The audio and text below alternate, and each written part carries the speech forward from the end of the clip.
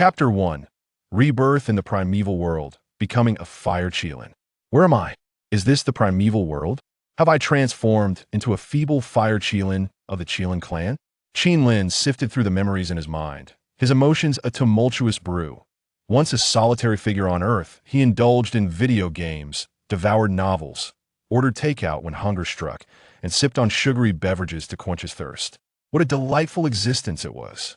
Yet, in an unforeseen twist of fate, he found himself reborn, and in the primeval world no less. Moreover, according to the memories flooding his mind, it was the era of the initial cataclysm, where the Qilin, Phoenix, and Dragon clans were embroiled in relentless battles. Leaving corpses strewn across the land, gazing skyward, Lin witnessed a fierce conflict unfolding miles away. Fellow Qilin were being slain, their blood soaring into the heavens, while phoenixes plummeted from the skies like fiery meteors crashing to the ground. Even from afar, the brutality of the slaughter was palpable. This was there to play at? I am merely a young Qilin. To venture forth would be tantamount to courting death. I must escape. I must flee swiftly. Lin fervently repeated in his mind. Simultaneously, he scanned his surroundings, noticing no kin were paying him heed, and the notion of fleeing began to take root. Ding! Congratulations, host. The Divine Selection System has been bound to you. The Divine Selection System now presents the task. Participate in the Dragon Phoenix War. Choice 1. Accept the task. Engage in the Dragon Phoenix War. Reward: Dragon Liver and Phoenix Gallbladder 1. Choice 2. Decline the task. Reward: the True Fire of the Sun, one of the 10 primordial fires. Ah, is this my golden finger? Lin was astounded. This system was rather extraordinary. He had initially believed that upon his rebirth, he would inevitably become cannon fodder, but this system offered a glimmer of hope. I choose to refuse the task. Without hesitation, Lin selected the second option. Upon making his choice, an immense surge of power erupted within him, a potent flame energy that he could command, rapidly elevating his cultivation level. He ascended from the 9th layer of Earth Immortal directly to the 5th layer of Celestial Immortal. In the cultivation hierarchy of the primeval world, levels range from Earth Immortal to Celestial Immortal, True Immortal, Mysterious Immortal, Supreme Mysterious Immortal, Golden Immortal, Great Luo, Golden Immortal, Quasi-Saint, and Saint, each comprising 9 layers. It is noteworthy that the true fire of the sun is no ordinary flame. It is the essence born from the sun, the fiery remnants of Pangu's left eye after his demise.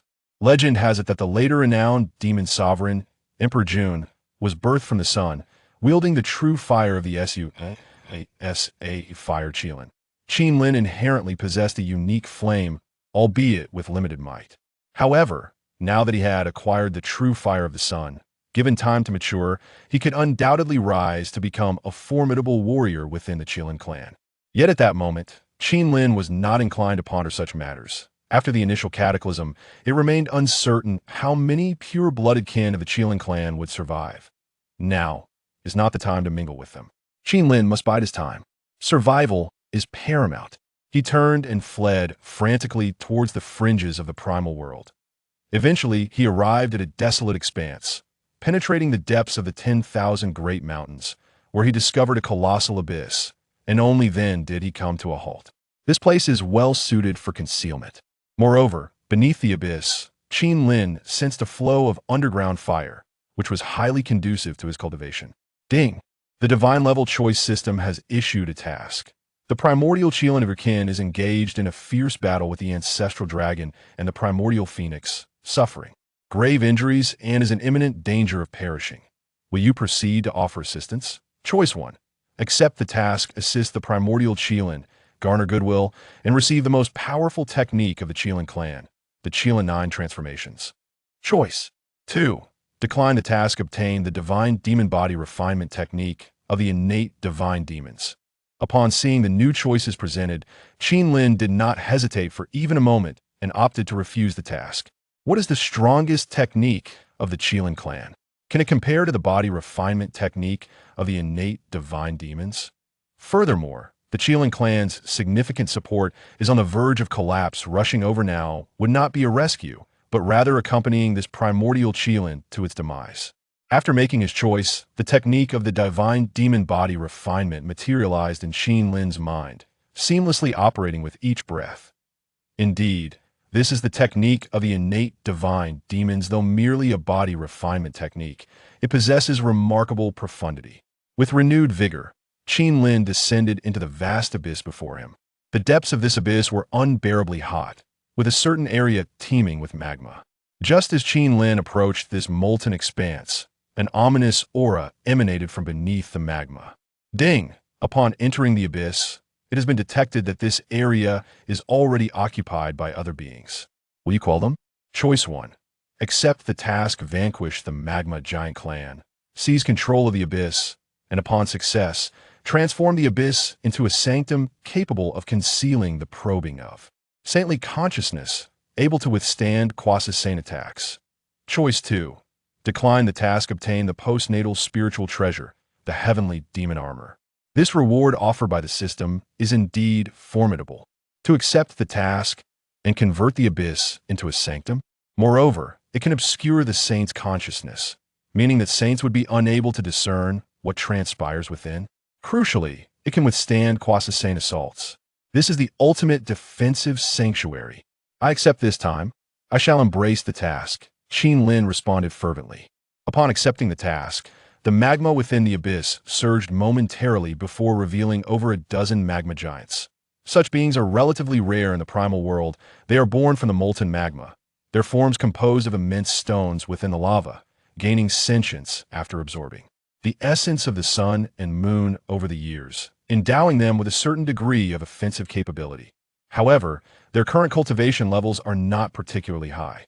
The most powerful among them is merely at the 8th level of the celestial immortal realm, while the remaining magma giants are primarily at the early stages of the celestial immortal realm, with many still at the earth immortal level.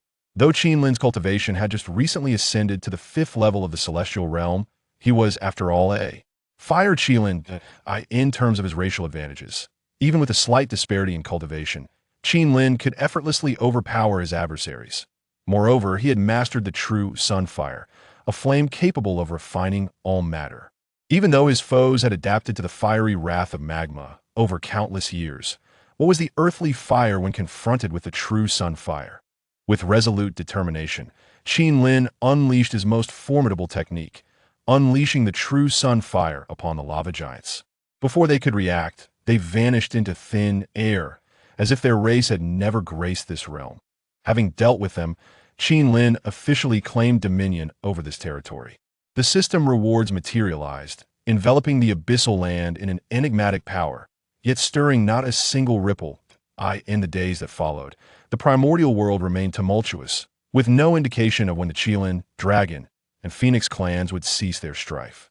Countless beings were ensnared in calamity, staining the earth with blood, a scene of utter desolation. It was not until the day of the original Qilin's fall, the ancestor dragon's demise, and the bloodshed of the primordial phoenix that the 3 clans lost their mightiest champions, allowing the primordial world to gradually find its peace. However, well aware of the trajectory of the primordial realm, Qin Lin understood that it was not yet time to emerge.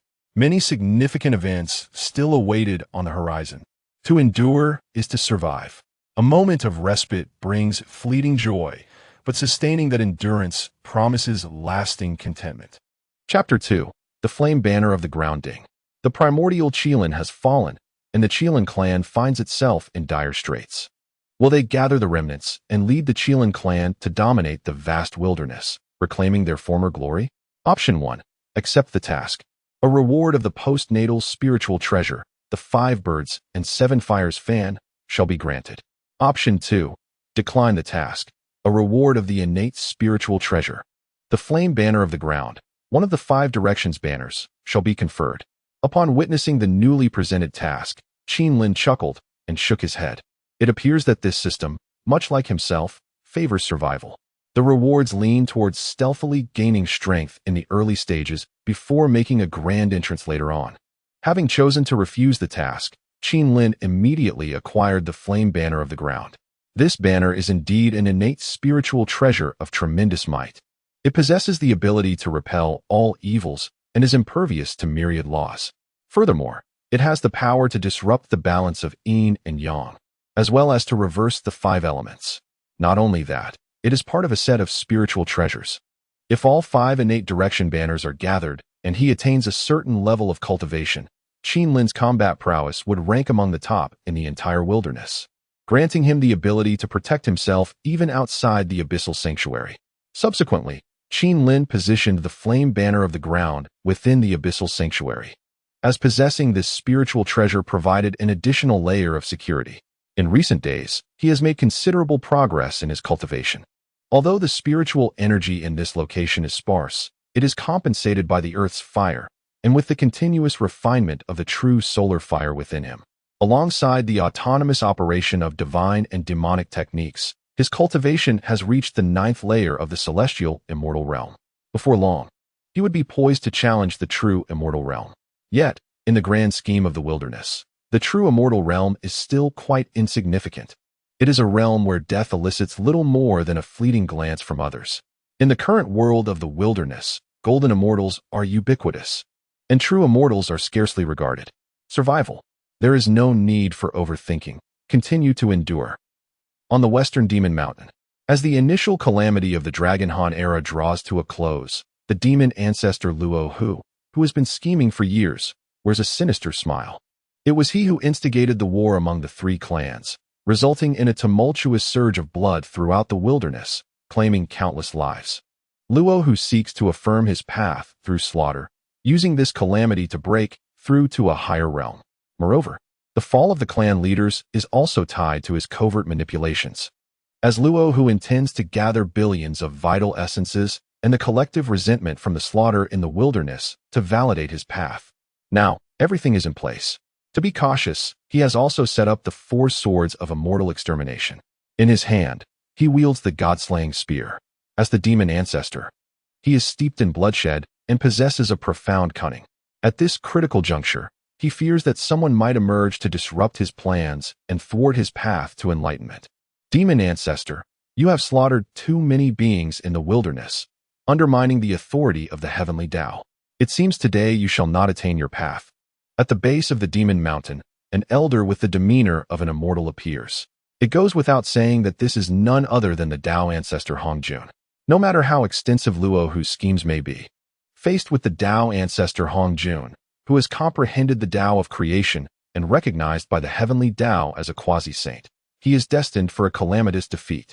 As the fierce battle raged between Hongjun and the demon ancestor Lu, a choice loomed before him. Should he emerge from the abyss to offer assistance? Option 1. Accept the task, lend aid to Hongjun and gain his favor. Option 2. Accept the task, assist Lu and receive the 12th rank ancestral relic, the world-destroying Black Lotus. Option 3. Decline the task, receive 20 fire spirit fruit trees, 15 peach trees, and 5 ginseng fruit trees. Qinlin, who was deep in meditation, was momentarily taken aback by the new task that had presented itself. He was well aware of the monumental clash between Hongjun and the demon ancestor, which unfolded at the tail end of the Dragon Han calamity. Nonetheless, the rewards of these choices stirred a sense of intrigue within him. The first option promised the favor of the Tao ancestor Hongjun, while the second offered a rare ancestral relic. Yet, what purpose did the third option serve? Was the system suggesting he cultivate trees himself? After some contemplation, Qinlin realized that with his current capabilities, he would be ill-equipped to engage in such a high-stakes battle, and venturing forth would likely lead to his demise. Thus, he opted for the third choice. Upon selecting the third option, a bounty of rewards materialized before him. Within the depths of his abyss, 20 fire spirit fruit trees, 15 peach trees, and 5 ginseng fruit trees appeared, all bearing fruit. The hesitation that had clouded Qinlin's mind dissipated as laughter erupted from him. These were treasures of heaven and earth, invaluable resources for cultivation, precisely what he had been seeking. Without delay, he gathered the fruits and resumed his meditation. Thanks to the newly acquired spiritual roots, the once thin aura of this abyss transformed into a rich and vibrant atmosphere. Qinlin sensed that, given enough time, this place would rival even the most coveted realms of fortune. Moreover, with these spiritual roots, the resources he had collected would regenerate after use. This was the crux of the matter. He had made a wise choice, reaping considerable rewards. Time flowed silently in the boundless wilderness. After refining numerous cultivation resources, Qin Lin ascended to the fifth realm of true immortal. Upon hearing the announcement of a new task, his eyes snapped open. Ding! The demon ancestor Luhu is on the brink of defeat. Will you choose to emerge from the abyss to offer assistance? Option 1. Accept the task. Assist Luhu and gain his favor, becoming the last disciple of the demon path, receiving a portion of the demon ancestor's legacy. Option 2. Decline the task. Receive the primal Qilin's divine ability, the roar of 10,000 beasts. Gazing at the rewards of this latest choice, Qin Lin decisively selected the second option, immediately comprehending the primal Qilin's divine ability, the roar of 10,000 beasts. In his memories, he recalled that the formidable members of the Qilin clan, if adept in this ability, could slay phoenixes soaring in the skies with a single roar and eradicate the hidden dragon clans beneath the seas. It was an immensely powerful divine ability. Unexpectedly, Qin Lin has also mastered a profound skill. As Qin Lin comprehended this remarkable power, far away on the western demon mountain in the vast primordial land, the 8 formidable generals under the command of the demon ancestor Luo, who were all vanquished, leaving him severely injured and powerless to reverse his fate. In his final moments, he chose to self-destruct.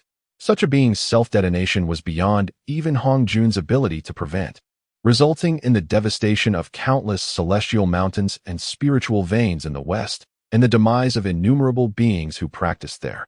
Thus, Hong Jun incurred a debt of karma in this realm. He and Luo, who were two sides of the same coin, one embodying creation and the other embodying destruction, a struggle between life and death, righteousness and evil. A resolution was necessary for one to achieve enlightenment. With Luo Hu's demise, the Dragon Han's initial catastrophe officially came to a close. The once dominant clans of the primordial world, the Qilin, Phoenix, and Dragon clans, began their descent into decline. And the countless beings affected by this great calamity naturally harbored immense resentment towards them. This explains why, in later generations, the members of these 3 clans became increasingly scarce.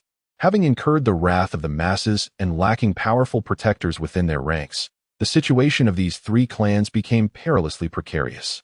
Chapter 3. The pursued kin in the vast expanse of the 10,000 great mountains, beyond the abyss, Qin Lin, who had long secluded himself within the depths of the abyss, suddenly felt a tremor of his bloodline power, a unique sensation inherent to his kind.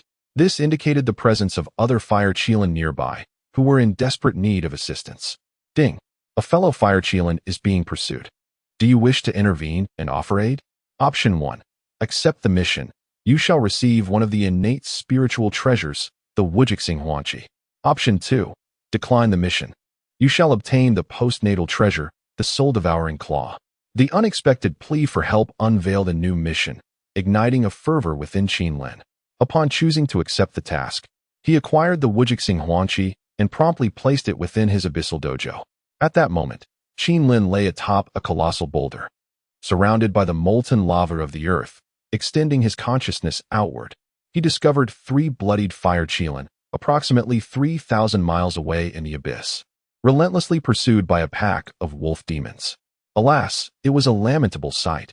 Once mighty, the Qilin clan now faced decline, with many of their kind hunted by various factions for their essence, to enhance their own powers or to forge magical artifacts.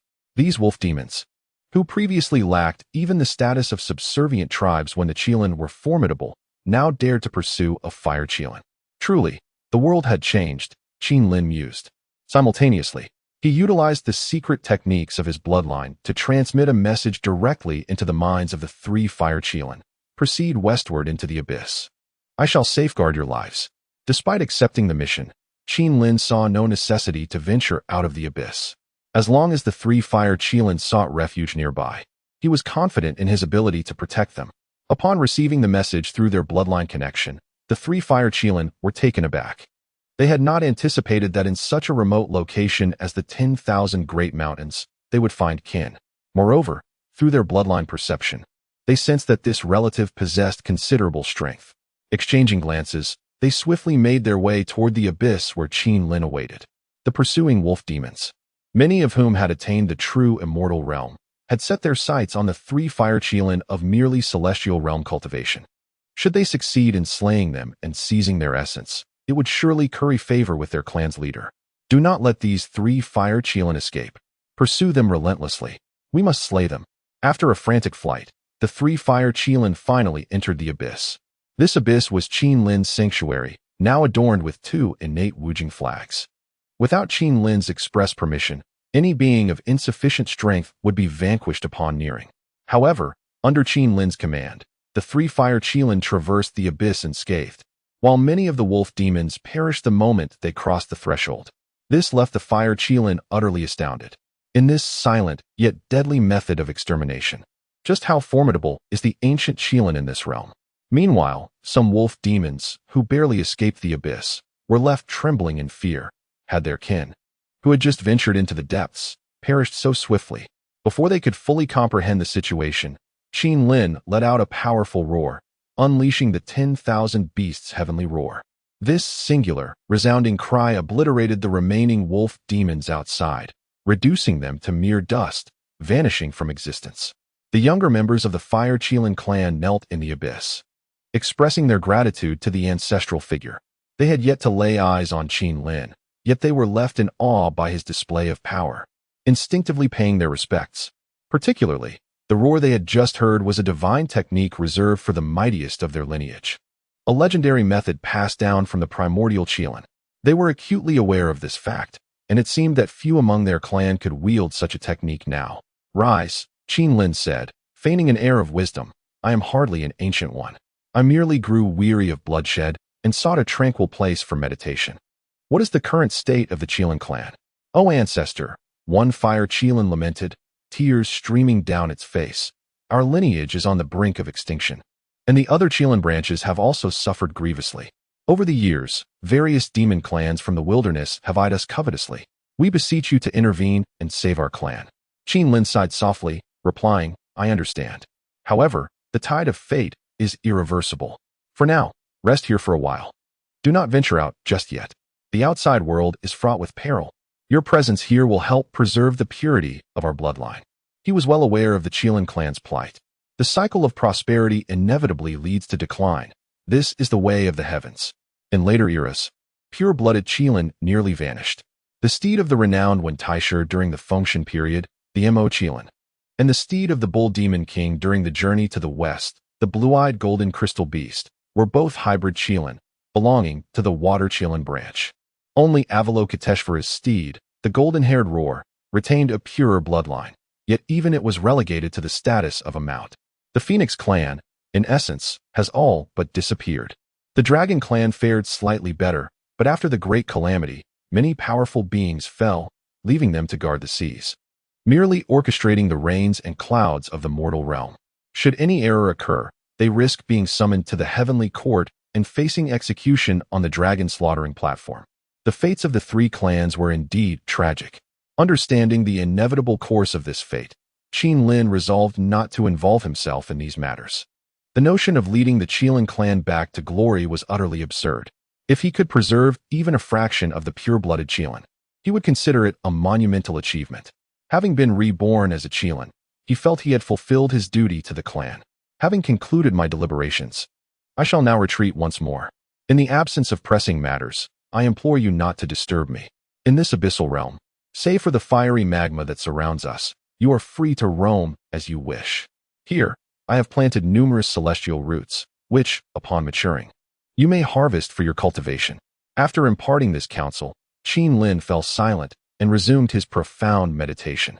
Meanwhile, unbeknownst to the passage of countless years, the entirety of the primordial world began to tremble. Auspicious signs descended from the heavens, and golden springs erupted from the earth, followed by an overwhelming force of pressure that engulfed the realm. Countless beings were stirred from their slumber. At that moment, ethereal purple energy ascended, resonating with the sounds of the Tao, as the spiritual essence from all corners of the earth began to surge. Many creatures, previously devoid of consciousness, those clad in fur and adorned with horns, those that thrived in dampness, those that slithered and soared, and the essence of flora, awoke to enlightenment, grasping the rudimentary principles of breath and cultivation. I am Hongjun. Today, I attained the holy path of enlightenment. By comprehending the profound nature of creation, I now convey the celestial teachings. In 3,000 years, those destined to do so may gather at the palace of purple clouds beyond the 33 heavens to hear my discourse. Boom. These words reverberated throughout the primordial realm for a full decade. Chapter 4. Transforming the footsteps, becoming an innate being in the depths of the abyss. Qin Lin raised his gaze to the sky. Hongjun had attained sainthood. Furthermore, due to his ascension, countless beings had awakened their intellect. An overwhelming tide of merit began to surge towards the eastern realms, a divine reward from the heavenly Tao for those who had contributed to the primordial world. The spectacle of such celestial phenomena was utterly astonishing. Ding! Hongjun has become a saint. Would you like to emerge from the abyss to offer your congratulations? Choice 1. Accept the task. You will receive a fragment of the Phoenix Tree Immortal Wood. Choice 2. Decline the task. You will gain 3 million merits. Initially observing the bountiful merit descending towards Hongjun's sanctuary, Qin Lin felt a twinge of envy. However, the emergence of a task seemed like a fortuitous opportunity for him. Without hesitation, Qin Lin opted for the 3 million merits. With these merits, he could rapidly elevate his cultivation without jeopardizing his foundational strength. Simultaneously, as Qin Lin acquired the 3 million merits, the once surging tide of merit towards Hongjun diminished by nearly half, causing the Tao ancestor to furrow his brow in contemplation. He attempted to calculate the cause, but found himself perplexed. The heavenly Tao was capricious. Even as a saint, he found himself ensnared in confusion.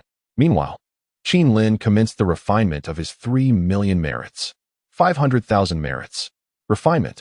His cultivation soared to the 4th level of the profound immortal realm. Another 500,000 merits. Refinement. His cultivation ascended to the 9th level of the profound immortal realm. 1 million merits. Refinement. His cultivation reached the 3rd level of the supreme profound immortal realm.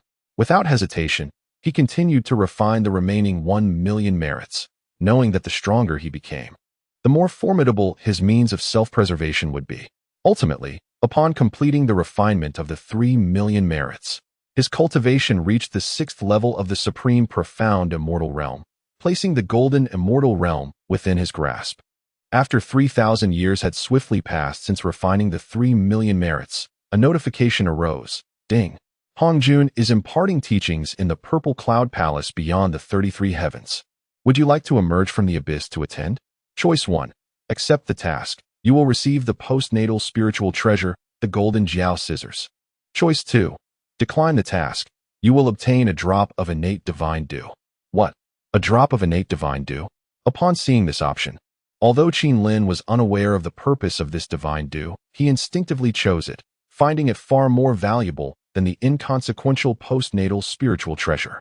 Immediately, he began to refine the drop of innate divine dew. The power contained within this singular drop far exceeded Qin Lin's expectations.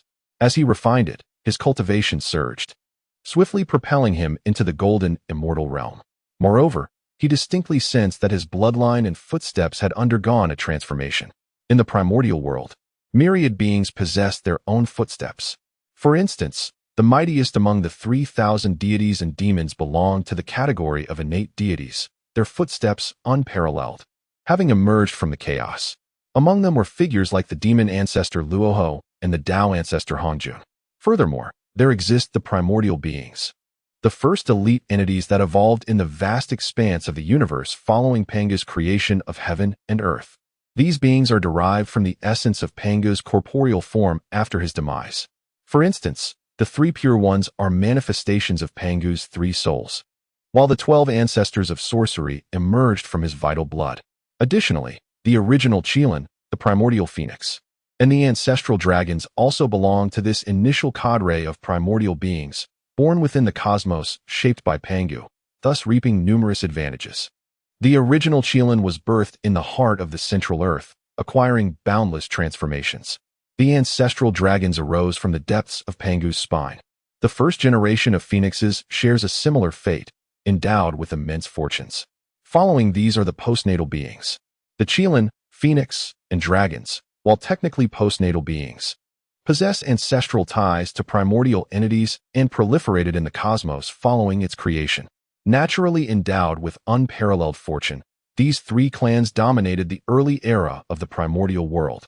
even instigating the initial calamity of the Dragonhan period. The remaining beings are merely ordinary entities. However, after refining the primordial divine dew, Qin Lin felt a transformative shift in his foundation, his bloodline becoming increasingly pure, thereby elevating him to the status of a primordial being. This elevation filled Qin Lin with immense excitement.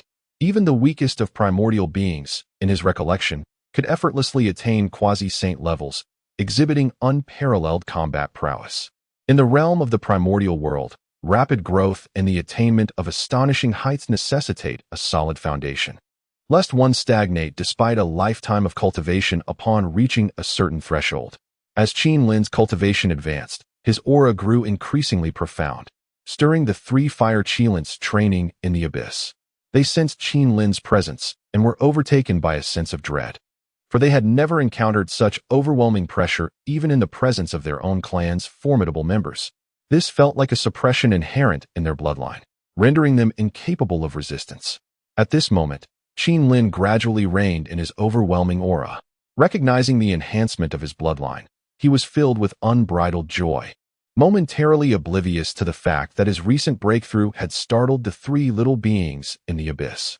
Without further concern, Qin Lin continued his seclusion, which extended for another 3,000 years. By this time, Qin Lin had ascended to the 9th level of the golden immortal realm. Not long after the conclusion of his initial discourse, Hongjun Daozu commenced his second lecture, and the system's task arrived as anticipated. Ding! Hongjun is delivering his second lecture in the Purple Cloud Palace beyond the 33 heavens. Would you like to emerge from the abyss to attend the lecture? Choice 1. Accept the task. You may become a named disciple of Hongjun Daozu. Choice 2. Decline the task. You may receive Panga's vital blood. Upon seeing the system's reward, Qin Lin was taken aback, exclaiming, "What an astonishing turn of events! Panga's vital blood." After the refinement of this substance, Qin Lin's cultivation and foundation experienced a significant enhancement. Upon acquiring the primordial essence of Pangu, he commenced the process of refinement. Following complete assimilation, his foundation had ascended to that of a top-tier innate being. His cultivation formally broke through to the third layer of the great Luo golden immortal realm. Having reaped the benefits from the previous two teachings, Qin Lin eagerly anticipated the third sermon by Hongjun, hoping to acquire items that could augment his bloodline. Although for him, the ordinary heavenly materials and earthly treasures had diminished in utility, they could still be distributed among the three fire Qilin. However, when the third sermon by Hongjun commenced, what emerged was not bloodline-related items, but rather the Xian Yuan water-controlling banner, one of the innate 5 directions banners. With this banner deployed within the abyssal sanctuary, the previously arid and scorching depths were suddenly enveloped in a misty haze of water vapor, creating a more conducive environment for the growth of various spiritual roots. Chapter 5. The chaotic divine fire palm. Over the years, the abyss, once devoid of any vitality, has undergone remarkable transformation following the cultivation of numerous celestial roots. Upon gazing across the expanse, one can discern an array of peculiar flowers and exotic herbs flourishing around several spirit fruit trees. The entire abyss now brims with spiritual energy. Meanwhile, 3 fire Qilins have hewn out a dwelling within the rocky walls of the abyss, immersing themselves in diligent cultivation. Their continuous consumption of rare treasures such as the pan tao and the ginseng fruit has led to significant advancements in their cultivation, elevating them to the realm of the profound immortal. Qin Lin has refined 3 spheres of the primordial fire from the depths of the abyss and bestowed them upon the Qilins, allowing them to devour and assimilate the essence to bolster their strength. For Qin Lin, the primordial fire from the abyss is of little value. However, for these 3 creatures, it presents a rare opportunity. The innate flames within them, prior to reaching a certain level of cultivation, are actually less formidable than this primordial fire. By refining this essence, they can swiftly enhance their prowess and augment their combat capabilities. Suddenly, the summit of Mount Buzhou erupts in radiant treasure light, suggesting the emergence of a spiritual artifact. Should one choose to venture forth from the abyss in search of treasure? Option 1. Accept the quest. Rewards include the innate spiritual treasure, the 99 dispersing soul gourd. Option 2. Decline the quest. Rewards include the divine technique, the chaotic divine fire palm. This unexpected treasure-seeking quest has captured Qin Lin's attention. It is likely that this coincides with the conclusion of the final sermon by the Tao ancestor Hongjun, and at this moment, the artifact emerging atop Mount Buzhou is presumably the renowned seven-color gourd vine. A single vine bears 7 innate spiritual treasures, each gourd possessing unparalleled utility. This gourd vine is also a famed celestial root in the primordial realm, and it seems that the gourds have ripened, their radiant glow heralding their emergence, destined to be claimed by those fated to do so. The 99 dispersing soul gourd is, in fact, one of the gourds upon the seven-color gourd vine, likely acquired by the ever-kind-hearted Hongyun. After obtaining the 99 dispersing soul gourd, he vanished from the public eye only to fall victim to a scheme orchestrated by Kuimping, ultimately leading to his demise. Hongyun's carelessness resulted in his premature end. Had he remained vigilant, he would have sustained his status as a primordial being, being the first incarnation of a red cloud in the primordial world, possessing considerable strength. If he had continued to exist, he could have lived with ease, especially since his dear friend, Xinyuanzi, later revered as the ancestor of Earth immortals, was not yet his equal at that time. With these thoughts in mind, Qin Lin's mind stirred. It would not be long before the demon race began to rise in power under the leadership of Dong Huang Tai Yi and Demon Emperor Dijun, rallying the entire demon race to establish their celestial court. This would unfold into a fierce competition against the newly ascendant witch race, heralding a new calamity, the witch demon cataclysm. However, this tribulation would have far-reaching implications, ensnaring all demon clans. Even those who had survived the initial calamity of the Dragon and Han era, such as the Qilins, Phoenixes, and Dragon clans, would be compelled to emerge once more. And then, death would be inevitable. The hope of turning the tide has been utterly extinguished. Such occurrences are not what Qin Lin wishes to witness. The previous calamity of the Dragon Han era was an inevitable trial that the Qilin clan had to endure, an unalterable fate. However, this time, the calamity of the Wraith and Lich still presents an opportunity for evasion. It remains uncertain how many members of the Qilin clan still exist. If some could be gathered to retreat into the abyss and remain hidden, it would ensure the survival of more Qilin. After all, the lineage of the Qilin clan is indeed remarkable. Should a substantial number of kin survive, Qin Lin would have additional allies for future endeavors. With this thought in mind, Qin Lin promptly summoned the 3 fire Qilin who had been cultivating in the abyss. I have a premonition that a new tribulation is imminent. As fellow members of the Qilin clan, I cannot bear to see my kin ensnared in the turmoil of fate once more. I now impart to you a divine technique, known as the Chaos Divine Fire Palm.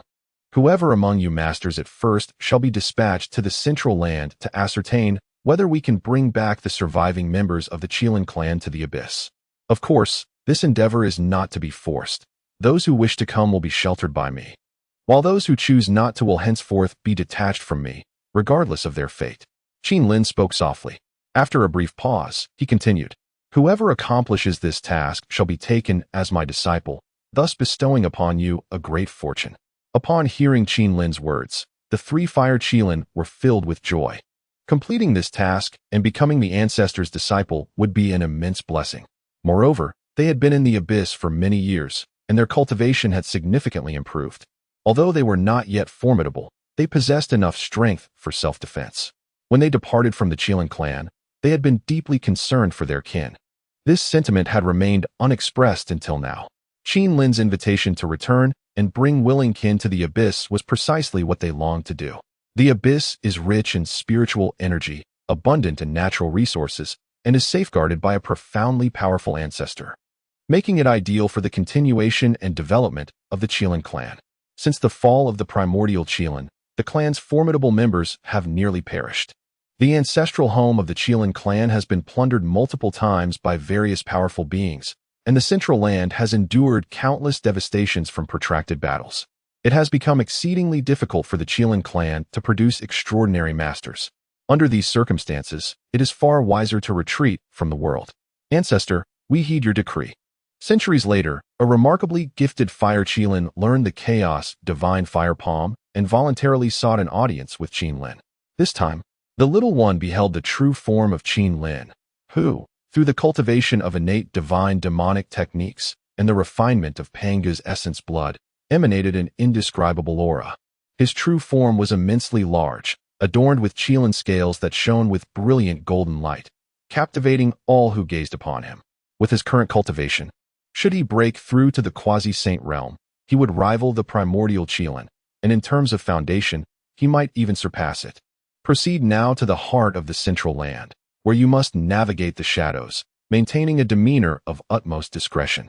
In these times, the demonic clans are on the brink of giving birth to a demon sovereign, which will likely curtail senseless slaughter. As long as you do not encounter any of the shamanic tribe, your peril will be significantly mitigated. Should you manage to return alive from this journey, you shall become my foremost disciple. Go forth. Before this fire Qilin departs, it imparts these crucial words. Although dangers will accompany its path, this moment presents a fleeting opportunity to contest fate itself. With the onset of this great calamity between the shamans and the demons, the Qilin lineage faces imminent extinction upon the vast expanse of the primordial earth, leaving no prospect for resurgence. Should this fire Qilin encounter peril or fail to bring back any kin of its kind, it would signify an irreversible fate, a force beyond resistance. In this lifetime, as a Qilin, one has done all within their power. Thus, one need not fear the entanglements of karma in the days to come. Chapter 6. The establishment of the ancient celestial court. As the fiery Qilin departed from the abyssal realm, Qin Lin closed his eyes and resumed his secluded cultivation. In the vast wilderness, the witch clan had already risen to prominence. The 12 ancestor witches established 12 tribal clans, and as they thrived and multiplied, they gradually began to contest territories with the demon clan.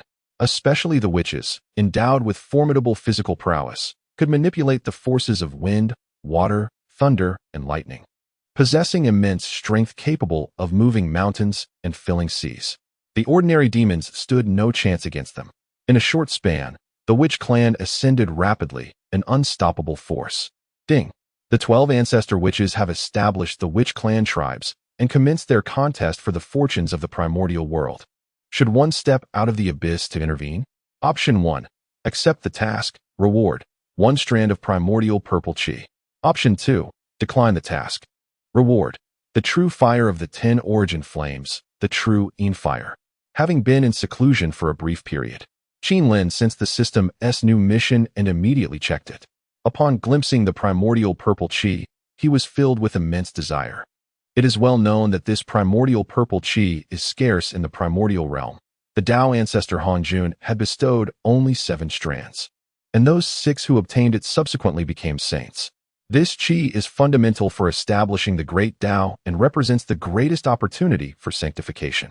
However, to obtain this primordial purple qi, Qin Lin would have to emerge from the abyss and thwart the 12 ancestor witches. How could that be feasible? The 12 ancestor witches were formed from the essence of Pangu's blood. Each possessed quasi-saint cultivation, and when united, they could deploy the 12 heavenly capitals' malevolent formation, the most fearsome array in the primordial realm, which none dared to confront. Even in the presence of the saintly Hongjun Tao ancestor, they remained undaunted. The witch lineage is the true orthodoxy of Pangu. Hongjun Tao ancestor could not intervene directly. Instead, subtly instructed Emperor Jun to collaborate with Dongwang Tai to establish the ancient celestial court, unifying the primordial world and educating all living beings, thereby bestowing order upon the chaotic wilderness. He also issued an edict, assigning the demons to govern the heavens and the witches to oversee the earth, which momentarily quelled the tensions between the two factions. Yet, the 12 ancestor witches did not even yield to Hongjun Tao ancestor's face, leading to a tumultuous struggle with the demon clan, resulting in the annihilation of countless lands and the destruction of myriad spiritual veins. Thus, regardless of the temptation, Qin Lin resolved to restrain himself. This impending calamity was even more formidable than the initial tribulation of the dragon and phoenix, sweeping across the entirety of the primordial realm. Choosing to decline the task, Qin Lin was rewarded with a form of origin fire, the true Yin fire. Years prior, he had acquired the true Yang fire. Now, with the true Yin fire in hand, the balance between Yin and Yang was achieved. After refining this origin fire, his cultivation immediately ascended to the 5th level of the great Luo Golden Immortal. Moreover, he sensed a significant enhancement in his combat prowess. The fire within him was no longer merely robust and fierce, but now also possessed a touch of agility. Meanwhile, in the outside world, the formidable rise of the 12 ancestor witches prompted an unprecedented unity among the demon clans, who had battled each other for years, suffering countless casualties. The emergence of Dongwang Tai and Emperor Jun, in their alliance, successfully subdued the demon clans and established the ancient celestial court. They even revered the great demon Kunpeng, who had been listening to the teachings at the Purple Cloud Palace, as their demonic master. Dongwang Tai and Emperor Jun originally belonged to the demon clan. Or were they brothers? They cultivated on the sun of the primordial world for countless years and had already attained quasi-saint cultivation. Tai possessed the innate supreme treasure, the Eastern Emperor Bell, while Emperor Jun wielded the innate supreme treasures, the river diagram and the Luo book.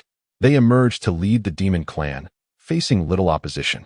Emperor Jun was proclaimed the demon emperor, while Tai was honored as the demon sovereign. Together, they governed the ancient heavenly court and began to confront the witch clan.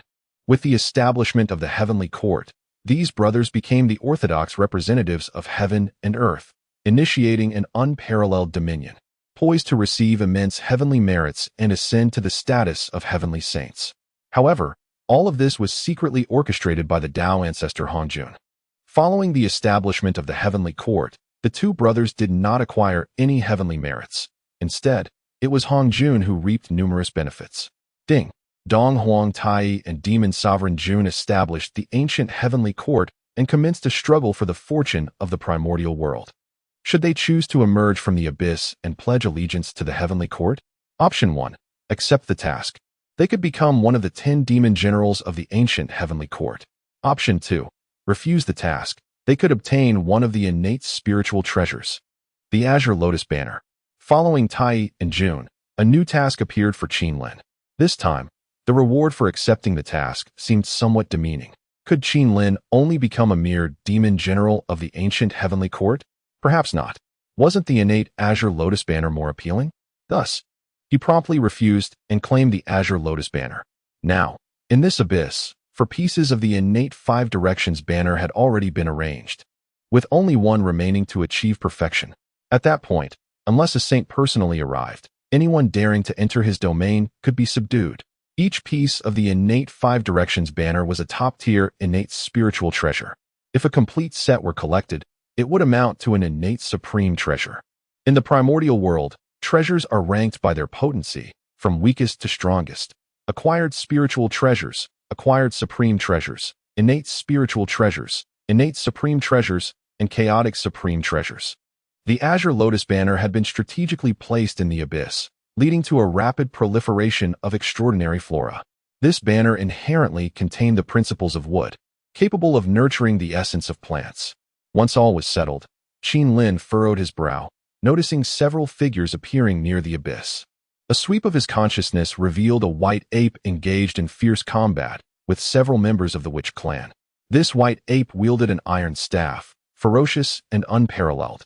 However, this staff was no ordinary object but an acquired supreme treasure.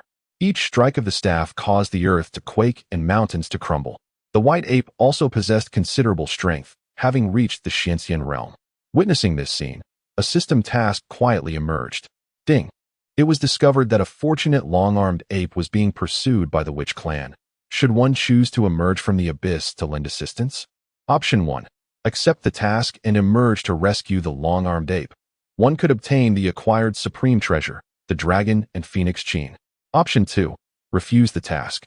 One could receive 20 heavenly spiritual roots of the immortal peach tree, 10 five-needle pines, 5 divine fire fruit trees, and 3 innate banana trees. As the system's prompt sounded, Qinlin realized that this great white ape was none other than the long-armed ape, Yuan Hong. This individual is indeed one of the 4 great divine monkeys. Alongside the illustrious stone monkey son Wukong, the 6-eared macaque, and the red-haired horse monkey. Each of them possesses extraordinary powers. Yuan Hong, the long-armed ape, is the earliest to emerge, having appeared during the primordial era, showcasing remarkable combat prowess. Later, during the period of the investiture of the gods, he swept across the realms, confronting deities with unmatched ferocity. Regrettably, he chose the wrong side and ultimately fell victim to Liu Ye's celestial blade. meeting a tragic demise and being inscribed on the divine list, relegated to the status of a mere four-way star, a fate that elicits sympathy. Observing the unfolding events, Qin Lin initially declined the task and instead claimed the celestial roots of the earth. Previously, he had already acquired a substantial number of spiritual roots within the abyss. Now, he added 20 celestial peach trees, 10 five-needle pines, 5 divine fire fruit trees, and 3 innate banana trees, bringing the total of celestial roots obtained to nearly 100. Furthermore, the newly acquired celestial roots are of even greater rarity. The celestial peach trees are infinitely more precious than ordinary peach trees. Even in the heavenly realm managed by the Queen Mother, there are but a few celestial peach trees. The countless needles of the five-needle pine and the leaves of the innate banana tree can be refined into postnatal treasures. The divine fire fruit tree serves as a means for Qin Lin to enhance his cultivation. All of these are invaluable assets, difficult to find in the outside world. After claiming these celestial roots, they manifested within the abyss, each thriving in the most suitable location. With everything settled, Qin Lin's gaze shifted back to the outside. He, with an air of nonchalance, employed his divine abilities to transport Yuan Hong directly into the abyss. Meanwhile, the several witch clans pursuing him found themselves engulfed in divine flames, leaving no trace of their existence. Hidden within the abyssal sanctuary, Qin Lin could obscure the threads of causality. Even with the subsequent investigation by the great witches, they would be unable to implicate Qin Lin. Once Yuan Hong was drawn into the abyss, he was utterly astonished. What kind of transcendent ability is this? It can effortlessly bring him to this place. Yet, he understood Qin Lin's intentions, having narrowly escaped death from the witch clan's pursuit and entered the 10,000 Great Mountains. It was uncertain whether he could have evaded this calamity without the intervention of this senior.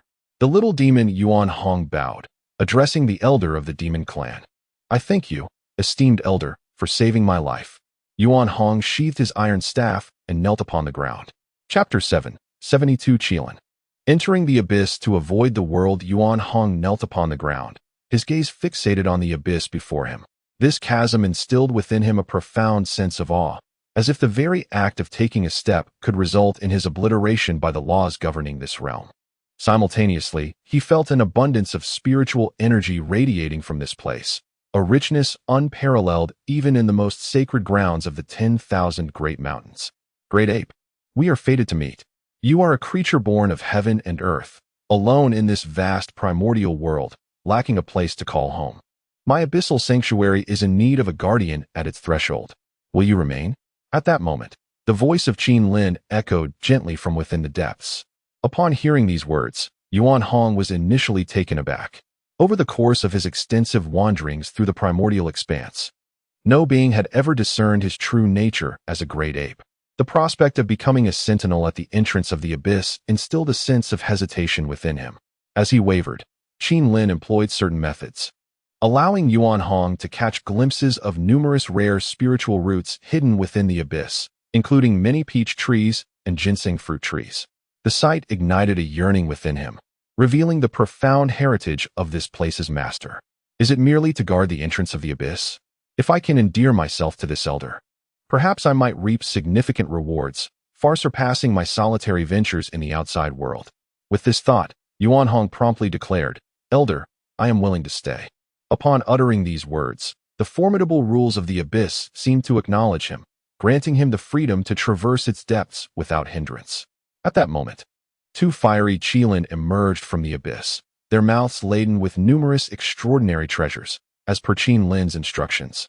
He, currently in seclusion for cultivation, wished to avoid direct interaction with Yuan Hong, yet sent these 2 little creatures to familiarize themselves with him, subtly indicating that the protector of Yuan Hong was none other than the ancient lineage of the Qilin.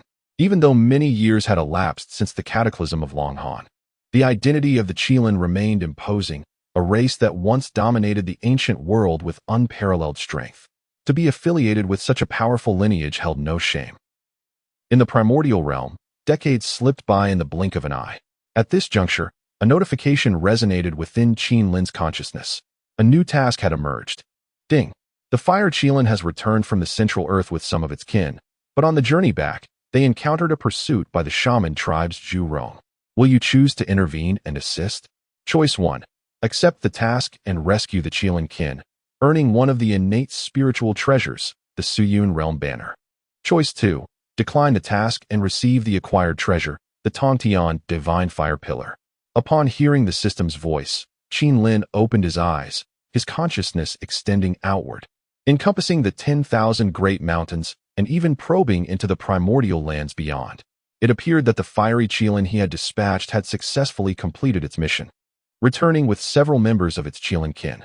However, he encountered considerable difficulties, particularly when faced with the shamanic tribe of the Zhurong clan.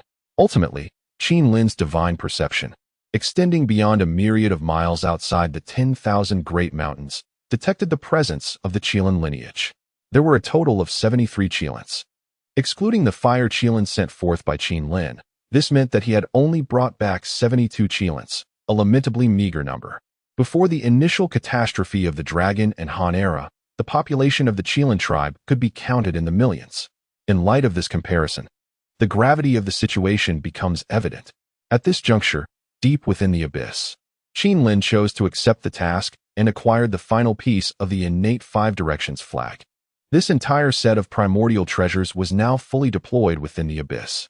Qin Lin was confident that even if the 12 ancestral shamans were to descend, the sanctuary of the Abyssal Dojo and the protection of the innate Five Directions flag would suffice to keep them at bay. Moreover, at this stage, the 12 ancestral shamans were unlikely to focus their attention on Qin Lin, as they were preoccupied with the affairs of the demon clan's heavenly court. Once the innate Five Directions flag was entirely arranged, Qin Lin commenced his actions. With a mere thought, he conjured a colossal fiery hand from a myriad of miles away, subduing the entire shamanic tribe of the Zhurong clan. He was now approaching the threshold of quasi-saintly cultivation. Without stepping outside the Abyssal Dojo, he could wield his supernatural powers to eliminate adversaries from tens of thousands of miles away. Among the shamanic pursuers of the Qilin, several were prominent shamans of the Zhurong tribe, having attained the golden, immortal realm. However, in the face of the current Qin Lin, a single strike was sufficient to obliterate them. Upon witnessing the sudden emergence of the gigantic fiery hand, the leading fire Qilin was filled with excitement. Realizing that their ancestor was covertly offering assistance, it quickly led its kin to flee into the 10,000 great mountains, heading toward the abyssal realm.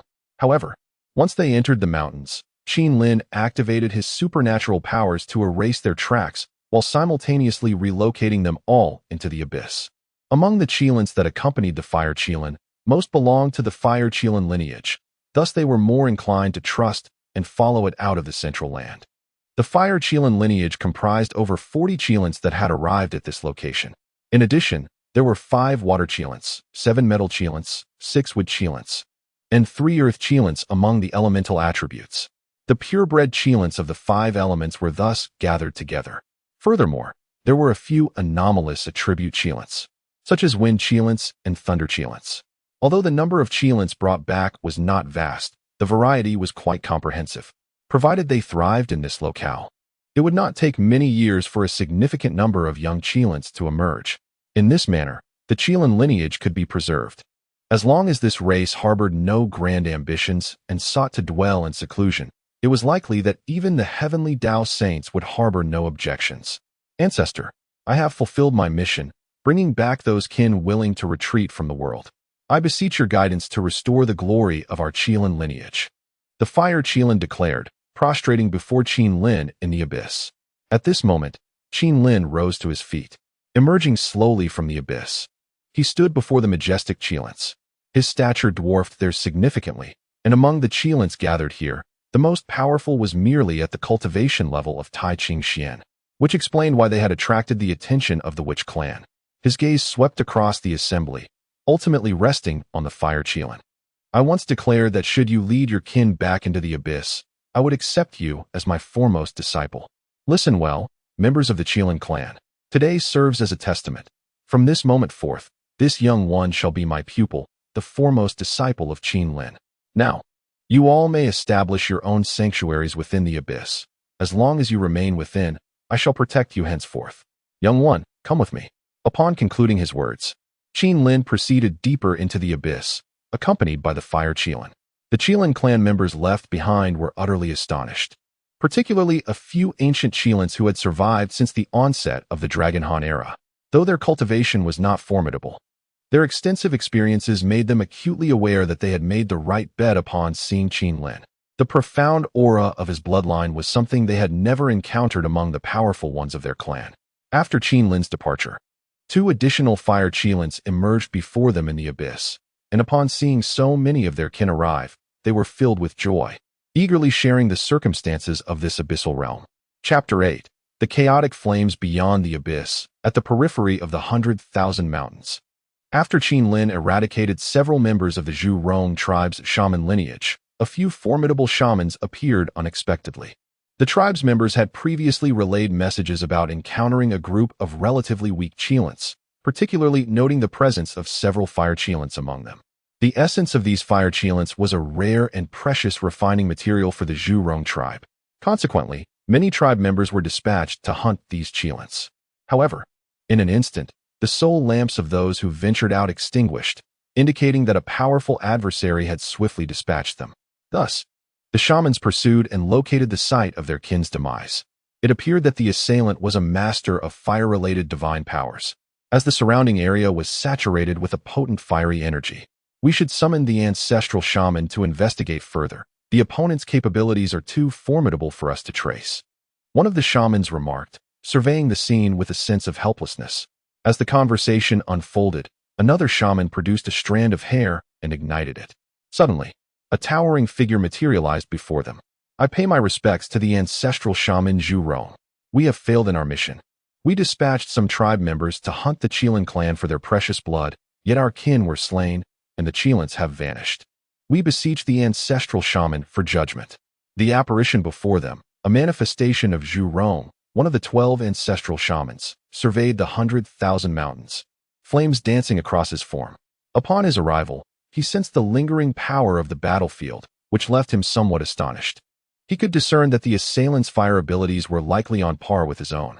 With his eyes half closed, Zhu Rong sought to pierce through the river of time to revisit the preceding events and unveil the identity of the powerful being responsible for the attack. Yet, no matter the divine power he employed, the river of time in this location remained irretrievable. The celestial mechanisms were unusually elusive and inscrutable, causing a disquieting sensation within him. His lineage was remarkable. They were descendants of Pangu's bloodline, holding a rightful place among the Pangu tradition. Although they could not inherit Pangu's primordial creation, they were inherently favored by the great Tao of the wilderness. Unless confronted by a sage, he had never known fear in the vast expanse of the primordial world. Yet in this moment, he sensed that the mysterious power behind the massacre of his tribe was equally extraordinary, possibly possessing means to conceal celestial secrets or bearing an unparalleled treasure, rendering it impossible to deduce. The Qilin clan is an ancient lineage, still possessing fortune and destiny. Do not pursue them for the time being. Return for now. Unable to ascertain the outcome, Zhu Rong commanded the nearby shamans before vanishing into thin air. However, he did not depart the area. Instead, he directly entered the 100,000 mountains. The moment Zhu Rong stepped into the mountains, far away in the abyss, Qin Lin has evidently developed a sense of perception. However, within the confines of the abyssal Tao field, a mere Zhu Rong would be utterly incapable of discovering this place. Even if, hypothetically, Zhu Rong were to stumble upon it by chance, what could he possibly do to Qin Lin? It would not be long before Qin Lin ascends to the realm of quasi-saint, and with the innate treasure, the 5 directions banner. Even if he were to step out of the abyssal Tao field, dealing with Zhu Rong would be as effortless as child's play. This is the source of Qin Lin's confidence. Furthermore, according to the timeline, the calamity of the witch and demon tribes approaches, and soon Zhu Rong will engage in a fierce battle with Gong Gong, resulting in their mutual demise. Thus, there is no need for a life and death struggle with him at this moment. Patience is key. Impulsiveness must be avoided. Ding. One of the 12 ancestral witches, Zhu Rong, has now entered the 10,000 Great Mountains to investigate the murder of his kin. Do you choose to emerge from the abyss and confront him? Choice 1. Accept the mission and step out of the abyss to engage in combat with ancestral witch Zhu Rong. You may obtain the postnatal treasure, the sealing magic sword. Choice 2. Reject the mission, remain indifferent and focus on self-preservation, which grants a reward of the divine ability, the chaotic flame finger. Upon sensing Zhurong's presence, the system has issued a task. Particularly upon seeing the new divine ability reward, Qin Lin was quite pleased to accept the mission. After accepting the task, the method for cultivating the chaotic flame finger appeared in his mind, with countless fragments of laws forming phantoms that continuously emerged in his consciousness, as if instructing him. In no time, Qin Lin became proficient in this divine ability. Meanwhile, Zhurong, wandering through the 10,000 great mountains, failed to detect any anomalies and, after several days of aimless searching, reluctantly departed. In the aftermath, the reclusive Qilin tribe began to thrive within the abyss. After several millennia, the number of Qilin in this abyss had surged to over 1,000. Fortunately, this vast abyss is immense. Beneath the 10,000 great mountains lies a world as exquisite as another realm. Qin Lin had contemplated that without expanding the abyssal Dao field, this place could sustain millions of Qilin, allowing the pure bloodline of the Qilin to endure. Given time, it might even restore the former glory of the Qilin tribe. Throughout these millennia, Qin Lin's cultivation has also surpassed the pinnacle of the great Luo Golden Immortal, bringing him merely a step away from quasi-saint status. His strength is unfathomable. Chapter 9. The chaotic 9 revolutions of the mysterious art. As the years unfurl, the dynamics within the primordial world undergo a subtle yet monumental transformation. The demons wield the heavens, while the witches command the earth. These 6 characters may seem to stabilize the relationship between the two clans, yet in truth, they frequently engage in fierce battles to assert their dominion over the vast wilderness. The battlefield, Mount Buzhou, witnesses skirmishes every 3 days and grand confrontations every 5, with animosity between the two factions escalating relentlessly. It was not until the demon Lord Emperor June, with the moon goddess Shiha, that the 12 ancestral witches mobilized, descending from Mount Buzhou to the heavenly court. Ha ha ha, you brash creature, today is your wedding day, and we have come to present our gifts. Boomed Zhurong, laughing heartily outside the southern heavenly gate. With a mere wave of his hand, he conjured a divine fire, incinerating the southern heavenly gate to ashes in an instant. Upon realizing the southern heavenly gate had been obliterated, Emperor June seethed with rage. If he did not teach these witches a lesson, what face would the heavenly court have left? Yet, before he could strike, he was intercepted by Dong Huang Tai Yi, who communicated telepathically, "Brother, today is your joyous occasion. It is ill-advised to engage in conflict. I shall confront these barbarians." With that, Tai Yi, accompanied by the 10 demon commanders, approached the southern heavenly gate. "Zhurong, your insolence shall not go unpunished. Consider it a celebration for my brother's wedding." As Tai Yi observed the 12 ancestral witches converging, a chill ran down his spine. Despite possessing the Chaos Bell and being more powerful than the ancestral witches, he could only withstand 5 of them at most. Thus, he resolved to act first, aiming to injure Zhurong and restore the dignity of the heavenly court. Clang! The Chaos Bell hurtled towards Zhurong, its overwhelming pressure palpable. "The Chaos Bell of our Father God? Surrender it, and I shall spare your life." Zhurong thundered in fury. In the minds of the ancestral witches, as the true descendants of Pangu, everything belonging to Pangu ought to be theirs to inherit. No sooner had Zhurong spoken than several ancestral witches lunged for the Chaos Bell, while the remainder targeted Dong Huang Tai Yi in an attempt to seize the artifact. Return. Realizing the 12 ancestral witches had sprung into action, Tai Yi hastily summoned the Chaos Bell back. "Humph, do you think retrieving it will save you? The treasure of our Father God should not fall into the hands of a mere beast like you. Brothers, unleash the great divine killing formation," sneered Di Jiang as he watched the Chaos Bell fly back. In an instant, a torrent of malevolent energy coalesced, and Tai Yi beheld a colossal manifestation of Pangu's corporeal form emerge within the Witch Clan's formation, leaving him momentarily stunned. This was the first unveiling of the great divine killing formation in the primordial realm. The enormous phantom of Pangu captivated the attention of the myriad deities, particularly the 3 pure ones, who were profoundly shaken, as they were the incarnations of Pangu's primordial spirit. The sheer power of this formation was astonishing. Even though it merely allowed Pangu's visage to flicker into existence for an instant, it was frightfully imposing. Clang! Dong Huang Tai Yi stood bewildered, yet the 12 ancestral witches were undeterred. From within the formation, a colossal fist erupted, and despite the protective barrier of the Chaos Bell, Tai Yi was sent flying. crashing through countless palaces before landing heavily within the heavenly court. Tai. The timely arrival of the demon emperor Dijun allowed him to swiftly assist the Eastern Emperor Tai. At that moment, Dijun comprehended that the witch clan's presence at his wedding was not merely to create chaos, but rather to annihilate the demon clan. Thus, disregarding the significance of his joyous occasion, he commanded the assembled demons, activate the great formation of the celestial stars, so that these barbarians from the witch clan may witness the might of our demon clan. As his words echoed, the heavens sparkled with starlight, and streams of stellar energy cascaded down. The ancestral witches, taken aback by such a powerful card from the demon clan, did not overly concern themselves, for in their minds, the heavenly god-slaying formation was an unstoppable force. They continued to manipulate the formation, directing their colossal fists toward the great formation of the celestial stars. As the stars converged, Dijun exclaimed, "Defend!" Amidst this chaos, Qinlin was striving to break through the barrier from the great Luo golden immortal realm to the quasi-saint level. Suddenly, a tremendous crashing sound reverberated, enveloping him in an overwhelming sense of threat, compelling him to open his eyes and assess the situation that could jeopardize his imminent ascent to quasi-sainthood. Ding! The 12 ancestral witches disturbed the heavenly court. The first decisive battle between the witches and demons begins. Will you emerge from the abyss to prevent the conflict? Option 1.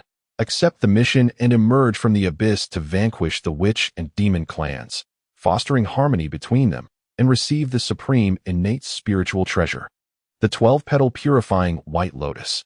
Option 2.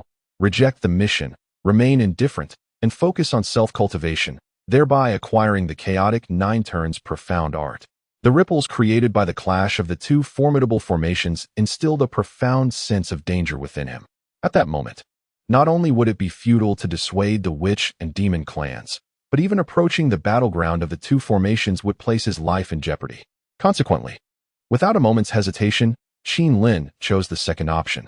Instantly, the cultivation method of the chaotic 9 turns profound art manifested in Qinlin's sea of consciousness.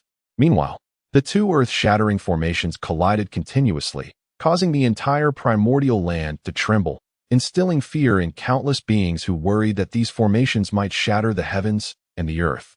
Yet, Qinlin remained assured, for he understood that the witch and demon clans could not destroy the primordial realm, especially with the venerable Hongjun, who had attained sainthood, watching over them. Thus, Qinlin steadied his mind and began his cultivation of the chaotic 9 turns profound art, truly deserving of its name, the essence of chaos. Even at the brink of breaking through to quasi-sainthood, he had only reached the 5th turn in his cultivation. In seclusion, Qinlin found himself reflecting on this realization.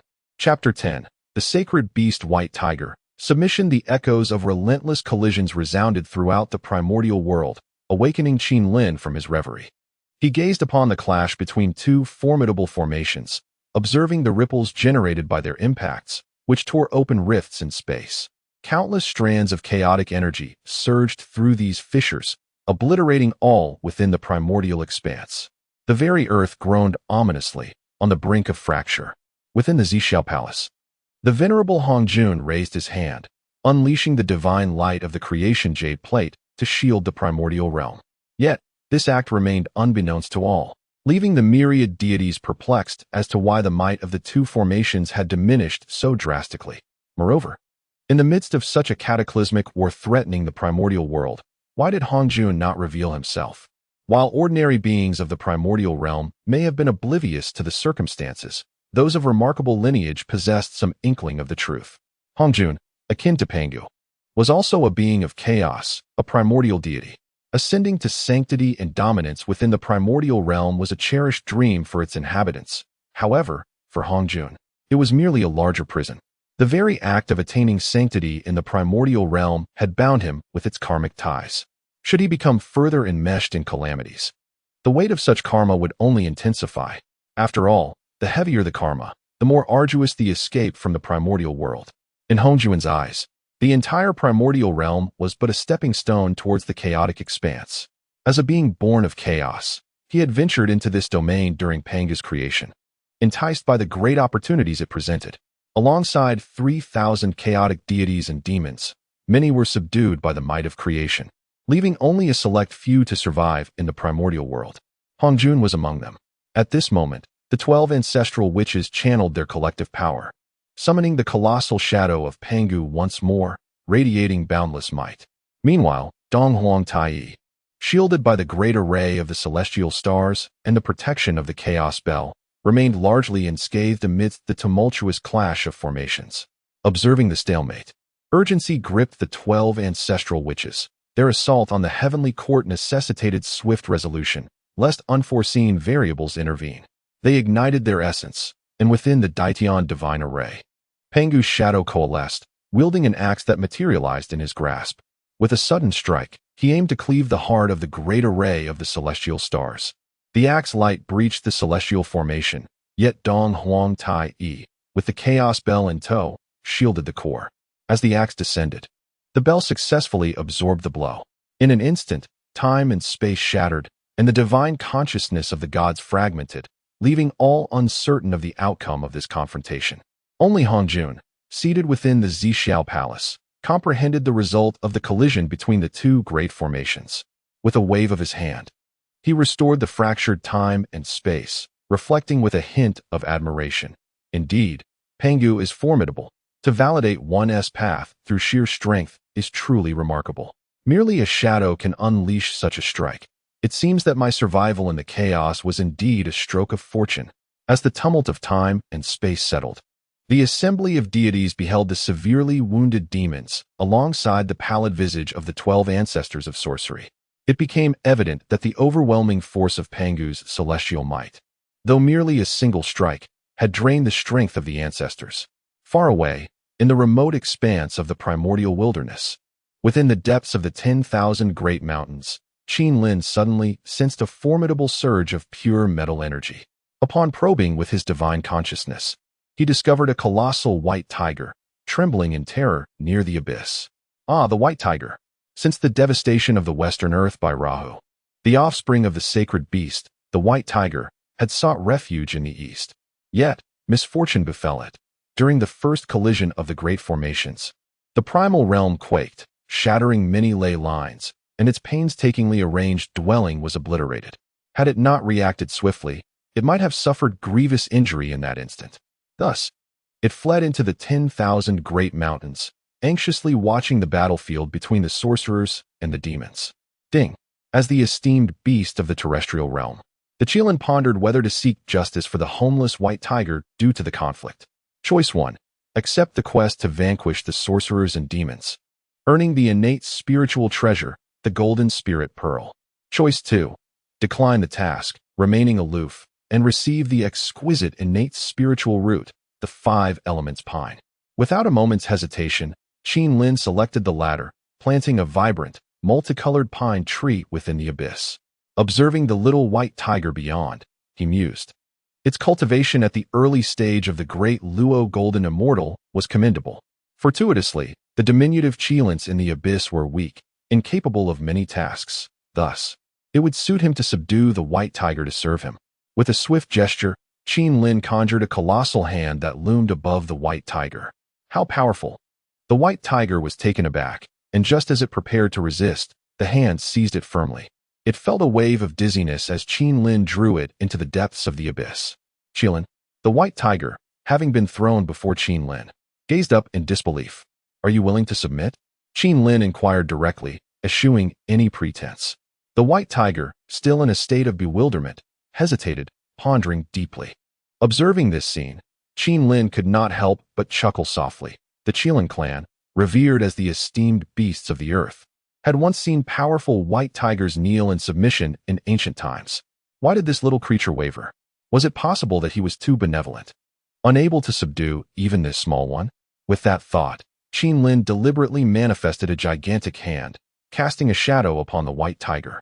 Should it dare to shake its head, it would be met with a decisive strike. Senior, I am willing to submit. I am willing to submit. I beseech you, please be magnanimous. The white tiger, alarmed by Qin Lin's murderous aura, hastily pleaded. Ah, a teachable spirit indeed. Now that you have consented to submit, you shall become the guardian sacred beast of this abyss. Qin Lin replied with a smile, nodding in approval. Chapter 11. Abyssal Domain. Guardian sacred beast in obedience to the master's command, the white tiger lay prostrate on the ground, exuding an air of utmost reverence. Yet, within his heart lingered a sense of discontent, for the title of guardian sacred beast of this abyssal domain, though grand in name, belied a position of insignificance. The Qilin, esteemed among the beasts, held a status superior to that of the White Tiger clan. Despite the White Tiger's elevated rank within the beastly hierarchy, he felt an immense disgrace in being tasked with guarding the abyssal domain, a role unbefitting a being of his martial prowess. However, as he recalled the overwhelming shadow of that massive hand, a shiver ran through him, prompting a resolution to comply for now and perhaps seize an opportunity to escape in the future. As for revenge against Qin Lin, he harbored no thoughts of it, for Qin Lin's capabilities rendered any notion of retaliation utterly futile. Excellent, Qin Lin acknowledged, promptly assigning the White Tiger to the ranks of the Sutsai Cloud Realm. A sudden inspiration struck him to gather the 5 sacred beasts, each wielding one of the 5 directional flags to establish a grand formation of the 5 elements, which he believed could rival the legendary Slaying Immortals sword array. The Sutsai Cloud Realm flag. The White Tiger exclaimed with delight. The Sutsai Cloud Realm flag, a treasure of the metal element among the 5 directional flags, was coveted by those who sought to cultivate the path of metal. The prospect of guarding this location filled him with a sense of contentment. Yet, he quickly shook his head, reflecting on his lineage as a son of the White Tiger. How could he be swayed by such trifling favors? Meanwhile, having settled the White Tiger, Qin Lin proceeded to break through the quasi-saint barrier. On the other side, in the heavenly court of the primordial era, Di Jun, Tai E, today I, the ancestor witch, shall rend you to pieces. As the time ancestor witch Zhu Jiuyin, under the aegis of temporal laws, swiftly regained 30% of his power, he bore the marks of a grueling battle. Yet now, he exuded an aura of ferocity, a cold smile gracing his lips. Zhu Jiuyin, does this sovereign fear you? I stand here. Come forth if you dare. The Eastern Emperor Tai struggled to rise, his disheveled hair and blood-stained visage betraying his dire condition, yet he spoke with unyielding pride. Kill. At the utterance of Tai's command, the ancestor witches issued their orders without hesitation. Simultaneously, within the heavenly court, Nuwa, presiding over the celestial marriage, observed the loss of combat capability among Di Jun and his allies. Witnessing the ancestor witches poised to annihilate them, she prepared to cast her red embroidered ball. Though Nuwa belonged to the demon race, her status was transcendent. She had remained detached from the conflict. However, witnessing the witch's brazen tyranny ignited a desire to intervene. Yet, before she could release the ball, she heard the voice of Hong Jun, the esteemed ancestor. Hold your hand, master, Nuwa replied with immediate respect. The mutual slaughter between the witch and demon clans has escalated the malevolent energy, heralding the arrival of calamity. Hong Jun continued. I foresee a great opportunity approaching for you. It is unwise to become entangled in this strife. Upon hearing these words, Nuwa's expression shifted dramatically. As a formidable entity of the demon clan, she found herself in a quandary, observing her kin in peril while remaining passive, particularly as her elder brother Fushi was currently serving in the heavenly court. At Kunlun Mountain, when the witch clan invaded the heavenly realm, the myriad powerful beings, including the Sanqing, chose to withdraw from the heavenly court to avoid being embroiled in the cataclysmic battle between witches and demons. Why has Sister Nuwa not intervened? Pondered the Master Tongtian, perplexed. Under such dire circumstances for the demon clan, it was expected that Nuwa would lend her aid, which was why the Sanqing merely observed the witch clan's assault on the heavenly court without intervention. Brother? Inquired the primordial supreme. I too am at a loss regarding Sister Nuwa's intentions. However, the demon clan must not be annihilated, Laozi declared. He could not fathom the situation entirely. Yet one thing was clear. The demon clan ought not to be extinguished by the witch clan, for that would lead to the latter's overwhelming dominance. Even if they achieved enlightenment and sanctity, controlling the witch clan, fortified by the great array of heavenly gods, would prove exceedingly difficult. Thus, after casting the Taiji diagram, Laozi addressed his fellow disciples, the primordial supreme and Master Tongtian, saying, "Let us unite and persuade the witch clan to retreat." Immediately thereafter, the Panga banner and the extermination sword array emerged, standing resolutely before the ancestral witches. The Sanqing? The ancestral witches exclaimed in astonishment at the sudden appearance of these three treasures. In an instant, the ethereal forms of the three appeared upon the spiritual treasures. With Laozi speaking forth, the demon clan must not be destroyed. I beseech you, ancestral witches, to withdraw. Jane and Juanti, since you have arrived, why do you not reveal yourselves? Laozi's ethereal form beckoned into the void. Subsequently, a 12-petal golden lotus of merit and a 7-treasure wonderful tree materialized. As the ethereal forms of Jane and Juanti echoed, ancestral witches, please retreat. Impossible.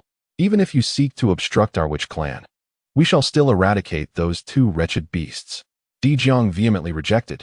Did they truly believe that merely relying on the treasures of Laozi and the others could compel them to retreat? Did they think the witch clan was merely a figment of clay? Chapter 12.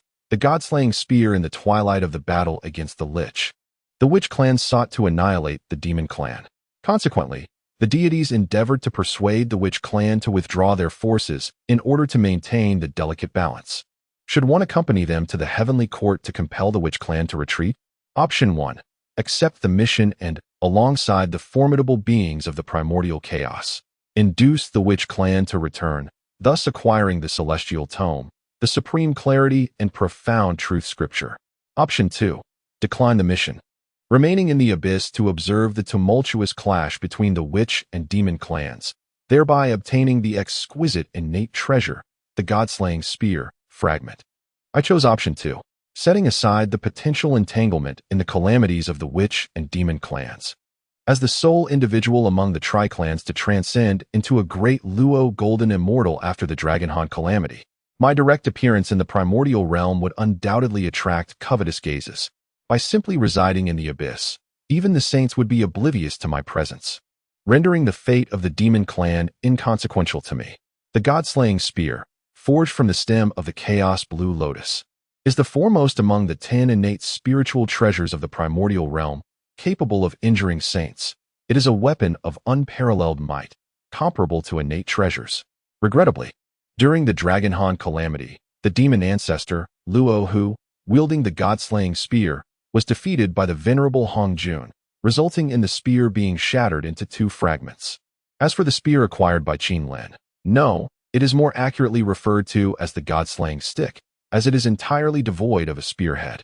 Thus, Qin Lin, in exasperation, gazed at the broken spear in his hand. At the moment of Qin Lin's refusal, a multitude of voices resounded. Esteemed ancestors of the witch clan, please withdraw. It was then that Laozi summoned the vigilant Zhun Yuanzi, the river of underworld, and other formidable beings who had been covertly observing, as none wished to witness the witch clan dominate after exterminating the demon clan. Instantaneously, Dijiang's expression soured, yet upon surveying the array of spiritual treasures before him, he realized that today, the annihilation of the demon clan was a formidable challenge. Initially, only 5 of them stood firm, but now, with the 3,000 guests from the Zhixiao Palace siding with the demon clan, their chances had diminished significantly. Should you demand the withdrawal of my witch clan, it is imperative that the demon clan compensates for our losses. Dijiang thought bitterly. Although they had made slight recoveries, they could scarcely support the grand celestial battle array and were thus unable to contend against Laozi and the other formidable beings. After a moment's contemplation, Dijiang spoke. While he verbally acquiesced, his thoughts lingered on the fact that the grand celestial battle array was merely in its infancy. Once fully honed, eradicating the demon clan would be as trifling as slaughtering chickens or dogs. Even if Laozi and the others were to impede them again, the grand celestial battle array would assuredly exact retribution for this interruption. After expressing his demands, Dijiang turned his gaze towards the demon emperor, Dijun. This emperor consents. Dijun replied coldly. Initially, Dijun had prepared for a desperate struggle, yet the unexpected arrival of Laozi and the others filled him with gratitude. However, upon reflection, he realized that given the formidable nature of both the witch and demon clans, these powerful beings from the primordial realm were likely displeased. Their intervention to assist the demon clan must have stemmed from a desire for them to confront the witch clan. Thus, after contemplating these matters, Dijun's gratitude quietly dissipated. The Chaos Bell, the Father God's Chaos Bell, must not fall into the hands of this hairless beast. If the Chaos Bell is surrendered, my witch clan shall immediately withdraw our forces Di Jiang declared. The Chaos Bell is one of the three treasures of creation, serving as a pivotal support for the Eastern Emperor Tai in his ascension to the status of a sage. Furthermore, the Chaos Bell is the Celestial Court's crucial artifact for maintaining fortune. Should the Chaos Bell be lost, not only would Tai's combat prowess diminish, but the fortune of the Celestial Court would also be adversely affected. It is inconceivable. The Chaos Bell cannot be bestowed upon your witch clan, Di Jun firmly rejected. The Chaos Bell is a companion spiritual treasure of my friend Tai, Taoist Di Jiang. Your request is excessive. Zhuan Ti hastily interjected. The existence of the witch and demon clans is essential. As long as they endure, the West shall remain in perpetual obscurity. Thus, Zhuan Ti is among the powerful who most fervently wishes to prevent an imbalance in the strength of the witch and demon clans. It is impossible. Then let us engage in battle. Upon Di Jiang's declaration, the atmosphere on both sides grew exceedingly tense. In truth, Di Jiang harbored no intentions of yielding the Chaos Bell to the demon clan. He merely wished to observe whether his fellow powerful beings would risk their own safety to protect the demon race amidst the impending tribulation. Currently, although they have emerged to confront the tribulation, they do not contend with its principal actors, merely absorbing a modicum of tribulation energy, provided they seal off the mountains. They shall be insulated from further tribulation influence. Di Jiang, the ancestral witch, do you truly wish to reignite conflict? A flash of the Tai Chi diagram above my head. I spoke in an unruffled tone. The demon race must be preserved, even at the cost of facing tribulation. The other powerful beings echoed similar sentiments. After all, without the demon race, the witch clan's blade would inevitably fall upon them one day. Tension mounted, both sides prepared for confrontation. You must vow not to favor the demon race in the future, and in return, the demon race will compensate us with 100,000 pounds of stellar essence, 10 high-grade innate spiritual roots, 100 medium-grade innate spiritual roots, and 10,000 low-grade innate spiritual roots. The witch clan immediately withdrew their forces. They had probed the inclinations of the powerful beings, realizing that annihilating the demon race was an insurmountable task, and acquiring the Chaos Bell was equally unattainable. Yet, they would not allow the demon race to emerge unscathed. Thus they demanded an exorbitant price. Chapter 13. A single blow to the ground if this condition cannot be met. Then let us go to war. As Di Jiang coldly declared, he could see Di Jun hesitating once more. Di Jiang's demand struck at the very core of Di Jun's vulnerabilities. The essence of 1,000,000 pounds of starlight was nearly the entirety of the treasures in the demon clan's vault. Yet, Di Jun was truly reluctant to part with it. As for spiritual roots, Di Jun was not overly concerned, for the primordial aura of the Hong Huang was abundant, and the demon clan could cultivate using the power of the stars. However, the essence of the stars? At the moment the grand celestial array was shattered, he suddenly envisioned that by refining the essence of the stars into a celestial banner, he could enhance the array's power. Very well, I shall comply. Di Jun discerned that the ancestral witches did not wish for the annihilation of their demon clan, yet they would not go to great lengths to preserve it either. After a moment of contemplation, he spoke. Within 10 years, deliver the spoils to the witch clan. With that, Di Jiang led the witch clan away. Entirely unconcerned about Di Jun's potential change of heart, cultivators are attuned to the celestial heart. Should Di Jun truly renege on his promise, it would bring delight to Di Jiang and the other ancestral witches. Di Jun's betrayal would assuredly damage his resolve, leaving his path to enlightenment forever out of reach. Thus, Di Jiang and the others would secretly welcome Di Jun's failure to uphold his word. Di Jun established the heavenly court to consolidate the fortunes of the Hong Huang, seeking to utilize this great fortune to attain enlightenment. Defeating the witch clan would yield little benefit. Therefore, he harbored no intention of retracting his agreement. Meanwhile, in the depths of the abyss, has the great battle concluded? Might I then make my escape? The white tiger cautiously observed the unfolding chaos of the witch-demon war. Upon witnessing the retreat of the witch clan, he stealthily glanced at the seclusion of Qin Lin, pondering for a moment before speaking. Despite his reluctance to leave the serene cultivation grounds of the colorless cloud realm, he had grown accustomed to his freedom over the years. Being confined in the depths of the abyss felt stifling. Moreover, should he choose to retreat to the Hong Huang, the losses would be significant. Opportunities abound throughout the Hong Huang, and as a sacred beast of the white tiger, he was destined for great fortune. To forego the pursuit of these opportunities would be tantamount to handing over the entire wealth of the Honghuang to others, something he simply could not abide. Thus, he began to observe the movements of the Qilin and discovered that the venerable Qilin ancestor was deeply engrossed in his cultivation. Unable to contain himself any longer, he stealthily made his way towards the exit of the abyss. Haha, you think you can escape? If you truly manage to flee, where would my dignity lie? Qin Lin's consciousness was exceptionally potent, particularly within his domain. Nothing could escape his keen perception. Observing the white tiger attempting to sneak away towards the abyss's exit, Qin Lin wielded the god-slaying spear, no, the god-slaying staff. How fortuitous that you deliver yourself right to my doorstep. Let me test the might of this spear without its tip. With that, he formed a seal and silently appeared behind the white tiger. Haha, I finally. The white tiger reached the entrance of the abyss. His face alight with joy. Just as he laughed, he stumbled and fell heavily to the ground. Although the rank had fallen to a superior grade, innate spiritual treasure, its power was by no means inferior to that of a top-tier innate spiritual treasure. Just moments ago, I utilized my magical prowess, which was on par with that of the white tiger, and with a mere flick, I rendered it unconscious. Qin Lin remarked, gazing at the white tiger, which he had subdued with the god-slaying staff.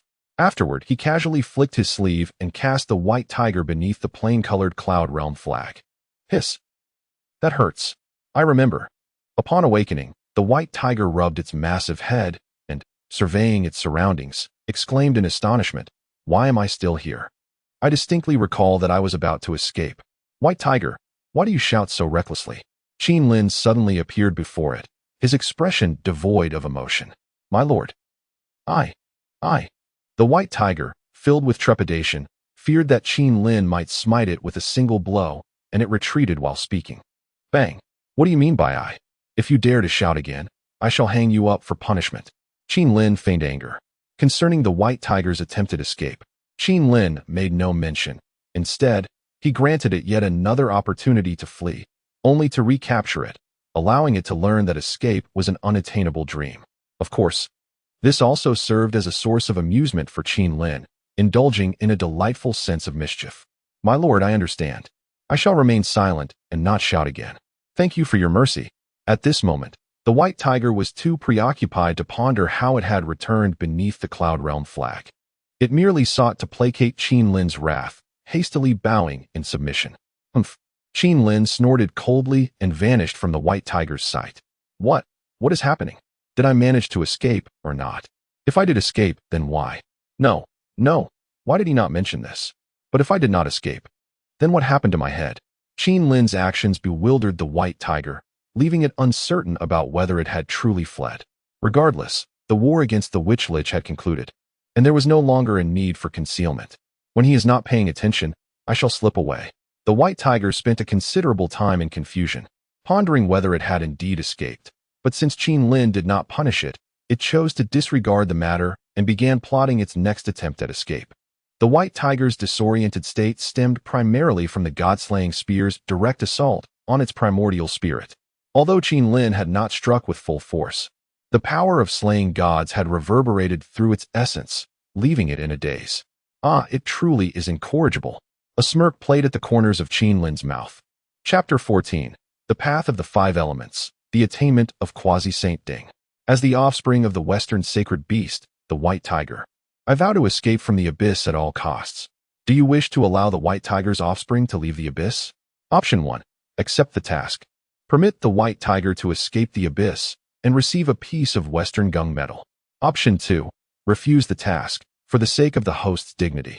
The white tiger must not be allowed to escape and receive the Tao sound of the five elements once. I choose option 2. Upon making my choice, the path of the five elements seemed to unfold within my mind, showcasing the sharpness of metal, the vitality of wood, the intensity of fire, the gentleness of water, and the solidity of earth. The path of the five elements vividly materialized before Qin Lin, deeply captivating him, causing his magical power to surge involuntarily, 1 cycle, 2 cycles. An endless loop.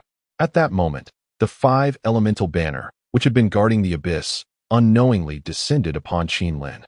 The five elemental pine, with its lush foliage, took root beside him, resembling a colossal canopy shielding him from above. The essence of the path of the five elements? As Qin Lin's understanding deepened, the abyss could no longer conceal his aura. In the Zixiao Palace, the revered Hongjun ancestor felt a sudden surge of suspicion. The way of the five elements is the most widely known path in the primordial realm, where many have forged their foundations through the comprehension of the principles of metal, wood, water, fire, and earth. However, while the way is easily understood, mastering it is exceedingly difficult, especially when attempting to comprehend all five elements simultaneously. Since the fall of the five elemental sage during the initial calamity of the Dragon Han era, no formidable practitioner of the path of the five elements had emerged in the primordial world. Yet now, this overwhelming aura rivaled that of a late-stage quasi-saint. Could it be that the five elemental sage had not perished after all? Hongjun ancestor pondered. The sudden emergence of such a powerful quasi-saint amidst the witch-demon calamity made him instinctively desire to eliminate Qin Lin, fearing that he might disrupt his meticulously laid plans. However, when he attempted to take action, he found himself unable to deduce Qin Lin's position, which heightened his sense of vigilance. He had believed that the primordial realm was entirely within his grasp, yet he was taken aback to discover that someone could escape his calculations. Thus, Hongjun noted this aura down, resolved to uncover the identity of this individual in the future. Meanwhile, in the primordial realm, formidable beings like Laozi were also attempting to deduce Qin Lin's whereabouts. Unfortunately, if even Hongjun ancestor could not ascertain it, what hope did they have? As this aura dissipated, these powerful entities calmed down, yet like Hongjun ancestor, they were left pondering the identity of this person. Break. Unbeknownst to Qin Lin, everything outside remained oblivious to him. Moments later, as he opened his eyes, a dazzling array of colors flashed, and the entire abyss was enveloped by his formidable presence. The aura of the ancestor. Had the ancestor broken through? The young Qilins in the abyss, though pressed to the ground by Qin Lin's might, wore expressions of sheer joy. All the beings in the abyss rejoiced, except for one creature, the sacred beast, the white tiger, who harbored deep sorrow and indignation. Originally, Qin Lin could have effortlessly subdued him, but now that he has broken through, does he still have a chance to flee? No. I am the Western sacred beast, the white tiger. I cannot simply yield. After all, I am a pinnacle postnatal being. My initial submission to Qin Lin stemmed from a fear of being slain by him. I complied outwardly while harboring rebellious thoughts within. The quasi-saint realm? Ha. I have finally broken through. After a considerable time, the oppressive force from the abyss dissipated, and Qin Lin laughed heartily. He initially believed that to ascend to the quasi-saint level, he would need to undergo several choices or diligently cultivate for several cycles. To his surprise, fortune smiled upon him so swiftly. Under the resonance of the five elements Tao, his comprehension of the five elements surged dramatically. Ultimately, just as the resonance was about to conclude, Qin Lin broke through, becoming a quasi-saint mighty being. In the current primordial realm, golden immortals are hardly worth mentioning, while great Luo golden immortals can at best be regarded as high-tier combatants. Only upon reaching the quasi-saint level does one possess a voice in the primordial world. Congratulations, ancestor, on your breakthrough, exclaimed the beings of the abyss in unison. Chapter 15. The impulsive little Qilin at last. Qin Lin has reached the threshold of quasi-sainthood. His mind was awash with myriad thoughts, and he felt a deep sense of sentiment. Ever since he discovered his transformation into a Qilin in the primordial wilderness, an unsettling sense of insecurity has enveloped him. As a member of the Qilin clan, one of the innate three tribes, he found himself at the very center of calamity. Fraught with peril, had it not been for the sanctuary of the abyssal Tao field, he would have been at a loss for refuge. Especially considering the Dragon Han cataclysm ravaged the entirety of the primordial realm. Coupled with his identity as a Qilin, it was inevitable that he would be swept into the maelstrom of tribulation. Following the conclusion of the initial Dragon Han calamity, numerous formidable beings emerged, congregating at the Zixiao Palace for enlightenment. Yet, Qin Lin refrained from venturing outside. Firstly, his power was comparable to that of many ordinary strong individuals within the primordial expanse, and he harbored little confidence in the face of a potential ambush. Secondly, his identity posed a significant concern. Although he previously possessed the cultivation of a great Luo golden immortal, which might not raise eyebrows, a Qilin at that level was undeniably conspicuous. After all, during the last tribulation, the three tribes were burdened by karmic retribution, leaving scarcely any strong beings to exist. Qin Lin's emergence could be deemed an anomaly within the cosmos. Thus, Qin Lin chose to remain hidden within the abyss rather than seek opportunities in the primordial realm following the initial Dragonhaunt calamity. Nor did he attend the lectures at the Zixiao Palace. It was only now, upon breaking through to quasi-sainthood, achieved through the path of the five elements and aided by the five supreme innate spiritual treasures known as the five directions flags, that he felt a newfound sense of security. Presently, even the combined might of the three pure ones would struggle to breach Qin Lin's defenses. Unless the venerable Hongjun were to intervene, it would be exceedingly difficult for anyone within the primordial realm to extinguish his existence.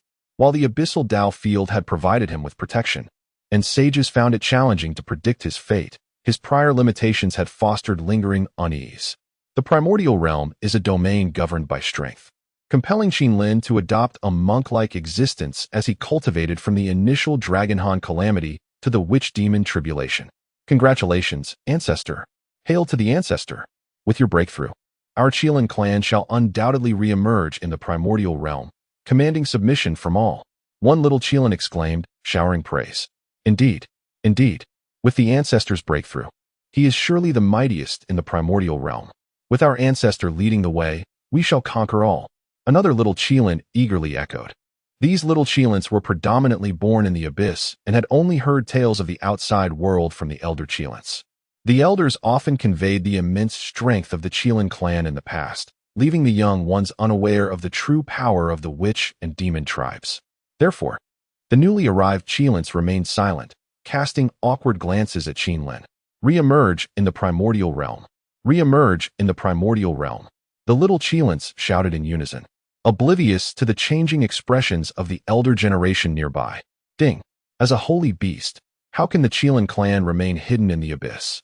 Now that the descendants of the Qilin clan wish to return to the primordial realm, does the host agree to lead the Qilin clan back? Choice 1. Accept the task and lead the Qilin clan in dominating the primordial realm, earning the Qilin seal, a treasure of town-defending spirit. Choice 2. Refuse the task, recognizing the ferocity of the witch and demon tribes, and decline to lead the Qilin clan into the world, earning fine spiritual root enlightenment tea. Qin Lin had not anticipated that this incident would trigger a system task. However, he chose not to emerge into the world just yet, for the timing was not optimal.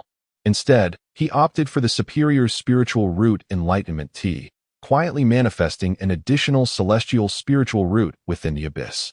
Meanwhile, the White Tiger, training under the auspices of the Plain Cloud realm, witnessed this scene and muttered, "What are these little Qilins thinking? With such meager strength, they aspire to dominate the primordial world. It is nothing short of a dream. What are you saying? I couldn't quite catch that. Could you repeat it?" At that moment, Qin Lin extended his hand, and an ethereal arm materialized, seizing the White Tiger by the neck and lifting him aloft, inquiring incessantly. Though the little Qilins had previously flattered him ineffectively, their respect was apparent. Conversely, for the White Tiger, who showed him no respect, Qin Lin felt compelled to administer a lesson. After all, Qin Lin intended to enlist the five sacred beasts to assist in establishing the five elements grand formation. Thus it was imperative that they willingly submit to him. Any hint of dissent could expose vulnerabilities in the formation. "My lord, I will not dare again," the White Tiger pleaded with a grimace. "I shall spare you this time," Qin Lin retorted, casting the White Tiger aside and addressing the gathered Qilins.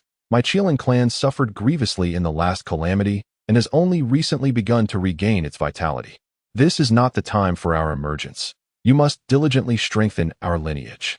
Only then will the day of our resurgence come. Do you understand?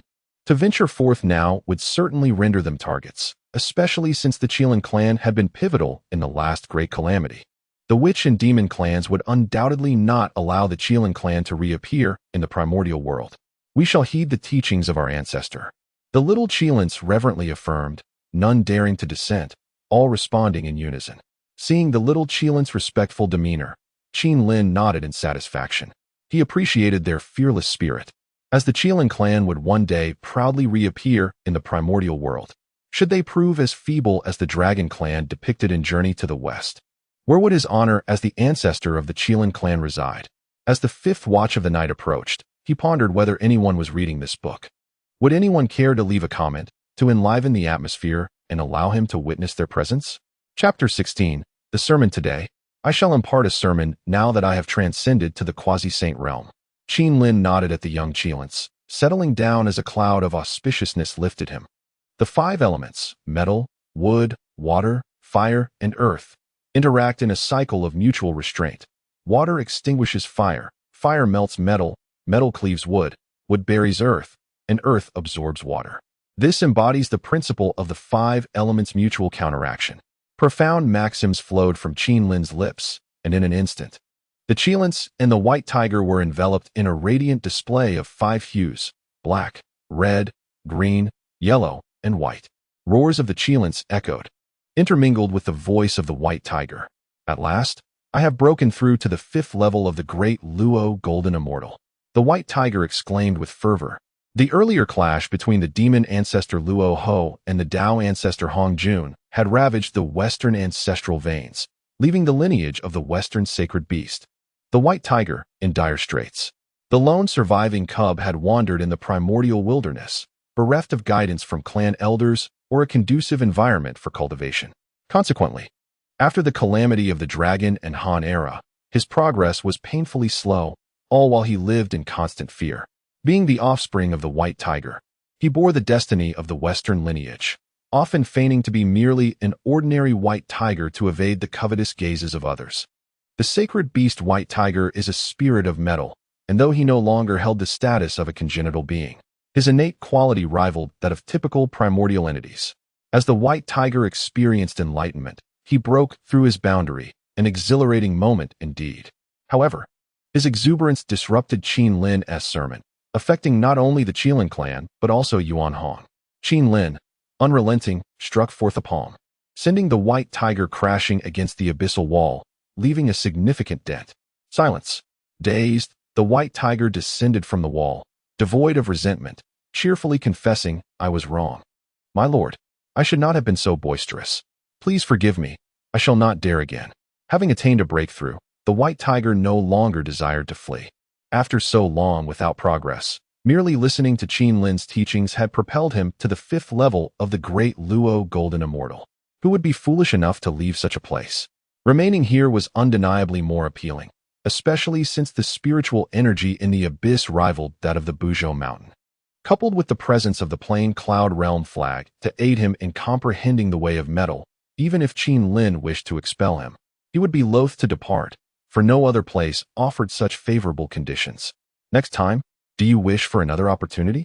It seems I have been too lenient, allowing you to err repeatedly, Qin Lin declared with a stern visage. A balance of benevolence and authority is the cornerstone of effective leadership. It is essential not only to inspire gratitude in the white tiger, but also to instill an understanding of his own might. With a wave of his hand, he sealed the white tiger's powers and tossed them to Yuan Hong, commanding 100 strokes. In the abyss, the white tiger's mournful cries intertwined with the jubilant voices of the Qilins, creating a vibrant cacophony. Meanwhile, the heavenly court remained enveloped in silence. In the Lingxiao treasure hall, aside from the Empress Niwa of the Hua clan, all the great Luo Golden Immortals and those of higher rank were gathered within the grand hall. Yet not a single soul uttered a word, their faces adorned with expressions of distress. Cough, cough, cough. Do any of you possess a solution? Especially the pale-faced Emperor Jun, who weakly inquired. After the retreat of the Wu clan, Emperor Jun did not allow everyone to recuperate. Instead, he assembled them in the Lingxiao treasure hall to discuss strategies for combating the Wu clan. Initially, he believed that the formidable might of the Zhoutian star array would surely annihilate the Wu clan, but to his dismay, they were utterly powerless against the Wu clan's Daitian divine killing array. Had it not been for the emergence of powerful figures like Laozi, the demon race would have perished at the hands of the Wu clan. Thus, Emperor Jun found no time for recuperation, as the Daitian divine killing array had become a haunting specter in his mind. Without confronting this inner demon, he could not proceed with any plans. Fushi, do you have any suggestions? With this inquiry, Emperor Jun pointedly addressed Fushi, as none of the other demons had responses to his question. The Daitian divine killing array. Its overwhelming power is formidable. Yet, Our Zhou Tian star array, though inferior, can still withstand it to some extent. With diligent practice and assistance from the array flags, it should be possible to counter this formation, Fushi replied softly. However, Fushi's answer was only half complete, for he discerned that the Wu clan was also unfamiliar with the Daitian divine killing array. Should the Wu clan master this formation, the Zhou Tian star array would likely prove inadequate. The latter half of this thought would have severely dampened the morale of the demon race, which had just suffered a defeat, and Fushi refrained from voicing it. If their spirits were further diminished, the next confrontation with the Wu clan would surely render them timid and incapable of unleashing their full potential. Indeed, if we had an additional 365 star banners to assist us, we would not fear the Wu clan at all. Yet, our race is now left with scant star essence, making it nearly impossible to gather the required number of star banners. Such is the lamentable nature of the brutish Wu clan. With a thud on the table, Emperor Jun expressed his deep resentment. In his heart, he did not believe that the Zhou Tian star array was inferior to the Daitian divine killing array. Thus, he was convinced that with the support of the star banners, they could surely overcome the Wu clan. Elder brother, let us immediately command all demons to gather star essence and swiftly forge the star banners, the Eastern Emperor Tai urged anxiously. Chapter 17. The Conspiracy of Kunpeng. Imperturbable, Emperor Jun restrained the impulsive Tai and addressed Kunpeng, master of demons. You have devised the demonic script, and as the mentor of our demon clan, I wonder what insights you might possess. At this moment, Emperor Jun did not overlook Kunpeng, although his tone was laced with hostility. This animosity stemmed from Kunpeng's ability to amass a considerable following among the demon clan in the northern underworld, leading many to disregard Emperor Jun and Tai, obeying only Kunpeng's commands, thus rendering the sovereign of the demon race nearly inconsequential. In earlier years, when he first acknowledged Kunpeng as the master of demons, he was more willing to offer counsel and had contributed significantly to the heavenly court. However, as time progressed, Kunpeng's self-serving nature began to surface, causing Emperor Jun to harbor suspicions. Consequently, in Emperor Jun's mind, the most concerning figure within the heavenly court was indeed Kunpeng. As a result of Emperor Jun's suppression, Kunpeng found himself isolated in the heavenly court, ultimately leading him to seize the river map and the Luo book, betraying Emperor Jun. Your Majesty overestimates my capabilities. I possess no profound insights, yet I do have a modest suggestion, Kunpeng replied, a glint of treachery flickering in his eyes, though his demeanor remained respectful. Oh, pray tell, what suggestion might the Master of Demons have? Emperor Jun inquired, raising an eyebrow. He had not anticipated that Kunpeng would actually possess a plan. In his contemplation of how to counter the Witch clan's formidable Duhua divine array, he was eager to hear Kunpeng's potential strategies. Your Majesty, I would like to clarify a matter with everyone, may I? Kunpeng posed. Master of Demons, feel free to inquire.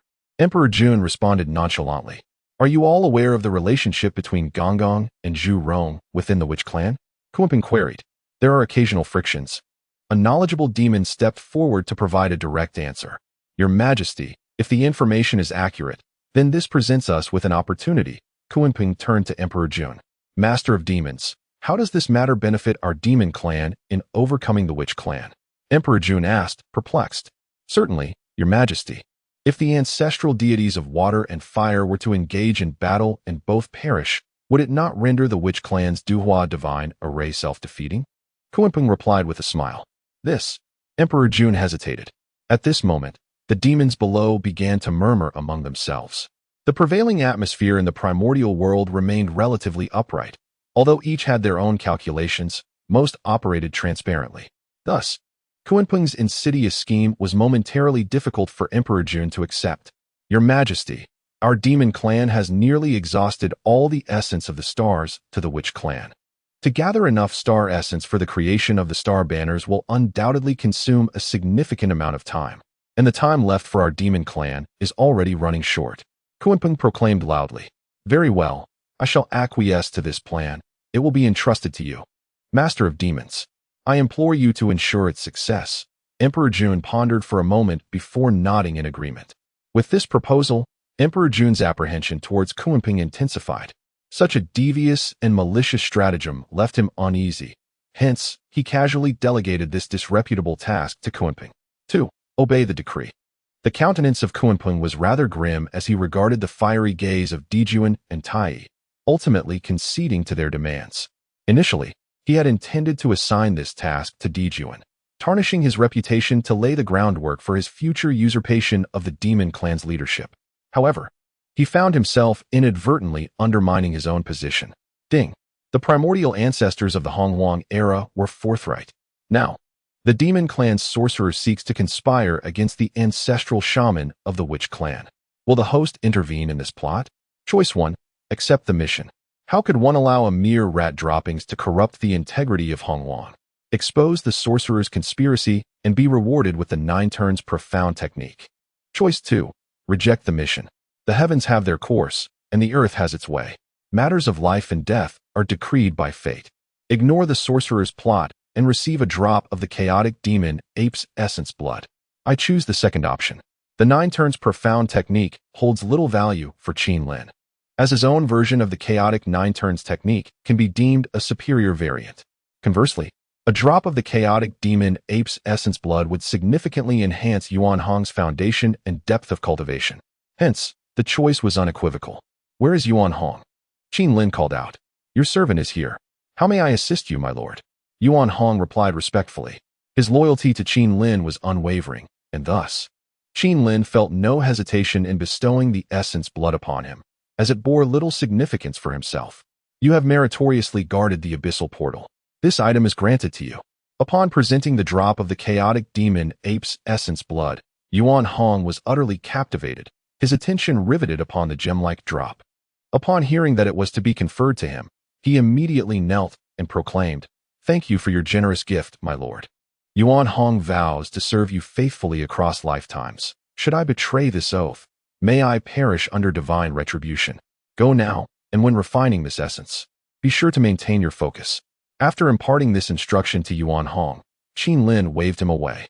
Chapter 18.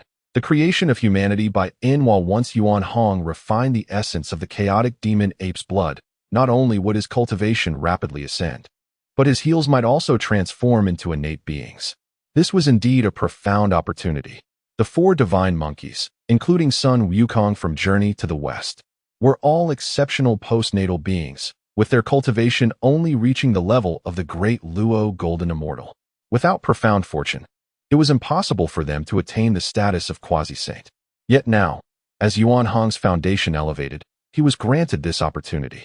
The first battle of the witch and demon races plunged the entire primordial world into turmoil. At times, in the vast wilderness, one could see no trace of any living being, and the spiritual energy noticeably weakened, rendering the primordial realm eerily silent. Had it not been for the intervention of numerous powerful figures at the critical moment to halt the witch clan, allowing the battle to continue unchecked could have led to the utter devastation of the primordial world. Nevertheless, the present primordial world remained desolate. Countless mountains had vanished, and innumerable rivers had been obliterated. It was uncertain how many years would pass before this primordial realm could regain its former splendor. Following the great conflict, the witch clan retreated, and the demon race sealed the heavenly court. All powerful beings returned to their respective sanctuaries. Yet only Inwa chose to wander through the primordial expanse.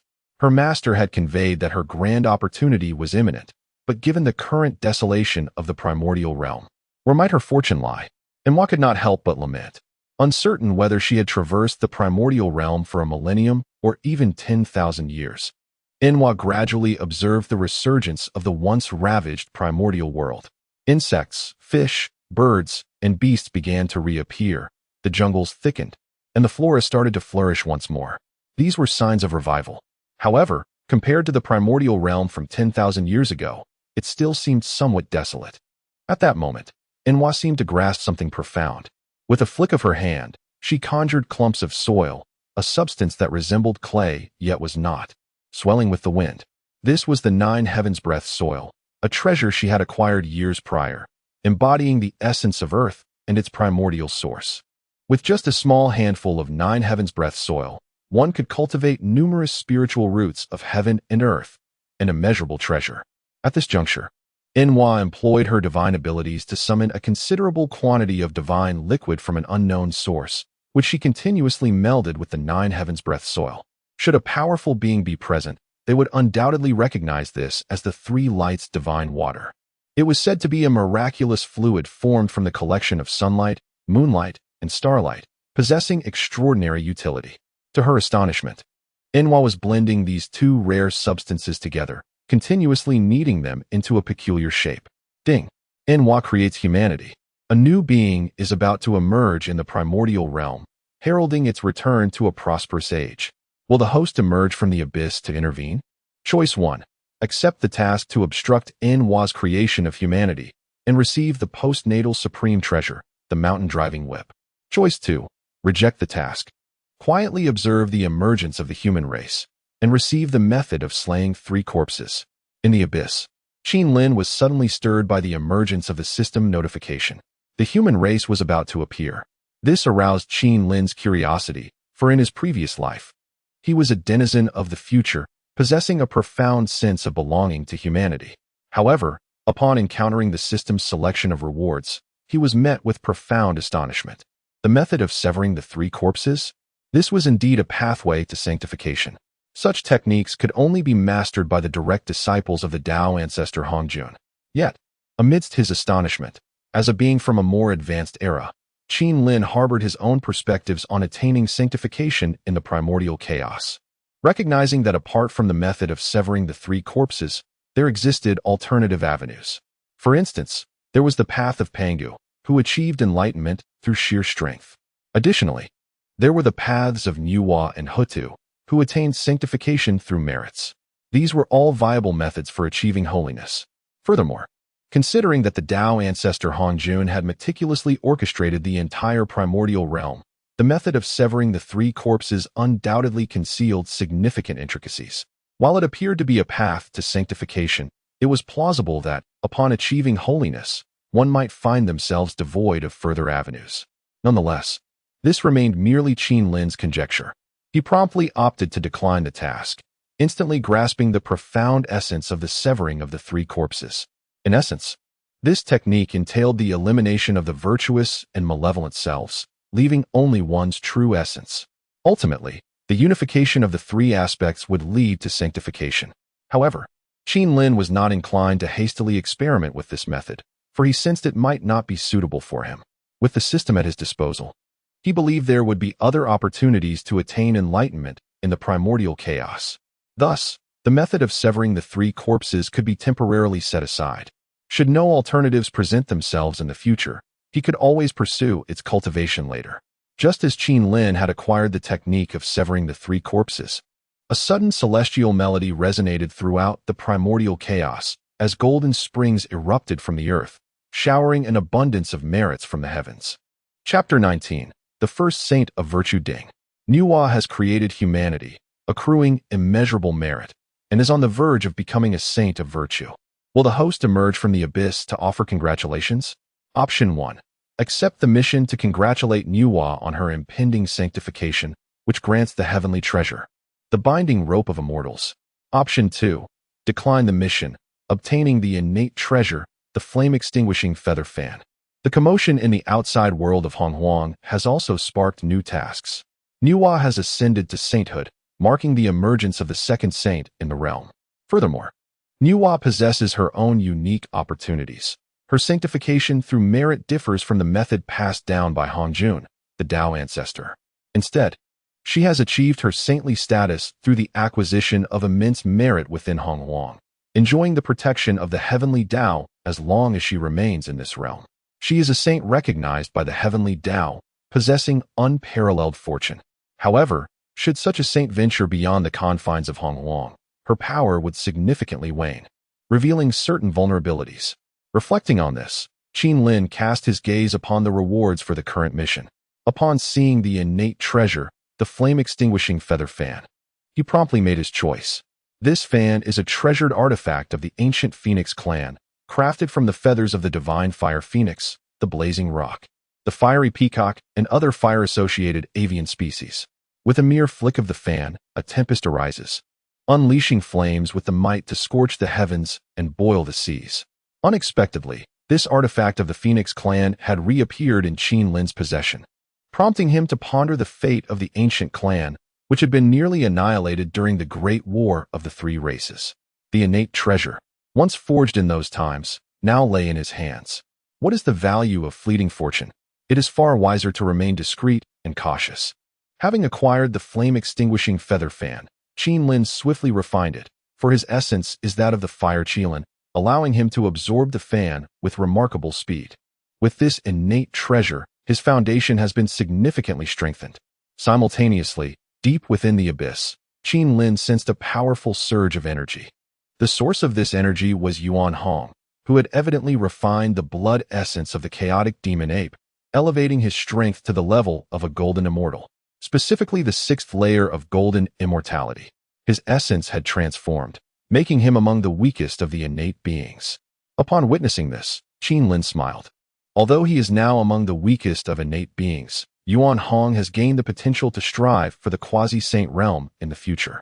There are no longer bottlenecks on his path of cultivation. Despite remaining hidden in the abyss, Qin Lin is acutely aware that one day, he will step beyond its confines. No matter how powerful an individual may be, one cannot thrive alone in the vast expanse of Hongluang. It is imperative to have capable allies by one's side. Thus, he has sought to gather the Qilin clan while also accepting Yuan Hong and the sacred beast, the white tiger. Over time, the Qilin clan has grown to encompass over 10,000 members. The Qilin clan, given a conducive environment for cultivation, can generally attain the lofty realm of the Deluo Jin Xian. Over the years, under the deliberate guidance of Qin Lin, his fiery Qilin disciple, along with several others endowed with commendable talent, have successfully ascended to the golden immortal stage. In moments of ennui, Qin Lin has also assisted them in forging a number of postnatal treasures. After all, within the abyss, there exists an abundance of materials suitable for crafting magical artifacts, such as the innate banana tree. Merely refining a single banana leaf results in a postnatal treasure, a banana fan. This particular item is exceptionally well suited for the wind Qilin. It has become customary for every wind Qilin to possess a banana fan as a postnatal treasure. Furthermore, the earth fire within the abyss connects to the subterranean realms of the Nine Nether. With Qin Lin's level of cultivation, descending into these depths is a trivial matter, enabling him to amass various fire-attributed postnatal spirit treasures, as well as numerous postnatal treasures. Objects such as the Earth Fire Pearl, Earth Fire Pillars, and the Abyssal Earth Fire Net have been collected in abundance over the years. While these treasures hold little significance for Qin Lin himself, they are considered rare and valuable assets for the fire Qilin of his clan, enhancing their combat prowess upon refinement. With a tranquil disposition, Qin Lin remains stationed in the abyss, observing the shifts within the primordial world. For now, he opts to bide his time until his strength and influence are sufficiently formidable, at which point he shall make his grand emergence. Chapter 20. The provoked Zhu Rong and Gong Gong in the vast expanse of the primordial earth. Within a diminutive tribe of the Wu people, the worshippers of fire were kneeling in reverence when they were suddenly besieged by a torrential flood. This tribe lay at the periphery of a valley, and in an instant, the deluge that surged forth from within engulfed the entire settlement, accompanied by certain laws of water. Those among the Wu people lacking strength found themselves unable to escape the onslaught, succumbing to a most tragic fate of drowning. Such calamities were not confined to a singular tribe. In recent days, any clan that revered the power of fire faced similar inundations, resulting in countless casualties. The emergence of such distress incensed Zhu Rong. All these fire-worshipping tribes were branches of his kin. Currently, it was Gong Gong, the master of rivers and lakes within the primordial realm, who orchestrated these floods. He was also one of the 12 ancestral witches and Zhu Rong's steadfast adversary. As the saying goes, where water and fire intersect, life and death cannot coexist. Though both were ancestral witches of the Wu tribe, an innate aversion had sparked between them upon their first encounter. Over the years, they had engaged in numerous verbal duels, yet, despite their shared lineage, they had refrained from physical conflict. However, this time, Zhu Rong found his patience waning. The sudden floods ravaging his tribal branches felt like a deliberate affront from Gong Gong. With the heavenly court now closed and no formidable adversaries from the demon clan willing to challenge him, the only one daring enough to provoke Zhu Rong was Gong Gong. Thus, after much contemplation, Zhu Rong channeled all his ire towards Gong Gong. Meanwhile, on the opposite side of the primordial realm, Gong Gong was equally enraged. Recently, Several of his tribal branches had faced devastating fires, be it from celestial flames descending or underground fires erupting, resulting in significant loss of life among his people.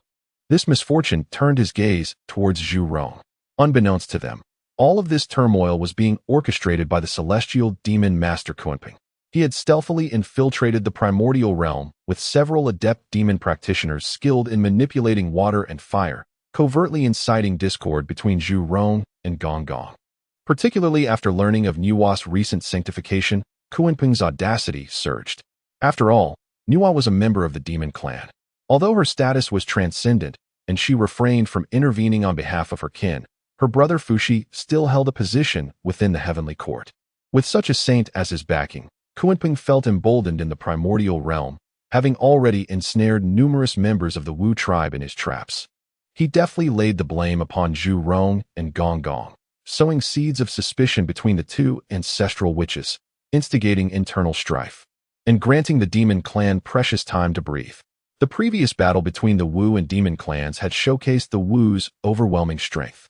Once the 12 Heavenly Fiends formation emerged, it swept across the land, subduing the demon clan with little room for retaliation. Despite the fact that at this moment, Kunping's thoughts were not entirely fixated on the heavenly court, and he harbored dissatisfaction towards Emperor Jun, he was nonetheless eager to diminish the strength of the witch clan. For if the heavenly court were to be annihilated, even if he managed to flee back to the North Sea, he would ultimately fall prey to the oppression of the witch clan. Under the instigation of the demon master Kunping, several centuries later, Zhu Rong and Gong Gong finally clashed violently. Zhu Rong, riding a fiery dragon, soared into the sky, his roar echoing throughout the vast wilderness. Gong Gong, come forth to meet your demise. Though we are both ancestral witches of the witch clan, your actions are beneath contempt. If you harbor grievances against me, why not confront me directly instead of repeatedly oppressing my kin? Zhu Rong, known for his fiery temper, declared vehemently. Meanwhile, Gong Gong, situated at a distance, could no longer endure it. Zhu Rong, your shamelessness knows no bounds. If you seek battle, let us engage. Do not twist the truth. With a swift motion of his hand, waves of water surged into the air as he commanded a black dragon to charge forth. In the depths of the abyss, Qin Lin was also stirred by the resounding roars. Zhu Rong and Gong Gong are at war. It appears that the fortunes of the witch clan have reached their zenith. A notification chimed. The two ancestral witches of the witch clan, Zhu Rong and Gong Gong, are engaged in a fierce battle that will wreak havoc upon the wilderness. Will the host emerge from the abyss to intervene? Choice 1. Accept the task and receive the acquired treasure, the clear wind and bright moon sword. Choice 2. Decline the task and receive the innate treasure, the observation mirror, which allows silent observation of any corner of the wilderness, but cannot view saints, lest one be sensed by them. The impending conflict between Zhu Rong and Gong Gong presented a new quest. Upon seeing the innate treasure, the observation mirror, Qin Lin chose without a moment's hesitation. With the acquisition of the observation mirror, Qin Lin's interest was piqued. It represented his ability to observe real-time events in the wilderness. He immediately directed the observation mirror towards the battlefield. At that moment, Zhu Rong and Gong Gong found themselves at the foot of Buzhou Mountain, where they immediately engaged in combat. The dragons beneath them, their steeds, were instantaneously slain by their adversaries. Such is the lamentation of the weaker clans. The dragon clan was truly unfortunate. The dragons that served Zhu Rong and Gong Gong were nearly all of the great Luo Golden Immortal level, representing the pinnacle of the dragon clan at this juncture. Yet they were reduced to mere mounts, swiftly defeated in a single encounter. Who could have foreseen that these were once the sovereigns of the boundless seas in ancient times? Chapter 21. The collapse of Mount Buzhou. The fierce battle between Zhu Rong and Gong Gong raged on for years, despite the intervention of other ancestral shamans, urging them to refrain from mutual destruction and avoid becoming a laughingstock for the demon race. Both warriors were resolute in their quest for victory. No counsel could sway them. The conflict persisted unabated. Throughout the relentless skirmishes, Zhu Rong gradually gained the upper hand, leaving Gong Gong gravely wounded. Yet, Zhu Rong was not unscathed. The essence of fire within him had been compromised. In their bloodlust, both were determined to see the other perish. This enmity could never be resolved. Wielding the fire god banner, Zhu Rong swept it through the air, unleashing a torrent of flames. although Gong Gong commanded the principles of water. Beneath the ferocity of such fire, the waves he controlled evaporated instantly, failing to ensnare his opponent before being dispelled. Ultimately, this fierce contention neared its conclusion. Gong Gong, devoid of any fighting spirit, was severely injured. Zhu Rong, too, was heavily drained of his essence, his breath erratic and his cultivation evidently waning. Zhu Rong, I am no match for you, but my life was bestowed by the Father God. You cannot take it. I shall return it to him myself. Gong Gong's eyes blazed crimson as he fixed his gaze upon Zhu Rong. After uttering these words, he charged headlong into Mount Buzhou. This unforeseen act left Zhu Rong momentarily stunned, even tinged with regret. Mount Buzhou, the highest celestial mountain in the primordial world since Panga's creation, served as the backbone supporting the heavens. It was the pathway to the celestial realm of the demon race. Yet, Gong Gong's collision caused immediate fractures to appear in Mount Buzhou, sending tremors throughout the entire primordial expanse. In that moment, Gong Gong perished.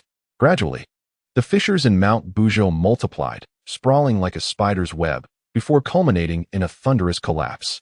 The heavenly realm above, belonging to the demon race, experienced violent upheaval. A cataclysm swept across the primordial world. The Milky Way surged downward, and fiery torrents rained from the heavens, as if the celestial order had erupted in wrath. In this instant, countless primordial beings were obliterated. The sky itself darkened. Beneath Mount Buzhou, Zhu Rong felt an overwhelming sense of impending doom. He sensed dense thunderclouds forming above. His battle with Gong Gong had wrought chaos upon the primordial realm, leading to the mountain's downfall, and he had unleashed a great calamity. Despite being the true heir of Pangu, he would not escape retribution. Lightning bolts rained down relentlessly, already diminished by the exhaustion of his primordial essence. Zhu Rong found himself powerless against the onslaught of divine punishment, ultimately succumbing in that forsaken place. Ding! The two ancestral shamans of the witch clan, Zhu Rong and Gong Gong, engaged in battle, resulting in the collapse of Mount Buzhou and the suffering of primordial beings. Will the host emerge from the abyss to save the lives of the suffering? Choice 1. Accept the task and receive the ageless celestial tree of spiritual roots. Choice 2. Decline the task and obtain the innate spiritual treasure, the Qilin seal, a treasure of the Qilin clan, rumored to be possessed by the primordial Qilin. Embodying the fortune of the Qilin clan, with formidable offensive capabilities, vanished during the initial calamity of Long Han, lost with the fall of the primordial Qilin. The profound changes in the external world have once again incited the emergence of a mission. Without further ado, Qin Lin opted to remain concealed in the abyss. To save all beings? That is the task of Nuwa, is it not? It will not be long before Nuwa takes action, mending the heavens and acquiring immense merit. Before the mirror of heaven, Qin Lin observed the events unfolding beyond, harboring no intention of venturing out, and subsequently chose to decline the mission, thereby obtaining the Qilin seal. The Qilin seal, a treasured artifact of the Qilin clan, though merely a congenital spiritual treasure, is indeed a unique possession of the Qilin lineage. With this spiritual treasure, Qin Lin's strength has augmented yet again. Indeed, it was not long before Nuwa made her appearance. Gazing upon the ravaged wilderness and the collapsed Mount Buzhou, Nuwa let out a sigh. Naturally, Qin Lin could not witness this scene through the mirror of heaven. For the moment Nuwa appeared, the mirror lost its observational capabilities. Any attempt to forcibly observe would alert Nuwa to his presence. At this stage, Qin Lin was not eager for a saintess' attention. On this day, the witch clan suffered the loss of two ancestral witches, Gong Gong and Zhu Rong, who both perished at the foot of Mount Buzhou. Nuwa, present beneath Mount Buzhou, gazed helplessly at the celestial river flowing backward. She is a saint of merit, a being recognized by the great way of the wilderness, endowed with the responsibility of preserving all within it. As the wilderness thrives, the heavenly way grows stronger, thereby enhancing her own power. Conversely, should the wilderness be destroyed, her strength would plummet rapidly, a relationship of mutual dependence. Chapter 22. Nuwa mends the heavens. As the heavens shattered and the earth quaked, life suffered immensely. Observing the catastrophic state of the primordial world, Nuwa retrieved her treasured 5-colored stones. These stones, remnants from the dawn of creation, were immensely valuable, rivaling even the innate spiritual treasures. After Pangu split the heavens, the primordial realm was unstable, and countless five-colored stones shattered spontaneously, forming barriers to ward off the chaotic energies. Consequently, the five-colored stones in this realm were scarce, diminishing in number with each use. Ding! As Nuwa undertook the task of mending the heavens, a voice echoed, proclaiming the vast merits she was about to accrue. The system presented a choice. Option 1. Accept the mission to assist Nuwa in her endeavor, earning 30,000 merits. Option 2. Decline the mission, receiving a pool of sun and moon essence instead. As Nuwa worked to mend the heavens, a new system task emerged. Qin was somewhat bewildered by the prospect of such a reward. A pool of sun and moon essence? What could this substance be? It was the first time he had heard of it, but its name suggested it was indeed a rare treasure of the universe. Mending the heavens was Nuwa's responsibility. He chose not to interject. I opt to decline the task, Qin murmured to the system. Upon rejecting the mission, the system's reward materialized as promised. Before Qin lay a deep pool, brimming with sun and moon essence. Upon witnessing this, the system chimed in again, ding. The sun and moon essence is a rare treasure of the primordial realm, distilled from the essence of the sun and moon over countless years, resulting in this divine liquid. It holds remarkable benefits for those below the sage level, enhancing their cultivation. Upon hearing the system's description, Qin felt a surge of joy. Since his breakthrough to the quasi-saint realm, he had not experienced any significant improvement in his cultivation. He surmised that this sun and moon essence would undoubtedly enhance his strength. Without hesitation, Qin began to refine some of the essence, eager to test its effects. After consuming a portion, he distinctly felt a transformation. His cultivation shifted from the first to the second level of the quasi-saint realm. Observing the remaining essence, he realized that refining the entire pool could potentially elevate him to the third level. This prospect filled Qin with exhilaration. Meanwhile, in the primordial realm, Nuwa had completed her task of mending the heavens. The once flooding waters from the celestial river were successfully sealed, and the descending flames from the ninth heaven were extinguished. For a moment, the floods receded, and the fires were quelled, restoring tranquility to the primordial world, celebrated by all. However, while the heavens had been mended, the celestial pillar remained collapsed, lacking the support of Mount Buzhou. Thus, it was inevitable that the heavens would eventually fall again, possibly bringing about even greater calamities. At that very moment, a black tortoise, originally drawn out by the flood, entered the sight of Nuwa, perhaps as if all of this were preordained. With a single hand, Nuwa summoned the black tortoise. She severed its 4 limbs, raising it to support the heavens. Thus, the restoration of the sky was accomplished. In an instant, a great multitude of merits descended from above, and Nuwa quietly vanished beneath the collapsed Mount Buzhou. After her disappearance, Qin's sky-watching mirror once again restored the scene. He could not help but ponder. No wonder that in later generations, cultivation became increasingly arduous, after enduring so many significant battles in ancient times. The chaotic world nearly faced destruction multiple times. It is understandable that in later periods, the spiritual energy became sparse. However, amidst his reflections, Qin's gaze fell upon the black tortoise. Although its limbs had been severed, its contribution to supporting the heavens had bestowed upon it considerable merit, allowing its severed limbs to regenerate and its cultivation to slightly elevate, leading it to become a great Luo golden immortal. A notification chimed. The sacred beast, the black tortoise, has contributed to supporting the heavens, receiving the merits of the primordial chaos. Yet, the tortoise clan is essentially annihilated, left without support. Will the host accept it into the abyss? Choice 1. Accept the task to recruit the black tortoise into the abyss and receive a chaos stone tablet. Choice 2. Decline the task and receive an innate spiritual treasure, the divine sea turtle shell. Chapter 23. The ethereal divine fire upon witnessing the emergence of a new character. Qin's heart stirred with intrigue. In truth, ever since the appearance of the Xuanwu, he had harbored a desire to recruit it. After all, possessing the innate 5-element flags and having already recruited the sacred beast Baihu, the prospect of enlisting additional sacred beasts, each wielding a 5-element flag, could undoubtedly serve as a formidable advantage. This notion had been brewing in Qin's mind for quite some time. Previously, his ignorance of the external circumstances had hindered his ability to recruit, but now equipped with the Tianguan mirror, the prospect of enlisting the remaining sacred beasts seemed increasingly plausible. With this thought in mind, Qin Lin resolved to accept the task, immediately acquiring the chaotic stone tablet. The notification chimed. The chaotic stone tablet, born upon the back of the primordial sacred turtle within the chaos, possesses formidable auxiliary effects for the turtle clan and enables the comprehension of the supreme Tao.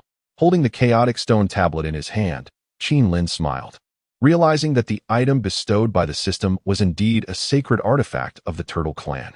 With this tablet in his possession, he was confident that the Xuanwu would obediently descend into the abyss.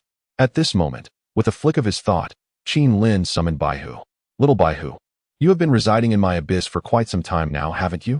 I have a task for you. If you accomplish it well, I shall reward you handsomely. Qin Lin declared earnestly. Upon hearing Qin Lin's words, Baihu was momentarily taken aback. What is going on? Am I to venture outside? This is splendid. Although I have already yielded to Qin Lin, my restless nature has grown weary of the abyss after such an extended stay. A chance to stretch my legs outside would be delightful. Moreover, the Lord has promised rewards should I succeed. My lord, what task do you wish for me to undertake? I shall heed your instructions. Whatever you require, I shall accomplish. Baihu responded eagerly, his words laced with flattery. Look into this mirror, the Xuanwu within it. You both belong to the sacred beast lineage. I hope you can recruit it on my behalf. It is inconvenient for me to leave the abyss, as it may attract unwanted attention, Qin Lin stated plainly. At that moment, Baihu lifted his gaze to the Tianguan mirror beside Qin Lin. Observing the situation at the foot of the unending mountain in the Xuanwu, he was profoundly astonished by Qin Lin's capabilities. It was important to note that the unending mountain was quite distant from their location. Yet, through this mirror, Qin Lin could perceive the external world, indicating that this mirror was indeed no ordinary object, and its possessor was no simple individual. Truly, the Qilin clan, existing since antiquity, possessed formidable heritage. Although Baihu currently lingered in the abyss, his long tenure guarding it had endowed him with a deep understanding of its foundational strength. Should the Qilin clan emerge, they would undoubtedly represent a powerful force to be reckoned with, one that all clans would regard with utmost seriousness. My lord, I am willing to journey to the foot of the unending mountain and endeavor to recruit the Xuanwu for you. However, I cannot guarantee success in bringing it into the abyss. The white tiger hesitated and spoke. Take this object and say, it is a treasure I acquired in my youth. I see that the black tortoise has contributed to the mending of the heavens, and I do not wish to see him wandering the wilderness. I can invite him into the abyss, and moreover, this object can serve as a means for him to contemplate for 3,000 years. If he can render great service to me, it would not be unthinkable to reward him with this object in the future. As Qin Lin spoke, he produced the Chaos Stone Tablet and tossed it directly to the white tiger. Although the little white tiger was unaware of the nature of this tablet, it sensed the ancient aura emanating from it, assuring that it was no ordinary item. Very well, my lord. I shall set out at once and will surely bring the black tortoise back, the little white tiger declared, rising with determination.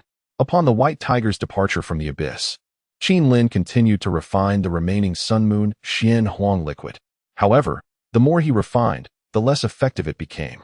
After breaking through the third level of the quasi-saint realm, he noticed some of the liquid still remained and decided not to continue refining it, choosing instead to keep it as a reward for those below. This Sun Moon Xian Huang liquid had lost its potency for him. He then took out the celestial observation mirror, gazing for a while at the departing white tiger before shifting his focus across the vast wilderness, ultimately settling upon the river of oblivion.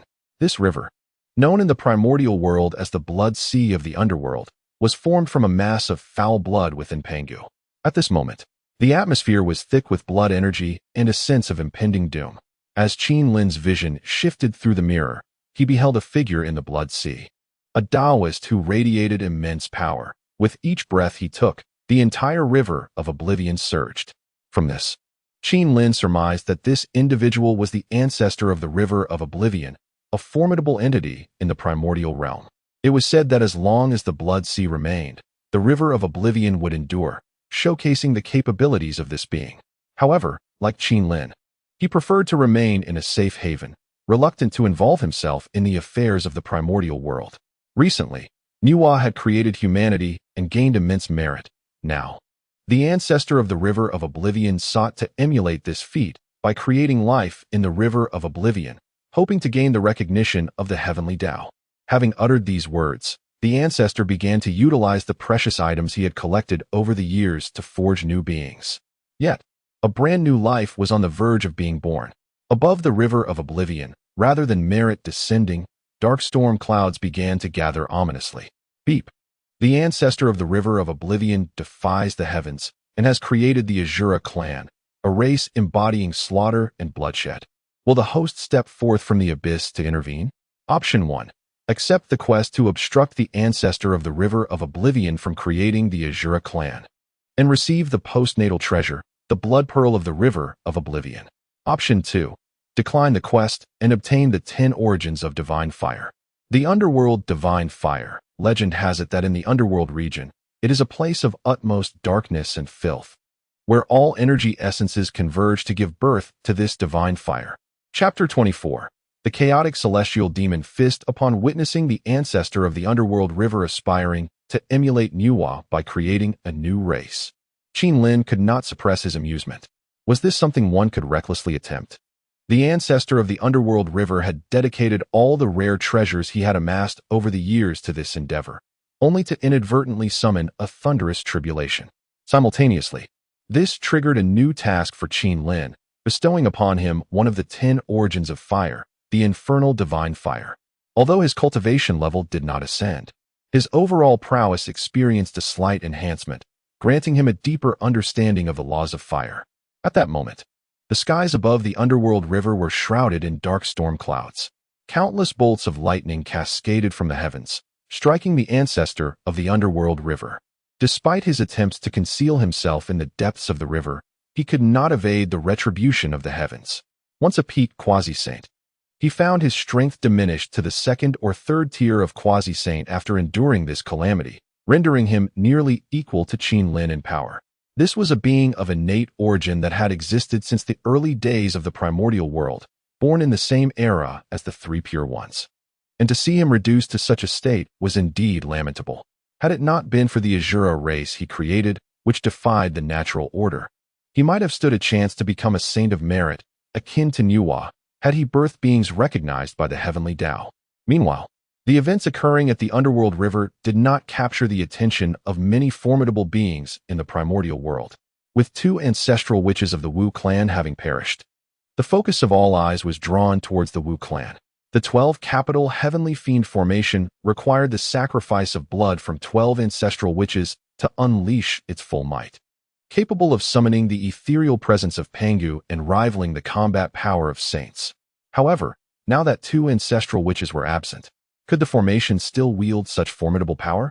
In the midst of the witch-demon war, could the Wu clan maintain their upper hand? The demon clan's formidable beings, who had long kept the heavenly court closed, also pondered this matter. With the 12 capital heavenly fiend formation potentially unable to reach its zenith of power, and the demon clan South Heavenly Court having significantly enhanced the power of their starry sky formation, the tide of the impending witch-demon war was uncertain. Who would prevail in such a conflict? Soon after, the demon clan South Heavenly Court reopened, dispatching numerous demon denizens into the vast wilderness of the primordial world.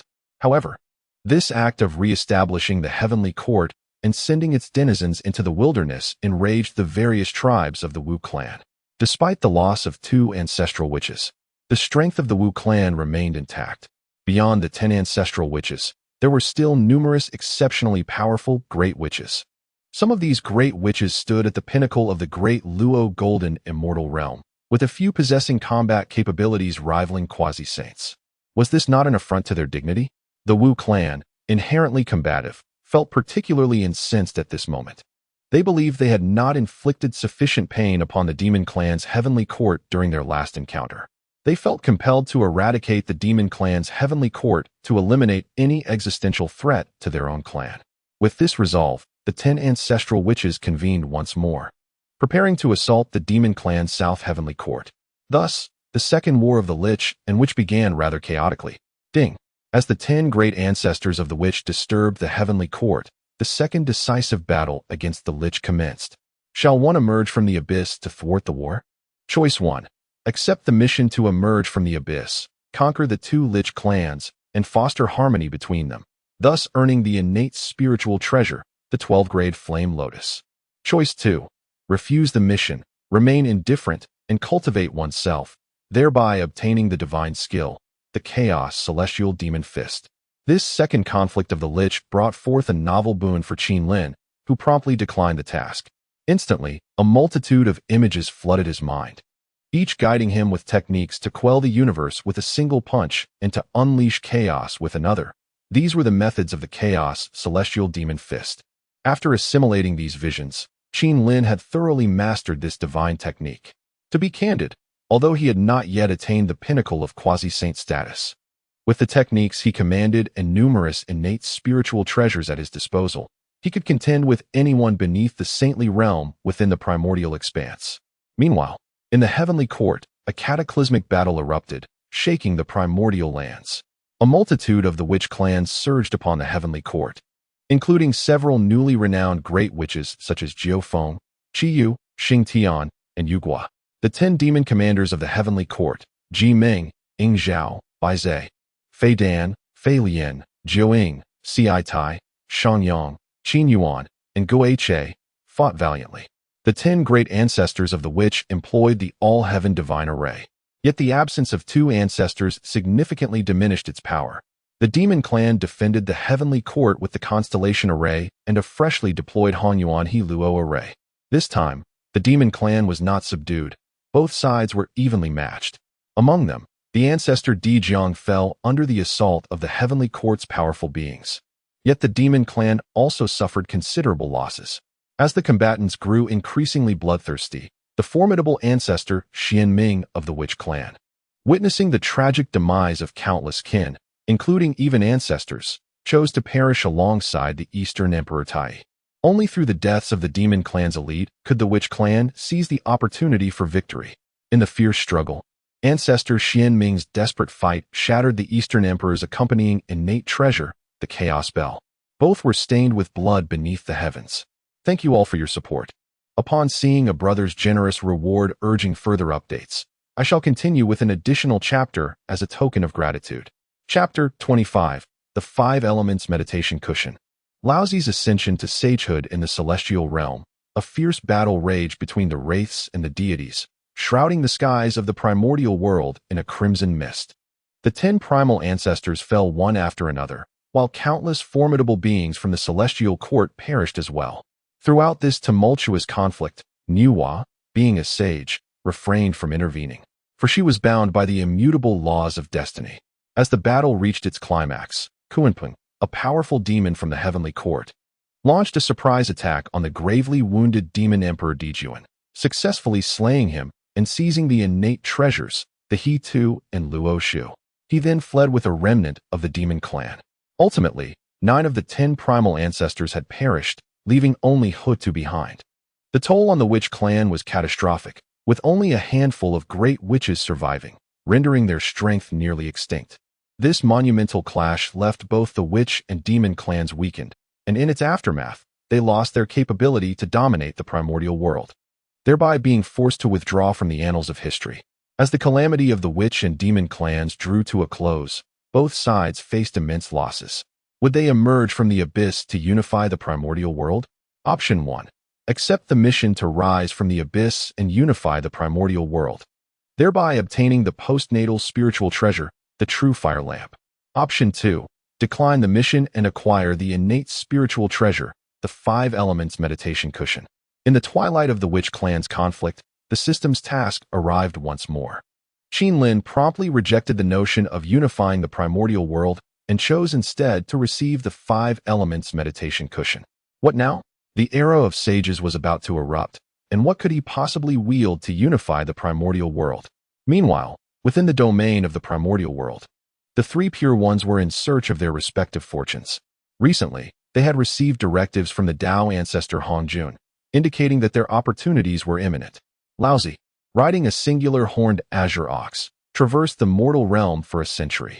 Ultimately, his gaze fell upon a young human boy. Jindu, I have observed you for several years. You possess neither a defiant physique nor a foundation in cultivation. Yet, I see your indomitable will, desiring strength to protect humanity upon witnessing the might of the witches and demons. Your journey in seeking immortality has led you to bow before mountains and kneel before waters, pleading for guidance. But no formidable beings have taken you as a disciple, deeming your aptitude insufficient. However, I perceive your perseverance and resolve as worthy of inheriting my lineage. I am the foremost of the three pure ones, a disciple of the Tao ancestor Hongjun and the elder brother of the sage Nuwa. Do you wish to take me as your master? Laozi, atop his singular horned azure ox, addressed the young human boy earnestly. His identity was indeed formidable, though he had yet to attain sagehood. He feared no one beneath that exalted rank in the primordial world. Upon hearing Laozi's words, the boy known as Xiandu immediately knelt before him. Master, I humbly wish to be your disciple, he proclaimed sincerely while kneeling on the ground. After accepting Xiandu as his disciple, Laozi suddenly sensed the opportunity for his own ascension to sagehood, awakening to the realization of the flourishing fortune of humanity in this world of the primordial. Upon merely receiving the Xiandu, he experienced a profound resonance. This marked the opportune moment for ascension to sainthood. Consequently, Laozi promptly vowed to the heavenly Tao. I am Laozi, moved by the suffering of the beings in the primordial world, recognizing the frailty of humankind. I shall embody the will of the heavenly Tao to establish the teachings for humanity, guiding them towards peaceful development amidst the primordial chaos. His words reverberated throughout the vast expanse, and the formidable aura of a sage gradually manifested. On this day, Laozi attained sanctity. Ding. Laozi has founded the teachings for humanity, discovering the path to sainthood, and has now become a sage of the primordial world. Should the host emerge from the abyss to offer congratulations?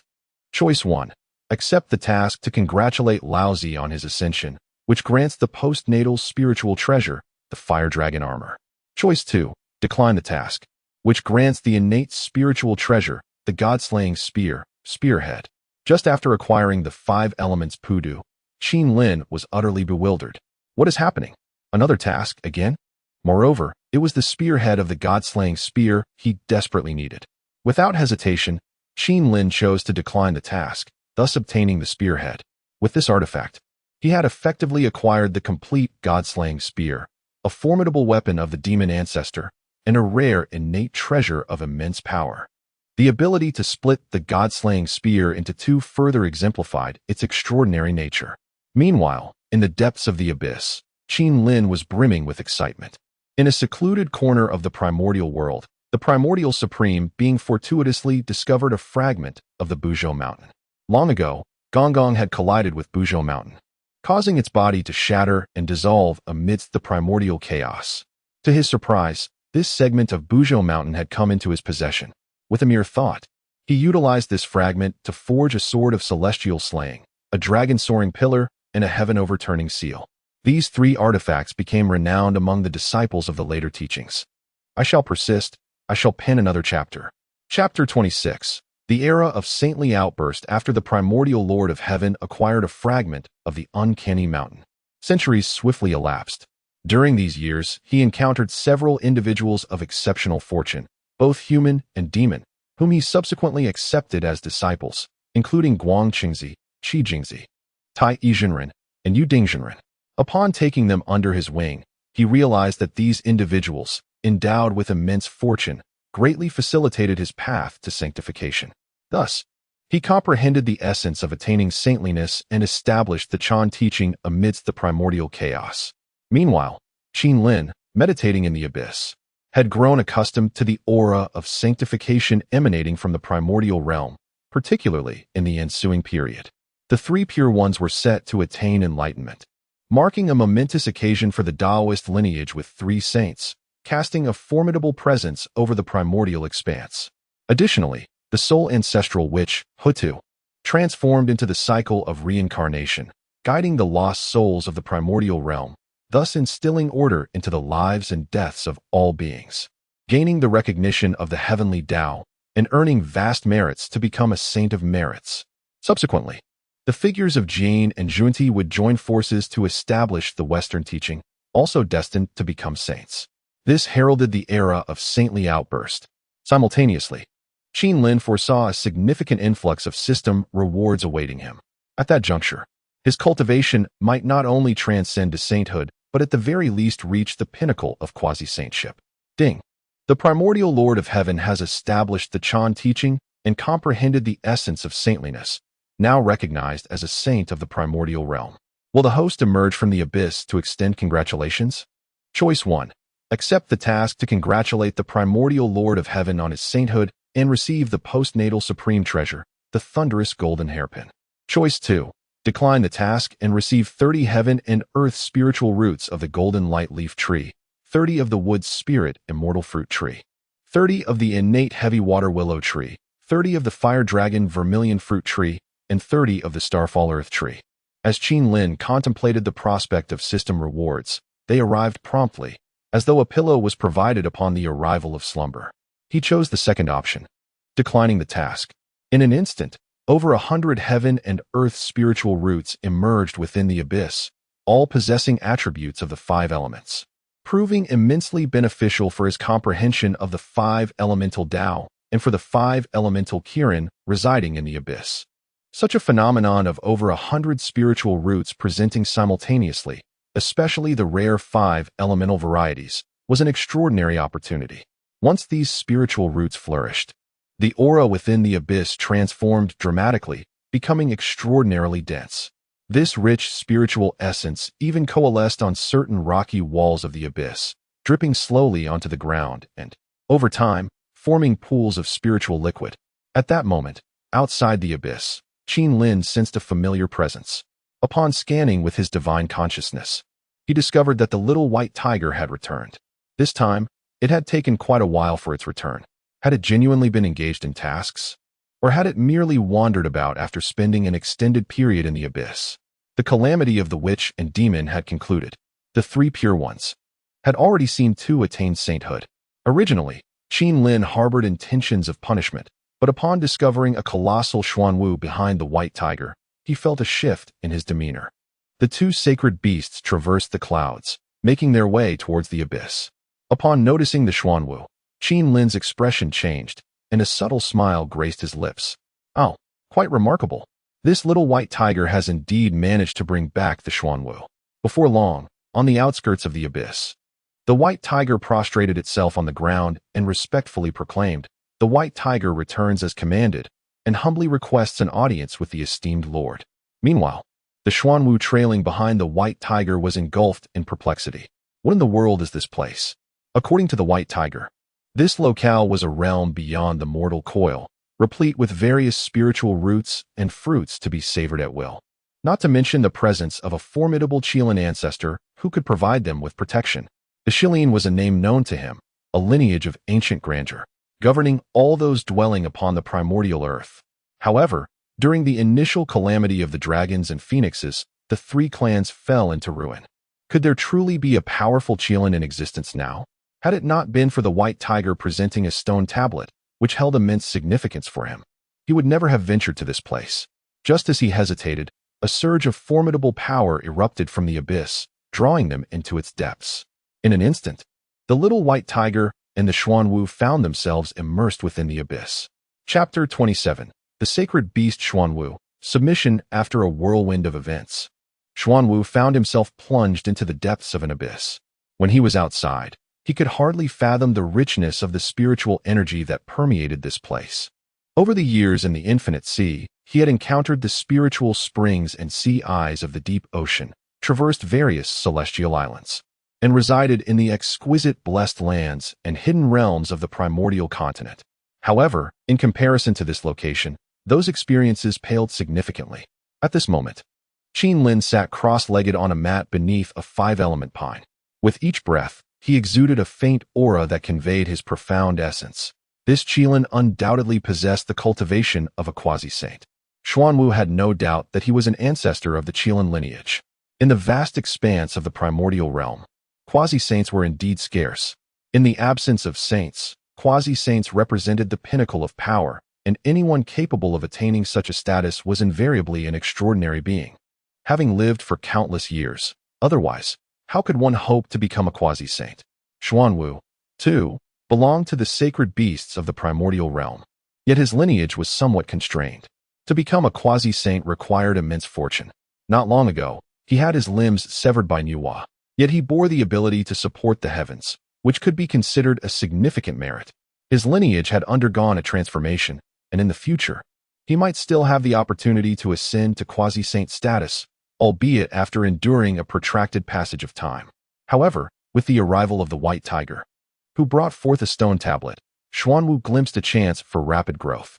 Had it not been for the White Tiger's comparable strength, which led to several failed attempts at seizing opportunities, he would not have reluctantly followed the White Tiger to this remote corner of the primordial realm. Xuanwu, during Nuwa's mending of the heavens, I took notice of you. You possess a certain fortune, yet in the vast expanse of the primordial realm, those who carry great fortune are few and far between. Ultimately, the number of those who become powerful is exceedingly limited, with most fading into the river of time. I see that you are also a sacred beast of the demon race, and I cannot bear to see you wander aimlessly in the primordial realm. Would you be willing to remain in my abyss as a guardian sacred beast? At this moment, Qin Lin opened his eyes, his gaze resting upon Xuanwu as he spoke softly. Yet, as he uttered these words, a divine light of the 5 elements appeared behind him, accompanied by flickering primordial divine flames dancing around, while the rhythms of the abyss flowed like an incantation. Xuanwu, my lord has expressed his desire to accept you. What are you hesitating for? Hurry and pay your respects to my lord. Once you agree, you shall be able to cultivate in peace within the abyss. The little White Tiger chimed in eagerly. Did you not notice the emergence of 2 saints in the primordial realm upon our return? These saints are exceedingly ruthless. When mending the heavens, they did not even consult you before severing your limbs. Had it not been for the arrival of heavenly merits, you would have been rendered useless. Who could have helped you then? What the little White Tiger said was indeed true. When his limbs were severed, he was filled with immense indignation. Yet he felt utterly powerless. Saints represented the strongest beings in the primordial realm, and he could not resist them. Initially, he had been reluctant to come to this place, lingering with the White Tiger, and his courage had been lacking. During the Lich War, they concealed themselves. Upon discovering that someone had attained sanctity, they once again sought refuge, which ultimately led them into the depths of the abyss. In the primordial world, without a formidable protector, one must live in constant trepidation, fearing that any misstep might attract the ire of a powerful being, bringing about catastrophic consequences. I did not hesitate. Had I been indecisive, I would not have arrived at this place. The Qilin clan, an ancient lineage, has endured through the ages, surely inheriting the fortune of heaven and earth. In comparison to the ancestral Qilin, my meager fortune is insignificant. I may serve as a guardian in the abyss, yet whether I can earn the ancestors' promise remains uncertain. Should I choose to remain, will that stone tablet grant me enlightenment? The Xuanwu lay prostrate on the ground and respectfully spoke. Very well. That chaotic stone tablet was obtained through my fortuitous encounters many years ago. It signifies a certain connection between our lineages. As long as you dwell in the abyss, I shall ensure it remains by your side to assist you in comprehending the great Tao, Qin Lin proclaimed generously. Originally, Qin Lin had promised 3,000 years of enlightenment. But seeing Xuanwu's commendable attitude, he thought it best to allow him to hold it for now, as he had no use for the chaotic stone tablet himself. I am eternally grateful for your great kindness, ancestor. Henceforth, I shall be the guardian of this abyss, Xuanwu exclaimed repeatedly. At that moment, with a mere thought, Qin Lin opened a corner of the abyss. A waterfall cascaded forth, surrounded by bubbling spiritual springs. The Xian Yuan water-controlling flag was also set up in this location, with various water attribute spiritual roots encircling the area, alongside numerous spiritual flowers and rare herbs, all perfectly suited for Xuanwu's cultivation. Subsequently, he instructed Xuanwu to retreat. Little White Tiger, you have successfully brought Xuanwu back, which is indeed a commendable achievement. I possess a divine technique particularly suited for you. Close your eyes and concentrate. I shall impart it to you now, Qin Lin said softly to the remaining Little White Tiger. As soon as he finished speaking, a beam of golden light erupted forth. The inheritance of the chaotic celestial demon fist materialized in the White Tiger's mind. This was an unparalleled technique, and mastering it would elevate the White Tiger's combat prowess to new heights. Thank you, Master, the White Tiger replied, sensing the immense power of this technique, and promptly knelt in reverence, expressing his gratitude fervently. Chapter 28. The establishment of thee and the ascendance to sanctity after receiving the Xuanwu. Qin Lin observed the vast expanse of the wilderness. The Tongtian, witnessing that both of his elder brothers had attained sanctity and each possessed their unique opportunities for enlightenment, found himself, after traversing the wilderness for countless years, finally achieving a moment of profound comprehension. His eldest brother, the founder of the guided select disciples of the human race, fostering their peaceful development and bestowing upon them the blessings of fortune. Yuan Shitian Zun similarly accepted only those of burgeoning fortunes, augmenting his own power, thereby establishing the Chan and founding a sacred ground upon the Kunlun mountain. However, he could not tread the path of his elder brothers. Instead, he sought to establish a doctrine that embraced all without discrimination.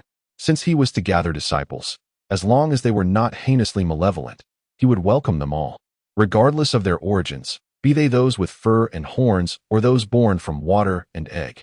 Thus, there was born, in a moment, the aura of the saints swept across the wilderness. Tongtian attained enlightenment and sanctity. This triumvirate of saints basked in unparalleled glory, and apart from Hongjun Daozu, few dared to oppose them in the wilderness. Ding. The Tongtian established the comprehending the essence of sanctity and has now become a saint of the wilderness. Will the host emerge from the abyss to offer congratulations? Choice 1. Accept the task and congratulate Tongtian to receive a piece of. Choice 2. Decline the task to obtain a strand of innate. Upon the appearance of the task, Qin Lin promptly chose to refuse. Acquiring a strand of innate was no trivial matter. It could only emerge at the birth of a world during the period of creation. Thus, it was exceedingly precious.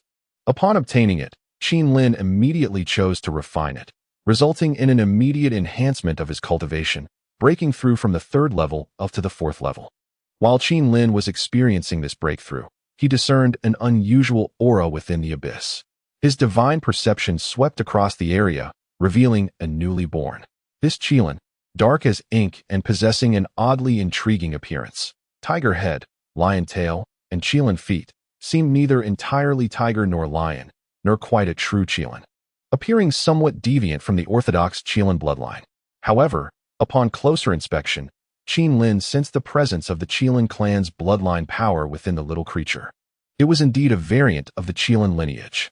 From the moment of its birth, it exhibited a keen ability to perceive everything around it. Ding. A variant Qilin has emerged within the Qilin clan. This Qilin can discern the myriad of worldly phenomena through sound, able to hear the voices of the heart. As it grows powerful, it will possess the ability to listen across 800 miles and perceive the past and future. Will the host wish to take it as a disciple and cultivate it diligently? Choice 1. Accept the task and take the variant Qilin as a disciple to receive a reward of the divine art. Choice 2. Refuse the task to obtain the postnatal treasure. Upon seeing the introduction of this task, Qin Lin understood that this was no mere variant Qilin. This little creature was, in fact, a manifestation of the esteemed Diding. In the future, presiding over the underworld, the sacred beast Dizong Wang Bodhisattva's companion, Diding, was unexpectedly born from the depths of the abyss, and intriguingly, within the very clan of Qin Lin. Without delay, Qin Lin appeared beside Diding. Addressing the newly born mother Qilin, he proclaimed, "This child is destined to be connected with me. I shall take him under my wing and teach him. Henceforth, let us name him Diding." The sudden appearance of Qin Lin left the mother Qilin utterly astonished. Upon hearing his words, she was filled with immense excitement. To have the ancestral figure take notice of her child was an extraordinary stroke of luck. After taking Diding under his care, Qin Lin summoned his first disciple, the Fire Qilin, who had diligently cultivated over the years and reached the pinnacle of the golden immortal realm. With a slight opportunity, he could ascend to the great Luo golden immortal level. This Diding is my newly accepted disciple. In the future, you may impart your knowledge to him. When I enter seclusion, you shall instruct him in the arts I have taught you, he continued. I recall having imparted to you the chaotic divine fire palm. Today, I shall bestow upon you another technique known as the body refinement technique of gods and demons, along with a divine ability, the clan's signature technique. The 10,000 beasts trembling roar. Upon completing his words, he bestowed upon him the legacy seal. In his mind, the methods for cultivating both the technique and the divine ability materialized. Finally, Qin Lin handed over the earth flame fire banner to his first disciple, the Fire Qilin, advising him to practice under its guidance for enhanced results. Simultaneously, he distributed the remaining Sun and Moon Xian Huang liquid, which the fire Qilin could use for a breakthrough, while Diding could utilize it for foundational cultivation. Meanwhile, in the vast primordial land, as the three purities attained enlightenment and became saints, the surviving members of the witch and demon clans lamented in silence. They had once fought fiercely for the fate of heaven and earth, yet in the end, both clans faced decline, benefiting others instead. Particularly for the ancestral witch Hutu. She now stood as the sole remnant of her clan. Observing the current state of the witch tribe, she was moved to tears at the sight of their heavy casualties and the near-total destruction of their clans. She pondered deeply. What future awaited the witch tribe? Chapter 29. The embodiment of Hutu in reincarnation in the vast expanse of the primordial world. Amidst the Wu tribe, the ancestral shaman Hutu stood atop a mountain peak. Gazing down upon her once mighty and prosperous tribe, a deep sigh escaped her lips, filled with an overwhelming sense of helplessness. Her thoughts drifted to the distant horizon, where the primordial realm had endured countless battles, leaving many regions desolate and barren. Despite the recent revival of this ancient land, bolstered by the presence of 3 enlightened sages, vitality remained scarce when compared to its former glory. The years had witnessed a tragic decline in the number of beings inhabiting this world, with countless souls wandering aimlessly, devoid of a place to rest. This imbalance of yin and yang cast a shadow over the primordial realm, giving it an eerie, ghostly aura. Even the once revered ancestor of the Nether River, who had birthed the Azura clan, had emerged from obscurity to gather lost souls, aiming to strengthen his creation. Though he had faced the wrath of the heavenly Tao for his initial endeavor, he soon recognized the formidable strength and potential of the Azura, realizing that with proper cultivation, they could become invaluable allies in the future. Among the many souls collected by the Nether River ancestor were those of fallen warriors from the Wu tribe, an unsettling thought that weighed heavily on Huda's heart. It was at this poignant moment that she grasped the intricacies of reincarnation. Could the deceased truly not be reborn? What, then, should become of these wandering souls? This was a flaw in the heavenly Tao, an imperfection yet to be addressed. In contemplating this, Huda found herself on the cusp of enlightenment. The 12 ancestral shamans were all at the pinnacle of quasi-saint cultivation. Yet their formidable lineage and the arduous path of proving their worth through strength had hindered any from attaining true sainthood, an arduous journey indeed. However, Hutu had now discovered an alternative path to enlightenment. I am Hutu, and I address the heavenly Tao. The war of Wu and Yao has wrought devastation upon the primordial world, unleashing a torrent of lost souls. Today, I willingly transform into reincarnation, establishing the 6 paths.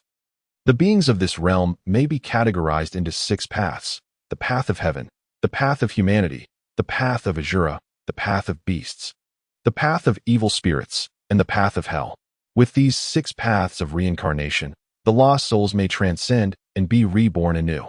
Hutu pledged her vow to the heavenly Tao, and in that moment, her very being began to evolve, embodying the essence of reincarnation. This monumental act reverberated throughout the primordial realm, filling the hearts of all sages with astonishment. As the heavenly Tao descended with boundless merits, they flowed into Hutu, elevating her to the status of the second divine saint, surpassed only by Nuwa. Yet, this transformation into reincarnation was a desperate measure. Once she became the embodiment of the cycle, she could no longer manifest her essence, destined to exist solely as a spiritual entity within the realm of reincarnation, forever bound to its cycle. Upon the ascension of Hutu to sainthood, countless formidable beings in the primordial realm turned their gazes towards the past. Many powerful entities, uncertain of the events that had transpired, began to calculate and trace back to the recent occurrences, swiftly discerning the truth of the matter. They could not help but express their admiration for Huda's choices. Meanwhile, in the depths of the abyss, Qin Lin was equally stirred by Hutu's elevation. He awaited the emergence of a task with great anticipation. Ding, ancestor witch Hutu, having transformed into the 6 paths of reincarnation, became a saint of merit. Will the host step forth from the abyss to assist Hutu in establishing the 6 paths of reincarnation? Choice 1. Accept the task, venture into reincarnation, aid Hutu in governance, and establish the underworld, earning the postnatal spiritual treasure, the Judge's Pen. Choice 2. Decline the task, remain aloof from worldly affairs, and continue to avoid the outside world. Gaining the innate spiritual treasure, the 18 layers of hell, which, with continuous operation, may have the opportunity to advance to an innate supreme treasure. Upon encountering this task selection, Qin Lin felt a sense of bewilderment. Was this an encouragement for him to emerge into the world, or an invitation to continue his seclusion? Accepting the task meant establishing the underworld, yet the rewards seemed rather modest. Conversely, refusing would yield the 18 layers of hell. Wait a moment, this hell is, in fact, a treasure? Moreover, it possesses the potential for advancement. As these thoughts swirled in his mind, Qin Lin began to strategize. Although he had not yet emerged into the world, he could still plan ahead.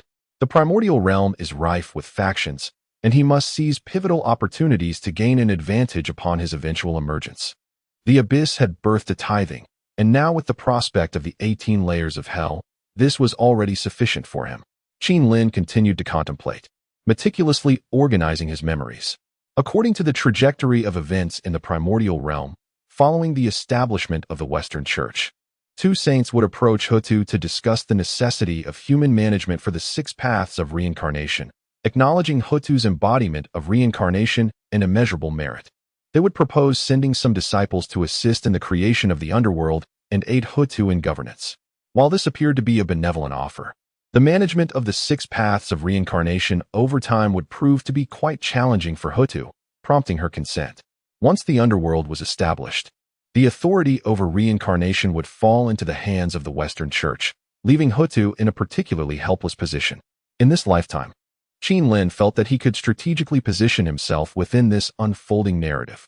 Even if the Western Church were to intervene later, he would be well equipped to respond with ease.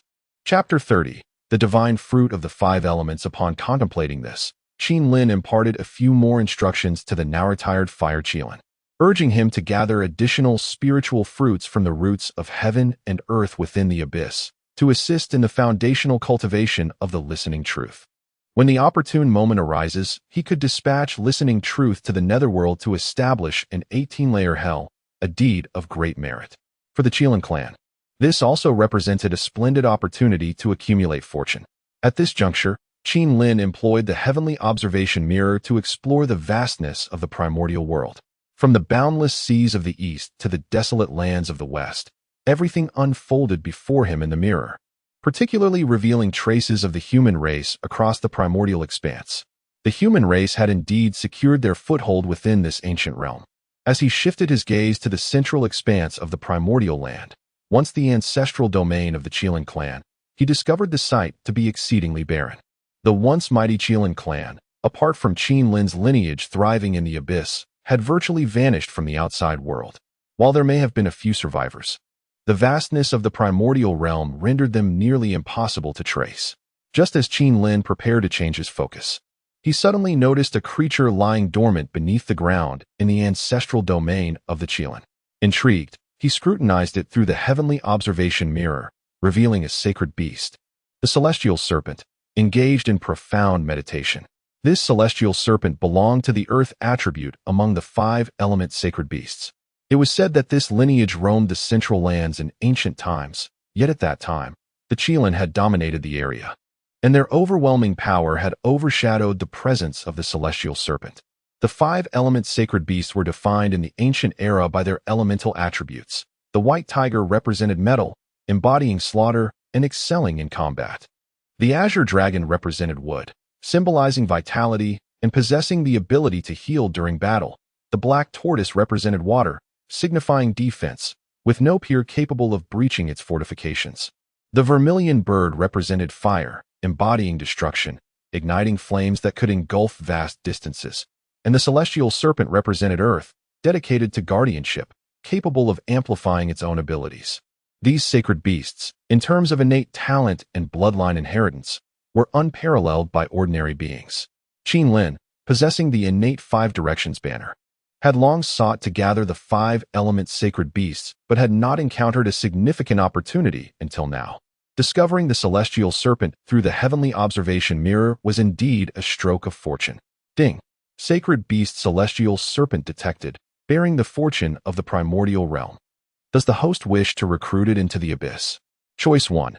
Accept the task to recruit the celestial serpent into the abyss. Rewarded with one divine fruit of the 5 elements. Choice 2. Decline the task. Rewarded with the postnatal spiritual treasure, the azure cloud battle blade. Upon discovering the celestial serpent, Qinlin's task was once again activated. Faced with this decision, he unhesitatingly chose the divine fruit of the 5 elements. Subsequently, he summoned the white tiger to his side. The little creature, having garnered some experience from the previous endeavor to recruit the Xuanwu, should find the task of enticing the Tungsha quite familiar this time. Little white tiger. Within the heart of the Central Earth, in the ancestral land of my Qilin clan, there exists a sacred beast known as Tungsha. Go and persuade it to join us, just as you did before. If you succeed, there shall be ample rewards for you, Qinlin said to the white tiger. Upon hearing Qinlin's words, the little white tiger felt a surge of excitement. After bringing back the Xuanwu last time, he had acquired a formidable divine ability. Since mastering this ability, his combat prowess had soared to new heights. Moreover, being able to venture out on errands for his master provided him with a legitimate excuse to roam freely. This was indeed a splendid opportunity, and he eagerly nodded, fearing that Qinlin might change his mind. Be swift in your return. The fluctuations in the Hongluang world are too great, and do not provoke powerful beings, lest I be unable to rescue you, Qinlin cautioned the little white tiger, concerned that he might stir up trouble while outside. Once the white tiger departed from the abyss, Qinlin took out the 5 elements divine fruit and began to refine it. This divine fruit contained the principles of the 5 elements Tao. After the refinement, Qinlin's cultivation once again ascended, reaching the 5th layer of the quasi-saint realm. Simultaneously, his comprehension of the 5 elements principles deepened significantly. Upon achieving the pinnacle of the quasi-saint stage, he would need to prepare for the path of enlightenment. He possessed the method to sever the 3 corpses. However, Qinlin was hesitant to cultivate this technique for the time being, as he sensed potential issues with the path to sainthood. Hongjun, the Tao ancestor, was a being of unparalleled insight, the highest existence within the entirety of Hongluang. The teachings he imparted, could they truly allow future generations to surpass him? Would he not harbor personal ambitions or schemes? Therefore, unless absolutely necessary, Qinlin would refrain from practicing it. If he could comprehend the 5 elements Tao and utilize its principles to attain sainthood, that would be the most desirable outcome. Chapter 31. The Named Disciple. Zhu Lushun. At the moment when Qinlin broke through to a minor realm, several beams of treasure light emerged from the 10,000 Great Mountains. The 10,000 Great Mountains are a remote area within the primal world. Over the years, precious treasures have rarely appeared. Instead, various mountain spirits and wild creatures have occupied places with richer spiritual energy, claiming the mountain ranges and caves. However, when compared to the core regions of the primal world, this area remains rather desolate. It was unexpected that treasures would emerge today. Although Qinlin presided over the abyss, he was still well aware of the situation in the 10,000 Great Mountains, as this region serves as the gateway to the abyss, and its security is paramount.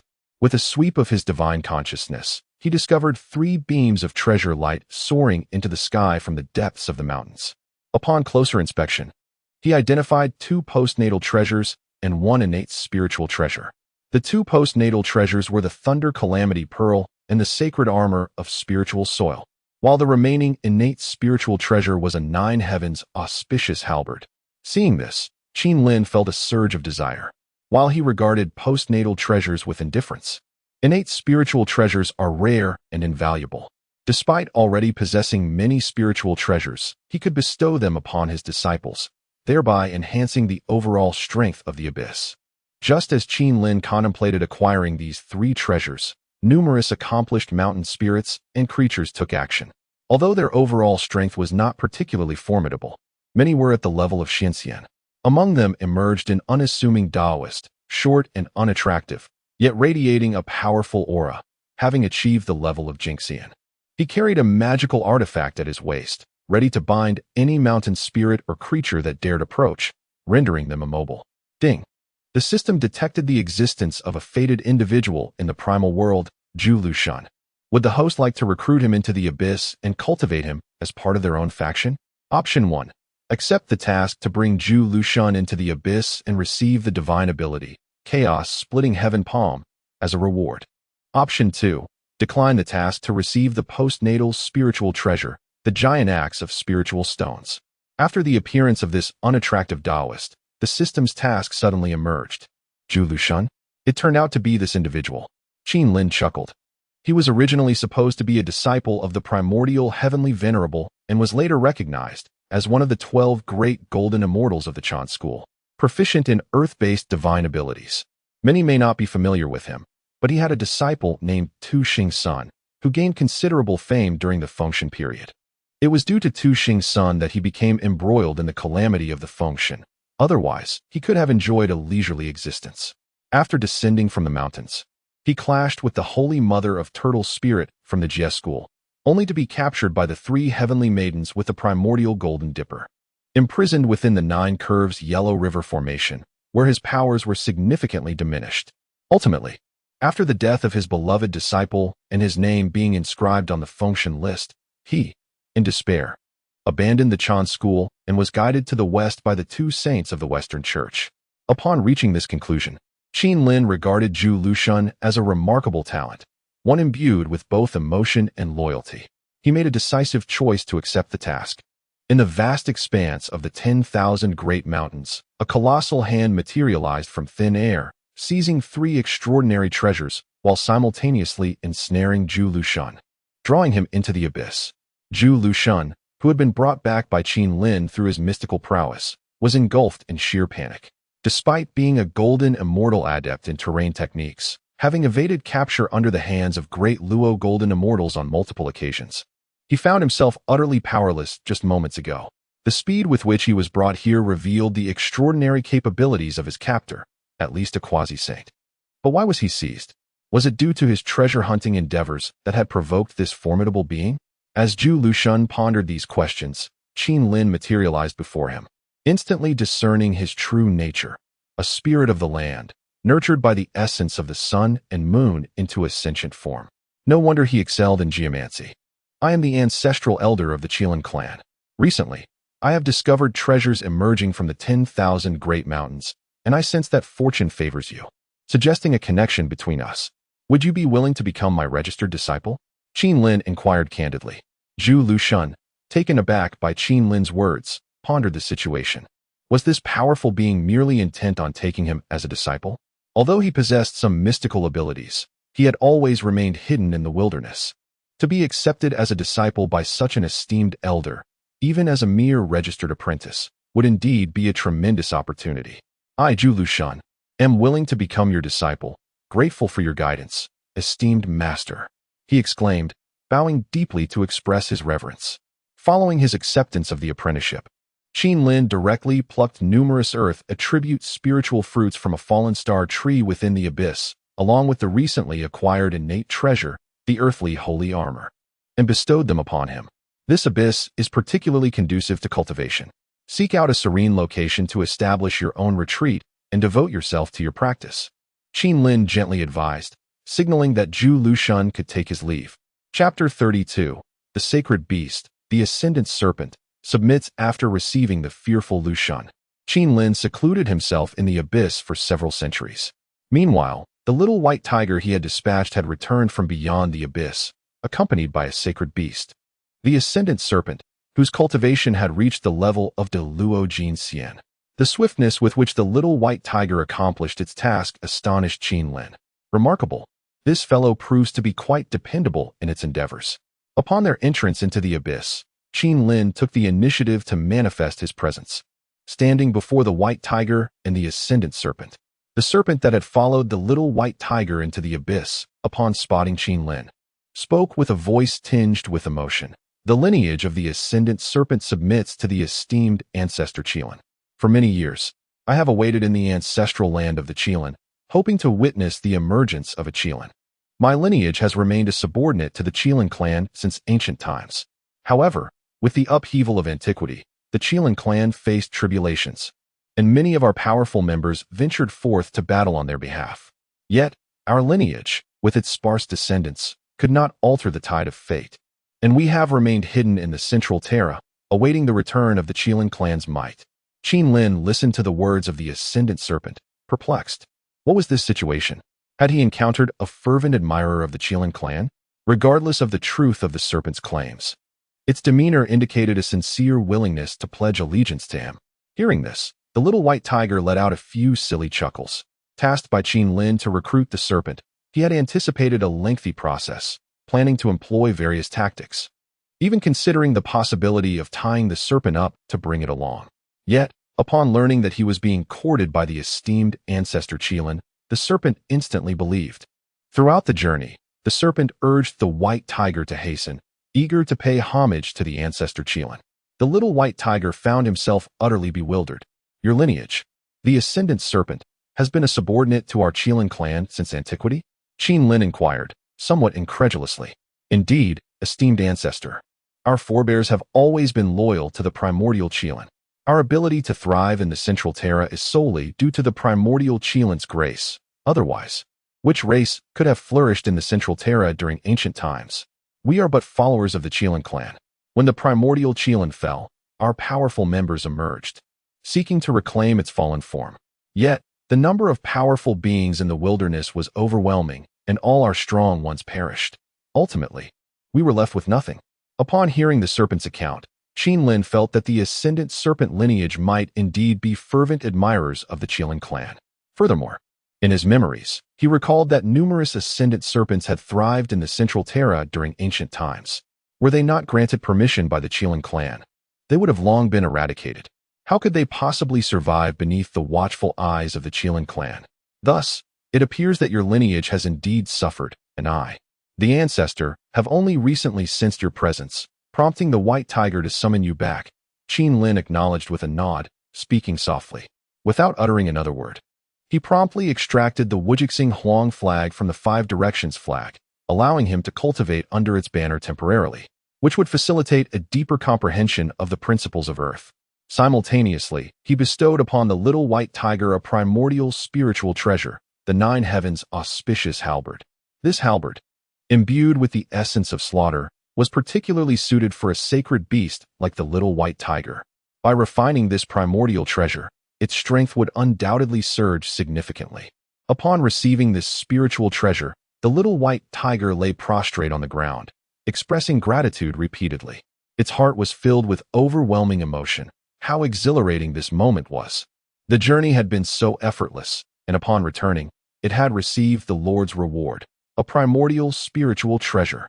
During its many years wandering in the vast wilderness, it had never encountered such a level of artifact. Although it had mastered two postnatal treasures, they were incomparable to a primordial spiritual treasure, entirely different realms.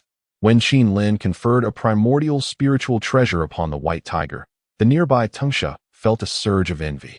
Ancestor, no. Can I now address you as Lord? My lord, are you in search of the five directional sacred beasts? I heard the white tiger mention that it previously brought back a Xuanwu. Let me tell you, several years ago, I discovered a Qinglong in a certain region of Central Earth, and I have ventured to the extreme southern lands and have seen traces of the Zhuke. Tungsha spoke eagerly, his voice tinged with a hint of nervousness. Upon hearing this, Qin Lin's gaze instantly fixed upon Tungsha, while the little white tiger beside him looked utterly bewildered. What was he up to? Was Tungsha vying for his favor? Why had he not mentioned such crucial information during their journey? This Tungsha. It might be a serpent, but it truly acted like a cur. Chapter 33. The Chaos Clone Talisman Within the Abyss. The serpent coiled upon the ground, yet at his level of cultivation. He was acutely aware that Qin Lin was observing him. The oppressive force emanating from Qin Lin, a formidable being on the cusp of sainthood, was palpable enough to instill a sense of dread. Can you locate the azure dragon and the vermilion bird? Qin Lin inquired softly. Master, I am confident in my ability to find them. However, whether I can persuade them to come to the abyss is uncertain. Yet, if the white tiger is willing to accompany me, even if I cannot convince them, I can join forces with the white tiger to bring them back. The serpent replied earnestly. Meanwhile, the white tiger stood nearby, his expression darkening to the point of resembling a stormy sky. This serpent is indeed untrustworthy. The idea of bringing them back is not of my design. Furthermore, why must my efforts be implicated in his quest for merit? If you succeed in bringing the azure dragon and the vermilion bird to serve as guardians of this abyss, I shall bestow upon you a great fortune. Qin Lin assured him quietly. Upon hearing Qin Lin's promise, the serpent nodded vigorously, displaying an obsequious demeanor. Rest assured, Master, our lineage has never failed the Qilin clan. With the white tiger by my side, we shall undoubtedly bring back the azure dragon and the vermilion bird. With the serpent's declaration, Qin Lin nodded in satisfaction and then turned his gaze to the white tiger. Go, accompany the serpent on this venture. Should you succeed in retrieving the azure dragon and the vermilion bird, you shall not go unrewarded. Recognizing Qin Lin's intent to motivate the white tiger, who might be reluctant to exert himself, he promised him benefits. Despite harboring some resentment towards the serpent, the white tiger ultimately acquiesced. To forego an opportunity for gain would be folly. Thus, with Qin Lin's permission, the two sacred beasts emerged from the abyss and ventured deeper into the primordial wilderness. At that moment, in the western lands, the Taoist Zhuan-Ti and the Taoist Jie-In stood atop Mount Shumi, seated upon golden lotuses of 12 petals. Surrounded by jewel-like trees and pure bamboos, their forms radiating with the brilliance of Buddhist light. These two were indeed astute figures within the primordial realm. During the discourse of Tao ancestor Hongjun, there had been only 6 prime positions available, which they had originally not occupied. However, their remarkable acting, blending sorrow with tragedy, had compelled Hongyun to graciously relinquish his spot. This, in turn, led to the expulsion of Kuanping, who had previously held a chance to become a disciple of the saints. Through sheer determination, they had secured 2 coveted positions. Now, witnessing the 3 pure ones having attained sainthood, they had grown increasingly enlightened about the methods and opportunities for their own ascension. Thus, they could not afford to miss such a splendid opportunity. Subsequently, Zhuan-Ti and Jie-In ascended into the air, pledging 48 grand vows to the heavenly Tao. I am the Taoist Zhuan-Ti. I am the Taoist Jie-In. Today, my 2 brothers joined hands to establish the Western teachings and the Pure Land. Those who enter our faith may transcend the cycle of reincarnation, guiding sentient beings out of confusion. Those who enter our Pure Land may attain Buddhahood and overcome all suffering. After they both took their vows to the heavenly path, the aura of 2 sages swept across the vast wilderness. Simultaneously, the entire primordial world resonated with divine sounds, as countless golden petals danced in the air, and golden springs gushed forth from the earth. In the west, Mount Sumeru began to transform. This once sacred mountain became the Pure Land and the spiritual mountain for propagating the Western teachings. At the moment of Zhuan-Ti and Jie-In attaining sagehood, far beyond the 33 heavens, Taoist patriarch Hongjun opened his eyes and gazed towards the Western lands. In ancient times, he had battled the demon ancestor Luoho, and the spiritual soil and celestial veins of that region had been shattered extensively, resulting in a dearth of formidable beings emerging from there in later generations. This was a matter of cause and effect.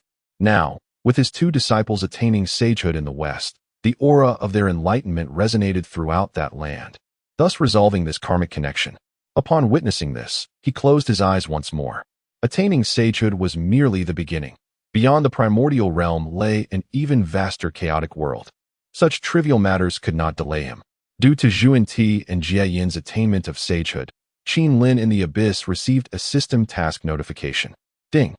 Zhuan-Ti and Jie-In established the Western teachings, discovering the opportunity for sagehood, and have now become sages of the primordial realm.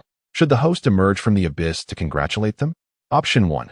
Accept the task to congratulate Zhuan-Ti and Jie-In on their sagehood, successfully joining the Western teachings and obtaining the innate treasure, the 12-grade merit golden lotus. Option 2. Decline the task to receive the Chaos Avatar Talisman, usable only once, after which it grants a long-term avatar capable of bearing 100% of the host's cultivation power, only usable below the sage level, otherwise ineffective. Upon encountering this task choice, Qin Lin was left in a state of astonishment for quite some time. The Chaos Avatar Talisman seemed extraordinarily powerful. Did this imply that he could emerge into the world?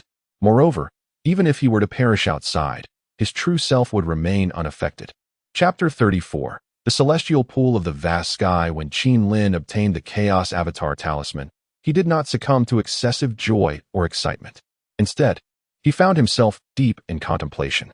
At present, his cultivation stood at the 5th stage of quasi-saint, and the use of the Chaos Avatar Talisman would effectively grant him an additional incarnation, completely capable of bearing his cultivation prowess. This was akin to having another version of himself, an extraordinary opportunity indeed. However, rather than hastily employing the talisman, Qin Lin resolved to wait a while longer. The talisman could not be utilized by those above the saint level, yet he pondered whether reaching the pinnacle of the 9th stage of quasi-saint would enhance his strength significantly. With such thoughts in mind, he carefully stored the Chaos Avatar talisman away. Patience was paramount, after so many years of survival. He understood the importance of restraint at this critical juncture. At this moment, the vast lands of the primordial world lay before him. The entire continent had been scarred during the War of the Witches and Demons, resulting in the formation of 4 major continents over the years.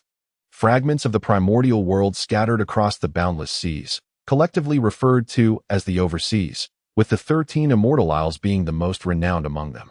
After the ancestor Witch Hutu transformed into the 6 paths of reincarnation, many surviving members of the Witch clan entered the cycle of rebirth. Their clan had utterly declined, devoid of powerful warriors, now seeking refuge under Hutu's protection in the land of reincarnation. Meanwhile, the formidable figures of the demon clan remained, notably the fleeing demon master Kunpeng, who had established a foothold in the northern abyss years ago, gathering numerous demons. The northern abyss was subsequently renamed Beiju Lu Continent, where Kunpeng founded the demon master palace. Thus, while the witch clan descended into reincarnation, the demon clan retreated to Beiju Lu, heralding the rise of the human clan. Ding! The witches have entered reincarnation. The demons retreat to the north, and the era of human prosperity begins. Will the host emerge from the abyss to obstruct the rise of humanity? Choice 1. Accept the task to hinder their ascent, and receive an unknown spiritual herb as a reward. Choice 2.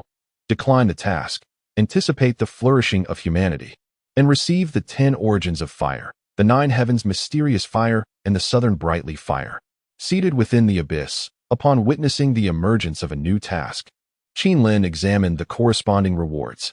Upon seeing the task's rewards, he realized that by rejecting the mission, he could acquire 2 types of primordial fires. This was indeed a lucrative opportunity.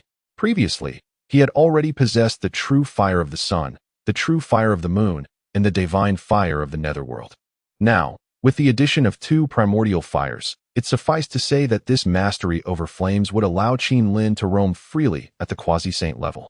Upon acquiring the 2 primordial fires, Qin Lin immediately began the process of refining them. As he assimilated the 2 types of primordial fire, his cultivation ascended to the 6th stage of quasi-saint, reaching its pinnacle and nearing the 7th stage.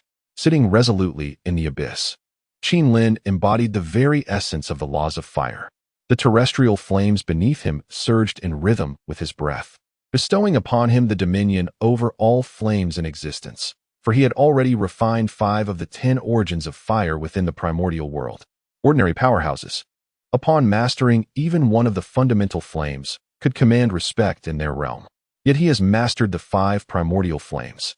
Concurrently, as his cultivation progressed, and he comprehended the deeper principles of fire, he also gained profound insights into the other elemental laws of the 5 phases. The interplay of these elements, with their cycles of generation and restriction, allows one to understand one aspect and subsequently deduce the others. This greatly benefits Qin Lin's path of the 5 elements. At the moment Qin Lin was refining the primordial flames in the Zixiao Palace beyond the 33 heavens, the Dao ancestor Han Jun reopened the palace gates to summon the Assembly of Saints. Even a manifestation of Hutu, who embodied the 6 realms of reincarnation, was welcomed into the Zixiao Palace. The conflict between the witches and the demons had concluded, yet the world of Honghuang lacked a sovereign, leading to chaos across the 3 realms. I perceive that the heavenly court is a convergence of fate, requiring a guardian to oversee and stabilize the realms. Dao Boy Haoyan, you have journeyed with me through countless ages and possess great fortune. Today, I appoint you as the supreme being of the 3 realms, the Jade Emperor, bestowing upon you the Haoyan Sword, Haoyan Tower, and Haoyan Mirror to govern the realms. Dao Girl Yaoqi, today, I designate you as the Heavenly Empress, honored as the Queen Mother, to jointly preside over the heavenly court with Haoyan, granting you 3,000 celestial spiritual roots of the peach tree to stabilize the heavenly court's fate. The purpose of gathering you all here, besides reinstating the heavenly court, is that I shall soon embark upon a journey into the chaotic world, leaving only a part of my Tao body here in seclusion. Unless it is of utmost importance, do not seek to visit again. Focus on your own cultivation, for there will come a day when you are needed in the chaotic world. The Tao ancestor Hongjun surveyed the assembly of saints and spoke repeatedly. Chapter 35. The doctrine of heaven as the celestial court was reinstated under the dominion of the heavenly sovereign in the Yao pool. The host was presented with a choice. Would one emerge from the abyss to congratulate the heavenly authority? Option 1. Accept the task and proceed immediately to the celestial court, showcasing one's cultivation prowess, thereby attaining the esteemed title of celestial master. Option 2. Decline the task and receive a drop of the divine creation water. At the moment when the Tao ancestor Hongjun reinstated the celestial court, Qin Lin's task was triggered. Upon seeing the divine creation water, he chose this item without hesitation. The notion of becoming a celestial master held little allure for him, as the current celestial court lacked formidable beings. It was pitifully weak and would later rely on the Fengshen Bang to gather a host of deities and report to the heavens. The divine creation water, however, was truly enticing. Especially upon reading the system's description, he learned that this drop was a primordial essence birthed at the dawn of creation, an exceedingly rare treasure among the heavens. Upon acquiring this drop of divine creation water, Qin Lin immediately began to refine it. Do not underestimate this drop, for even its modest quantity allowed Qin Lin to transcend his current limits, propelling him directly to the 7th level of Quasi-Saint. He was now ever closer to the pinnacle of the 9th level of Quasi-Saint. Years swiftly passed. Eventually, the white tiger and the tongue she returned, accompanied by an azure dragon, who was dragging along a subdued vermilion bird.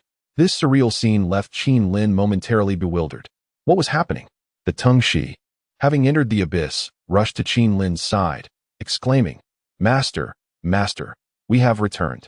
My brother White Tiger and I have endured countless hardships, but we have successfully completed our mission and returned triumphantly. Beside them, the little white tiger felt a surge of displeasure towards the tongue she. This fellow was nothing but a grand deceiver. Perhaps the master was unaware that, upon venturing forth, this creature first took him to the central earth, where they discovered the azure dragon, who was in secluded cultivation within a spiritual land. Initially, they anticipated that winning over the azure dragon would take considerable time. Yet, the tongue she launched into a flurry of deception that nearly incapacitated the azure dragon with his words. He spoke of the resurgence of the Qilin clan, claiming that the ancestral figure possessed powers akin to a saint. Furthermore, he boasted that within the ancestral grounds of the Qilin, an abundance of celestial treasures awaited, inexhaustible and plentiful. Occasionally, they would even have the privilege of listening to the ancestral teachings. If the ancestor was in good spirits, there were even innate spiritual treasures to be bestowed. In making these claims, he did not forget to have the white tiger present the innate spiritual treasure, the 9 heavens cloud halberd, as a demonstration, asserting it was a gift from the Qilin ancestor and that he could swear an oath of truthfulness. Through a series of elaborate maneuvers, the tongue she managed to convince the azure dragon. Moreover, the latter joined them on their quest to the southernmost reaches to seek the vermilion bird. In ancient times, this bird had maintained close ties with the Phoenix clan and was known to be disinclined to leave its sanctuary, much to the annoyance of the Qilin clan. The azure dragon, undeterred, proved to be even more vigorous in battle than they had anticipated. With the combined strength of the 3 holy beasts, they effortlessly subdued the vermilion bird, who was subsequently dragged back by the azure dragon in a display of sheer brutality.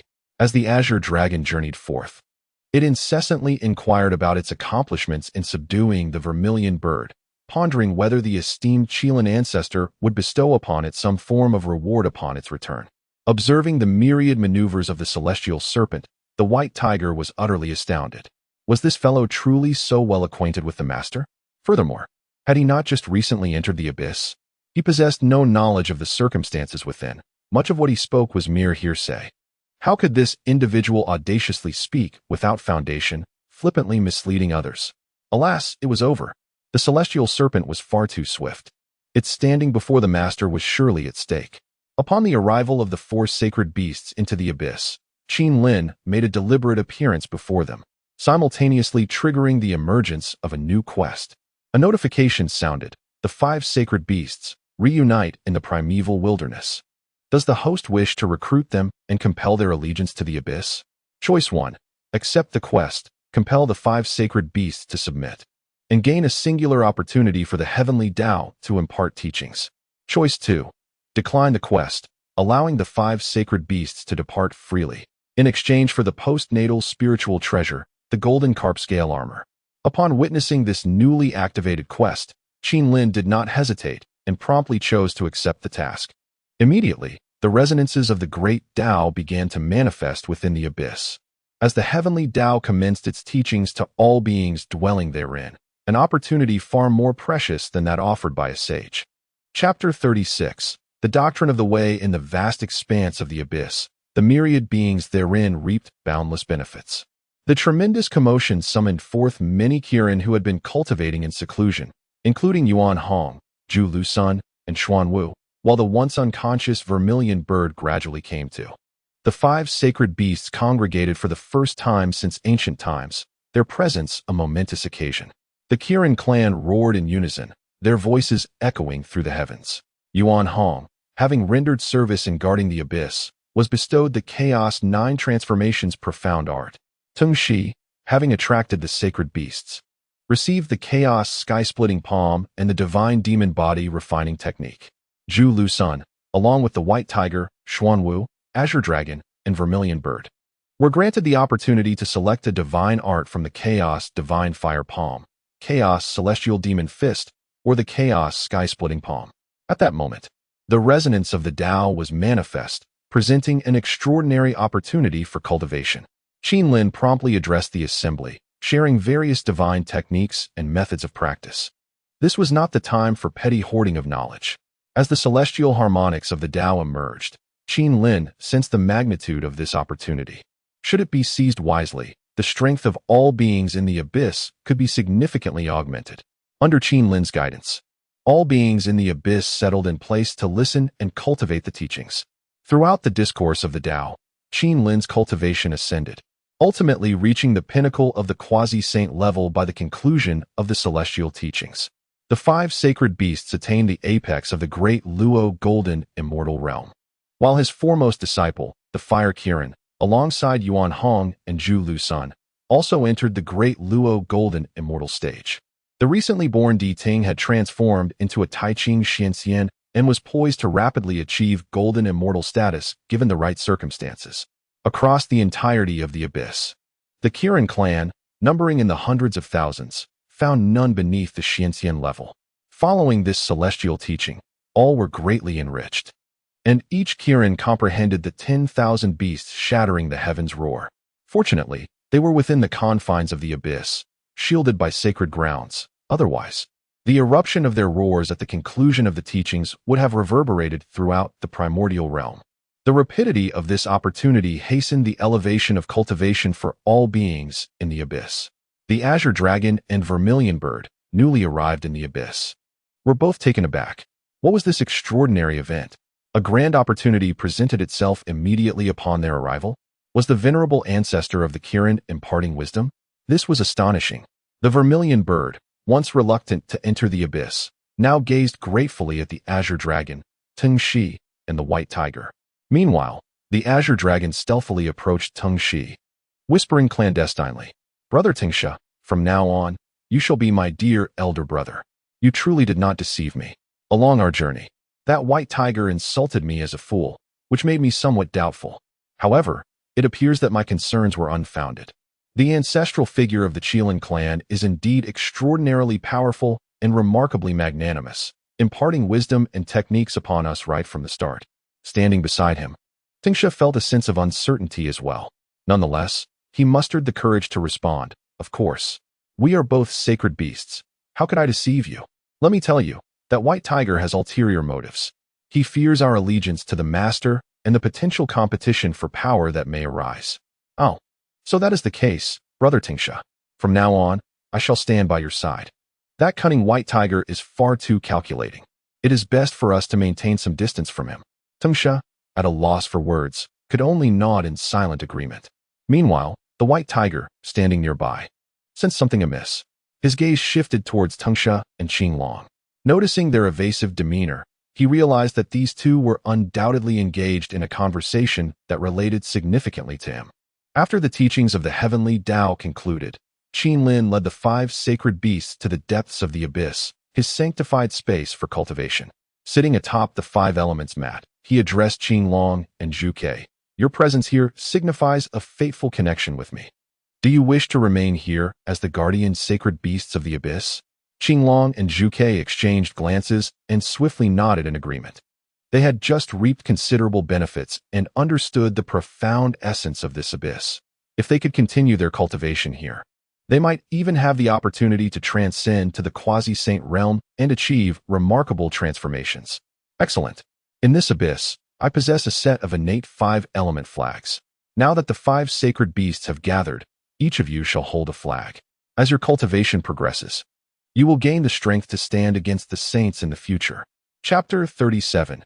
Emergence in the Netherworld in the primordial realm of the Netherworld. The entity known as Hutu, having returned from the Purple Cloud Palace, transformed into an elderly woman. She stood upon the Niha Bridge, diligently simmering a concoction in a large cauldron born of the Netherworld. As she ladled out the broth, members of the witch clan received it to distribute to the souls queuing for reincarnation. Only by consuming this broth could one be reborn, a rule established by Hutu herself. This incarnation of hers came to be known as Mengpe, and the brew she prepared was referred to as Mengpe soup. This mystical soup erased the memories of departed souls, allowing them to begin anew in their next lives, unburdened by the karma of their previous existence. At that moment, Hutu sensed a formidable presence entering the netherworld, a being of at least quasi-saintly cultivation.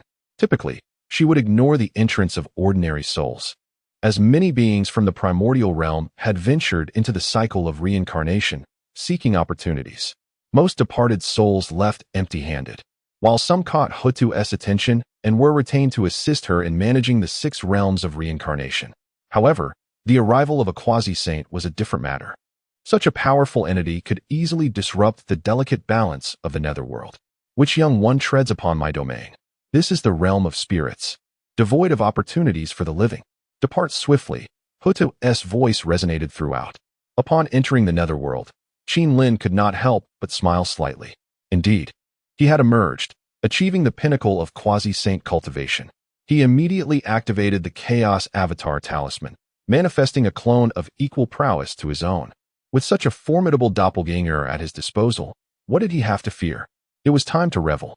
After his emergence, his first destination was the netherworld, where he intended to converse with Hutu and explore potential collaborations with the Saints of Merit. Hutu, I am the ancestor of the Qilin clan. By lineage, I cannot be considered your junior. Long before your witch clan came into being, my Qilin clan had already governed the primordial continent.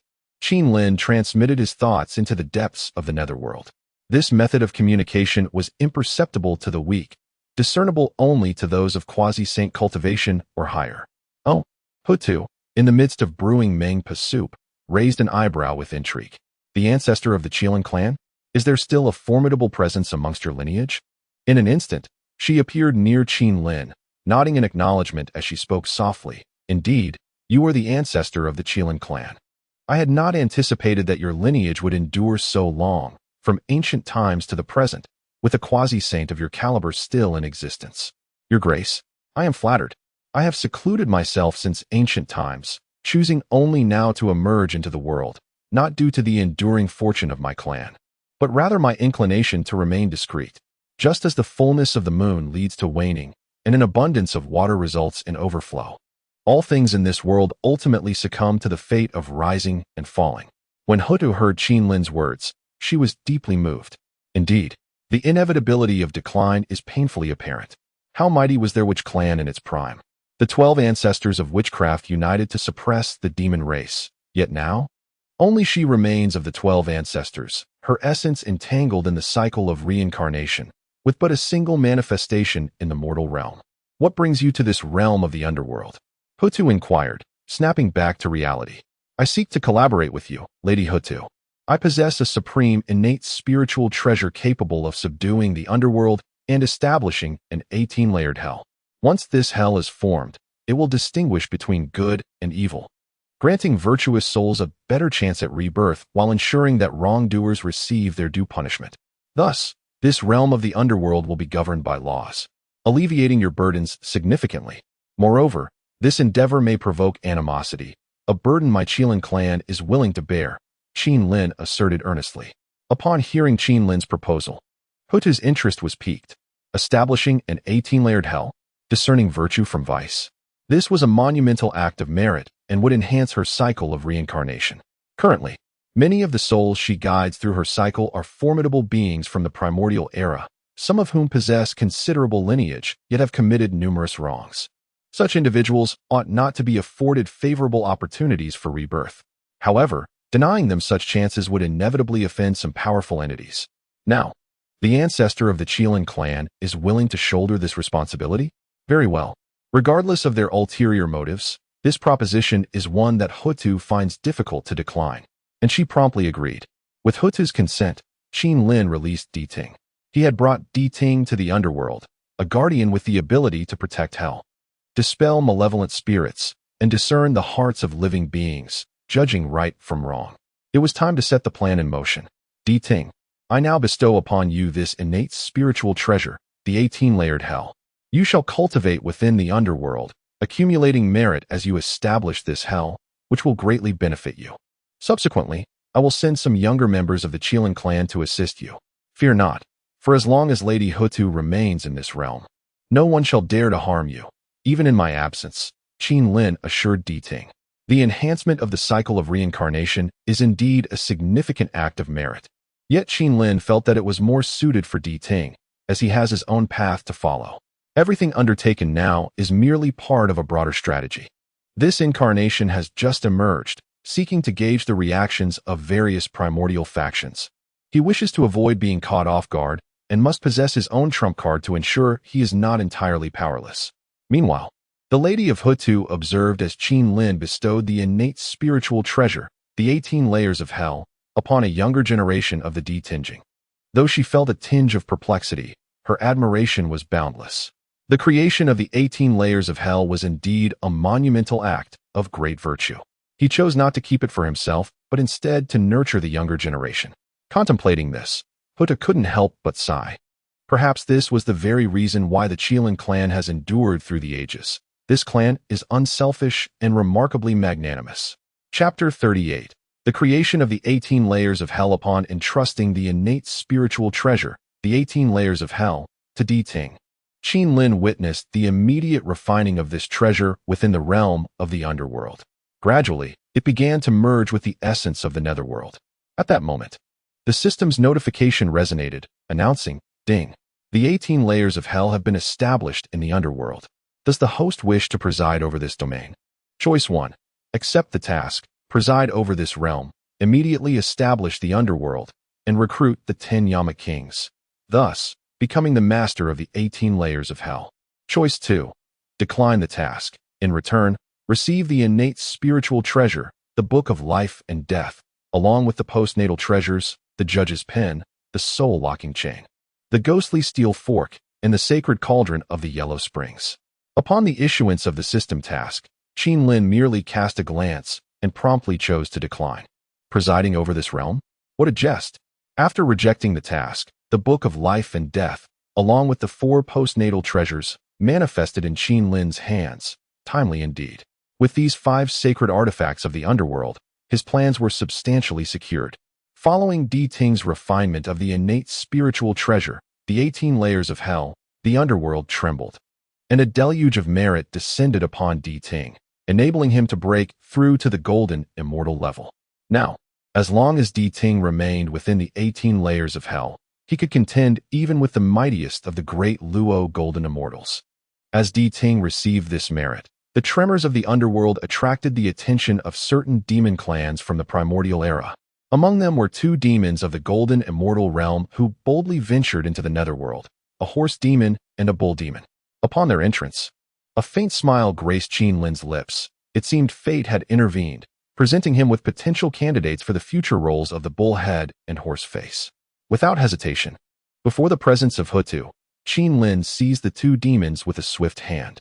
The horse demon and bull demon were engulfed in sheer terror. Having cultivated in the primordial expanse, they had sensed the changes in the underworld, mistakenly believing a treasure had emerged, only to encounter such a formidable Qilin. In an instant, they were captured, with no chance of resistance. You are fated to be linked with the underworld. Saint Hotu has established the 6 paths of reincarnation, a source of boundless merit.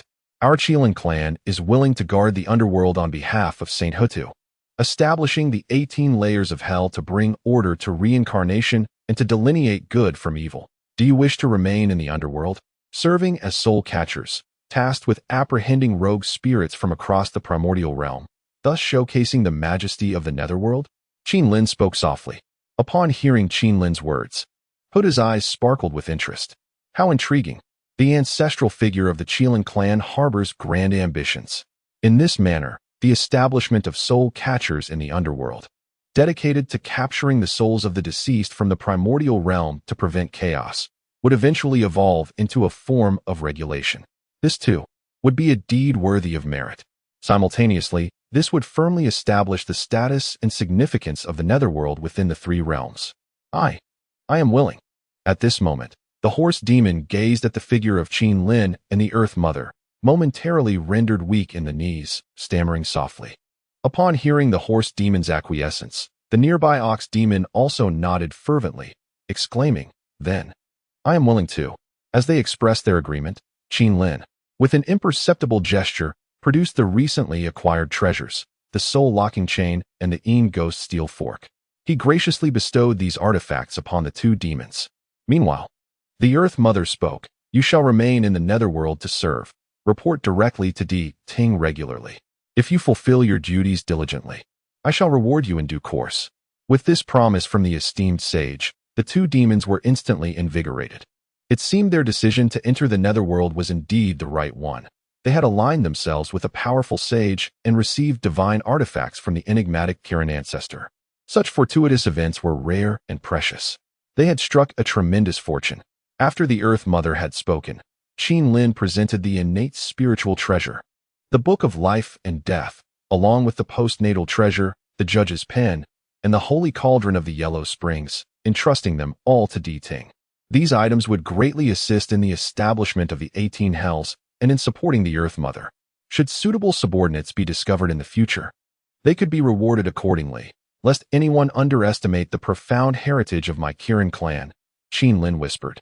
Observing Qin continuously producing various treasures, the Earth Mother was somewhat astonished.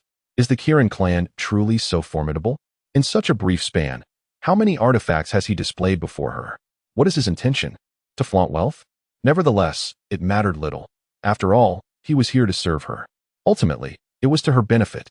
Meanwhile, in the heavenly court, the Jade Emperor, Hao Yin, sensed the shifts occurring in the netherworld. As the sovereign of the 3 realms, conferred by the Tao ancestor Hongjun, he sought to prove his capabilities.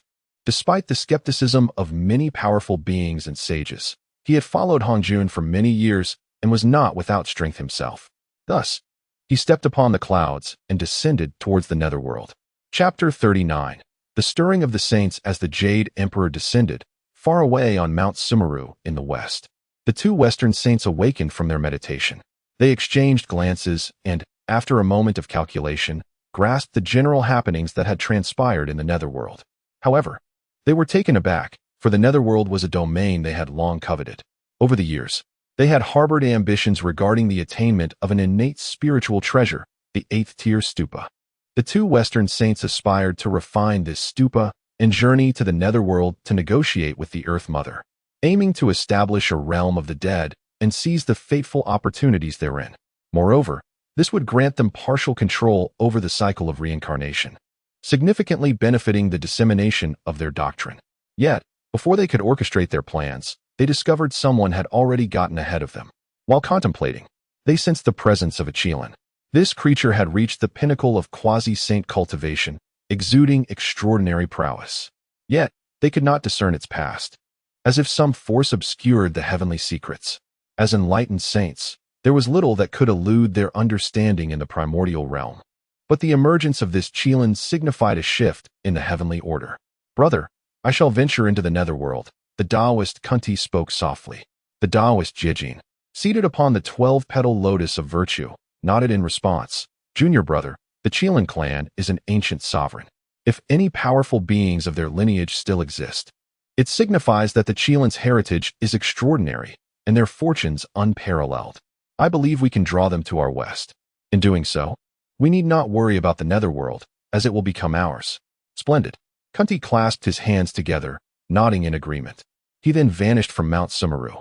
At this moment, the Jade Emperor had already arrived in the netherworld, capturing the attention of the Earth Mother. This supreme being of the three realms, once a disciple of the venerable Hongjun, had encountered her numerous times. She had not anticipated such formidable fortune accompanying him as he took charge of the heavenly court.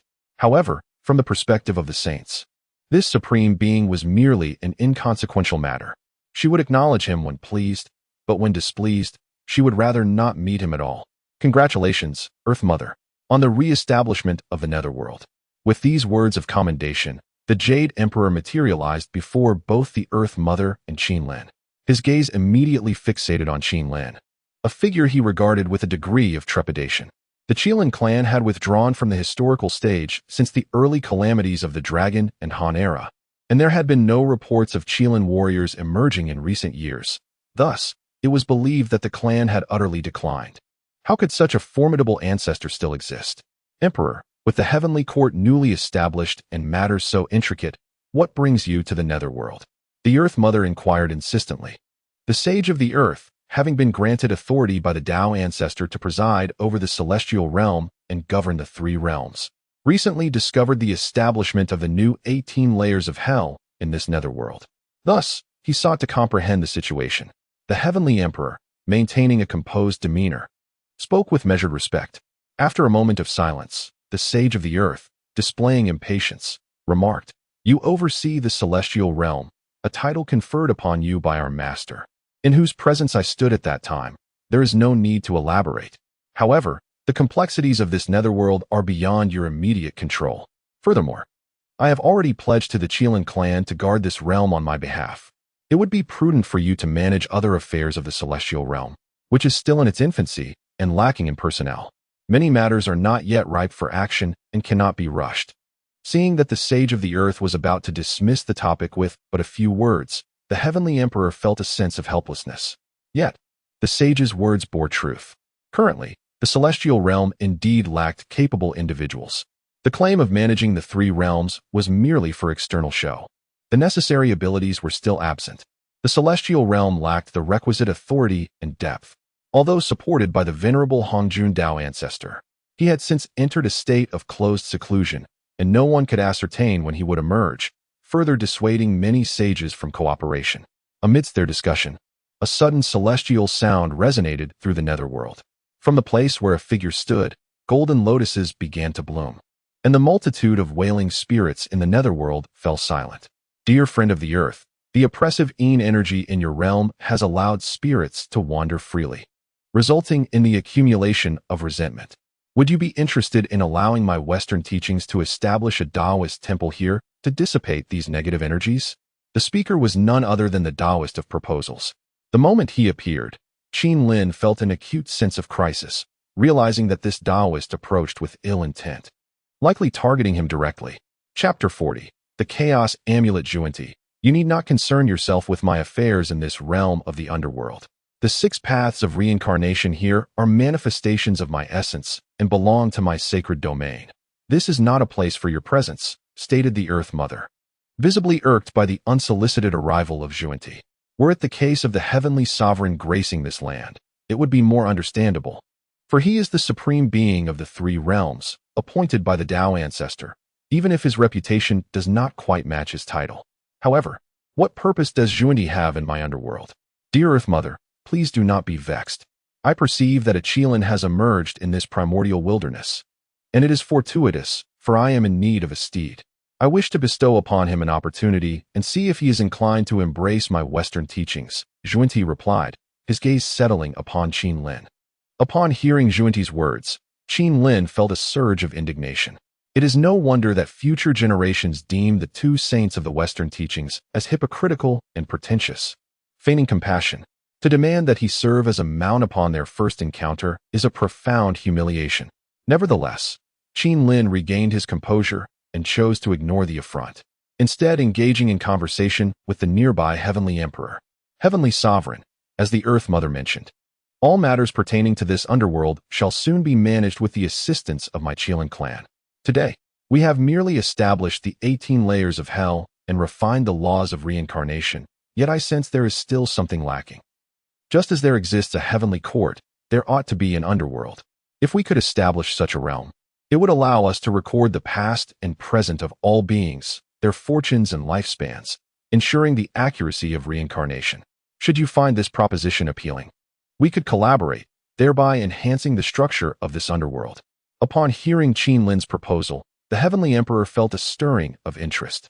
He had been lamenting the lack of opportunity for the Heavenly Court to manage this underworld, and now the ancestor of the Qilin clan had extended an invitation. While the thought of sharing authority might seem daunting, it was indeed a valuable opportunity. The Heavenly Court currently lacked capable individuals, so assistance from the Qilin clan would be most beneficial. As long as the underworld adhered to the Heavenly Court's commands, everything could be negotiated amicably, even if only in name. In ordinary circumstances, one could continue their pursuits independently, but appearances must still be maintained. This arrangement would undoubtedly be preferable to the Western teachings establishing a foothold in the underworld. Despite realizing that Qin Lin was engaged in a delicate game with Junti, the Heavenly Emperor understood that one must take risks to govern the Heavenly Court and establish authority within the three realms. Ancestor of the Qilin, your proposition intrigues me greatly. We can indeed collaborate, the Heavenly Emperor declared, promptly choosing his allegiance and steadfastly supporting Qin Lin. With the Heavenly Emperor's affirmation, Qin Lin resumed the discussion regarding the finer details of establishing the underworld.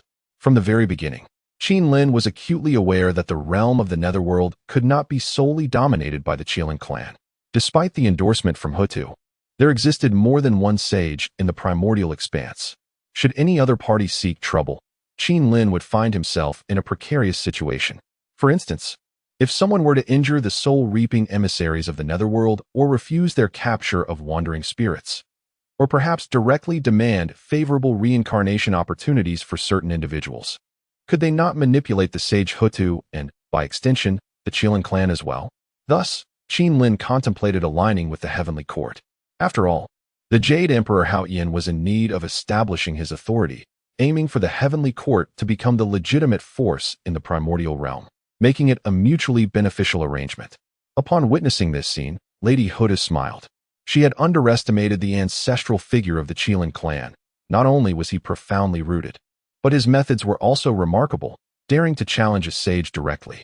However, being a sage herself, she was well aware of the means at their disposal. The ancestor of the Qilin clan, despite being at the pinnacle of quasi-saint status and possessing formidable depth, was still vastly inferior compared to a sage. If a confrontation were to ensue, he would undoubtedly be at a disadvantage. Subsequently, Huta spoke. As long as it benefits the Netherworld and enhances the cycle of reincarnation, I am open to it. Zhuan-Ti, the Qilin clan, is an ancient hegemon.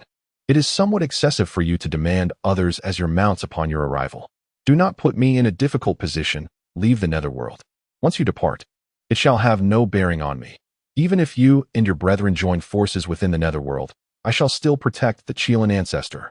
Standing before the three, Zhuan-Ti sighed upon hearing Hutu's words.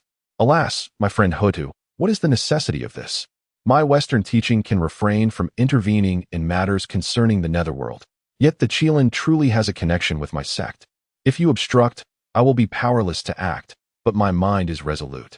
Should the Qilin step forth from the Netherworld, I shall certainly guide him into the Western paradise. With that, Zhuan-Ti vanished from sight. Yet his words echoed throughout the Netherworld. It was a threat, a manifestation of fury. Qin Lin had thwarted the favorable plans of the Western teaching and, moreover, had done so in his presence, undermining his sage's dignity. This was intolerable to him. Nevertheless, Qin Lin remained remarkably composed.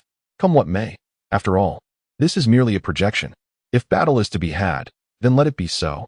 I shall test the disparity between my strength and that of these sages. Just as the spirit of battle ignited within Qin Lin, the system's prompt resonated once more. Ding. The host is under threat from a sage. The system hereby issues a task. Option 1. Accept the task. Step out of the netherworld. Engage in a fierce battle with Zhuan Ti. Restore the prestige of the Qilin clan and lay the groundwork for its emergence, with the reward of a chaos talisman, which can withstand 3 fatal attacks from a sage. Option 2.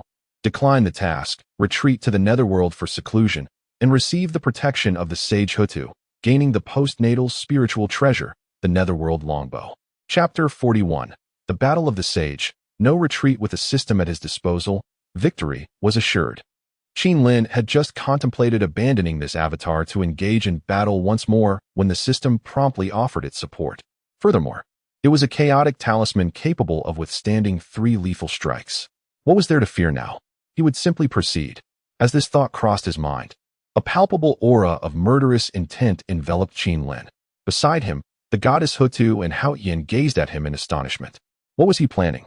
Was he truly contemplating a reckless end? Old ancestor Qilin, the means of the sages are beyond our reach. In the netherworld, with the protection of the Saint Hutu, we could evade much. There is no need to confront them head-on, Hao Yin cautioned. Indeed, in this underworld, even the 2 Western saints together cannot seize you. The Taoist Zhuan Ti, upon his departure, was deliberately provoking you. Should you venture out now, you would fall into his trap, Hutu added, expressing her concern. Qin Lin could sense their good intentions. Yet, after languishing in the abyss for so many years, emerging into the world only to be intimidated by Taoist Zhuan Ti left him questioning his future confidence in traversing the vast wilderness. This time, confrontation was unavoidable.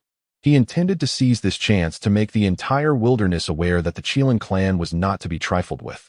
Once a dominant force in ancient times, they would not be reduced to mere weakness now.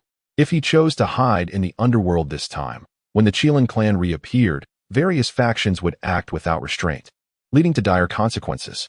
I understand your concerns, but our Qilin clan has remained secluded for many years. Many may have forgotten us, presuming us to be feeble and easily bullied. Our seclusion is not born of cowardice, but rather an understanding of the cyclical nature of the heavenly Tao, which cannot be defied. However, this time of emergence, as the old ancestor of the Qilin, I cannot tolerate being humiliated by the Western Church, even in the face of a sage. This matter pertains to the honor of the Qilin clan. Even if blood stains the vast wilderness, I shall not hesitate, Qin Lin resolutely declared. After voicing his determination, Qin Lin took a moment to convey a few instructions to Tingtian before stepping out of the underworld. You now represent the Qilin clan, guarding the netherworld in place of Saint Hutu. Manage the 18 layers of hell diligently. Do not worry about me. The old ancestor shall be fine. In due time, I will send more of our kin to assist you with various matters. Here, you are in charge. If you find yourself uncertain, you may send someone to seek me out or consult Saint Hutu. Having clarified his instructions, Qin Lin departed from the underworld. Meanwhile, on the vast wilderness, Taoist Zhuan Ti sat outside the entrance of the underworld, his eyes lowered in contemplation. Behind him stood a wondrous 7 treasures tree, his most treasured possession, a symbol of his enlightenment. This tree possessed immense power. Wielding it, he was reputed to be capable of sweeping away all obstacles. The treasure was known as the 7 treasures brush tree. Notably, the famed Kong Xian, a pinnacle quasi-saint adept in the 5-colored divine light, faced this tree and, rather than claiming it, found himself stripped of 2 of his own treasures. Years prior, during a confrontation with Tongtian, Taoist Zhuan Ti had shattered Tongtian's treasures using this very tree. Truly formidable. As Qin Lin made his appearance, the Taoist of Zhuan Ti's eyes widened in astonishment. He had not anticipated that this ancient Qilin would be so obstinate. Despite being forewarned that he would be monitored from the outside, he dared to emerge. Zhuan Ti, do not presume that your attainment of sainthood elevates you above all living beings. One must remember that the heavenly Tao is ever clear. Do you not fear that one day you too may become ensnared by the very causes and effects you so espouse? Qin Lin spoke candidly. At that moment, Zhuan Ti had already taken action. With a single hand gesture, his fingers descended like towering mountains, a manifestation of a formidable technique of the Western teachings. Qin Lin, however, chose not to utter another word. He summoned the chaotic divine fire palm, amalgamating the 5 primordial divine fires within him to unleash an immensely powerful response. Boom, boom, boom. In this clash, Qin Lin withstood Zhuan Ti's assault, and the 2 were evenly matched. Yet this parody held little significance. For Qinlin understood that Zhuan Ti had not yet exerted his true might. Subduing a quasi-saint did not warrant the full extent of his power. Meanwhile, Zhuan Ti felt a flicker of astonishment within. What was this? The prowess exhibited by the Qilin was unexpectedly formidable. It seemed that not engaging earnestly might indeed be a grave mistake. Palm of the Buddha's kingdom. Zhuan Ti unleashed a single hand, casting a shadow that obscured the sun, relentlessly pressing down upon Qinlin. As a saint, if he could not subdue even a quasi-saint, he would become a subject of ridicule. This strike was undeniably powerful. Qinlin employed the chaotic divine fire palm and the chaotic burning heaven finger to meet it head-on. Observing this powerful blow being thwarted, Zhuan Ti was consumed by a mix of fury and frustration. Was this Qilin truly so strong? Outside the realm of sainthood, all beings were akin to mere ants. Even those of the quasi-saint realm were but slightly larger insects in the eyes of saints, who had their means of suppression. However, this encounter was markedly different. He felt a sense of urgency. The commotion from this skirmish had attracted the attention of many formidable beings across the three realms, including the three purities and Yuhua. If he failed to capture Qinlin, it would bring great disgrace upon the Western teachings. Come, let us battle again. Qinlin roared, his blood surging with fervor. Regardless of the techniques employed against him, he did not retreat a single step. Flames enveloped him, and the essence of the five elements radiated around him, exuding an imposing majesty.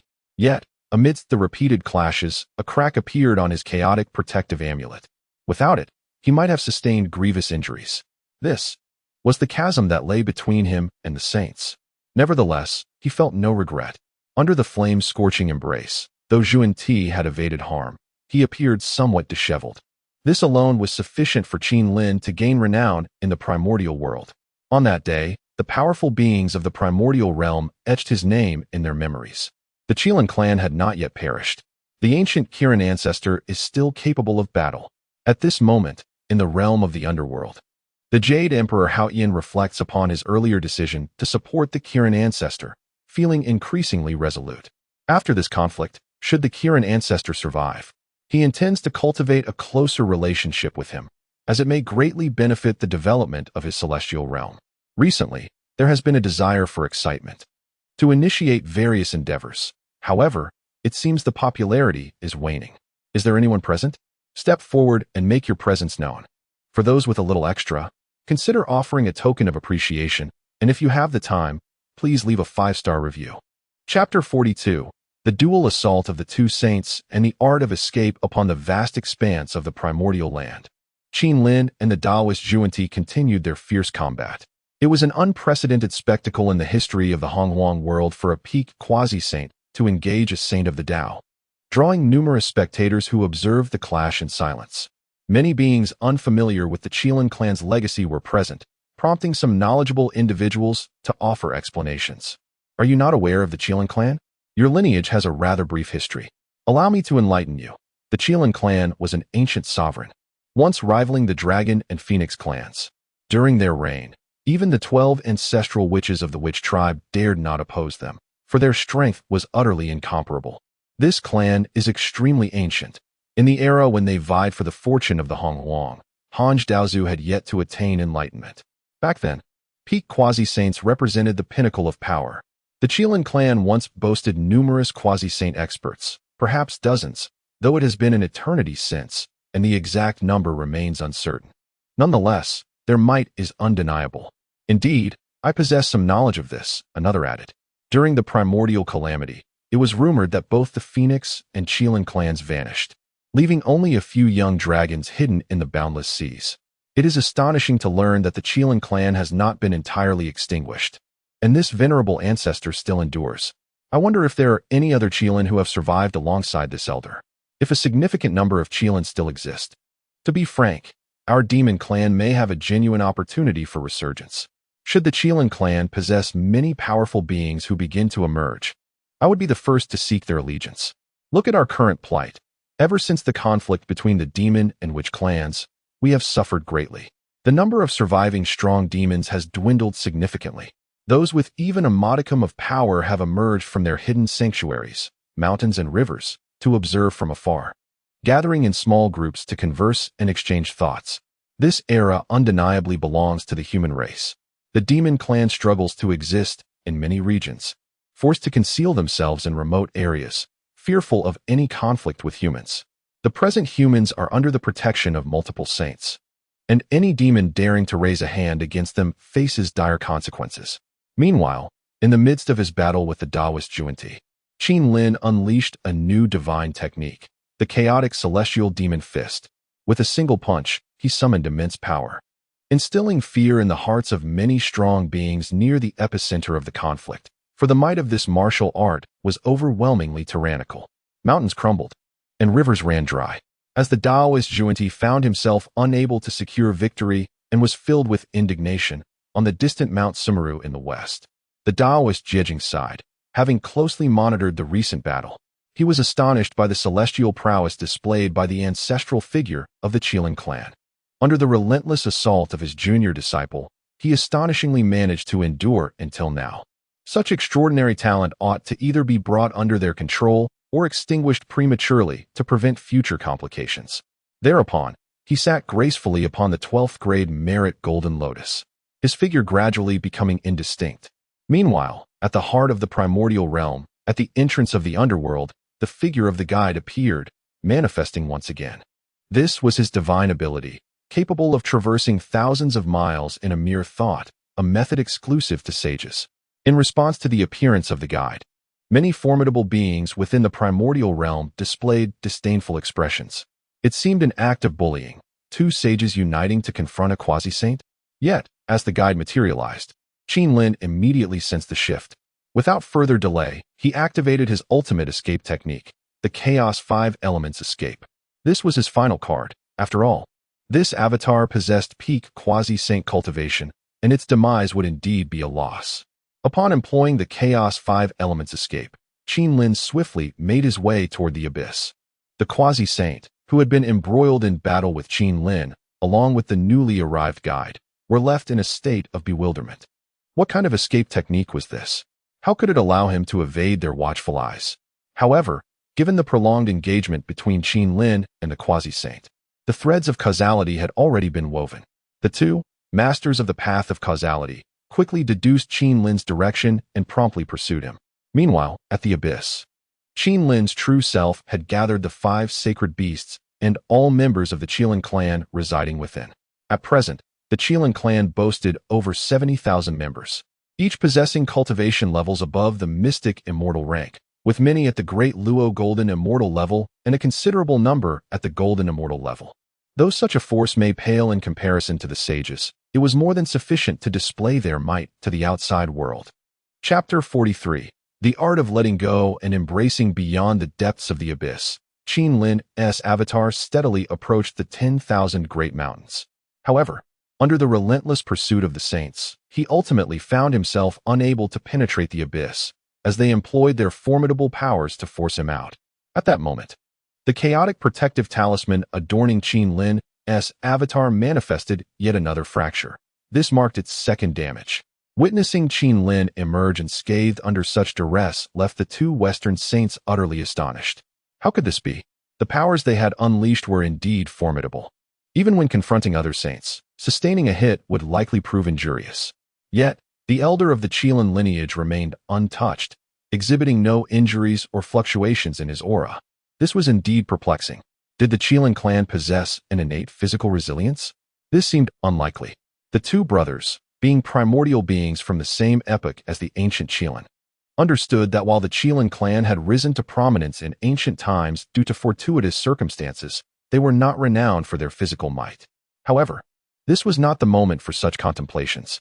Capturing this Qilin and successfully enlightening him would unveil the mysteries he harbored. As Qin Lin's avatar was intercepted by the two saints, a thunderous roar suddenly resonated from within the abyss of the 10,000 Great Mountains. This sound reverberated throughout the vast expanse of the primordial world. Yet, it bore no malevolent intent, only an aura of intimidation. This was the result of over 70,000 Qilins uniting to unleash the effect of the 10,000 beasts' thunderous roar. Qin Lin had instructed them to refrain from inflicting harm. Otherwise, The consequences of such a roar could lead to untold casualties among living beings. This was a debt they could not afford to incur. Immediately thereafter, Qin Lin's true form within the abyss began to transmit a message. Our Qilin clan, having recently brought forth new members, faces a siege from the Western Saints. Is this a contemptuous affront to our lineage? With a legacy that stretches back to antiquity, we possess certain clan-defending techniques. I implore you, do not pursue total annihilation. Do not force us into a desperate struggle. Should this siege result in the demise of our kin, we, the Qilin clan, vow to the way of heaven that we shall not rest until we have exacted vengeance upon the Western Church. If necessary, we are prepared to incite another calamity. Our survival thus far has been ample. Dragging both saints into this catastrophe would suffice. Following Qin Lin's declaration, many formidable beings within the primordial realm were stirred. Particularly at that moment, those of greater strength could more profoundly appreciate the Qilin clan's profound legacy. For instance, the three Pure Ones had just utilized their divine perception to scan the abyss of the 10,000 great mountains, only to find their consciousnesses obstructed. Indeed, the saints' divine awareness had encountered a barrier. This indicated that this territory was a sacred ground. What kind of powerful figure could establish such a domain? Could it be that a saint from the Qilin clan still existed? This seemed improbable. If a sage were to truly emerge, how could it be that they have not manifested amidst the primordial chaos? Over these years, they have not felt the might of saintly power. Yet, if there are no sages, how could this sacred ground have come into existence? To obstruct the divine consciousness of a sage, what an extraordinary feat that would be. In a moment, several enlightened saints found themselves engulfed in doubt. The two Western saints who had just thwarted the incarnation of Qin Lin were equally perplexed.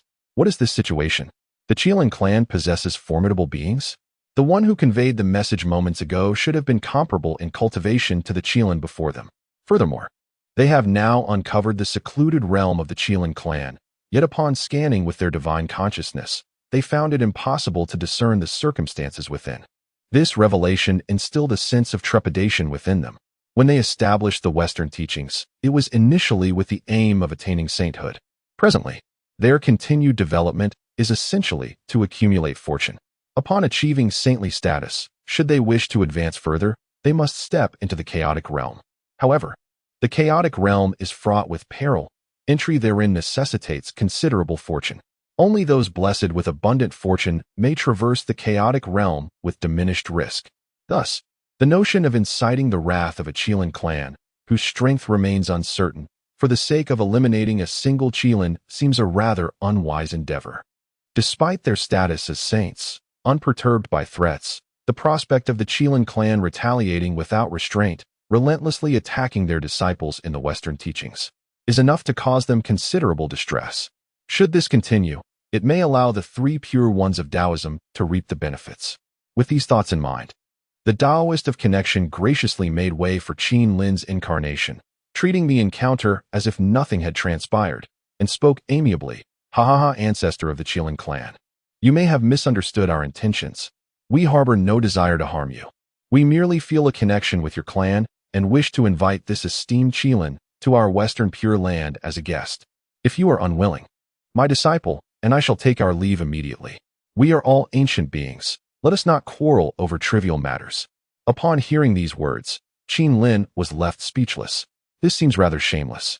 Nevertheless, he decided to let it be. The time is not yet ripe. Once his power has grown sufficient to transcend and become a sage, these two will surely experience his methods firsthand. This debt shall be noted for future reckoning.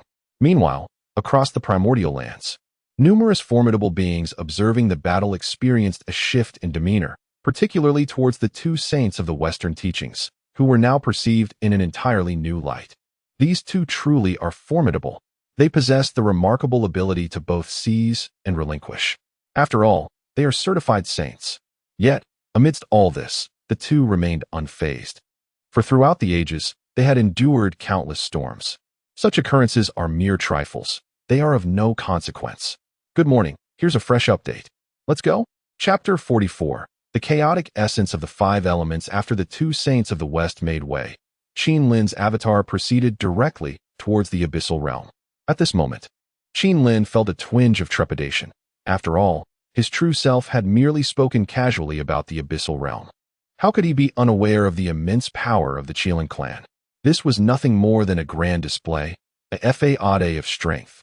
Currently, it was not yet the time for his true self to emerge. He needed to bide his time until he attained enlightenment and ascended to sainthood, perhaps even growing more formidable before considering such a move. By then, who would he fear? He could undoubtedly dispatch any adversary with a mere punch. As Qinlin's avatar returned to the abyss, various forces from the primordial world began to fix their gazes upon this location. The 10,000 Great Mountains. The abyssal realm. This was indeed a remote corner of the primordial world, where spiritual energy was sparse and far removed from the central territories, typically devoid of any formidable beings. Yet, who could have anticipated that this place was the hidden sanctuary of the Qilin clan, home to a dojo that had been inherited since ancient times? Months passed in the blink of an eye. Outside the abyssal realm, numerous demon clans began to appear. Albeit they did not rashly intrude into the abyss, but chose instead to establish a low-profile presence within the 10,000 Great Mountains. They were all waiting for the opportune moment to ally themselves with the Qilin clan. After all, the Qilin clan was the dominant force among the ancient demon clans, capable of contending with saints. Their foundation was truly extraordinary. The demon clans had already weakened within the primordial world. Without a demon emperor to lead them, they were utterly lost. During this time, a few notable demon powerhouses had emerged, such as the demon master Kunpung from the northern continent. Yet this individual had once betrayed the demon emperor during the War of the Witches and Demons, bringing shame upon the demon race, causing many to shun him. A couple of ancient demon beasts, possessing the pinnacle of Deluo golden immortal cultivation, also harbored ambitions to reunite the demon clans. But these beings lacked both the requisite strength and the qualification to lead. However, the Qilin clan was different, regardless of the origins or bloodline heritage of these demon clans. They could not compare to the Qilin clan. Many of the newly emerged demon clans might not even have seen what a Qilin looked like. Even some of the more established demon clans, with a few powerful members, were still vastly inferior in comparison to the Qilin clan. With certain races having been subservient to the Qilin since ancient times, fighting for their glory. So, what shame was there in allying with the Qilin clan? Should they feel humiliated? No, it could be said that it was the demon's face that would be tarnished. Did they not see how the two saints of the West had compromised with the Qilin clan? These were beings who had attained sainthood, unconcerned with their dignity. What right did these lesser demon clans have to complain? As various demon entities gathered, the once desolate 10,000 Great Mountains suddenly became vibrant. Simultaneously, Qinlin in the abyssal realm received a notification from the system. In the vast expanse of primordial chaos, countless demon clans converge upon the 10,000 Great Mountains, their malevolent aura soaring to the heavens. If left unchecked, calamities are bound to arise. Should one consider the establishment of the kingdom of 10,000 demons? Option 1. Accept the task.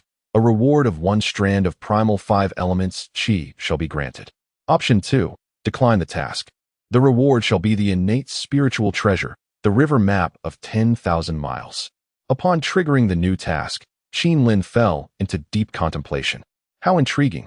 The establishment of the kingdom of 10,000 demons?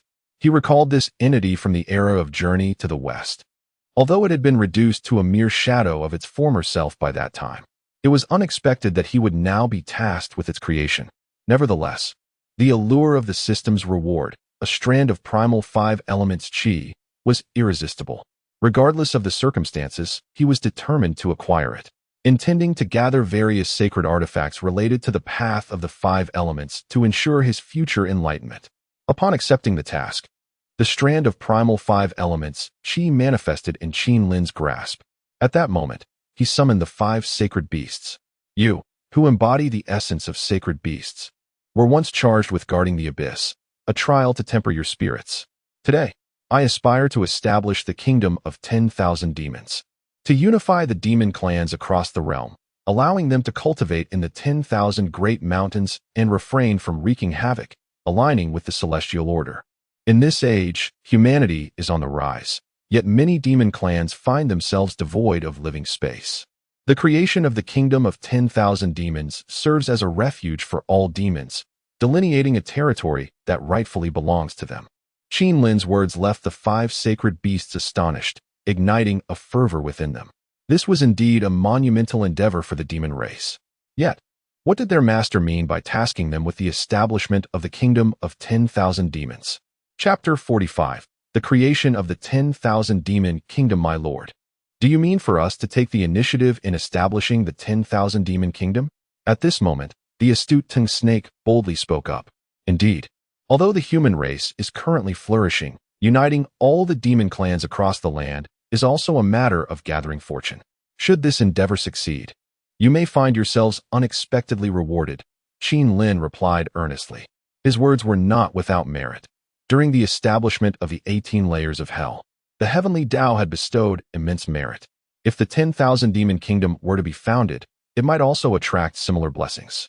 However, Qin Lin was not particularly interested in such merits. With his system at hand, he could complete tasks repeatedly to gather the items necessary for attaining sainthood. Yet, the 5 sacred beasts were still at the pinnacle of the great Luo golden immortal realm. Despite possessing the primordial 5 directions banner, they were not yet qualified to contend with the saints. Especially before the 2 saints of the Western sect, they risked having their primordial 5 directions banner taken from them by the Taoist Jundi, which would be quite unfortunate. Thus, Qin Lin sought to cultivate their strength.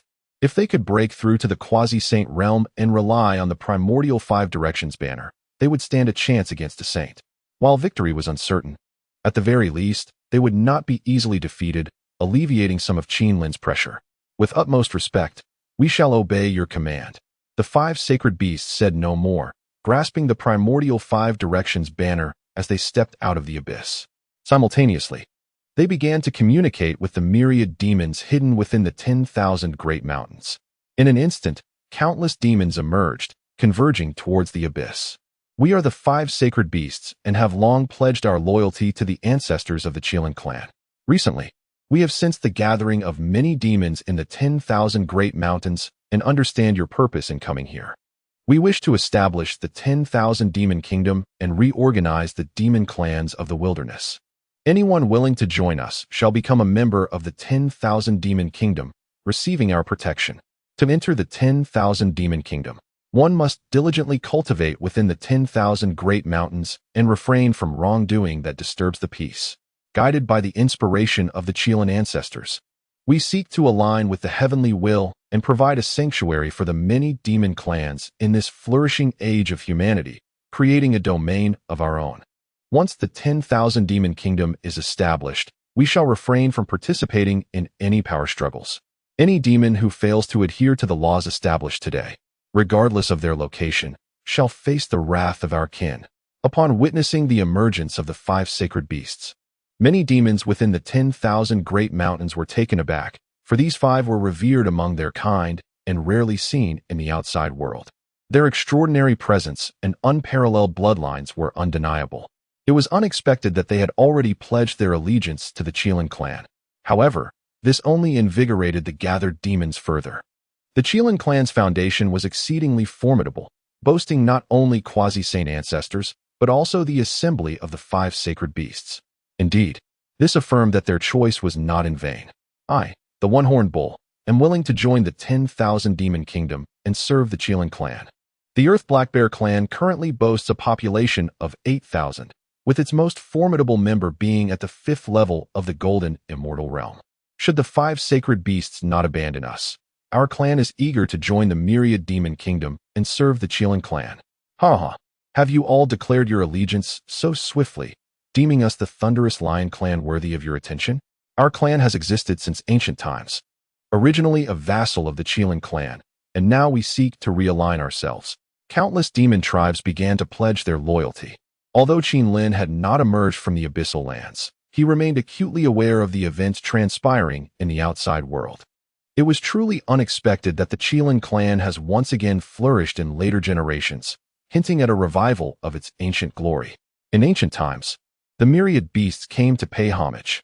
However, during that era, the Qilin clan ruled over the terrestrial beasts, not the entire demon race. Yet now, many of the demon tribes that have sought refuge include avian creatures, as well as aquatic spirits. However, their prowess appears rather feeble. In the eyes of the sages, they might seem little more than a disorganized rabble. Nevertheless, following the establishment of the myriad demon kingdom, auspicious clouds suddenly adorned the skies above the 10,000 mountains. After the various demons declared their loyalty, divine merit descended from the heavens. The 5 sacred beasts reaped immense benefits, each ascending directly from the great Luo golden immortal level to the first tier of the quasi-saint realm. Moreover, the area received the blessings of the heavenly Tao. Spiritual energy surged within the 10,000 mountains, and several heavenly spiritual roots emerged, alongside numerous spiritual springs. This previously desolate and remote land has now transformed into an exceptional haven for cultivation. At this moment, the 5 sacred beasts, having broken through their cultivation, all knelt towards the abyssal lands. Quasi-saints. They had astonishingly all attained the status of quasi-saints. This was a monumental fortune. Such an opportunity rightfully belonged to Qin Lin. Yet he allowed the 5 sacred beasts to establish the myriad demon kingdom and lead the myriad demons, bestowing this fortune upon them. It was akin to a rebirth. At this juncture, they resolved to follow Qin Lin until death. Chapter 46 Reactions from all sides with the establishment of the 10,000 demons kingdom. The heavenly Tao conferred merit once again. In an instant, numerous powerful beings within the vast wilderness shifted their attention towards this development. Particularly, in the palace of Nuwa beyond the 9 heavens, the holy Nuwa, who was observing the mortal realm, displayed a flicker of joy upon her countenance. As a member of the demon race who also played a pivotal role in the creation of humanity, she often found herself caught in a web of conflicting loyalties between the 2 races. During the cataclysmic battle between the Wu and the Yao, she refrained from intervening in her quest for enlightenment, resulting in the tragic demise of countless demons. Her brother, Fushi, also perished in the celestial court of the demon race, his physical form obliterated by several ancestral witches. Even after attaining the status of a saint, she managed to reunite Fushi's primordial spirit. He has since been reincarnated and is now undergoing a process of cultivation as a human. Nevertheless, the weight of her debt to the demon race continues to trouble her heart. This time, however, she sensed a shift in the fortunes of the demon race. The previously waning fate of the demons began to transform, revealing glimmers of hope. Upon further contemplation, she realized that the 10,000 demons kingdom had indeed been established upon the primordial lands, gaining the acknowledgement of the heavenly Tao and receiving substantial merit rewards. The Qilin clan proved to be rather intriguing. Not only were they unmatched in strength, but they also exhibited an uncanny ability to navigate the currents of the heavenly Tao. It is fortuitous that this will allow more demons to thrive, thus accumulating immeasurable merit. As a member of the demon race, should this clan face adversity in the future, I shall lend my assistance without hesitation, she mused within the palace of Nuwa. Meanwhile, in the heavenly court, the Jade Emperor, seated upon the Lingxiao treasure hall, cast his gaze upon the 10,000 great mountains. Observing the emergence of the 5 sacred beasts and the establishment of the 10,000 demons kingdom, he felt a surge of apprehension. What was the purpose of this new force? The presence of such a faction would certainly complicate his governance. Furthermore, with the creation of the 10,000 demons kingdom, numerous demons in the mortal realm began to congregate towards the 10,000 great mountains. Many demons, once hesitant to ally with the Qilin clan, found themselves drawn to this formidable faction. Failing to join now may result in missed opportunities in the future.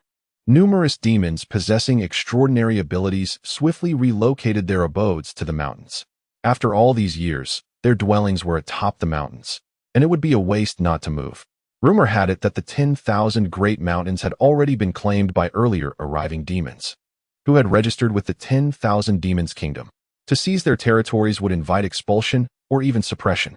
Thus, those demons who had arrived late decided to relocate their homes and join the alliance. Before long, the 10,000 great mountains transformed into the million great mountains. The abyss, situated at the center of the million great mountains, was encircled like stars around the moon. Witnessing this, the Jade Emperor could no longer remain passive. As a sovereign of the 3 realms, such matters warranted his attention. It was also an opportune moment to consult with the ancestors of the Qilin clan regarding the establishment of the underworld in the realm of the Nether. Shortly thereafter, the Jade Emperor made his way to the outskirts of the abyss. He, the supreme being of the 3 realms, has followed the Tao ancestor for many years and possesses the cultivation of a quasi-saint. Yet, Standing outside this abyss, he can sense the formidable power of this sacred ground. It is not merely capable of obstructing divine thoughts. He perceives that this place possesses immense defensive capabilities. Perhaps only a saint could disrupt this domain. As for the arrival of the Heavenly Emperor, Qin Lin, deep within the abyss, felt no surprise. He soon summoned a doppelganger from the depths, standing before him. "Your Highness, we met not long ago. What brings you to my abyssal realm as a guest?" Qin Lin greeted him amiably. "Old Ancestor Qilin, your clan has stirred quite the commotion of late. First, your battle with the Saint of Purity, and then the establishment of the 10,000 Beasts Kingdom by the 5 Directions Sacred Beasts, truly grand endeavors. Such maneuvers make even my heavenly court blush in comparison." The Heavenly Emperor exclaimed. Upon hearing these words, Qin Lin understood the underlying concern.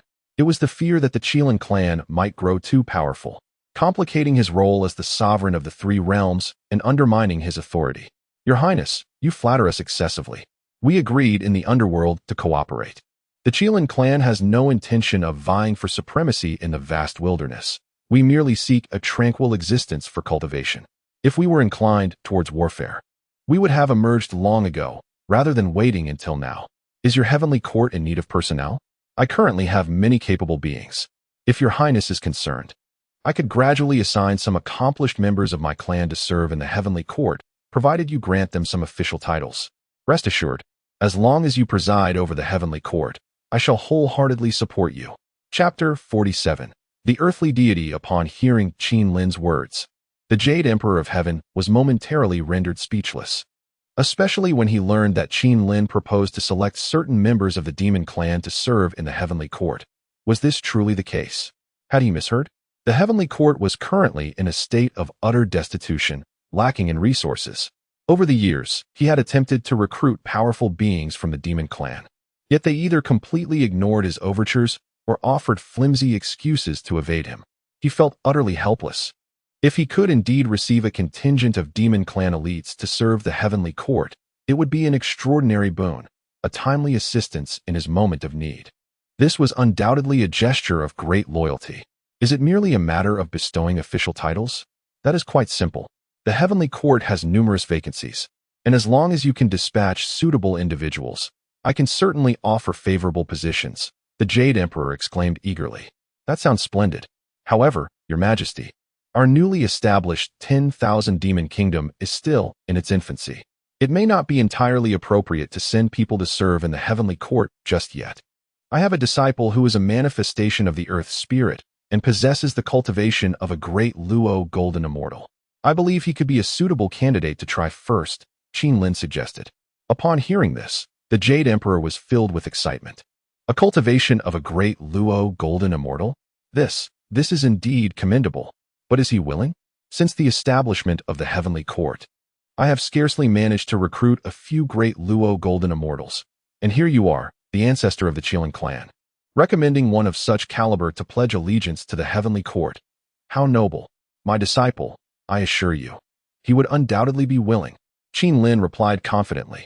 Very well, such a cultivation level is quite respectable. Let me ponder what position would be appropriate for him. It certainly cannot be too low, for that would make it difficult for me to justify to you. The Jade Emperor responded earnestly. Your Majesty, my disciple, being a manifestation of the Earth Spirit, excels in earth-based techniques. I wonder if you have considered establishing the position of earthly deity, under which he could oversee various local lands and manage the territories of the 3 realms. This way, any disturbances in the vast wilderness would not escape your Majesty's discerning gaze. Furthermore, as we are to create the underworld, having an earthly deity in place would allow for the monitoring of wandering souls, enabling the underworld to take appropriate action. This would bring about a more orderly system. Hearing Qin Lin's insights, the Jade Emperor's eyes sparkled with intrigue. The establishment of the earthly deity position had crossed his mind previously. Yet with other roles in the heavenly court unfilled, he felt constrained. However, now that Qin Lin had broached the subject, he found himself quite interested. Yet, as the supreme ruler of the 3 realms, the Jade Emperor was acutely aware that agreeing to this proposal would inadvertently bolster the influence of the Qilin clan. After all, with the earthly deity being a disciple of the Qilin ancestor, any significant events that transpired would surely be communicated to him. Moreover, as long as he gives his nod. The disciple of the Kirin ancestor shall rightfully establish himself in various realms. Even the saints who have attained enlightenment would not dare to voice their objections. After all, the re-establishment of the celestial court is the will of the Tao ancestor. Among the great saints of this primordial chaos, who is not a disciple of the Tao ancestor, such courtesy must be extended. Although he has discerned the intentions of the Kirin ancestor, as long as it serves the purpose of enhancing the prestige of the celestial court, he finds it agreeable to acquiesce.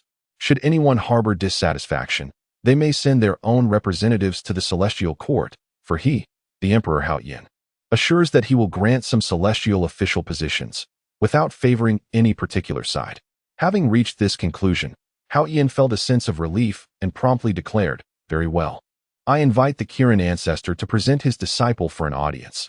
I shall bestow upon him rewards and grant him celestial status." Upon hearing Haoyin's consent, Qin Lin summoned Zhu Lushun from the abyss. As Zhu Lushun emerged, Qin Lin proclaimed, "Zhu Lushun, this esteemed being is the supreme one of the three realms, Emperor Haoyin. I have ardently recommended you before the Emperor, proposing that you serve the celestial court as the rightful deity of the land, overseeing all territories. Do you accept?" Although Zhu Lushun was unaware of Qin Lin's ulterior motives, he had no objections to the arrangement and promptly nodded in agreement. "Very well, Zhu Lushun. I am the Emperor Haoyin of the celestial court. I hereby appoint you as the deity of the land, ranking as a first-grade celestial official. You shall oversee all areas of land within the three realms and may recruit other minor land deities as you see fit, without requiring my further consent. Remember my words. You are to manage every land within the three realms, including the peach garden of the celestial court and the abodes of formidable powers. Fear not. Should trouble arise, the celestial court shall provide you with support. Do you understand?" With this proclamation, Zhu Lushun comprehended the magnitude of the task at hand. This responsibility is rather substantial.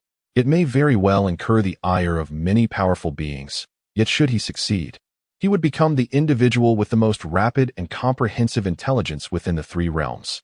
The thought alone was exhilarating. Thus concludes the 6th chapter of today, freshly unveiled. Chapter 48. A Mutual Affection, a Late Encounter After Receiving the Esteemed Title from the Heavenly Emperor Haoyin. The figure of Zhu Lushun now held a celestial position within the heavenly court. The heavenly emperor also bestowed upon him a small seal, symbolizing his identity as the guardian deity of the land. He now represented the celestial realm and possessed the authority to govern all territories within the three realms. However, a monumental challenge lay before him. First and foremost, how vast is this primordial expanse of the three realms? To oversee every corner and recruit sufficient personnel seemed an insurmountable task for a solitary Zhu Lushun, even with his cultivation as a great Luo golden immortal. Utilizing the earth manipulation techniques would allow him to manage merely tens of thousands of miles. Thus, he required a considerable workforce to gradually orchestrate his plans across the vastness of the primordial realm. Yet, Qin Lin was not overly concerned. After all, success is born of human endeavor. The heavenly court had only recently been re-established and was still in its infancy, with much to be accomplished. Zhu Lushun had ample time to refine his strategies. Moreover, he was blessed with great fortune, suggesting that he could indeed navigate these challenges successfully. Following the conferment of Zhu Lushun, the heavenly emperor's gaze returned to Qin Lin, and he spoke softly, "Ancestor Qilin, what we have discussed today shall be binding. My heavenly court is in dire need of capable individuals. Should you come across suitable talents, do not hesitate to recommend them to me. I, Haoyin, am a being of deep loyalty. In this primordial realm, various factions are reluctant to send their disciples to the heavenly court. Yet, the Tao ancestor has entrusted me with the governance of the three realms, placing me in a rather difficult position. Rest assured, should you assist me now, in the future, if your Qilin clan, or even the myriad demon kingdom faces predicaments, I shall extend my support." Upon hearing the heavenly emperor's words, Qin Lin's eyes gleamed with interest. This ruler of the heavenly court, the supreme being of the three realms, appeared isolated at present, yet in time would be revered by countless immortals, wielding immense power. Furthermore, in the ensuing tribulations of the canonization, the heavenly court would reap tremendous benefits. Those who perished in the chaos would find their names inscribed upon the divine list. ultimately being enshrined as deities within the heavenly court. Currently, various factions held little regard for the heavenly court. However, in the future, many of its positions would not be so easily attainable. Now, these coveted roles lay before Qin Lin, ready for him to place his own people within. A most advantageous opportunity indeed. Not only could he arrange for his kin to join, but he could also secure the Heavenly Emperor's gratitude. My Lord Haoyan, you need not worry.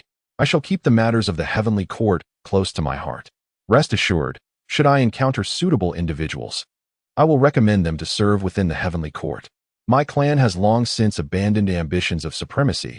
Through the years, we have witnessed much and gained profound insights. Therefore, my lord, there is no need for excessive caution on your part. Once the heavenly court's affairs are settled, and should my demon kin no longer be required, you may even allow them to return here and continue their peaceful existence. At this moment, Qin Lin spoke in a casual yet sincere manner, eliciting immense gratitude from the Jade Emperor Haoyan. Although their acquaintance was relatively brief, they shared a remarkable rapport, akin to kindred spirits who lament the time lost before their meeting. I, Haoyan, am not the type to burn bridges, dear ancestor Qilin. Rest assured that as long as I preside over the heavenly court, any affairs concerning your Qilin clan that I am capable of assisting with will be addressed without delay. Should the two saints of the Western Church trouble you in the future, I shall personally intervene. Having followed the Dao ancestor for countless years, I have encountered them numerous times, and they would certainly grant me this favor. Alas, were it not for the Dao ancestor's seclusion, I would wish to introduce you to him. With your formidable cultivation and abilities, you might very well become his disciple. If that were the case, none in the primordial realm would dare to vex you. Haoyan expressed with a hint of indignation. At this moment, Qin Lin discerned that Haoyan might genuinely regard him as an ally, which left him feeling somewhat embarrassed. Had they not agreed to merely collaborate? Surely, their bond had not yet deepened to such an extent. Nevertheless, it was fortuitous to establish a favorable relationship with the heavenly court. However, when Haoyan mentioned the Dao ancestor Hongjun, Qin Lin felt a twinge of apprehension.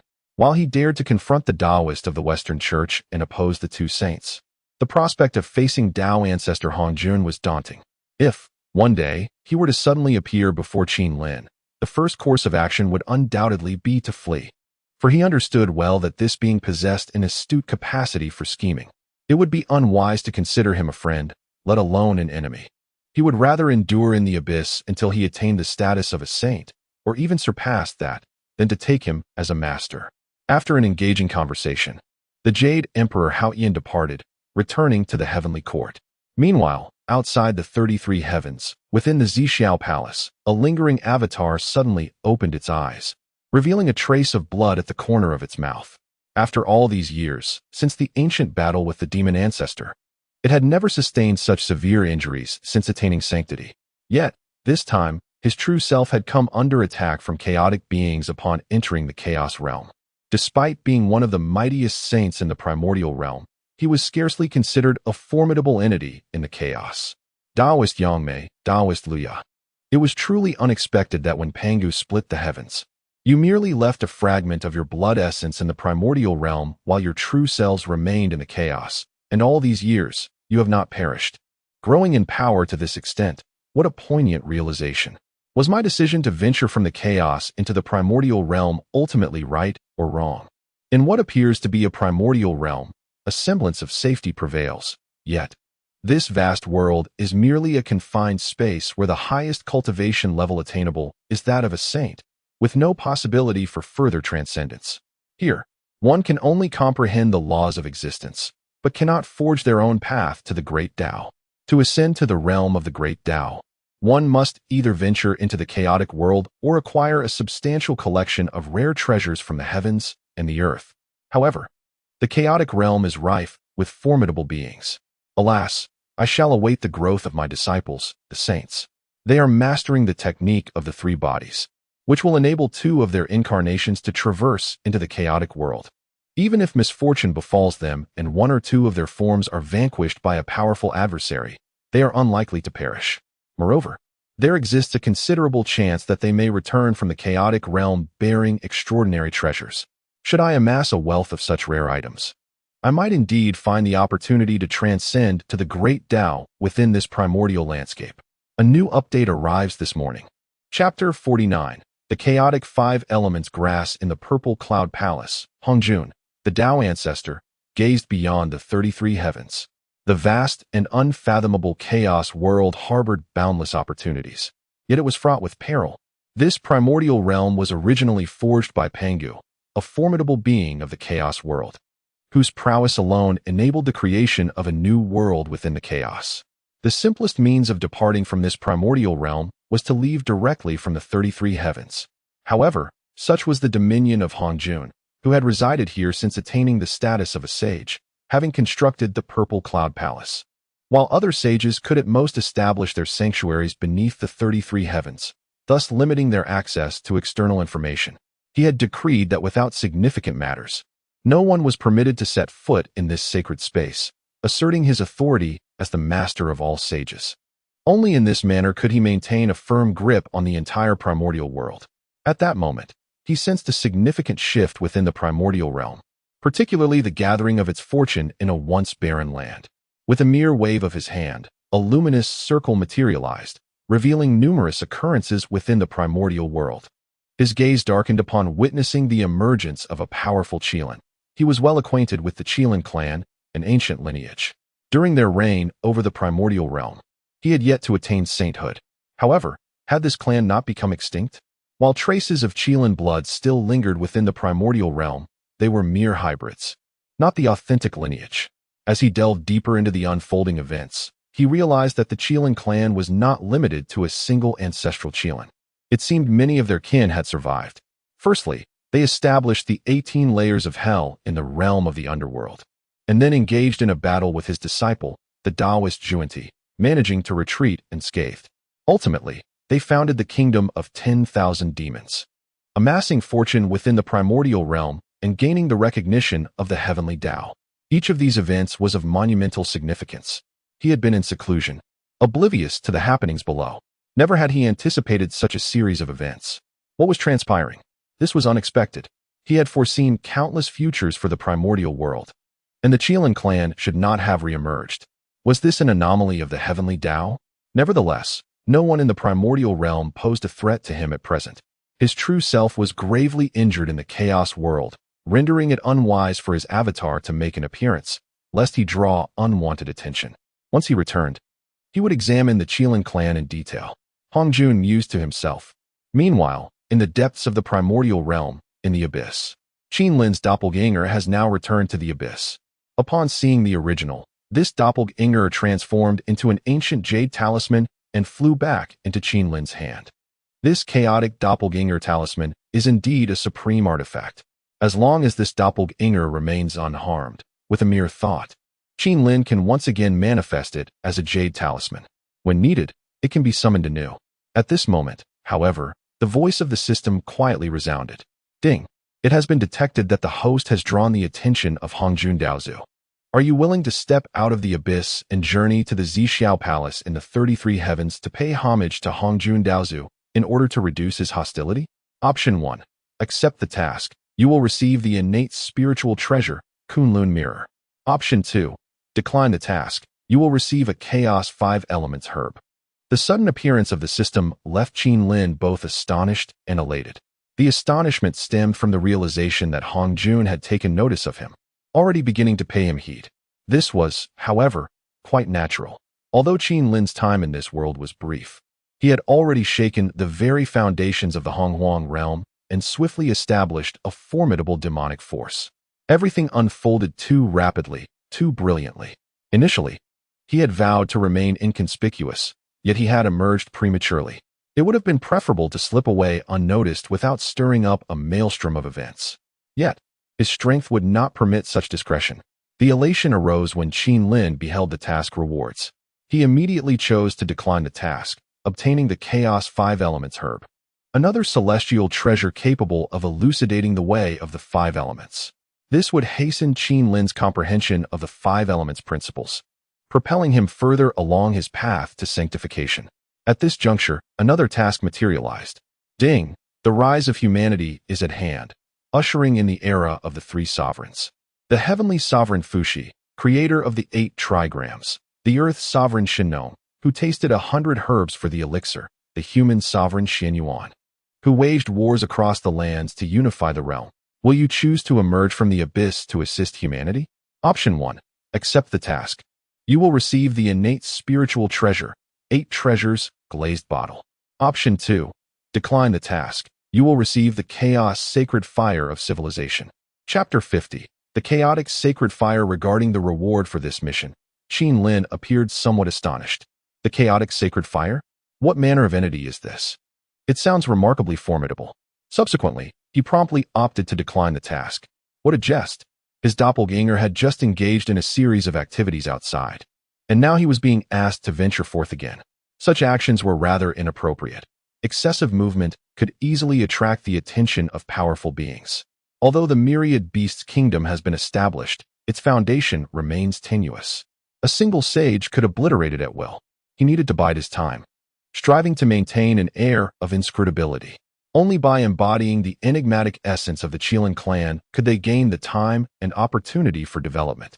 If all their cards were laid bare, not only would others take notice, but the 2 saints of the Western Church would be the first to strike. Furthermore, the 3 pure ones, who had yet to meet Qin Lin, harbored undisclosed sentiments regarding him. These represented significant hazards. Nevertheless, these concerns were not immediate. Qin Lin did not wish to indulge in excessive anxiety.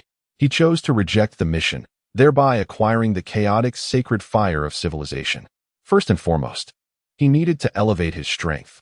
Only with formidable power could everything else be rendered inconsequential. This was the undeniable truth. Upon receiving this flame of civilization, subtle changes unfolded within the abyss.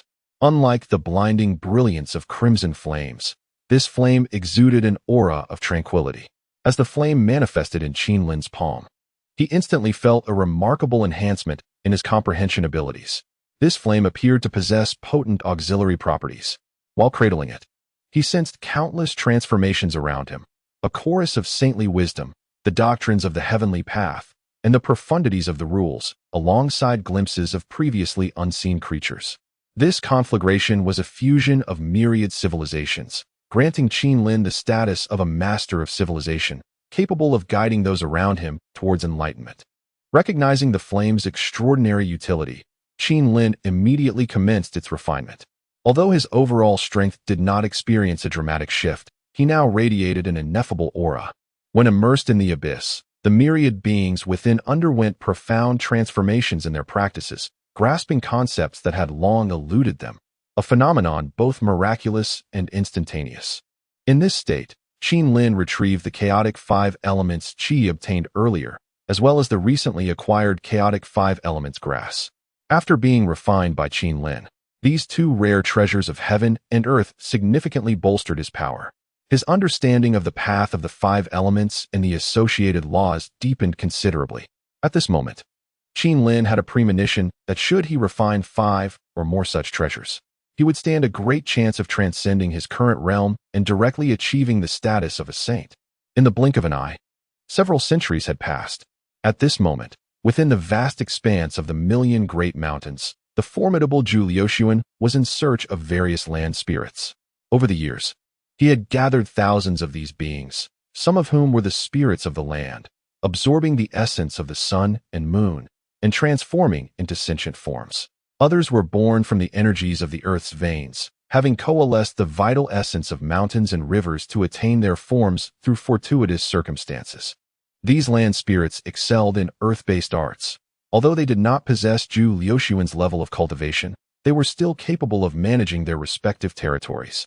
Consequently, Zhu Liuxuan conferred upon them titles and honors, allowing them to become guardians of specific lands and granting them a place in the celestial registry. Initially, these spirits were positioned near the million great mountains, enabling them to acclimate themselves while also observing the reactions from various factions. Should all proceed without issue, they would gradually extend their influence across the vast wilderness.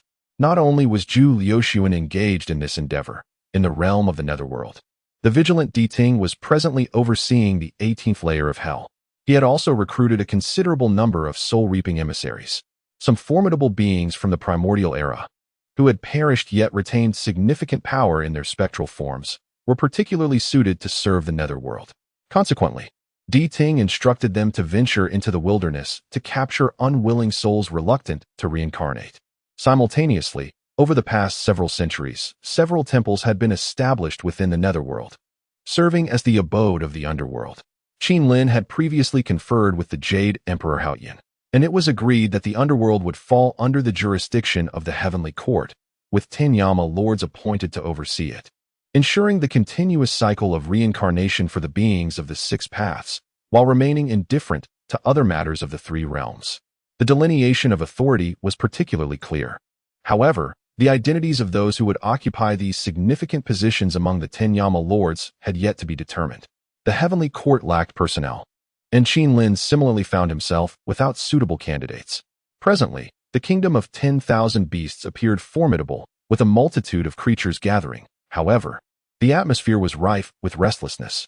Determining which among the myriad of beasts were trustworthy and worthy of investment required Lin's careful observation and time. Suddenly, a notification arose. Within the million great mountains, traces of the witch clan had been discovered. A descendant named Xing Tian was being pursued by the foremost of the human emperors, the Yellow Emperor. Should one choose to emerge from the abyss to offer assistance? Option 1. Accept the mission and step forth to aid Xing Tian. This would yield the innate spiritual treasure, the Heavenly Yin Sword. Option 2. Decline the mission. This would grant the Chaos 5-element stone. Chapter 51. A heart of compassion in the depths of the abyss. Lin opened his eyes. He had been immersed in his cultivation when the sudden chime of the system's notification jolted him awake. The mention of the name Xing Tian piqued his interest significantly. Being a person of later generations, Lin was certainly aware of the tales surrounding Xing Tian. He belonged to the remnants of the Witch clan, a race that once thrived in the primordial lands, endowed with exceptional talent and the stature of a great witch. Naturally, such an individual would have been nurtured with utmost care during the era of the Witch clan's ascendancy. However, in these times, the Witch clan had fallen into decline. The surviving members had retreated into the netherworld alongside Hutu, while those who remained within the primordial realm were characterized by their immense pride and unwillingness to submit. They harbored dreams of restoring the former glory of their clan, attempting to flourish in various corners of the primordial world, yet the rise of humanity rendered their efforts futile. In battles against the human race, Xing Tian had suffered considerable losses. Historical records indicate that he was ultimately defeated, his head severed by the Yellow Emperor. Yet, the lineage of the Witch clan was known for its unparalleled resilience. Even decapitation could not extinguish life. The Yellow Emperor, however, imprisoned his head atop Mount Changyang, preventing his body from reuniting with it. Reflecting on this, Lin sighed. He also recalled Hutu, with whom he had forged an alliance in the netherworld. Hutu had tacitly allowed him to establish the 18 layers of hell and had collaborated with the celestial court to create the underworld. Now, upon encountering a member of the Witch clan in distress, a sense of compassion welled up within him. After all, Xing Tian embodied the essence of a great witch. In this era of the Witch clan's degradation, the emergence of such a figure was indeed rare. If he could be rescued, regardless of whether he would choose to remain in the abyss or be entrusted to Hutu in the netherworld, it would undoubtedly be a fortuitous outcome for Lin. The stature of a great witch offers the potential for growth to the quasi-saint realm, provided there is sufficient time and opportunity. This denotes an unparalleled warrior of the Witch clan. The reason the Witch clan once dominated over the Beast clan in battle lies largely in their innate strength and advantages in combat. This is no mere boast. With such thoughts in mind, Lin made his decision. He resolved to save Xing Tian, but not through his own direct intervention. To earn the task's rewards, he would first decline the mission and secure the Chaos 5-element stone. He then summoned his disciple, the Fire Qilin. This young creature had accompanied him since ancient times and had now attained the 8th layer of the Deluo Golden Immortal Realm. It seemed that it would not be long before he reached the pinnacle of the Deluo Golden Immortal stage, at which point he would have the opportunity to challenge the quasi-saint realm. My disciple, he instructed, a member of the Witch clan has intruded into the Million Great Mountains. Go and retrieve him for me, ensuring that no harm befalls him. Moreover, I possess a treasured artifact of the Qilin clan, which I now bestow upon you. This item, known as the Qilin seal, is an innate spiritual treasure and serves as the emblem of our lineage. With this Qilin seal in your possession, All Qilins in the primordial realm shall heed your command. Thus, it is imperative that you cultivate sufficient strength and mastery. For only then can our Qilin clan flourish and thrive. Our lineage cannot rely solely on me. You, the younger generation, are the true hope. It is only through your rapid ascent that our clan can attain true peace and freedom. Before assigning him his duties, Qin Lin first offered him several bowls of chicken soup, imparting some fundamental truths of existence. After sharing these insights, Qin Lin bestowed the Qilin seal upon him. An artifact originally belonging to the primordial Qilin, indeed a sacred treasure of our clan. Presently, Qin Lin possesses numerous innate spiritual treasures, including 2 innate supreme treasures. These items, while valuable, serve little purpose with him. Thus, it is more fitting to grant one to his disciple. Upon receiving the Qilin seal, the Fire Qilin's gaze became resolute, his eyes glistening with determination. Master, rest assured, I have witnessed the trials faced by the Qilin clan over the years. Without your protection, our lineage would have perished since ancient times. The burden upon you is immense, and I shall strive diligently to alleviate your responsibilities. The Fire Qilin spoke earnestly, his tone filled with sincerity. Observing this scene, Qin Lin recognized the effectiveness of his words of encouragement. However, while such motivation is beneficial, one must not overindulge. One must not continually inundate him with it. It was time to proceed. He promptly instructed the Fire Qilin to attend to the tasks he had assigned, lest he arrive too late and witness the tragic fate of Xing Tian at the hands of the Yellow Emperor. That would indeed be a calamity. Chapter 52. The Great Witch Xing Tian. Beyond the million great mountains, the colossal figure of Xing Tian wielded a mighty axe, engaged in a fierce battle with a formidable human warrior clad in a yellow robe. Their tumultuous clash caused mountains to fracture and rivers to run dry. Despite Xing Tian's unparalleled vigor, each swing of his axe contained the force of 10,000 pounds. However, his opponent, the Yellow Emperor, the foremost among the newly arisen 5 emperors of humanity, wielded even greater might, relentlessly pursuing him and inflicting significant wounds. Left with no choice, Xing Tian was compelled to retreat. The Yellow Emperor, representing the burgeoning strength of humanity, commanded a golden dragon chariot, determined to slay Xing Tian before he could enter the territory of the Million Great Mountains. This region, known to be the domain of the demon tribe, held a unique significance.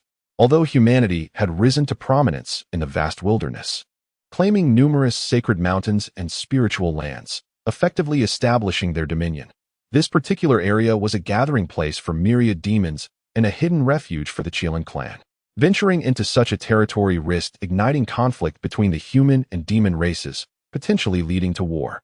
The former 3 sovereigns had previously decreed that while humanity could engage in warfare across the vast continent, the Million Great Mountains were strictly off-limits, a final boundary recognized by the heavenly Tao. Xing Tian, you cannot escape. Are you truly contemplating fleeing into the Million Great Mountains? That is the domain of the demon tribe. Your kind and theirs have been sworn enemies for ages. Should you dare tread upon their land, I fear your demise will be most gruesome, the Yellow Emperor declared emphatically. Upon hearing this, Xing Tian was acutely aware of the animosity between the witch and demon tribes. The ancient wars had claimed the lives of ancestors and left the demon sovereigns stained with the blood of the heavens. Despite the passage of time, such enmity remained indelible. Yet, now, pursued by the formidable Yellow Emperor and bolstered by the support of saints, his chances of survival diminished with each passing moment. If he fell into the hands of the Yellow Emperor, he would undoubtedly find no hope of reprieve. Ironically, amidst the long-standing conflict, there lay a glimmer of understanding. Although the witch and demon tribes bore deep-seated grievances, their current weakened states contrasted starkly with the burgeoning strength of humanity. Should the demon tribe possess the wisdom to recognize the greater threat, they might choose not to impede him. After all, the enemy of one's enemy is a friend, a principle that Xing Tian grasped all too well. Rather than falling into the grasp of the human race, it would be preferable to venture into the territory of the demon clan and see if new opportunities may arise. With this thought in mind, Xing Tian ignited his essence blood and swiftly retreated, moving with the speed of a shooting star towards the direction of the Million Mountains. Behind him, the Yellow Emperor, seeing that Xing Tian had made up his mind, commanded his golden dragon chariot and relentlessly pursued him, unwilling to witness Xingtian enter the Million Mountains. Should he step into that realm, it would signify an incursion into the domain of the demon clan. As the foremost of the 5 emperors of humanity, he found it rather difficult to take action, burdened by numerous reservations. With this thought, the Yellow Emperor summoned his innate spiritual treasure, the Xianyuan sword. As he swung the blade, a tremendous chasm tore through the earth, instantly suffused with murderous intent, rendering the scene utterly astonishing. Xingtian, already at the brink of exhaustion, would undoubtedly suffer grave injuries beneath the weight of this strike, possibly being subdued by the Yellow Emperor on the spot. However, at this critical juncture, a great seal erupted from the Million Mountains. This seal radiated a dazzling golden light, and in the moment it was unleashed, the silhouette of a Qilin manifested upon it. As the seal collided with the sword's radiance, the Qilin emerged and devoured the blade's light in one gulp, subsequently roaring with a force that shook the heavens. In that instant, a powerful fire Qilin materialized at the scene, and the great seal returned to its grasp. Yellow Emperor. This is the territory of my demon clan's Wan Yao kingdom, as well as the sacred cultivation ground of my Qilin lineage. Today, my ancestor foresaw the arrival of a fated individual, so allow me to guide him. You should take your leave, declared the fire Qilin. The Wu clan poses a significant threat to my people. I implore the Qilin clan to refrain from intervening in this matter, lest we jeopardize our mutual relations.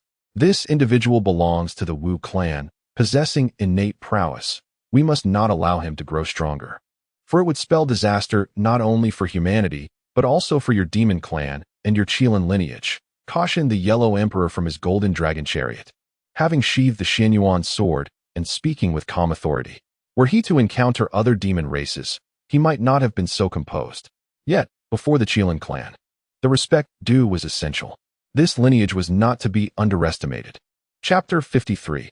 The Forsaken are few in number. My esteemed ancestor has stated that this individual shares a bond with him. Therefore, I implore you not to pursue him relentlessly.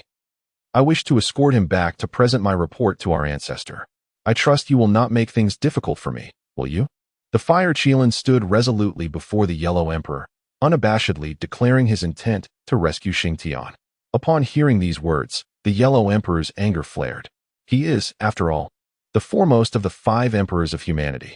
Throughout the years of warfare, he has vanquished numerous members of the Witch clan and eliminated many rogue demons, thus securing vast territories for humankind. Yet here stands this audacious fire Qilin, daring to obstruct him.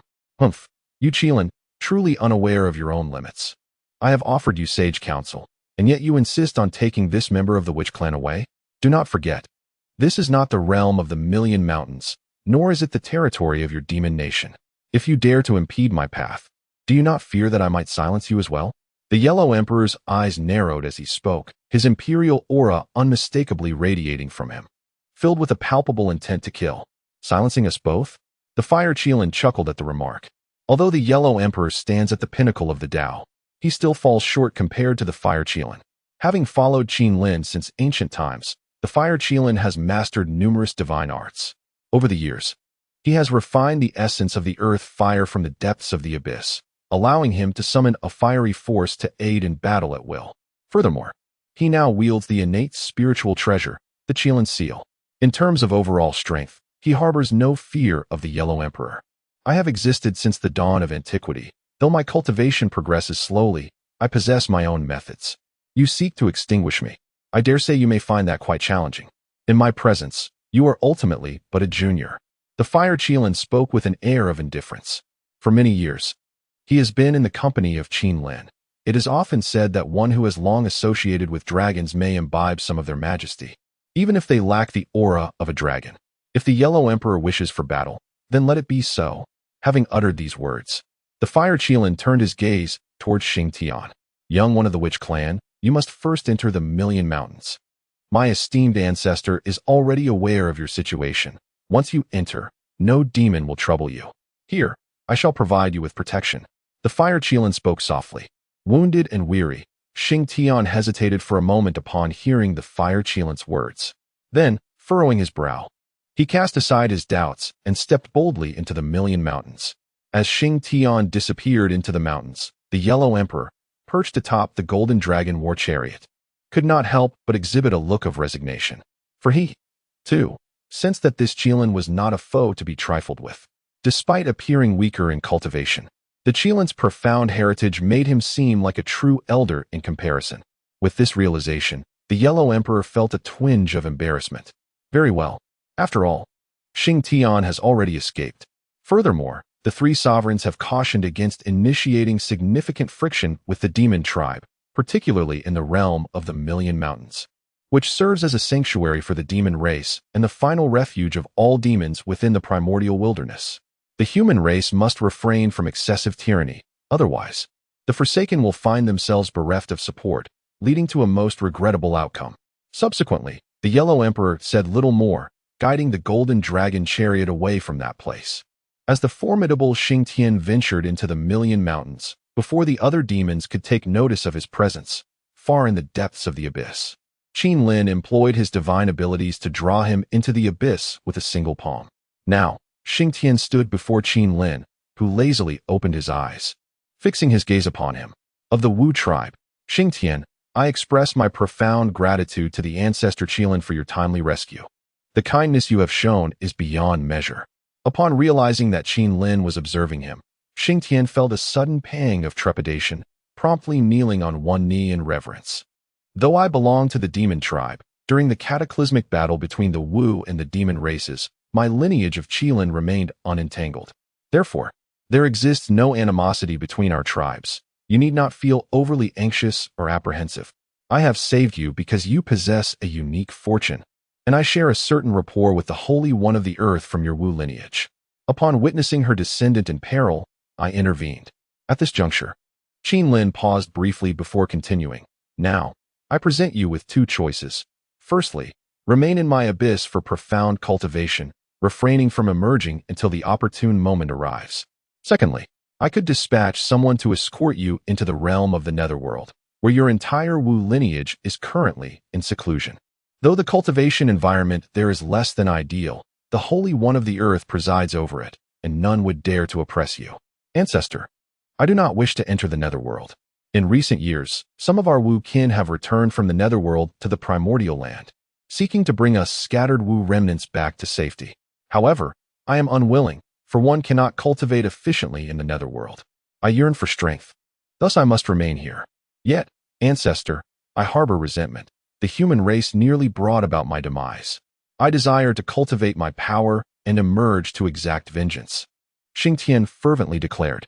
Foolish child, I ask you, what is the purpose of your quest for strength? Is it merely for revenge? You opt to remain in the primordial land, shunning the netherworld. Is it not your intention to see the Wu tribe rise once more? Consider the importance of an individual's honor versus the continuation of a race. Which do you deem more significant? If your focus lies solely on personal glory, then perhaps I have misjudged my choice in saving you, and you are free to depart. My abyss does not harbor those of such character. My Qilin lineage, in ancient times, was not inferior to your Wu tribe, yet after enduring great calamities, we have persisted to this day. And what of your Wu tribe? Were it not for the Holy One of the Earth, embodying reincarnation and crafting a space for the surviving Wu, perhaps there would be no trace of the Wu tribe left in the primordial wilderness. One must possess the wisdom to discern when to advance and when to retreat, to understand both one's desires and the sacrifices one is willing to make. Only in this manner can one behold the resurgence of the Witch clan and reclaim a position amidst the primordial chaos. Upon hearing Qin Lin's words, Xing Tian was deeply moved. Initially kneeling on one knee, he now knelt on both. I beseech the ancestor to accept me as a disciple. I am willing to reside in the abyss. From this day forth, I, Xing Tian, shall no longer be the one who knows only relentless combat. I shall embrace humility and bear burdens with fortitude, all in the hope that one day I may witness the Witch clan rise again, free from the confines of the netherworld. In the early hours, I present two chapters. Chapter 54, The Great Array of Mountains and Rivers in the Depths of the Abyss. Qin Lin observed as Xing Tian knelt before him, pledging himself as a disciple. Without hesitation, Qin Lin accepted him. Xing Tian, renowned for his valor in battle, was only at the initial stage of the great Luo Golden Immortal Realm. Thus, when he clashed with the Yellow Emperor, he found himself at a disadvantage. Had he attained the pinnacle of the great Luo Golden Immortal, He might have overwhelmed the Yellow Emperor instead. I may accept you, Qin Lin spoke softly, but my standards for discipleship are quite stringent. For now, you shall be my registered disciple. Should you prove your worth in the future, I may then elevate you to a true disciple. Xing Tian, prostrated on the ground, showed no hesitation, expressing that he cared not whether he was a registered or true disciple, as long as he could follow Qin Lin. He only sought the opportunity to become a disciple. Seeing this, Qin Lin nodded in satisfaction. He then instructed Xing Tian to find a secluded place in the abyss for cultivation, to retreat from the world. For the fierce Xing Tian of yore was no longer present. Instead, there remained a Xing Tian who could adapt and endure, striving to become sufficiently powerful. After accepting Xing Tian, centuries passed in the primordial realm. The human race now flourished across the land.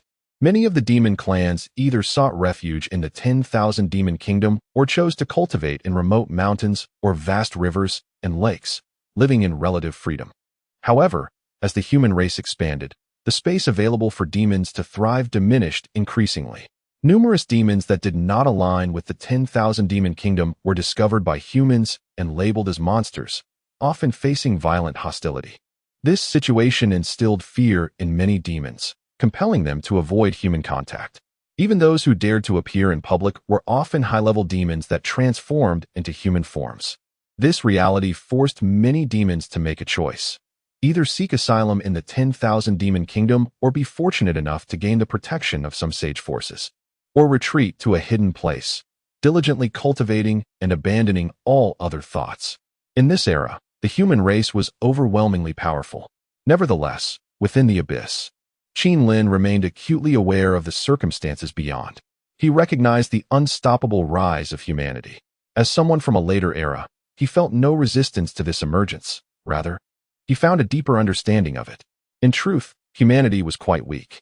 Compared to the demon clans, they held no substantial advantage, and when juxtaposed with the witch clans, their inferiority was even more pronounced. Yet, humanity reproduced rapidly, and their civilization spread, perpetuating their existence in a manner that neither the witch nor demon clans could match. Simultaneously, this was a manifestation of the heavenly Tao's favor. Over the years, Qin Lin had sensed a subtle change, following the surge of sages. The emergence of formidable beings among the various races in the primordial realm had become increasingly rare. He even harbored a hypothesis. The number of powerful beings that this primordial world could sustain was, in fact, limited.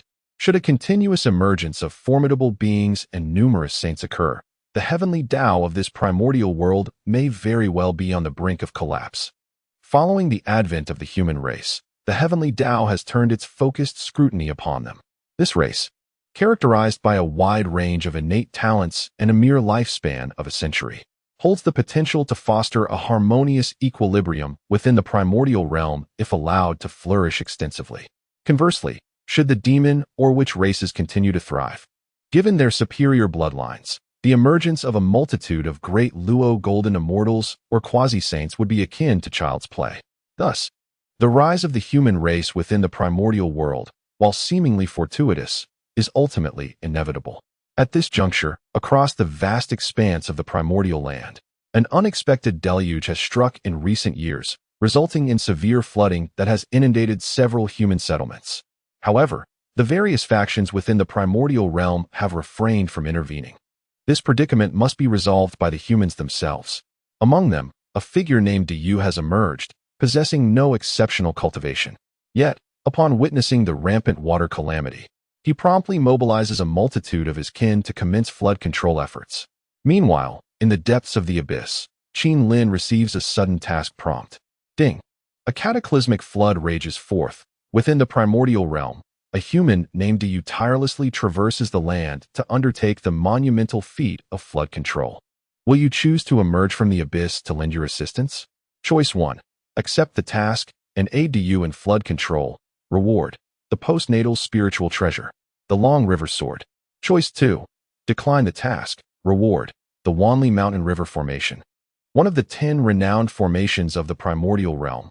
This formation harnesses the essence of the primordial land, capable of ensnaring quasi-saints and withstanding numerous assaults from saints, while also gathering the spiritual energy of heaven and earth, providing substantial benefits for cultivation within its confines. Upon reaching this juncture, Qin decisively opts to decline the task, immediately acquiring the array disk of the Wanli Mountain River Formation. With a mere wave of his hand, the newly obtained disk soars forth from the abyss, automatically extending across the expanse of the Million Mountains, enveloping the entire region. In that instant, several formidable demon beings sensed a powerful formation emerging within the territory of the Wanyao nation, which, to their surprise, proved to be highly beneficial for them. The spiritual energy of heaven and earth surged, allowing many who had reached a bottleneck in their cultivation to experience a sudden elevation in their realms. It is likely that the ancestor Qilin has comprehended some profound formation and has quietly arranged it within the Million Mountains. Indeed, I too have discerned that we are now situated within this formation. However, it is rather amicable towards us, posing no threat. The Qilin ancestor possesses truly extraordinary prowess. Lingxi ancestor, Tianma ancestor, though both of you have attained great Luo golden immortal cultivation, your understanding of the way of formations is lacking. Yet I, as a member of the Pan-Si, have manipulated formations for many years. I am unafraid to disclose that the grand formation of our Wanyao nation is remarkably intricate, capable of withstanding the onslaughts of quasi-saints, or even saints for a considerable duration. Is this for real? It's simply astonishing. Within the vast expanse of the Million Great Mountains, 3 venerable ancestors of the demon race, who have attained the exalted status of great Luo golden immortals, have convened. They pledged allegiance to the kingdom of 10,000 demons long ago, bringing their kin along, thus irrevocably binding themselves to the Qilin clan. Just moments ago, they discerned the sudden manifestation of a powerful formation within the Million Great Mountains, prompting them to gather and engage in hushed deliberations. Chapter 55. The end of the earth veins in the heart of the Million Mountains, within the abyssal realm. Qin had just completed the grand array spanning thousands of miles. He summoned Yuan Hong, who had spent many years in the depths of the abyss. Through perseverance, Yuan Hong had ascended from the realm of Xianxian to the pinnacle of Deluo Jingxian, demonstrating a commendable endurance to solitude as he guarded the gateway to the abyss without complaint, thus earning a measure of merit. Now, Qin felt it was time for Yuan Hong's opportunity to arise. In the annals of history, how did Sun Wukong acquire the Rui Jingu Bang? It was a segment of an iron pillar used by the Great Yu during the flood control, which, due to its merits, garnered substantial blessings and eventually transformed into a celestial treasure imbued with the essence of virtue. If an ordinary iron pillar could acquire such fortune, what might Yuan Hong achieve if he emerged from the abyss to assist in flood control with his own innate treasure, a powerful iron staff? This could be his moment to ascend to the status of quasi-saint. With these thoughts in mind, Qin issued his command to Yuan Hong. The primordial land is currently ravaged by floods, causing the common folk to suffer greatly. This calamity presents an opportunity for you. After all these years in the abyss, it is time for you to emerge. Seek out a figure known as the Yu among the human race. Join him in his efforts to control the waters. Remember, you must find this individual. Should you succeed in managing the floods, you may very well gain the blessings of the heavenly Tao. Upon hearing Qin words, Yuan Hong's eyes sparkled with realization. Over the years, his once fiery temperament had tempered into calmness. Whether or not he emerged from the abyss mattered little to him, for he had access to all he desired within its depths. He had savored countless celestial peaches and spiritual fruits during his time there, and his cultivation had ascended to the pinnacle of Deluo Jingxian. Although he had refined a drop of the blood of a chaotic magic ape and thus became a congenital being, he remained among the weaker kind.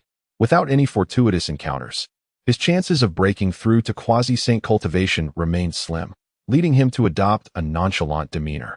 I shall obey the will of the ancestor, Yuan Hong replied succinctly, taking his leave to venture forth from the abyss, heading deeper into the primordial realm. Meanwhile, Qin, stationed in the depths of the abyss, found himself momentarily bored after Yuan Hong's departure. He turned his gaze to the fiery magma below and plunged into it. The earth's fiery veins connected directly to the nethermost reaches of the primordial realm. Below lay an expanse of boundless flames, yet these flames posed little threat to Qin, who commanded various primordial fires far more potent than the earth fire. Thus, he navigated through them with ease. Every few thousand years, Qin Lin would descend into this vast space beneath the earth, where the ceaseless flow of geothermal fire birthed numerous flame-based treasures and spirit entities. While these materials held little utility for him, they proved to be of considerable value for his younger kin. Moreover, this time, he ventured here to explore the place, seeking any newly emerged treasures or spiritual artifacts. Additionally, he wished to examine the barrier deep within the earth's veins to determine if he could breach it. Thousands of years prior, he had descended into this realm, yet upon reaching the end, he encountered an underground barrier. Although referred to as a barrier, it was, in fact, a luminous shield that could withstand Qin Lin's full-force attacks, denying him any opportunity to investigate the mysteries beyond this shield. This time, he drew forth the god-slaying spear, eager to make another attempt. Over the millennia, he had refined several sacred artifacts of the 5 elements, substantially enhancing his power. With a single, concentrated strike, the once impenetrable luminous shield revealed a minuscule crack, barely detectable, from which wisps of chaotic energy began to surge forth. This caused Qin Lin's eyes to widen in astonishment. How intriguing! He had indeed shaken the shield this time. The emergence of chaotic energy suggested that beyond this luminous barrier lay the chaotic realm, which served as a protective veil for the primordial world. If he could breach it, perhaps he would gain entry into the chaotic world. However, upon grasping this revelation, Qin Lin chose not to continue his assault on the underground shield. Instead, he turned and retreated back into the abyss. For now, he would bide his time. He had yet to establish dominance over the primordial world, and entering the chaotic realm was still far too premature. Moreover, given his current strength, he could not break through that luminous shield. Any further attempts would be futile. As dawn broke, he resolved to write 2 more chapters, igniting his creative spirit. Chapter 56. The Great Yu controls the flood. The 3 pure ones turn against each other with the guidance of Qin Lin. Yuan Hong has arrived at the primordial continent, stepping into the territory of the human race. After several years of inquiries, he finally located the Great Yu, who was deeply engrossed in contemplating methods to manage the flood. The Great Yu, a figure of enlightenment, bore no disdain or enmity towards the demon clan. Upon learning that Yuan Hong possessed the peak cultivation of a great Luo golden immortal and was willing to assist him in flood control, he was filled with immense excitement and eagerly engaged Yuan Hong in discussions concerning flood management. In our previous attempts to control the floods, we primarily used earth to block the waters. While this approach may resolve immediate issues, it is not a sustainable solution. I have observed the topography of the entire realm and discovered that the east is lower than the west. Water flows towards lower ground. We can carve out waterways to direct the floodwaters into the eastern sea. The Great Yu articulated his viewpoint. Yuan Hong naturally nodded in agreement. His intention was merely to share in the merit. Under the Great Yu's leadership, with Yuan Hong's assistance and the tireless efforts of countless humans, the monumental task of flood control commenced. Upon hearing of the Great Yu's accomplishments, many wise individuals from the human race came forth to offer their aid. Together, they traversed the remote corners of the primordial continent, leaving their footprints in all but the most desolate places, ultimately helping the Great Yu design 2 rivers. By channeling all the waters of the realm into these 2 rivers, which would flow towards the eastern sea, the flood affliction would resolve itself. Having discovered the method for flood control, Yuan Hong began to employ his divine powers to excavate the land and carve the rivers. However, despite his considerable prowess, such a vast undertaking could not be accomplished by him alone. The Great Yu, leading numerous humans, also immersed himself in the excavation of the riverbeds. Yet, flood control is not an endeavor that can be completed in a single day. While Yuan Hong continued his busy work, Zhu Lusun accepted numerous spirits of land and vegetation, continuously bestowing titles upon minor deities of the land, further expanding his dominion over the primordial territory. Meanwhile, in the underworld of the Yomi realm, operations proceeded in an orderly fashion, everything appearing tranquil and stable. However, on Mount Kunlun, an unpleasant discord unfolded among the 3 pure ones. At this moment, Yuan Shi Tianzun frowned, feeling considerable dissatisfaction towards Tong Tian. Likewise, Tong Tian harbored deep resentment towards Yuan Shi Tianzun. Why have my 2 junior brothers descended to such a state? Taiching Laozi sighed, his ancient, tranquil gaze as profound as Hong Jun. Big brother, Yuan Shi has insulted me. This matter cannot be left unresolved. Tong Tian, filled with indignation, glared at Yuan Shitianzun, his displeasure unmistakably etched upon his countenance. Junior brother, do you even realize what sort of disciples you have taken in? Beasts clad in fur and horns. Creatures that are born from wetness. How could they possibly practice alongside us on Kunlun Mountain? Yuan Shitianzun's disdain was openly displayed in his gaze. Creatures born from wetness? And what of your own disciples?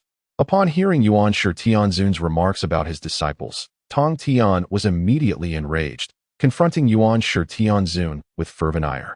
Upon witnessing the continued quarrel between the two, the great clarity Laozi interjected, saying, "There is no need for your disputes.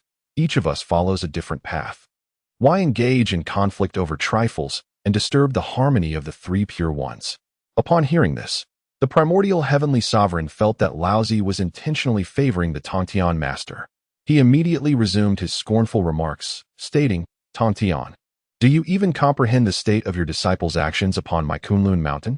Is this truly where they belong?" In response to the primordial sovereign's words, Tongtian rose from his seat, sweeping his sleeves aside, and declared, "When did Kunlun Mountain become your possession? If that is the case, I shall take my disciples and depart to seek another sanctuary, restoring tranquility to your Kunlun." In truth, the primordial sovereign had already begun to regret his earlier statement. After all, the three pure ones were of one family. This exchange had strained their relationship excessively. Yet upon hearing Tongtian's retort, he shouted, "Very well. This spares me from causing discord myself. Alas, during my recent travels, I discovered rare herbs sprouting on Shoyang Mountain. I shall establish my own sanctuary there." Hearing their words, and perceiving the primordial sovereign's intent to expel Tongtian, Laozi felt disheartened and proposed to depart as well. The primordial sovereign, upon hearing Laozi's suggestion, was instantly enraged. His countenance turning pale, barely maintaining his saintly composure, yet inwardly he harbored resentment towards Tongtian, blaming him for all the grievances. Subsequently, Laozi, accompanied by his sole disciple Xuandu, journeyed to Shoyang Mountain, where he established the 8 Scenery Palace. He cultivated numerous spiritual herbs and elixirs, refining the essence of the metal and the purity of the iron, summoning forth the golden and silver boys. Daily, he engaged in alchemy and teachings on Shoyang Mountain, leading a life of ease and joy, deepening his understanding of the Supreme's detachment. Meanwhile, Tongtian Master, accompanied by his disciples, ventured to the Eastern Sea in search of a new sanctuary. While traversing a certain maritime region, they encountered 2 golden serpents. Tongtian effortlessly transformed these serpents into a postnatal spiritual treasure, the golden serpent scissors, which he bestowed upon his disciple, the celestial maiden Yunxiao. Years later, while passing through another maritime area, they encountered a golden tortoise causing havoc. Emboldened by the power of the golden serpent scissors, Yunxiao severed the tortoise's head. Observing this, Tongtian refined the remains, channeling the celestial forces to descend. He established the Bio Palace upon the island, naming it Golden Tortoise Island. Meanwhile, in the vast wilderness, Dayu received assistance from Yuanhong.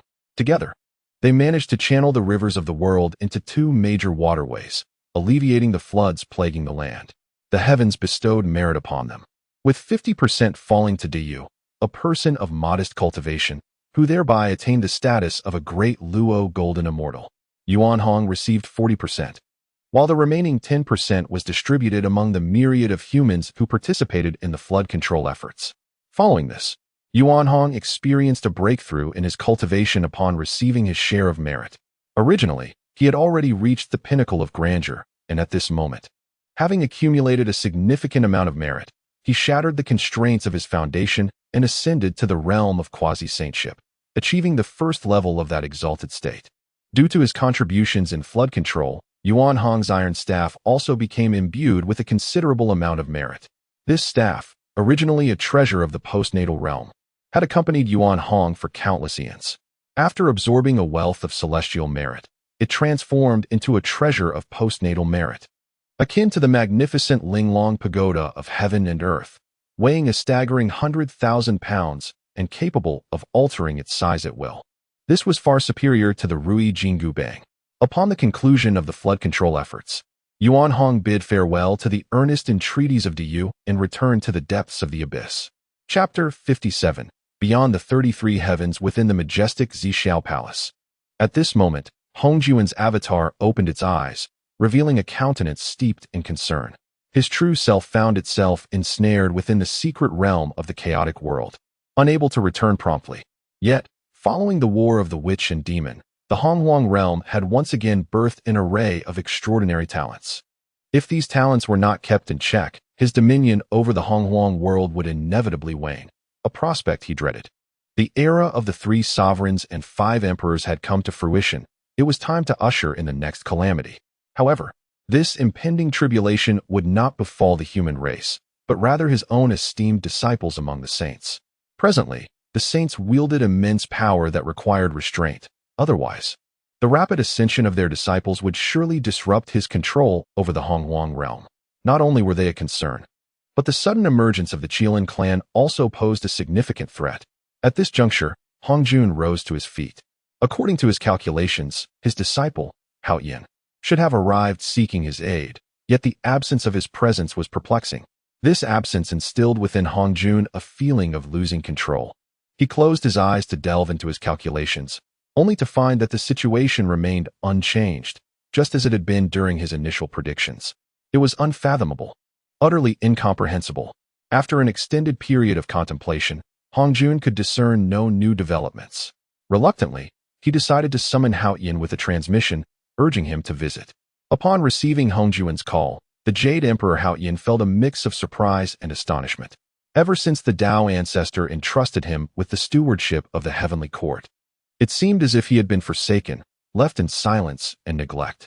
Coupled with the disdain of the saints and their disciples, along with the scorn of the mighty, he felt deeply wounded. Had it not been for the proactive assistance of the Qilin ancestor and the arrival of the formidable Jiu Lushan, he might have sought refuge in the Zixiao Palace himself. In the heavenly court, the presence of great Luo golden immortals was a rarity, and Jiu Lushan not only exhibited remarkable prowess, but also managed the affairs of the 3 realms with great efficiency. Everything was progressing steadily. As he approached in response to Hongjuan's summons, Haoyan was enveloped in emotions of confusion, anxiety, and anticipation. Disciple Haoyan, I pay my respects to the esteemed one. May your holy longevity be boundless. Upon seeing Hongjun, Haoyan immediately knelt, for all he possessed was bestowed upon him by Hongjun. His gratitude and reverence were tinged with a hint of trepidation, fearing that any misstep might lead to the loss of his lofty position. Rise, Hongjun commanded. Seated in a meditative posture, surrounded by swirling purple mist, his ancient visage betrayed no hint of emotion as he spoke calmly. How fares the heavenly court? Are there any difficulties you face? He held a profound trust in this disciple, not only because he had granted him everything, but also due to the fact that his essence was forged from a chaotic primal stone, refined by Hongjun himself, a being of exceptional potential who had followed him since the calamity of the dragon and phoenix. Now, he had merely reached the pinnacle of the great Luo golden immortal stage, a status that reassured Hongjun immensely. The heavenly court? Haoyan's heart sank. Why would the esteemed one inquire about the affairs of the heavenly court? Did he harbor dissatisfaction towards him? This is not correct. It is certainly not the intended meaning. Does the master believe that he is enduring too much and wishes to assist him? This is quite plausible. The master possesses boundless power and unparalleled skills. Although he resides high above the 33 heavens, he certainly perceives the difficulties faced by his disciple and desires to lend a helping hand. Upon this realization, Haoyan prostrated himself upon the ground and lamented to Hongjun, "O master, my journey has been fraught with challenges. The sages regard me with disdain, the mighty ones humiliate me, and the disciples of the sages oppress me. My path is indeed arduous. Ever since you entrusted me with this mission, I have tirelessly devoted myself, fearful of disappointing your expectations. Yet, those formidable beings, most have entered the realms of the sages, rendering the heavenly court seemingly insignificant, while all creatures of the world only recognize the sages and remain oblivious to the celestial court. Presently, the only ones willing to assist the heavenly court are the Qilin clan of the Wanyao kingdom. My plight is truly grave." Hongjun did not take Haoyan's lamentations to heart. However, upon hearing the mention of the Wanyao kingdom, he opened his eyes and inquired, "The Wanyao kingdom?" "Indeed," Haoyan replied, though he could not comprehend why Hongjun was inquiring about the Wanyao kingdom. "The Wanyao kingdom adheres closely to your directives, master. Not only do they follow the guidance of the heavenly court, but they also regularly recommend individuals of great strength and talent to serve in the heavenly court. They are currently the sole supporters of my endeavors. While explaining the situation, Hao Yin did not forget to reiterate his own tribulations. Chapter 58. The Essence of Chaos and the Five Elements. Upon hearing Hao Yin's lamentations, Hongjun once again closed his eyes. Judging by the current circumstances, the Qilin tribe appeared to be rather compliant. Although the means by which the Qilin lineage had survived the calamity of dragons and phoenixes remained a mystery, their obedience sufficed. As long as they did not create turmoil like his disciples, all would be well. However, suppression was still necessary. One must not allow the adversary to grow excessively powerful. Transcending the bounds of control. Patience is key, he advised Hao Yin, before sending messages to the various saints to summon them forth. Ding. Hongjun summoned the saints to the Palace of Purple Clouds to deliberate on the matter of deification. Would they proceed to the Palace of Purple Clouds to discuss the deification? Choice 1. Accept the task and proceed to the Palace of Purple Clouds to confer with the saints regarding deification. Reward: the postnatal supreme treasure. The White Dragon Shin Jade Scissors. Choice 2. Decline the task. Reward: the Essence of Chaos and the Five Elements. Over the course of several decades, Qin Lin had thoroughly refined the Chaos Five-Element Stone. His strength surged once more. Although he remained at the pinnacle of the 9th layer of the quasi-saint realm, he had grown exponentially more formidable. His premonitions intensified, having refined the Chaos Five-Element Stone. He needed only to refine 4 more Chaos Sacred Artifacts to comprehend the laws of the 5 elements and ascend to sainthood. For this task, Qin Lin opted for the Essence of Chaos and the 5 elements, as it was precisely what he required most at present. As for venturing to the Palace of Purple Clouds, that would merely be delivering himself to their doorstep. Hongjun was a shrewd schemer. Gazing at the Essence of Chaos and the 5 elements in his hand, and feeling the vast and overwhelming power it contained, Qin Lin closed his eyes once more. Immersing himself in cultivation, continuing to refine the Essence of Chaos and the 5 elements. Within the Palace of Purple Clouds, the saints gathered. Hongjun opened his eyes again. His tranquil gaze revealed no joy or sorrow, merely pausing momentarily as it swept over Taiji Laozu before he spoke calmly. Since the War of the Witches and Demons, the primordial world had descended into chaos, with beings engaging in endless strife, accumulating karmic burdens, and suffering immensely. While I have reinstated the heavenly court to unify the 3 realms, its manpower and prestige remain insufficient to uphold the order of the realms. Thus, 5,000 years hence, a calamity among the immortals shall inevitably occur. Upon concluding, Hongjun waved his hand, and before them appeared a book and a whip. These were the heavenly book of the deification list and the god-slaying whip. When the time came for the appointed deity to emerge, these 2 items would be entrusted to that individual. Taiji, as my foremost disciple, these 2 items shall be entrusted to your guardianship. Upon saying this, the deification list and the god-slaying whip fell into Taiji Laozu's hands. The saints, all possessing great powers, understood the significance of the deification list and the god-slaying whip at a glance. Naturally, they were reluctant to allow their disciples to be subjected to the burdens of the deification list. Yuan Shi Tianzun immediately inquired, "Dare I ask, Master, who may ascend this list? Who may wield the power of deification?" All below the sage level may be listed: immortals, demons, spirits, witches, Buddhas, and humans alike. All have the potential. The one who wields the power of deification shall bear the form of a flying bear. After Hongjun spoke, he vanished, leaving a group of saints with intricate expressions. Even the face of Zhuanti bore the mark of complexity. For Hongjun had proclaimed that all below the saints could be listed. The saints exchanged glances, directing their attention towards Laozi. At that moment, Laozi calmly unfurled the divine list, softly declaring, "Among my disciples, there is but one, Xuandu, who shall not be listed. I shall allow my virtuous corpse to ascend to the heavenly court."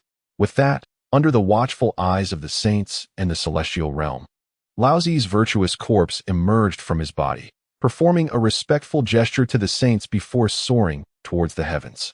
Meanwhile, Laozi himself presented the divine list before the saints. His eyes lowered as though he had succumbed to slumber, his posture reminiscent of another Hongjun. Seeing Laozi's demeanor, the saints comprehended his resolve. He preferred to send his virtuous corpse to the heavenly court rather than allow his disciple to go. However, others could understand, for Laozi had but one disciple, the master Xuandu. At this juncture, Yuan Shi Tianzun glanced at Hao Tian and then at Tongtian Jiaozhu, speaking deliberately, though our teaching boasts 12 golden immortals, each endowed with extraordinary talent and fortune, they cannot be listed. Only my disciple Tongtian bears the title of all immortals come to pay respects, yet all under him are but fledglings, and the positions of the 365 righteous gods should be filled by him. Upon hearing Yuan Shi Tianzun's words, Tongtian nearly erupted in indignation. Meanwhile, Nuwa, Hutu, Zhuanti, and Jane wore expressions of various complexities. They had not anticipated such a deteriorated relationship among the three pure ones. This divine list was a celestial calamity, encompassing all beneath the saints, with the Buddhist and demon clans, as well as the shamanic tribes, not exempt. The Western teachings, long anchored in the barren West, had few talented disciples to begin with, and the shamanic and demon races had suffered greatly after the war, their vitality severely depleted. Should they be listed, it would be a most painful ordeal for them. The celestial cycle is vast, and one among humanity can evade it. The paths of the Tao are myriad and may yield enlightenment. We, as the bearers of the Tao, strive to procure a glimmer of hope for all beings. How can we deny entry based on origin? Though my disciples gather in great numbers, they are all sincere seekers of the Tao. How could they be placed upon the divine list? Tongtian Jiaozhu, possessing a gentler temperament, calmed his emotions before articulating his teachings. Though the Tao encompasses myriad paths, those who attain sanctity are but a few. We must heed the celestial mandate and choose to expound the Tao's principles to those who are virtuous. In this doctrinal dispute, Yuan Shi Tianzun was unwilling to be outdone. He promptly engaged in a heated argument with Tongtian Jiaozhu. The saints, reluctant to see their disciples listed on the divine list, found themselves embroiled in a dispute, leading to a cacophony of voices. Ultimately, however, a consensus emerged. Those of virtue shall achieve the immortal path, gaining divine positions. Those of shallow fortune shall re-enter the cycle of reincarnation, and those entangled in karma shall be reduced to ashes. In simpler terms, those who possess profound cultivation and sufficient strength continue on the path of immortality. Those who are vanquished yet possess some capability ascend to the divine ranking to attain immortality. Conversely, those lacking in power are consigned to the cycle of rebirth. Ultimately, those bound by cause and effect are the most intriguing. To put it plainly, these are the individuals whose souls have been shattered, leaving not even a trace of their true essence. Of course, in ordinary circumstances, no one would resort to such ruthless measures during a confrontation, which is precisely why they are referred to as the ones ensnared by cause and effect. Chapter 59. The Red-Butted Horse Monkey and the Six-Eared Macaque. After the assembly of the saints to deliberate on the matters of conferring divinity, more than a decade had passed. In the abyssal realm, Qin Lin refined a piece of primordial sacred artifact, having thoroughly assimilated the previously acquired quintessence of the five elements. His entire being now enveloped in an enigmatic aura of chaos. Although he had yet to transcend into the realm of saints, he was not far from it. Qin Lin was confident that should he manifest his true self and wield treasures such as the god-slaying spear, he would stand a fair chance against the likes of Junti. While he could not guarantee victory, he certainly would not find himself at a disadvantage as he did previously. After all, during their last encounter, Qin Lin had fought using a doppelganger and had refrained from bringing formidable artifacts for fear of his avatar's destruction. Now, Qin Lin's cultivation could no longer be elevated solely through solitary meditation. He required 3 additional primordial 5-element sacred artifacts, which could only be procured through the system, leaving him with no alternative means for the time being. With this in mind, Qin Lin retrieved the heaven-observing mirror, tirelessly scanning the vast expanse of the primordial world to assess the situation across its realms. When his gaze fell upon the eastern sea, he discerned a celestial venue, Golden Ao Island. However, due to the presence of a saint overseeing this sanctuary, Qin Lin could not directly inspect it through the mirror, lest he attract attention and incite the wrath of the heavenly master. Upon sighting Golden Ao Island, Qin Lin was reminded of the impending conferral of divinity. The human race had entered the Xia dynasty, which meant that the cataclysmic battle for divinity loomed merely a few millennia away. Though a few millennia may seem extensive, It is but a fleeting moment in the eyes of those with great powers. When the time for conferring divinity arrives, the disciples of the Jie sect would face dire consequences, as virtually all capable beings would meet their demise. With a heavy heart, Qin sighed. Yet his mind was rife with schemes. The Heavenly Master, despite his formidable strength, was a decent individual. Should an opportunity arise, Qin contemplated engaging him in a discussion about life, perhaps to stir the waters of the impending calamity. After all, this great tribulation was established by the Tao ancestor Hongjun to diminish the strength of various factions. Presently, the Qilin clan had already revealed themselves and established the kingdom of 10,000 demons, a conspicuous development indeed. It was possible that Hongjun had already set his sights on him, and the conferral of divinity would inevitably draw Qin into its turmoil. Aside from Qin, across the vast primordial landscape, only the disciples of the Heavenly Master could rival his numbers, and he likely found himself in a state of considerable distress. Should the two meet, there would undoubtedly be ample topics for discussion. As he pondered, Qin continued to probe the eastern sea with the heaven-observing mirror. Before long, he discovered an island where two monkeys were engaged in combat. Upon closer inspection, one monkey had a grayish-blue coat with white tufts atop its head, its deep-set eyes and sunken nostrils giving it a distinctive appearance. The other monkey, with sharp teeth bared in golden fur, sported 6 ears. Ding! Discovery of the mischievous 4 monkeys, the red-butted horse monkey and the 6-eared macaque. Would you like to accept them as disciples? Choose one.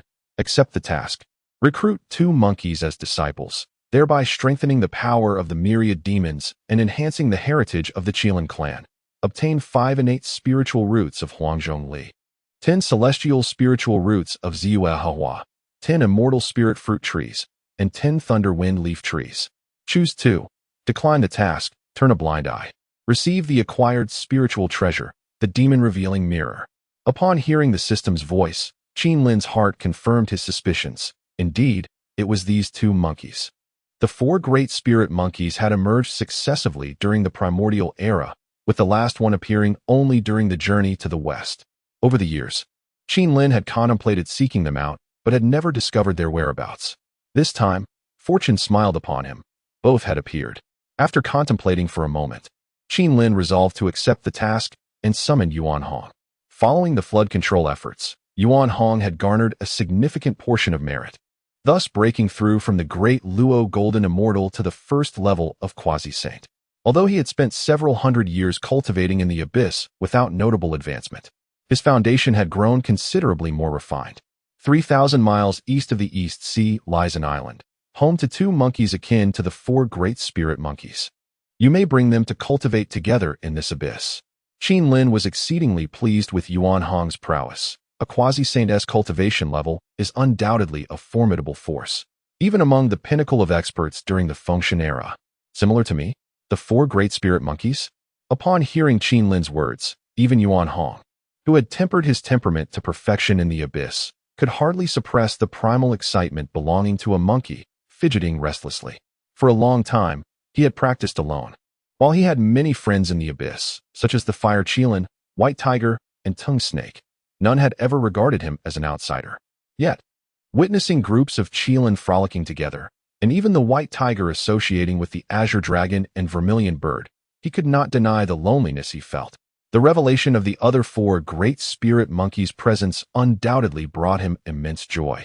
Moreover, according to his ancestors' words, he was to recruit those 2 fortunate beings to the abyss. This meant he would no longer be alone. How could he not be elated? With unwavering obedience to the Lord's decree, Yuan Hong eagerly bowed to Qin and, grasping his staff, hastened toward the East Sea. At that moment, upon Qin's acceptance of the task, 5 Huangzhong leaf fruit trees, 10 Ziyue Hua, 10 immortal spirit fruit trees, and 10 thunderwind leaf trees quietly manifested in the abyss. 2 chapters offered. Chapter 60. The visit of Tong Tian after Yuan Hong departed. Qin's gaze once again converged upon the celestial viewing mirror. However, with no significant events transpiring in the wilderness recently, his interest waned after a brief observation, prompting him to resume his seclusion. Meanwhile, on Gold Ao Island in the Eastern Sea, the master of Tongtian returned after deliberating the matters of canonization in the Zixiao Palace. he promptly summoned all disciples to the Bio Palace. In no time, the 7 immortals, the 4 great disciples, the 4 outer sect members, the 4 saints of Julong Island, and the 10 heavenly lords of Gold Ao Island gathered, totaling a few thousand individuals, many of whom were unaware of the restriction that only those who had reached the Xianxian level could enter Bio Palace. With everyone present, the eldest disciple of the GS sect, Daobao Daoist, broke the silence, inquiring, "Master, you summoned us here for what purpose?" The master of Tontian, seated upon a mat, surveyed the hall and spoke calmly. Since the war of the witch and demon has transpired for several millennia, the cycle of heaven continues endlessly. In 5,000 years, a calamity of divine slaying shall arise. Those of virtue shall attain the path of immortality. Those with shallow blessings shall re-enter the cycle of reincarnation, and those entangled in cause and effect shall be reduced to ashes. This canonization calamity has been jointly determined by me and the other saints. May I inquire, Master, upon whom shall this calamity fall? The Holy Mother of Turtle Spirit furrowed her brow, pondering why, so soon after the war of the witch and demon, a new calamity was imminent. This calamity of divine slaying shall target all beneath the saints. All immortals, spirits, demons, witches, Buddhas, and mortals shall be ensnared within this slaughter. The tone of the master of Tontian carried a hint of sorrow. A calamity of slaughter inevitably implies loss of life. Although the presence of the heavenly book and the canonization list diminishes the likelihood of actual death, entry onto the canonization list means relinquishing control over one's fate and halting the advancement of one's cultivation. Upon hearing the master's words, all disciples below grew tense. The wilderness had already endured the initial calamity of dragons and phoenixes, followed by the war of the witch and demon, with each major calamity yielding unfathomable tragedies. This time, the protagonists of the impending disaster would be these practitioners of the immortal path. Noticing the anxious expressions of his disciples, the master of Tontian reassured them regarding the canonization list, allowing them to exhale in relief, albeit still fraught with tension. While it was not a matter of true death, being inscribed on the canonization list equated to reaching the terminus of the immortal path. Finally, Tontian instructed his disciples to refrain from venturing out for the next millennium, urging them to remain on Gold Ao Island and in the Eastern Sea to diligently cultivate and enhance their strength. At that moment, although Tontian had disclosed the matters of the canonization calamity to his disciples, an unsettling premonition lingered within him. He had hoped to dismiss such thoughts, yet the ominous feeling clung to his heart. Reluctantly, the master of Tontian stealthily exited Bio Palace, intending to traverse the wilderness for a brief exploration. As he wandered, he found himself drawn to the Million Great Mountains. The kingdom of 10,000 demons, is it? The recent calamity seems to have enveloped the demon clan as well. The master of the heavenly sect sighed, contemplating his departure, yet he found himself pondering the enigmatic ancestor of the Qilin clan he had previously encountered, nurturing a desire to pay a visit. As he departed from the Azure Palace, the master did not disturb a soul, and upon entering the realm of the myriad demons, he remained unnoticed by any of the demon kind. However, Qin Lin, through the vast mountain river formation, immediately sensed the arrival of Tontian. For this formation was intricately connected to the primal earth's essence, making it exceedingly challenging to breach even for a sage, requiring numerous attempts to overcome. Upon entering the Million Great Mountains, Tontian stood out like a solitary beacon amidst a swarm of fireflies, remarkably conspicuous. Simultaneously, he sensed that he had entered a formation, and as the master of the foremost slaughtering formation in the primordial world, the Extermination Sword Formation, he could proudly assert that in the realm of formations, he was unparalleled. None possessed a deeper understanding of formations than he. This formation was evidently defensive in nature and entwined with the essence of the primordial earth, likely impervious even to the might of a sage. Moreover, any forceful breach would undoubtedly disrupt the earth's veins across the primordial continent, incurring a vast debt of karmic consequences. Ding! The master of the heavenly sect arrived at the Million Great Mountains. Should he proceed to meet? Option 1. Accept the task and meet the master of the heavenly sect. One may obtain the Chaos 5 Elements Spirit Jade. Option 2. Decline the task, avoid the guest, and allow the master of the heavenly sect to depart on his own. One may receive the innate spiritual treasure, the 36 layered stupa. Chapter 61. Collaborative Schemes. Upon entering the Million Great Mountains, Tongtian immediately approached the abyssal region. This place is regarded as exceedingly mysterious by the outside world. Many sages have discreetly scanned this area with their divine consciousness, yet they have been utterly unable to discern the nature of the abyss. It is well known that in the primordial chaos, sages are the most formidable beings, and there exists no place within the vast expanse that is beyond the reach of their divine awareness. Yet, this abyss can successfully obstruct their perception. This alone is sufficient to instill a sense of trepidation among the sages. As Tongtian drew nearer to the abyss, he found himself increasingly astounded by the profound heritage of the Kirin clan.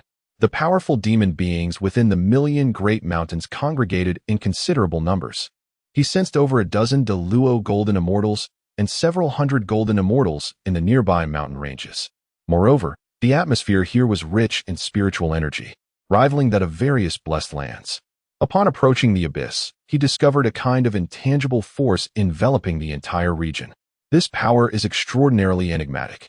It is not the force of a formation. While a grand formation does cover the Million Great Mountains, the abyss appears devoid of such constructs, instead resembling a naturally formed innate Taoist sanctuary. As long as one takes residence within, even a sage would find it challenging to breach. Possessing such a sanctuary made Tongtian's heart swell with envy. No wonder the Kirin clan has endured since ancient times. Having such an innate Taoist sanctuary truly reflects their extraordinary fortune. Tongtian could not help but ponder this. Before long, he found himself at the outskirts of the abyss, hands clasped behind his back, gazing intently into its depths. However, he chose not to reveal himself, concealing his aura. At this moment, even if some beings passed by, they would likely remain oblivious to his presence. After observing for a while, Tongtian found himself uncertain whether to make an introductory visit, leading to a moment of hesitation. Meanwhile, within the abyss, Qin had chosen to accept the task and acquired the Chaos 5 Elements Spirit Jade. Once he refined this object, he would only need 2 more Chaos Sacred Artifacts to ascend to the Sage Realm, which filled him with excitement. At the same time, he was somewhat surprised by Tongtian's visit, yet he deemed it a fortuitous occurrence. With the impending catastrophe of the investiture of the gods, it was essential to strategize. Tongtian, the most tragic sage of the investiture period, had once held a winning hand but ultimately squandered it. Many disciples of the Jie Jiao had ascended the investiture list, and some were even extradited by the Western sect. Tongtian himself had suffered greatly at the hands of other sages. While his strength is commendable, he lacks cunning and strategic insight. Nonetheless, such a person is still worth befriending. At the very least, if opportunities for collaboration arise, it would eliminate the need for constant wariness of one another. With these thoughts in mind, Qin took out the Chaos Clone Talisman, immediately manifesting a clone that stepped forth from the abyss. The Celestial Sage. My Kirin clan extends its sincerest apologies for the lack of proper hospitality upon discovering that a distinguished guest has graced us with their presence. Qin, upon exiting, promptly conveyed his sentiments to the Celestial Sage, adopting a tone of utmost courtesy.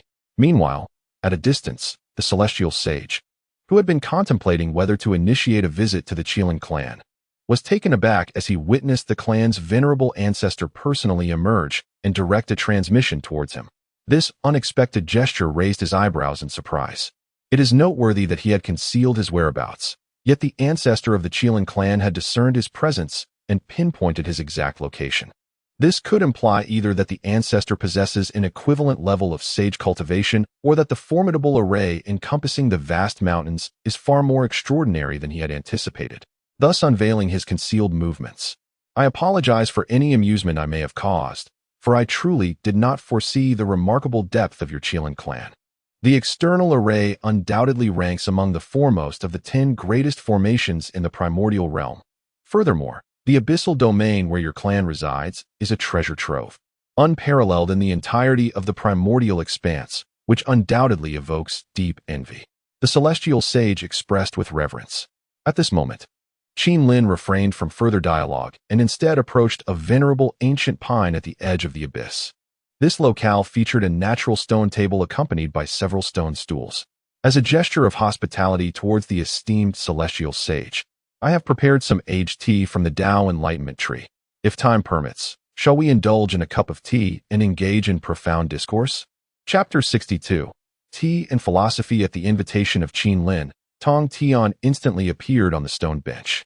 Without uttering much, he first picked up a teacup and took a sip of the enlightenment tea. Although he had already attained sainthood, and the tea provided him no tangible benefit, he could still sense its remarkable essence. May I inquire what insights the Saint Tong Tian brings with his arrival? Qin Lin asked softly. Nothing of great importance. I merely happened to pass by and thought it fitting to pay a visit, Tong Tian replied. I see. However, Saint Tong Tian, do you harbor any concerns regarding the impending calamity? As he spoke, Qin Lin also raised his teacup, posing the question with an air of tranquility. Are you aware of the tribulations? Tong Tian expressed his surprise, for only a handful of saints, including Hong Jun and Hao Tian, were privy to the matter of the next calamity. He had only disclosed this to his disciples half a day prior and was astonished at how Qin Lin had acquired such knowledge. Yet, recalling the long-standing amicable ties between the Qilin clan and Hao Tian, he concluded it plausible that Qin Lin might have learned about the calamity from Hao Tian. With this realization, Tong Tian felt reassured and nodded in acknowledgement of Qin Lin's inquiry. In the initial calamity of the dragon and phoenix, nearly the entirety of the dragon, phoenix, and Qilin clans were annihilated. During the Wu and Lich calamity, had it not been for the reincarnation of Lady Hutu, they too would have faced total destruction. Tong Tian, my friend, you must be concerned for your disciples as well, Qin Lin remarked calmly, sipping his tea. Alas, the Tao ancestor spoke of this upcoming calamity as a divine slaughter, where all beings, save for the saints of the three realms, are on the list of those to face tribulation. Yet, within the vast expanse of the Honghuang continent, there exist but a few saints, Tong Tian sighed. Though he commanded the foremost killing formation of Honghuang, he remained a man of compassion, often hesitant in his decisions. This could be observed when Guang Qingzi slew the saint mother of Turtle Spirit, yet Tong Tian refrained from anger, mindful of the bonds among the three pure ones. Tong Tian's true outburst manifested only after the Nine Curves Yellow River formation. Following the oppression of the lesser by the primordial beginning and the devastating actions of the Taiqing ancestor against the three heavens, culminating in his complete moral decline post the extermination of immortals' sword formation. While Tong Tian spoke, Qin Lin maintained a facade of calmness, though internally he was stirred. In his recollection, the current Fengshen calamity was a divine slaughter aimed exclusively at the disciples of the three teachings. How then had it escalated into a calamity affecting all below the rank of saints in Honghuang? Could it be that his unexpected emergence and the establishment of the Wan Yao kingdom had drawn the attention of Hong Jun? This calamity also encompasses the Qilin clan and the Wan Yao kingdom, yet I see no trace of distress or concern upon your countenance, my friend, Tong Tian observed.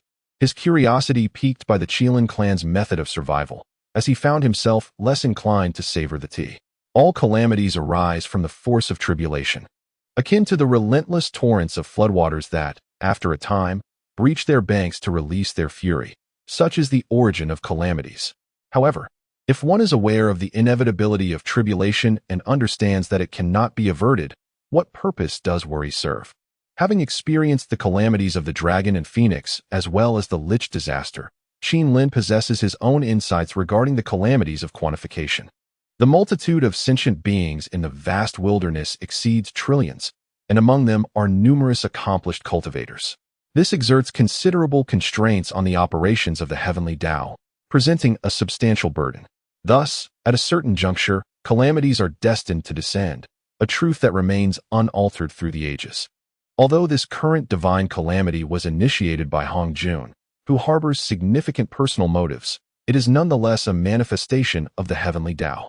This marks the first occasion that Tong Tian has encountered someone articulating the concept of quantification so succinctly and clearly. Upon reflection, he recognizes the validity of this perspective. The principle of extreme prosperity leads to decline, and yin transforms into yang encapsulates this very truth.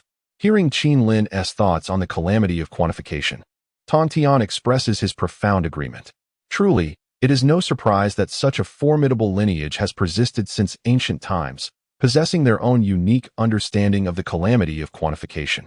Chapter 63. Secluded and unyielding, preventing causality. What, I wonder, might my esteemed friend think of this celestial calamity? Tong Tian inquired. Under this tribulation, the face's dire straits. Qin Lin spoke candidly, causing Tong Tian to rise in astonishment, momentarily losing the gravitas befitting a sage. Realizing his overreaction, he hastily seated himself. Striving to suppress his emotions and calmly asked, "Why do you say such a thing, my friend? Are you aware of how many disciples the Rinjiao has? How many the possesses? How many the Western teachings claim?" Qin Lin shook his head in resignation. These were painfully evident truths. To an outsider, the issues were glaring. Yet those entrenched within the fray, even a sage, could find their vision obscured. It was not that Tong Tian had failed to consider this. Rather, he had always believed this calamity to be merely a contest of might against others, placing unwavering trust in his disciples, and thus he had not pondered the matter deeply. Now, upon Qin Lin's revelation, Tong Tian emerged from the confines of his thoughts. I possess but one disciple. I must not allow him to ascend the divine rankings. The comprises merely 12 golden immortals. Even if all were to be listed, how many would remain unaccounted for? The Western teachings, despite their myriad followers, have but two who have achieved immortality: the Bodhisattva of merit and the glazed medicine Buddha. The witch clan, residing in the underworld and governing the cycle of reincarnation, having been central to the previous calamity, are equally unlikely to be involved. The demon clan is divided into two major factions. The ancient formidable demons who survived the war of witch and demon, having endured the tribulations, are not candidates for this calamity. The other faction is the present-day 10,000 demon kingdom, from which, based on Qin Lin's emphatic words, it seems they may have already devised a strategy alongside the Qilin clan. Thus, only the remains vulnerable. Do you know how one might evade this calamity? Stepping out of the confines of thought, Tong Tian earnestly sought counsel, believing that the Qilin clan, having endured from ancient times to the present, must possess unique methods for evading disaster. Yet, he was uncertain whether the other party would be willing to divulge such knowledge. After all, if they were to abstain from filling the 365 divine positions on the list, others would inevitably need to take their place.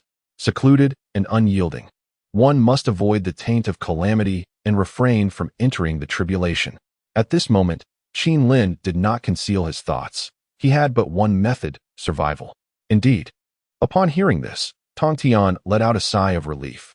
Before his departure, he had instructed his disciples to focus on their cultivation and refrain from unnecessary entanglements. However, Qin Lin shook his head. It seemed Tong Tian had yet to grasp the essence of mere survival. Simply advising his disciples that a great calamity was upon them and urging them to remain in seclusion was utterly ineffective, for it was precisely how Tong Tian had conducted himself. And what was the outcome? A disruptive element emerged from and with a simple request to his companion to pause. Had he not inadvertently sent a considerable portion of the onto the divine rankings? Tong Tian furrowed his brow, gazing at Qin Lin with a look of perplexity. If it is merely a verbal warning, I fear that some may still venture into the calamity. Fellow cultivator, you must ensure that the disciples within our sect do not step outside the sanctum for these 5 millennia. Should anyone defy this decree, they shall be expelled from the teachings. Qin Lin calmly sipped his tea and spoke in a hushed tone. We disseminate the teachings across the world solely to procure a glimmer of hope for all sentient beings. How could we so recklessly cast them out? His words evidently contradicted the doctrine of Tong Tian, which sought to secure a sliver of opportunity for the populace. Since you are aware of the repercussions of entering the calamity, you must also comprehend that this is for the benefit of the disciples. If they are unwilling to heed your commands, it merely signifies their lack of fortune. Upon concluding his statement, Qin Lin closed his eyes, awaiting a response from the master of Tong Tian. The master of Tong Tian pondered for a moment, reflecting on the number of disciples from other sects, and could only sigh. Although it slightly diverged from his teachings, it was nonetheless in consideration of the disciples' welfare, and he believed that his followers would adhere to his principles. Everything is for their own good. Thank you, fellow cultivator, for your guidance. Chapter 64. The 3 monkey brothers. After bidding farewell to Qin Lin, Tong Tian promptly returned to Jinao Island, where he summoned his disciples and established a decree. Until the calamity of the era had passed, none were permitted to leave their designated sanctuaries. Those who defied this command would be expelled from the sect. At that moment, aside from the Sanshao goddesses residing on the nearby Sanxian Island, The majority of the Jie Jiao disciples were engaged in cultivation on Jinao Island, refraining from venturing out in search of hidden paradises. Thus, Tong Tian's edict effectively bound all Jie Jiao members to the vicinity of Jinao Island. Once Tong Tian departed, Qin Lin's avatar returned to his secluded retreat.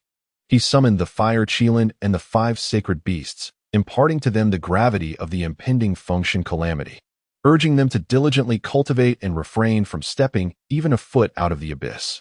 He also activated the great array of mountains and rivers, sealing off the Million Mountains entirely. Several months later, Yuan Hong returned with the 6-eared macaque and the red-tailed horse monkey, Wu Zhiqi. Initially, both monkeys were reluctant to come, but after enduring a few beatings from Yuan Hong, they became considerably more compliant. Upon learning of Yuan Hong's ascension to the quasi-saint realm, their demeanor shifted to one of greater respect. During their journey, under the guidance of the red-tailed horse monkey, the two pled allegiance to Yuan Hong as their elder brother. Forming a brotherhood, Yuan Hong as the eldest, 6-eared as the second brother, and Wu Zhiqi as the youngest. Qin Lin opened his eyes, his gaze resting upon the fidgeting 6-eared macaque below. Among the 3 spiritual monkeys, the 6-eared macaque was the earliest to emerge into existence, having done so during Hong Jun's first sermon. Yet, due to the prohibition laid down by Hong Jun, he squandered half of his life, ultimately attaining only the 6th level of the Taiqing Xianxian realm, far behind the red-tailed horse monkey, who had ascended to the 4th level despite being born years later. He could be considered one of the most unfortunate beings in the entirety of the primordial world. Despite possessing the extraordinary potential of the 4 monkeys of chaos and the miraculous ability to discern sound and principles, understanding the past and present, and comprehending all things, he found himself with no path to cultivation. Following the ancestral decree, these 2 had indeed been brought back. Yuan Hong bowed respectfully to Qin Lin. Well done. Qin Lin commended Yuan Hong, then turned to the 2 monkeys and inquired, "Are you willing to enter my abyss?" "Absolutely. We are more than willing," exclaimed the 6-eared macaque and Wu Zhiqi, their eyes sparkling with excitement. During their journey, they had heard from Yuan Hong about the myriad benefits of the abyss, abundant spiritual fruits, countless celestial herbs, and an overwhelmingly rich spiritual energy. Although they had yet to see the spiritual fruits and celestial herbs, the density of the spiritual energy here was indeed manifold greater than that found throughout the primordial lands. It was significantly richer than the celestial island they had previously fought over, making cultivation here far easier than in the outside world. This is the Chaos Celestial Demon Fist. You too may take it and practice. Should you have any uncertainties, do not hesitate to seek guidance from Yuan Hong. As Qin Lin spoke, he transmitted the Chaos Celestial Demon Fist into the divine seas of the 2 monkeys. They hurriedly expressed their gratitude, having experienced a life of poor fortune since their birth. They were indeed quite pitiable. Upon witnessing Yuan Hong, a fellow member of the 4 mischievous monkeys, achieving a breakthrough to the quasi-saint level, the second monkey felt a mixture of envy and an urgent desire to cultivate connections and friendships. The outcome proved that this elder brother was indeed worth knowing. Having lived in the primordial wilderness and endured countless epochs, the second monkey's intellect had been honed to an exquisite sharpness, always ready to seize opportunities as they arose. Now, having just arrived in this abyssal realm and encountered the esteemed Qilin ancestor, he was generously bestowed with a formidable divine ability, evoking both gratitude and admiration for the profound heritage of the Qilin clan. Truly, they were a dominant force that had persevered since ancient times. This was a pillar of strength they were determined to embrace. In the ensuing 5 millennia, a great calamity would unfold, a tribulation of celestial beings, wherein all beneath the saints would face the peril of being drawn into the disaster. The 3 monkeys were advised to diligently cultivate in the abyssal realm, avoiding entanglement in this cataclysm, lest they risk being reduced to ashes. Ultimately, Qin Lin imparted the details of the impending divine calamity to the 3 monkeys, urging them to focus on their training in accordance with the ancestral decree. Upon taking their leave, the 3 monkeys bowed respectfully. Yuan Hong, having spent considerable time in the abyss, had no objections, while Lu Er and Wu Zhiqi, having never encountered such a rich spiritual aura, were eager to remain indefinitely, reluctant to depart. Once the 3 monkeys had left, Qin Lin retrieved the Chaos 5 Elements spiritual jade obtained after meeting with the heavenly teacher. preparing to begin its refinement and absorption. Today marks the 5th chapter, fulfilling the promise of abundant updates, and I shall not renege on my word. For those who have yet to rate or comment, would you kindly consider leaving a favorable review and a 5-star rating? The more comments I receive, the more fervently I shall update. Chapter 65. The Chaotic 5 Elements Spirit Mushroom. Centuries passed quietly. Qin Lin thoroughly refined the Chaotic 5 Elements Spirit Jade, his strength becoming increasingly unfathomable. He was now more convinced than ever that with just 2 more pieces of Chaotic 5 Elements sacred artifacts, he could comprehend the principles of the 5 elements and transcend to the Saint Realm. Although he currently stood at the pinnacle of the 9th stage of the Quasi-Saint Realm, he had 1 foot firmly planted in the realm of saints, rendering him a veritable half-step saint. At this moment, Qin Lin encountered a perplexing issue. Despite sharing the same saint realm, should he break through to become a true saint, he would undoubtedly surpass both the figures of Zhuan-Ti and Jieyin. This was not to imply that the two were lacking in cultivation. Rather, their combat prowess felt significantly diminished, especially after encountering the Tongtian Patriarch.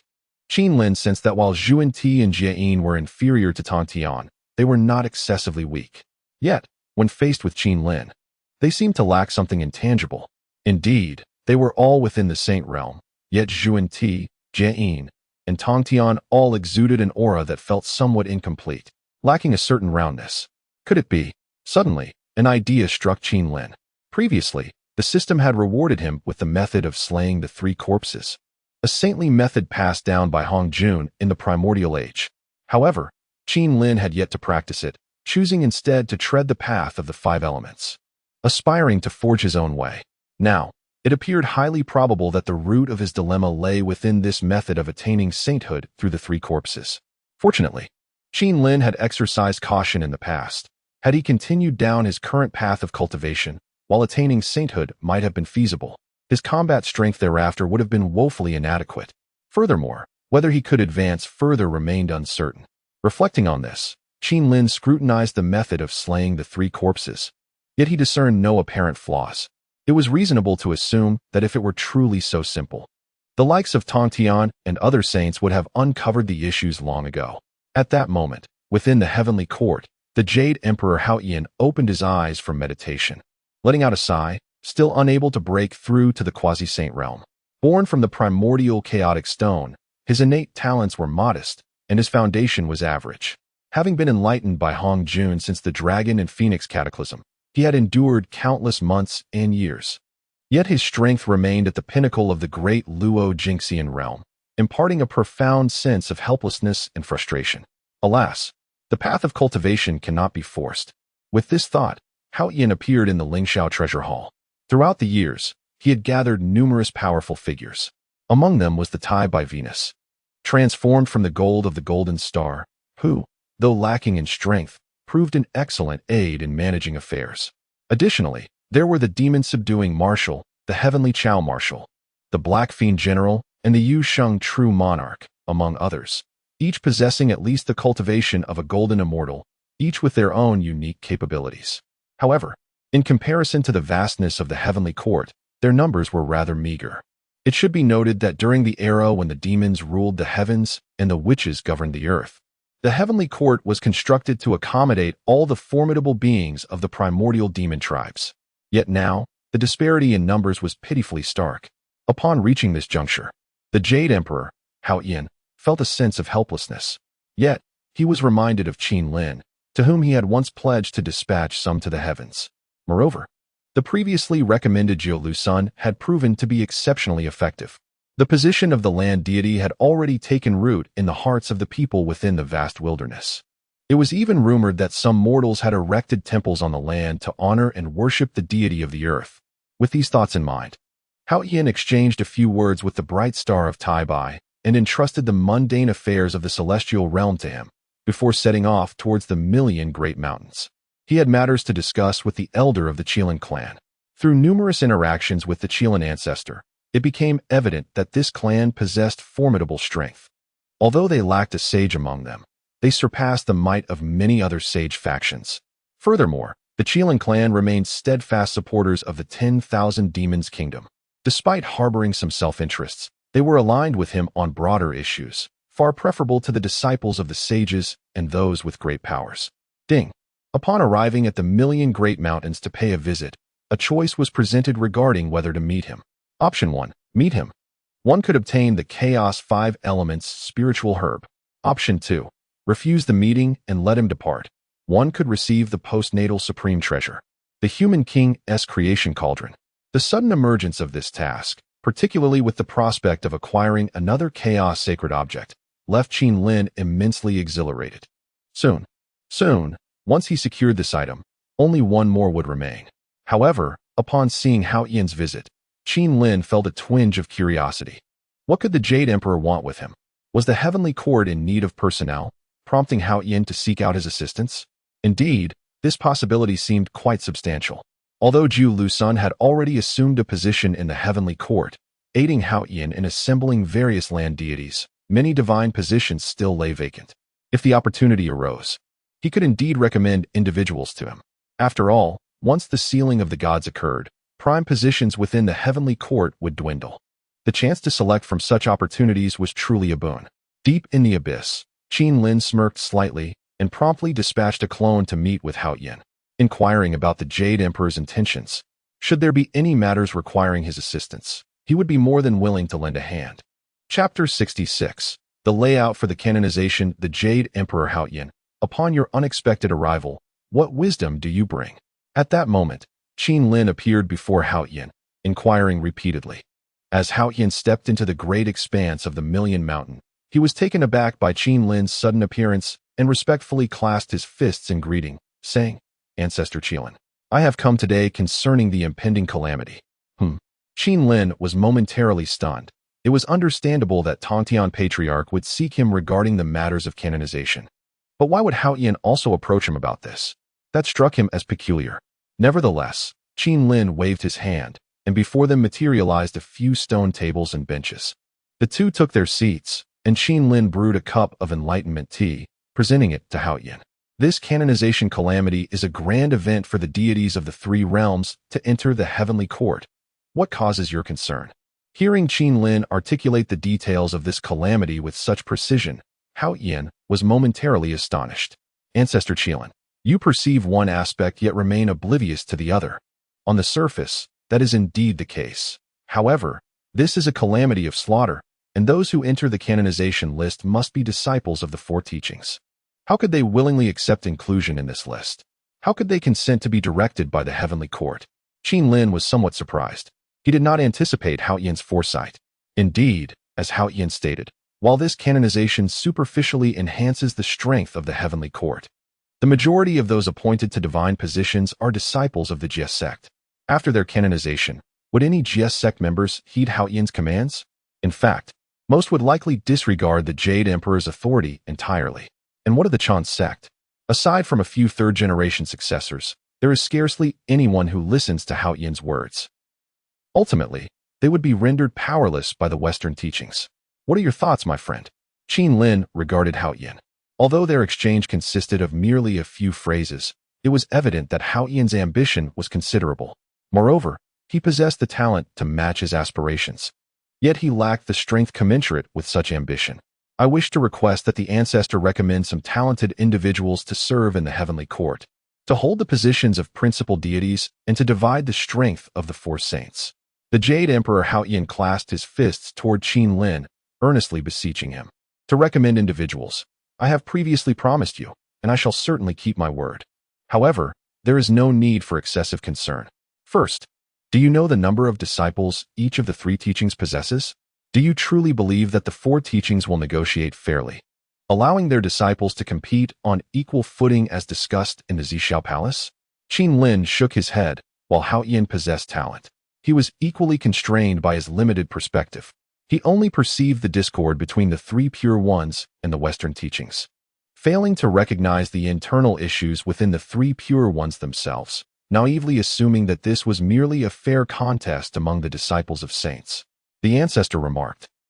Upon hearing Qin Lin's words, Hao Yan suddenly awakened with a start, his heart filled with trepidation.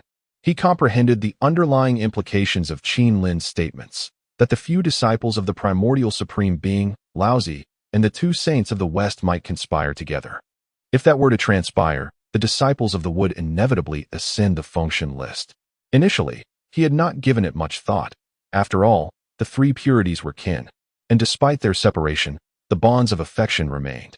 How could they possibly collaborate with the Western teachings, betraying one's own kind? However, with Qin Lin's reminder, a flicker of realization dawned upon him. The more he contemplated, the more plausible it seemed. The more he pondered, the colder his spine grew. Should it indeed be as Qin Lin suggested, his devised strategy of appointing obedient confidants to key positions in an attempt to divide the four teachings would prove utterly futile. After all, at that juncture, the myriad deities of the heavenly court would merely be disciples of the. What division could there be? At that time, it was highly likely that the opposing side would not even acknowledge his presence. Please, ancestor, guide me. Hao Yan, being a discerning individual, recognized the gravity of the situation. He understood that since Qin Lin had unveiled the crux of the matter, he would also possess a corresponding resolution. He immediately lowered his stance and sought guidance from Qin Lin. I have already communicated this matter to my friend Tong Tian. You need only observe quietly. Qin Lin revealed a smile laden with significance to Hao Yan. Hao Yan was taken aback upon hearing Qin Lin's words. You informed Tong Tian of this matter? Is it not already chaotic enough? Simultaneously, I shall ensure that some talented individuals from the 10,000 Demon Kingdom are appointed to positions in the heavenly court. So rest assured, my friend Hao Yan. Qin Lin remarked softly while sipping his tea. Allowing individuals from the 10,000 Demon Kingdom to serve in the heavenly court was, in fact, quite an astute choice. The heavenly court signifies the authority of the heavenly way over the three realms, maintaining order therein. Should some unruly demon clan powers prefer not to be constrained, they could find a position in the heavens, as long as they fulfilled their responsibilities. No one would dare to trouble them during their leisure time, thus enjoying a life of freedom and ease. Indeed, Hao Yan exhaled, relieved. He had scarcely considered how the four teachings would clash. Even if the disciples upturned the Honghuang continent, it would bear no consequence for him.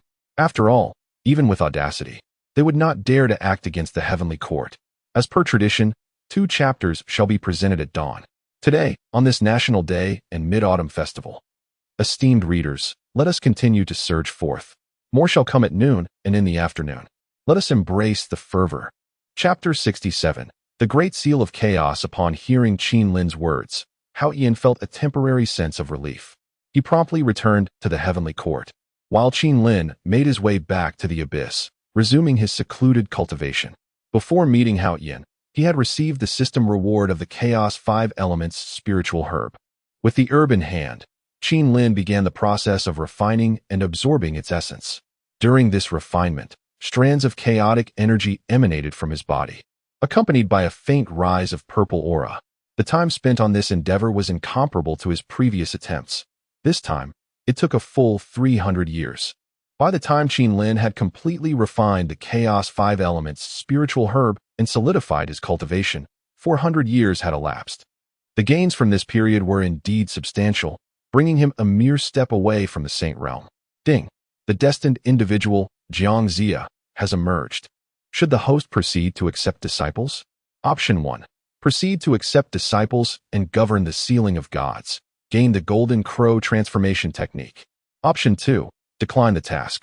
Gain the Chaos Cataclysmic Finger. How could Jiang Zia appear so swiftly?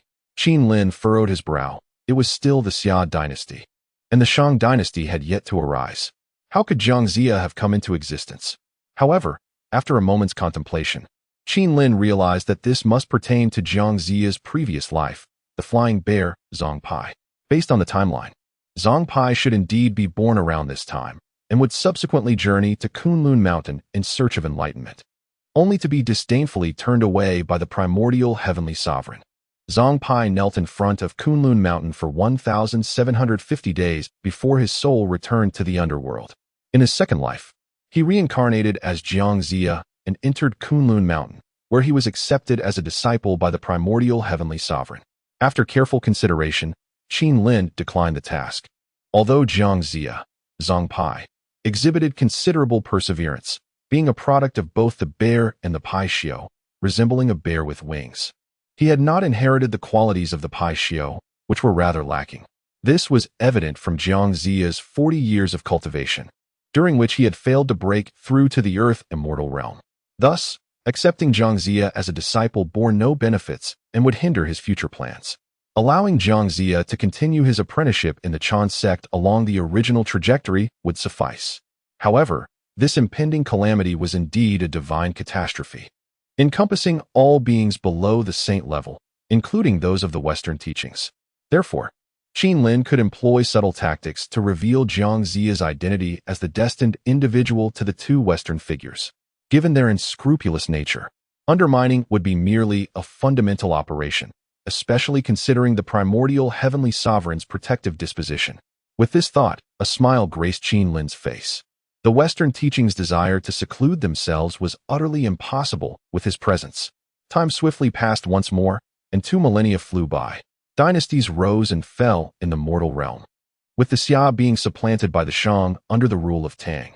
Over the span of a millennium, in accordance with the directives of Qin Lin and the Tantian Patriarch, none of their disciples ventured beyond their own sanctuaries. They diligently practiced within their own domains, remaining indifferent to the affairs of the vast wilderness, which consequently fostered a notable tranquility across the land, coupled with the understated demeanor of humanity. The lesser celestial beings of the subsequent millennium were only aware of the teachings of Buddhism, remaining oblivious to the existence of the myriad celestial beings bowing to thee and the countless demons paying homage to the kingdom of 10,000 demons. The human race, renowned for its rapid proliferation, had expanded from millions during the era of Diyu to trillions within a mere 3,000 years, spreading across the northern and southern expanses of the vast wilderness, even leaving traces in the demon-infested region of North Julu. Ding, a great fortune and merit-bearing individual, Wu Ding, has emerged among the human race. Would you care to accept disciples? Choice 1. Proceed to accept disciples. You shall receive the postnatal merit treasure, the measuring ruler of heaven. Choice 2.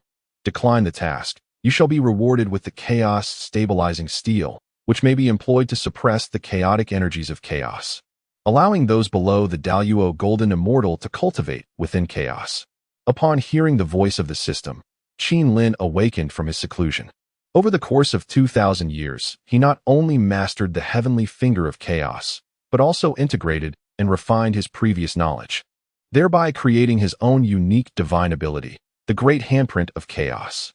Furthermore, he had cultivated the 9 transformations of chaos to profound depths, and with his Qilin physique, he had become even more formidable than the average innate spiritual treasures.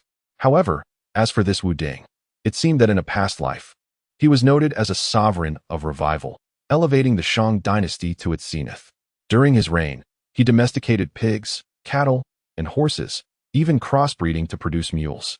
He also vanquished the 5 barbarian tribes, expanding the territory of Huaxia by more than double. Moreover, he appeared to be a chemist of sorts, having developed bronze, brass, lead, and tin, along with profound astronomical knowledge and exceptional skills in divination. Yet, this is the world of the vast wilderness. This individual is a ruler of a flourishing age, possessing some fortune and merit, but perhaps not excessively so. Contemplating this, Qin Lin chose to decline the task. Chapter 68. The Chaotic 5 Elements Divine Tree during the reign of King Wu Ding, which lasted for 120 years. He lived for 150 years. Upon his passing, celestial merits descended, elevating Wu Ding, an ordinary mortal, to the realm of the Golden Immortal. He subsequently entered the underworld, becoming the foremost of the 5 emperors of ghosts, presiding over Fengdu and earning the revered title of the Great Emperor of Fengdu. A millennium later, Jiangzia was born. 20 years thereafter, he interred his deceased parents and resolutely embarked on the path of seeking immortality, journeying westward towards Kunlun Mountain. Upon reaching Huin Mountain, he encountered a man of noble bearing and somewhat naive demeanor named Shen Gongbao. From that moment, the two forged a companionship as they pursued enlightenment together towards Kunlun Mountain. Ding. It has been detected that Jiangzia and Shen Gongbao have entered the tutelage of Yuan Shi Tianzun. Should the host inform the 2 saints of the West of this news? Option 1. Inform the 2 saints of the West, sow discord, and incite a rift between Yuan Shi Tianzun and the 2 saints, while observing from the sidelines. The reward is the chaotic 5 elements divine tree. Option 2. A gentleman is magnanimous, while a petty person is consumed by worry. How could one engage in such underhanded actions? One should refuse the task and condemn the system. The reward would be a signed photo from the author of Hong Huang. Qilin Laozu, please emerge from the abyss. Upon witnessing the choices presented by the system, Qin Lin's expression darkened. This wretched system, is it trying to stir trouble? Without hesitation, Qin Lin opted for the first choice. He had no desire for an author's signed photograph. The chaotic sacred object was far more enticing. Revealing Zhang Ziya's whereabouts to the two saints of the West was no challenge for him, and it could also provoke discord between them and Yuan Shitianzun. Why not seize the opportunity? Qin Lin's avatar discreetly departed from the abyss, heading westward. This avatar began disseminating news, proclaiming that Zhang Ziya was a pivotal figure in the current divine calamity. This revelation swiftly captured the attention of the two saints of the West, who, adept in divination, discerned that Zhang Ziya indeed bore the auspicious sign of a flying bear. As foretold by the Tao ancestor, he was destined to preside over the sealing of deities. Realizing this, the two saints were intrigued. This calamity was indeed a divine slaughter. Whoever could claim him would possess a significant advantage in the trials to come. Months later, satisfied with his accomplishments, Qin Lin's avatar returned and resumed his cultivation within the Taoist temple. Meanwhile, the Saint of Purity appeared at the foot of Kunlun Mountain. How shameless! The roar of Yuan Shitianzun echoed throughout the three realms, drawing the gaze of all mighty beings towards Kunlun Mountain. This child is fated to join our Western teachings. The Saint of Purity wore a perpetual smile, with Zhang Ziya peacefully resting within his purple-gold alms bowl. Humph! Absurd! Yuan Shitianzun snorted coldly, and without revealing his presence, a chaotic banner erupted from Kunlun Mountain, wielding a cataclysmic force, intertwined with the elemental powers of earth, wind, water, and fire, and surged towards the Saint of Purity. As the expression on Zhuan Ti's face shifted dramatically, he was taken aback by the fact that Yuan Shitianzun would dare to act directly. In haste, he brandished the Seven Treasures mysterious tree against the Panga banner, swiping it repeatedly until the formidable power of the banner diminished. He then swiftly retrieved the 8-layered stupa, barely managing to block the Panga banner wielded by Yuan Shitianzun. Although having attained the Saint Realm, which is indeed beyond mere materiality, the possession of a primordial treasure creates a fundamentally different circumstance compared to lacking one. Yet, before Zhuan Ti could fully comprehend the situation, a resplendent jade rui, the treasured artifact of Yuan Shitianzun, soared forth from Kunlun Mountain. This artifact, embodying the three treasures of humanity, essence, energy, and spirit, was specifically designed to shatter these very treasures within a person. Should one be struck by it, in a mere moment, their essence would dissipate, their spirit extinguished. In the hands of a saint, its power was unparalleled, descending with overwhelming sacred might. Zhuan Ti's countenance paled as he prepared to counter with the Seven Treasures mysterious tree, only to find the Panga banner obstructing both the tree and the 8-layered stupa. Meanwhile, in the far-off west, the sorrowful expression on Jie Yin's face deepened. His emaciated form filled with compassion and concern for the world, slowly fading from sight. In the blink of an eye, he appeared beside Zhuan Ti, seated upon the 12th rank merit golden lotus, as the power of Buddhist faith collided with the three treasures jade rui.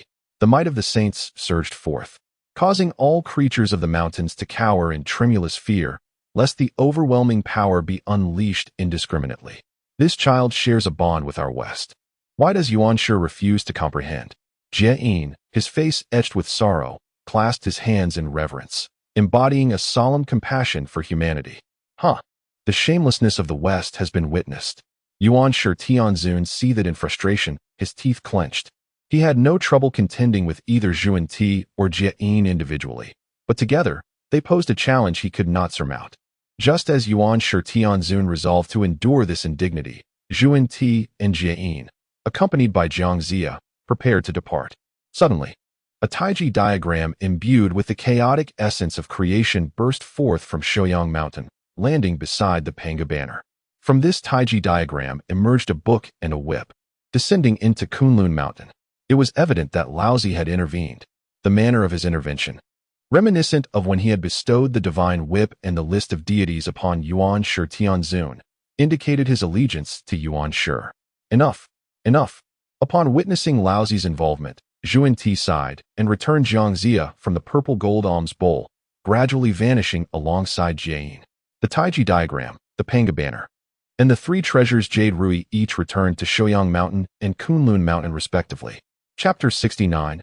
Ascension. Upon witnessing this scene, Qin Lin in the abyss let out a deep sigh. The timely intervention of the old master had taken him by surprise. His initial intention was to see Yuan Shi Tianzun suffer a setback. Given Yuan Shi's character, such a misfortune would undoubtedly sever any collaboration with the Western teachings. However, the situation had shifted. It was not Yuan Shi who had lost face, but rather Zhuan Ti and Jiayin, two individuals who would not hesitate to disregard their dignity if there were any benefits to be gained. They would undoubtedly continue to ally with Yuan Shi. With a resigned shake of his head, Qin Lin resumed his seclusion for cultivation. Jiang Zia had already ascended Kunlun Mountain, leaving only 4 decades until the initiation of the function event. Subsequently, Qin Lin retrieved the Chaos 5 Elements Divine, what he had previously acquired. Once he refined this final chaotic sacred object, he would grasp the 5 elements' laws and transcend to the Sage Realm. As Qin Lin conducted his refinement, an enigmatic aura enveloped him, propelling him into a profound state of existence. Time passed swiftly, and after a decade, Qin Lin finally succeeded in completely refining the Chaos 5 Elements Divine Wood. His foundation had deepened remarkably, and during the process of refining the chaotic sacred object, his speed had noticeably increased. He broke through from the pinnacle of the 9th layer of the quasi-sage realm to the sage realm. Since Qin Lin had achieved this breakthrough within his own Taoist sanctuary, the aura of a sage did not radiate out into the Honghuang world, nor did any auspicious signs manifest. However, the Fire Qilin and White Tiger, among others in the abyss, felt the oppressive aura of a sage emanating from him. They all knelt in reverence, their faces reflecting deep respect, and chorused, "Congratulations, ancestor, on transcending to the sage realm. May your longevity be boundless." Indeed, Qin Lin responded calmly, astonished by the vast power of the laws within him. Is this the essence of the sage realm? It was an entirely different realm compared to his previous state, which was akin to having one foot in the doorway of sagehood. Once he had quelled the excitement within, Qin Lin summoned several disciples and Yuan Hong. "Your cultivation has progressed commendably." After gauging everyone's strength, Qin Lin nodded in satisfaction. The 5 directions sacred beasts had all reached the quasi-sage level, and Yuan Hong also possessed quasi-sage prowess. The Fire Qilin and Jiu Lu Sun had attained the pinnacle of the Great Luo Jingxian stage, while Xing Tian had reached the 8th layer of the Great Luo Jingxian. Even the later arrivals, Wu Zhiqi and Lu Er, had broken through to the Jingxian realm. Moreover, his Qilin clan now boasted a lineage of over 1 million descendants, including 5 great Luo Jingxian Qilins and more than 60 Jingxian-level Qilins. This formidable force would command respect wherever it appeared, and this was merely the internal situation of the abyss. If one were to account for the myriad demons of the Million Mountains, the power Qin Lin commanded was sufficient to dominate a region, standing on equal footing with any other sage faction. As the Fengshen calamity approached, how many demon clans above the Taiqing Xianxian level existed within the realm of myriad demons? Qin Lin turned his gaze towards the 5 directions sacred beasts, who had long been managing the realm of myriad demons. "Report, ancestor. In the kingdom of 10,000 monsters, there are 105,000 Taiqing Xianxian, 3,600 golden immortals, and 21 de Luo Jingxian." The White Tiger stepped forward to report to Qin Lin. "Indeed." Qin Lin nodded, recalling that when the kingdom of 10,000 monsters was first established, there were merely a handful of de Luo Jingxian who sought refuge. Now, there are already 21. You may inquire if they wish to serve in the heavenly court. Holding a position there could bestow upon them the offerings of the mortal realm and the merits of the heavenly Tao. Should they express interest, I shall recommend them.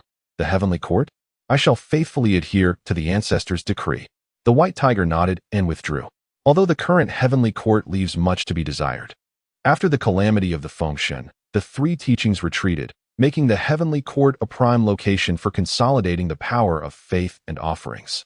However, the power of faith is not as pure as the merits of the heavenly Tao. Cultivating with faith ties one to the desires of the believers, necessitating the fulfillment of their requests. Yet, The speed of cultivation through faith is astonishingly swift. It is a double-edged sword. Moreover, the power of faith can be utilized to forge artifacts of belief.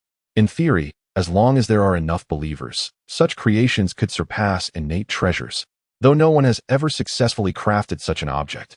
The 8-story pagoda of the Buddhist sect, having been infused with the essence of merit and the power of faith in the underworld for countless years, only achieved the status of a 9-level pagoda, equivalent to an innate treasure of merit, but never reaching the realm of innate supreme treasures.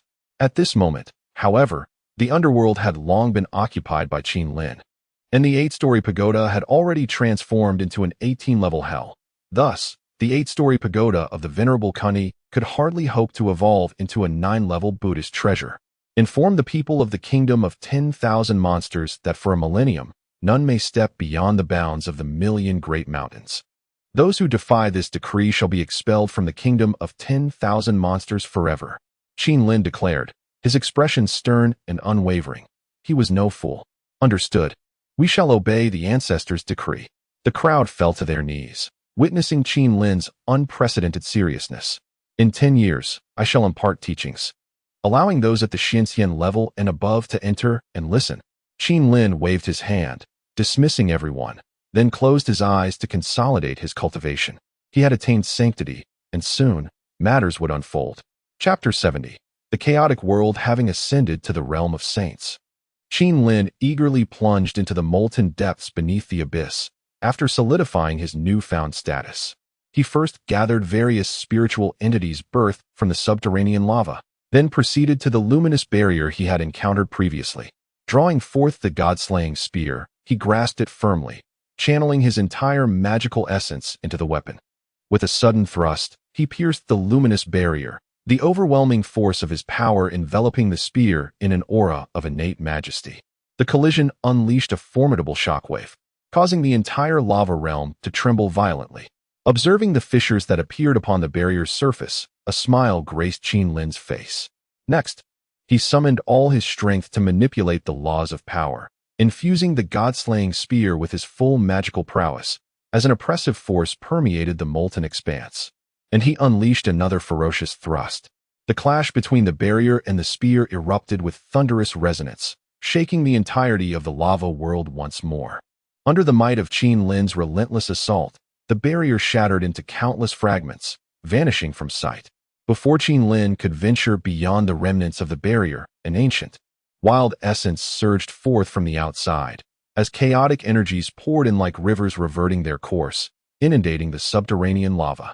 Wherever this chaotic influence spread, the lava was assimilated, instilling a sense of impending doom in Kirin, a terrifying pressure suggesting that all existence would revert to chaos. In haste, Kirin retrieved the Chaos Boundary Monument. Upon its appearance, the once raging chaotic energies transformed into docile lambs, subdued and expelled from the primordial world. As he exhaled in relief, a sense of gratitude washed over him. Had it not been for the reward of the Chaos Boundary Monument from the system, he would have faced considerable challenges against such ferocious chaotic forces. Once the tumultuous energies settled, Kirin observed that the breach he had created had stabilized with the external chaotic realm, allowing for free passage. After a moment of contemplation, he cautiously stepped out into the chaotic void, where he was greeted by an expanse of disorder. Thanks to the Chaos Boundary Monument, the chaotic energies surrounding him were remarkably tranquil, in stark contrast to the tumultuous nature of the chaos beyond, where winds, water, and fire erupted sporadically. Gazing back at the primordial world from within the chaos, it resembled a vast sphere, with the point of his emergence appearing as a breach on its lower side. Positioning the Chaos Boundary Monument beside this newly formed aperture to prevent the influx of chaotic energies, Kirin explored the nearby chaotic realm. Yet, he found only the rampant and disordered energies, alongside the sporadic eruptions of elemental forces. Any being below the great Luo Golden Immortal would be swiftly annihilated by the ferocious chaotic energies within. Even a great Luo Golden Immortal could not withstand prolonged exposure to such chaos without the protection of a supreme treasure. Kirin traversed the chaotic realm with ease, not solely due to his innate prowess akin to that of a saint, but also owing to a physique that rivaled the innate spiritual treasures. After a comprehensive exploration, He found that the surroundings were devoid of anything but the tumultuous chaos. With a shake of his head, he returned to the primordial world, realizing that his understanding of the chaotic realm was still limited and that it was not yet the opportune moment for exploration. Everything required careful deliberation. Upon his return to the primordial world, Qin left the Chaos Boundary Monument in place, ensuring the stability of this passage. However, the chaotic realm concealed any signs of an opening. While the Boundary Monument quelled the rampant chaotic energy, a modicum of it did manage to seep into the primordial world. This small influx of chaotic essence was swiftly assimilated by the primordial realm, transforming into the purest form of innate spiritual energy. It surged from the subterranean lava world to the abyss, and further ascended into the vast mountains of the 10,000 Beasts Kingdom. This process resembled a sauna, as wisps of chaotic energy continuously permeated the primordial world, being converted into refined innate spiritual essence, which enriched the spiritual atmosphere of the abyss manifold. Qin, keenly aware of this phenomenon, established a spirit-gathering formation in the abyss to draw the spiritual energy from the lava world, and then resumed his seclusion. Thus, we embark upon the 6th chapter today, my brothers. Let us ignite our fervor. Chapter 71. Qin's Teachings and the Emergence of King Zhou years later.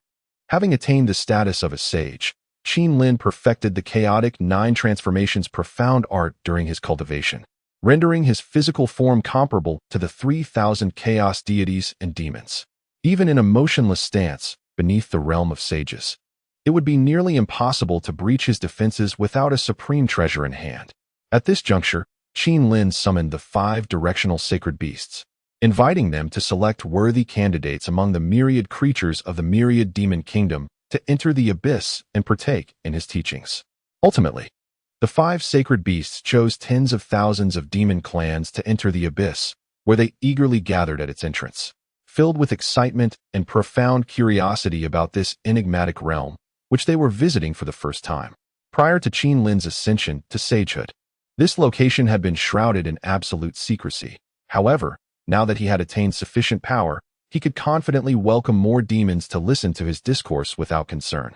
Moreover, conducting the teachings within the abyss minimized the risk of attracting the attention of other sages from the vast wilderness.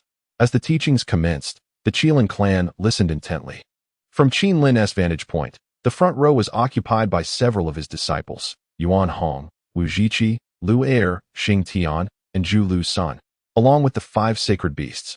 Behind them, the gathering was distinctly divided, one side brimming with Qilin clansmen and the other with demons from the myriad demon kingdom.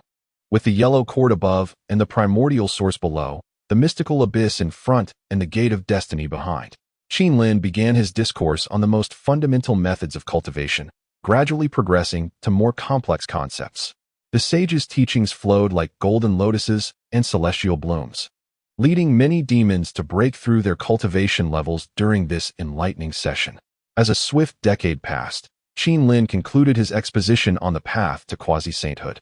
His teachings, though significantly shorter than Hong Jun's lengthy 3,000-year discourses, were rich in essence and addressed common obstacles encountered on the path of cultivation.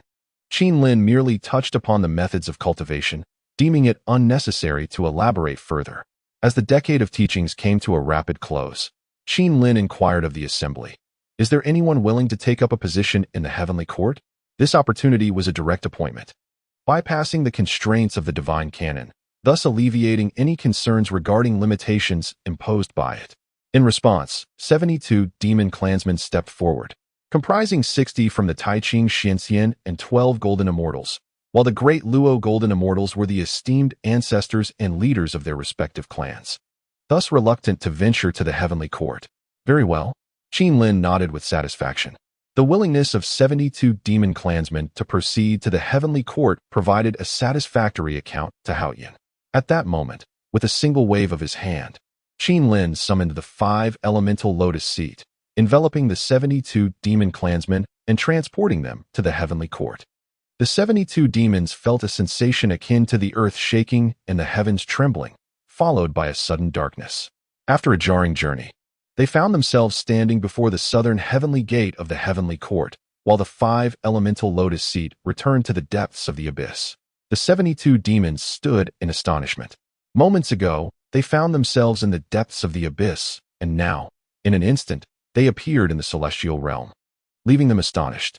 It is well known that even a great Luo golden immortal would require a significant amount of time to traverse from the abyss to the celestial realm.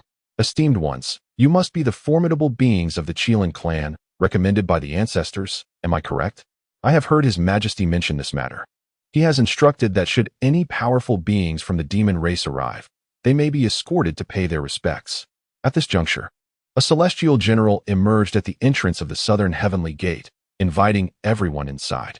The 72 demons who had come to the celestial realm were, in truth, those whose talents had encountered limitations or those who found themselves at an impasse, struggling to break through. They held the position within the celestial realm in high regard and bore no dissatisfaction towards the arrangements made by the Jade Emperor. Furthermore, Qinlin had also advised them accordingly. Consequently, they followed the celestial general through the southern heavenly gate, entering the depths of the celestial realm to pay homage to the Jade Emperor. Ding! The protagonist of the investiture of the gods, King Zhou, has been born, endowed with the aura of humanity's supreme power and great fortune. Shall one proceed to accept disciples? Option 1. Accept the task, proceed to gather disciples, and strategize for the investiture of the gods. Reward: the innate supreme treasure, the Chaos Bell. Option 2. Decline the task. Reward: the innate supreme treasure, the celestial measuring ruler. 3 years have passed, when Ding has passed away, and his son, De, has ascended to the throne. The voice of the system echoed in Qinlin's mind. The birth of King Zhou? A smile graced Qinlin's face. The rewards offered by the system were all innate supreme treasures, and the two options presented remarkably balanced rewards, marking a historic first. After contemplation, Qinlin chose the first task, driven not only by covetousness for the Chaos Bell, but also to ensure a safeguard for the investiture of the gods. Dividing his essence, he swiftly arrived at the capital of the Shang dynasty, Chaoga City, which was vastly larger than any city he had known in his previous life. In terms of the accumulated human fortune within, there were over 50 million souls in this Chaoga City alone. It is noteworthy that during this era, the tallest buildings barely reached 10 stories, with ordinary citizens residing in single-story homes. Qinlin made his way directly into the royal palace. Although the palace was infused with the power of human fortune, as a sage, he faced few restrictions. Chapter 7 has been released, and I see that the support from my brothers is tremendous. I dare not slacken. I am diligently crafting words. Chapter 72. Self-introduction. The birth of Xin was undoubtedly a momentous occasion for De, who had long been without a legitimate heir in his 20s. At that moment, De paced anxiously outside the palace, accompanied by esteemed ministers and valiant generals such as Baigan, Wenzhong, Meng Fong, and Peng Shi. Fear not, my lord. This child is blessed with immense fortune. The sudden exclamation startled everyone.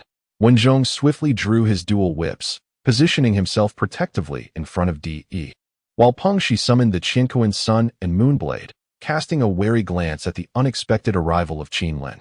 Who are you, and why do you intrude upon the royal palace? Baigan demanded, confronting Qinlin. A resounding roar echoed from outside the palace, as a pitch-black Qilin, its scales shimmering with an eerie black light, charged forth, exuding the majesty of a sacred beast, and stood beside Wenzhong. And who might I be? How shall I introduce myself to you? As the words flowed from Qinlin, the air shimmered with a profound essence. In the primordial chaos, as heaven and earth emerged, the dragon and phoenix contended for supremacy. In the abyss, I forged the great path. Of the Qilin clan, I stand as the foremost. With mountains and rivers grasped within my hands, the sun, moon, and stars dance at my behest. Pray tell, where does my cultivation reside? In the depths of 1,000,000 great mountains. Upon hearing Qinlin's enigmatic proclamation and sensing his formidable aura, the recently arrived Ink Qilin fell to its knees, trembling. Addressing Qinlin with reverence, I am but the humble Ink Qilin, paying my respects to the esteemed ancestor. Indeed, Qinlin replied, casting a discerning glance at the Ink Qilin, noting its mere celestial cultivation and mixed bloodline. He then regarded Wenzhong, who was similarly of only profound celestial standing, and a frown marred his countenance. Seemingly sensing Qinlin's displeasure, the Ink Qilin hastily clarified, esteemed ancestor, It is not that Wen Zhong oppresses or enslaves me. Rather, I willingly serve him as a steed. Oh, Qin Lin's gaze shifted to the ink Qilin, and upon observing the absence of any controlling means, he nodded for it to continue. Ancestor, I was once pursued by certain demon clans, and it was Wen Zhong who rescued me. Since then, I have followed him, and he treats me not as a mount, but as a brother. The ink Qilin knelt, earnestly addressing Qin Lin. Very well, take this. These are innate spiritual fruits. Huang Zhongli, use them to enhance your cultivation. With a wave of his hand, Qin Lin produced over 30 Huang Zhongli and cast them towards the ink Qilin. To others, these innate spiritual fruits might be treasures, but to him, they were abundant. Although many had been consumed by the younger generation of the Qilin clan over the years, a substantial reserve remained. Thank you, revered ancestor, for your generous gift. The ink Qilin expressed profound gratitude, recognizing the grandeur of the Qilin clan's ancestor, who treated the innate spiritual fruits with such nonchalance. Had he known, he would have sought out the million great mountains long ago. Bow before the Qilin ancestor. Wen Zhong and Peng Shi were the first to respond. Wen Zhong, having been a disciple of the Golden Spirit Mother, was naturally aware of the existence of the Qilin ancestor. Although Peng Shi was not a member of the Three Teachings, as a general during the reign of Emperor, he possessed formidable strength akin to that of an earth immortal, granting him some understanding of the deities of the primordial world. Bai Gan, being the brother of Emperor Yi, and Meng Fong, a civil minister, were unfamiliar with Qin Lin, just as Emperor Yi was, and had never heard of his name. However, upon hearing Qin Lin's self-introduction, they could not help but feel that he was incredibly impressive and rather ostentatious as well. Qin Lin cast a brief glance at the two before turning his gaze towards Emperor Yi. Though he exuded an imperial aura, it paled in comparison to that of the Yellow Emperor Xianyuan and the Great Yu, revealing the extent of the celestial sect's plunder of the human race's fortunes. It was unclear why the Qilin ancestor had come. According to the words of his master, the Golden Spirit Mother, the ancestor should have been in seclusion and cultivation within the million great mountains. When Zhong stepped forward, clasping his fists in a respectful inquiry towards Qin Lin. Had he not taken the initiative, no one else would have, as Peng Shi lacked the qualifications and Emperor Yi did not recognize Qin Lin. Thus, it fell to him alone. His words were carefully crafted. With his first sentence, he inquired about Qin Lin's purpose while also flattering him, and in his second, he invoked his own backing, asserting that his master was the Golden Spirit Mother of the, thus emphasizing his question regarding Qin Lin's intentions once more. This individual shares a connection with me. I could take him as my disciple. Qin Lin, however, paid little heed to Wen Zhong's subtle intentions. Not only was he in a collaborative relationship with Tong Tian, but after his breakthrough to sagehood, he was confident in his ability to contend alone against 3 sages of similar caliber, such as the 3 Pure Ones and the 2 Saints of the West, who had reached their status through the method of severing their 3 corpses. Onward to the next chapter. Chapter 8 Charge Forth. Chapter 73. The arrogant Kong Xian. As Qin Lin's words echoed in the room, a sudden wail of an infant pierced the air. An elderly palace maid emerged, cradling a baby boy, and presented him before Emperor Yi, declaring, "Your Majesty, it is the Xian bird." The Xian bird, emblematic of the Shang dynasty, was used to refer to the newborn prince, symbolizing both hope and a solemn reminder of his future, akin to how the sons of emperors in later generations were referred to as dragon sons. Haha, truly, it is my fortune, Emperor Yi exclaimed, accepting the chubby infant, a joyful smile illuminating his face. He then brought the baby closer to Qin Lin and inquired, "Since you wish to take my son as your disciple, might you bestow upon him a name?" Emperor Yi was no fool. He was a wise ruler, intelligent albeit not quite on par with his ancestor Wu Ding. Although unfamiliar with Qin Lin, he discerned from the demeanor of Wen Zhong and Peng Xia that Qin Lin's status was extraordinary. Thus, he directly presented the baby for naming, implicitly agreeing to let his son be taught by Qin Lin. Let him be named Zhou, Qin Lin decided, retaining the prince's historical name. Haha, Zhou, my son Zhou. A splendid name. Thank you for your gracious gift.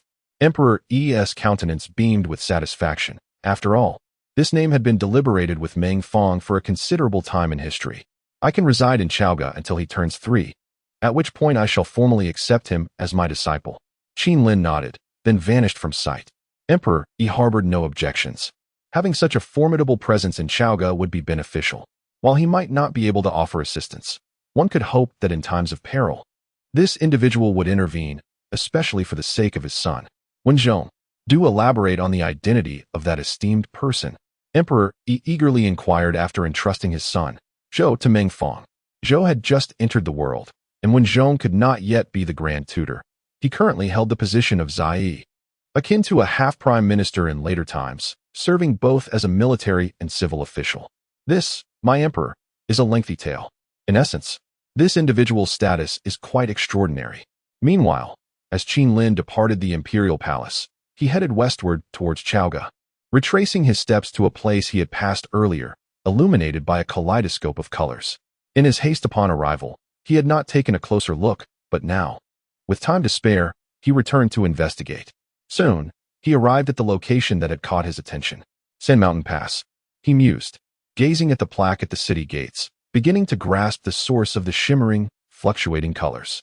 It was likely the legendary Kong Xian, renowned as the mightiest beneath the saints during the calamity of the Fengshen. As the first peacock amidst the heavens and the earth, Kong Xian was born endowed with the divine ability of five-colored divine light, capable of brushing aside all within the five elements. Although he lacked the formidable prowess of the seven treasures mysterious tree possessed by the Zhuan-Ti Taoist, he should not be underestimated. Alas, he was also a pitiful creature. Qin Lin shook his head and stepped into the Three Mountains Pass. There existed a faint connection between him and Kong Xian, following the great calamity of dragons and phoenixes. The Phoenix clan had vanished from the primordial chaos, giving rise to the Peacock lineage. Though their numbers were few, they were still considered a continuation of the Phoenix ancestry.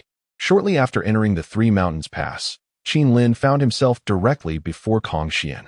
Initially startled by the unexpected visitor, Kong Xian's surprise quickly morphed into a proud demeanor upon recognizing the ancestral figure of the Qilin clan.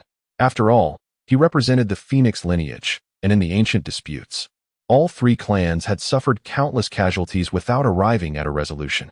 In Kong Xian's eyes, his lineage was supreme. What were the Qilin? What of the Dragon Clan? To him, they were mere trifles. To what do I owe the visit of the ancestral figure of the Qilin clan? What wisdom do you bring? Kong Xian's words dripped with a hint of indifference, showing that he regarded Qin Lin with scant respect. The peacock was synonymous with pride, and as the foremost peacock, Kong Xian exuded an unparalleled arrogance, one that even a sage would likely not penetrate. Guidance is not the intent. I merely find it curious that after the calamity of dragons and phoenixes, the Phoenix clan has perished, yet your peacock lineage endures. It evokes a certain melancholy. Qin Lin sighed, paying little mind to Kong Xian's hubris. Pride requires substance. Without it, such arrogance is but a jest. Despite Kong Xian's cultivation at the 8th level of quasi-sainthood and his divine ability of five-colored divine light, in Qin Lin's eyes, he was merely a figure of ridicule. If there is no guidance to impart, then I suggest you distance yourself from me. I possess a rather irritable temperament, and our clans are sworn enemies. I have long heard that your Qilin clan lurks in a deep abyss, secretly surviving until this day. Best return to your hiding place, lest you face annihilation. Kong Xian retorted with blatant mockery upon hearing Qin Lin's words.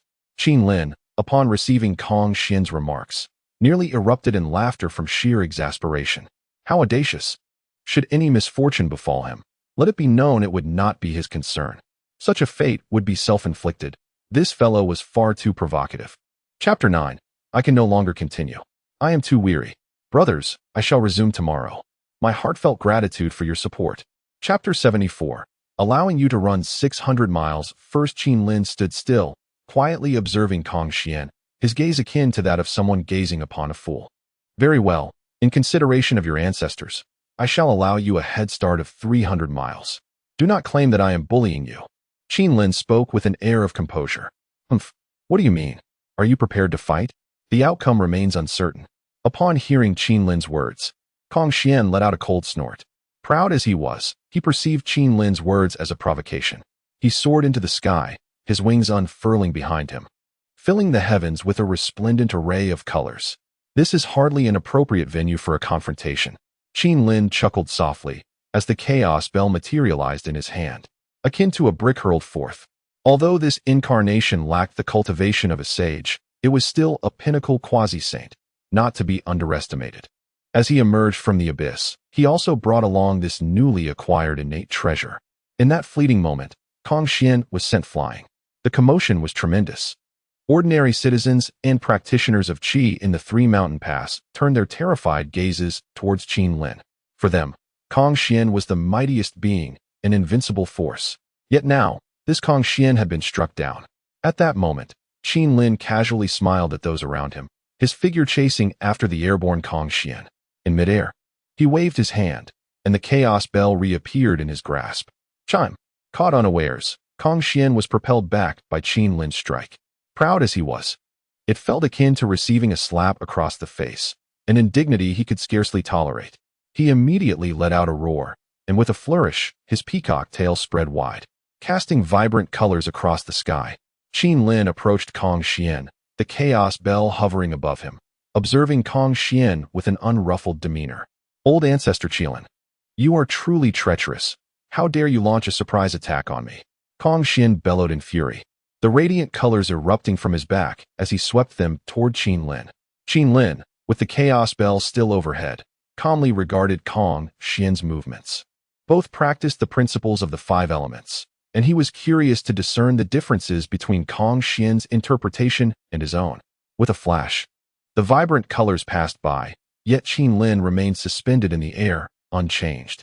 Kong Xian's expression shifted to one of horror, since mastering the five-colored divine light. He had never faltered. This unexpected failure left him astounded and utterly shocked. Observing Kong Xian's technique, Qin Lin could only shake his head in resignation. He had sensed Kong Xian's interpretation of the five elements earlier, and it was indeed disappointing. Kong Xian focused too heavily on the destructive aspects of the five elements while neglecting their generative potential. The five elements interact through creation and restraint. Yet Kong Xian only recognized the latter, failing to appreciate the former. Although powerful, his approach lacked versatility. How could you possibly resist my five-colored divine light? Kong Xian glared at Qin Lin, fixated on the chaos bell above him, inquiring, is that all you have? You have somewhat disappointed me. Qin Lin shook his head, and the chaos bell atop his head resounded with a thunderous noise, its sound waves reverberating across the vast expanse, targeting Kong Xian. Kong Xian, wary and alert, was no stranger to the calamity of the witch and demon tribulation. He understood all too well that the ancient artifact above Qin Lin was none other than the Chaos Bell, a primordial treasure of the Eastern Emperor Tai. Was it not shattered by the united might of the 12 ancestors of sorcery? Its ultimate fate remained a mystery. How could it have come to rest in the hands of this Kirin ancestor? Although he had not delved deeply into the tribulation, he possessed considerable knowledge of the Chaos Bell, and its formidable power was well acknowledged. This time, I shall grant you a head start of 600 miles. Qin Lin declared once more, a mocking expression gracing his visage as he gazed upon Kong Xian. You dare to humiliate me. You seek death? Kong Xian retorted, summoning the Phoenix clan's treasured weapon, the Phoenix Wing Luyun blade, and charged at Qin Lin. With the Chaos Bell above him, Qin Lin formed a hand seal, releasing a Chaos 5-element hand seal that surged forth, entwining the principles of the Chaos 5 elements and striking at Kong Xian. As Kong Xian observed the incoming Chaos 5-element hand seal, a derisive smile danced upon his lips. Flaunting the 5 elements in front of him was akin to wielding an axe before a master craftsman. However, as the two forces collided, a sense of bewilderment washed over him. Powerful. This was undeniably formidable. He was sent flying once again. Kong Xian found himself in a state of utter helplessness. Who am I? Where am I? What has happened to me? In this primordial realm, how could anyone surpass his understanding of the 5 elements, especially a mere Kirin? This was an affront he could scarcely endure. Yet, the overwhelming aura emanating from the Chaos 5-element hand seal instilled a profound dread within him. From their recent confrontation, he discerned that this Kirin before him was merely at the threshold of sainthood. Though stronger than him, it should not wield an insurmountable advantage. Yet, its comprehension of the 5 elements far surpassed his own, and the very essence of the 5 elements was what he prided himself on most. In that moment, Kong Xian experienced an overwhelming sense of helplessness, as if he had been eclipsed in his strongest domain, forever unable to catch up. My brothers, yesterday's efforts were intense, and today my prowess seems lacking.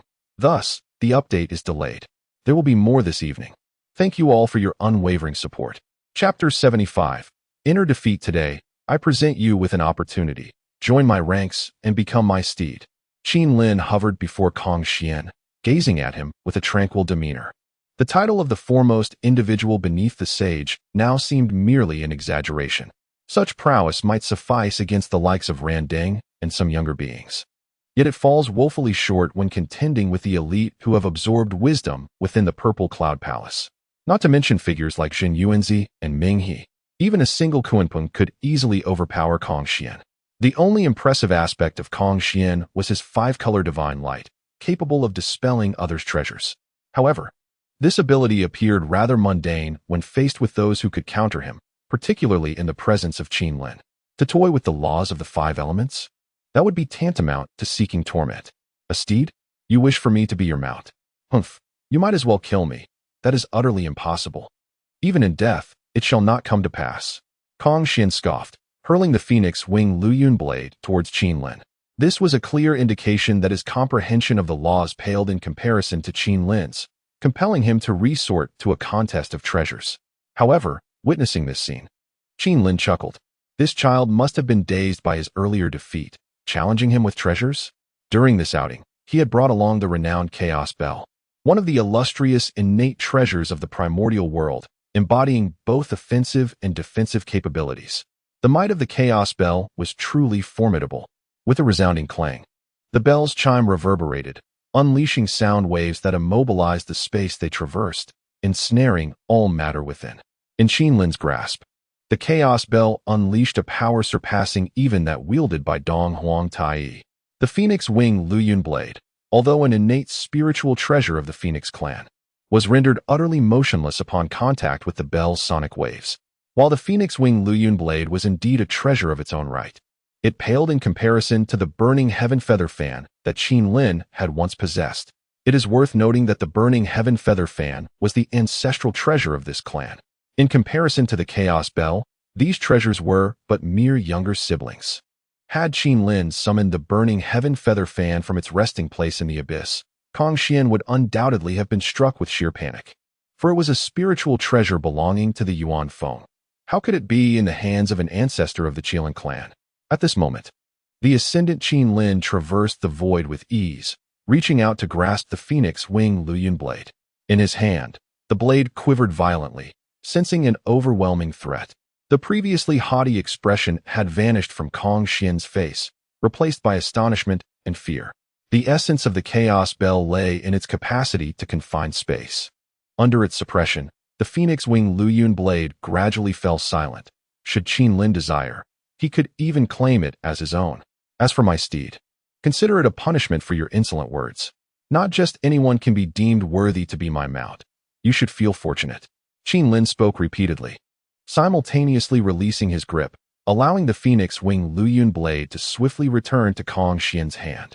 However, at this moment, Kong Xian felt an unsettling anxiety within.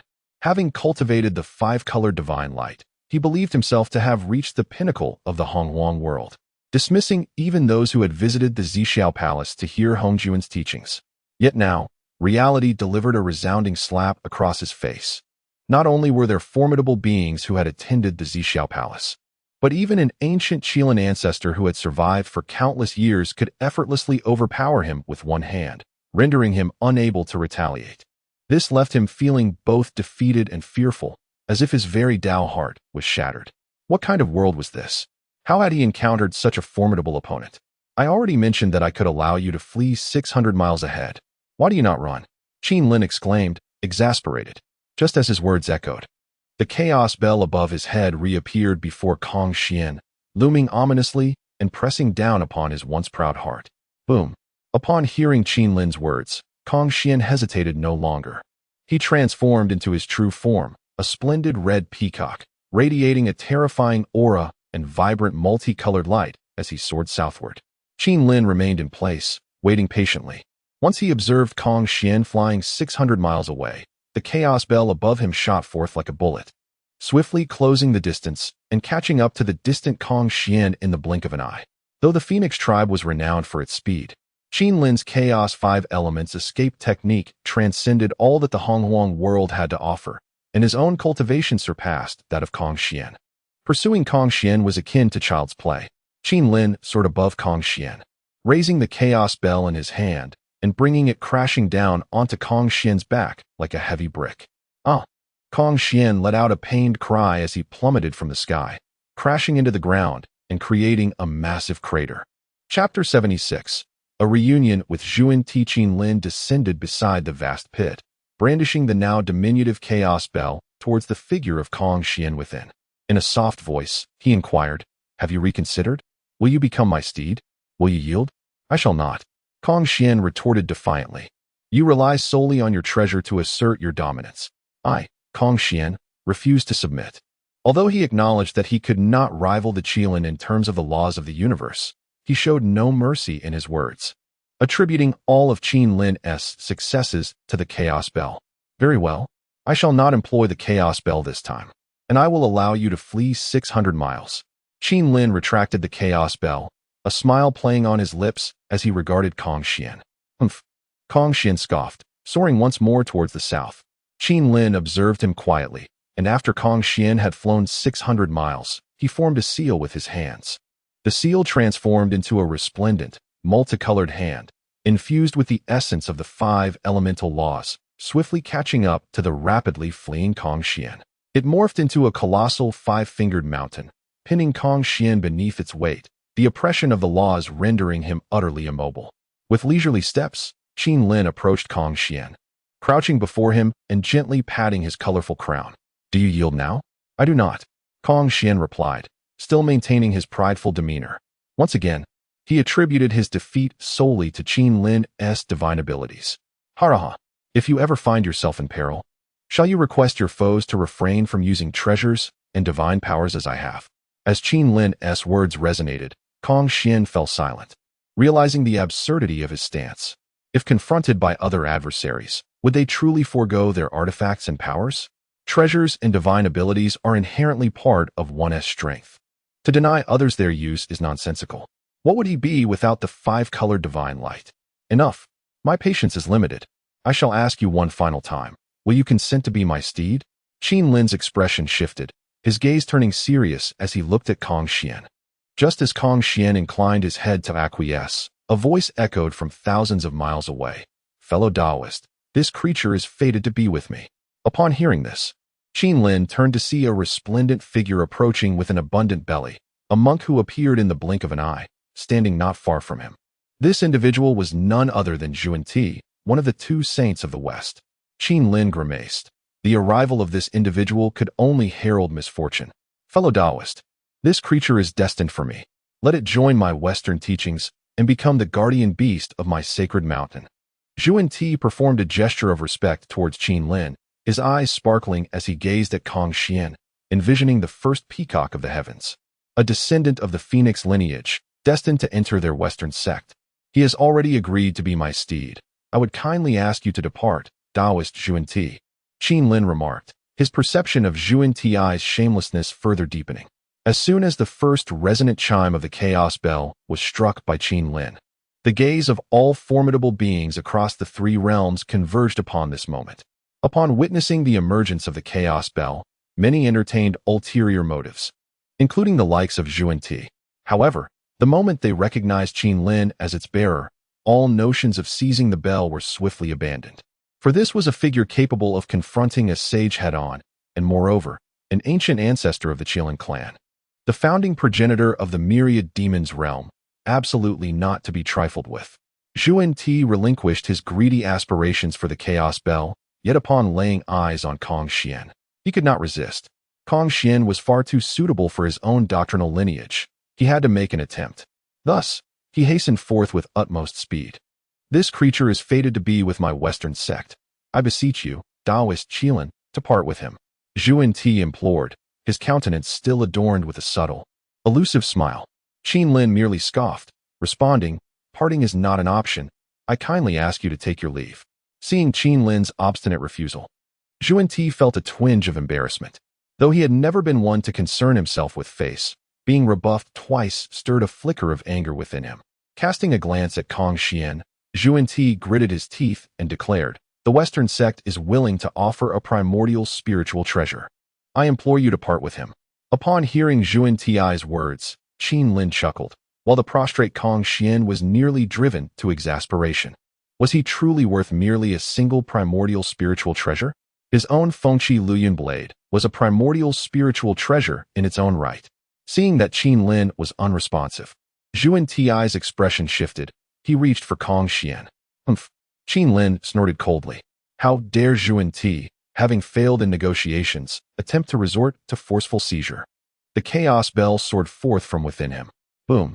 The bell resounded with a majestic tone, colliding against Zhuan Ti's outstretched hand. Zhuan Ti staggered back as the chaos bell returned to Qin Lin's grasp. With the bell in hand, Qin Lin's eyes turned icy. "Are you truly intent on confronting me once more?" "Not at all. Not at all." Zhuan Ti's hand trembled beneath his robe, yet his expression remained unchanged, still wearing that subtle smile. Casting a glance at Kong Xian, his gaze returned to Qin Lin, and he spoke, "Should it be to the Western sect or to you? It ought to be a choice for Kong Xian to make, should it not?"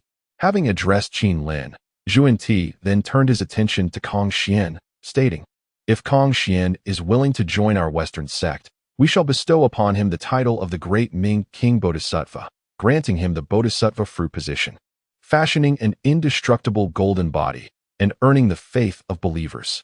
Let this be the conclusion of today's narrative. Tomorrow, I shall endeavor to compose more."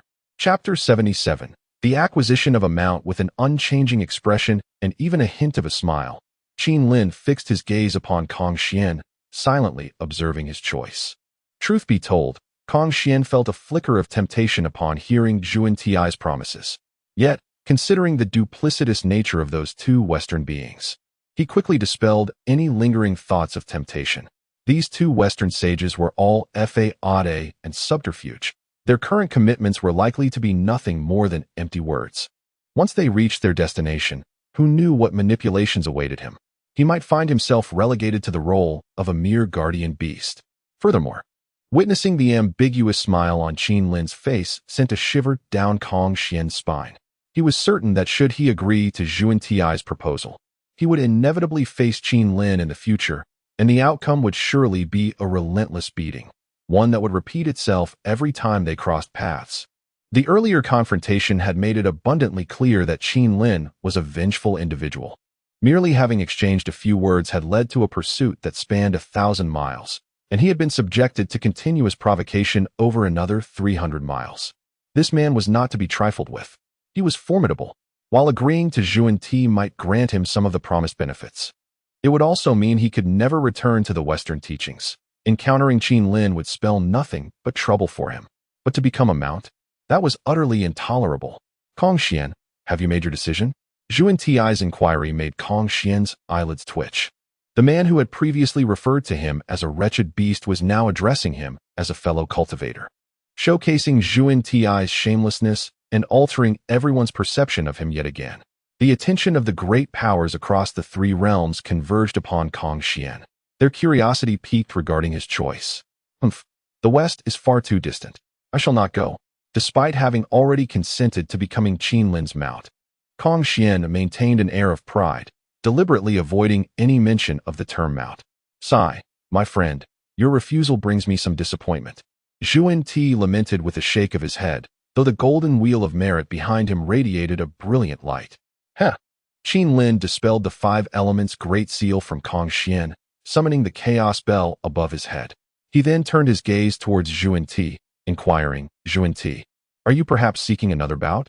"Not at all, not at all. Please do not misunderstand." Zhuan Ti shook his head, his figure transforming into a rainbow of colors before vanishing from sight. From their earlier encounter with the chaos bell, it was clear that the strength of the Qilin ancestor had increased significantly since their last meeting. Moreover, with the presence of an innate treasure like the chaos bell, Zhuan Ti realized that he could not hope to contain the Qilin ancestor alone. Zhuan Ti was a wise individual. He would not engage in futile endeavors. Furthermore, many within the three realms eagerly anticipated a continuation of the clash between him and the Qilin ancestor. With Zhuan Ti's departure, Qin Lin let out a sigh of relief. Although he held no fear of the two Western saints, This was not the opportune moment to act. Prematurely revealing his strength would only draw Zhuan Ti's attention. Let us depart, for Chao Gu. With a glance at Kong Xian, Qin Lin soared onto his back. Though a myriad of discontent brewed within him, he remained steadfast in his promise to serve as a steed. With wings unfurled, he soared amidst a cascade of vibrant hues toward the city of Chaoga. Let us refrain from displaying our divine powers. They are far too ostentatious, Qin Lin remarked, gently tapping the head of Kong Xian. Despite choosing to submit to Qin Lin, Kong Xian's demeanor still betrayed his proud essence. Without the vibrant radiance, Kong Xian's speed noticeably diminished. Yet, Qin Lin did not enlist Kong Xian merely for the sake of swiftness. If speed were the objective, what use would he have for a companion who could not even keep pace with his own avatar? Before long, they arrived at Chaoga City. The presence of imperial aura and the fortuity of humanity compelled Kong Xian to exercise caution, visibly slowing his descent to the ground. After all, the current dominion of the heavens belonged to the human race, necessitating a degree of discretion. With a population exceeding trillions, the collective fortunes of the people converged at the heart of humanity. The royal army's stronghold was in Chaoga, and even the sages dared not act against the human race lightly, for the karmic debts incurred would be insurmountable. Once they touched down, their formidable cultivation rendered them nearly invisible to ordinary mortals. Even those who passed by were oblivious to their presence. Let us find a place to settle here, Qin Lin suggested, surveying the surroundings before acquiring a 2-story wooden pavilion not far from the imperial city. Time slipped by in the blink of an eye, and soon 3 years had elapsed. Qin Lin officially took Zishou under his wing, welcoming him as his second direct disciple following the Fire Qilin, personally instructing him in the arts of magic and imperial governance. Although Qin Lin himself was not well versed in the intricacies of royal strategy, the lessons gleaned from past dramas were not entirely in vain. Chapter 78. This is not a wise strategy. Time swiftly elapses, and in the blink of an eye, 18 years have passed. Before his death, Emperor Yi ultimately failed to conquer the northern Rome, leaving this arduous task to his son, Zishou. Upon ascending the throne, Zishou adopted the imperial name Xian, thus becoming Emperor Xian. At this moment, within the 8 scenic palace, Laozi of Ta Qing paused with his fan, gazing at Jin Jiao and Yin Jiao as he commanded, "You two, come to tend the furnace." Yes, Jin Jiao and Yin Jiao nodded in agreement, clutching the wind and fire banana leaf fan to stoke the flames of the Bagua furnace. Seated upon a mat, Ta Qing closed his eyes once more to engage in divination, as the time for the Fengshan catastrophe should have commenced. Previously, while wielding the god-slaying whip and the Fengshan list, he had already predicted that this catastrophe would be initiated by a sage. Yet, when it comes to the identity of that sage, he found himself unable to discern who it might be. However, he harbored suspicions that, barring the two from the west, it could only be Nuwa. Given the shamelessness of the two from the west, what mischief could they not undertake? Nuwa, the mother of humanity, was central to this calamity, which, although a divine catastrophe, ought to primarily concern humankind.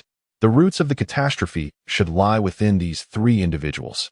Yet, it seemed that the calamity had yet to commence. Another decade passed. Ta Qing found himself increasingly restless. Logically, the calamity should have begun by now. Yet there remained no signs of movement, prompting him to ponder further. Another 10 years elapsed, and Ta Qing could no longer remain still. He entrusted Jin Jiao and Yin Jiao with watching over the palace and instructed Master Xuandu to lead the way, setting forth towards Kunlun Mountain. Meanwhile, among humanity, Emperor Xian ascended the throne, prioritizing agriculture and the development of irrigation. He dispatched Wenzhong, Eli, and Fei Lian to wage war externally. Over 2 decades of his reign, the human population doubled, and he also conquered the northern Rome and other remnants of the former Xia dynasty. Humanity flourished like never before. On this day, after court, Emperor Xian visited Qin Lin's residence, greeting him with a respectful fist salute. "Master." Qin Lin casually nodded, awaiting Emperor Xian's elaboration. His visit undoubtedly held significance. He would not come without reason. "Master, tomorrow marks the birthday of the Empress Nuwa. Will you attend?" Emperor Xian inquired. "The birthday of Nuwa? What purpose would I have in going?" "No, I shall not attend." Qin Lin turned over, returning to his slumber. Emperor Xian nodded, turning to leave. As he reached the door, He seemingly spoke without intention. Master, the battles among practitioners have become increasingly frequent. Do you know the reason? Not aware. Remember to close the door. Qin Lin replied, his back to Emperor Xian, waving him off. Once Emperor Xian departed, Qin Lin smirked, realizing that this young man had applied his imperial strategies upon him, forgetting who had imparted such teachings. However, the frequency of conflicts among cultivators in the three realms was indeed undeniable. The calamity, which should have commenced 2 decades prior, had been forcibly delayed for 20 years. How could it not manifest? In the vast expanse between heaven and earth, the malevolent energy has lost its outlet, leaving only the smaller channels to be exploited. With a yawn, Qin Lin paid little heed to this situation. Presently, the only forces traversing the world are the teachings of the Chan and Buddhism, along with a few individuals like Wenzhong, who have joined the ranks of the Jie sect's 3rd generation. This development holds no sway over his realm, the 10,000 Demons Nation, nor the Abyss. Meanwhile, within the Kunlun Jade Void Palace, the Taoist master Ta Ching shared his findings with the primordial heavenly sovereign. As the elder brother had articulated, a chilling air of slaughter permeates the 3 realms. The primordial heavenly sovereign nodded and instructed his attendant, the White Crane Boy, to summon his brothers, Jiang Zia and Shen Gongbao. The act of calling them forth was merely a matter of sending a message. The White Crane Boy's journey served dual purposes, to discuss pressing matters with Ta Ching and to uphold the dignity befitting a sage. Do you intend to send those 2 down the mountain? Ta Ching immediately grasped the implication of the primordial heavenly sovereign's words. Recently, his disciple had encountered discord with the dragon clan of the East Sea, which has flourished over the years and now boasts numerous descendants. The primordial heavenly sovereign's message was straightforward. My disciple has already been affected by the malevolent energy of heaven and earth. The time has come for this calamity to unfold. Shall we consider eliminating a few dragons to commence the filling of the divine list? Why choose the dragon clan, though? This lineage has faced tribulations before. Such a course is ill-advised. Ta Ching shook his head, reflecting that if matters were truly so simple, he would have already urged the primordial heavenly sovereign to permit the descent of the 2. What necessitated his personal visit? Do not worry, elder brother. I have a sound strategy in mind. A knowing smile graced the face of the primordial heavenly sovereign, his gaze turning toward the blood-soaked sea. Chapter 79. The Laughter of a Pig's Squeal. The gaze of Taiching Laozu also turned towards the direction of the Netherblood Sea, as if he had pierced through its depths, beholding the multitude of Azura residing within. The ancestor of the underworld river has long dwelled in the river, safeguarding the Azura clan. However, numerous formidable beings have emerged from this lineage, such as Zizai Pasan, Yuz Tian, Defan Tian, and Shiva, all of whom possess the strength of peak de Luo golden immortals. Should we manage to enlist their aid in this calamity, it would alleviate some of our burdens. As he spoke, an indescribable smile graced Yuanshi Tianzuan's face. Good. After contemplation, Taiching Laozu recognized that, amidst the vast expanse of Hongluang, the Azura clan indeed represents an excellent choice to fill the ranks of the divine list. Over the years, they have certainly taken note of the movements of the Jie sect and the kingdom of 10,000 monsters. The Jie sect has entirely secluded itself in meditation, while the kingdom of 10,000 monsters has employed an intricate grand formation to seal off the Million Mountains, barring the entrance and exit for the demon race, which has caused them considerable distress. Soon, Jiang Zia and Shen Gongbao arrived at the Grand Hall of Yushu Palace, whereupon they hurriedly bowed to Yuanshi Tianzuan and Taiching Laozu, exclaiming, "We pay our respects to our master. May your longevity be boundless. We greet you, Uncle Taiching. May your longevity be boundless." After completing their salutations, they awaited the instructions of Yuanshi Tianzuan. Yuanshi Tianzuan spoke calmly. "You 2 have been on the mountain for over 60 years. Yet you have yet to achieve the Tao of immortality. Therefore, you may descend the mountain." "Master, I have already." Shen Gongbao, who had long surpassed the Taiching Xinshin, intended to explain himself, but the authoritative gaze of Yuanshi Tianzuan rendered him speechless. "Master, I am wholeheartedly devoted to the path and seek only the method of longevity. I implore you not to expel me from the mountain." Jiang Zia pleaded, kneeling on the ground, his face filled with sorrow. "Alas, your talent is limited, and the prospect of achieving the Tao of immortality is bleak. You may take the divine list and the god-slaying whip to the mortal realm, seeking those worthy of the list, aligning with the heavenly order to establish the deities. Once your mission is accomplished, you may attain some measure of success. Go, go. With a wave of his hand, Yuan Shi Tianzuan sent them soaring. And in the blink of an eye, they were cast out of Kunlun Mountain. Outrage surged within Shen Gongbao. Despite having broken through to Taiqing Xianshan, he was still thrown out. He felt deeply wronged and indignant. During his time on Kunlun Mountain, he had already suffered disdain due to his Black Panther form. Being looked down upon by Yuan Shi Tianzuan and his disciples, he had endured the scorn of disciples like Guang Qingzi. Yet today, he had been unceremoniously expelled from Kunlun Mountain. Brother, where shall we go from here? Jiang Zia, clutching the divine list and the god-slaying whip, gazed mournfully at Shen Gongbao. Alas, I wish to journey to the Eastern Sea to discuss the Tao with a few fellow practitioners. If you have no pressing matters, you may accompany me. Shen Gongbao glanced at the function list in Jiang Zia's hands and shook his head in resignation.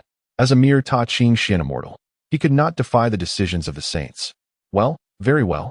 With nowhere else to go, Jiang Zia accepted Shen Gongbao's invitation and followed him towards the Eastern Sea. Meanwhile, in the heavenly court, the Jade Emperor observed the departing Jiang Zia and Shen Gongbao through the Haotian mirror. After a moment of contemplation, he transformed into a radiant light and left the heavenly court, swiftly arriving at Chaoga City. Upon entering the courtyard, the Jade Emperor beheld Qin Lin lying in the center, seemingly asleep, yet in truth, immersed in enlightenment.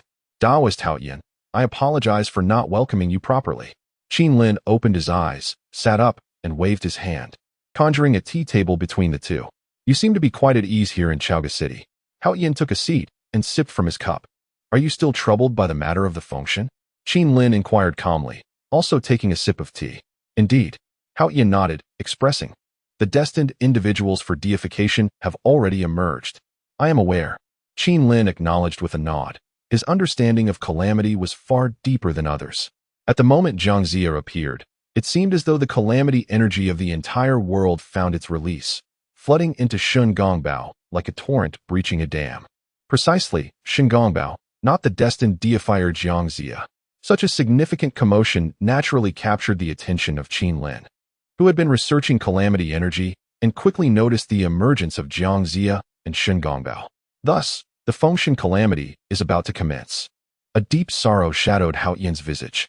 Had we not already deliberated on the matter of deification? Qin Lin pondered, somewhat perplexed by Haotian's continuous worries. Alas, with Brother Tongtian and the Taoist cooperating, the human sect and the Wu clan of the underworld will not enter the calamity.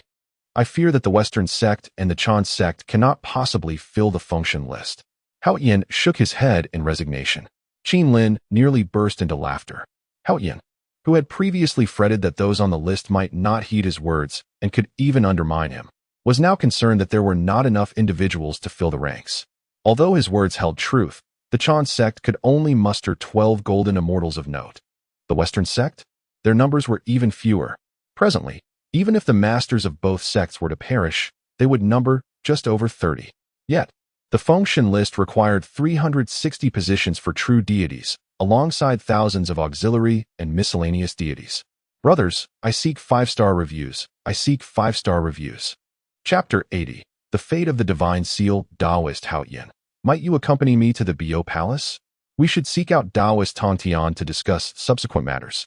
Qin Lin suggested softly as he rose to his feet. While it was true that Haotian harbored considerable ambition, he nevertheless spoke with sincerity. Moreover, granting Haotian greater influence within the heavenly court would inherently bestow similar authority upon the Qilin clan.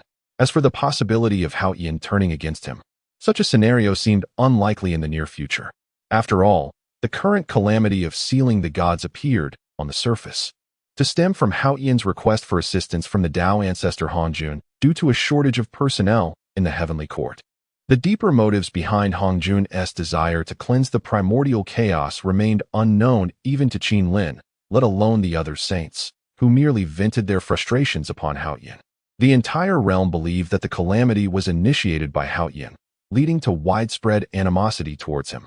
Under such circumstances, the only factions capable of collaborating with Haotian were Qin Lin's Qilin clan and the 10,000 Beasts Kingdom. It was more likely that Hao Yin would be concerned about Qin Lin potentially breaching their agreement rather than the other way around. Seated atop Kong Xian, the two swiftly arrived at the Bo Palace on Golden Ao Island in the East Sea. It seemed that Taoist Tong Tian had anticipated their arrival, as Taoist Duobao was already waiting at the entrance. "Honored uncles, the master has awaited your presence for quite some time," Duobao greeted, bowing respectfully to Qin Lin and Hao Yin.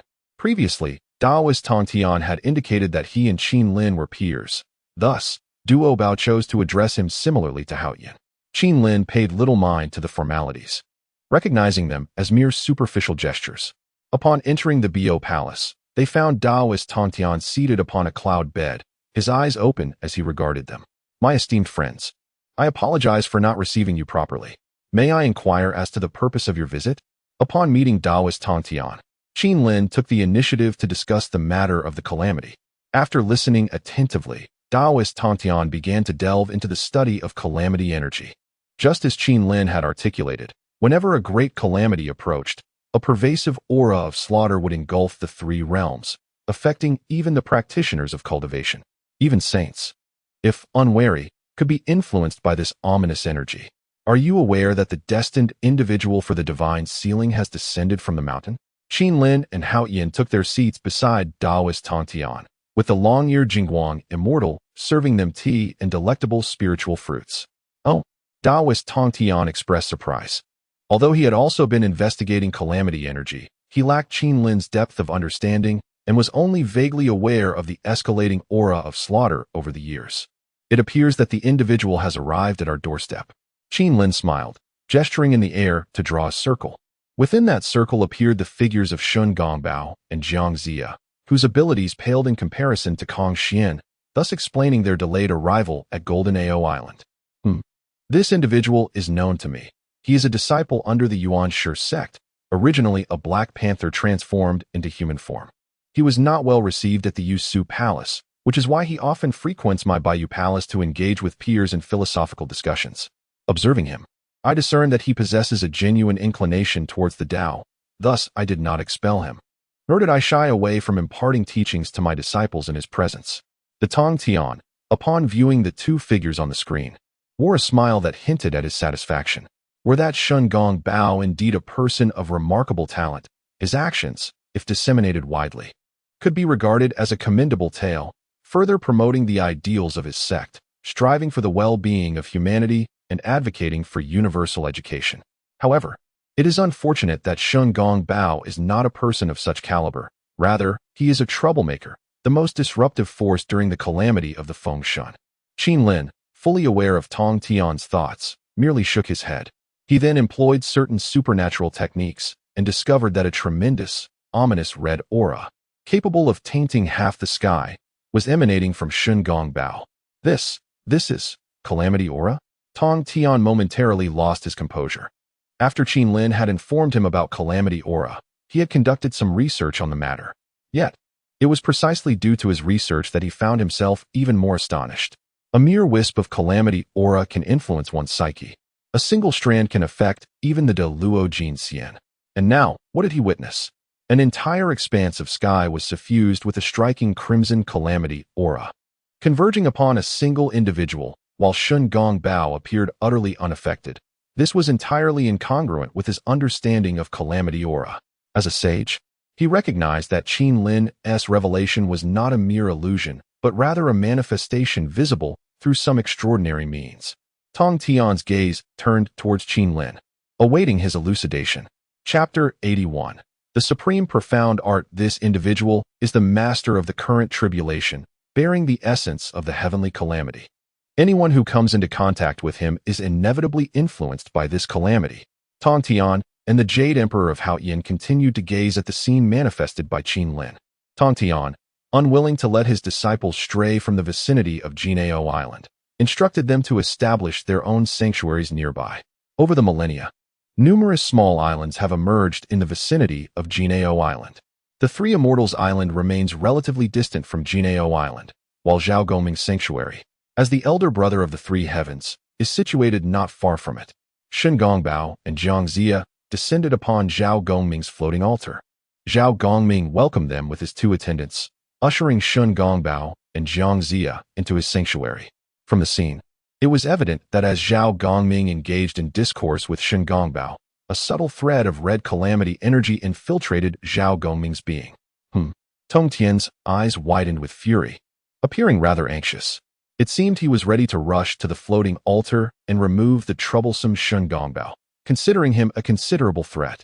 Wait, my friend.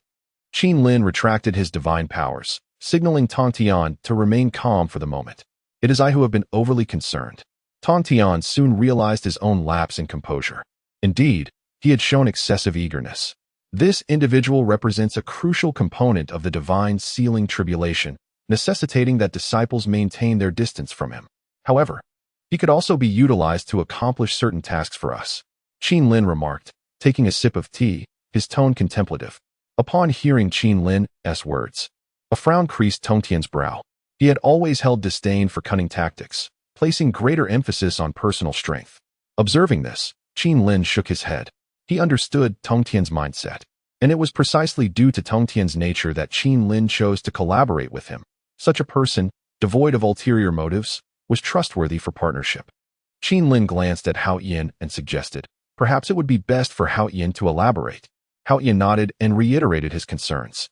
Afterward, Tong Tian furrowed his brow, realizing he had neglected to secure his disciples adequately. He had indeed overlooked the existence of the 360 true gods and nearly 3,000 auxiliary gods, minor deities, and divine generals listed on the divine sealing list, not to mention the numerous heavenly soldiers needed, amounting to tens of thousands of accomplished celestial beings.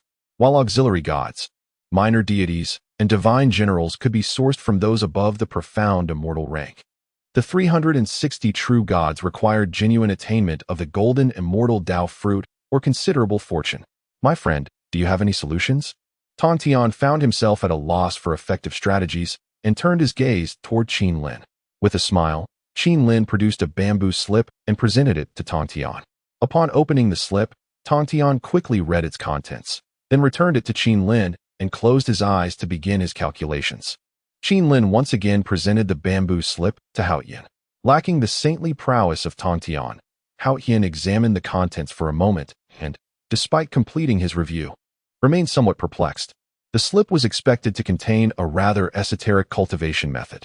After a considerable time, Tong Tian opened his eyes, having internally deduced the contents of the bamboo slip that Qin Lin provided. He spoke, my friend, although this Wuji Xuangu is indeed profound, allowing one to attain the golden immortal realm within a century, it harbors significant risks. A century to achieve the golden immortal? Upon hearing this, Hao Yin nearly dropped his teacup to the floor. What was his current realm? He stood at the pinnacle of the great Luo golden immortal. And what a long journey it had taken him to reach this state. He had persevered through 3 great calamities since the dragon and phoenix tribulation. And now, what had he just heard? Attaining the golden immortal within a century? What had he been doing during these numerous calamities? It is essential to recognize that the golden immortal realm possesses formidable combat capabilities, marking one as a powerful figure. Meanwhile, due to the conversation between Qin Lin and others being shielded by Tong Tian's formidable magic, the nearby Chang'er Dingguangxian was oblivious to their discourse. Otherwise, he would have surely fallen to his knees. For a century to become a golden immortal was an astonishing prospect, especially since he had only recently reached the great Luo stage after investing countless years in his cultivation. Chapter 82, Advantages and Disadvantages. Please, do not hesitate to speak. Qin Lin smiled and nodded, putting away the bamboo scroll. The Wuji Xiangong is a rapid cultivation method he devised after attaining sainthood over the years.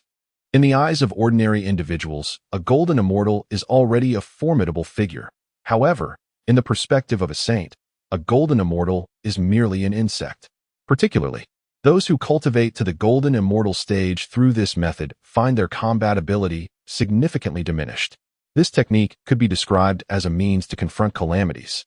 Although this method is profound, it comes at the cost of depleting one's potential.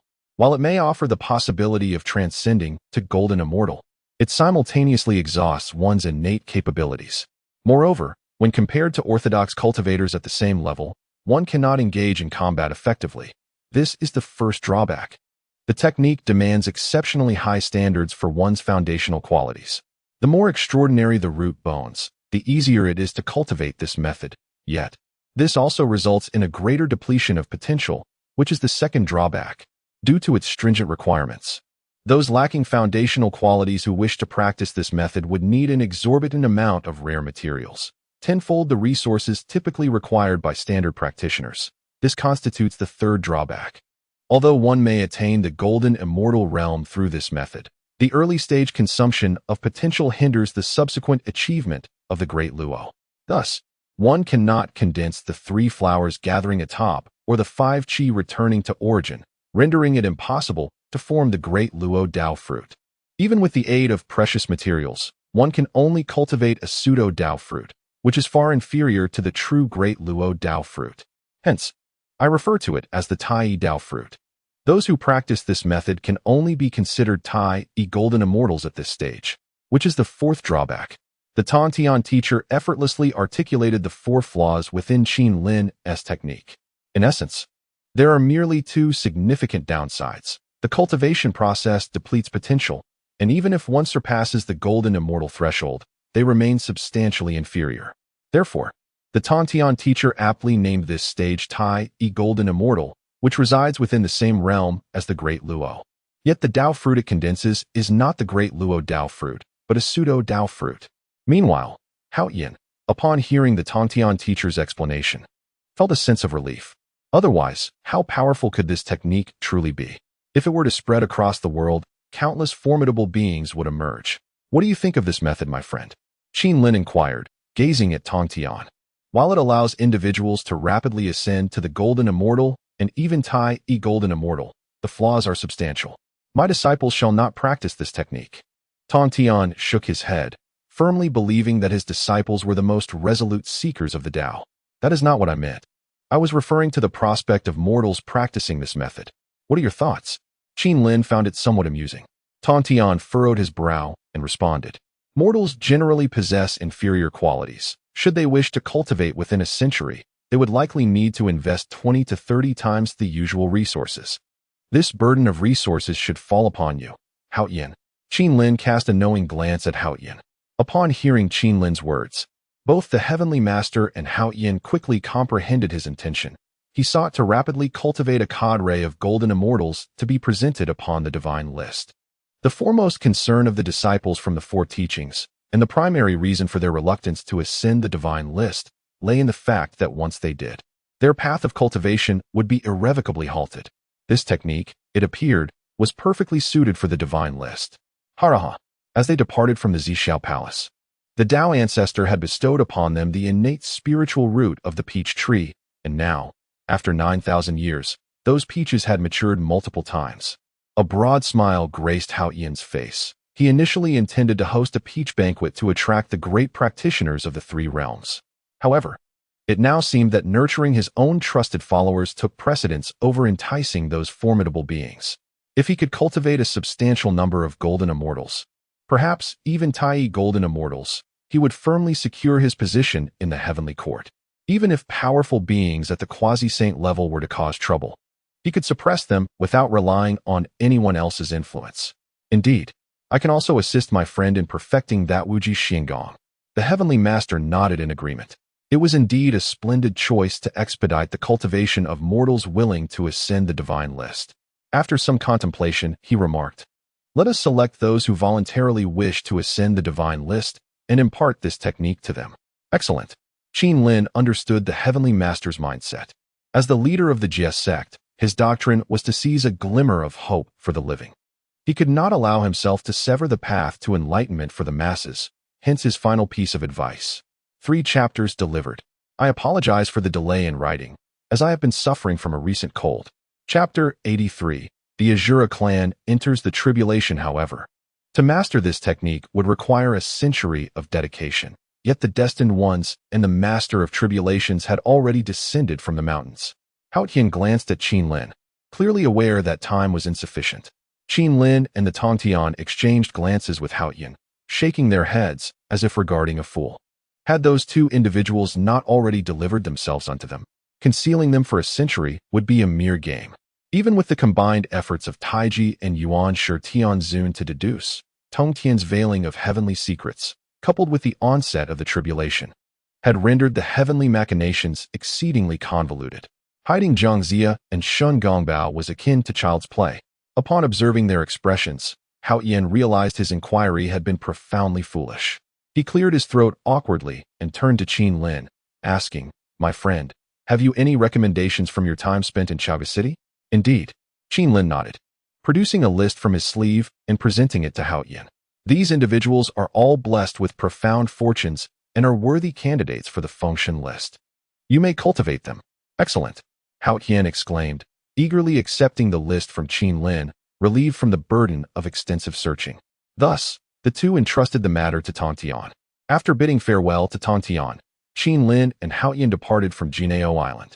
Noticing Zhang Zia and Shun Gongbao exiting the altar island and heading towards Chaoga, Tongtian dispatched his own malevolent corpse to pursue them, employing the game of time to control their movements.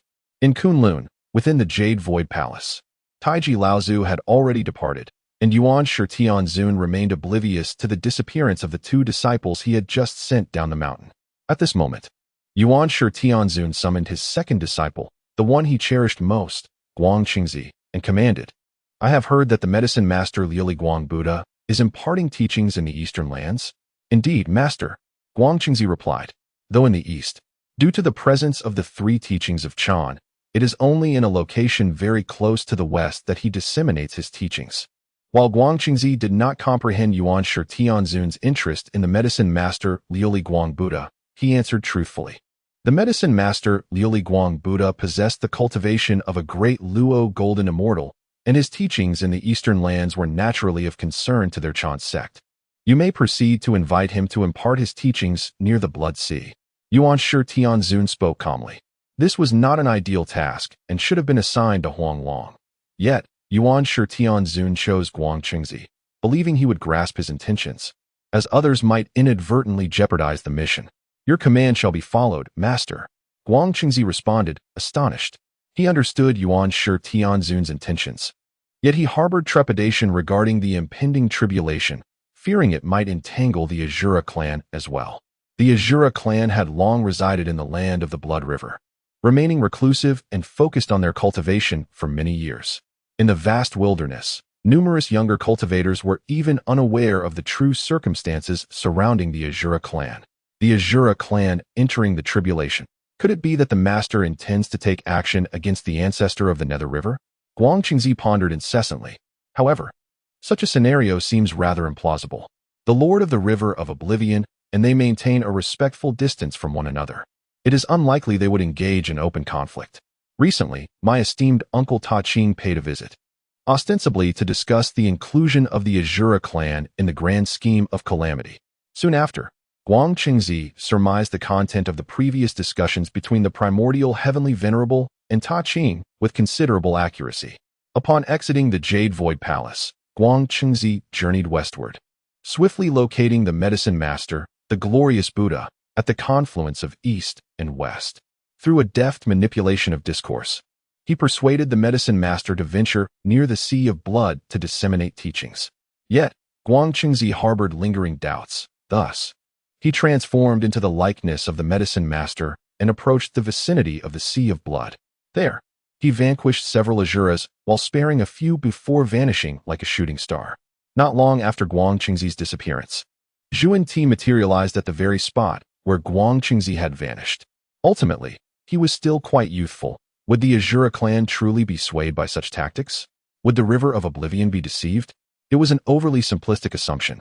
Zhuan Ti dismissed Guang Qingzi's rudimentary stratagem entirely. When he orchestrated the calamity of the Golden Crows and the sun-shooting exploits of Ho Yi, Guang Qingzi had yet to be born. This level of cunning did not even inspire him to contemplate a counteraction. Casting his gaze toward the southern Kunlun Mountains, Zhuan Ti reasoned that since the primordial heavenly venerable had already begun to plot against them, he too must not remain idle. He ought to reciprocate with a substantial gift to the primordial heavenly venerable, ensuring that neither he nor the Western teachings would be implicated in such dealings. The machinations of Guang Qingzi were far too simplistic. He could not be compared to Zhuan Ti, who was no ordinary figure when it came to strategy. Subsequently, Zhuan Ti's gaze drifted toward the northern sea, a profound smile gracing his features. Let the first chapter commence. Chapter 84. The layout of the Western teachings in the North Sea, within the palace of the Demon Master, following the cataclysm of the Lich War. The Demon Master Kuanping initially sought refuge in the northern region of the continent, establishing the palace of the Demon Master and enjoying a period of tranquility. However, as the human race flourished, the territory of northern Julu Island became increasingly inhospitable for the demon kin he led. Ultimately, he had no choice but to retreat to the North Sea, engaging in seclusion and meditation. After Fushi reincarnated as the human emperor, he seized the river map and Luo book from Kuanping, backed by the formidable Enhua saint. Thus, Kuanping could only harbor his resentment in silence, and as of now, he possessed no particularly potent treasures. Nevertheless, due to his innate origins as a primordial being and years of cultivation in the vast wilderness, he had reached the pinnacle of the 9th stage of quasi-saint, renowned in the primordial world for his timidity towards the strong. Kuanping had remained in the North Sea for many years without emerging, resulting in his limited knowledge of the significant events occurring in the wilderness. However, one day, Kuanping received news from his subordinates regarding the emergence of a supreme innate spiritual treasure in the South Sea. Many individuals had ventured there, yet none had succeeded in breaking through the grand formation surrounding the island. Initially, Kuanping dismissed the report with skepticism, questioning the validity of such claims. After all, this was not the early days of the primordial era when one could stumble upon innate spiritual treasures merely by possessing a modicum of fortune. What uncharted territory remained in the primordial world? What supreme innate spiritual treasures could still be considered unclaimed? Nevertheless, as the rumors proliferated, so too did the belief in them. A few subordinates raised the matter, and Kuanping remained indifferent, but when dozens began to speak of the impending arrival of a supreme innate spiritual treasure in the South Sea, it piqued his interest. For many years, despite his early origin, his limited fortune had deprived him of any such treasures, which deeply wounded his pride. This was also the reason he had seized the river map and Luo book during the Lich War, only to have them snatched back by Fushi, who ultimately achieved the status of human emperor through that very act. Now, he had only the palace of the Demon Master to his name, a postnatal treasure of great merit, painstakingly crafted from abundant star essence and various metals over a significant duration, and blessed with the merit of creating demonic scripts. Among postnatal treasures, it stood out, yet it paled in comparison to an innate spiritual treasure. Ultimately, the allure of a supreme innate spiritual treasure proved irresistible to Kuanping, prompting him to stealthily depart from the North Sea and journey towards the South Sea. Meanwhile, at Mount Luojia in the South Sea, 5 of the 12 golden immortals of the Chan sect gathered once more: Tai Zhenren, Xihong Daoren, Huanglong Zhenren, Lingbao Dafashur, and Wenshu Guangfa Tianzuan. These esteemed individuals had been summoned by Xihong Daoren, who spoke of great opportunities awaiting them in the South Sea. Thus they convened for this special occasion. Although the primordial supreme being displayed an evident favoritism towards Guang Qingzi, much to the chagrin of the other disciples, his status as a sage rendered their discontent futile. Therefore, aside from the Antarctic immortal and Guang Qingzi, the relationships among the remaining disciples were relatively amiable. This island, safeguarded by an innate formation, had recently attracted attention as news of it was disseminated by certain sea monsters, prompting the gathering of various brothers. Holding a jade bottle of sheep fat, the merciful voyager, with an air of solemnity, addressed the assembly. His words alleviated the suspicions of Tai Zhenren and the others, who had initially been perplexed. Although their camaraderie was commendable, it seemed unlikely that anyone would selflessly share news of a supreme innate treasure. Now, however, it became evident that some sea demons had spread the tale of this island, and the merciful voyager wished to preempt any complications that might arise from opportunistic outsiders seizing the chance. Thus, rather than allowing others to reap the rewards, it was more prudent to invite his fellow disciples. Even if one among them were to gain the fortune, he would undoubtedly receive his due share, both in terms of their past camaraderie and honor. Soon, the others convinced themselves, believing they had discerned the merciful voyager's intentions. They are merely creatures of damp origins, clad in scales and shells. If they witness our esteemed teachings and hear our names, who would dare to contend with us? The most arrogant, Tai Zhenren, spoke, his words dripping with disdain for those sea demons. Chapter 85. Return to the Abyss. This formation is indeed extraordinary. It seems difficult for one person to dismantle it, requiring the united efforts of brothers. Master Lingbao, after studying the formation, addressed the group. The three teachings of the truncated sect, Taiji excels in alchemy, Yuqing in artifact forging, and Shanqing in formations. Correspondingly, the disciples of these three teachings are generally not adept in formations, with only Master Lingbao possessing profound knowledge in this area. Senior brother, you may take the lead. The others chimed in, their faces adorned with amiable smiles, though each harbored their own hidden agendas. Master Lingbao positioned himself at the forefront to break the formation, while the other four stood behind him, channeling their spiritual energy to assist. Moments later, beads of sweat densely clustered on the foreheads of all present, including Master Lingbao, their expressions strained as if they were gritting their teeth in determination. Yet, it remained uncertain how many truly exerted their full strength, as not all perspired equally. In the depths of the sea, Kunping sensed the formation above the island. It was indeed an innate formation, its peril formidable. Even at the pinnacle of the 9th level of the semi-saint realm, he knew that unraveling this formation would require considerable time. Judging by the aura emanating from it, the treasures within were likely far more than mere top-tier innate spiritual artifacts. For the guardian formation of such artifacts could not possess such formidable strength. After all, he was an ancient being of the primordial era, one who had seen much. This realization ignited a fervor within Kunping, prompting him to submerge deeper into the ocean, awaiting the moment when the younger generation would dismantle the formation. Meanwhile, Qin Lin arrived at the Imperial Palace, seeking out Emperor Xian in his administrative chambers. After a moment of silence, he spoke to the Emperor. I must take my leave. The Emperor stood, his expression a mix of anxiety and reluctance. For many years, having studied under Qin Lin since childhood, the bond they shared was closer than that of father and son. Though he had anticipated Qin Lin's departure, he had not expected it to come so swiftly, leaving him with a profound sense of loss.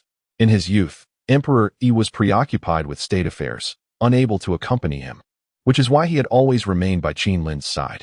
Their relationship was more akin to that of a father and son than merely master and disciple. All gatherings must eventually dissolve. Parting is inevitable. Qin Lin extended his hand, wishing to ruffle the hair of the young man he had nurtured, but ultimately settled for a gentle pat on Emperor Xian's shoulder. For years, you have questioned me about the calamity of the ages. I refrained from disclosing the truth previously, as the calamity was still far off. However, I must now inform you that it has already commenced. Qin Lin glanced at Emperor Xian and recounted the events concerning Jiangxia and Shingongbao, as well as the discussions he had with Hao Yin and the others regarding the impending calamity. Thus, it appears that there remains a century until the formal onset of the Fengshen calamity. After listening to all of Qin Lin's explanations, Xian felt somewhat bewildered. The existence of such matters in the universe completely exceeded his prior understanding and comprehension of this world. However, having been immersed in the dramas of emperors from Qin Lin's previous life, he knew that concealing one's emotions was the most fundamental aspect of an emperor's demeanor. Indeed, Daoyu Haoyin was already preparing for the canonization. I shall refrain from providing you with that list, and you must not inquire about it from Daoyu Haoyin. Instead, you may recruit those individuals into your ranks, which will serve as a test of your capabilities. With a smile, Qin Lin turned and exited the Imperial Palace. Kong Xian awaited outside, and upon mounting his back, Qin Lin returned to the Abyssal Realm. Those whom Hao Yin sought to cultivate would undoubtedly achieve the Golden Immortal Realm in due time, perhaps even the Tai Golden Immortal. Although the Tai Golden Immortal does not possess the same formidable strength as the Deluo Golden Immortal, it still represents a significant asset. The forthcoming battle for canonization will undoubtedly revolve around the human race. If one could successfully gather those individuals, it would constitute an immense advantage. However, failing to do so would only result in their allegiance to others. In such a scenario, they would not only fail to support King Zhou, but could also pose a threat to him. Qin Lin could have easily shared the list intended for Hao Yin with Xian, yet he chose not to. This serves as a test of Xian's abilities, as he firmly believes that Xian will undoubtedly locate those talents cultivated by Hao Yin amidst the vast sea of humanity. 3 chapters delivered. Chapter 86. The Demon Master Kunping in the depths of the South Sea, as the 5 eminent figures, Sihong Daoren, Tai Jinren, Lingbao Dashi, Huanglong Jinren, and Wenshu Guangfa Tianzuan broke through the formation. Kunping swiftly took action. A colossal wave surged forth, and from the ocean's depths, Kunping emerged, transforming into the majestic form of the rock. With a single flap of his wings, he soared 9,000 miles, mastering the speed from the 3,000 paths. And in the realm of the primordial, he ranked among the swiftest, even surpassing the saints. In an explosive burst of power driven by the desire for a supreme innate spirit treasure, his speed exceeded all previous limits, propelling him into the formation while sending the 5 de Luo Jingxian plummeting into the sea. However, upon arriving at an island stripped bare, adorned only with a few spiritual herbs, Kunping was taken aback. Where was the supreme innate spirit treasure? Why was there merely an empty island? What had become of his coveted treasure? The 5 de Luo Jingxian of the Chan sect had initially intended to exchange polite words, as they were all beings of pride. Yet, Kunping's sudden assault left them bewildered. He had already driven away the weaker sea demons before they could take action, having scouted the area with assurance. Thus, they were unprepared for the abrupt attack, and all 5 were sent tumbling into the ocean by a single wave. Who dares? Tai Jinren summoned the 9-dragon divine fire shield, enveloping himself within its protective embrace, as 9 vibrant dragons of divine fire encircled him, poised and vigilant. The other 4 emerged from the water, their gazes fixed upon the island. On the island, Kunping's expression darkened. His plan had been to seize the supreme innate spirit treasure and flee. With his speed, even a saint would find it troublesome to pursue him, let alone these junior de Luo Jingxian. Yet now, he had seen not a trace of the treasure, extinguishing any desire to escape. He coldly scoffed at the 5 from the Chan sect, declaring, "You juniors have been deceived. There is no supreme innate spirit treasure here." Being disciples of the Chan sect and students of the saints, the 5 felt it inappropriate to confront him directly, but with a dismissive huff. Kunping attempted to transform back into the rock and depart. "Senior brother, we cannot allow him to leave. The supreme innate spirit treasure may have already been taken by him." Sihong Daoren interjected, speaking before Tai Jinren could. "Demon Master Kunping, you should promptly return the supreme innate spirit treasure." Wenshu Guangfa Tianzuan also spoke, recognizing Kunping's identity. The others, upon realizing that he was the notorious Demon Master Kunping, were taken aback. He was a figure of considerable renown in the primordial realm and possessed quasi-saint cultivation, making him a formidable opponent. However, as disciples of the saints and with 5 of them present, they surmised that Kunping would not dare to act against them.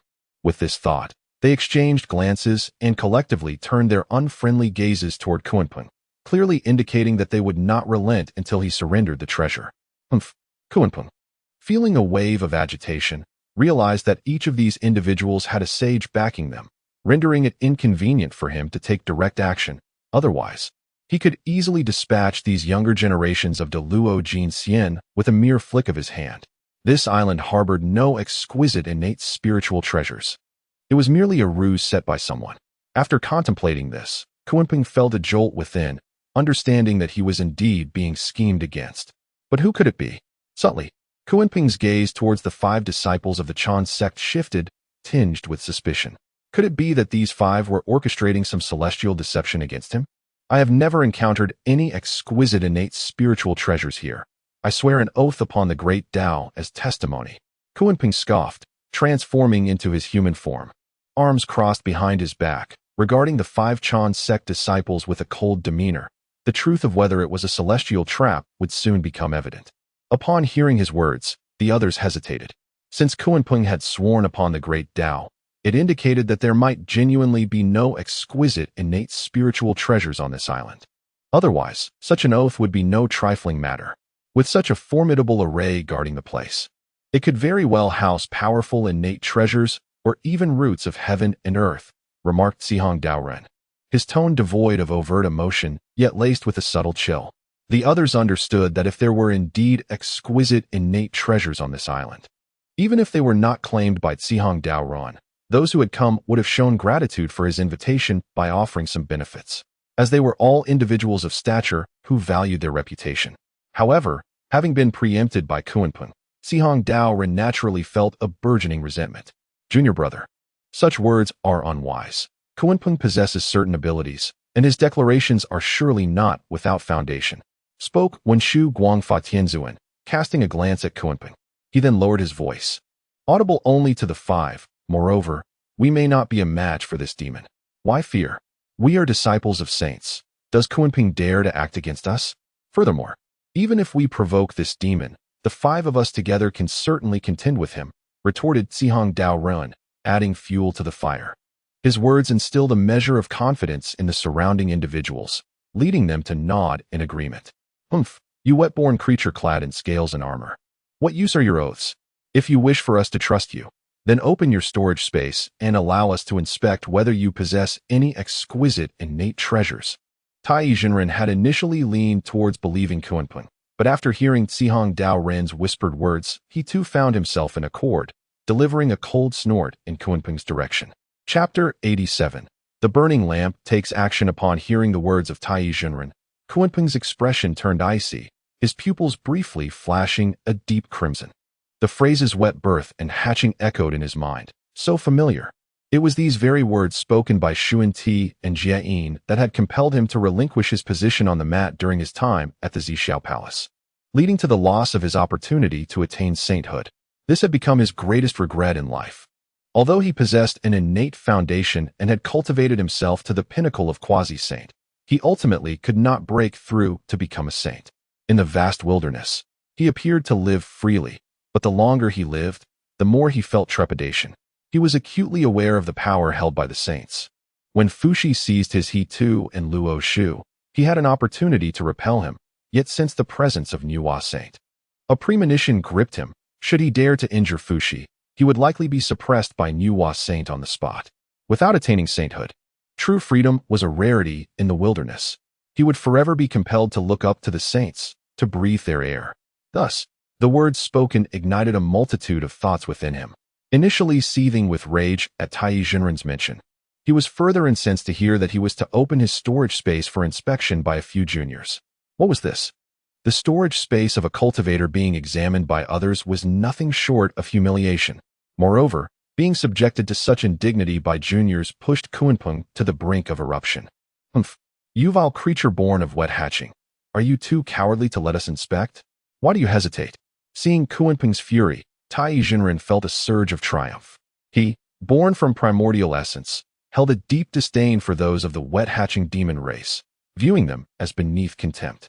With the closure of the Jie sect and the seclusion of the myriad demon nations, their own sect had emerged as the mightiest force in the wilderness, amplifying their arrogance. Supported by the backing of a saint, he took immense pleasure in Kunpeng's rage, knowing he dared not act against them in deference to the primordial heavenly sovereign. However, none noticed that when Tai Jinren uttered those identical words spoken in the Zhixiao Palace, crimson rage surged in Kunpeng's eyes, a trace of elusive calamity entering his consciousness. Death. Influenced by this ominous energy, Kunpeng's fury escalated, transforming into his colossal form, his tail striking down with the overwhelming power of a quasi-saint at its zenith. Tai Jinren was utterly unprepared for Kunpeng to actually take action against him. It was widely known that Kunpeng was infamous for preying on the weak. How could he dare confront them, backed by a saint? Tai Jinren was correct. Ordinarily, Kunpeng might have yielded. Yet, this was the time of calamity, a period of suppressed turmoil lasting 20 years without eruption. The very outlet he sought for his pent-up wrath had now manifested within him. For countless epochs, he, the Kunpeng, has traversed the vast wilderness, yet now he finds himself subjected to such indignity by mere juniors. As a pinnacle quasi-saint and the commander of the demon clan, how could he possibly suppress his fury? Enraged, the Kunpeng has abandoned all consideration for the consequences, much like the latter stages of the Fengshen calamity. When the Tontian patriarch discovered he had been ensnared, witnessing the countless deaths and injuries of his disciples, he could no longer endure it and took matters into his own hands. Be they saints or other practitioners of the immortal path, each possesses their own boundaries and vulnerabilities. Provoke them, and they shall retaliate fiercely. The Tai Jinren never anticipated that the Kunpeng, notorious in the wilderness for bullying the weak, would dare to strike against him. Hastily, he summoned the Nine-Dragon Divine Fire cover and the Yin-Yang sword for defense. However, the Kunpeng, a formidable quasi-saint at the zenith of his power, had immersed himself in this realm for many years, His strength was far beyond that which Tai Junren could withstand. Despite possessing the Nine-Dragon Divine Fire cover and the Yin-Yang sword, he was no match for the Kunpeng. In but a moment, the immense tail of the Kunpeng descended upon him, dragging him into the depths of the sea, sending forth a colossal splash upon the surface. As his soul separated from his body, it initially gravitated towards reincarnation, yet something inexplicably drew it northward. Witnessing this scene, the other four were filled with terror as they gazed at the Kunpeng. They could hardly believe that he had truly resorted to violence. Did he not fear the consequences?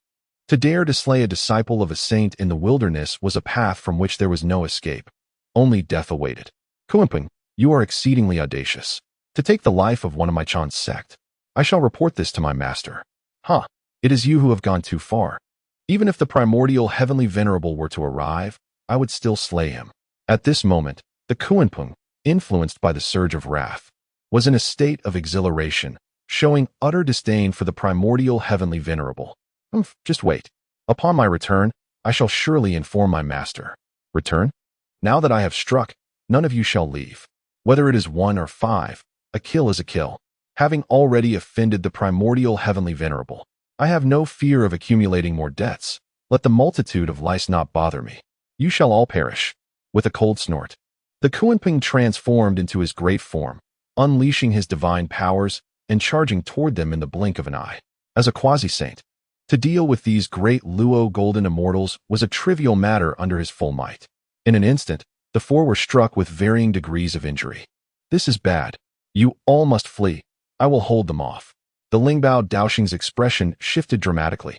Had he known better, he would not have dared to provoke the Kunpeng, as it was said that he was notorious for preying on the weak. Though his heart raced with anxiety, as the most accomplished and well-equipped among them, the Lingbao Daoxing felt a sense of duty to protect his companions. He urged the Zihong Daoren and the others to escape, while 12 azure-blue orbs appeared around him, and above him hovered a sword radiating an aura of terrifying slaughter, inscribed with the words Zhu Xian. The 12 azure beads before him were indeed the remaining 12 sea-calming pearls that Zhao Gongming had sought for years in vain. The sword bearing the name Zhu Xian was a replica crafted by the Lingbao master, inspired by the original Zhu Xian sword. When it comes to the art of imitation in the primordial realm, the Lingbao master undoubtedly stood unrivaled. Remarkably, this replica had already manifested a portion of the original's formidable power. The three followers of the Zihong Daoist exchanged glances with the Lingbao master and hastily retreated, harboring no intention of offering assistance. If the four of them combined their strengths and enchanted artifacts, they might have had a chance to withstand the onslaught of Kunpeng. Despite the heavy toll it would exact, however, none would be left unscathed. With a thunderous crash, Kunpeng descended from the heavens, colliding with the replica Zhu Xian sword and the 12 sea-calming pearls, unleashing a cataclysmic force. Yet, the disparity in power between a Deluo golden immortal and a quasi-saint was insurmountable. The Lingbao master let out a wretched scream as he plunged into the sea. Perish! Kunpeng bellowed, his eyes ablaze with crimson light. Far in the distance, 1,000 miles away, the horizon was obscured by the presence of Zhuan Ti. He and Randang stood calmly, observing the distant battle. It was evident that all of this was part of Zhuan Ti's intricate scheme.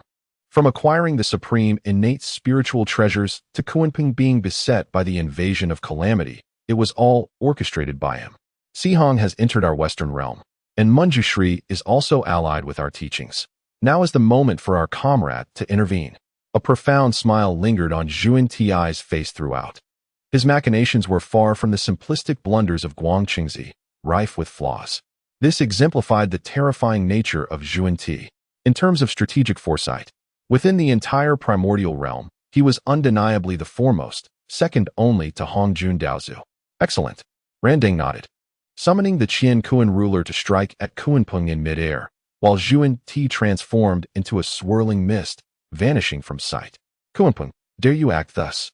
Simultaneously, Randang's voice thundered as he swiftly darted forth. The Qian Kuan ruler collided with Kunpeng's essence, deflecting the latter, which had been poised to strike down upon Zihong Daoist. After making his move, Randang rapidly seized the three followers of Zihong and fled, recognizing that Kunpeng, a renowned powerhouse, was not an adversary he could confront. At this juncture, there was no need for a direct confrontation. Kunpeng had already slain 2 disciples of the Chan sect. His days were numbered. Yet, gazing upon the dissipating true spirit of the Lingbao master, Ran Deng could not help but sigh. This individual had once basked in glory, yet now he had fallen so soon into calamity. Upon witnessing the sudden emergence of Ran Deng, Kunpeng was engulfed in confusion. However, perceiving the situation had escalated, he employed his divine abilities and, in the blink of an eye, was already 90,000 miles away. He had no desire to linger, lest matters spiraled further out of control. Once he returned to the palace of the Demon Master, the now calm Kunpeng grew increasingly apprehensive. After years of maintaining a low profile, why had he failed to keep his composure this time? Chapter 88. Chaos Spiritual Object in the Depths of the Million Great Mountains and the Abyssal Lands. A notification sounded. Detection indicates that Kunpeng has violently slain Tai Junren. The North Sea Demon Clan is poised to engage in a great battle with the Kunlun Yushu Palace. Shall we proceed to mediate? Choice 1. For the stable development of the entire Honghuang, embodying the philosophy of harmonious coexistence between humanity and nature, venture forth to mediate. A reward of the innate spiritual treasure, the soul refining tower, awaits. Choice 2. Regardless of the winds from the east, west, south, or north, I will remain steadfast like the ancient pine, declining the task. A reward of the chaos spiritual object, melting crystal gold, is on offer. Note, in the chaos world, celestial materials and earthly treasures are primarily categorized into 3 tiers. First, chaos spiritual objects. Second, chaos sacred objects. Third, chaos divine objects. Chaos spiritual objects are effective for De Luo Jingxian. Chaos sacred objects benefit Zhuan Sheng, and chaos divine objects assist saints. At this moment, within the abyssal lands, Qin Lin, holding a spiritual fruit in his hand, was momentarily taken aback as he observed this intricate scheme through the celestial observation realm. He glanced at the task, feeling a tinge of surprise. Particularly noteworthy was the system's recent classification of celestial materials and earthly treasures. Historically, system tasks had always pertained to events that were destined to occur within the Honghuang. However, today's assignment, it was evident that such a scheme orchestrated by Zhuan Ti would not have transpired in the natural course of Honghuang's development. Yet, it was understandable, for the original history of Honghuang had already been severely distorted since Qin Lin's emergence. The imminent calamity of the Fengshen had been forcibly delayed by 2 decades due to his interference. What else was beyond the realm of possibility? He had witnessed Zhuan Ti's machinations from beginning to end. Although the celestial observation realm could not directly observe saints, it could still discern the general paths taken by Zhuan Ti. Wherever he had been, the celestial mechanisms were obscured, rendering them undetectable, which allowed Qin Lin to deduce. From the places Zhuan Ti had visited, he could infer what schemes had been set in motion. Zhuan Ti first arrived at Nanhai, discussing matters of unknown significance with the Zihong Taoist of Luojia Mountain. Then, he discovered an island in the South Sea, where he established an innate formation, before proceeding to the North Sea to disseminate news of an exceptional innate spiritual treasure.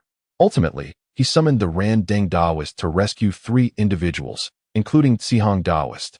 To outsiders, everything appeared flawless, devoid of any obvious flaws. The most glaring inconsistency might be this.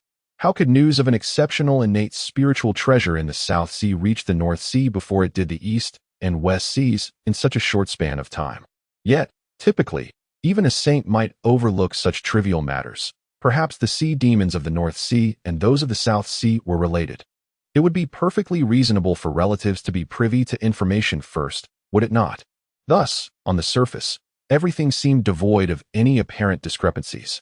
Truly, it was no wonder that the mastermind behind the schemes of Jinwu burning heaven, Hua Fu chasing the sun, and Ho Yi shooting the sun remained shrouded in secrecy. Zhuan Ti. This reveals the profound depth of Zhuan Ti's plots and the far-reaching nature of his schemes.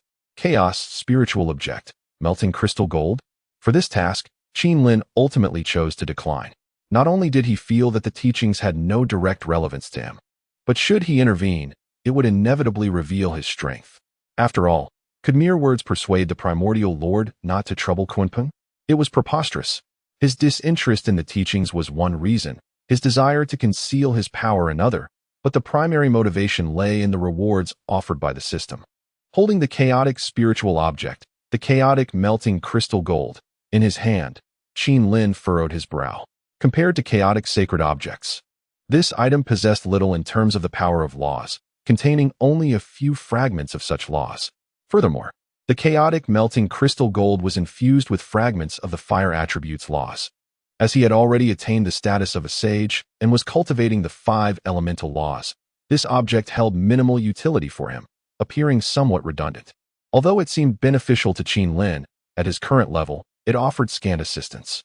Moreover, having transcended the sage level, comprehending the laws required more than merely absorbing chaotic spiritual or sacred objects. It demanded prolonged contemplation, or the acquisition of chaotic divine artifacts.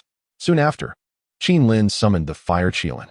He handed the chaotic melting crystal gold to the Fire Qilin, stating, "You may absorb this chaotic melting crystal gold to enhance your strength. It should enable you to break through to the quasi-saint realm." The Fire Qilin gazed at Qin Lin, who had transformed into human form atop the platform, momentarily taken aback. In his understanding, the ancestor typically manifested in his true form from the depths of the abyss and had never taken on human shape before. However, it made sense. Ever since the ancestor emerged, he frequently assumed human form when coming and going, likely accustomed to it by now, maintaining that shape. With this thought in mind, the Fire Qilin hastily accepted the chaotic melting crystal gold and departed to absorb and refine it, preparing to break through to the quasi-saint realm. He resolved that he too would transform only after becoming stronger. Otherwise, he would remain in his original form. The 3rd chapter is delivered. There will be no more today. I shall continue writing tomorrow. Chapter 89, Primal Fury. At this moment, the deaths of Tai Junren and Lingbao Dafa Master have made them the 1st and 2nd figures on the Fengshen Bang among the 4 teachings. This news detonated like a bomb, sending ripples through the tranquil waters of the Honghuang realm, stirring it into a frenzy. Within the vast expanse of Honghuang, various formidable entities were aware of the impending calamity, recognizing that many would perish in this tribulation. However, none anticipated the suddenness with which this slaughter would arrive. Within Kunlun Mountain, in the Yushu Palace, Yuanshi Tianzuan sat cross-legged on his mat.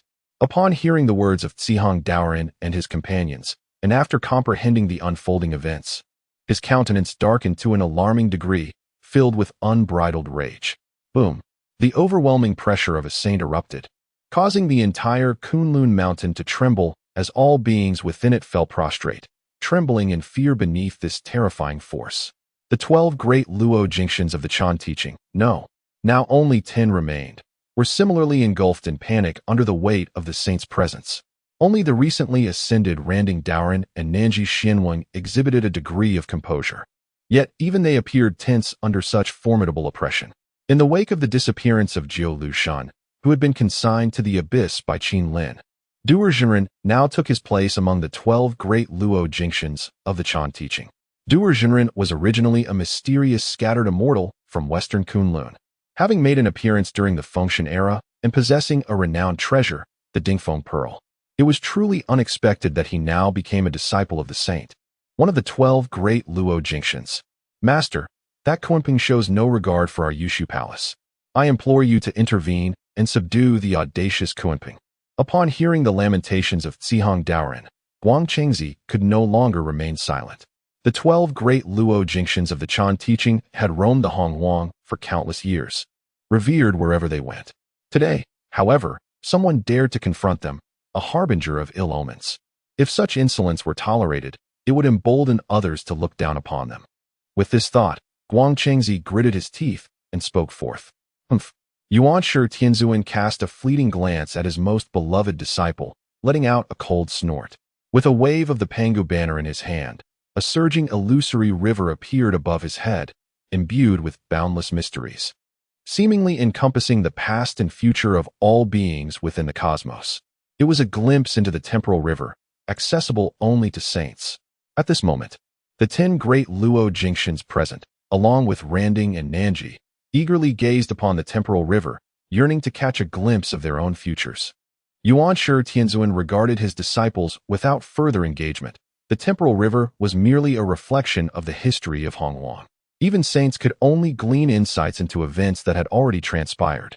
As for the unmanifested future, No matter their status as saints, they could not discern its intricacies. For the future is fraught with countless variables. What they envisioned might merely represent one possibility among myriad outcomes, not necessarily accurate. He had once listened to the teachings of the Tao ancestor and heard from his lips that within the chaotic realm, there existed a chaos deity, the ancestor of time, who was adept in the path of time. Even this formidable being was unable to accurately probe the future, a task that proved exceedingly arduous.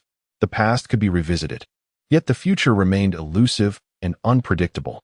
Soon, he unearthed a fragment from the river of time, revealing the moment when the true man of supreme unity and the great master of spiritual treasures met their demise. However, as he observed further, the expression on the face of the primordial heavenly venerable grew increasingly grim, confirming the words of the compassionate navigator without a doubt. Yet, he had not fully unraveled the intricate web of events leading to this occurrence, for all had been obscured by other saints veiling the heavenly secrets. The two saints, Xuanti and Jian, had joined forces to conceal the truth, with Xuanti particularly proficient in the ways of causality. In all of the primordial chaos, it seemed that only the three pure ones could collectively discern the truth from the river of time. The Kunpeng has slain my disciple. This matter cannot be left unresolved. My disciple, the southern polar immortal, take my Panga banner to the northern sea and subdue the Kunpeng, annihilating those wretched demon masters. The primordial heavenly venerable entrusted the Panga banner to the southern polar immortal, embedding within it a strand of his saintly consciousness. Respect the master's decree. Just as the southern polar immortal accepted the edict, 9 out of 10 great Luo golden immortals exchanged glances and spoke in unison. We too wish to accompany our elder brother. This declaration was not born of their unity, but rather a means to seize opportunities amidst the chaos and present a united front before the primordial heavenly venerable. Only the yellow dragon true man remained dazed, somewhat perplexed, murmuring, "Well, you all may go." The primordial heavenly venerable cast a satisfied glance at his disciples. Yet upon noticing the still immobile yellow dragon true man, a look of disdain flickered in his eyes. Observing this scene, the southern polar immortal felt a surge of joy within. Although he possessed the quasi-saint realm, he was not as ancient as the Kunpeng and perhaps lacked the prowess in divine techniques. Yet, to wield the Panga banner, one of the few innate treasures in the primordial chaos, was a significant advantage. With this treasure, alongside his fellow disciples of the Chan sect, subduing a Kunpeng and obliterating a demon masteress lair would surely be a trifling endeavor. Chapter 90. The vulnerability of Tontian in a mysterious dojo atop Mount Tai. The malevolent specter of Tontian observed the ethereal forms of Tai Junren and Lingbao Dashi approaching from afar.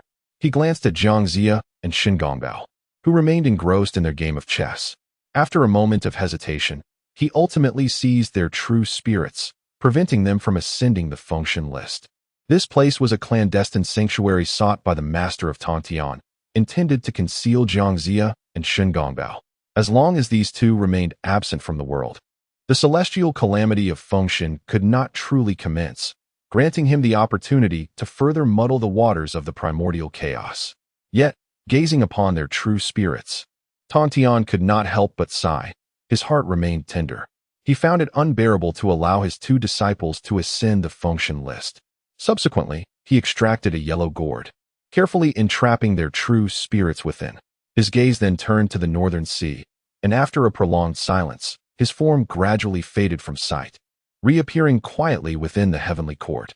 Upon his arrival, he utilized the communication device left by Qin Lin to initiate a dialogue, inviting Qin Lin, who was currently in deep meditation in the abyss, to convene in the heavenly court for a matter of significance. In the abyss, Qin Lin appeared perplexed. What could Tontian possibly want? With matters at hand, his avatar once again ventured forth from the depths, soaring towards the heavenly court.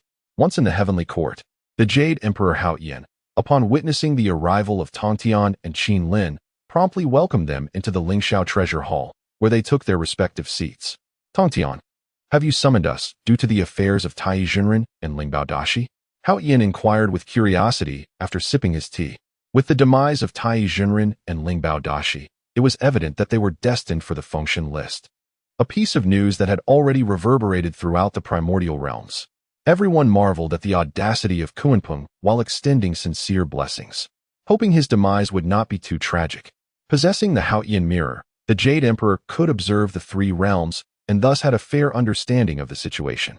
However, he remained unaware of the machinations of Zhuanti and thus posed his question to Tong Tian. Indeed, Tong Tian nodded, his gaze drifting towards Qin Lin as he spoke. Though the three pure ones have branched apart, the bonds of our brotherhood endure. I cannot bear to see them ascend the function list. What do you mean by this? Qin Lin furrowed his brows. Could it be that Tong Tian harbored ulterior motives? Perhaps it was time to reconsider this partnership. I seek a favor from both of you. Could we temporarily refrain from sealing their fates as deities? Since we are now capable of cultivating personnel en masse, their existence is somewhat dispensable. If the ranks become abundant, might we return them to the primordial realm, allowing the primordial to reconstruct their physical forms? As he spoke, the countenance of the master of Tong Tian bore a hint of conflict and embarrassment. This was not a matter he should have involved himself in. After all, when Hongjun Daozu established the great calamity of enshrining the gods, the various saints had already reached a consensus within the Zixiao Palace. However, out of respect for their past bonds with the three pure ones, Tong Tian Jiaozhu still chose to come forward. Indeed, it is acceptable. Qin Lin contemplated for a moment. Realizing that if it were merely this, it would certainly be permissible. He was also aware of Tong Tian's character. This individual was not malevolent, though perhaps a tad too benevolent. He still harbored thoughts of the camaraderie with the three pure ones, yet had it not been for Qin Lin's emergence, his sect would have been extinguished by the internal strife of the three pure ones. At that juncture, would Taiji Laozu and Yuanshi Tianzuan have considered their former bonds? Reflecting on this, Qin Lin felt a sense of helplessness. Nevertheless, one must strive to view such matters from a positive perspective. If Tong Tian, a person of deep sentiment, could be befriended, it would likely prevent any treachery in the future. This notion afforded Qin Lin considerable peace of mind. Otherwise, should he collaborate with the two saints of the Western Church, it was likely they would plot against him without a second thought, utterly disregarding any sense of camaraderie. Meanwhile, Haotian pondered briefly, nodded gently, and remarked, I have no objections. This bore no impact on him whatsoever, and furthermore, Tong Tian need not consult them. He could have discreetly detained the true spirits of Tai Zhenren and Lingbao Dashi. Yet, Tong Tian opted to seek their counsel, which clearly illustrated his integrity. In a moment, another chapter shall be written. Chapter 91. The Antarctic Immortal. Since Tong Tian had conferred with them and sought their opinions, it was evident that he genuinely valued their collaboration. Nodding with gratitude, Tong Tian looked at the two, momentarily at a loss for words to express his thanks. As a sage, he held an advantage in cultivation and thus proposed, since there is nothing pressing, shall we engage in a discourse on the Tao? Certainly. Qin Lin nodded in agreement, for he had yet to engage in such discussions with others during his cultivation journey. He understood that Tong Tian was intentionally offering them a lesson in the Tao. After all, Tong Tian was unaware of Qin Lin's true level of cultivation. His current avatar had only reached the pinnacle of quasi-saint, and thus his perspective was still somewhat limited compared to a true sage. Moreover, since Qin Lin had transcended to the sage realm, his progress had become exceedingly arduous, necessitating profound insights into the Tao and considerable time dedicated to refinement, or an abundance of chaotic divine artifacts. Engaging in dialogue with fellow sages of the same level would serve as a mutual exchange and enhancement of understanding, allowing insights gleaned from others to facilitate his own enlightenment. The three then commenced their discussions on the Tao, articulating the methods they practiced and elucidating their interpretations of the principles. Qin Lin listened attentively as Tong Tian expounded upon the Tao of destruction. This resonated with Qin Lin's own understanding of the five elements annihilation. Haotian, practicing the Emperor's law, was merely at the peak of the Luo Golden Immortal, thus often found himself a passive participant in the discourse. Internally astonished, Tong Tian had initially intended to guide the two through their discussion. However, the more he conversed with Qin Lin, the more astonished he became. Qin Lin's comprehension of the five elements principles had evidently surpassed that of a quasi-saint, even exceeding that of many ordinary sages. His grasp of both the five elements annihilation and the five elements creation was equally profound. With such insights, he should have long ascended to sainthood. Yet, upon further scrutiny, Tong Tian noted that Qin Lin's power remained at the pinnacle of quasi-saint, the ninth layer. Meanwhile, the Antarctic Immortal, accompanied by the Panga Banner and 9 de Luo Golden Immortals, had just descended from Kunlun Mountain, intending to confront Kunping in the North Sea for retribution. However, he encountered a group of newly ascended Taiqing Xianxin practitioners, among whom were several true immortals and Xian immortals. Xianxiao, Xianxun, Xianyun, Xianhai. It is an honor to meet you, esteemed uncles. The 4 leading Taiqing Xianxin stepped forward and performed a respectful bow to the Antarctic Immortal and his companions. You are disciples of Tai? The Antarctic Immortal recognized a few of them as the external disciples of Master Tai, belonging to the Taiwi sect, which could be regarded as a branch of the Chan teaching. He had encountered them previously at Qinyuan Mountain.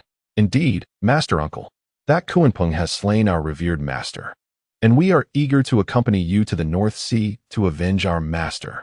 Xuanxiao's eyes gleamed with intense murderous intent. Although Master Tai possessed a difficult temperament, held himself in high regard, and was often regarded as arrogant and ruthless among his peers, he was undoubtedly one of the most esteemed figures in the entire Chan teaching and the broader realm of Honghuang when it came to his treatment of disciples. Inheriting the myriad flaws of the primordial heavenly sovereign, he equally embraced the sovereign's protective nature towards his own. In the annals of history, the treatment of Neza was marked by utmost care, as he bestowed upon Neza all his treasured artifacts for the sake of his survival, ultimately even relinquishing his own 9-dragon divine fire, thus revealing his instinctive protectiveness. However, in this realm, due to King Zhou having been taken as a disciple by Qin Lin, the infamous incident of King Zhou pinning verses to insult Nuwa never transpired. Consequently, there was no manifestation of Ling Zhuzi descending to assist the Zhou in overthrowing the Shang, nor did the Celestial Master Tai take Neza as his apprentice. Yet, the Celestial Master Tai's nurturing disposition remained undiminished. While he may not have indulged his disciples from the Taihui sect to the same extent as Neza, his care was nonetheless commendable. Hence, the disciples of the Celestial Master Tai held him in high esteem, particularly within the Taihui sect. With such reverence for their master and the teachings, I cannot impede your intentions. Therefore, let us proceed together to the Northern Sea. Upon hearing the words of the few, the South Polar Immortal's face blossomed with a delighted smile. Tasked with suppressing the Kunpeng, this was a well-known mandate, and indeed, the Demon Master deserved punishment. However, to annihilate the entire Demon Master Palace and massacre their kin entailed a web of causality. The South Polar Immortal, having reached the quasi-saint realm, was not oblivious to this principle. Yet now, it appears that opportunity has presented itself. As for his fellow disciples, the adage about crows not mocking pigs holds true. There are few who remain ignorant of one another's motives. A mere handful genuinely sought to avenge the Celestial Master Tai and the Great Master Lingbao, while the others, well, they harbored ulterior motives. When the time comes, they will not shoulder the ramifications of their actions. Thus, it is fortuitous that these disciples of the Celestial Master Tai take the initiative. After all, they are acting in retribution for Tai. With them stationed at the forefront, who would dare to resist? This provides a justification for their engagement. Through this, the complete eradication of the Demon Master Palace can be achieved, and all causality shall remain detached from them. Truly, this is an exquisite turn of events. Chapter 92. The higher the path, the greater the demonic forces. A multitude of individuals, brandishing the banner of the Chan teaching, marched resolutely towards the Northern Sea.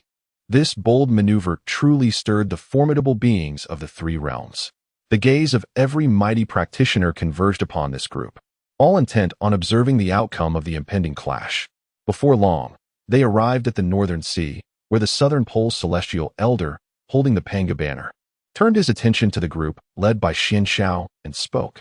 Since you are here to avenge your master, I shall refrain from imposing my presence. When the time comes, we will subdue the Kunpeng and the remaining demons of the Demon Master Palace. You shall take the lead in confronting them.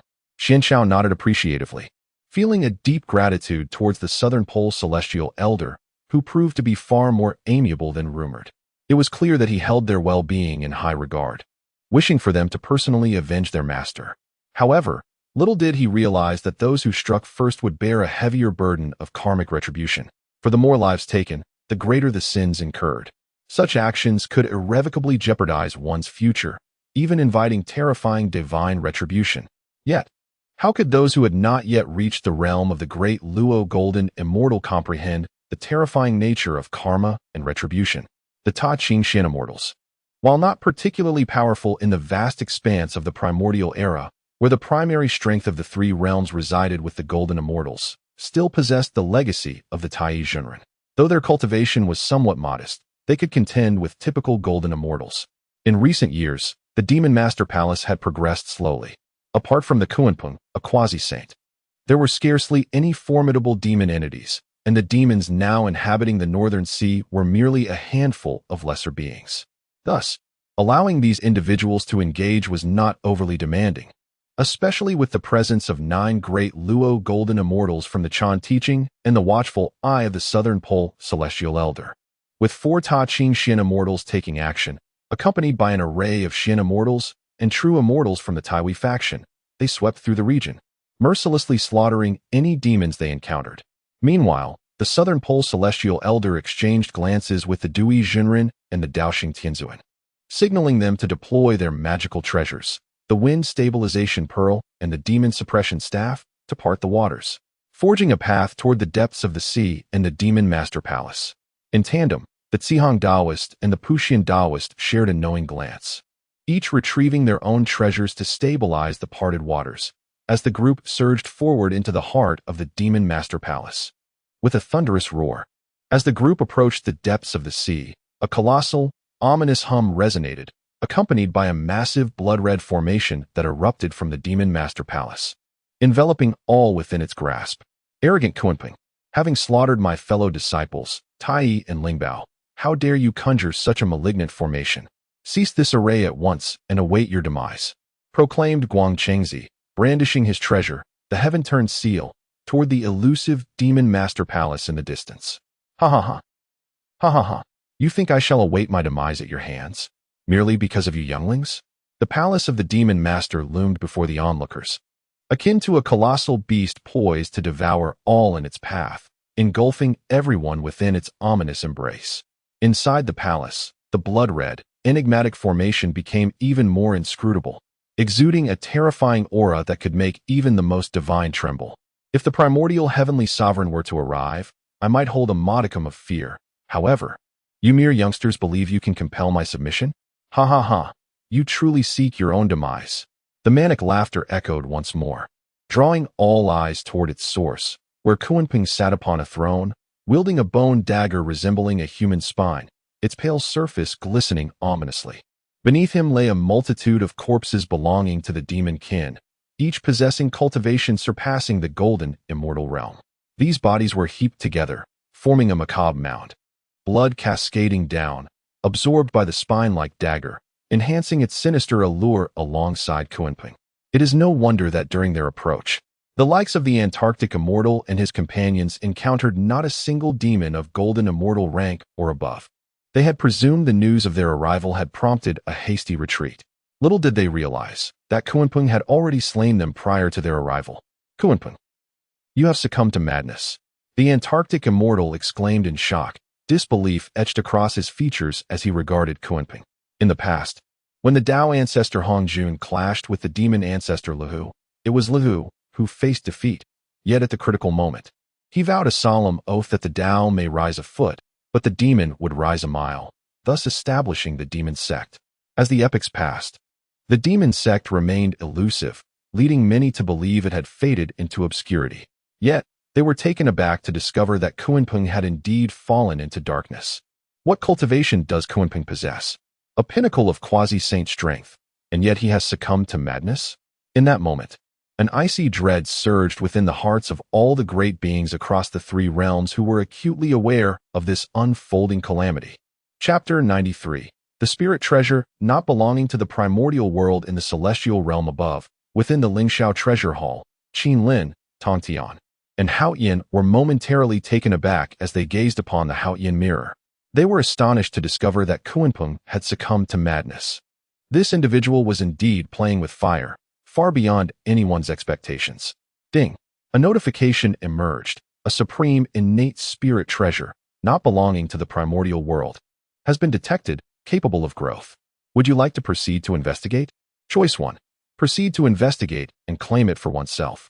One could obtain the supreme innate spirit treasure, the Xian Yu Phoenix Lawn Chariot. Choice 2. Disregard the task and refuse. 1 could acquire the innate spirit treasure. The 9-Dragon Jade Incense Palanquin. Sensing the emergence of a new task, Qin Lin was momentarily puzzled. What was this? A supreme innate spirit treasure not belonging to the primordial world? Could it be?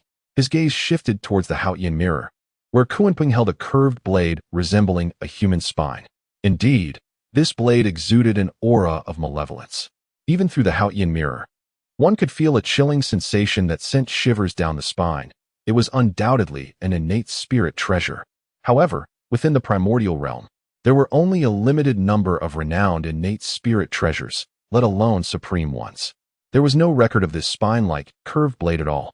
It must indeed be the supreme innate spirit treasure that the system referred to, one that was not of the primordial world. Furthermore, it was a magical supreme innate spirit treasure capable of growth. The only such treasure he had encountered thus far was the 18 layers of hell. Qin Lin glanced at Tong Tian and Hao Yin, noticing that both their gazes were fixated on Kuanping, utterly oblivious to the spine-like, curved blade. After a moment of contemplation, he realized that the matter might not be as simple as it appeared. It could be linked to affairs beyond the primordial realm. Thus, his interest in this spine-like, curved blade grew considerably. Very well. It seems fitting for my true self to take action this time, to obtain this spine-like, curved blade. It appears that only I possess the opportunity after all. The situation with Kuanping has captured the attention of all the formidable beings across the 3 realms, including the saints. Therefore, only my true self can undertake this endeavor with a semblance of caution, stealthily retrieving the spine-like, curved blade acquiring it. Such an act could hardly be termed as stealing, could it? Indeed, it is simply taking.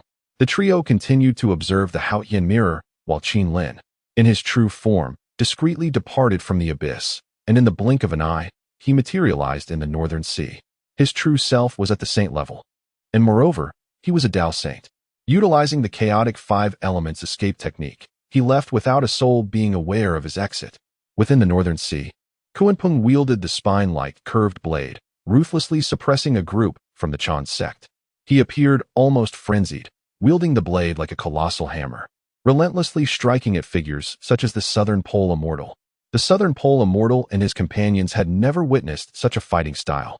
According to the customary procedures of the primordial realm, encounters typically began with polite exchanges, followed by the unveiling of treasures, where both parties would unleash their treasures, leading to a clash to determine the victor.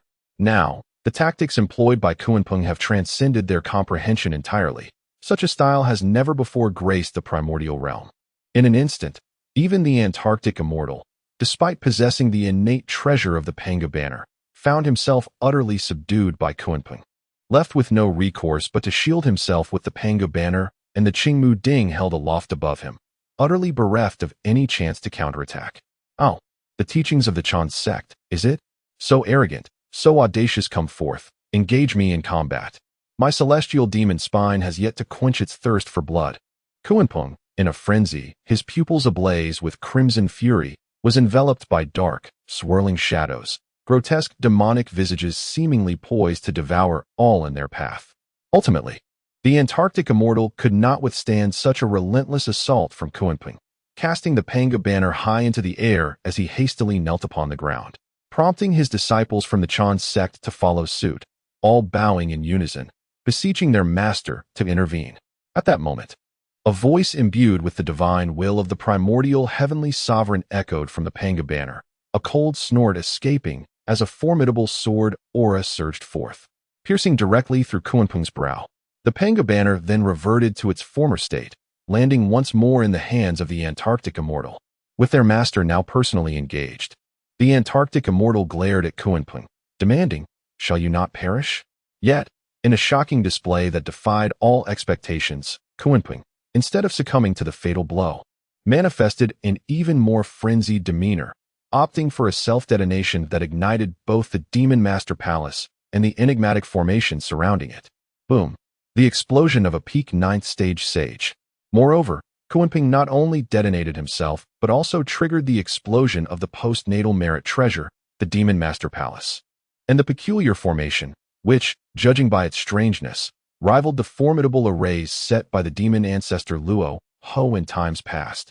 In the wake of the cataclysm, colossal waves surged across the northern sea, inundating the entire North Julu continent, as countless mortals fell victim to the ensuing calamity. The waters of the eastern and western seas began to recklessly flood into the northern sea, resulting in the sea eye of the northern sea being obliterated by the explosion, creating a massive vortex that drew in torrents from all corners, draining the primordial realms into the chaos, only to be assimilated by the chaotic energies. It was as if a wound had been inflicted upon the very fabric of the primordial realm. The seawater within visibly diminished at an alarming rate, and the concentration of spiritual energy plummeted accordingly. An endless cascade of karmic retribution accompanied by boundless calamity descended, rivaling, if not surpassing, the karmic backlash that befell the heavens when Gonggong recklessly collided with Mount Buzhou. Qin Lin stood in stunned silence, unable to fathom the sheer madness exhibited by Kunpeng, whose insanity had reached terrifying heights. Truly, no practitioner of demonic cultivation possesses a sound mind. The demon ancestor Luo Ho was one thing, but Kunpeng he is undoubtedly a lunatic. Chapter 94. The Taoist Luya and the Zhong Tian Gui Ji. This name seems somewhat familiar. In the land of the North Sea, the true form of Qin Lin appeared quietly. Following the self-detonation of Kunpeng, he reached out and seized the Zhong Tian Gui Ji, a magical treasure of the demonic path that sought to escape. To his astonishment, he discovered that this treasure contained a spirit. It is known that in the primordial chaos, no magical treasure possessed a spirit. Even if this treasure did have a spirit, it was merely a superior innate spiritual treasure, having already transcended the saintly realm. He was unaffected and effortlessly stored the Zhong Tian Gui Ji away. He then glanced at the group of beings struggling to survive beneath the Panga banner. However, even if they had managed to escape, they would inevitably bear the burden of endless heavenly karma. The demon ancestor Luo Ho had detonated the western spiritual vein, meeting his end, and the heavenly path had reckoned the dead upon Hong Jun, compelling him to offer two positions of saints to resolve the causal repercussions.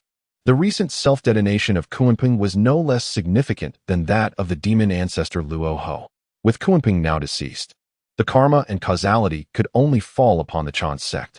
Shaking his head, Qin Lin chose not to dwell on this matter any longer. His focus should now be on the issue of the North Sea Eye. Suddenly, his eyes brightened as he noticed several magical treasures flying out from the explosion at the Yaoshi Palace in the distance. These were renowned treasures belonging to the great Luo golden immortals of the Chan sect. He reached out and grasped some of them into his possession. Although these treasures belonged to the younger generation, they still held immense power. Seizing this opportunity to collect more for his disciples was indeed quite appealing. As he acted, he had already concealed the workings of fate. Though this concealment would not last long, it was sufficient for him to resolve the matters at hand. From the treasures he had just acquired, he retrieved 12 sea-calming pearls and cast them into the North Sea Eye, arranging a formation using the 5 elements principles. Soon, the turbulent North Sea settled into tranquility. Qin Lin glanced at the location of the Sea Eye, casually discarded a stone tablet as a reminder, erased the traces of his presence, and vanished without a trace. Meanwhile, the great practitioners who had been monitoring this affair lost their ability to probe into this realm. Saints were no exception. However, they soon regained their probing abilities, only to discover that the North Sea had returned to calm.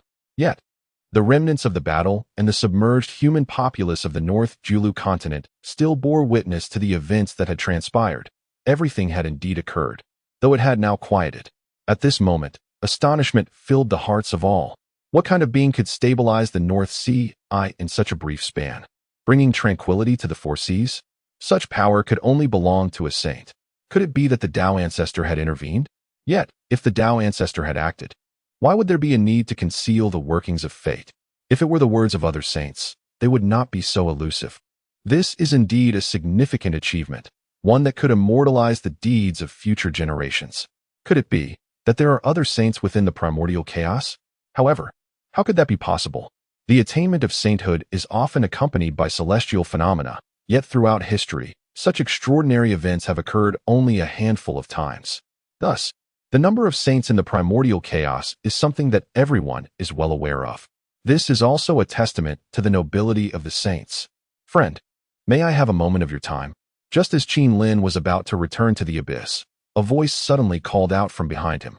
Qin Lin was taken aback, realizing that the voice was quite near, yet he only became aware of it after it had been spoken. He hastily turned around and beheld a young Taoist clad in a slate-gray robe, with two diminutive antennae protruding from his forehead and a peculiar mark at the center of his brow, cradling a yellow gourd in his hands. What astonished him the most was that Qin Lin found it somewhat difficult to discern the cultivation level of this individual. On the surface, the person seemed to possess only the prowess of a great Luo golden immortal. Yet, there was an inexplicable sensation emanating from him, one that suggested an aura not inferior to that of a saint. Furthermore, Qin Lin sensed a faint trace of chaotic energy emanating from him. "May I inquire who you are?" Qin Lin did not presume to act boastfully. The mere hint of chaotic energy he perceived was enough to warrant caution. If he could tap into the chaos, it indicated that his instincts were indeed correct. This individual might genuinely possess the strength of a saint. Thus, addressing him as friend was entirely appropriate. "I am Luya, a wandering cultivator in this realm." The Taoist introduced himself with a mysterious smile gracing his features. Chapter 95. Luya Daoren Luya? Qin Lin was taken aback. As someone well-versed in the history of the primordial era, how could he be unaware of the enigmatic Luya Daoren, whose existence has been the subject of much speculation in later generations? First came Hongjun, then came Heaven. Luya Daoren predates them both. Anyone who has delved into the lore of the primordial era likely recognizes this phrase, which underscores the remarkable nature of Luya Daoren. There are numerous interpretations regarding Luya Daoren's identity in later times, yet all remain ambiguous. One cannot fully trust nor entirely dismiss them. "Indeed, I am the one known as Luya." Luya Daoren chuckled softly, stroking his beard while regarding Qin Lin with a warm smile. Uncertain as to why Luya Daoren had summoned him, Qin Lin felt a twinge of wariness upon sensing a chaotic aura emanating from the other. Despite his apparent cultivation being merely at the pinnacle of the great Luo golden immortal. "Do not be alarmed, my friend." Luya seemed to perceive Qin Lin's apprehension and shook his head with a smile. "I noticed you had taken the Zongtian ghost spine, and I have come to elucidate its origins for you." "The origins of the Zongtian ghost spine?" Qin Lin furrowed his brow. When he had retrieved the Zongtian ghost spine, he had erased the heavenly secrets. There should not have been anyone aware of it. However, since Luya had spoken, it was evident he knew Qin Lin had taken the spine. This left only one possibility. Luya had been observing him when he had acquired it. This was the only plausible explanation. Otherwise, even a supreme sage could not deduce such heavenly secrets without being present. Yet, this realization filled Qin Lin with trepidation. Despite appearing merely as a great Luo golden immortal, Luya exuded an extraordinary presence, coupled with a chaotic essence that had escaped Qin Lin's detection. Thus, there were only two possibilities. The first was that Luya had suppressed his own power and realm within the primordial world, though this seemed unlikely. If he had indeed restrained his strength, Qin Lin would surely have sensed it, as even sages more powerful than he could detect the underlying essence of their peers. The second possibility was that the Luya before him was merely an avatar, with his true self not residing within the primordial realm. Comparatively, the latter seemed the most plausible. It also directed attention towards the chaos beyond the primordial realm. "My friend, as a revered ancestor of the Qilin clan, you must have endured the calamity of dragons and phoenixes. May I inquire if you are familiar with the Bone Sage?" Luya gently caressed his beard, appearing completely at ease. The Bone Sage? A jolt raced through Qin Lin's heart. Naturally, he was unfamiliar with the Bone Sage, as this formidable being had existed since the dawn of creation. Yet, he had encountered references to the Bone Sage in various later records. In the annals of the primordial era, Hongjun held supremacy. However, during its nascent stage, four figures stood equal to Hongjun: Luya Daoren, Yangmei de Xian, the Bone Sage, and the ancestor of Yin Mountain. It was unexpected to realize that both Luya Daoren and the Bone Sage were indeed real. Yet, the existence of Yangmei de Xian and the ancestor of Yin Mountain remains uncertain. It seems you have heard of his name. In the past, when Pangu opened the heavens and attained enlightenment, he was obstructed by 3,000 demonic beings. Ultimately, although Pangu succeeded in his endeavor, he perished from exhaustion. After the primordial world began to take form, 5 chaotic deities quietly reincarnated, and the Bone Master was one among them. The Taoist Liu gazed at Qin Lin and recounted this ancient history from countless eons ago. Is Hongjun also one of the five? Qin Lin could not resist inquiring, as such primordial secrets were indeed captivating. Indeed, Liu nodded, continuing. The Zongtian ghost spine is a treasure that the Bone Master acquired from a small world before the primordial era commenced. Before the primordial era, there were other worlds? Qin Lin furrowed his brow, as this contradicted his understanding of primordial history. According to established lore, Pangu's creation of the heavens should have marked the advent of the primordial world as the first. Yet, judging by Liu's tone, there had been worlds amidst the chaos prior to the awakening of the primordial realm. How could this be? Furthermore, the existence of such an exquisite innate treasure as the Zongtian ghost spine suggested that the caliber of that world was not significantly inferior to the primordial one. The notion of worlds beyond worlds? Qin Lin harbored no doubts about this. Yet the idea of worlds existing before the primordial realm was indeed quite astonishing. Indeed, there are such worlds. Pangu wielded the divine authority to open the heavens. The primordial realm is merely one of the worlds created by Pangu. Liu's expression remained calm amidst the revelations. Pangu? Is it possible that Pangu is not a singular entity, but rather a clan? Qin Lin pondered, furrowing his brow. How could this be? Pangu should be unique. How could there be countless Pangu? The sheer magnitude of the information he received from Liu left him somewhat bewildered. He accepted the notion of worlds beyond the primordial realm, but the existence of worlds prior to it? The revelation that Pangu was not merely an individual, but a clan, with many Pangu within the chaos? This was simply too incredible for Qin Lin to comprehend. He needed a moment to gather his thoughts. Chapter 96. The Open and Candid Scheme. Do you find it quite astonishing? Liu Daoist chuckled softly and replied, Yet this world is indeed filled with incredibility. Why share these thoughts with me? Qin Lin regained his composure. Whether there existed a world beyond, or whether there was a realm before the primordial chaos, or if Pangu was merely a singular entity, none of it bore significant relevance or utility for him at present. It merely served to exacerbate his troubles. Furthermore, he possessed a system. At worst, he could continue to endure until he amassed enough strength to conquer all before venturing forth. He also discerned that his system, much like himself, thrived on survival. The more one persevered, the more bountiful the rewards became. Observing Qin Lin's swift return to tranquility, Liu felt a tinge of surprise. Ordinarily, one would expect a person to be taken aback by such explosive revelations for a considerable while, yet this individual before him had regained his calm so rapidly. When Qin Lin inquired further, Liu smiled and said, I merely came to inform you that I noticed you had taken the Zongtian ghost spine. You have also broken through to the saint realm. Within the primordial world, this level is the pinnacle. To ascend further requires entering the realm of the Tao, which necessitates venturing into the chaos for a chance at breakthrough. In the primordial world, to step into the chaos, one must traverse beyond the 33 heavens. That place is under the watch of Hongjun, who established the Zixiao Palace there long before he attained sainthood, preventing the beings of the primordial world from entering chaos. For he sought to maintain dominion over all primordial creatures, ensuring none could surpass him in power or realm. The three purities, the two saints of the Western Church, Nuwa and Hutu, are all beings he acknowledged and permitted to attain sainthood. Many among them acquired the chaotic sacred artifact, Hongmeng Ziki, which laid the foundation for their ascension to sainthood. Otherwise, breaking through to become a saint in the primordial world would be exceedingly arduous. My friend, having said so much, do you grasp my meaning? Hongjun is a man of profound shadows. You must exercise caution. Thank you for the warning. Qin Lin took much of Liu's words to heart, yet he dismissed the caution as merely a pretext for something deeper, suspecting ulterior motives behind the Taoist's elaborate discourse. Nevertheless, he felt no desire to engage further. At worst, he would return home and continue to bide his time.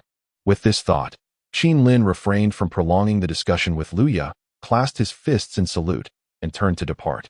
He had his own depths and secrets, especially since Liu's sudden appearance left him uncertain whether he was friend or foe. It was wise to maintain a respectful distance for the time being. Indeed, Liu Daoist watched as Qin Lin departed, furrowing his brow momentarily before relaxing once more. The fact that this individual managed to attain sainthood beneath the very gaze of Hong Jun without arousing his awareness undoubtedly signifies his exceptional qualities. Moreover, his aptitude appears to be extraordinary, having cultivated the principles of the five elements. Should he be persuaded to join forces, the prospects of confronting Hong Jun would undoubtedly increase. Indeed, if he could escape the confines of the Honghuang realm, he might stand alongside his true self and other formidable beings in the chaos, gaining an invaluable ally. His deliberate appearance was not merely to enlighten Qin about the origins of the Zongtian ghost spine. It was motivated by multiple reasons. Firstly, he sought to probe the character of this saint, unknown to the three realms. Secondly, he aimed to impart certain matters from beyond the chaos, igniting a sense of aspiration within him. Presently, Hong Jun presides over the 33 heavens, guarding the sole passage to the chaotic expanse. Thus, anyone from the Honghuang realm wishing to venture into the chaotic world must traverse those 33 heavens. Consequently, any powerful figure from the Honghuang realm seeking entry into chaos would inevitably clash with Hong Jun. Should a conflict arise, it would present the optimal opportunity for him to act. His scheme is remarkably straightforward, an audacious strategy. He intends to inform the saints of the Honghuang realm that their cultivation has reached a plateau within its confines, and to further their advancement, they must seek the vast chaos beyond. However, the gateway to that chaotic world is guarded by Hong Jun, necessitating a confrontation with him. It is simple, forceful, and direct, a bold and honorable stratagem. Yet, unbeknownst to him, Qin possesses a system that allows him to enhance his strength without venturing into chaos, thus disregarding the implications hidden within Lu Ya's words and harboring no intentions of overthrowing Hong Jun. Furthermore, he remains oblivious to the fact that the abyss he commands can indeed lead to the chaotic world beyond Honghuang. Chapter 97. The pinnacle of power with the Zongtian ghost spine in hand, Qin swiftly returned to the abyssal land. Although the information revealed by Lu Ya was exceedingly explosive, it did not significantly impact him. Life must go on as usual. He had obtained the Zongtian ghost spine, and while he dismissed Lu Ya's words, he felt a tinge of curiosity about the Zongtian ghost spine and the world it belonged to. It was primarily the name Zongtian ghost spine that seemed vaguely familiar to him. Holding the Zongtian ghost spine, Qin closed his eyes and soon perceived the spirit hidden within. It manifested as a middle-aged man with hair swept back, exuding an air of arrogance and dominance. Imbued with a regal presence yet tinged with the scholarly aura of a literati. However, it was evident that this man was in a state of delirium, overwhelmed by a potent aura of demonic power and an eerie chill, devoid of any clarity in his gaze. Only cruelty and bloodlust remained. "Let me see what you've endured." Qin smiled faintly as his formidable, saintly consciousness penetrated the spirit's essence. Instantly, he found himself in a chilling realm suffused with ghostly energy, surrounded by a morbid atmosphere, a space conjured from the spirit's memories. Cough, cough. Who would have thought the sword sect possessed such prowess? Cough, cough. In this frigid domain, a figure emerged, and upon closer inspection, it was indeed the spirit. This individual appeared gravely wounded, with a deep sword wound visible in his chest, emanating a formidable sword intent that incessantly impeded his recovery.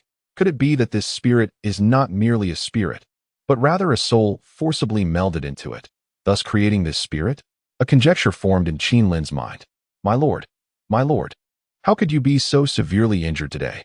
Just as Qin pondered, a strikingly beautiful woman clad in a pink gown and adorned with a phoenix crown appeared, hastily supporting the injured man. "Fear not.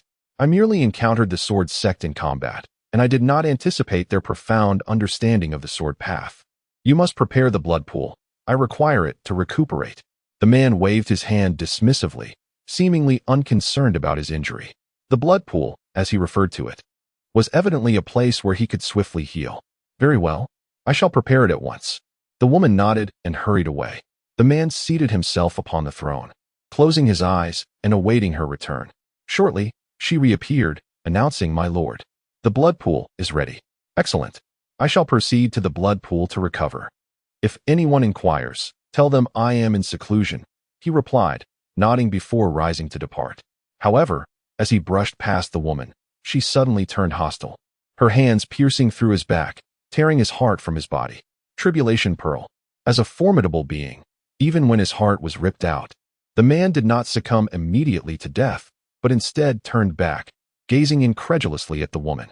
Qin Lin was equally startled by this abrupt scene. From the dialogue, it was evident that the man was indeed the woman's husband, yet he could hardly fathom the depths of her mercilessness. Devil of heaven, let your demise elevate me to the unparalleled throne of the ancient empress. She cackled with unrestrained glee, directly seizing the neck of the man referred to as the devil of heaven. With a gruesome and brutal tug, she wrenched out his spine, leaving Qin Lin in a state of shock. Blood splattered onto the woman, rendering her visage terrifyingly fierce. Remarkably, the devil of heaven seemed still alive. With his head and spine clutched in her grasp, he seethed in fury and despair, proclaiming, "Jeju, you shall regret this. I curse you. I curse you to be slain by your dearest, through the most heinous means. I curse you to be betrayed by all, even by your closest daughter." The devil of heaven continued his frenzied curses, summoning the surrounding ghostly energies to writhe ominously. Devil of heaven, none of you men possess any virtue. You shall not fulfill your long-cherished ambitions, for I shall accomplish them in your stead. What a man can achieve, a woman can as well.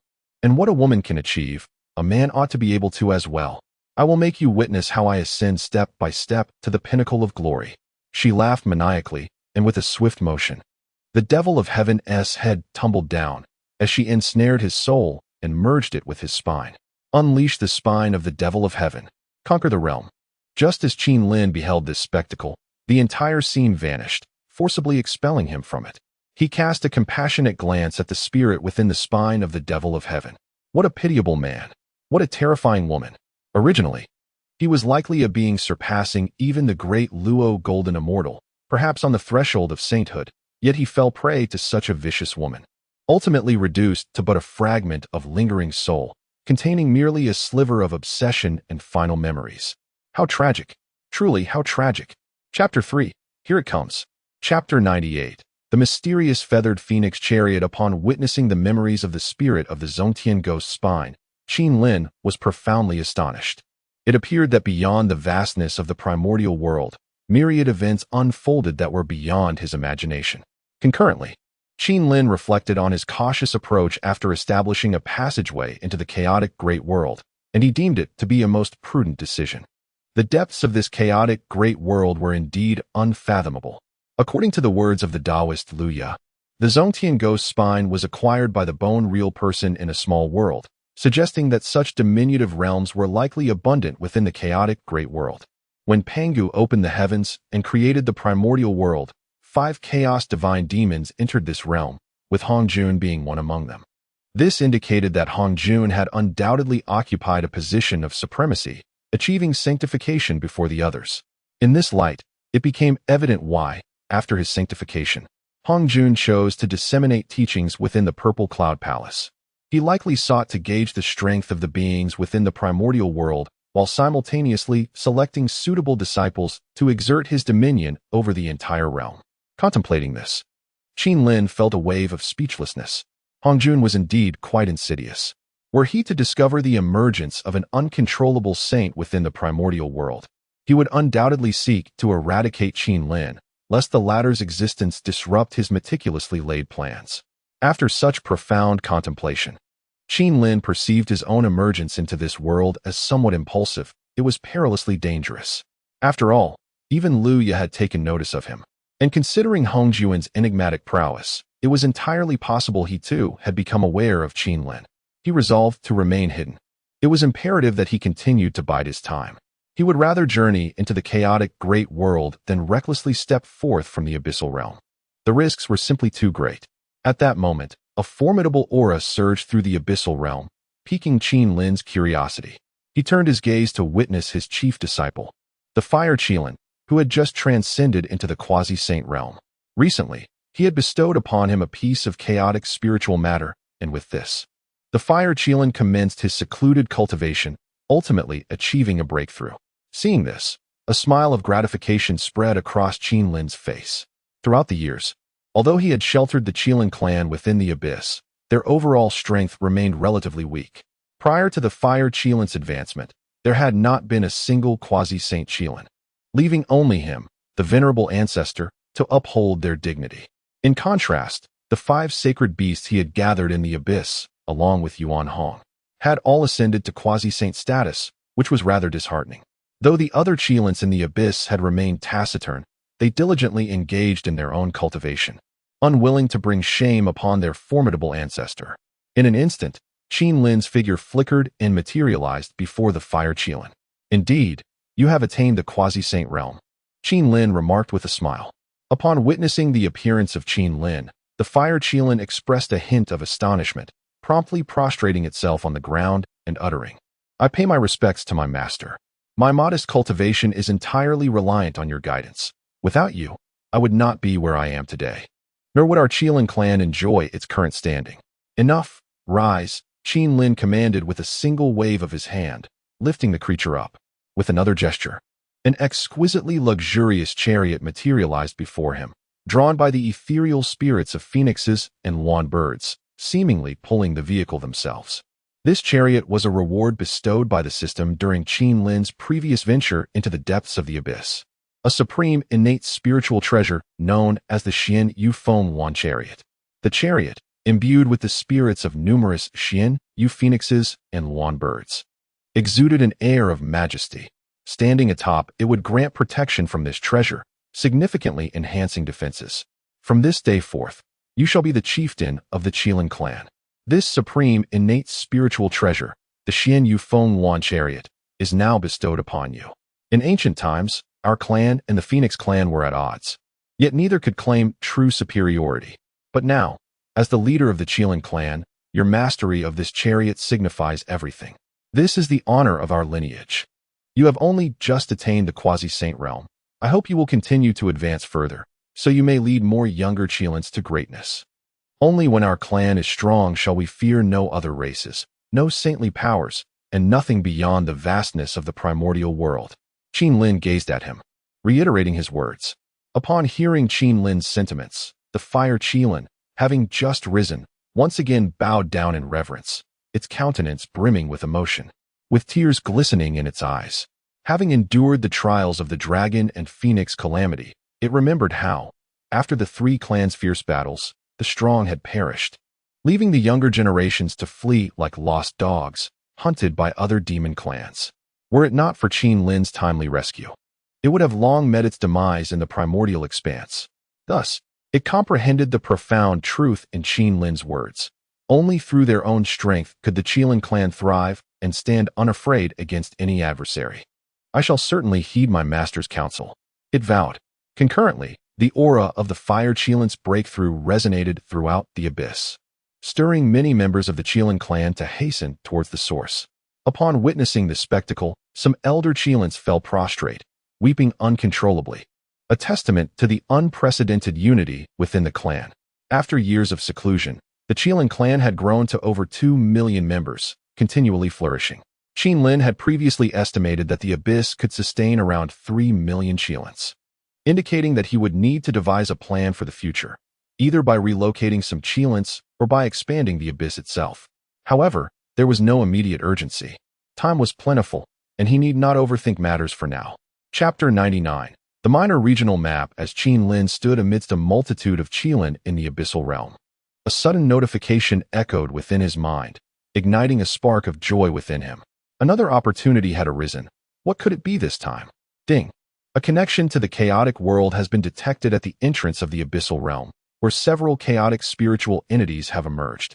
Do you wish to venture forth from the abyss and enter the chaos to collect these spiritual entities? Option 1. Accept the quest.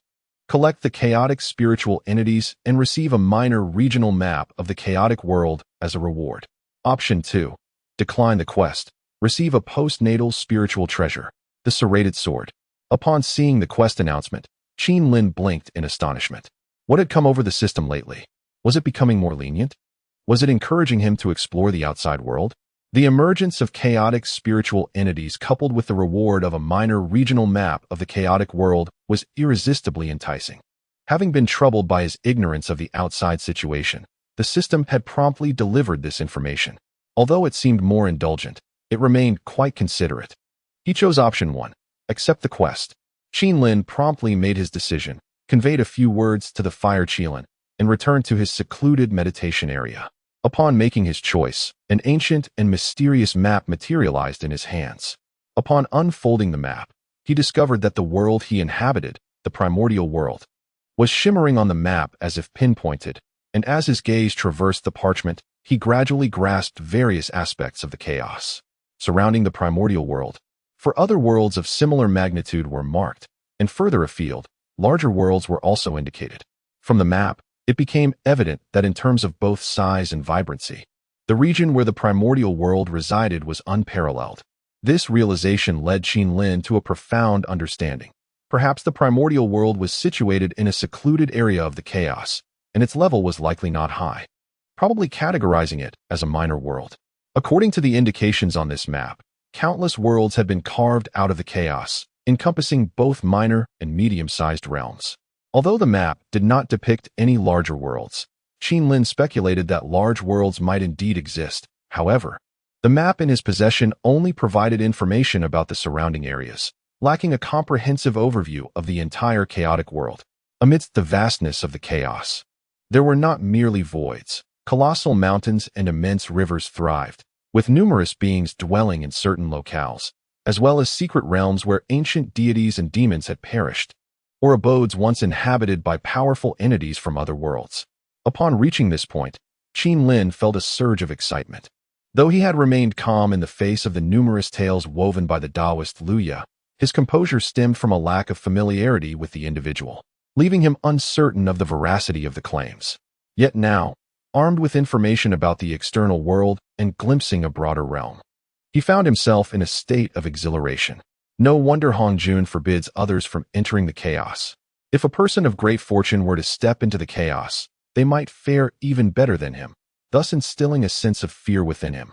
Qin murmured softly. At that moment, he directly descended beneath the earth's crust. Soon, Qin found himself at the entrance of the light shield of the primordial world. Here, a chaos boundary monument stabilizes the passage, rendering it imperceptible from the outside, thus ensuring its concealment. Upon emerging from the primordial world, Qin was immediately struck by a sense of impending danger within the chaos, as the surroundings were suffused with an ancient, wild aura.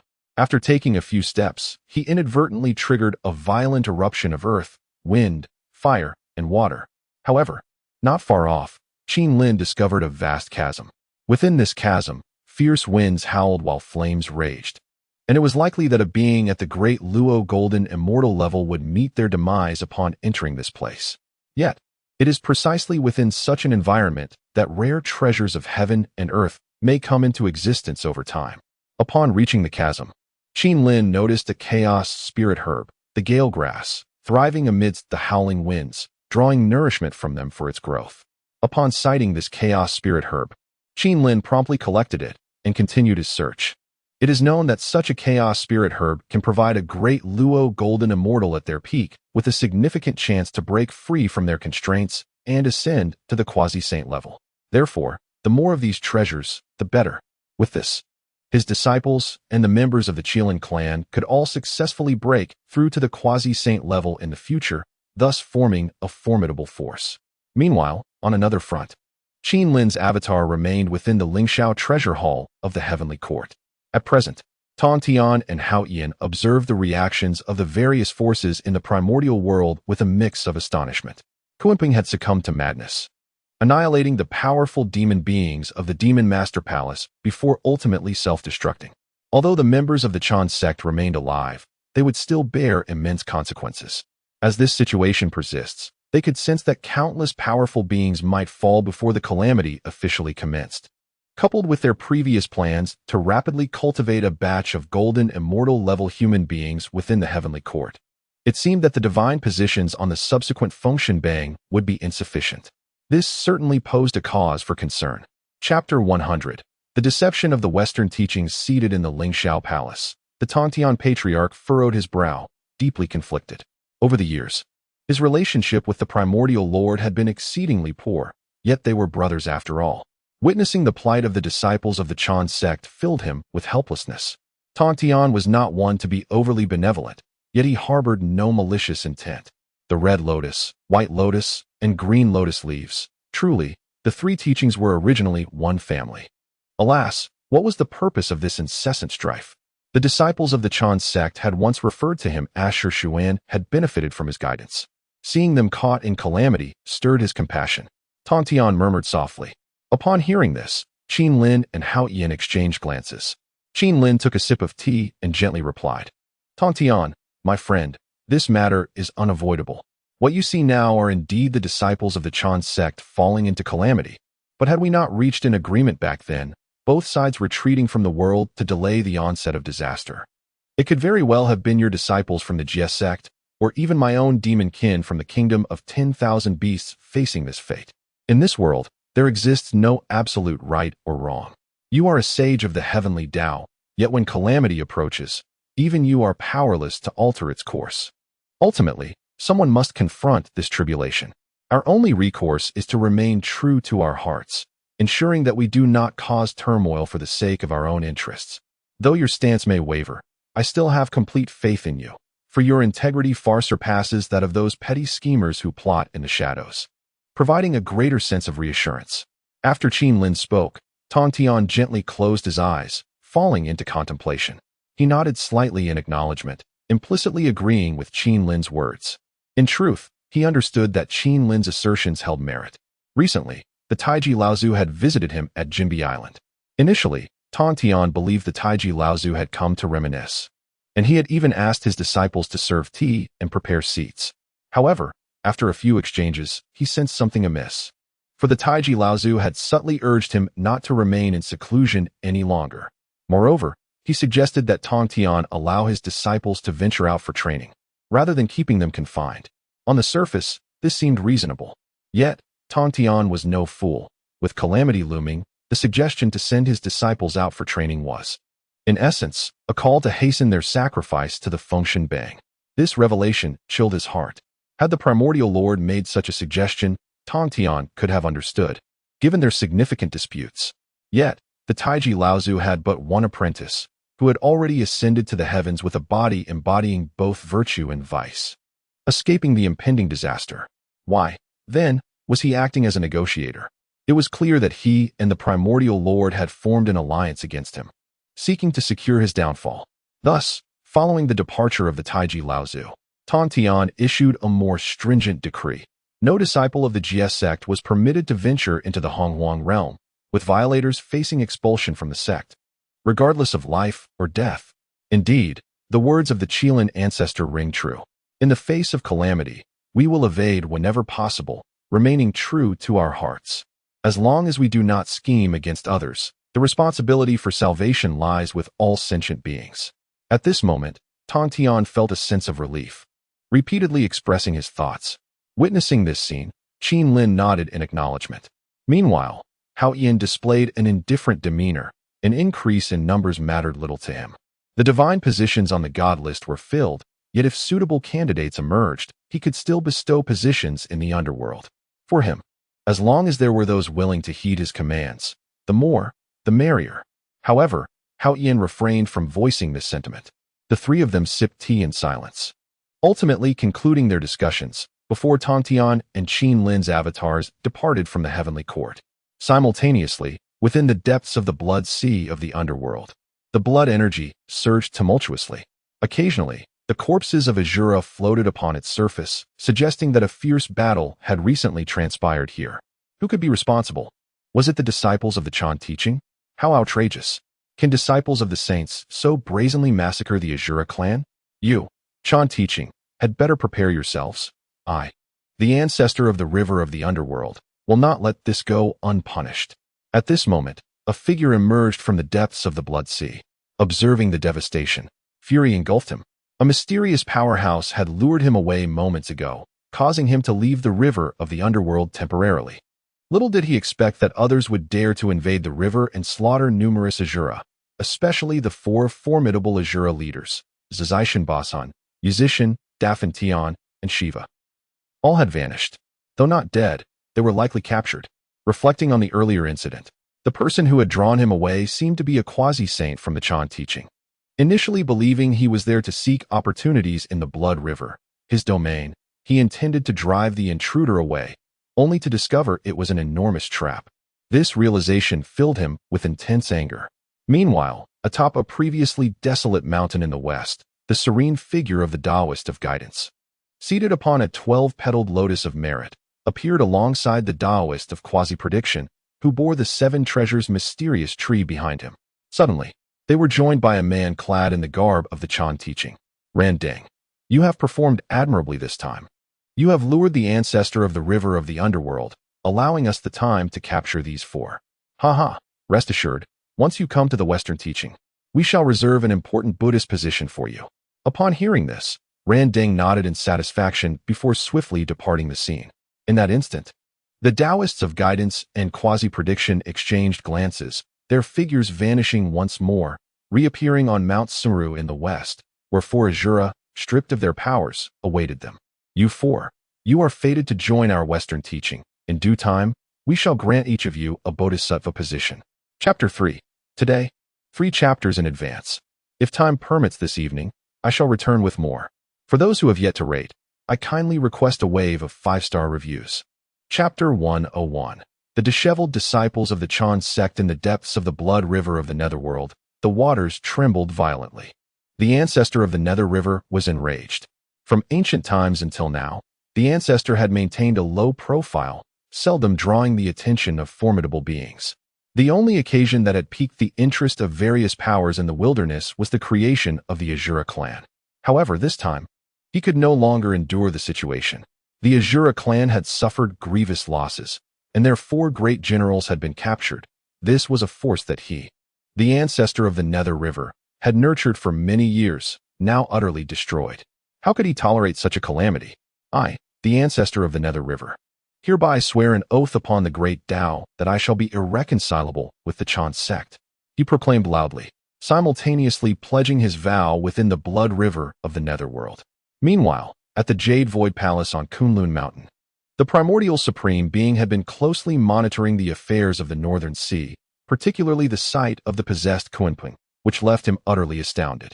Initially, he had intended to send a message urging the disciples of the Chan sect to retreat immediately, as those of the demonic path employed ruthless methods of slaughter, often leading to mutual destruction in battle.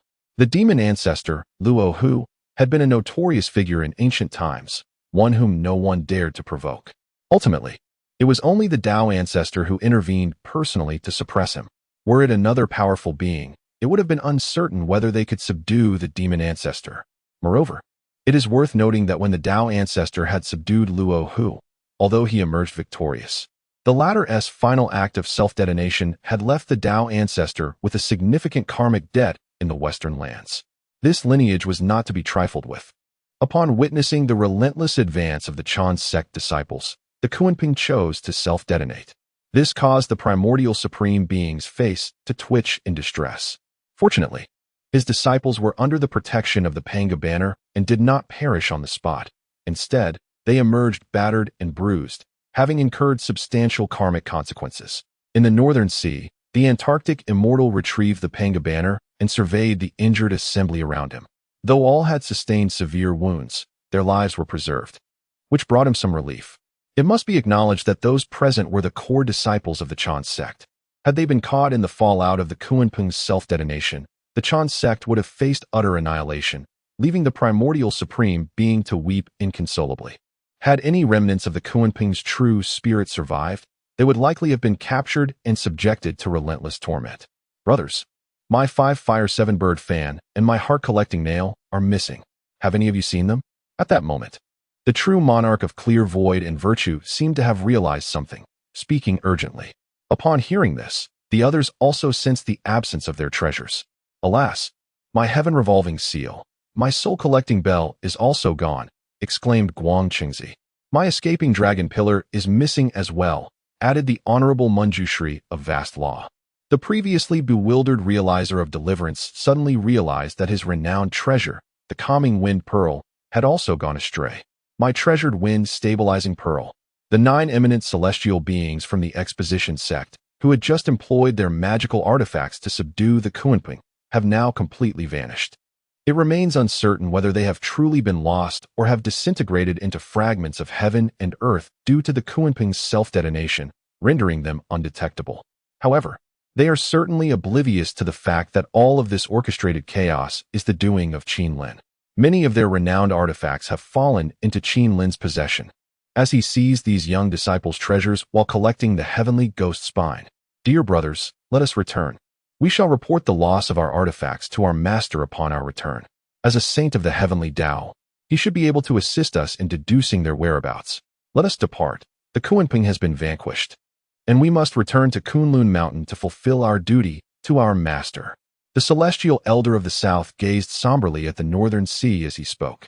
Upon hearing the words of the celestial elder, the assembled individuals exchanged glances, each embodying a sense of resignation. They had suffered significant losses. Not only were they injured, but their prized artifacts had also disappeared. What were they to do? With a resigned sigh, the group promptly departed from the northern sea, making their way towards Kunlun Mountain. Chapter 102. The emergence of the ancestor of the underworld river at this moment, far away in the blood river of the netherworld. The ancestor of the underworld river made his appearance. Close to the blood river, there exists a shadow-chasing blood spring. By expending a modicum of one's essence blood, one can trace the whereabouts of an individual by merely uttering their name in thought, allowing for a vague localization of their position. However, this technique proves ineffective against those of formidable cultivation. Otherwise, the spring is unable to detect them. At this juncture, the ancestor of the underworld river was pleasantly surprised to discover that numerous disciples of the Chan sect were in the northern sea, currently en route to the primordial continent, seemingly returning to Kunlun Mountain, to the abode of the primordial heavenly sovereign. Haraha! Those treacherous individuals from the Chan sect, prepare yourselves. You dared to invade my blood river of the netherworld and annihilate my meticulously cultivated Azura clan. Now, it is time to face my wrath. Though I have yet to attain sainthood, I have lingered at the pinnacle of quasi-saint for countless eons, and I have already refined the entirety of the blood river of the netherworld. As long as the blood sea remains, I shall possess an immortal body. Should a saint come to challenge me, I shall not tremble in fear. Let us descend into madness together. As the ancestor of the underworld river stepped forth from the blood river, Qin Lin's avatar, having just returned to the abyss, was suddenly greeted by the system's notification sound, leaving him somewhat astonished. Ding! The ancestor of the underworld river is enraged and seeks to exact vengeance upon the disciples of the Chan sect, who are currently lying in ambush along the path back to Kunlun Mountain. Will the host emerge from the abyss to lend assistance? Choice 1. Assist the ancestor of the underworld river. Reward: the postnatal treasure, the mirror of netherworld divine light. Choice 2. Assist the disciples of the Chan sect. Reward: the postnatal treasure, the ice dragon spear. Choice 3. Decline the task and observe the developments. Reward: the chaotic divine object, the innate chaos 5 elements flower. Upon seeing the contents of the system and the rewards offered, Qin Lin's eyes widened in surprise. What is this? A chaotic divine object has emerged? This is indeed a lucrative opportunity. Previously, the chaotic sacred object he had acquired did not bear the terminate in its name. Thus, it appears that this chaotic divine object is an enhancement upon the sacred object, with the addition of innate. Without further contemplation, Qin Lin promptly opted to decline the task. Subsequently, he obtained his first chaotic divine object.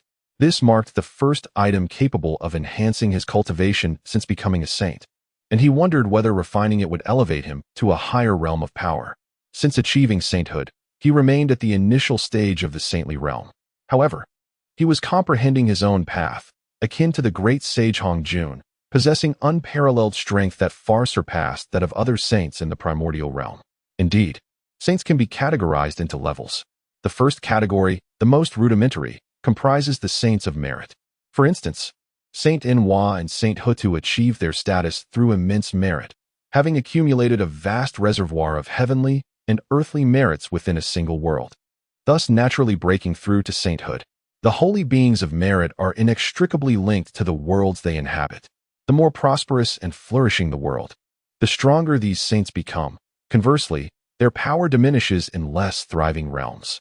The second category comprises the saints of the heavenly Tao, exemplified by the 3 pure ones and the 2 saints of the West. These saints possess their unique cultivation methods, but also draw extensively from the merits of heaven and earth, gaining recognition from the heavenly Tao of their respective worlds, thus attaining the status of a saint. However, upon stepping beyond their own realms into the chaos, their strength significantly wanes. Furthermore, their cultivation involves the technique of severing the three corpses, rendering their combat prowess inadequate. The third type is known as the Saints of the Great Tao, representing the most admirable yet arduous path to sainthood. This involves the individual's enlightenment of a great Tao, followed by rigorous practice and comprehension, ultimately leading to seamless application.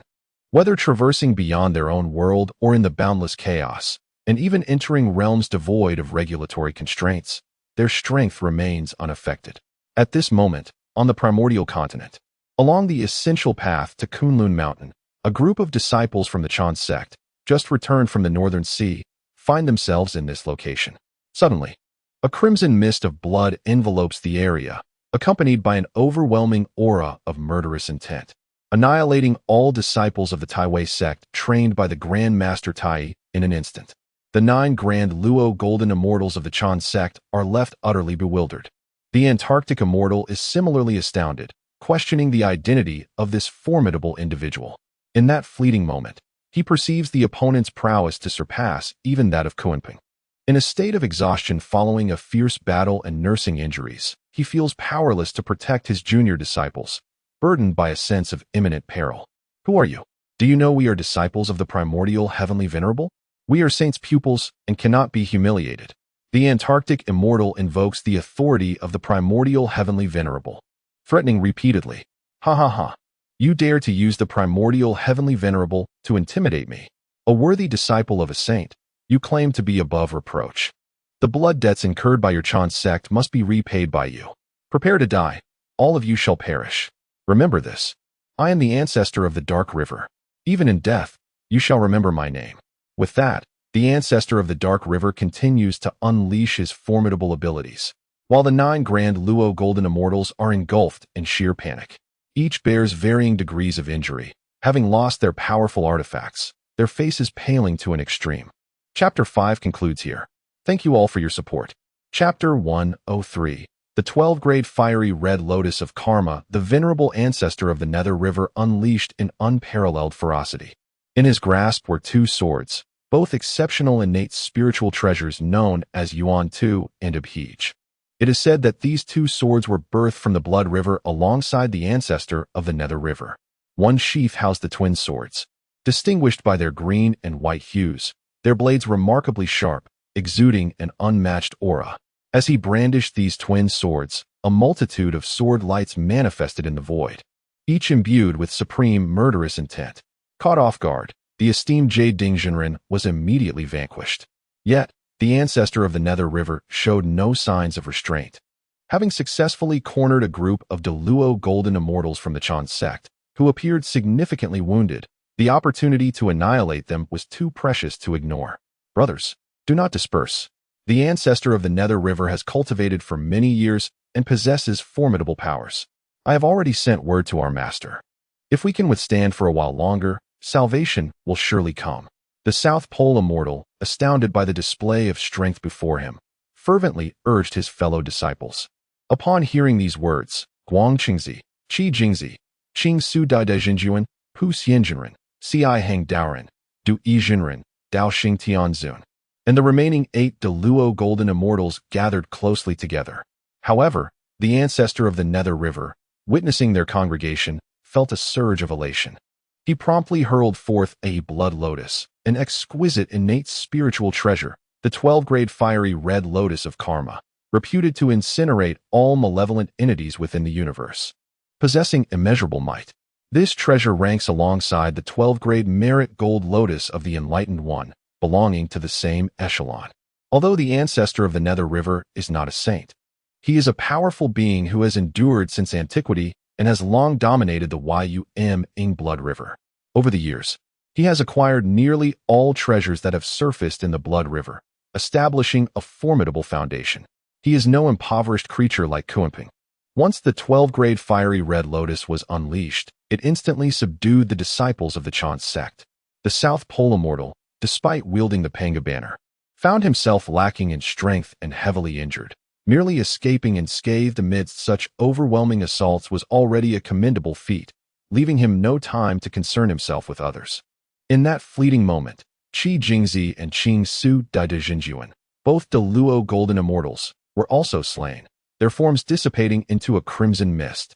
Consumed by the 12-grade fiery red lotus, ancestor of the Nether River, could there be some misunderstanding between you and the disciples of our Chan sect? As calamity approaches, we all seek ways to evade the impending disaster. Why, if you are at ease in the Yum Blood River, do you choose to oppose us? Guang Qingzi, the foremost among the 12 De Luo golden immortals of the Chan sect, implored earnestly. He was the most favored disciple of the primordial heavenly sovereign, endowed with exceptional fortune, and even had the potential to ascend to the quasi-saint realm in the future. Yet, recently, he had been attacked by Kunpeng and now confronted by the ancestor of the Nether River. He felt as though an unseen hand was orchestrating events from behind the scenes, leading him to ponder if he was being outmaneuvered, ensnared in calamity. Misunderstanding? I harbor no misunderstandings with your sect. The disciples of your teachings have overstepped their bounds, ruthlessly annihilating the Azura clan I have created, and even abducting the likes of Zizishan Bo-sun, Brahma, the deity of desire, and Shiva. What are your intentions? Do you truly believe I lack the courage to retaliate? I, the ancestor of the underworld river, have traversed the vastness of the primal chaos for eons. I have faced countless tempests and tribulations. Moreover, although I have yet to attain sanctity, it is not an easy feat for the primordial supreme being to eliminate me. Yet today, should I choose to eradicate you, it would be as effortless as turning one's hand. The ancestor of the underworld river declared emphatically. Meanwhile, in the celestial realm of Kunlun, within the Jade Void Palace, the primordial supreme being was seated upon a mat when he suddenly received a transmission from the southern polar immortal. Their party, while journeying back to Kunlun, had been ambushed by the ancestor of the underworld river. The three esteemed figures of your sect, Jade Cauldron, Red Essence, and the true Lord of pure void virtue, had all perished, and the ancestor of the underworld river showed no signs of relenting, continuing his spree of slaughter. This incited the fury of the primordial supreme being. The ancestor of the underworld river, having dwelled in the depths of the blood river for many years, had not sought trouble with this individual. Yet, he dared to provoke him? Such folly. However, the primordial supreme being was not one to act impulsively. Reflecting upon the recent assaults by the demon master Kunpeng upon Tai and the Grand Master Lingbao, and now the ancestor of the underworld river's assault on 3 golden immortals of his sect, he sensed a deeper conspiracy at play, though he could not discern its full extent. With little time to ponder further, the primordial supreme being employed his divine abilities, swiftly exiting Kunlun and making haste toward the location of the southern polar immortal and his companions. He feared that if he delayed any longer, not a single disciple of his sect might remain. At the ambush site, both sides were exerting their utmost efforts. For the ancestor of the underworld river, delay could lead to unforeseen changes, while the disciples of the sect hoped to prolong the battle, allowing the primordial supreme being to arrive. However, under the relentless assault, even the likes of Dao Xing Tianzun, Manjushri, and the true Lord of Deliverance began to falter. Already gravely injured and bereft of their treasures, they found themselves unable to retaliate, merely enduring the onslaught. Within mere moments, these 3 were engulfed, their forms exploding into a mist of blood, consumed by the 12-petal karma fire lotus to nurture this treasure. This expedition had begun with 9 golden immortals, yet in the blink of an eye, only 3 remained: Guang Qingzi, the true Lord of universal virtue, and the Taoist of compassionate navigation. Alongside them stood the southern polar immortal, a being on the cusp of sanctity, desperately wielding the Panga banner to maintain their defense. Their collective condition was dire. They sensed that if the primordial supreme being did not arrive swiftly, they would surely fall victim to the ancestor of the underworld river's oppressive might. The disciples of the sect had heard of the ancestor of the underworld river's formidable reputation, yet his reclusive nature had obscured his true strength. They had not anticipated such overwhelming prowess. He was indeed not one to be trifled with. Witnessing his ferocious onslaught, despair washed over them. They were utterly powerless against such might. Chapter 104. A calculated plot? The ancestor of the river of death unleashed his formidable power with an unrelenting ferocity. Each strike he delivered resonated like a cataclysm, leaving the three great Luo Jingxian of the Chan sect gasping for breath, ensnared by an overwhelming sense of impending doom. Just as the ancestor was about to act, an ethereal figure materialized in the void. This individual radiated a halo of light, exuding an aura of compassion. Ancestor of the river of death, I beseech you to show mercy. The honorable Puxian and the compassionate Taoist have ties with our Western sect. I implore you, in consideration of our two holy figures, to spare their lives. The fates of the remaining individuals bear no relevance to our Western sect. Their lives and deaths may be at your discretion. The speaker was none other than the Taoist of provisional guidance. He had already positioned himself nearby as events unfolded, orchestrating matters from the shadows. Originally, he intended to remain concealed, yet a collaboration with the compassionate Taoist necessitated his appearance. Their relationship harbored numerous secrets, and should his safety falter, the retrieval of his true spirit by the primordial supreme being could yield troublesome repercussions. The honorable Puxian had long captured his attention, and he sought to guide him into the Western sect. The timing was opportune, allowing for intervention to facilitate this transition. As for the primordial supreme being, the situation had progressed to a point where he feared no repercussions from a potential fallout. He understood the current dynamics among the three pure ones. They were no longer as united as before. What did it matter if he offended the primordial supreme being? Upon witnessing the arrival of the Taoist of provisional guidance, the ancestor of the river of death momentarily faltered. Despite his unparalleled abilities, he recognized that he paled in comparison to a saint. His aggressive maneuvers aimed to eliminate as many disciples of the Chan sect as possible before the primordial supreme being arrived. Yet he had not anticipated that the Taoist of provisional guidance would arrive first. Take these two with you. As for Guang Qingzi and the South Pole Immortal, I intend to slay them all. I request your cooperation, O Saint Provisional Guidance. I, the ancestor of the River of Death, have survived since ancient times and possess my own principles. The Chan sect has wronged me, and I shall not simply acquiesce. Without further contemplation, the ancestor chose to compromise. Very well, I will take these two. The fate of the remaining disciples of the Chan sect is of no concern to me. The Taoist of provisional guidance replied with a beaming smile. As he spoke, he waved his hand, drawing the honorable Puxian and the compassionate Taoist towards him. At that moment, a formidable aura surged forth, accompanied by an overwhelming sense of authority that swept through the void. Provisional guidance, why do you not assist? Instead, you seek to take away my disciples of the Chan sect. What are your intentions? A voice echoed from a distance, filled with palpable fury. The speaker was none other than the primordial supreme being himself. Though he had yet to arrive on the scene, as a saint, he had already grasped the unfolding situation. Upon witnessing the Taoist of provisional guidance, he experienced a sudden clarity. Could it be that the Western sect is orchestrating this entire affair? Has he truly been ensnared?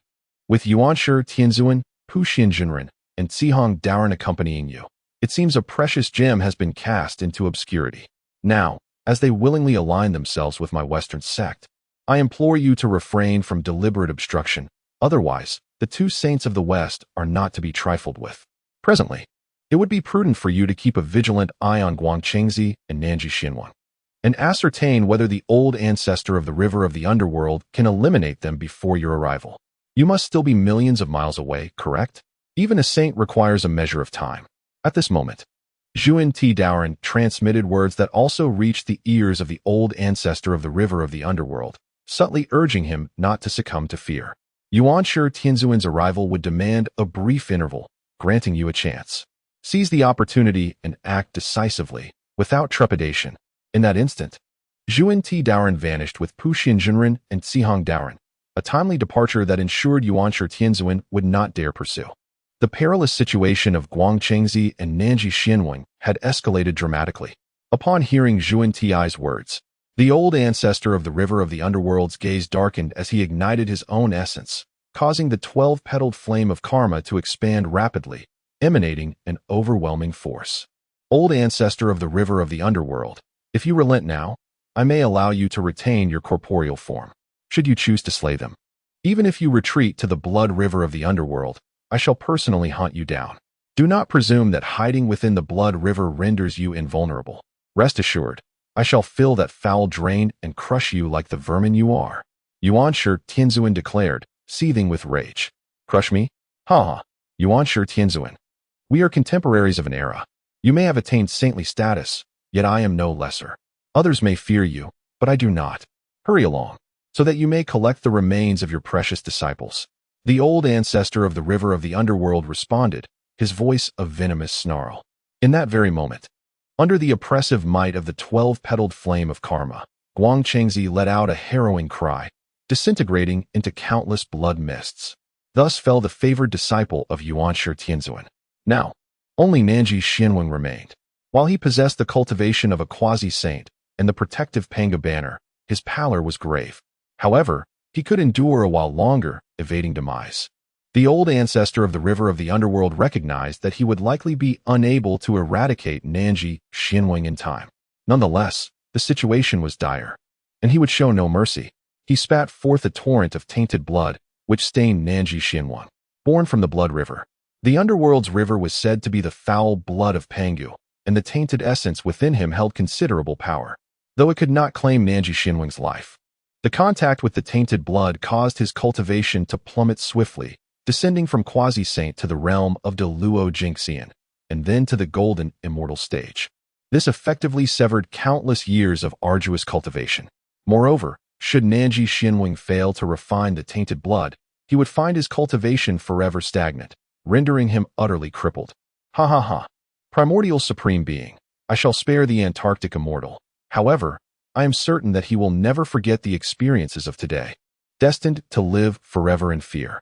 Having uttered these words, the ancestor of the underworld swiftly retreated towards the domain of the abyssal blood river. Moments later, after a mere dozen breaths, the primordial supreme being finally arrived, only to find that all 9 great Luo golden immortals had been slain, and the Antarctic immortal's cultivation had severely declined, his countenance reflecting utter despair. Chapter 105. The Lair of the Powerful in the Primordial World. The Supreme Being of the primordial beginning seethed with anger. At that very moment, the attention of various saints was drawn to him. As the saying goes, even the most meticulous plans can have flaws. After their own deliberations, they all turned their gaze towards Mount Shumi of the Western sect. The commotion stirred up was immense. The teaching of the expounding sect suffered countless casualties, while the Western sect reaped the greatest benefits. Could this not signify something profound? The 2 saints of the West truly exhibited a lack of decorum, not only entering the fray personally, but also spreading discord. The Demon Master Palace was annihilated, and the river of blood in the underworld had established a deadly feud with the Supreme Being. Moreover, the disciples of the expounding sect faced dire tribulations. Such circumstances evoke a sense of lament. At this juncture, the Supreme Being of the primordial beginning had already arrived at the river of blood in the underworld. Although he recognized that he had fallen into the schemes of the 2 saints from the West, the ancestor of the Dark River showed him no respect. Right before his eyes, he executed a ruthless act, slaying 9 great Luo Jingxian disciples of the expounding sect, leaving him unable to swallow his indignation. Meanwhile, within the chaotic expanse, Qin Lin was diligently gathering chaotic spiritual materials amidst the ravines. He had successfully collected 3 items: a gale grass, a spirit water stone, and a wisp of thunderlight. If these 3 spiritual materials were utilized properly, they could foster 3 quasi-saint powerhouses. Over the years, Qin Lin had relied on the rewards from the system to gradually strengthen himself. He had never anticipated that collecting spiritual materials would bring him such satisfaction. At this moment, within the ravine, Qin Lin stumbled upon a concealed cave adorned with ancient inscriptions. Although unfamiliar and unreadable to him, the characters exuded an aura of Tao, and with careful contemplation, he could grasp their meaning. This was indeed the lair of a formidable being, yet it appeared somewhat aged and neglected. Out of curiosity, Qin Lin approached, simultaneously summoning the innate treasure, the Chaos Bell, which provided him with a sense of security. Upon nearing the cave, he discerned that it had likely been abandoned for many years. Surrounding the lair were remnants of a confinement technique. However, due to the passage of time, the array had weakened considerably. Qin Lin effortlessly broke through the feeble barriers as he entered. Inside, he discovered a simple lair that had once been inhabited. It housed an alchemical furnace that still autonomously absorbed the power of flames, continually refining elixirs. This furnace had presumably been in operation for countless years. As soon as Qin Lin set foot inside the lair, he was met with an intense fragrance of medicinal herbs. After so many years of concocting elixirs, it was needless to say that their potency was formidable, likely offering immense benefits to some golden immortals, aiding them in successfully ascending to the realm of the great Luo Jingxian. Furthermore, the furnace appeared to be a post-heavenly treasure as well. Moreover, this place is not merely home to a single alchemical furnace. It also harbors a postnatal treasure in the form of a meditation mat, alongside various items essential for ascetic cultivation. However, none of these possessions particularly piqued Qin Lin's interest. The sole object that captivated him was a treasure box within. Upon opening it, he discovered that it contained 5 items of chaotic spiritual essence and 2 chaotic sacred artifacts, all of which are invaluable treasures of heaven and earth beneficial to great Luo golden immortals and quasi-saints. It appears that the individual who initially established this cave dwelling must have been a formidable being of saintly caliber. Otherwise, it would have been inconceivable for them to leave behind such chaotic treasures, as they would have surely refined them to enhance their own cultivation. After all, in the chaotic realm, only items deemed useless to oneself would be collected, perhaps with the intention of nurturing future factions or providing for junior practitioners. Yet, for reasons unknown, this place now lies in neglect, much to Qin Lin's fortune. His spirits were lifted, for the chaotic realm truly is a splendid domain. In such a brief moment, he had acquired numerous valuable items, a rare windfall in the vast wilderness. At this moment, after gathering these treasures, Qin Lin's gaze fell upon an unfamiliar piece of leather. It bore annotations of nearby routes, and, not far from the wilderness, a small dot encircled in red. It contained clear records indicating the existence of a miniature world, a newly birthed exquisite realm. Such realms are plentiful in the chaos, yet upon their emergence, they are often claimed by chaotic deities or powerful figures within the chaos. Whether established as a sanctuary for ascetic practice or transformed into a secret realm for nurturing the next generation, they present an unparalleled choice. Unlike more formal miniature worlds, these exquisite realms lack the formation of the heavenly Tao, making them easily conquerable. Furthermore, many of these exquisite worlds are devoid of living beings, rendering them simple to dominate completely. Should an unparalleled powerhouse continuously refine resources within, there exists the potential to evolve it into a true miniature world. Upon contemplating this, Qin Lin felt a stirring within.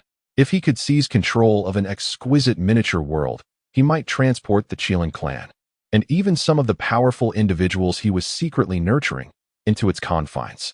This would enable them to completely evade the various saintly factions of the wilderness, and, most critically, to escape the attention of Hongjun. In Qin Lin's eyes, the other saints posed manageable challenges. However, the sole exception was the Tao ancestor Hongjun. The more he learned, the deeper his concerns regarding this figure grew. Chapter 3, Delivered. I shall continue writing and return later. Chapter 106. The 5 Elements Divine Body. After collecting several items within the cave, Qin Lin departed from the location.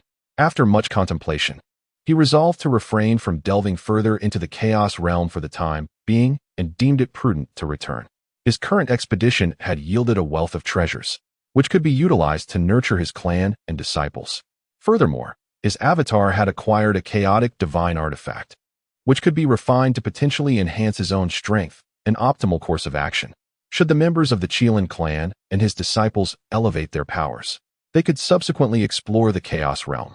However, to traverse the Chaos Realm safely, one must possess at least the quasi-saint level of cultivation. Many perilous areas remain inaccessible. Thus, one can only gather resources from relatively secure locales, where the acquisition of materials may hinge upon fortune. Upon returning to the primordial world, Qin Lin immediately summoned Zhu Lushan and Xing Tian. Both were his named disciples, currently at the pinnacle of the great Luo Golden Immortal Realm. Yet they had struggled to break through to quasi-saint status. This summons was intended to bestow upon them unique opportunities. He presented Zhu Lushan with a piece of chaotic spiritual soil, while Xing Tian received a chaotic bloodline fruit. The former was an earth-type spiritual item among the 5 elements, and the latter was a celestial fruit capable of enhancing and purifying bloodline power. Both treasures Qin Lin had obtained from the treasure chest within the cave, now perfectly suited for the two. If all proceeded as anticipated, Their successful refinement of these chaotic spiritual items should enable them to attain quasi-saint strength, given their solid foundations. For beings of lesser pedigree within the primordial world, achieving the quasi-saint realm after reaching the pinnacle of the great Luo Golden Immortal would likely require multiple chaotic spiritual items, perhaps even 3 to 5 or more, to shatter the limitations imposed by their lineage and ascend to greater heights. Such breakthroughs would significantly alter their foundational attributes. After bestowing the spiritual items upon his 2 disciples, Qin Lin summoned the formidable members of the Qilin clan. For instance, the mightiest Qilin of the Thunder Qilin lineage had also reached the apex of the great Luo Golden Immortal realm. Coincidentally, Qin Lin had gathered a strand of lightning essence, perfectly suited for the thunder attribute Qilin's cultivation. Similarly, for the wind Qilin, he could offer the gale grass. With this distribution, Qin Lin felt confident that it would not be long before at least 5 quasi-saint level experts would emerge from the abyss, and in addition, he had decided to share a cauldron of elixirs with Lu Er and Wu Zhiqi. These 2 monkeys, also at the pinnacle of the Golden Immortal realm, had yet to break through to the great Luo Golden Immortal. After equally dividing the elixirs, they too should experience a smooth transition in their cultivation. With this turn of events, Qin Lin's spirits soared. At that moment, a new task from the system unexpectedly surfaced, prompting a raised eyebrow from Qin Lin. How intriguing. Ding. The primordial supreme being is currently engaged in a fierce battle with the ancestor of the underworld Blood River. Will you emerge from the abyss to offer assistance? Choice 1. Aid the primordial supreme being. You shall become the deputy master of the Chan sect and be rewarded with the postnatal spiritual treasure, the long vine armor. Choice 2. Support the ancestor of the underworld. You may ascend to the status of a noble within the Azura clan of the underworld Blood River and receive the postnatal spiritual treasure, the Spirit Fire Lamp. Choice 3. Remain uninvolved. You will acquire the 5 elements divine body. Upon reading this, Qin Lin chuckled. Let the chaos ensue. The more tumultuous the primordial realm becomes, the more tasks he shall receive. Recently, the frequency of his tasks had been rather satisfactory, filling him with excitement. Moreover, upon seeing the system's rewards, he was intrigued by the 5 elements divine body. Without a moment's hesitation, he chose task 3. In that instant of choice, Qin Lin felt a transformation within his true self, his body becoming increasingly attuned to the laws of the 5 elements. Concepts that had previously eluded him suddenly crystallized into clarity, and he felt as if he were the very embodiment of the 5 elements. He sensed that this would greatly facilitate his future cultivation. At that moment, he produced the Chaos Divine Artifact, the Primal Chaos 5 Elements flower, recently acquired, and began to refine it. However, after the process was complete, he furrowed his brow. He perceived that upon reaching the Saint Realm, each elevation in his cultivation level had become exceedingly arduous. When he was merely a quasi-saint, refining a chaos sacred object could facilitate a breakthrough to a minor realm. However, now, as a saint, after refining a chaos divine object, he had not gained any substantial elevation, only a slight loosening of his boundaries. Conservatively estimating, he concluded that to advance a minor realm, he would likely require 3 to 5 chaos divine objects. Following the refinement of this artifact, powerful auras began to emerge from within the abyss, signaling that his disciples, or the formidable members of the Qilin clan, had successfully broken through their limitations. Jiyo Sun, Xingtian, and the elders of the Feng Qilin and Lei Qilin lineages, along with the elder of the Shui Qilin lineage, 5 in total, successfully ascended to the ranks of quasi-saints. Meanwhile, in the outside world, all major factions within the primordial realm turned their attention to the underworld Blood River. The primordial supreme being fought valiantly, his power unmatched. With each strike, he severed the Blood River, resulting in countless Azuras meeting their demise. The ancestor of the underworld, however, concealed himself deep within the river, refraining from showing himself. Regardless of the primordial supreme being's relentless assaults, he remained hidden, causing great frustration for the supreme being. Eventually, the ancestor of Taiqing appeared on the scene. The two engaged in conversation, the details of which remained unknown, but ultimately, they departed the underworld Blood River alongside the primordial supreme being. Chapter 4. Chapter 107. The heart of the primordial chaotic 5 elements tree in the Kunlun Mountains. Within the Jade Void Palace, the supreme purity Laozi returned for the first time since establishing a Taoist sanctuary at Shouyang Mountain. This place had once served as a gathering ground for the Three Pure Ones, where disciples from across the primordial expanse came to pay their respects. However, the relationship among the Three Pure Ones had deteriorated into a state of animosity. Although Laozi harbored some resentment towards the primordial heavenly sovereign during this divine calamity, he had secretly chosen to support him. Otherwise, the divine list and the god-slaying whip would not have been entrusted to him. Elder brother, I have brought shame upon the Three Pure Ones. My school has been outmaneuvered by treacherous individuals. Of the 12 great Luo golden immortals of the Chan sect, only the one I least favored, the Yellow Dragon True Man, remains.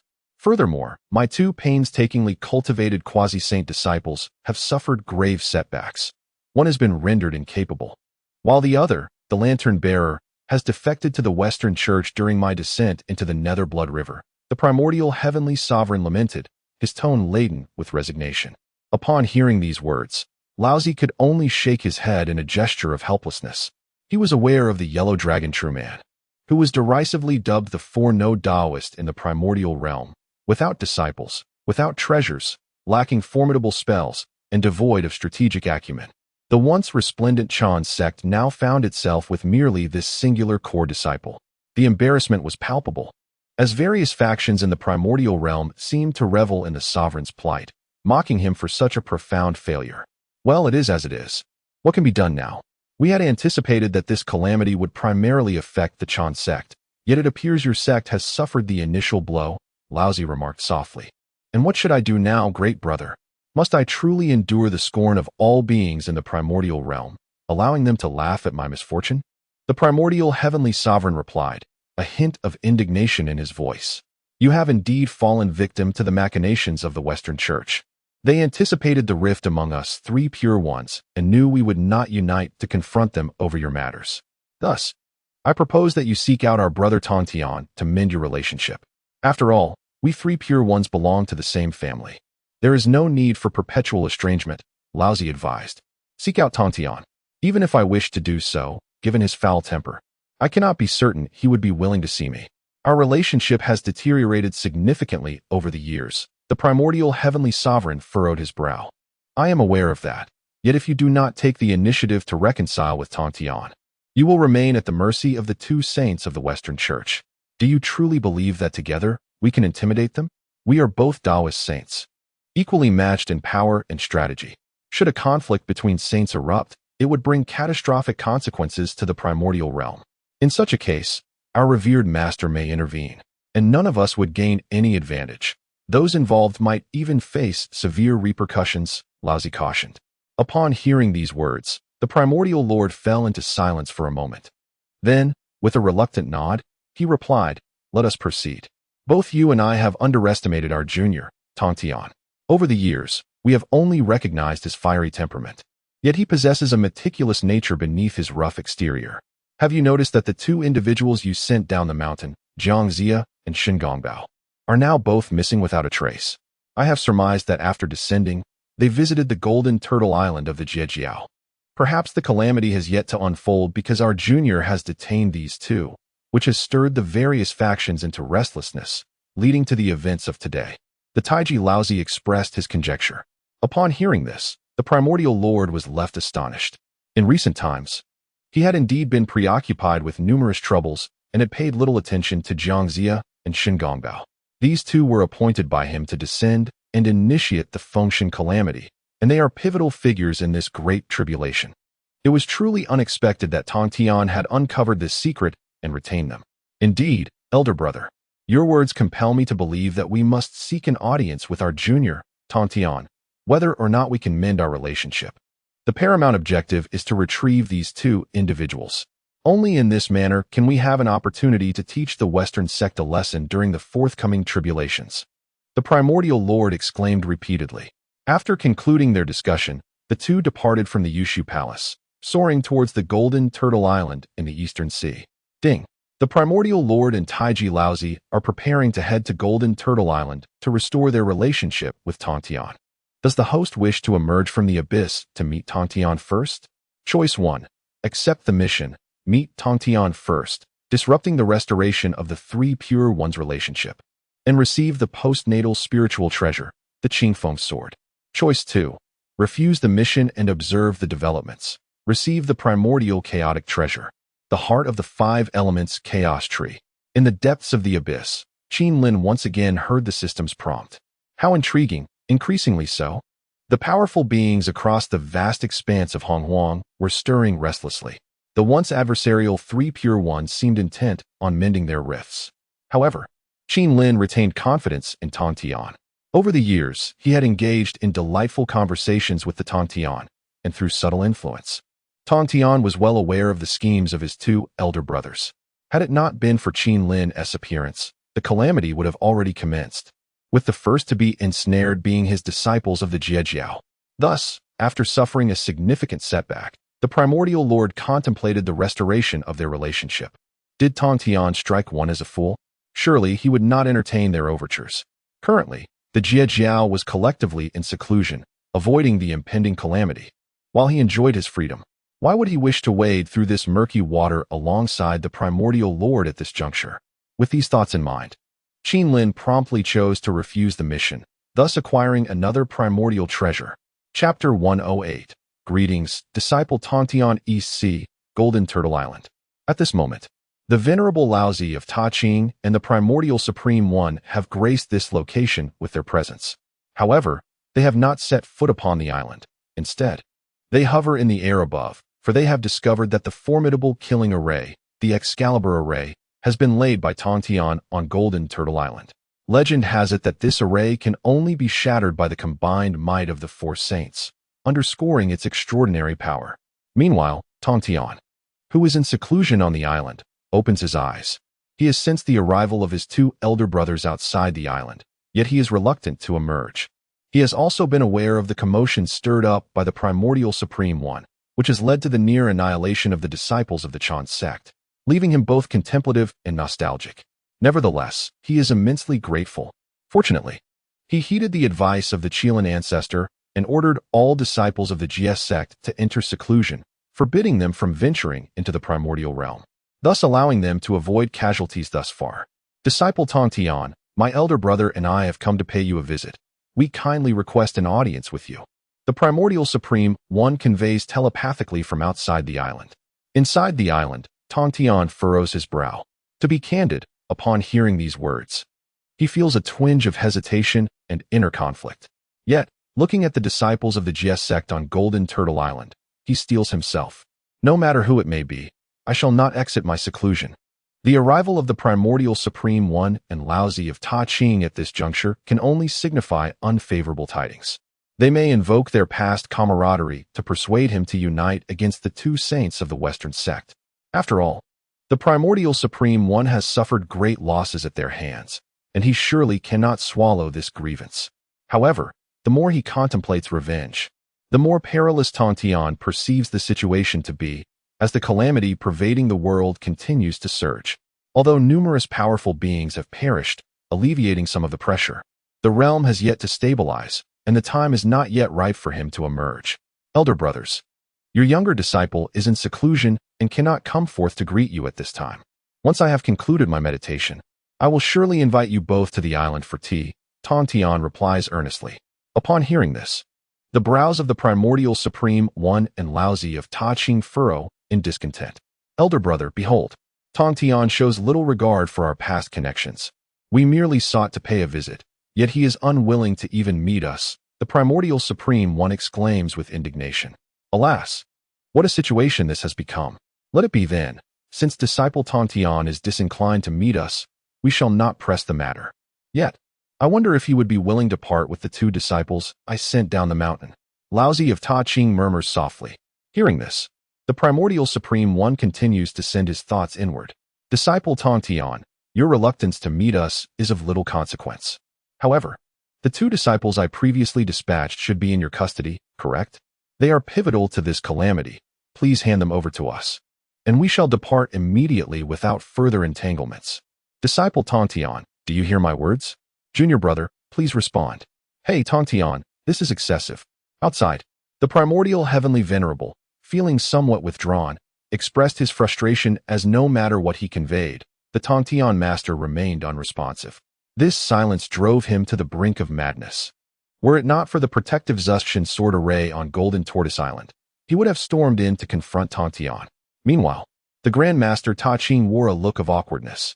With a sigh, he took the initiative to depart, stating, "Junior brother, since Tongtian is reluctant to emerge and unwilling to yield anyone, we have no recourse. I shall return to Shouyang Mountain.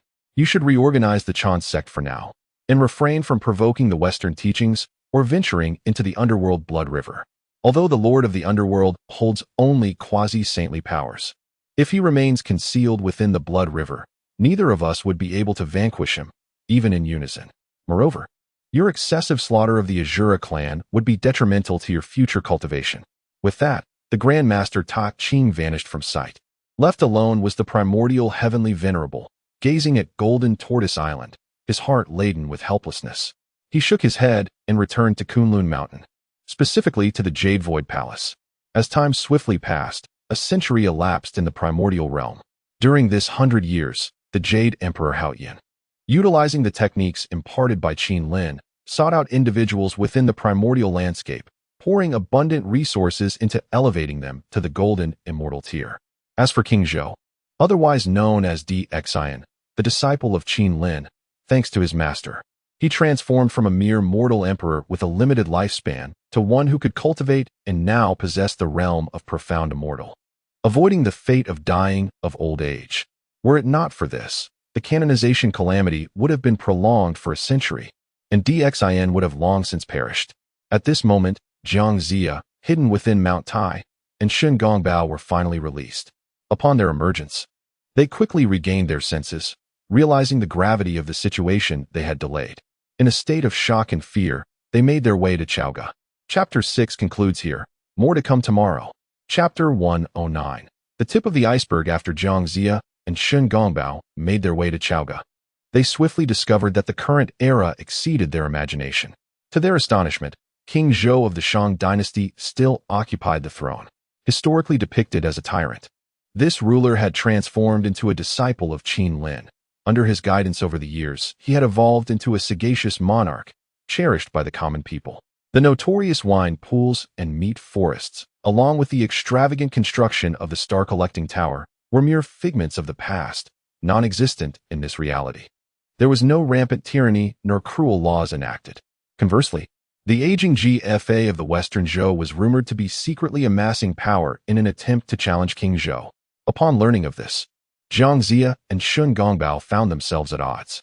Jiang Zia believed that the Shang dynasty's fate was sealed, and it was time for the Zhou to rise and claim dominion over the realm. Shen Gongbao, however, vehemently disagreed, asserting that King Zhou currently thrived in unparalleled fortune, making the Shang dynasty far too formidable for the Zhou to overthrow. As Jiang Zia was Shen Gongbao Sr. and enjoyed the profound trust of Yuanshi Tianzuan. Wielding the Fengshen Bang and the Dashing Rod, he possessed considerable authority. He even proclaimed that Shen Gongbao could either join him or part ways entirely. This declaration incensed Shen Gongbao. How could Jiang Zia possibly compare to him?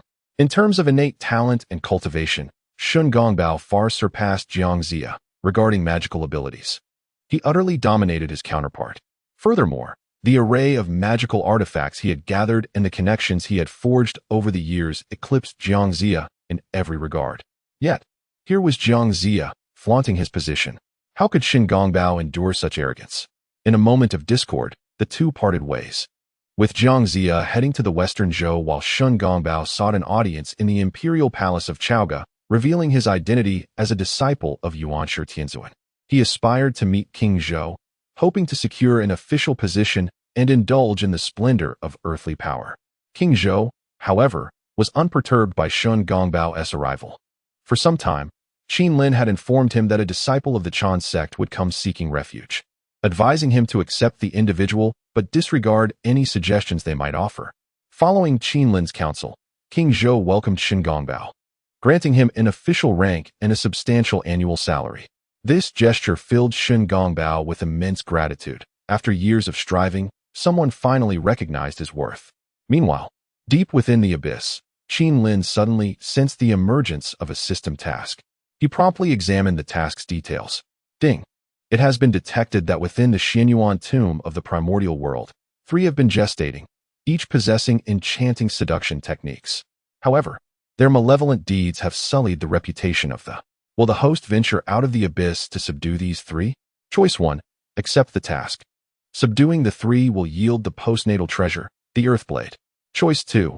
Decline the task. This will grant the primordial chaotic object, the innate chaos 5 elements root. Upon reaching this point, Qinlin smiled. The 3 demons of Xianyuan tomb were none other than the famed 9-tailed fox spirit, the 9-headed rooster spirit, and the jade pipa spirit.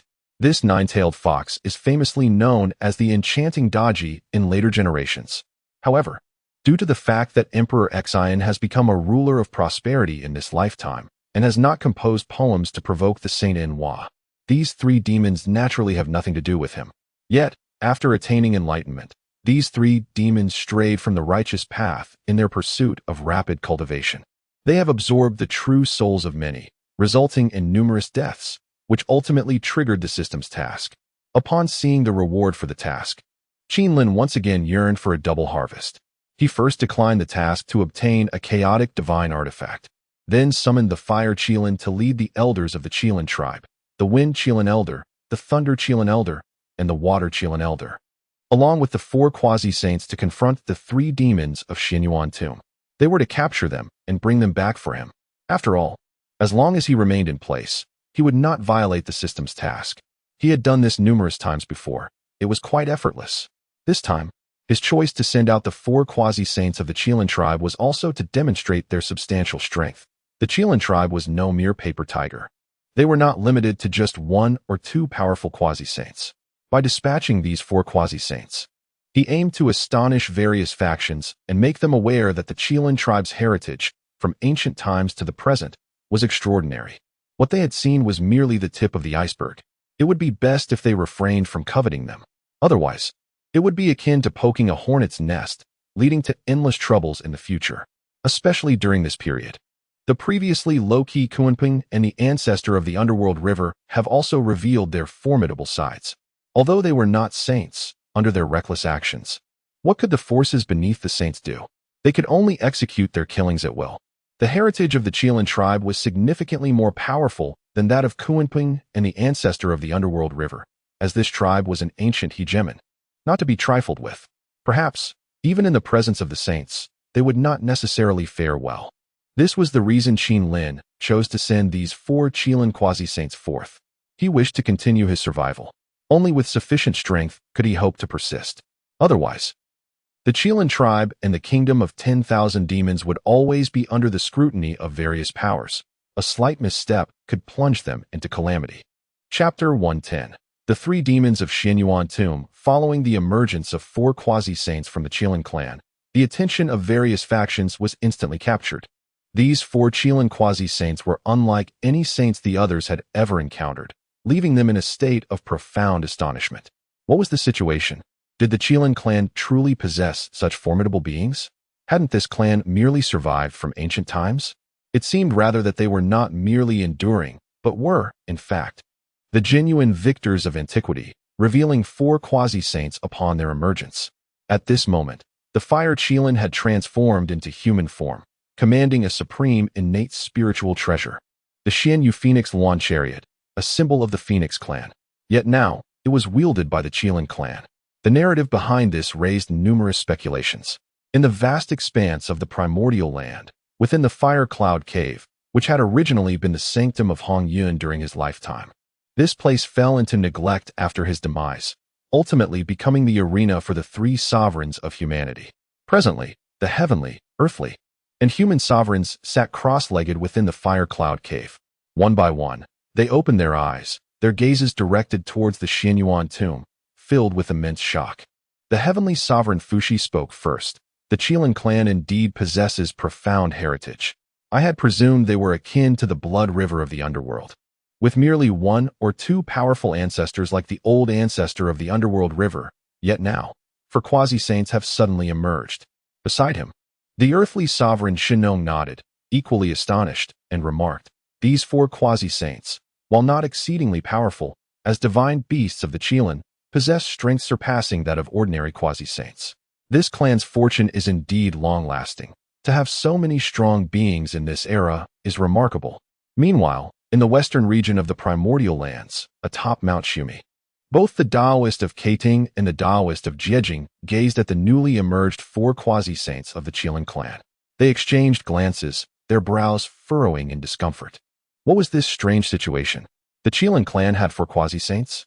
Moreover, they had chosen to reveal themselves. What was their intention? Had the Qilin clan not showcased their might, the two would have doubted their strength, thinking them merely to be posturing. However, the sudden appearance of 4 quasi-saints was puzzling. This revelation further solidified their belief that the Qilin clan was indeed unfathomable. Brother, is the Qilin clan truly this powerful? Our Western sect boasts 2 saints, yet we possess no notable quasi-saints among our ranks. Though the Qilin clan currently lacks a saint, they must have a considerable number of quasi-saint level beings. The Taoist of Kirin could not help but voice. Simultaneously, he meticulously calculated. From their knowledge, the 5 sacred beasts sustaining the 10,000 demon kingdom all stood at the quasi-saint level. Additionally, Yuan Hong, who had accrued vast merits through his previous endeavors in the primordial continent, was also a quasi-saint. Not to mention the Qilin old ancestor they had previously encountered, along with his steed, Kong Xian, and now these 4 newly emerged quasi-saints from the Qilin clan. The number of openly acknowledged quasi-saints now totaled 12. This left the Zhuanti Taoist feeling a prickling unease. Although he was a saint of the heavenly Tao, unmatched in combat prowess, the quasi-saints were formidable as well. They were not to be casually vanquished. Moreover, this was merely the strength they had revealed. Who could tell what other hidden quasi-saints lurked within the abyss of the Million Mountains? This clan was exceedingly cunning. Junior brother, this clan does not have a favorable relationship with us. If we allow them to flourish unchecked, it will not bode well for us. The impending calamity is on the verge of unfolding, and the pivotal figure in this disaster is already prepared. We must deliberate on whether to weaken their power. It would be best to eradicate them during the catastrophe, the Taoist seated upon the 12th grade merit Golden Lotus remarked, unable to suppress his thoughts. However, despite his status as a saint of the heavenly Tao, he was filled with trepidation at the prospect of such a decision. This clan was indeed not to be trifled with. If they did not utterly annihilate their adversaries, he could envision a future where, aside from their 2 saints who would remain unscathed, the disciples of the Western teachings would inevitably bear the brunt of the Qilin clan's wrath. After all, the incident involving the old ancestor of the underworld river had occurred not long ago, and the Western teachings had orchestrated it all. Possessing a profound understanding of the intricacies involved, such matters, if mishandled, could plunge them into tremendous turmoil. Meanwhile, as various factions exchanged viewpoints, the 4 quasi-saints of the Qilin clan effortlessly subdued 3 members of the demon tribe within the Xianyuan tomb. These 3 demons were relatively inexperienced and possessed low cultivation, rendering them no match for the 4 quasi-saints. Subsequently, after capturing the 3 minor demons, the 4 departed grandly, returning to their abyssal domain. Their actions left the various factions somewhat perplexed, for they were unaware of the demoness Daji.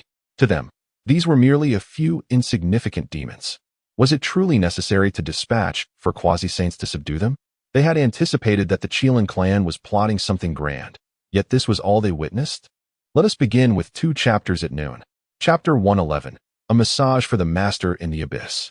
After the 4 quasi-saints of the Qilin clan returned to the abyss, the Fire Qilin, alone, escorted 3 little demons to the secluded abode of Qin Lin, his esteemed master. As Qin Lin's foremost disciple, he deemed it essential to personally attend to this matter. I respectfully report to you, master, that the 3 demons of Xianyuan tomb have been brought here, awaiting your judgment. The Fire Qilin knelt on the ground, exuding profound reverence towards Qin Lin. Before him, the 3 demons from Xianyuan tomb trembled in fear. What had transpired? They had been living peacefully in Xianyuan tomb. How had they attracted the attention of such formidable beings? Very well, you may withdraw, Qin Lin said, glancing at the 3 little demons and signaling for the Fire Qilin to leave. His gaze then shifted to the 9-tailed fox, Daji. One could not deny that this little demon, renowned in later times as a bewitching consort, was indeed stunningly beautiful. She had transformed into human form, her figure graceful and her appearance extraordinarily captivating. This abyss is in need of a few maidservants. You shall remain and serve me henceforth, Qin Lin remarked softly, a glint of mischief in his eyes.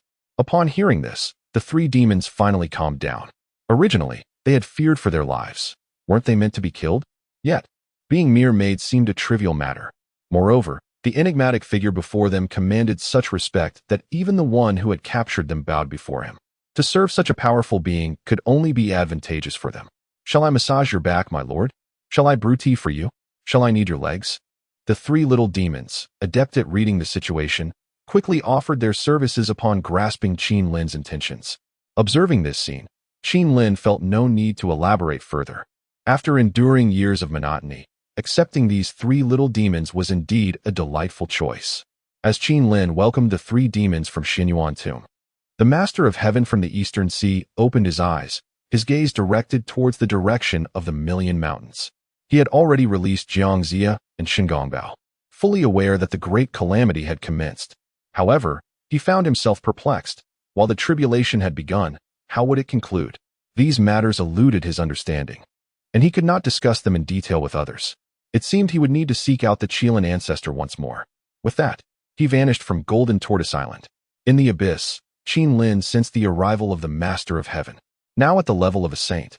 He had also established the 10,000-mile mountain river formation in the Million Mountains. As soon as the Master of Heaven set foot into the Million Mountains, Qin Lin was already aware. He promptly dispatched a clone. Although a strong alliance existed between them, he understood the importance of keeping certain cards close to his chest. To the outside world, he, as the ancestor of the Qilin clan, still appeared to be at the pinnacle of quasi-saint cultivation, which, while formidable, was not the full extent of his power.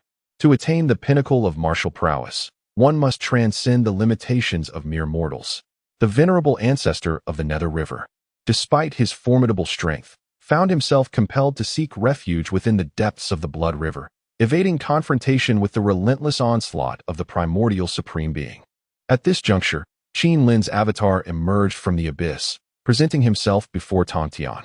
Esteemed friend Tongtian, what wisdom do you wish to impart upon my vast mountains? Qin Lin inquired earnestly. Imparting wisdom is too grand a term, Tongtian replied softly. The calamity of slaughter has commenced, and I find myself perplexed by certain aspects that I wish to discuss with you. Upon hearing this, Qin Lin gestured with a single hand, conjuring a stone table adorned with an array of tea and delicacies before them. Pray speak freely. With the slaughter calamity now unleashed, how do you foresee its unfolding? Tongtian asked in a hushed tone. Friend Tongtian, the truth is, we cannot predict the outcome, for when calamity descends, uncertainty reigns supreme. However, if we remain observant and refrain from entanglement in this slaughter, the tribulation shall bear no consequence upon us. Qin Lin responded quietly. Indeed, I comprehend this. Yet, when the Tao ancestor bestowed the list of deification, the divine positions were nearly filled following the great battle between the Chan sect, the Demon Master Palace, and the ancestor of the Nether River. Moreover, we have a faction prepared in secrecy. If we accelerate our efforts, this calamity could reach its conclusion sooner than anticipated. After all, the Tao ancestor declared that the day the list of deification is filled marks the end of the tribulation. However, it is imperative that certain elements do not undergo drastic changes, such as the monarch you support from the Shang dynasty. I perceive that the fortunes of the Shang are waning. This ruler may very well be their last. But should we conclude the deification calamity, will the Shang dynasty endure? Friend, that would contravene the celestial order, Tongtian expressed with a hint of concern. Upon hearing Tongtian's words, Qin Lin discerned the true purpose of his visit. The concerns he raised were indeed significant. Nevertheless, Qin Lin had already formulated a plan, for the fortunes of the Shang had notably declined. Should he intervene forcefully, divine retribution would follow, and the saints who ascended alongside humanity would undoubtedly seek retribution against him, a scenario he wished to avoid. Yet, Dxin was his disciple. He could not idly witness his pupil's kingdom crumble. He had devised a strategy. Should matters turn dire, he could venture into the chaotic realms. He had discovered a hidden, exquisite world. Perhaps in due time he could explore it further. If it proved to be unclaimed territory, he could facilitate his disciples' continuation of the Shang dynasty within its confines. The entire court, including the capital of Chaoga and the surrounding populace, could be relocated, provided the numbers remained modest. It was unlikely that anyone in the vast wilderness would intervene. At worst, he could persuade Xin to relinquish his title as ruler of humanity. Within that exquisite realm, he would find solace and freedom. Rest assured, my friend, the fortunes of the Western Zhou are at their zenith, and a new sovereign seeks to claim dominion over the realm. I am well aware of this situation and shall not impose my will upon it. Once the time is ripe, I shall escort Xin away. If the Western Zhou insists on inciting chaos, perpetuating the cycle of slaughter and calamity, I can facilitate Xin's abdication. For the sake of the common people, what harm is there in relinquishing a throne? Qin Lin spoke candidly. Upon hearing Qin Lin's words, Tong Tian could not help but nod in approval. A commendable act. To directly relinquish the imperial seat? To spare the common folk from the torment of slaughter and disaster?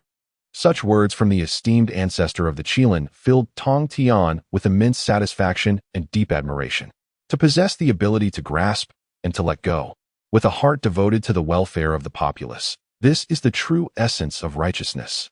Chapter 112. The Chaos Golden Eagle. After engaging in a conversation with Tong Tian, he departed with a notable sense of satisfaction. Meanwhile, the true form of Qin Lin in the abyss had already dismissed the three, feeling the urgency of the situation following his discussion with Tong Tian. With the onset of calamity, he needed to contemplate the subsequent arrangements. If he indeed intended to rescue Xin, it would be prudent to first seize control of the exquisite miniature world within the realm of chaos. Only then could he achieve success and withdraw without leaving regrets for his disciple.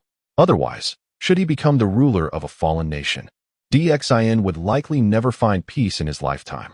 As his mentor, Qin Lin naturally wished to avert such a fate. Subsequently, Qin Lin produced 2 pieces of primordial divine artifacts he had previously acquired, intending to refine them. If he could utilize these to break through to a higher minor realm, it would be most advantageous, providing him with greater confidence when he ventured into the grand world of chaos. The status of that exquisite miniature world, whether it had been claimed by others or remained unoccupied, was still uncertain.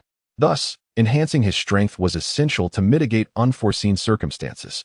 In the depths of the abyss, Qin Lin swiftly began the process of refining the 2 divine artifacts. Upon attaining the status of a sage, his speed in refining these resources had significantly increased. It did not take long before he completed the refinement of both primordial divine artifacts. Simultaneously, he sensed a breakthrough in his realm. He advanced from the first layer of the sage realm to the second layer. Upon reaching the sage realm, his body was infused with countless powers of the laws, which flowed like vast rivers. At the moment of his breakthrough, these powers became even more refined, transforming from a singular river of laws into 2. Should this progression continue, by the time he reached the 9th layer of the sage realm, he would possess 9 rivers of laws within him. During battle, one could witness these formidable rivers of laws overshadowing the heavens.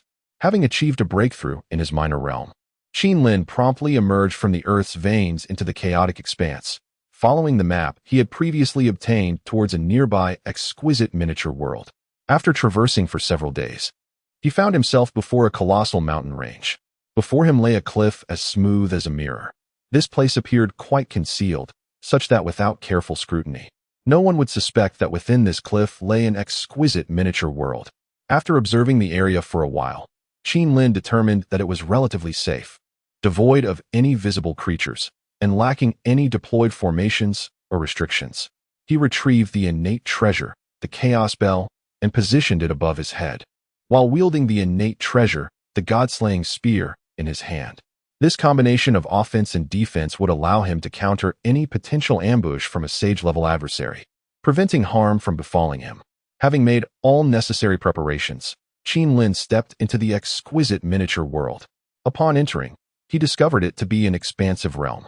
Occupying approximately 1% of the vast wilderness, this minuscule realm, despite its modest size, boasts a plethora of mountains, rivers, and an array of unknown botanical essences. Subsequently, Qin Lin extended his spiritual awareness, exploring the entirety of this exquisite little world. In a short while, he discovered a colossal python, which appeared to be deceased, coiled in a particular location, exuding an aura of death. Yet, the essence it emanated suggested that this creature had once hailed from the chaotic realm, rather than being a native of this delicate world. However, its cultivation was insufficient, having only reached the great Luo golden immortal level. For reasons unbeknownst to him, it had perished within this realm. As his consciousness continued to probe, he realized that not only was there this python, but also several other beings that had inadvertently wandered into this domain, some still alive, while others lay lifeless. It was likely that they had stumbled in by mere chance. Yet, none possessed formidable strength. The only notable presence was a chaos golden eagle at the quasi-saint level, which resided atop the highest peak of this enchanting little world. Having constructed a nest and laid a clutch of eggs, atop this summit, there existed a naturally formed formation. Upon witnessing this, Qin Lin was momentarily taken aback. This formation was likely the controlling array of this exquisite little world. To master this realm, one would need to refine this grand array. Once accomplished, he would comprehend the intricacies of everything within, and moreover, he could seal this world, preventing any other beings from entering or exiting without his consent. With this realization, Qin Lin could scarcely contain his excitement. He had not anticipated that this exquisite little world was truly a land without a master. It struck him as peculiar that the individual from whom he had acquired the coordinates of this realm during his time in the chaotic land must have also been at the saint level. Why, then, had such a magnificent little world not been claimed? However, Qin Lin dismissed any further contemplation and approached the edge of the natural formation. At that moment, the Chaos Golden Eagle, perched nearby, detected his presence and let out a furious screech, charging at him with unparalleled rage. This was its territory, safeguarded for many years. Yet, lacking the requisite power to dominate this exquisite little world, it had attempted to refine the formation over the years, but to no avail. The unexpected intrusion of a foreign being ignited its wrath. As it swooped down, Qin Lin unleashed his saintly pressure, causing the Chaos Golden Eagle to tremble violently, shedding feathers in a shower of panic. Chapter 113. The Qilin Realm. What transpired? A sage has entered this diminutive world? In that fleeting moment, it quailed, retreating swiftly to its lair, trembling with fear. Had its offspring not remained, it would have fled this small world entirely. In its earlier days, it had inadvertently stumbled into this realm and had since dwelled here for countless ages. Upon witnessing the Chaos Golden Eagle's departure, Qin Lin chuckled softly, relieved that this exquisite little world harbored no formidable foes. He could effortlessly seize dominion over it. After all, in the absence of peril, to forego an opportunity would be sheer folly. Months later, Qin Lin successfully refined and thoroughly mastered this enchanting little world. At that moment, he found himself before the Chaos Golden Eagle, regarding it with a cold gaze. The eagle, having anticipated Qin Lin's arrival, began to speak in a tongue that was both obscure and convoluted. Yet, at their exalted level, it did not take long for Qin Lin to grasp the essence of its words. Senior, I am but a minor creature of chaos. I stumbled into this place by chance and have since left my progeny here, too fearful to depart. If I have offended you in the past, I earnestly beg for your forgiveness. The Chaos Golden Eagle spoke anxiously. Upon hearing this, Qin Lin engaged in conversation with it. This creature, born of chaos, surely possessed greater knowledge of the chaotic expanse than he did. After a thorough inquiry, Qin Lin gained insights into the little world and its surroundings within the chaotic realm. His findings aligned closely with his previous conjectures. The primordial world and this exquisite little realm occupied a remote locale within the chaotic expanse. Generally, powerful beings did not frequent this area. Only local entities and the occasional strong figures from nearby minor worlds might be encountered. This little world had existed for millions of years, yet remained unclaimed by any. The eagle relayed that many sage-level beings held little regard for the more isolated, exquisite worlds, as each sage could only govern a single such realm. Once they refined one, they could not lay claim to others, especially in these remote areas that failed to pique the interest of many powerful beings. Having absorbed this information, Qin Lin understood the hesitation of the sage who had previously discovered this place, yet refrained from subjugating it. Golden Eagle, you shall accompany me from this point forward. Please manage this exquisite little world for me. In due time, I shall introduce some life forms into this realm. Its current desolation could benefit from a touch of vitality, Qin Lin declared. As soon as he finished speaking, the Chaos Golden Eagle nodded vigorously, relief evident in its demeanor. However, Qin Lin retained a measure of caution regarding this chaotic being. Before departing, He requested a fragment of its true spirit, should it harbor any ulterior motives in the future. Qin Lin would possess the means to extinguish it in an instant. Before the sage Qin Lin, the chaotic golden eagle, despite its unwillingness, had no choice but to surrender a fragment of its true spirit for the sake of survival, thus fully aligning itself with Qin Lin. Subsequently, Qin Lin surveyed this exquisite miniature world and bestowed upon it the name Qilin Realm. After settling these matters, he departed from the Qilin Realm, sealing its entrances and exits. Without his explicit permission, even the mightiest of saints would find it exceedingly difficult to breach the luminous barrier of this realm. To penetrate this world's light shield would likely require the concerted efforts of 3 to 5 saints or the prowess of a top-tier saint. In the blink of an eye, an entire year had elapsed in the primordial wilderness. During this time, the Western Zhou, under the guidance of Jiangxia, commenced its campaign against the Shang dynasty. Strangely, despite the Western Zhou's flourishing fortunes, they posed no tangible threat to the Shang. In the previous era, disciples of the Chan sect had continuously descended to offer assistance. Yet this time, the Chan sect had fallen into disarray. How could they lend support now? Meanwhile, throughout the year, the Western sect kept a vigilant watch, feeling an undercurrent of anxiety, for they knew that after betraying the Chan sect, Yuan Shi Tianzun would not easily let matters rest. They remained on guard, apprehensive that Yuan Shi might turn his wrath upon them. After failing to win over Tong Tian, and upon Lao Zi's return to Shouyang Mountain, Yuan Shi Tianzun was indeed filled with fury.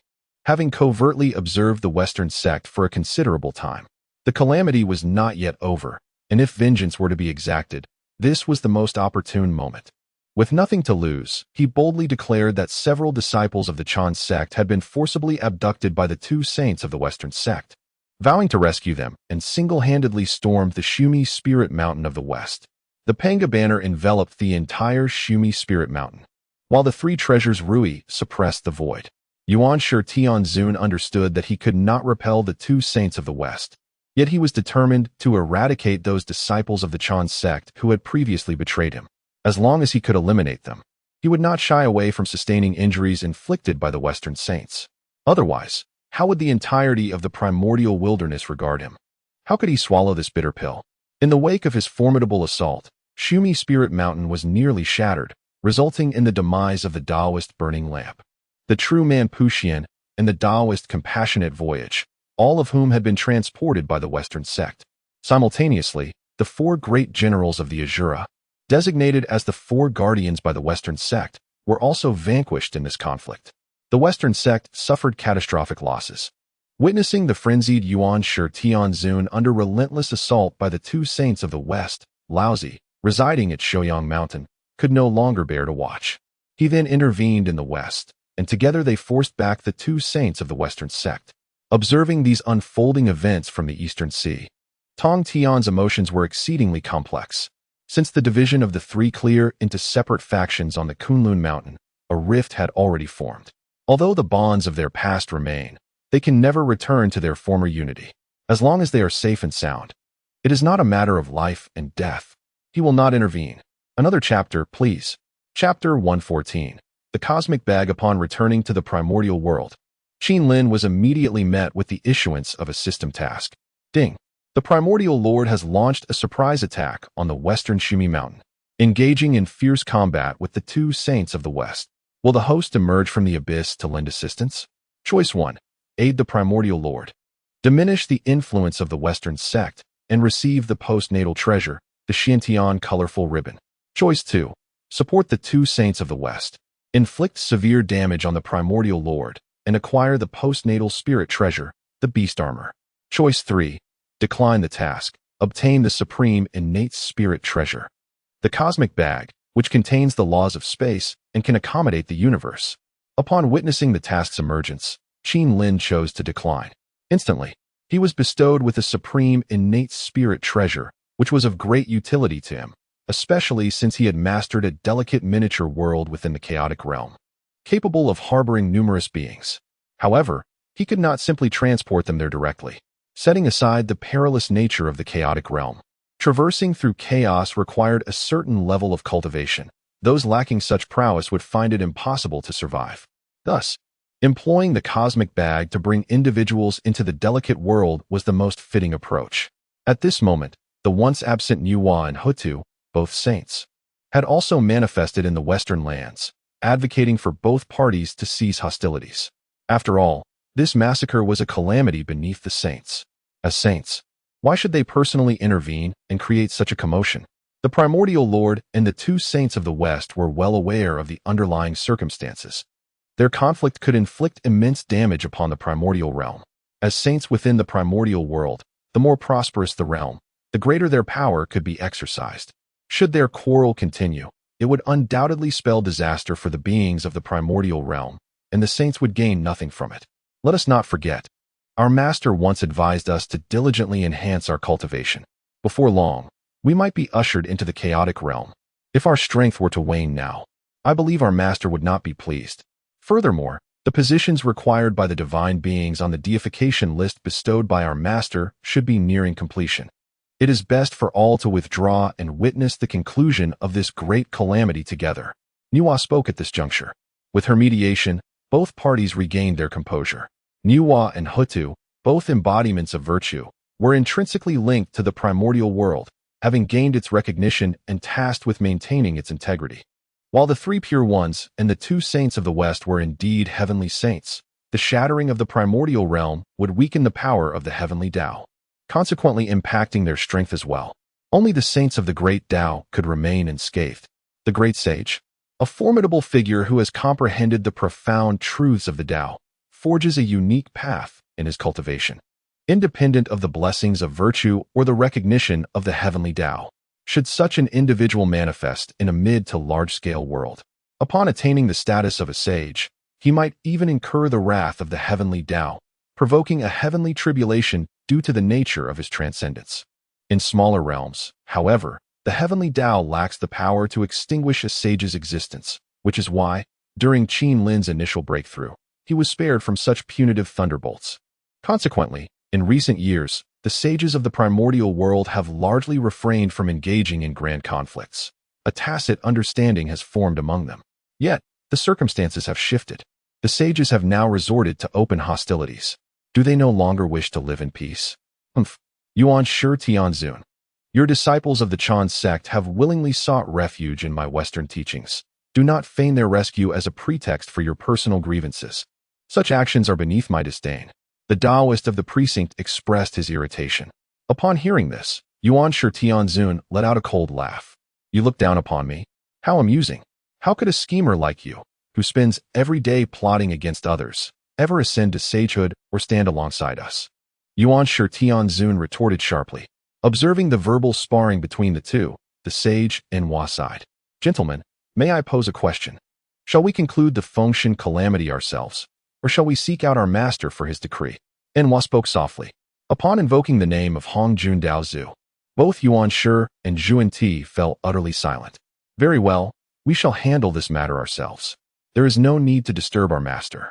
Currently, the one holding the Fengshen list is indeed a disciple of my Chan sect, designated as the one to bestow divinity by the Tao ancestor. I shall instruct him to commence preparations for the Fengshen affair. However, the Western Zhou he assists has yet to vanquish the Shang dynasty, whose ruler, I have heard, is a disciple of the elder of the Qilin clan. The situation is rather intricate, Yuan Shi Tianzun remarked repeatedly. Today marks the 6th chapter. I am weary and can write no more. We shall continue tomorrow. Chapter 115. The Gathering of the Seven Saints upon hearing the words of the primordial Supreme Being. The other 5 saints present displayed expressions of surprise. Though the Qilin clan lacks a saint, their profound heritage is undeniable. It is astonishing that they have taken a ruler of the Shang dynasty as their disciple. No wonder the Shang dynasty's fortunes have waned. Yet the Western Zhou remains unable to conquer them. However, this is ultimately contrary to the celestial order and not a favorable development. Since there appears to be no dissent regarding the matter of the Fengshen calamity, let us invite our friend Tong Tian to join us. We, the 7 great saints under the Tao ancestor, initiated this calamity at the Tao ancestor's behest, and it is only fitting that we conclude it together. If no one has any objections, we should also summon Haoyan, as those entering this calamity are destined for positions in the heavenly court. It would be prudent to seek his counsel as well, remarked the saint of Huda softly.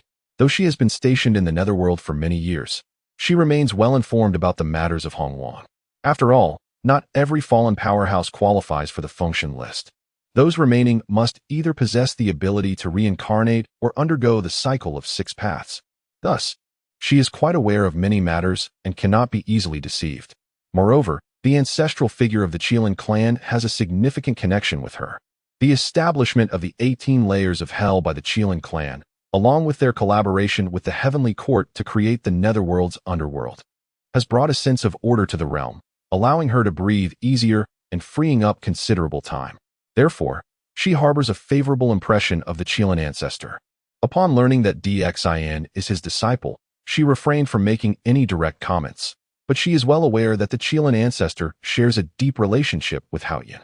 Should he arrive, the matters concerning the Qilin ancestor would undoubtedly receive assistance. At this juncture, the 6 saints began to send messages to Tong Tian. If only his 2 senior brothers reached out, Tong Tian would stubbornly refuse to emerge from his seclusion. However, with Nuwa and Hutu already present, it would be rather inappropriate for him to remain hidden. Thus, he promptly exited from Golden Tortoise Island and made his way towards the gathering of the saints. Upon hearing that the saints had decided to conclude the Fengshen tribulation, Tong Tian did not hesitate to nod in agreement. After all, his disciples had long been restless, having been confined for so many years, growing increasingly bored on Golden Tortoise Island. Therefore, the prospect of ending this calamity was most welcome to him.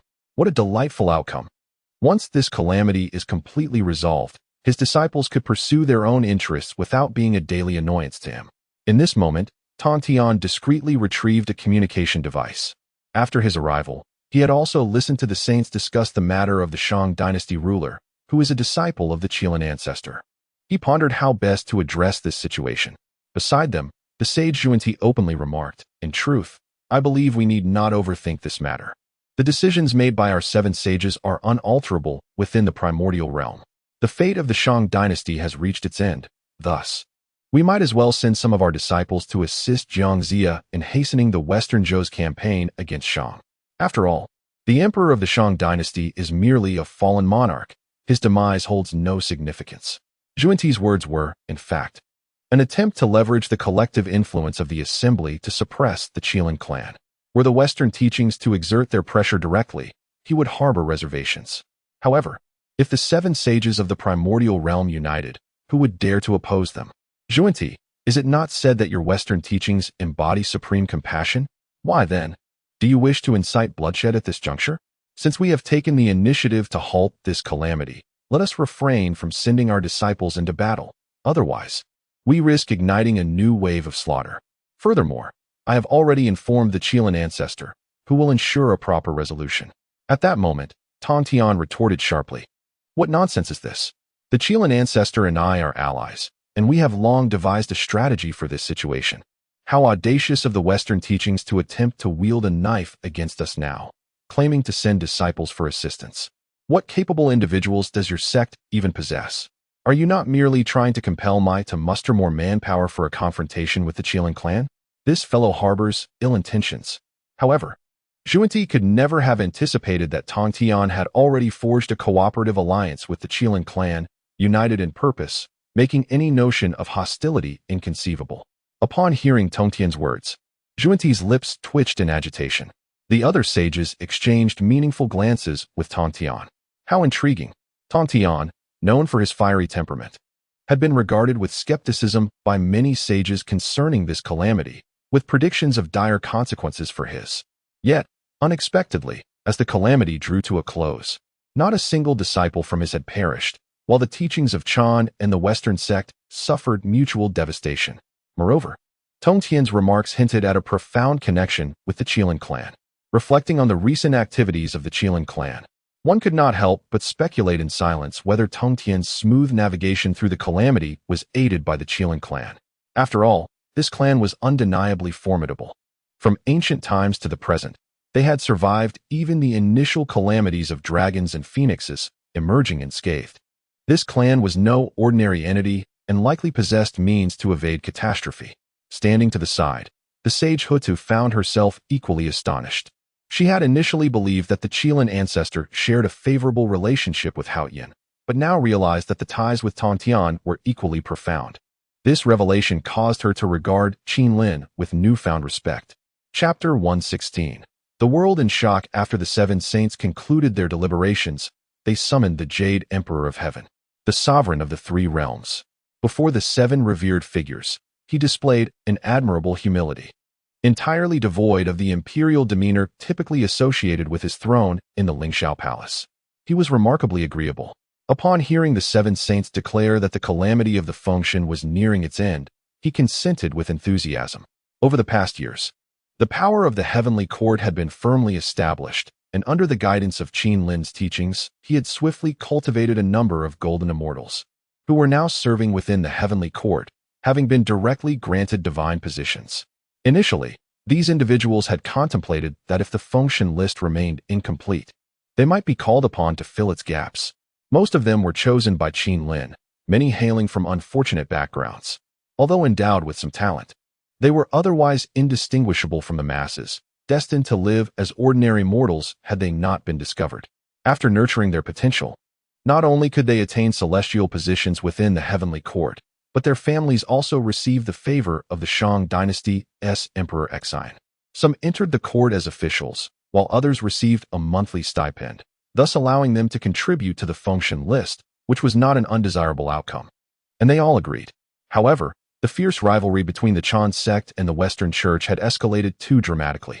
Consequently, these individuals were never utilized, as the list of 365 righteous deities, alongside auxiliary and miscellaneous deities, had already been completely filled, totaling around 3,000.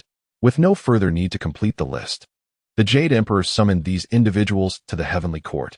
Although their future cultivation prospects seemed bleak, they were his own protégés, and by securing vital divine positions, he could stabilize his rule over the three realms. As for those on the Fengshen list, he could bestow titles and celestial ranks as he pleased, but without granting them any real authority. Content with this thought, the Jade Emperor welcomed the conclusion of the impending calamity. The personnel required for the heavenly court were nearly sufficient, and with the robust support from the myriad demons, he had received hundreds of powerful demon entities, each obedient and reliable, which brought him considerable reassurance. Meanwhile, in the abyss, after receiving a transmission from Tongtian, Qin Lin's avatar emerged with a bag of the universe. It was nearly time. He had already mastered the small world within the chaos. And now the seven saints wished to prevent the calamity from expanding and inciting a war among the saints, which would be difficult to control. Thus, it was best to conclude this great calamity and maintain peace among themselves. Upon receiving this news, Qin Lin made his way directly to Chaoga. He sought out Emperor Xine and recounted the entire sequence of events. Over the years, Emperor Xine, who had greatly benefited from Qin Lin's guidance, naturally placed his trust in his words and promptly summoned all civil and military officials to court. Simultaneously, he penned an imperial edict with his own hand. Roughly speaking, as the sovereign of the Shang dynasty, am confronted with the rebellion of the Western Zhou.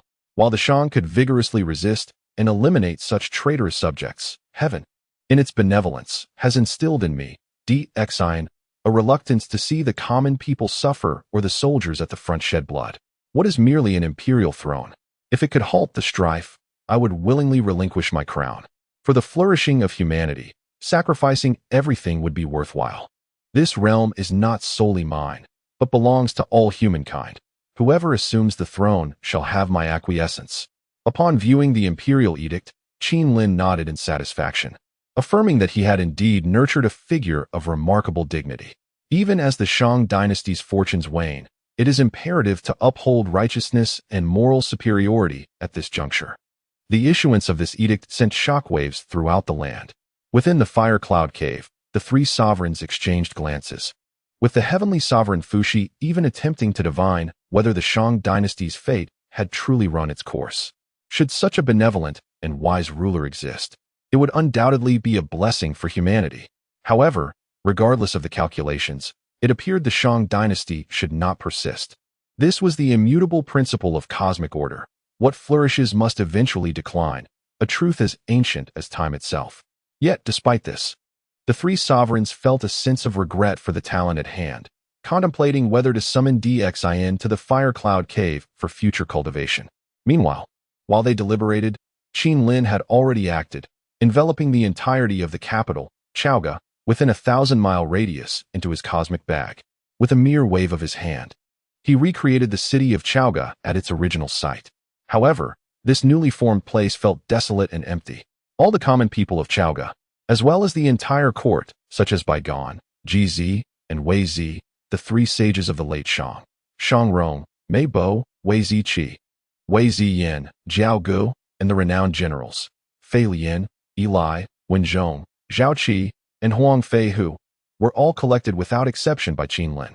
Chapter 117. The conclusion of the divine sealing. After gathering the entirety of the capital city of Chaoga, along with its surrounding populace spanning thousands of miles, Qin Lin returned unimpeded to the abyssal realm. However, as he contemplated his journey to the chaotic land, he realized that he could not employ a mere avatar for this endeavor. Given the vast number of individuals he had collected, at least several million, it was imperative that nothing went awry. Thus, it would be most prudent for his true self to embark on this journey to the exquisite small world within the chaotic land. With this in mind, Qin Lin also decided to gather a significant portion of the Qilin clan residing in the abyssal realm into his bag of the cosmos. While the abyssal realm was safeguarded by a system-rewarded sanctum, this sanctuary, though capable of repelling the divine consciousness of saints, could only withstand the assaults of quasi-saints. Over the years, Qin Lin had been wielding a facade of grandeur, particularly before achieving the status of a saint himself. There lingered a modicum of trepidation within him. Yet, after attaining the rank of a great saint and opening a passage to the chaotic land, his confidence had markedly swelled. Nonetheless, this was not a sustainable strategy, for within the primordial realm lurked a formidable figure, Hongjun, who had yet to reveal himself before Qin Lin. This individual had nurtured 7 saints within the primordial expanse, and his own prowess was inscrutable. Frankly speaking, should he choose to confront Qin Lin, the sanctum of the abyssal realm would be utterly incapable of hindering him. Thus, it was imperative to swiftly relocate as many members of the Qilin clan as possible, particularly the young Qilin and those of lesser strength, as they represented the future of their lineage and could flourish within the small world of the chaotic land. As for those who had attained the golden immortal level and beyond, Qin Lin chose to retain them. For the time being, he required the support of his kin. Should a great conflict arise, while they might not be able to assist in the struggles between saints, they could serve as a formidable strike force, executing his commands from the depths of the abyssal realm. Having gathered the majority of the Qilin clan into his cosmic bag, Qin Lin directly descended from the subterranean veins into the chaotic land, making his way towards his cherished small world. During his journey, he encountered a chaos demon ape, whose strength was rather mediocre, merely at the 7th level of quasi-saint. Without further ado, Qin Lin subdued the creature on the spot and extracted its vital essence. With the blood of the chaos demon ape, both the 6-eared macaque and the red-butt monkey could enhance their foundations. Although they were among the 4 great spiritual monkeys of the primordial realm, their roots paled in comparison to the beings of the chaos. As the primordial world was ultimately but a diminutive realm, with most of its formidable beings basking in the radiance of Pangu. Upon arriving in the Qilin realm, Qin Lin utilized his mystical powers to level a portion of land within this exquisite small world, releasing the capital city of Chaoga along with all its structures, mountains, and the common folk residing within a 1,000-mile radius. Many of these individuals were, in fact, unaware that they had entered the realm of the Qilin. After resolving matters on this side, Qin Lin released the Qilin clan from the universe bag, allowing them to select suitable dwellings within the Qilin realm. Although the spiritual energy in this small world is not particularly abundant, it is relatively safe, and there will be opportunities for them to enter the chaos realm in the future, which presents a splendid opportunity for the Qilin clan. Qin Lin's perspective diverges from that of Hongjun. While Hongjun obstructs the paths of all beings in the primordial world, leaving them with no means to ascend in strength. Only one person can dominate everything. Qin Lin envisions a scenario where myriad ships vie for dominance. He will not hinder the Qilin clan's entry into chaos, nor will he impede his disciples or the human inhabitants of the Qilin realm from entering. He understands that each individual has their own fortunes. As long as they share a common purpose and are willing to follow him, there is no need to control others. Instead, he aims to invigorate them, enabling them to grow stronger. Only in this way can his followers truly become formidable, and the Qilin realm prosper even further. Meanwhile, Qin Lin's true self remains in the Chaos realm, while in the primordial world, due to the sudden disappearance of the civil and military officials of the Shang dynasty. Along with Emperor Xin, King Wu of the Western Zhou, GFA, effortlessly led his people into Chaoga City. This situation feels surreal, almost dreamlike. It is exhilarating. The saints observing this calamity are equally bewildered. What is happening? Where have the Shang people gone? They seem to have vanished completely. However, it doesn't take long for them to speculate that this must be the arrangement of the Qilin ancestor. In this case, the establishment of the Western Zhou and the fall of the Shang dynasty align with the grand design of the heavenly Tao. Yet, there is an odd feeling surrounding this event. At the same time, Jiang Zia, holding the investiture of the gods, finds himself at a loss. What is the meaning of this? Not a single soldier has fallen, yet the Western Zhou has been established? Has the investiture concluded? Nevertheless, despite their myriad doubts, once the saints appear, Jiang Zia is compelled to commence the investiture of the gods, thus providing a final resolution to this great calamity. Chapter 118. The Anomaly in the Primordial World. Beyond the 33 heavens, a figure staggered back from the chaotic void. Behind this individual, two others relentlessly pursued him with their attacks. Unfazed, he boldly stepped into the primordial realm. Upon witnessing his entry, the two assailants halted their onslaught, yet they did not retreat far, instead encircling the entrance to the primordial world. Hongjun, we have underestimated you this time, allowing your true form to escape back. However, your journey through chaos must have been devastating. Ha ha ha. The secret realm you discovered will henceforth serve as our treasure trove. Moreover, given your grievous injuries, it is likely that you will not dare to venture into chaos again for several millennia. A rugged voice resonated from outside the primordial world. Yang Mei, Luya, you truly overstep your bounds. Do not presume that I am unaware. Your blood avatars reside within the primordial realm. Initially, you lack the courage to stake everything, opting instead to send your avatars into this world. For years, you have opposed me, likely hoping to facilitate the escape of your blood avatars. Am I right? Dream on. Once I break through to the Tao realm, I shall gain complete dominion over this world. At that time, you shall wait for your reckoning. I will capture your blood avatars. If I were to annihilate them, your cultivation levels would surely plummet, would they not? Ha ha ha. I will remember the grudge for the injury you inflicted upon me during this ambush, and I shall repay it in due time. Hongjun declared vehemently. After speaking, he promptly returned to the Zixiao Palace. Meanwhile, his avatar, who had been in seclusion, immediately opened his eyes and soared towards Hongjun's true form, merging into one. In that instant, the once injured Hongjun felt his aura significantly rejuvenate. Upon entering the primordial world, he sensed the impending conclusion of the calamity he had orchestrated. Yet, something felt amiss. He calculated using his fingers, realizing that this calamity should have concluded about a century ago. Why had it dragged on until now? Utilizing his divine abilities, he began to trace the occurrences of the past century within the primordial realm. After reviewing everything, he furrowed his brow and murmured, "The Qilin clan is rather formidable. For all these years, I have refrained from returning to avoid raising suspicion among my 7 disciples. However, the time has come to probe the depths of this Qilin clan." As Hongjun in the Zixiao Palace prepared to descend to the lower realms, he hesitated, considering that he had only just arrived in the primordial world and was still gravely injured. If his disciples were to see him in such a state, it would surely be difficult to explain. With this in mind, he formed a hand seal and began to convey a message. Meanwhile, in the primordial realm, the Taoist Zhuan Ti suddenly heard the voice of his ancestor, Hongjun, resonating in his ears. "My disciple Zhuan Ti, you have previously clashed with the elder of the Qilin clan. Knowing their capabilities, I wish for you to journey to the abyss of the Million Mountains and ascertain the true strength of this clan. It is not my place to intervene in this matter, but should you encounter any trouble, I shall lend you my assistance." Upon hearing these words, the Taoist Zhuan Ti was momentarily taken aback. However, a smile soon illuminated his face. He harbored a deep-seated animosity towards the Qilin clan and had previously sought to incite the various saints against him, yet his endeavors had not borne fruit. Now, to his astonishment and delight, the Tao ancestor had sent him a message. With the Tao ancestor's decree, he felt no apprehension. Who in the vast expanse of Honghuang would dare defy his will? The seven saints were all disciples of the Tao ancestor, and many ancient figures within Honghuang had once listened to the teachings of the Tao ancestor. This figure was indeed the embodiment of heaven in Honghuang.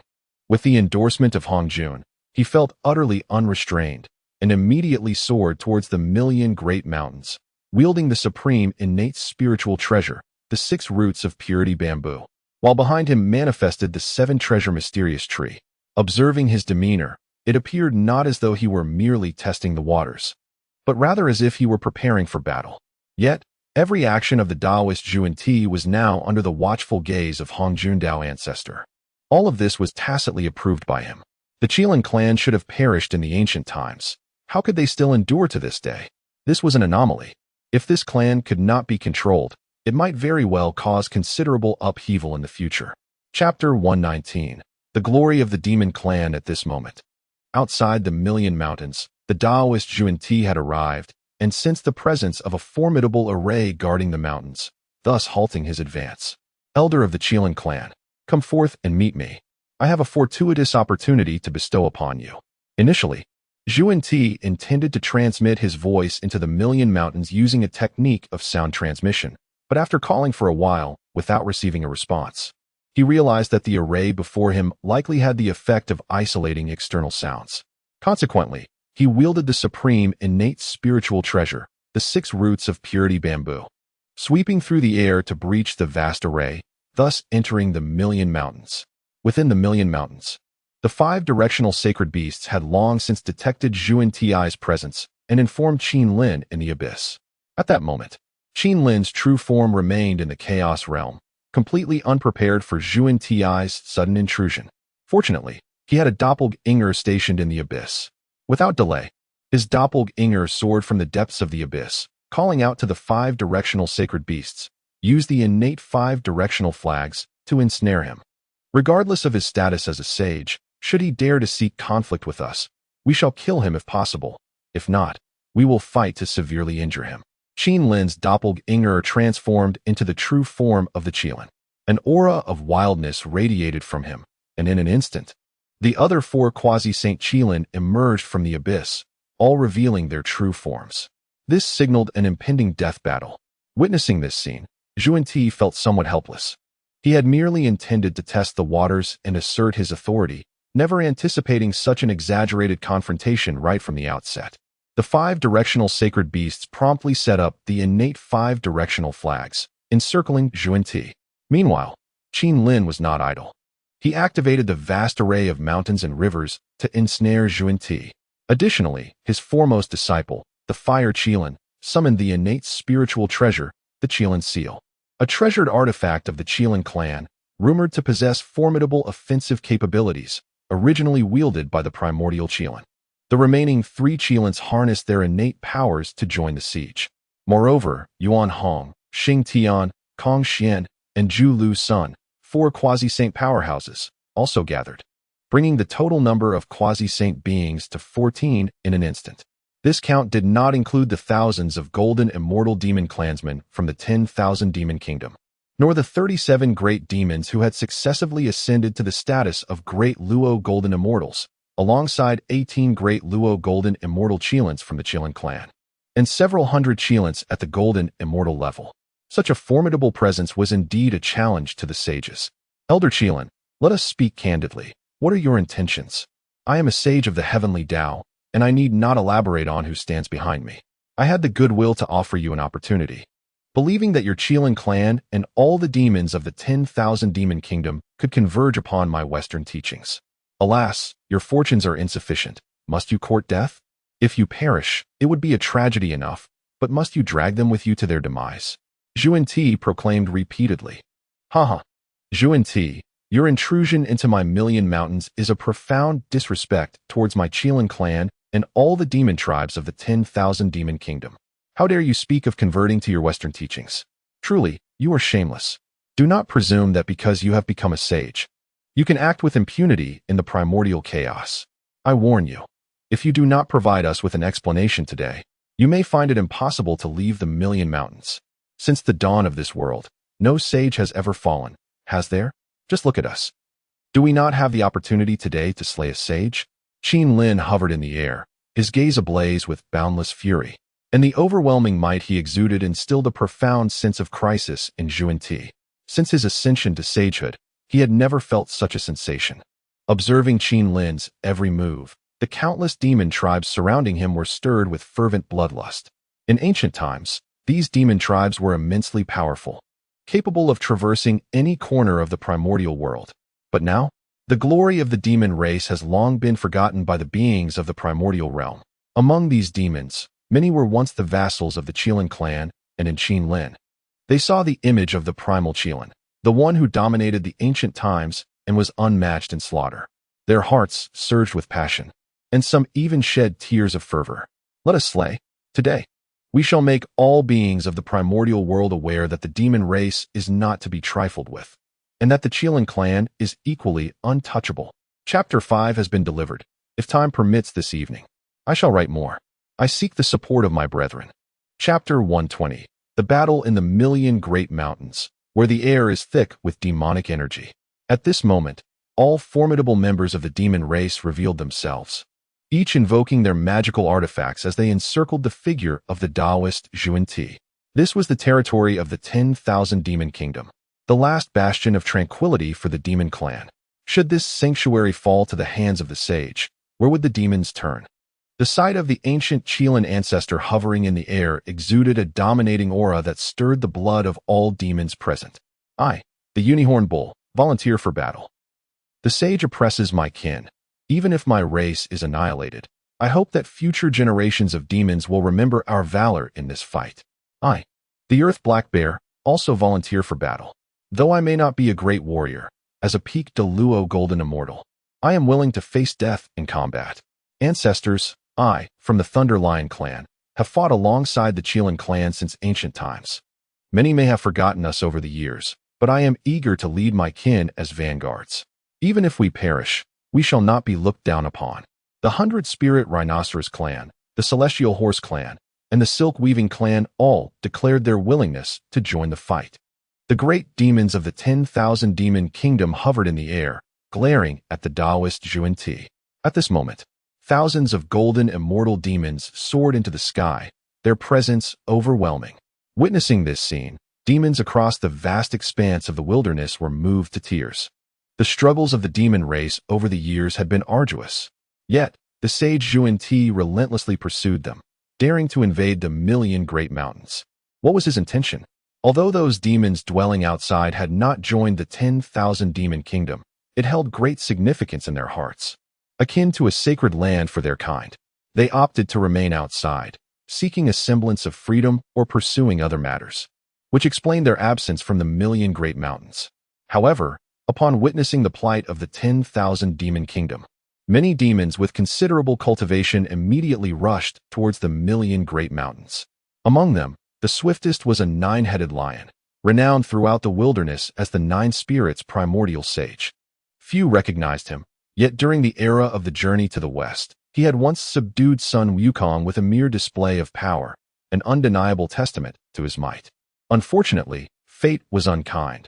Despite possessing the cultivation of a quasi-saint, he was subdued by the Eastern Emperor Qinghua of the Heavenly Court and became his steed. Upon his arrival, he let out a thunderous roar that reverberated through the heavens and reached the depths of the earth. Before long, many more demons from across the wilderness arrived. While none possessed quasi-saint cultivation, 7 or 8 at the Deluo level emerged, along with nearly 100 at the Golden Immortal level. Those beneath the Golden Immortal realm were countless. This demonstrated a profound truth. The spirit of the demon race still burned fiercely, and their combat prowess remained intact. Especially in this critical moment of life and death, all parties have come to provide assistance. To engage in battle against a saint is a grand affair. Even if one were to perish, a life well lived would be worth it. However, upon witnessing countless demonic beings converging, the Taoist Zhuan Ti felt an overwhelming sense of dread. What is happening? Did I inadvertently disturb a hornet's nest? He had merely heeded the edict of the Tao ancestor to probe the Qilin clan, never intending for it to escalate to such a dire confrontation. Must they truly fight to the bitter end? Despite being an unparalleled powerhouse at the saint level, He now found himself besieged by 15 quasi-saints, nearly 100 great Luo golden immortals, and a multitude of golden immortals. The pressure was immense. Moreover, the magical artifacts wielded by these demonic entities were no trifles.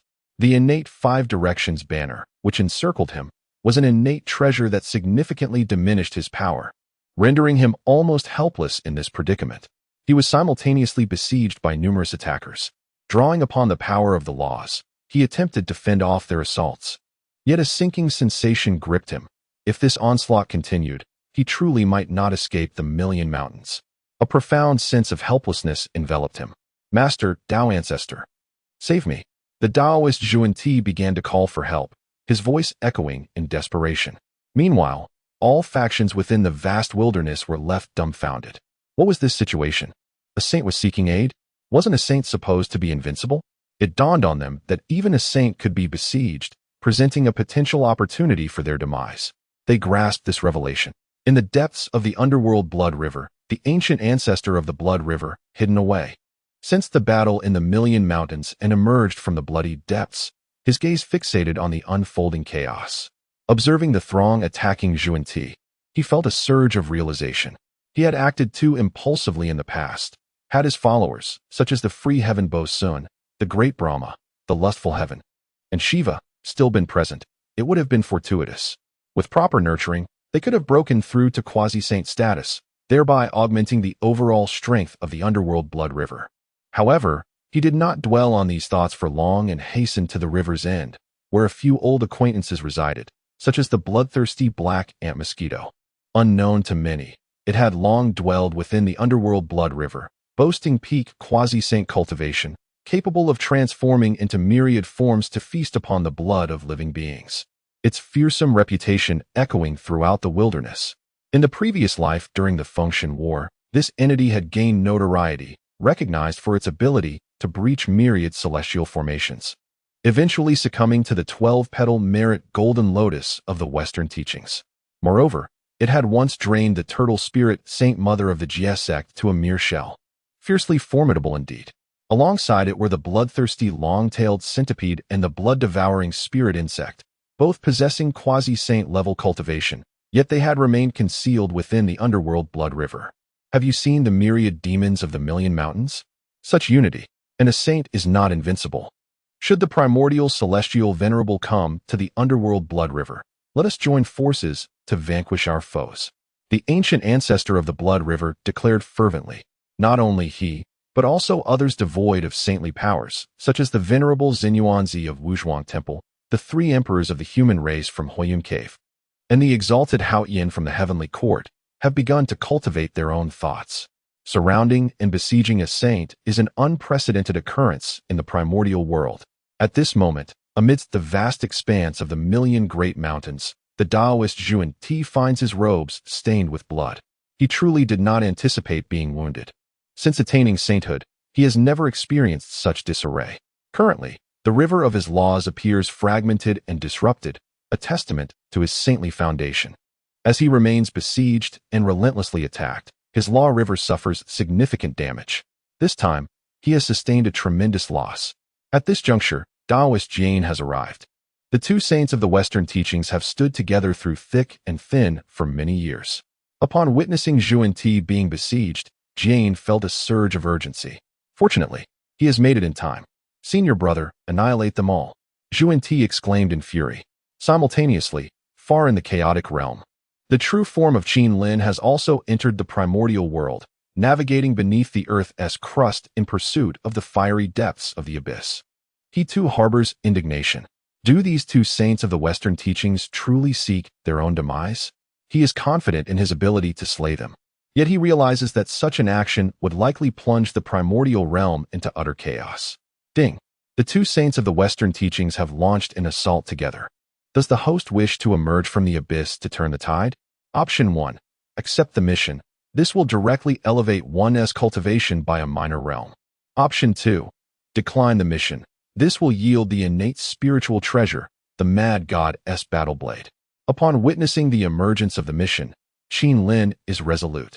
Elevating to a minor realm previously required 3 pieces of chaotic divine artifacts, allowing him to break through to the second heaven, and the ascent becomes increasingly arduous.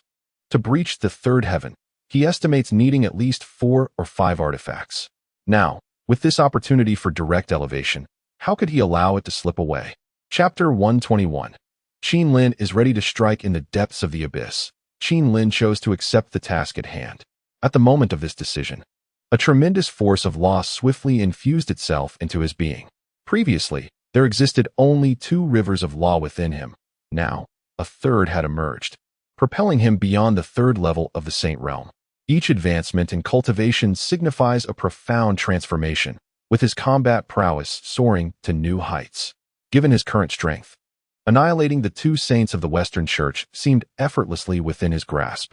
These individuals, mere first-level saints, wielded rivers of law that were neither pure nor formidable compared to Qin Lin's. Outside, the besieged figure of Junti manifested a river of law extending merely tens of thousands of miles, now marred by the relentless onslaught of various attackers.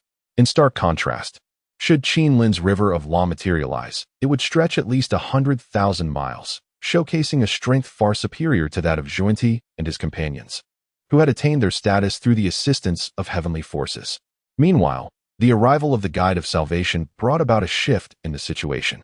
Despite the combined efforts of the myriad demons, armed with the innate treasure, the 5 Directions banner, and the formidable Great Mountain River formation, confronting 2 saints proved to be a daunting task. Had the Guide of Salvation not intervened, they would have been confident in their ability to eradicate the saints today. Junti's condition was deteriorating. His river of law was cracking under the pressure. If the assault persisted, it could shatter his foundation, jeopardizing his status as a saint. Brother, these demons are a grave threat. We must eliminate them today. After all, I possess the decree of the Tao Ancestor. Destroying the kingdom of myriad demons and obliterating the Qilin clan would invite no objections, Junti declared fiercely. For many years, he had never suffered such a significant setback, igniting a deep-seated fury within him. As a heavenly Tao saint, he was accustomed to respect in the primordial world. Being besieged by a horde of demons and sustaining injuries was a profound humiliation. Junior brother, this place is rife with powerful quasi-saints, and many of these demon elites possess innate spiritual treasures, even innate supreme treasures. Although we stand as saints, we may struggle under such relentless assault. Let us unite our strength to dismantle the formation here, and subsequently seize the innate supreme treasure, the 5 Directions banner, the Guide of Salvation analyzed, surveying their surroundings. Upon hearing the Guide's words, Junti nodded in agreement. His brother's reasoning was sound. Previously, Junti had been ensnared by the formation and the innate supreme treasure, which had stifled his combat effectiveness. With a plan in hand, they immediately commenced their divine techniques. First, an assault was launched against the vast formation of mountains and rivers, seeking to dismantle this formidable array. This formation is one of the 10 great formations of the primordial era, intricately linked to the energies of the million mountains veins. Its destruction would result in mutual ruin. Should the formation be breached, the spiritual essence of the million mountains would dissipate, making it exceedingly difficult to restore in the future. Many plants and weaker demon creatures would perish instantly in the cataclysmic moment of the formation's collapse. While the array could withstand the onslaught of a singular sage, it soon revealed a small breach under the assault of 2 sages. If the relentless attacks continued, the formation would inevitably succumb to destruction, showcasing the formidable power of the sages. Meanwhile, the demons surrounding the saints were under immense pressure. Initially, while attacking the sage of the Western Church, they felt victory was within their grasp, believing they had a significant opportunity to slay a saint. However, the sudden entrance of the guiding sage swiftly altered the tide of battle. You wretched beings, born of the marsh, dare to strike against our 2 saints of the West? You are courting death. Do not claim that I do not offer you a chance. The demon clans of the Million Mountains listened intently as he continued. I now offer you an opportunity. Whoever can slay a quasi-saint shall earn merit and be spared, and I will facilitate their entry into the Western Church, granting them the fruit of a bodhisattva. To those who can slay a Deluo Jinxian, I will absolve your death sentence and grant you the same privilege. The guiding sage proclaimed loudly. With the 2 saints of the West now in the advantageous position, they began to sow discord. This was the guiding sage's forte. especially after the disciples previously accepted by the Western Church had been slaughtered by the primordial heavenly sovereign, leading to a severe shortage of manpower. If he could recruit some forces from the Million Mountains' myriad demons, it would be a wise choice indeed. Yet, how could Qin Lin allow such a scheme to unfold? At that moment, Qin Lin's true form emerged from the depths of the abyss. 3 rivers of law, spanning millions of miles, surged forth, directly targeting the guiding sage and the quasi-saint. Guiding sage, quasi-saint. You two saints of the West possess remarkable audacity to invade the domain of my demon clan, wantonly slaughtering my kin, and even threatening my Qilin lineage. Today, I shall strip you of your saintly status and entrap you within these million mountains, establishing my dominance in the primordial realm, Qin Lin declared, his words resonating like the voice of the celestial Tao throughout the 3 realms. At that moment, the 3 realms trembled. What was this? The Qilin clan harbored a sage? Moreover, it appeared he was of considerable strength. Chapter 122. The duality of good and evil in the fleeting moment that Qin Lin made his move. Both Xuanti and Jane were engulfed by an acute sense of impending doom, particularly as they beheld the torrent of the laws sweeping towards them, leaving them utterly astonished. With Qin Lin's true form now manifesting, his presence resonated with an overwhelming power. The vast river of laws, extending for countless miles, was imbued with an intense force that instilled a profound sense of despair within both Xuanti and Jane. Though they too were of the saintly realm, their stature felt minuscule before Qin Lin, akin to standing before a colossal giant. In response, the two swiftly shifted their approach from offense to defense, summoning all their innate treasures to encircle themselves. In that critical moment, they found themselves compelled to endure the onslaught rather than mount a counterattack. The myriad demon clans of the myriad demon kingdom, along with the younger members of the Qilin lineage, rallied behind their ancestor, proclaiming, "Today, I shall suppress these 2 saints of the West, so that the primordial world may know our renown. I have taken note of all who have come to battle today, and in the future, I shall bestow upon you all a great fortune." Qin Lin addressed the multitude of demons gathered in the vast mountains, his tone both serene and thunderous, igniting a fervor among the demon horde, their spirits soaring and bloodlust surging. To fight alongside our ancestor, at the sound of a command, we are willing to battle to the death. We too shall fight. Countless powerful demons unleashed their formidable abilities, for the Qilin lineage boasted a saint among them, a particularly formidable one at that. This was indeed the opportune moment to ally with such strength. Moreover, as their revered ancestor had proclaimed, all participants in this battle would be rewarded with a fortune. This declaration fueled their willingness to fight to the bitter end. With reckless abandon, they surged forth to attack the torrent of laws emanating from the 2 saints of the West. Though their onslaught may have seemed trivial, akin to ants besieging an elephant, over time, their relentless assault could indeed fracture the opposing river of laws, especially with the presence of Qin Lin, a saint standing guard. His river of laws loomed above the Million Mountains, while 2 additional torrents encircled Xuanti and Jane, resembling 2 ferocious dragons, ensnaring them. The formidable power of the 5 elements bore down upon them, causing their blood to surge and their own river of laws to erode rapidly. Once measuring hundreds of thousands in length, it dwindled to less than 100,000 in mere moments, with interruptions appearing within. The pallor on their faces deepened, blood trickling from their lips. This was a wound to the very essence of their laws. At that instant, Xuanti and Jane's bodies trembled violently. Shortly thereafter, 2 avatars emerged from within them.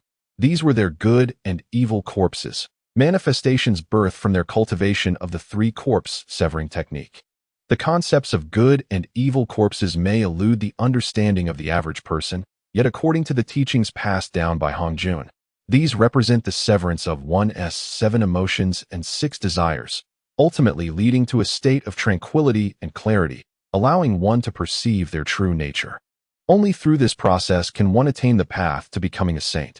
However, Qin Lin also possessed the method of severing the 3 corpses, and he was quite familiar with this technique. Rather than merely eliminating desires, it is more accurate to describe it as severing the past and the future. In fact, these 2 corpses of good and evil are equivalent to one's own past and future.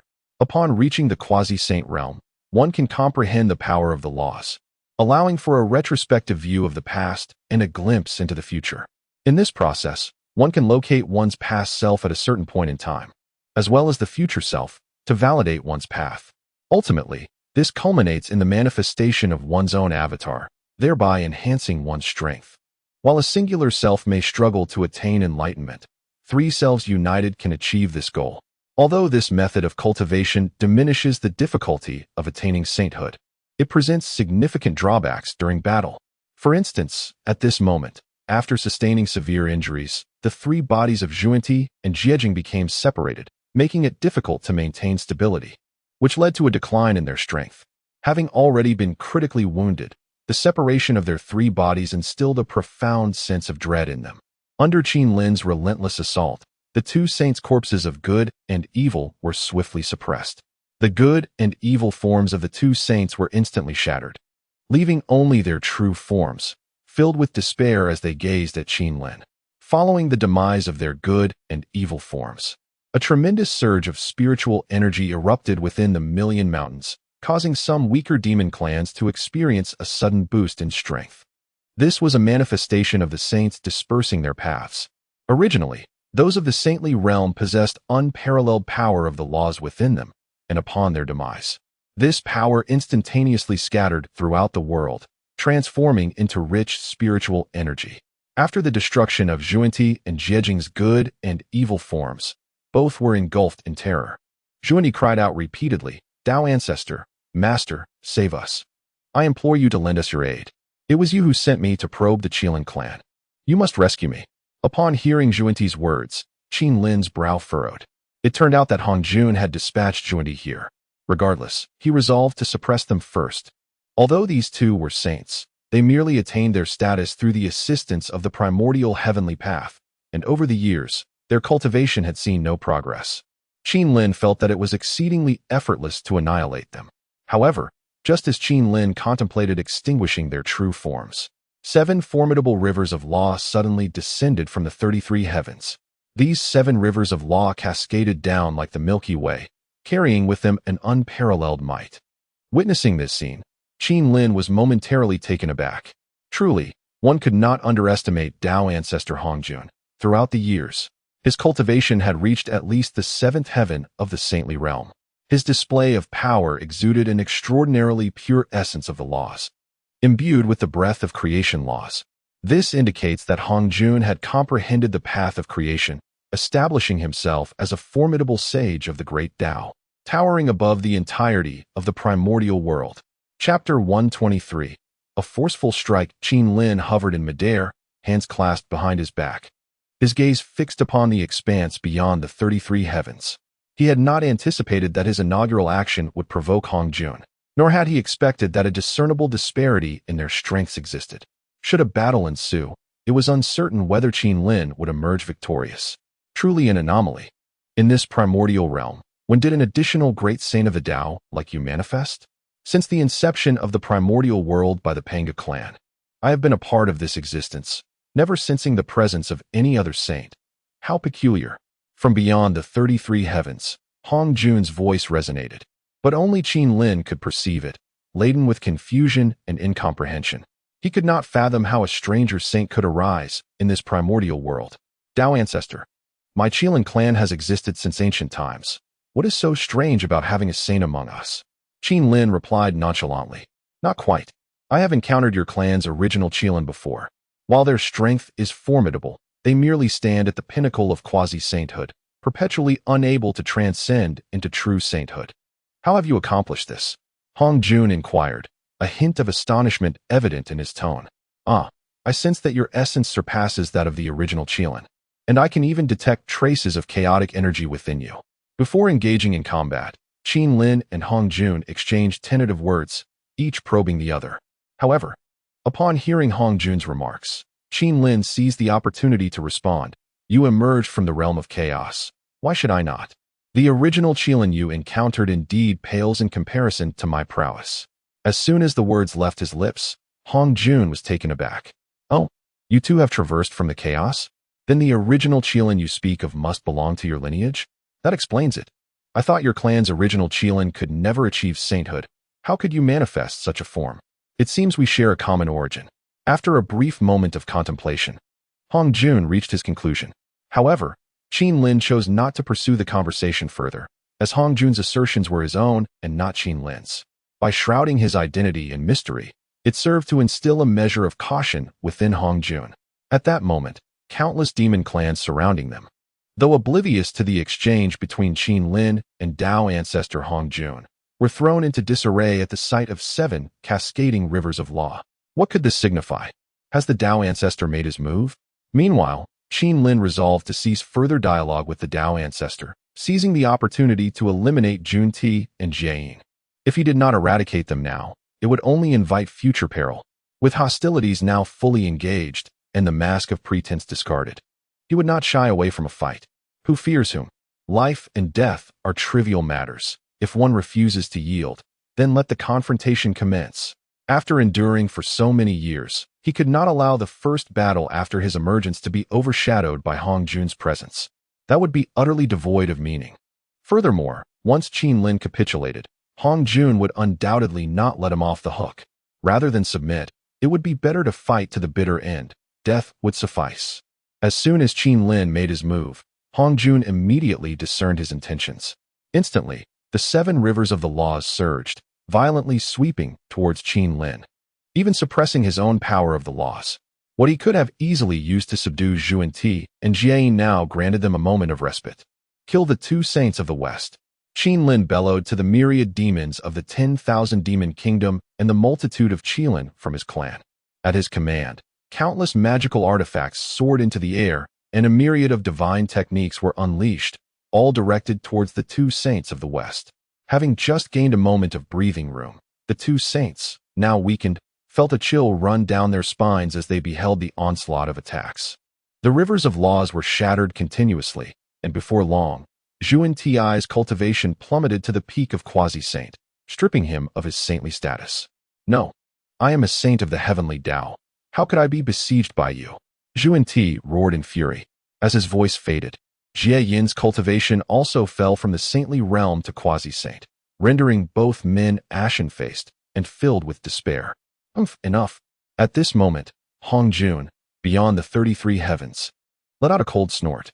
He then utilized his 2 rivers of creation laws to envelop Jun Ti and Jiaying, abruptly drawing them into the air, providing them sanctuary.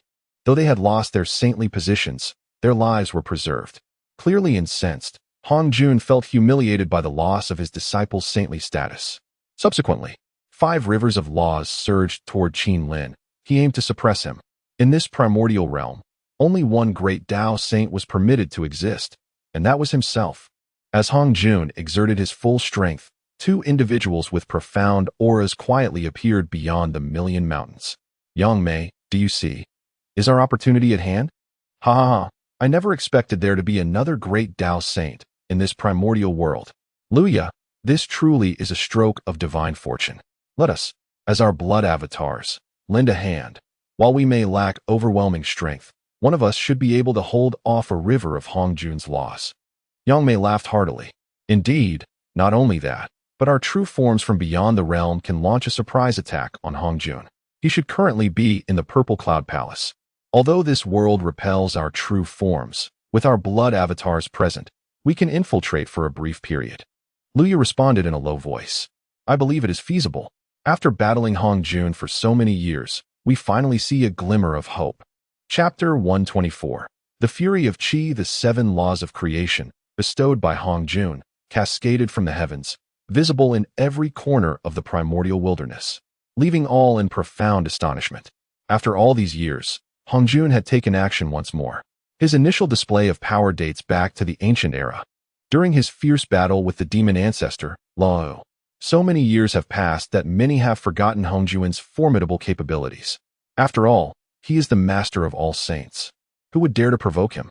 Do not fear, Ancestor Qilin. We are here to lend our strength.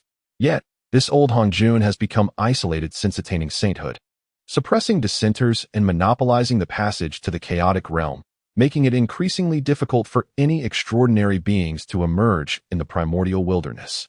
It is crucial to understand that beyond this wilderness lies a vast chaotic world.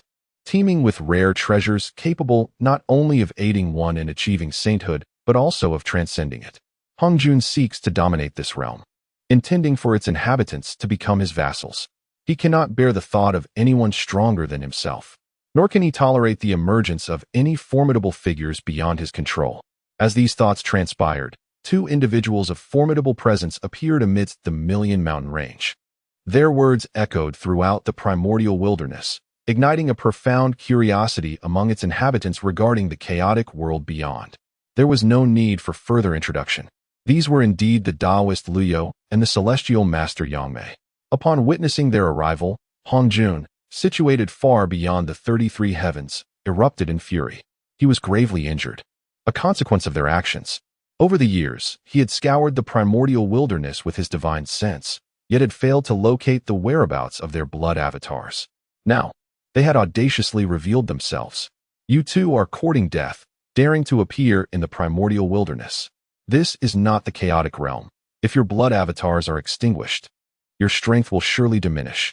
Hongjun lamented, recalling his regret for not annihilating them alongside the likes of the white-boned true man and the elder of Yin Mountain. With their arrival, two of the 5 rivers of laws that had been directed towards Qinlin were intercepted by Luyo and Yangmei. Hongjun was left with only 3 rivers of laws, similar to those of Qinlin, thereby alleviating some of Qinlin's burden. However, with the emergence of Luyo and Yangmei, Hongjun truly found it difficult to remain passive. From beyond the 33 heavens resonated his authoritative decree. Sanqing, Nuwa, Huti you 5 must assist. Upon the successful completion of this task, I shall lead you into the chaotic realm for cultivation.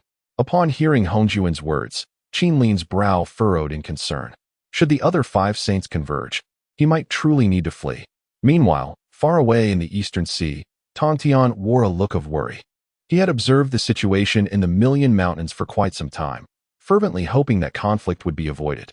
It was thanks to Qinlin's guidance that his sect had survived the cataclysm. This was a bond of karmic gratitude that Tongtian would never forget. Master, my connection with the ancient Qilin ancestor runs deep, and I find it inappropriate to intervene, lest I disturb my own path. I hope you can understand.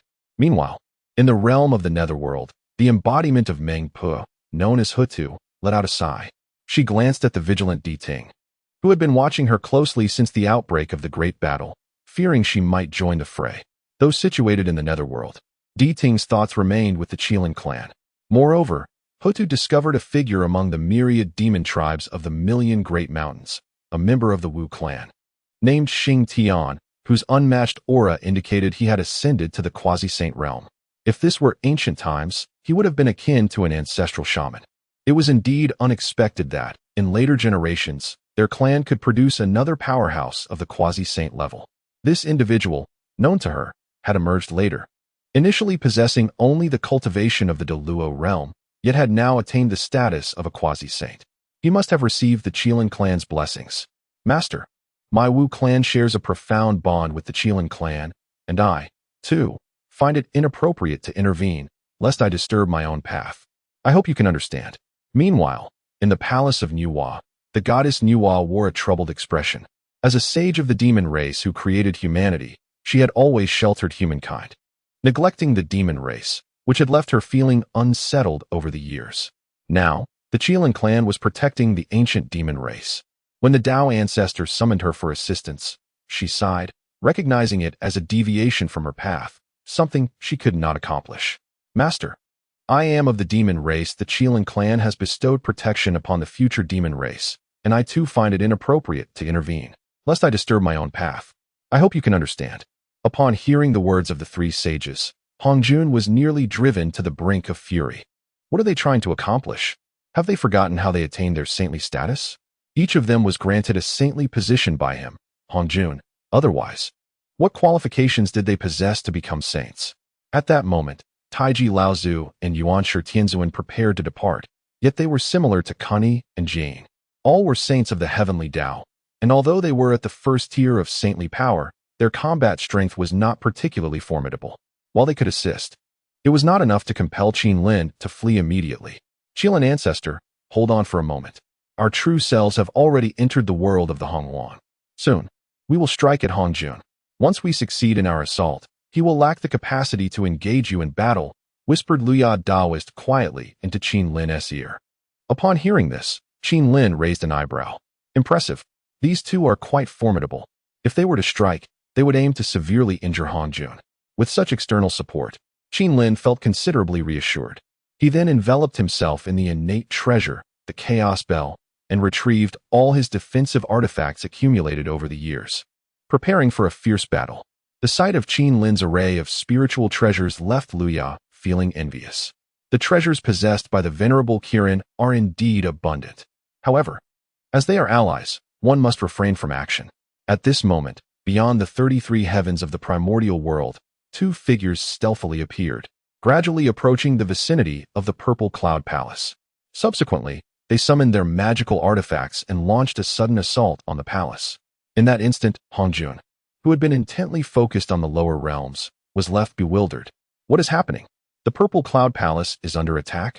The force behind this assault was extraordinarily formidable, overwhelming the palace, which crumbled into ruins. Hong Jun, seated within, was subdued by the residual force, causing blood to stain the corner of his mouth. He was injured once more, and this time, gravely so. Simultaneously, he recognized the identity of the assailants. He was all too familiar with their power. Yet, he had not anticipated such audacity from them, daring to intrude into the primordial world. However, he could only blame his own negligence. Preoccupied with the lower realms, he had entirely overlooked the true forms of Luya and Yang Mei beyond the chaos, whose strengths were comparable to his own. In their combined might, he found himself at a disadvantage. It was futile. He could no longer intervene, lest the situation worsen. It feels rather unkind to leave on a cliffhanger, but I shall take my leave to dine. Chapter 125. The conclusion of the great battle within the Purple Cloud Palace. Hong Jun found himself in a rather dire state. His river of laws was still quivering incessantly, and fissures had begun to manifest. This was a manifestation of his grievous injuries, having returned from the Chaos Realm severely wounded. He had now encountered a surprise attack, leaving him with a sense of diminishing cultivation. It was untenable. He could no longer engage in battle. Otherwise, his foundational essence would be jeopardized, compromising his future cultivation.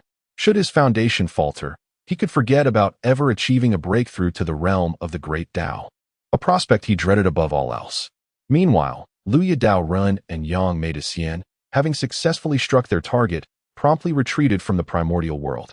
After all, their true forms were chaos deities, and they would still be subject to the heavenly Tao's disdain within the primordial realm. Nonetheless, that single strike had proven sufficient. At this moment, in the heart of the primordial world, amidst the million mountains, the river of laws that had once cascaded down from the 33 heavens abruptly retracted, taking with it Zhu and Ti, Jie-in, as well as the recently arrived Taiqing Laozu and Yuan Shitianzun. Indeed, Hong Jun's withdrawal indicated that his disciples were, in essence, no match for Qin Lin. This was a reality he was acutely aware of. Though Qin Lin's cultivation level was not as elevated, his combat prowess was sufficient to overwhelm his disciples. Witnessing this turn of events, the myriad demon clans within the million mountains were left utterly bewildered. What was happening? Were they no longer fighting? Just moments ago, they had been fervently engaged, yet now they seemed to have ceased entirely. They had been prepared to fight to the death. So why had their opponents withdrawn? The great demons exchanged puzzled glances, unable to comprehend the situation. At that moment, Qin Lin understood the underlying circumstances. Earlier, Luya Daoren had mentioned his intention, alongside Yang Mei Xian, to launch a surprise attack on Hong Jun Daozu. Given the current developments, it seemed they had succeeded. A hint of joy appeared on Qin Lin's face. The danger had been immense. The strength of Hong Jun Daozu was not to be underestimated. The other saints likely posed no threat to Qin Lin, but Hong Jun's capabilities were shrouded in mystery. Since delivering his teachings, he had remained stationed beyond the 33 heavens, rarely making an appearance in the primordial world, and few were privy to his true might. Ding. Hong Jun Daozu has sustained severe injuries. Does the host wish to ascend to the Purple Cloud Palace and engage in a life-and-death struggle with Hong Jun? Option 1. Accept the mission, proceed to the 33 heavens, and continue the battle against Hong Jun to acquire the innate spiritual treasure, the saint armor of 10,000 beasts. Option 2.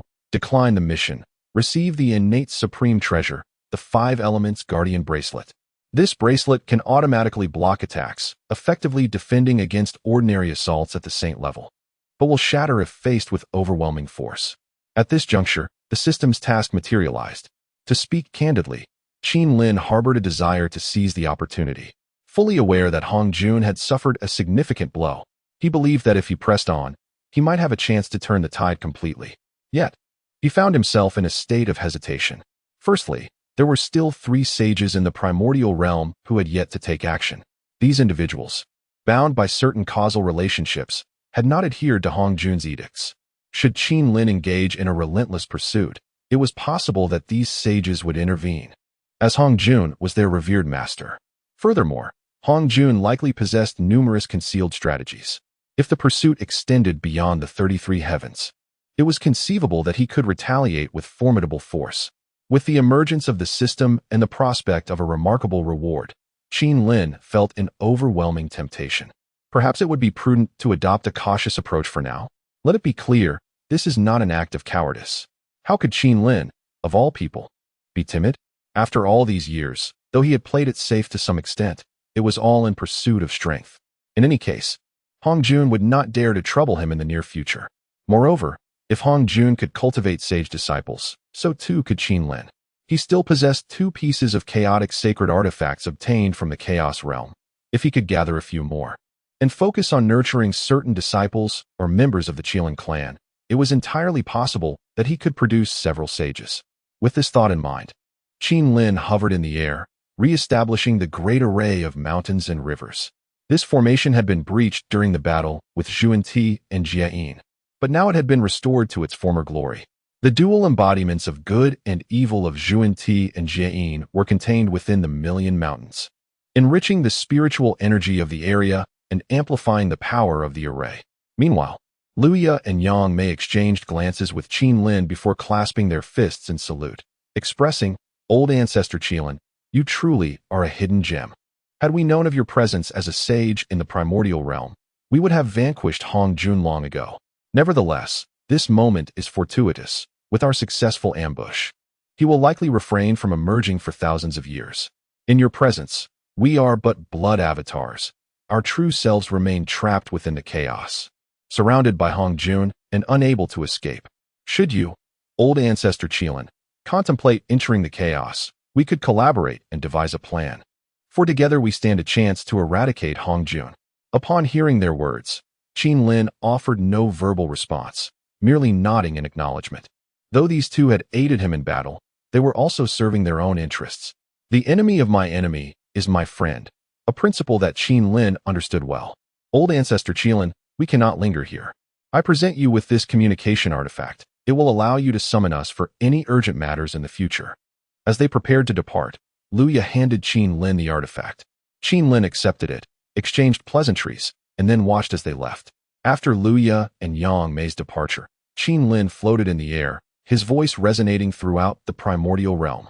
In today's grand battle, it was not the demon clan that instigated the conflict, but rather the 2 saints of the West who underestimated us, believing the demon clan to be without allies. The ancestor Hong Jun feared our formidable rise, which threatened his absolute dominion over the primordial world.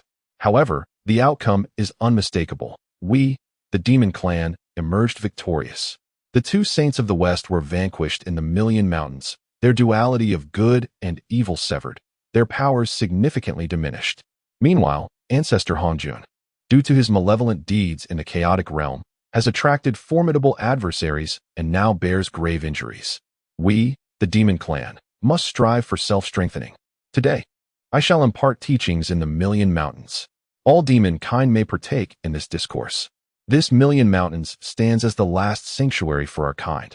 We harbor no desire for conflict in the primordial world, merely seeking a place to thrive and propagate amidst the chaos. Furthermore, those who participate in this battle shall receive rewards, be it techniques, divine roots, or various treasures. Each individual may choose one. Qin Lin stood atop the clouds, proclaiming with unwavering authority. Witnessing this spectacle, many demons who once sought a carefree existence resolved to traverse mountains and rivers, even bearing the weight of entire mountain ranges toward the Million Mountains. Numerous demons who had not joined at the establishment of the 10,000 Demon Kingdom now regretted their absence, realizing too late that a sage resides here. They should have arrived sooner. Moreover, participating in this battle presents bountiful benefits. This is indeed a monumental opportunity. Although this war appears perilous, discerning eyes recognize that the demon clan suffered minimal losses, while it was the two saints of the West who faltered here. Their positions as saints have been diminished. This is an unprecedented display of strength. For the first time, such a sight graces the entirety of the primordial world, as Qin Lin dispensed rewards. Should the primordial lord or those of the Chan sect behold this, they would surely be infuriated, for many of the treasures were lost artifacts of their 12 golden immortals.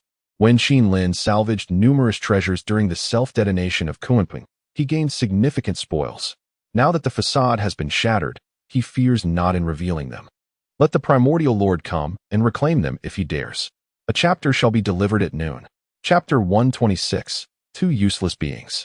Qin Lin sat cross-legged atop a colossal peak in the million great mountains.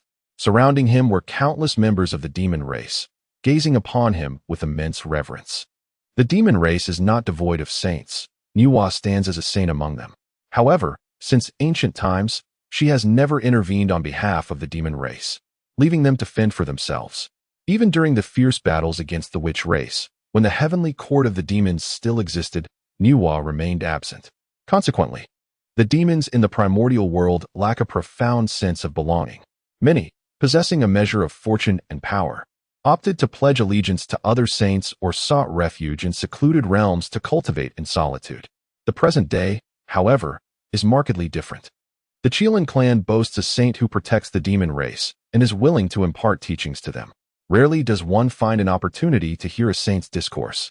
Yet now, any demon who reaches the million great mountains may partake in this wisdom, even if they cannot draw near. Merely catching a glimpse of Qin Lin is a lifetime of pride.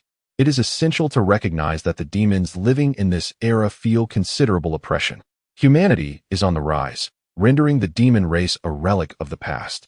The demons are aware of this prevailing trend. Many powerful demons have chosen to isolate themselves in remote mountains and forests to avoid entanglement with human affairs. Nevertheless, many scattered demons across the primordial realm are beginning to unite. When the 10,000 Demon Nation was founded, numerous powerful demons regarded it as a mere rabble, questioning its significance in the presence of saints. Moreover, the commotion it caused made it a likely target for the various forces of the primordial world. Yet the situation has transformed. The 10,000 Demon Nation has evolved into a sacred ground for the demon race, with a saint overseeing it.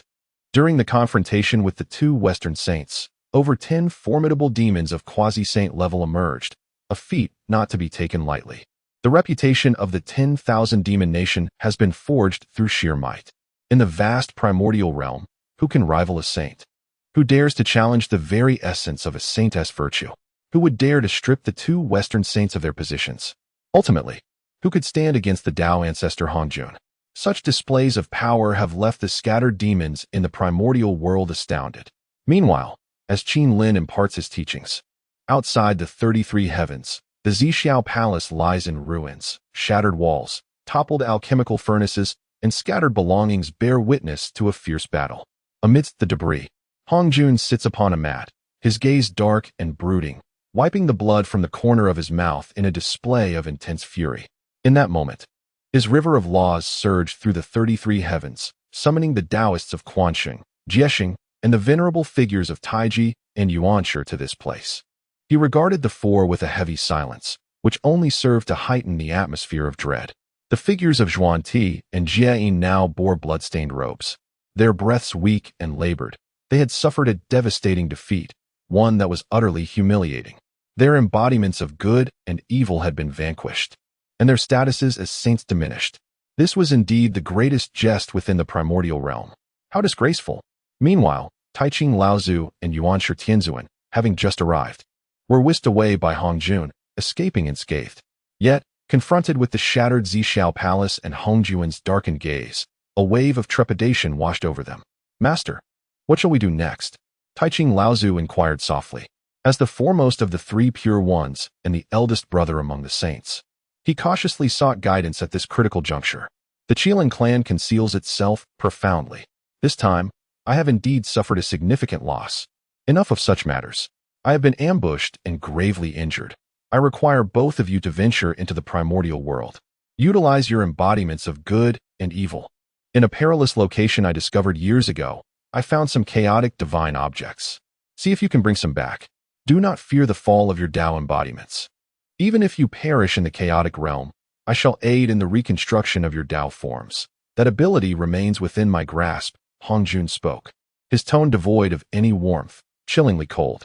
Afterward, he turned his attention to Zhuan-Ti and Jieyin. Incompetence, he muttered before producing a jade vial containing mysterious spiritual liquid. Under his guidance, the liquid began to drip slowly onto the two. This was the divine water of creation from the chaos, a special chaotic sacred object. Just a small amount could heal their injuries and potentially restore their Tao forms. Should they regain their Tao embodiments, they could also venture into the chaos. I shall inform you of locations where this divine water can be found. And with your own fortunes, perhaps you can ascend to sainthood once more, Hongjun declared, as the divine water dripped continuously onto Zhuan-Ti and Jieyin. Their auras indeed grew more robust. Simultaneously, the laws of the universe began to coalesce around them anew. However, despite their efforts, they remained stripped of their saintly ranks, unable to fully reforge the laws of the cosmos. Nevertheless, during this process, fragments of the laws began to converge, ultimately allowing them to birth an incarnation once more. It was uncertain which aspect of their embodiments of good and evil had manifested, but a Tao form had appeared nonetheless, though it lacked the cultivation of a saint. Possessing a Tao form at a critical moment could safeguard their lives and significantly enhance their strength. They now stood a chance to rival peak quasi-saints, with the possibility of triumphing. After all, they had once possessed the stature of saints. Furthermore, with the reinvigoration of a Tao form, a glimmer of hope emerged, suggesting that perhaps in the future, they might indeed have the opportunity to reclaim their saintly status. Beside them, the venerable Ta Ching Laozi and the primordial Yuanshi Tianzuan, initially apprehensive upon hearing the decree from Hongjun Daozu to dispatch their embodiments of good and evil to the chaotic realm, found a glimmer of reassurance upon witnessing his ability to assist Zhuan-Ti and Jieyin in restoring a Tao body. Even if their Tao bodies were to perish without returning to the Honghuang realm, it seemed that Hongjun possessed the means to aid in the reconstruction of a new Tao body, thus alleviating their concerns significantly. After all, the risks appeared to be minimal. However, what they pondered at that moment, Hongjun had already anticipated. His intention to aid Zhuan-Ti and Jieyin in the restoration of a Tao body was, in essence, a measure to soothe the anxieties of Ta Ching Laozi and Yuanshi Tianzuan. The divine water of creation was not easily obtained. It represented the culmination of his endeavors over the years. Had he possessed more, he would have effortlessly restored both of their embodiments of good and evil in one go, rather than merely one for each. Furthermore, the challenge of regaining the Sage Realm was even more formidable. It all depended on their fortune. Should they venture into the perilous depths of chaos and emerge unscathed while acquiring a substantial amount of divine water, there would indeed be a chance. Otherwise, they were better off not entertaining such hopes. Chapter 127. A decade of preaching after Hongjuan's arrangement. Both Laozi of Ta Ching and Yuanshi Tianzuan each manifested a duality of good and evil. Although their foundational essence surpassed that of Zhuan-Ti and Jieyin, they still resided within the initial realm of the saints, albeit with a significantly broader expanse of the laws of the universe. However, the strength of a mere avatar was comparatively feeble, resembling that of a neophyte saint. Witnessing their harmonious collaboration, Hongjuan's expression brightened considerably.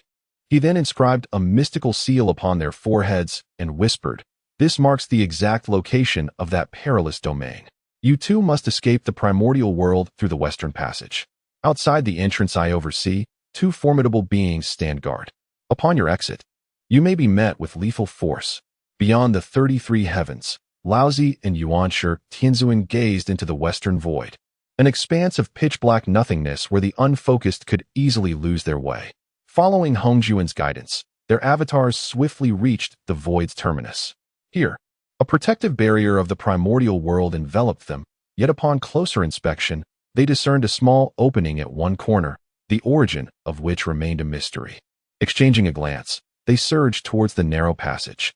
Upon stepping into the realm of chaos, they drew no attention from Luya and Yangmei. As the primordial world was vast, emerging through the alternate passage, they remained oblivious to their presence. Had it not been for Hongjuan's vigilant watch over this location for many years, he too would have been unaware of this hidden route. Its discovery had once come as a surprise, and now it proved to be fortuitous. As Laozi and Yuanshi Tianzuan departed, Hongjuan's gaze returned to Zhuanti and Jane. The more he observed them, the more his irritation grew. Had he not intervened to rescue them, he would not have been ambushed by Luya and Yangmei. Initially, he had instructed Zhuanti to merely test the waters with the Qilin clan, not to provoke a full-blown conflict. Yet, the moment he stepped forth, chaos ensued, inciting the wrath of countless demon clans within the primordial realm and compelling the saint of the Qilin clan to take action. Nevertheless, he resigned himself to this predicament.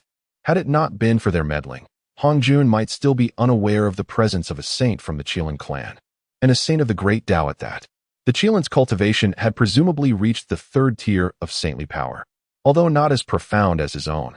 A confrontation with such a being could wreak havoc upon the sentient inhabitants of the primordial world.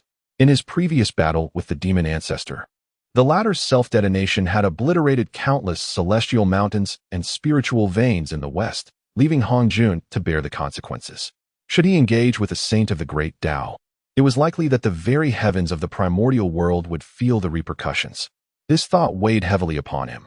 In the realm of chaos, two combatants could clash without consequence, yet within the confines of the primordial world, such turmoil was untenable. With a sigh, Hongjun found himself in a state of profound helplessness. Immediately, he addressed Zhuanti and Jieyin, suggesting that their Tao bodies venture into the chaotic realm to seek their fortunes. Should they return from perilous lands, acquiring the divine water of creation, they would indeed have a chance to reclaim their former status as sages.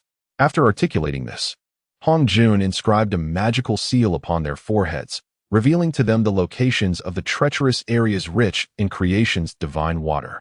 At that moment, Zhuanti and Jieyin nodded vigorously and promptly dispatched their Tao bodies into the chaotic expanse. It was a gamble, a test of whose fortune would prevail, each relying on their own fated destiny. In the vast wilderness, amidst the million mountains, Qin Lin's teachings spanned an entire decade. He, too, was a sage of the great Tao, his skills rivaling those of Hongjun. Moreover, Hongjun had only recently attained the sage realm, lacking the profound foundation possessed by Qin Lin.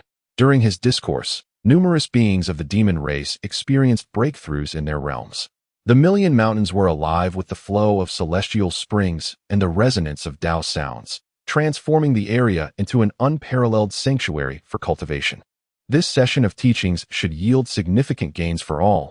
I observe that many from the demon race have pledged their allegiance. The 5 sacred beasts.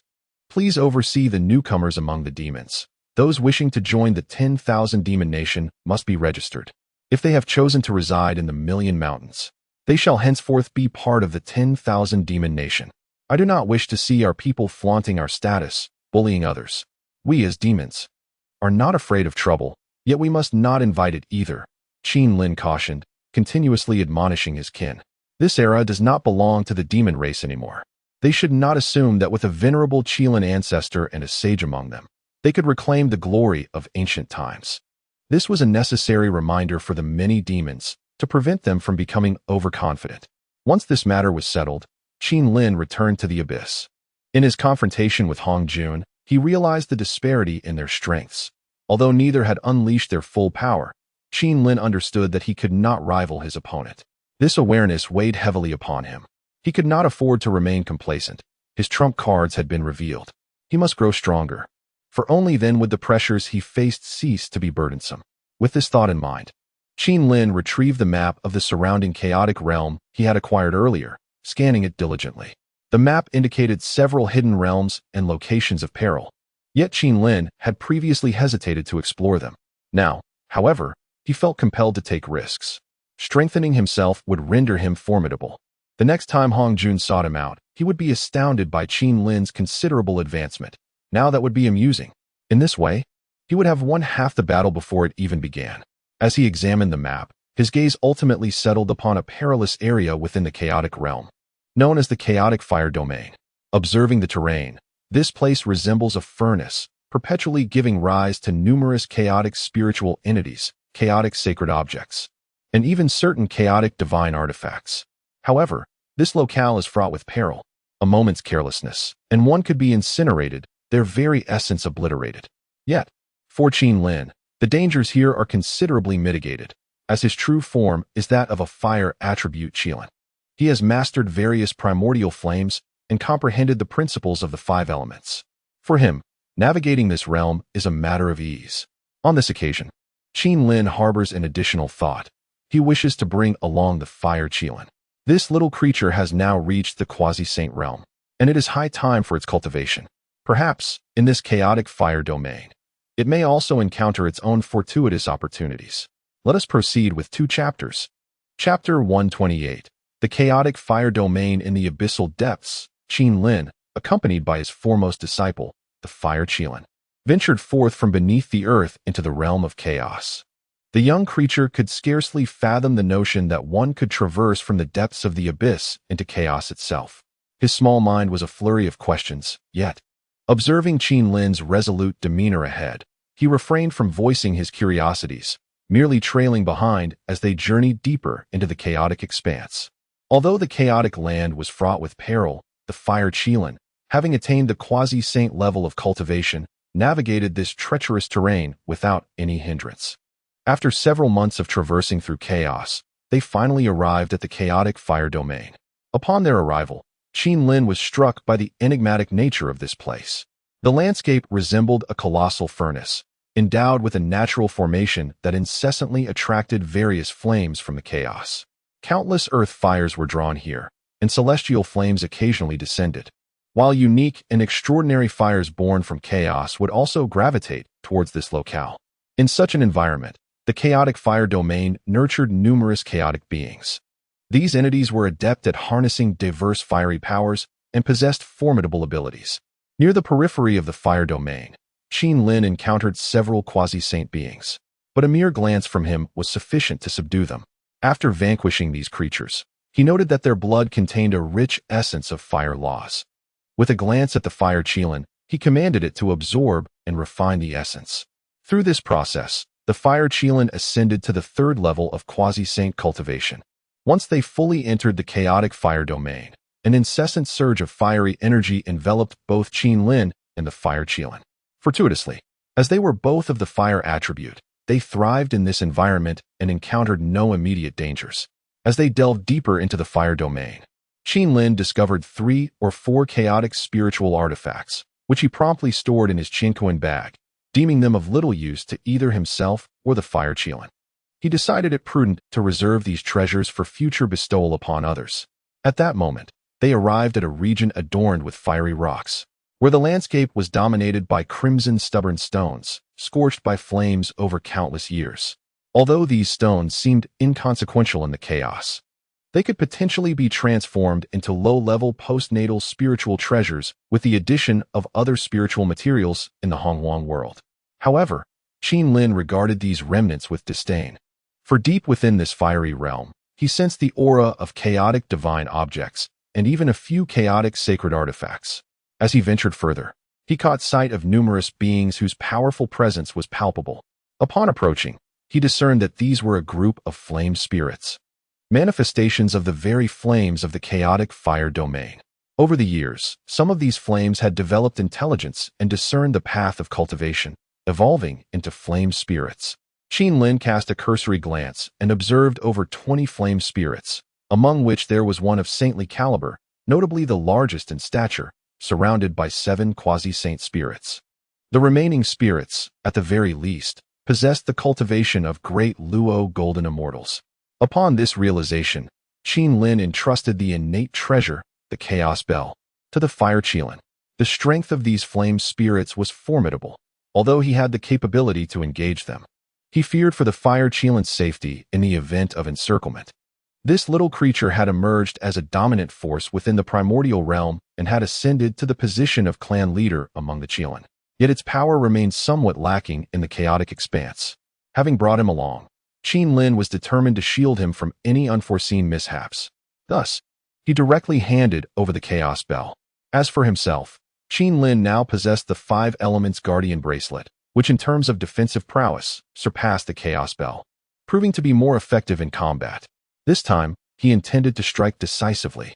He was certain that amidst this congregation of flame spirits lay the aura of a chaotic divine artifact. Although it was not an artifact of his Five Elements path, it undoubtedly belonged to the fire element. Such artifacts, when accumulated, would yield beneficial results upon his refinement. Little one, remain here and conceal your presence. Do not reveal yourself. Wait for me to eliminate these flame spirits before you emerge. Qin Lin instructed the fire Qilin before taking action. Upon hearing his words, the fire Qilin nodded vigorously, promptly enveloping itself with the Chaos Bell and hiding among the fiery rocks. Seeing that the fire Qilin had successfully concealed itself, Qin Lin felt a sense of relief and drew forth the innate treasure, the God-slaying spear, charging towards the group of flame spirits. These flame spirits had thrived in the chaotic fire domain for numerous years, and many chaotic beings had attempted to intrude, most of whom had been vanquished by this clan. Little did they expect that today, another fearless intruder had arrived. As Qin Lin thrust forward with his spear, its might was unparalleled. Instantly, he swept aside 3 quasi-saint flame spirits, forcing them back to their original forms. Their fiery essence, imbued with formidable flame laws, caught his attention, and he promptly collected it, then turned his focus to the surrounding flame spirits to subdue them. He refrained from confronting the saintly flame spirit initially, for it seemed to have only recently ascended to that realm. In Qin Lin's eyes, it posed a minimal threat. He was concerned that if he suppressed this saint too swiftly, the surrounding flame spirits might scatter in alarm. Such a scenario could potentially attract the attention of other powerful beings lurking within the chaotic fire domain, leading to more trouble than it was worth. Upon witnessing Qin Lin massacre his kin, the saintly flame spirit erupted in fury. A flaming longsword manifested in his grasp, and this sword was anything but ordinary, at least a top-tier innate spiritual treasure. However, Qin Lin remained unfazed. First, I must slay. Once done, it will belong to me. Chapter 129. The Divine Fire of Heaven. After Qin Lin unleashed his formidable might, the ancient stones of the fire rock realm shattered into countless fragments. Concurrently, over 20 flame spirits fell victim to Qin Lin's relentless assault, leaving only their leader, a spirit sage, who now resembled a flickering divine flame. Suspended in midair, he wielded a long sword that incessantly struck at Qin Lin, his fury palpable. For many years, he had cultivated a considerable intellect. Particularly after attaining the status of a sage, he had gained profound insights. He understood that within the fire rock realm, chaotic divine artifacts would periodically manifest, enhancing his cultivation and empowering his kin, enabling the emergence of even more descendants. Yet now, that was no longer feasible. His kin had been annihilated, and the individual before him was overwhelmingly powerful, instilling within him a foreboding sense of doom. I am the divine fire of heaven, a sage of the spirit realm, the sovereign of this domain. You shall perish. You have slaughtered my kin, and I vow to ensure you find no rest in death. The spirit sage roared in a unique tongue. However, at their level of cultivation, even if the language was unfamiliar, the underlying principles resonated through it, allowing comprehension with careful consideration. The divine fire of heaven? Very well, I shall refine you. Qin Lin retorted with a smirk, brandishing his god-slaying spear with sudden ferocity. He had no intention of hesitating. His purpose for this excursion was to elevate his cultivation. As long as he could enhance his prowess, he was willing to explore all avenues. Slaying a sage was a trivial matter, despite the spirit sage also being a sage of the fire path. He paled in comparison to Qin Lin's mastery of the 5 elemental paths. It mattered little that the spirit sage had only recently attained sagehood. Even if he were at the 3rd or 4th tier of sage cultivation, Qin Lin felt confident in his ability to subdue him. Qin Lin sensed that as one advanced in cultivation, the demands for mastery over one's own laws and principles increased significantly, suggesting a hierarchical structure among these laws. For instance, the singular path of fire could not hope to rival the comprehensive 5 elemental laws. Though he remained uncertain about this classification, he could instinctively feel that his own laws granted him a significant advantage in their confrontation. After a prolonged engagement, Qin Lin pierced through the spirit sage's river of laws with a single thrust of his spear, subduing him on the spot. The spirit's essence, a manifestation of the divine fire of heaven, was a rare and extraordinary celestial flame. Following the subjugation, Qin Lin reverted him to his original form and consumed him, refining the essence within him. Although his cultivation level did not rise, he experienced a notable enhancement in strength, akin to the various primordial fires he had acquired previously. At this moment, Qin Lin summoned the distant fire Qilin to his side. Two individuals commenced the meticulous task of cleansing the battlefield. The once magnificent sword of the Flame Spirit Saint, now bestowed by Qin Lin upon the fire Qilin, had become a tool beyond his own use. Yet the fire Qilin could wield it as its intrinsic treasure. Simultaneously, several flame spirits of quasi-saint caliber, reverted to their original forms by Qin Lin, were also entrusted to the fire Qilin. These flame spirits embodied various manifestations of fire, although they lacked the formidable power of the divine flame. After being refined by the fire Qilin, their cultivation soared directly to the 5th level of quasi-saint, a velocity of advancement that was utterly unimaginable. This chaotic realm was indeed a land of fortune. Within mere months, he had ascended from the 1st to the 5th level of quasi-saint cultivation. Such a feat, if spoken of, would likely elicit disbelief. Particularly in the primordial world, the journey from the 1st to the 5th level of quasi-saint would typically require countless years. Even those of extraordinary talent would find such rapid progression implausible. Qin Lin had keenly observed that this chaotic realm was replete with various rare materials and treasures, alongside a plethora of chaotic beings that, upon vanquishing, could be devoured and refined for swift enhancement. However, peril loomed large as well. The chaotic realm harbored numerous powerful beings of the saint level, and even those beyond, presenting a significant threat should they cross paths. Especially concerning were the chaotic deities and demons within, beings unparalleled in their origin, far beyond the capabilities of ordinary chaotic entities, such as Hongjun Daozu, Luya Daoren, and Yangmei Daxian. These were indeed chaotic deities, and they were not among the most favored. Had they been, they would not have chosen to enter the primordial world, which lay in a notably obscure position within the chaotic realm. Surrounding it were merely a few minor worlds, hardly coveted territories. This chaotic fire region, though deemed perilous within the chaotic realm, was likely a mere minor hazard when considering the vastness of the chaos. Its unfortunate proximity to the primordial world rendered it a place of interest. Throughout the entirety of chaos, many more treacherous locales existed, yet Qin Lin remained unaware of them, as they were beyond the reach of his current cultivation.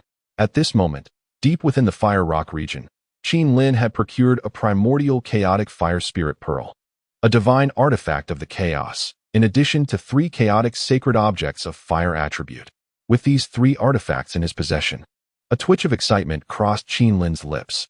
After years of struggle to gather a single sacred object, gradually enhancing his cultivation, he had now obliterated a group of flame spirits and acquired 3 chaotic sacred objects.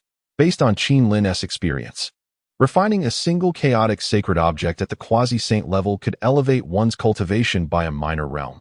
It remained uncertain whether the fire Qilin could achieve the same.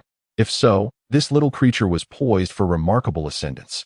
The pace of cultivation enhancement was enough to make Qin Lin envious. It was too swift, truly too swift. Subsequently, Qin Lin handed over 3 pieces of chaotic sacred objects to the fire Qilin. These artifacts were of no use to Qin Lin. What he required were chaotic divine objects. For such sacred level items were only beneficial to those at the quasi-saint level.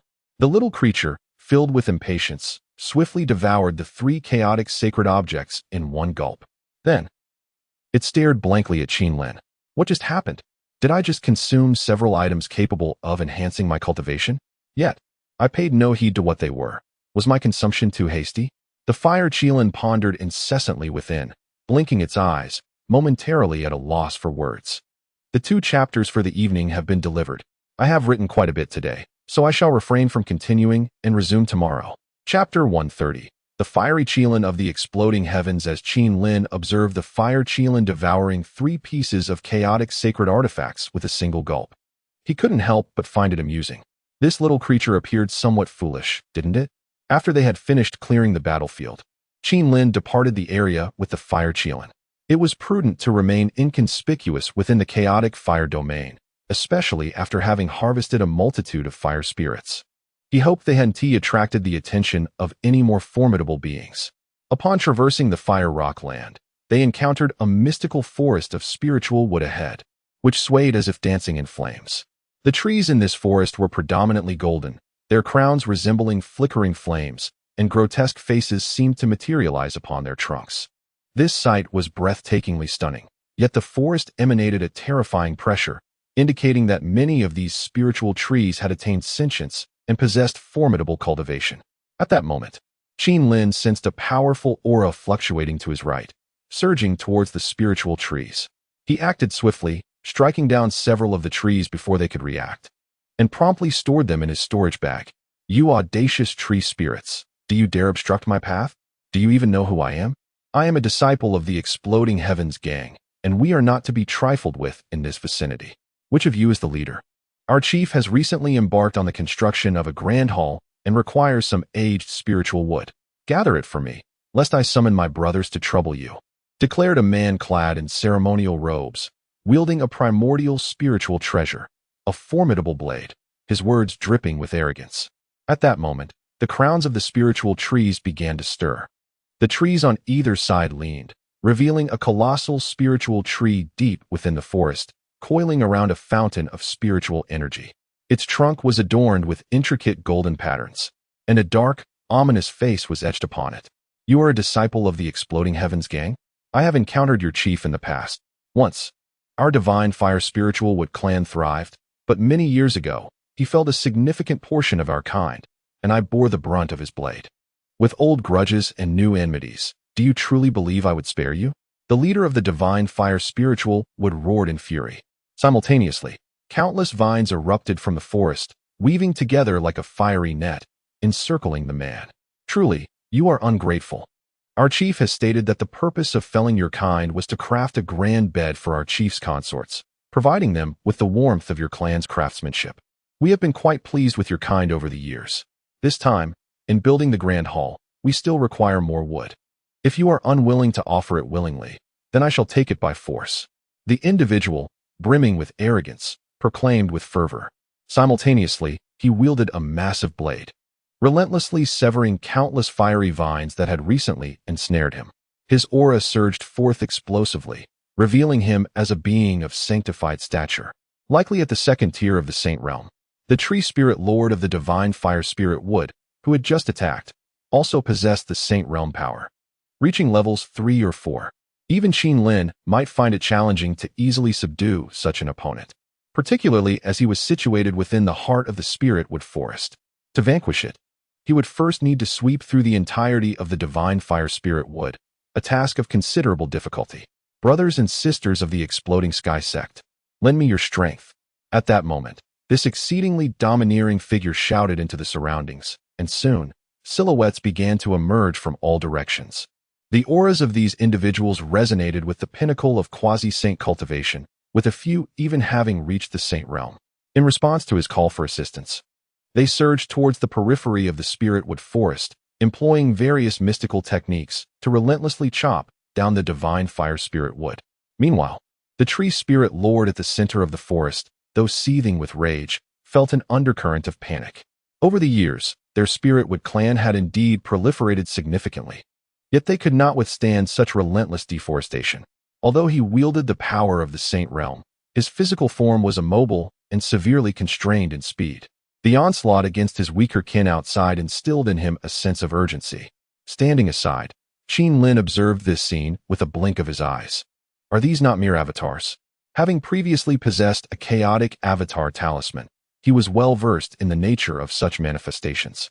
The sudden appearance of a dozen or so figures before him bore an identical aura to that of the sword-wielding individual. These are indeed avatars.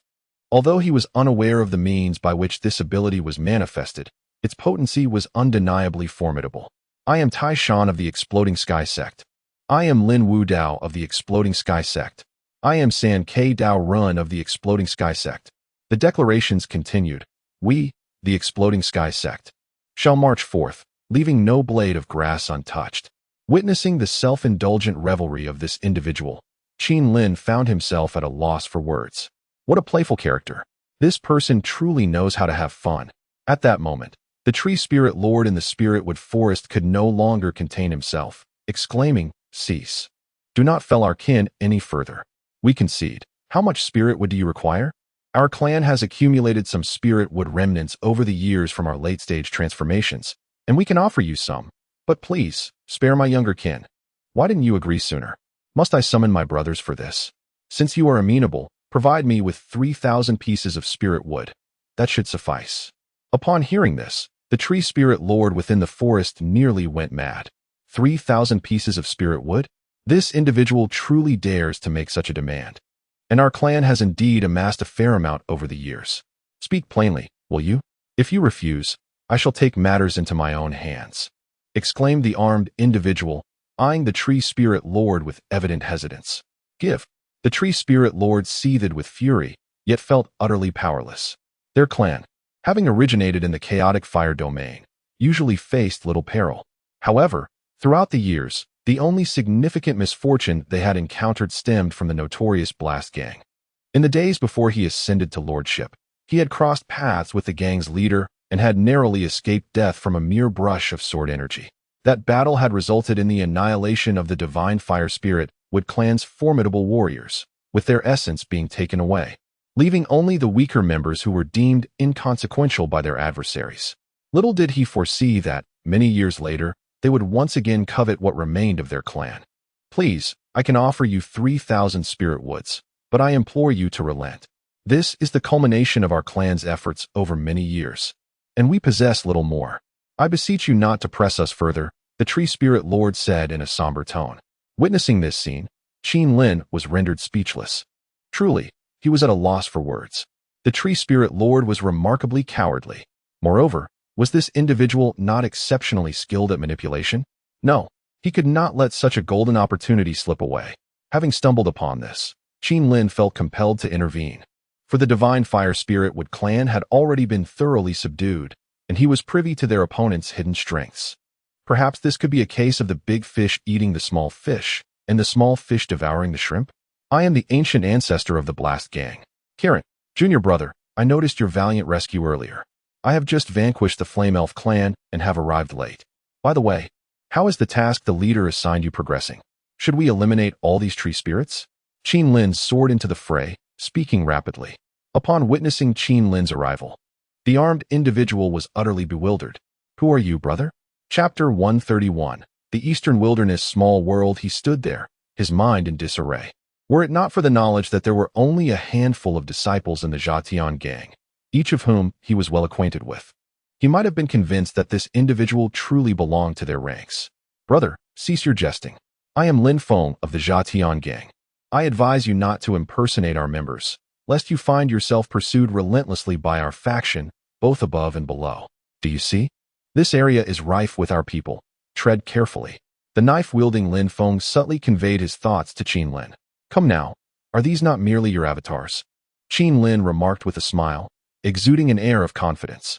Upon hearing Qin Lin's words, Lin Feng's entire being jolted. What was happening? Had he been discovered? That was unexpected. After all, these were avatars crafted using the talismans bestowed by their gang leader, a peerless powerhouse of the Dao realm. The individual before him, though slightly stronger, was merely at the level of a saint. How could he discern that these were mere manifestations? Cough, cough. Brother, I hail from the Eastern Wilderness, Small World. You do not seem to be a creature of the chaos, yet I must inquire about your origins, Lin Feng said, a hint of unease in his voice. The Eastern Wilderness, Small World? Qin Lin raised an eyebrow. He was familiar with this small world, situated not too far from the Honghuang realm, merely a neighboring domain. He had not anticipated encountering someone from another world. My identity is of little consequence.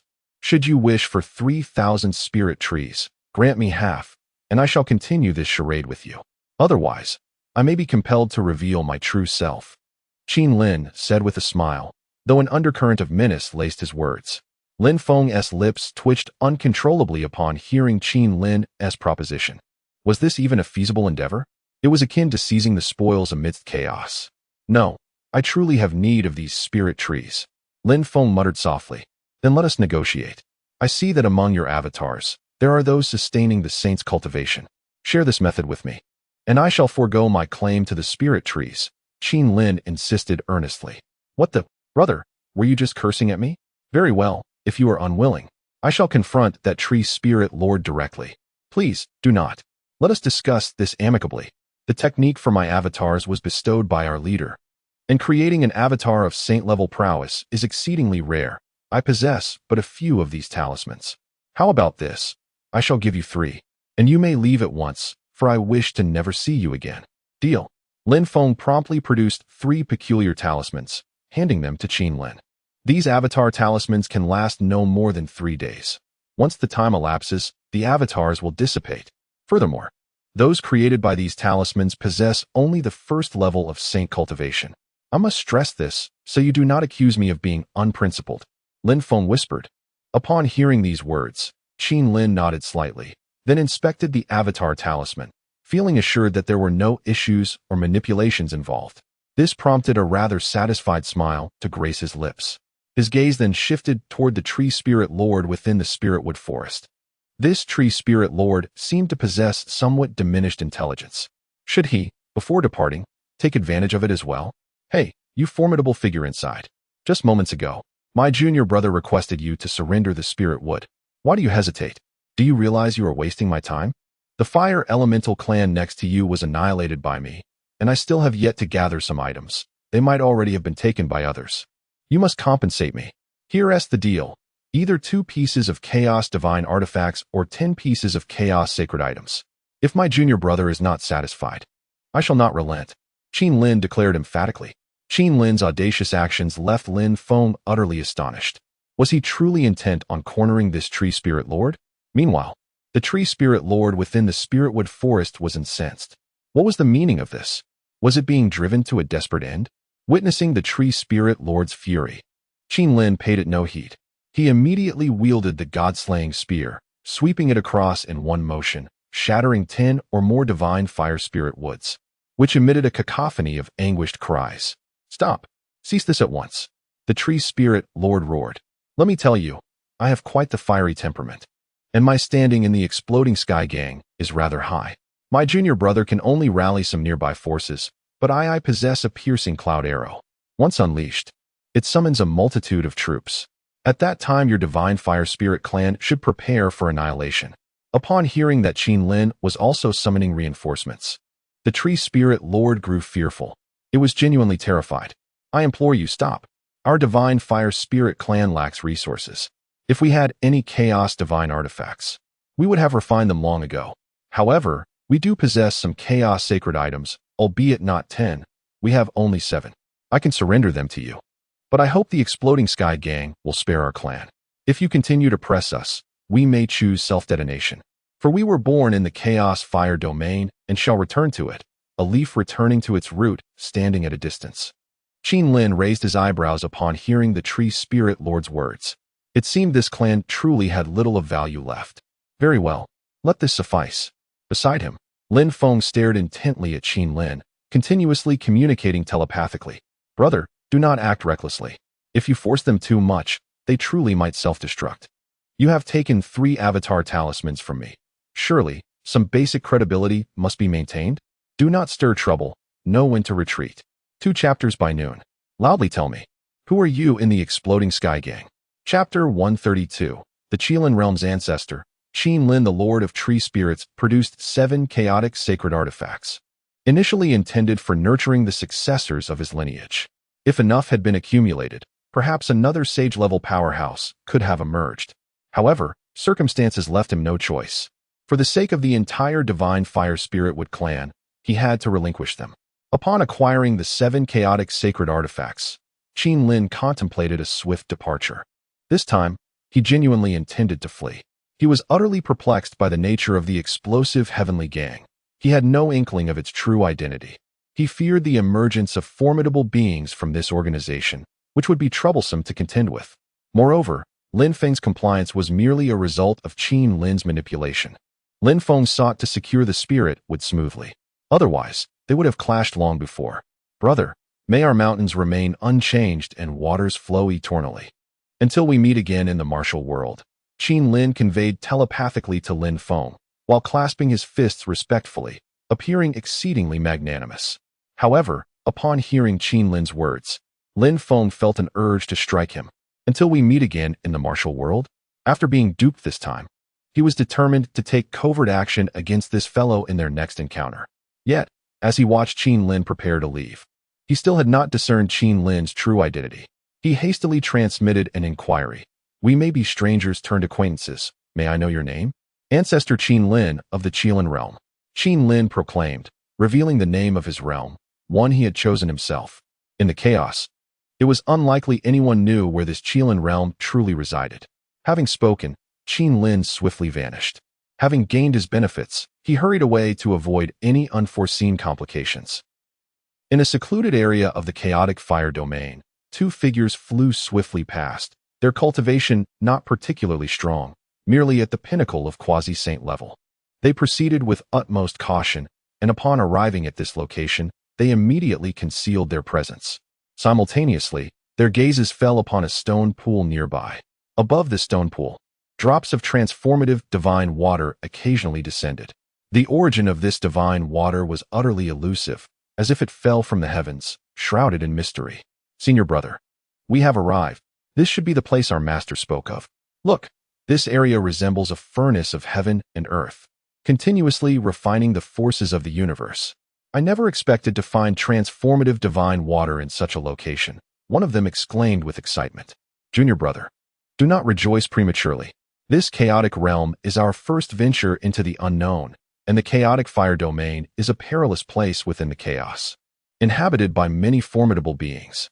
Thus far, we have been fortunate to encounter only weaker chaotic entities. Otherwise, whether we could have reached this place remains uncertain, the other cautioned, both whispering and surveying their surroundings with utmost vigilance. These two figures needed no introduction. They were, of course, the Taoist of quasi-teaching and the Taoist of introduction. Having emerged from the primordial world, they had navigated with stealth, only recently stepping into the chaotic fire domain. Brother, I sense that there are likely no formidable beings lying in wait. Let us proceed to gather some creation divine water. With this substance in our possession, we shall undoubtedly restore ourselves to the status of saints, and at that moment, we must seek vengeance. I am determined to see the elder of the Qilin clan perish. Zhuan Ti spoke fervently, his voice heavy with resentment.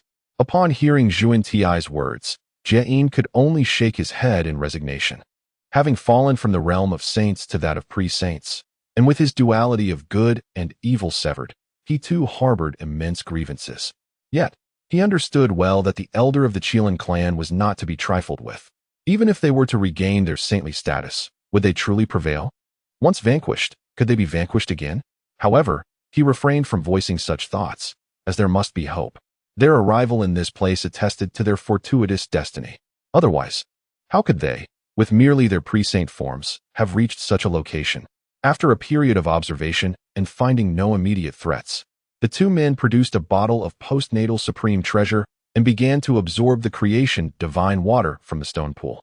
Yet as they did so, an unexpected disturbance arose within the pool. A creature of water-like form emerged, radiating an exceptionally powerful aura. Upon witnessing this scene, Zhuan Ti and Jieyin were compelled to abandon their efforts to gather the creation divine water and hastily retreated. They had not anticipated that the stone pool of creation divine water harbored a creature.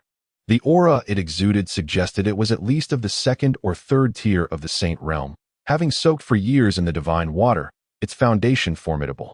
Such an entity would have been beyond their capabilities even at their peak as saints. However, at the moment of their flight, they sensed a familiar aura approaching. Yet before they could discern its identity, they felt an attack directed at them. Moreover, the assailant was not the creature behind them. Chapter 133. Seeking wealth in danger at this moment, the expressions of the Zhuan Ti Taoist and the Jieyin Taoist were filled with panic. What was happening? In the chaotic realm, sensing a danger was somewhat understandable, but they had detected a familiar aura, which was astonishing considering it was their first time entering the chaos. Their incredulity deepened upon recognizing the source of the threat, a majestic Qilin. Was this the ancient Qilin ancestor of the primordial world? It seemed implausible. How could he have arrived in the chaotic realm? It couldn't he possibly be him? As they pondered this mystery, Qin Lin's voice rang out. I am the sovereign of the Qilin realm. You two insignificant beings dare to oppose my Qilin clan? You shall face no mercy. No sooner had Qin Lin uttered these words than he suppressed the Zhuan-Ti Taoist and the Jiayin Taoist, shattering their Tao bodies in a tragic turn of events. The precious creation water they had gathered became his possession. Qin Lin was equally astonished at encountering these two in the chaotic realm. He could sense that they were not the true bodies, but rather Tao avatars. This led him to deduce that they must have received cultivation from Hongjun, allowing them to regain a Tao body. Little did they know, only recently had Qin Lin vanquished two of their virtuous and malevolent forms, and now the newly restored Tao body was obliterated once more. What a calamity! However, Qin Lin had taken precautions this time. Before suppressing them, he transformed his appearance, adopting a disguise, and proclaimed himself as the Qilin realm. He sought to create a smokescreen, enhancing the mystique of the Qilin clan's identity. Only in this manner could he instill some trepidation in Hongjun when they inevitably clashed in the primordial world. After all, he had allies. In the chaotic realm, the Qilin clan was a formidable entity, and it was vital to cultivate such an image. If he succeeded, Hongjun would certainly be wary, for to elevate his own power, he too would need to enter the chaos. With two deadly foes already, provoking a powerful and enigmatic Qilin clan would render his path exceedingly perilous. After subduing the Zhuan-Ti Taoist and the Jiayin Taoist, Qin Lin's gaze shifted to the aquatic creature behind him, which emanated a powerful aura.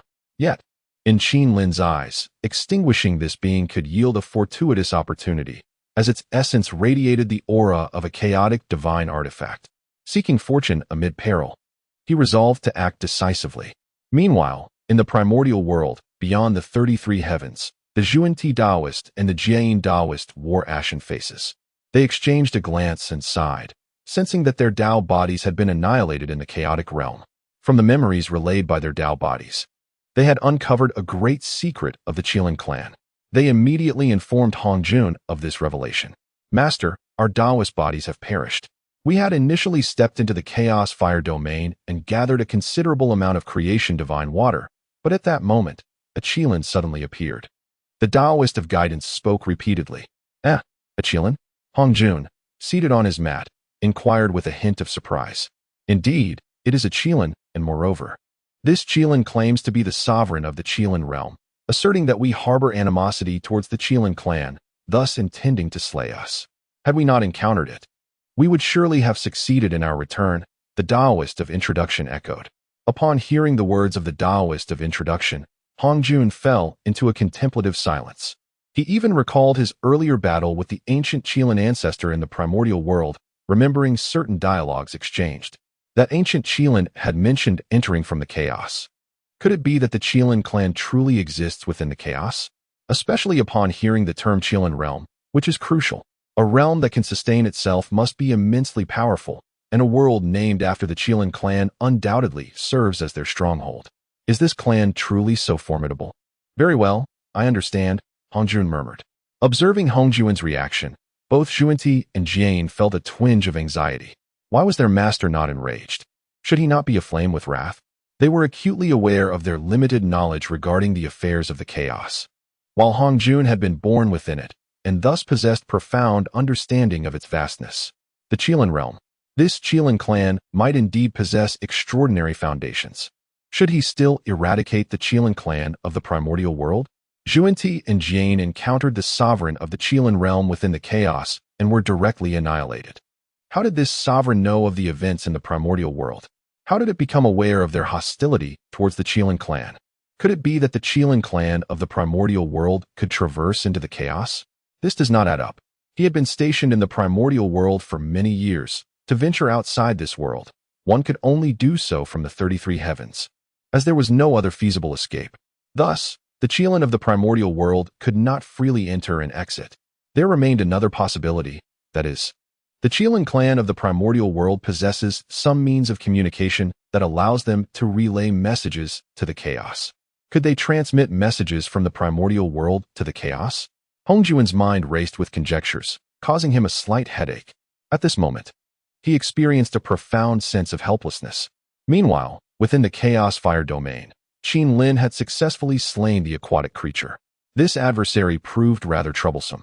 He had thrust his god-slaying spear into the creature dozens of times, yet it quickly recuperated. Its physique was quite peculiar, unless it sustained a fatal injury. It could restore itself shortly. Qin Lin discerned this and ultimately unleashed a thunderous strike, piercing through the creature's skull, thus delivering a fatal blow. Another chaotic being of the Sage realm had been vanquished. After this creature had lost its vital essence, its body exuded an intense allure. Qin Lin could perceive that this being resembled a primordial divine artifact. If refined, it could significantly enhance his cultivation. This was a unique entity. Simultaneously, after vanquishing the aquatic creature, Qin Lin followed its path to discover its lair, where he stumbled upon a pool of transformative divine water. While this divine water held little utility for Qin Lin, it was a treasure for the fire Qilin. Under Qin Lin's guidance, the little creature eagerly plunged into the pool, fervently refining the divine water and continuously elevating its cultivation. Witnessing this scene, Qin Lin explored the surroundings and, finding no imminent dangers, returned to the vicinity of the pool. It was time for him to enhance his own cultivation as well. He retrieved the primordial divine artifact he had acquired, along with the aquatic creature, and commenced the refining process. In the blink of an eye, several months had elapsed.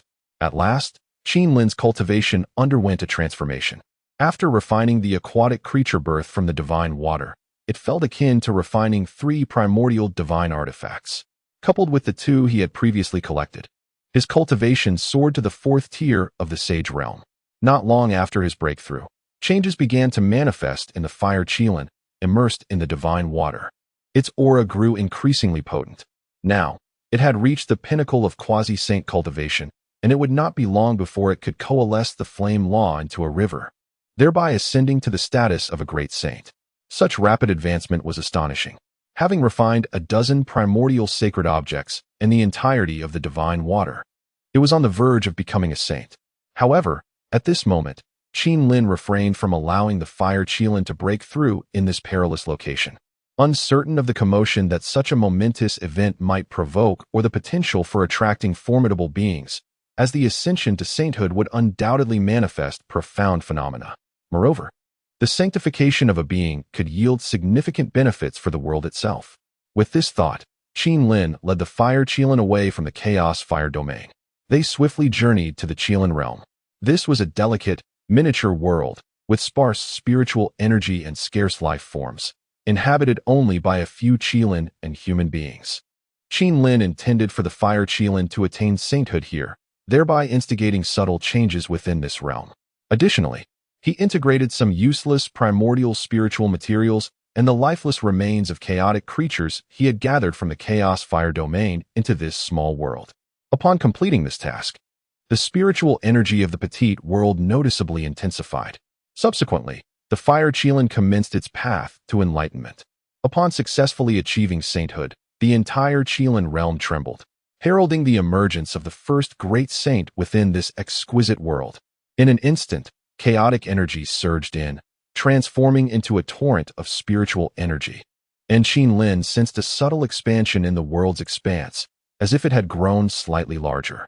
A new chapter will follow tonight. That concludes today's tale. Recently, I have been expanding the map, but the tactile experience has been somewhat lacking, resulting in a slower pace of writing. I kindly ask for your understanding. Chapter 134, Grand Ambitions in the Realm of Chaos, within the Qilin domain. A cataclysmic transformation transpired following the ascendance of the fire Qilin to the status of a great sage. Qin Lin discerned that the chaotic spiritual artifacts he had previously refined, alongside the remains of beings from the chaos, were of significant benefit to this world. If this trajectory continues, it is conceivable that one day, this exquisite little world may have the opportunity to ascend into a true miniature realm. Presently, the distinction between the Qilin domain and the primordial world lies not only in its smaller scale, but also in a profound issue: the absence of manifested laws within this world. Any creature born within the confines of the Qilin domain, regardless of innate talent, would find their cultivation stunted, reaching at most the threshold of the quasi-saint realm, and even then, merely at the initial stage, unable to progress further. The reason for this limitation is the inability to comprehend the laws of heaven and earth. Upon discovering this delicate world, Qin Lin encountered a chaotic golden eagle, a creature not native to this realm, but one that had inadvertently wandered in, already possessing cultivation at the mid to late quasi-saint stage. This was a stark contrast. In the primordial world, the laws of heaven and earth already existed. And once these laws solidified, they would give rise to the heavenly Tao of that world. Thus, such a realm could indeed be classified as a miniature world. A world governed by the heavenly Tao qualifies as a small world. However, even within small worlds, limitations persist. While one can comprehend the laws of heaven and earth and potentially break through to the saint realm, reaching the saint stage also represents a capstone. The 7 sages of the primordial realm, each one merely treading water at the first level of the saint stage, exemplify this stagnation. As for figures like Hongjun Daozu, who can traverse the chaotic lands, their circumstances are exceptional, as they have spent years collecting various chaotic divine objects, allowing them to continuously elevate their cultivation. Once they achieve strength and ascend to the realm of great Tao, they would possess the means to exert complete control over the primordial world. If they were to assimilate certain chaotic divine artifacts and various heavenly treasures, they might even elevate the primordial world to the status of a mid-sized realm. Once it becomes a mid-sized world, individuals of prodigious talent could cultivate without encountering bottlenecks upon reaching the saint stage, thereby facilitating the emergence of great Tao beings. This process is intricately interconnected. However, with this knowledge, Qin Lin found himself puzzled regarding the primordial world. For the exquisite little world he currently governs is a product of natural formation within the chaos. Moreover, through his recent explorations of the chaotic expanse, he has gleaned information suggesting that the nearby small worlds also emerged naturally. The primordial world, however, stands out as a unique case, having been carved out by the Pangu clan. However, Qin Lin had not heard of the Pangu clan from the mouths of certain beings amidst the chaos. Some were aware of the Honghuang world, perceiving it as a rather insular realm, possibly devoid of the emergence of supreme powerhouses. On a daily basis, encounters with formidable beings from this miniature world were exceedingly rare. In contrast, individuals from other smaller worlds frequently ventured forth, traversing the chaotic expanse in search of diverse cultivation resources. This perplexed Qin Lin, but while he lacked clarity on these matters, he surmised that Hongjun, along with Taoist Luya and immortal Yangmei, must possess some understanding of the underlying truths.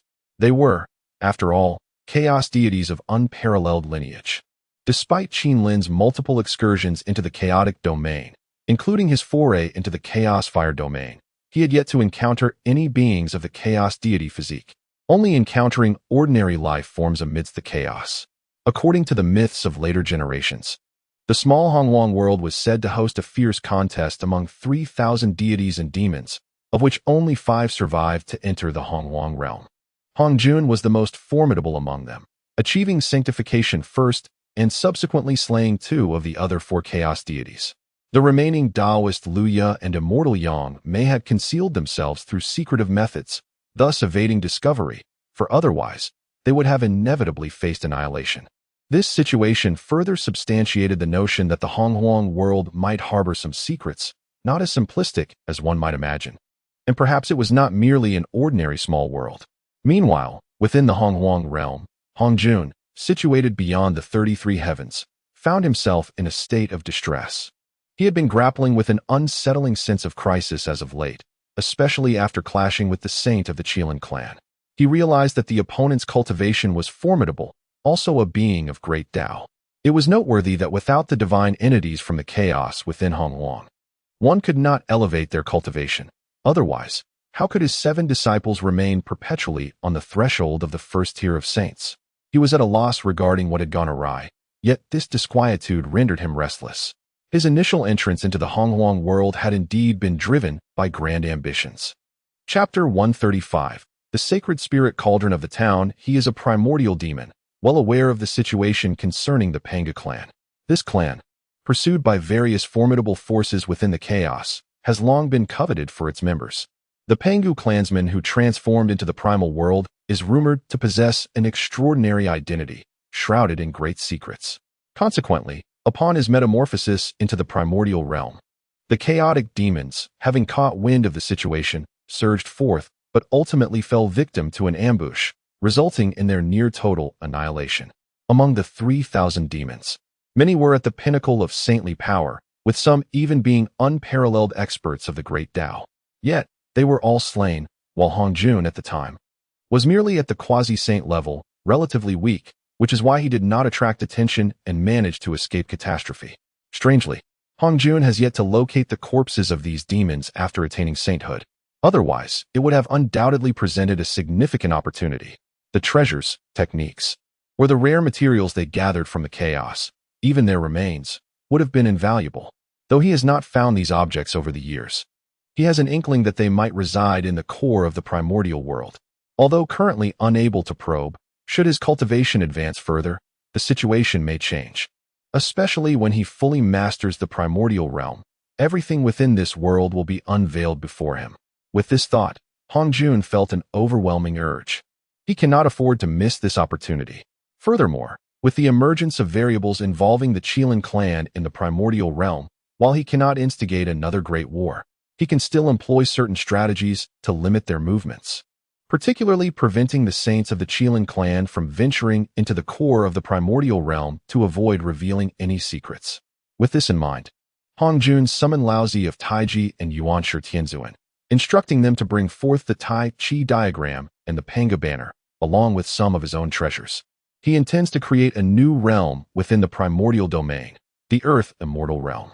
By delineating a portion of the primordial core and channeling the spiritual energy of the primordial world into this area, he aims to transform the periphery into an externalized land, a savage territory.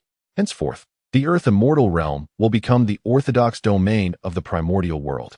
Moreover, he has devised measures to ensure that beings of saintly rank cannot enter the Earth Immortal Realm, thus preventing the saints of the Qilin clan from ever uncovering the true secrets of the primordial realm.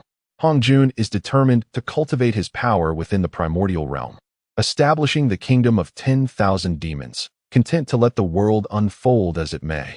After all, Hong Jun intends to keep them at bay, unwilling to share in the play. At this moment, as Hong Jun was in the process of founding the Earth Immortal Realm, Qin Lin received the latest mission notification. Ding!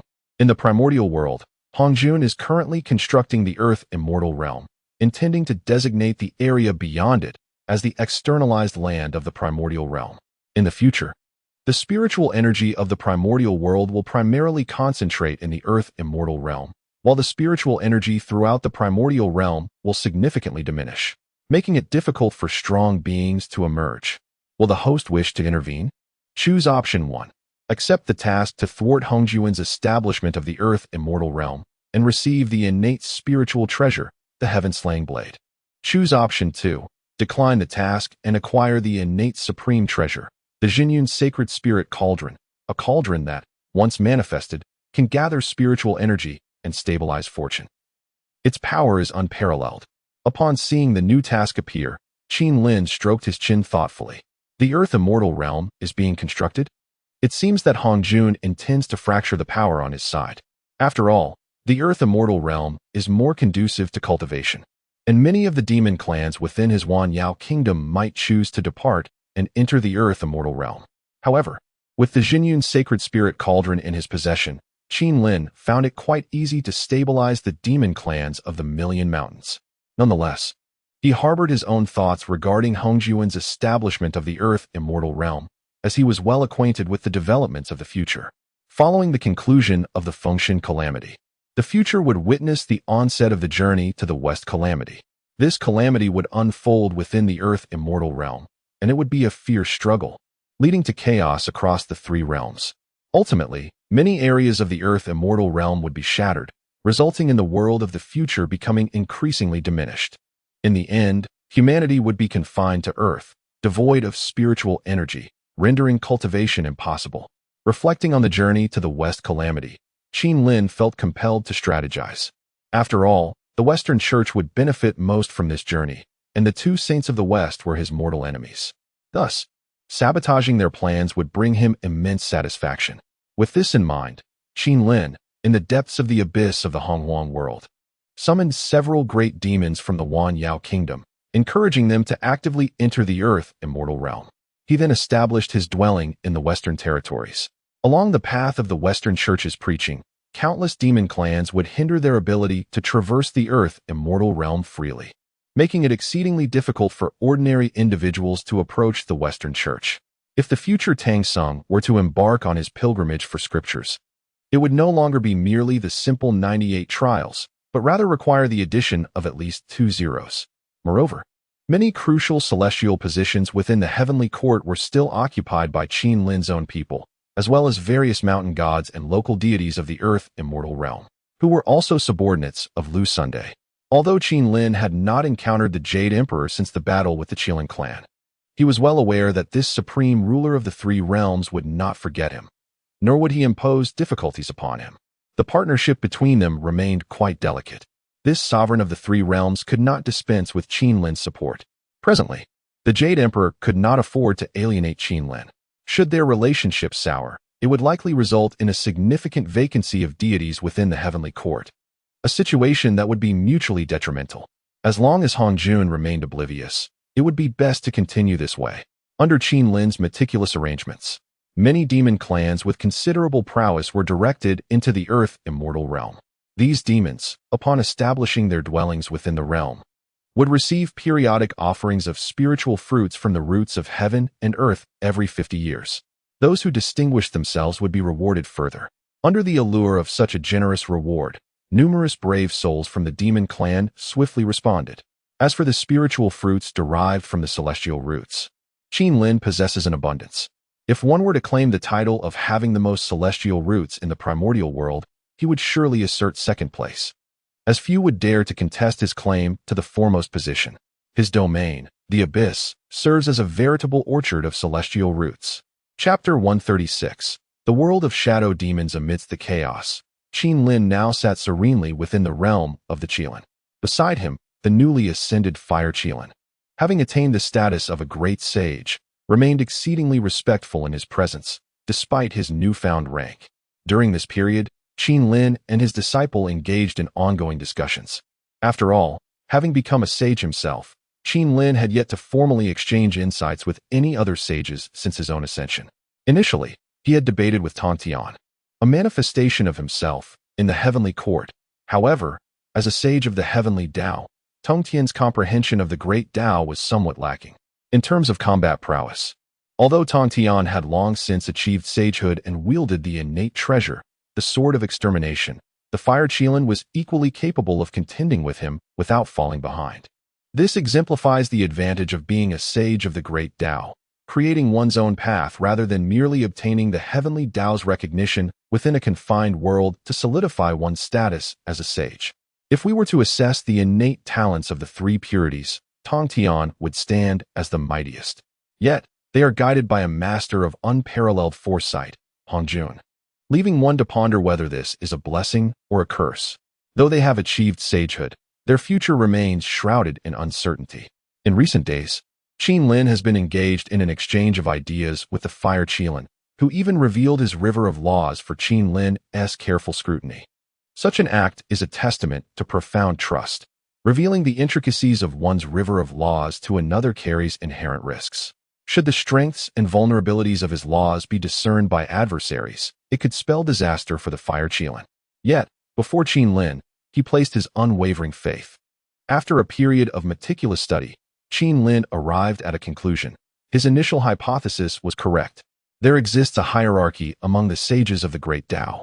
For instance, when Qin Lin first attained sagehood, his combat abilities were indisputably superior to those of the Fire Qilin, as he had comprehended the laws of the five elements.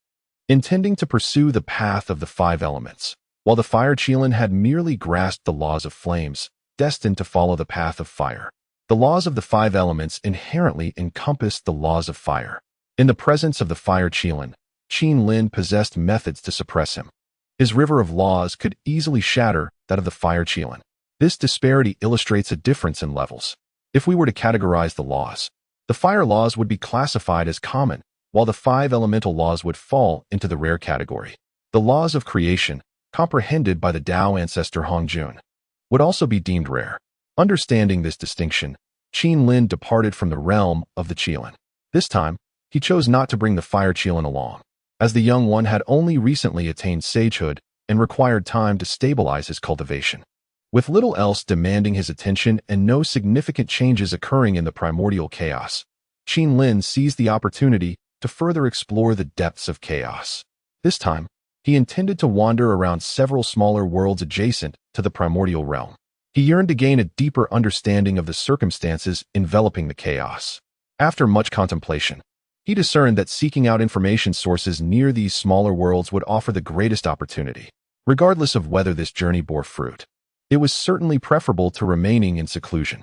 Moreover, acquiring knowledge about the chaos and continually enhancing his cultivation would better prepare him for the eventual confrontation with Hongjun, ensuring he possessed an undeniable advantage.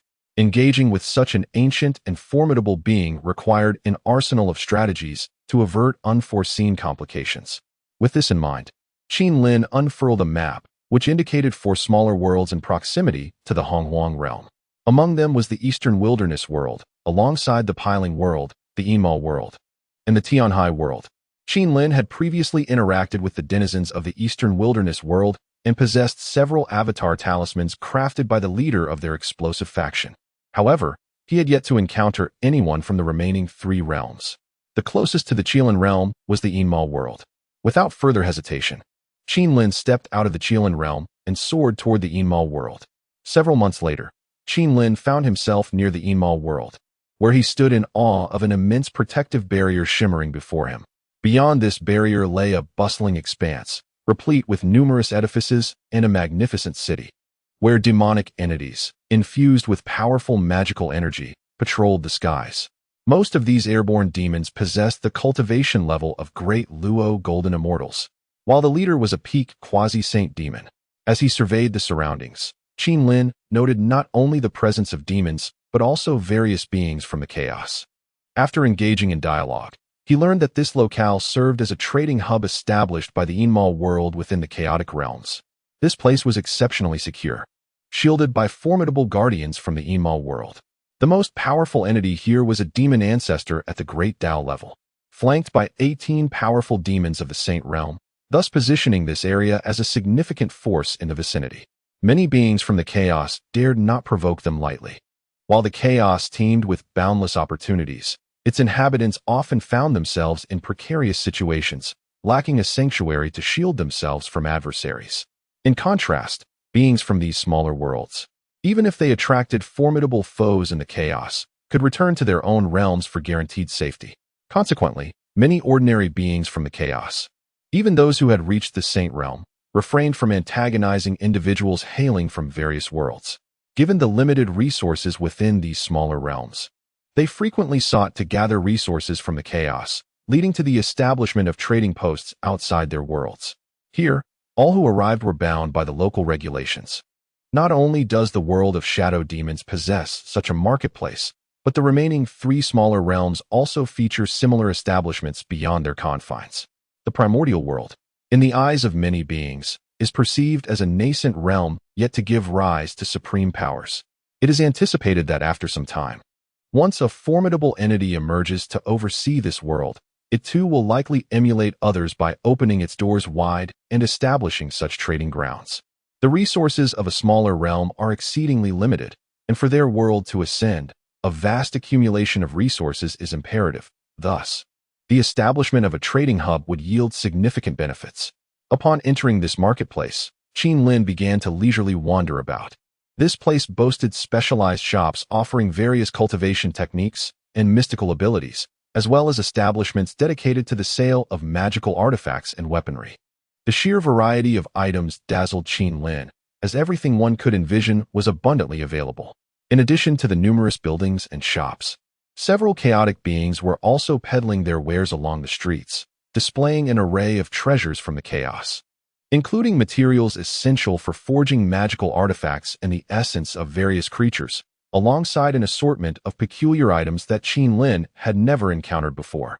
Chapter 137. The Trading Ground. As Qin Lin traversed this path, he encountered numerous alluring treasures. However, he refrained from inquiring immediately, for it was his inaugural visit to this trading ground. He preferred to familiarize himself with the surroundings before deciding whether to procure any items for his journey back. After an extensive period of observation, Qin Lin discerned that transactions in this locale predominantly relied on the exchange of chaos spiritual objects, chaos sacred artifacts, or chaos divine items, as these were universally accepted currencies, esteemed in every corner. Upon recognizing this, Qin Lin felt somewhat impoverished. He had long since refined all his Chaos Divine items, and the Chaos Sacred artifacts had been bestowed upon his juniors, particularly the Fire Qilin, which had consumed a considerable amount. Additionally, some Chaos Spiritual objects were too mundane to be of use and had been integrated into the Qilin realm. Thus, upon arriving at this place, he found himself devoid of resources. Nevertheless, he still possessed a fair number of valuable items, such as profound techniques, various grades of magical treasures, and the spiritual fruits of the roots of heaven and earth. These he could offer for exchange, if he could acquire even a single Chaos Divine item in return. His visit would not be in vain.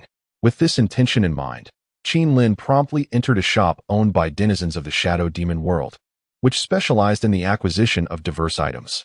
As soon as he stepped inside, a member of the demon race emerged, eagerly exclaiming, "Brother, do you have any items to sell to our Wanmalu? As long as the goods are commendable, we can negotiate a favorable price." The demon's lips curled into a smile. Yet there was an insidious undertone to his demeanor, leaving Qin Lin with an unsettling impression. It was difficult to discern whether this was a deliberate facade or simply characteristic of his race. Regardless, Qin Lin felt a lingering apprehension that he might be deceived. "Indeed, I possess several items for sale. Please provide an estimate," Qin Lin replied quietly. His words were not articulated in the language of the primordial era, but rather, he employed a Taoist resonance technique to mimic the speech of beings from the chaos realm. As long as the resonance conveyed the correct meaning, the recipient would comprehend. Upon concluding his statement, Qin Lin produced a scroll inscribed with a powerful divine technique known as the Chaos Flame Finger. This was an award he had received from the system years prior, a formidable technique that he had long since fathomed and had even surpassed by developing the Chaos Great Seal, which boasted even greater lethality. He pondered the potential value of this scroll. "This is a divine technique?" the demon inquired, examining the contents. "It appears to be a fire attribute technique. Please hold on while we have our elder assess this.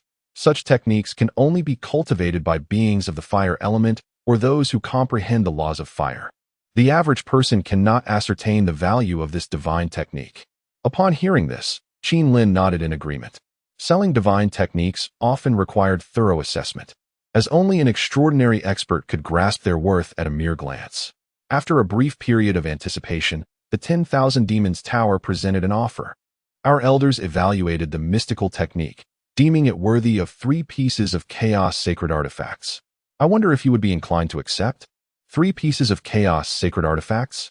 Qin Lin hesitated, considering the offer rather modest. However, he understood, for the scroll he provided could only facilitate the inheritance for 3 individuals. Once utilized, it would self-destruct. Furthermore, should the recipient not refine the technique to perfection, they would be unable to pass it on, as Qin Lin had imposed certain restrictions on this mystical method. To achieve a lasting solution, one could indeed cultivate the technique to its fullest before sharing it with others. Otherwise, the inheritance could only be derived from the scroll left behind. This was not an original concept of Qin Lin's, but rather a common practice among all. "Very well, I shall sell it." After parting with another mystical technique, Qin Lin also traded several postnatal treasures, curious about the valuation of such artifacts. He found himself somewhat disillusioned. In the realm of chaos, postnatal treasures were rather commonplace and held little value. Ultimately, he acquired a few pieces of Chaos Sacred artifacts. At this juncture, Qin Lin rummaged through his Qianquan bag, and upon careful examination, he discovered 2 treasures that would undoubtedly be highly coveted by the demon race. One was the innate treasure, the God-slaying spear, which he wielded regularly. The other was the exquisite innate spiritual treasure, the sky-soaring demon spine, obtained from the demon master Kunping. The God-slaying spear was not for sale, as it served as his primary weapon. The sky-soaring demon spine, however, was somewhat superfluous. Although it had initially informed him of the existence of realms beyond the primordial, it had merely remained tucked away in his Qianquan bag, seldom utilized. Moreover, this spiritual treasure possessed the potential for growth, housing a spirit within that could evolve to the level of an innate treasure. Yet, the cost required for such advancement remained a mystery to Qin Lin. Even if it were to attain the status of an innate treasure, he felt it could not rival the God-slaying spear. Thus, it was of little use to him. If the price were right, He would prefer to exchange it for some chaos divine objects. Reflecting on this, Qin Lin produced the sky-soaring demon's spine and quietly stated, "This is a premier innate spiritual treasure from the demonic path. Please provide an appraisal. If the offer is reasonable, I shall sell it to the 10,000 Demons Tower." The moment he revealed the sky-soaring demon's spine, the attendant's eyes gleamed with delight. Did he possess a spiritual treasure sought after by the demon race? Such treasures were rare in the chaos, as most were crafted by their own kind. The quality of this spiritual artifact appeared quite impressive. "Please, follow me to the second floor. I shall invite an elder to examine it and provide you with an estimate." The demon clan receiving Qin Lin now invited him to the second floor. The items Qin Lin had previously presented were rather commonplace. However, the exceptional innate spiritual treasures they sought were of a different caliber. Even some of the powerful saints within the shadowy realm would undoubtedly be intrigued by such treasures. Upon ascending to the second floor of the 10,000 Demons Tower, Qin Lin encountered a white-haired demon, exuding an aura that signified at least a saintly power. This figure bore a third eye upon his forehead, and, upon noticing Qin Lin's arrival, recognized the presence of a distinguished guest, indicating a lucrative opportunity. With a sly smile, he inquired, "Esteemed guest, what do you wish to sell at our 10,000 Demons Tower?" "A supreme, innate spiritual treasure, possessing a certain potential for growth. With proper cultivation, it could evolve into an innate supreme treasure," Qin Lin replied. Upon finishing his statement, he placed the Zongtian ghost spine before the elder demon. The elder then opened his third eye, unleashing a brilliant light upon the treasure, causing him to momentarily freeze. He gazed at Qin Lin in contemplative silence for an extended period, as if recalling something significant, before slowly articulating, "Indeed, this is a remarkable item. Moreover, it is particularly suited for our demon kin. However, its origin is somewhat peculiar. Others may hesitate to purchase it, but our 10,000 Demons Tower is willing to offer 15 pieces of chaotic divine material. Would you be inclined to accept this offer?" Chapter 138. The Tower of 10,000 Demons. 15 items of chaotic divine artifacts. Qin Lin pondered for a moment. Indeed, the price offered by the Tower of 10,000 Demons was quite reasonable. However, this was an artifact with the potential to ascend to the status of an innate treasure, particularly well suited for the demon race. Parting with it so easily left him feeling somewhat hesitant. 18 items of chaotic divine artifacts. This spiritual treasure held boundless potential, and its price was far too low for his liking. He was reluctant to proceed with the transaction. Once it evolved into a supreme treasure, it would become priceless. "The price is unsatisfactory," Qin Lin murmured. The elderly white-haired elder of the tower fell silent for a moment, tapping his fingers against the table, seemingly weighing his options. However, the ominous glint in his eyes left Qin Lin with an unsettling impression. Those of the demon race were either innately cunning or deliberately so, often displaying a haughty demeanor. "Very well, let us conclude the deal," he exclaimed. However, 18 items of chaotic divine artifacts is no trivial sum. Our Tower of 10,000 Demons cannot provide them all at once. After all, chaotic divine artifacts are essential for the daily cultivation of saints. Although we have prepared some, they are regularly entrusted to certain elders in our shadow demon world. Thus, these artifacts are rather scarce for us. Currently, we possess 10 chaotic divine artifacts, but we still lack 8. I can offer you 40 chaotic holy artifacts as a substitute for the transaction. What do you think? Although the white-haired demon elder agreed to Qin Lin's price, he did not offer the full amount of chaotic divine artifacts directly, but instead proposed chaotic holy artifacts as a replacement. Regardless of the veracity of his reasoning, Qin Lin could comprehend the situation. Even if the tower indeed had that many chaotic divine artifacts, they would not relinquish them all at once. Should he acquire a substantial quantity of resources, it would undoubtedly enhance his cultivation, easily transforming him into a formidable saint-level powerhouse, a potential threat to their demon race. Despite their own realm and the absence of direct enmity with Qin Lin, in the chaotic lands, especially within this region, it was imperative that everything remained under their control. Only in this manner could the demon race maintain its deterrent power. At this juncture, Qin Lin hesitated little. 10 chaotic divine artifacts along with 40 chaotic holy artifacts constituted a significant gain, and he was quite satisfied. With these resources, Qin Lin was confident he could cultivate 1 or 2 more saints of the Great Path, potentially elevating his own power to new heights. Let us proceed with the transaction, Qin Lin declared, handing over the Zongtian ghost spine to the Tower of 10,000 Demons. Before long, the white-haired demon elder arranged for the agreed-upon items to be brought forth. Both parties left the negotiation with mutual satisfaction. However, at that moment, Qin Lin noticed that the demon who had delivered the 10 chaotic divine artifacts and 40 chaotic holy artifacts was scrutinizing him intently. Moreover, this individual was also a formidable powerhouse of the Saint Realm. After the transaction, Qin Lin departed from the trading grounds of the Shadow Demon world. Exercising considerable caution, he refrained from hastening to the Qilin realm and instead meandered through the Chaos Land. He sensed the presence of two tails behind him, indicating that someone was tracking him. White Demon Elder, have you discerned the background of this individual? If we could ambush him, it would surely yield substantial profits, and he likely possesses numerous valuable items, remarked the Blood Frenzy Elder. Exercise restraint. I am still uncertain of his origins. However, I do know that the spirit treasure he wielded was brought from the Thunder World. This artifact once belonged to the Empress of the Thunder World. Years ago, a rift appeared in that world, allowing several chaos demons to infiltrate. And this treasure may have been lost during that tumult, the white-haired white demon elder explained. The Empress of the Thunder World's treasure? No wonder. One of your furnace cauldrons must be the Holy Maiden from the Thunder World, correct? Ha ha ha. It's no surprise you recognized it at a glance, the Blood Frenzy Elder chuckled. Indeed, I sensed its uniqueness upon acquiring it, as the crafting technique of this spirit treasure is exceptionally distinctive, truly one of a kind, an imitation unattainable by ordinary hands. The White Demon Elder continued after a brief pause. It is precisely for this reason that I summoned you. This individual may very well be one of the chaos demons who infiltrated the Thunder World. If he is indeed a chaos demon, he will be a formidable adversary. To subdue him, we must unite our strengths. However, upon success, we are bound to reap significant rewards. The greater the risk, the greater the return. Why not act within our territory? If we were to engage at the trading grounds, success would be nearly assured, and even in the event of unforeseen complications, we could summon reinforcements, the Blood Frenzy Elder inquired, puzzled. We cannot act at the trading grounds. This is a rule established by our ancestors. If we disregard such principles, no one will feel secure trading with us in the future, the White Demon Elder reiterated firmly.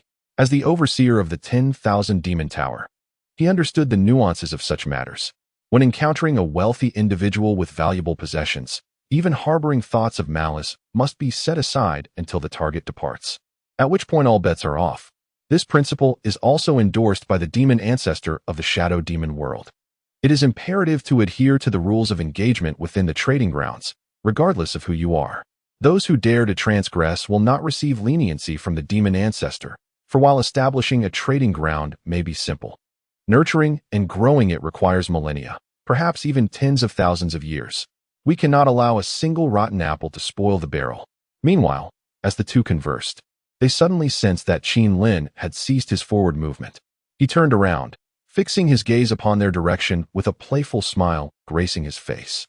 The two exchanged a glance, sensing that they had been discovered. They belonged to the Shadow Demon clan, renowned for their formidable skills in concealment. How could they have been detected? Moreover, what was the meaning behind that smile?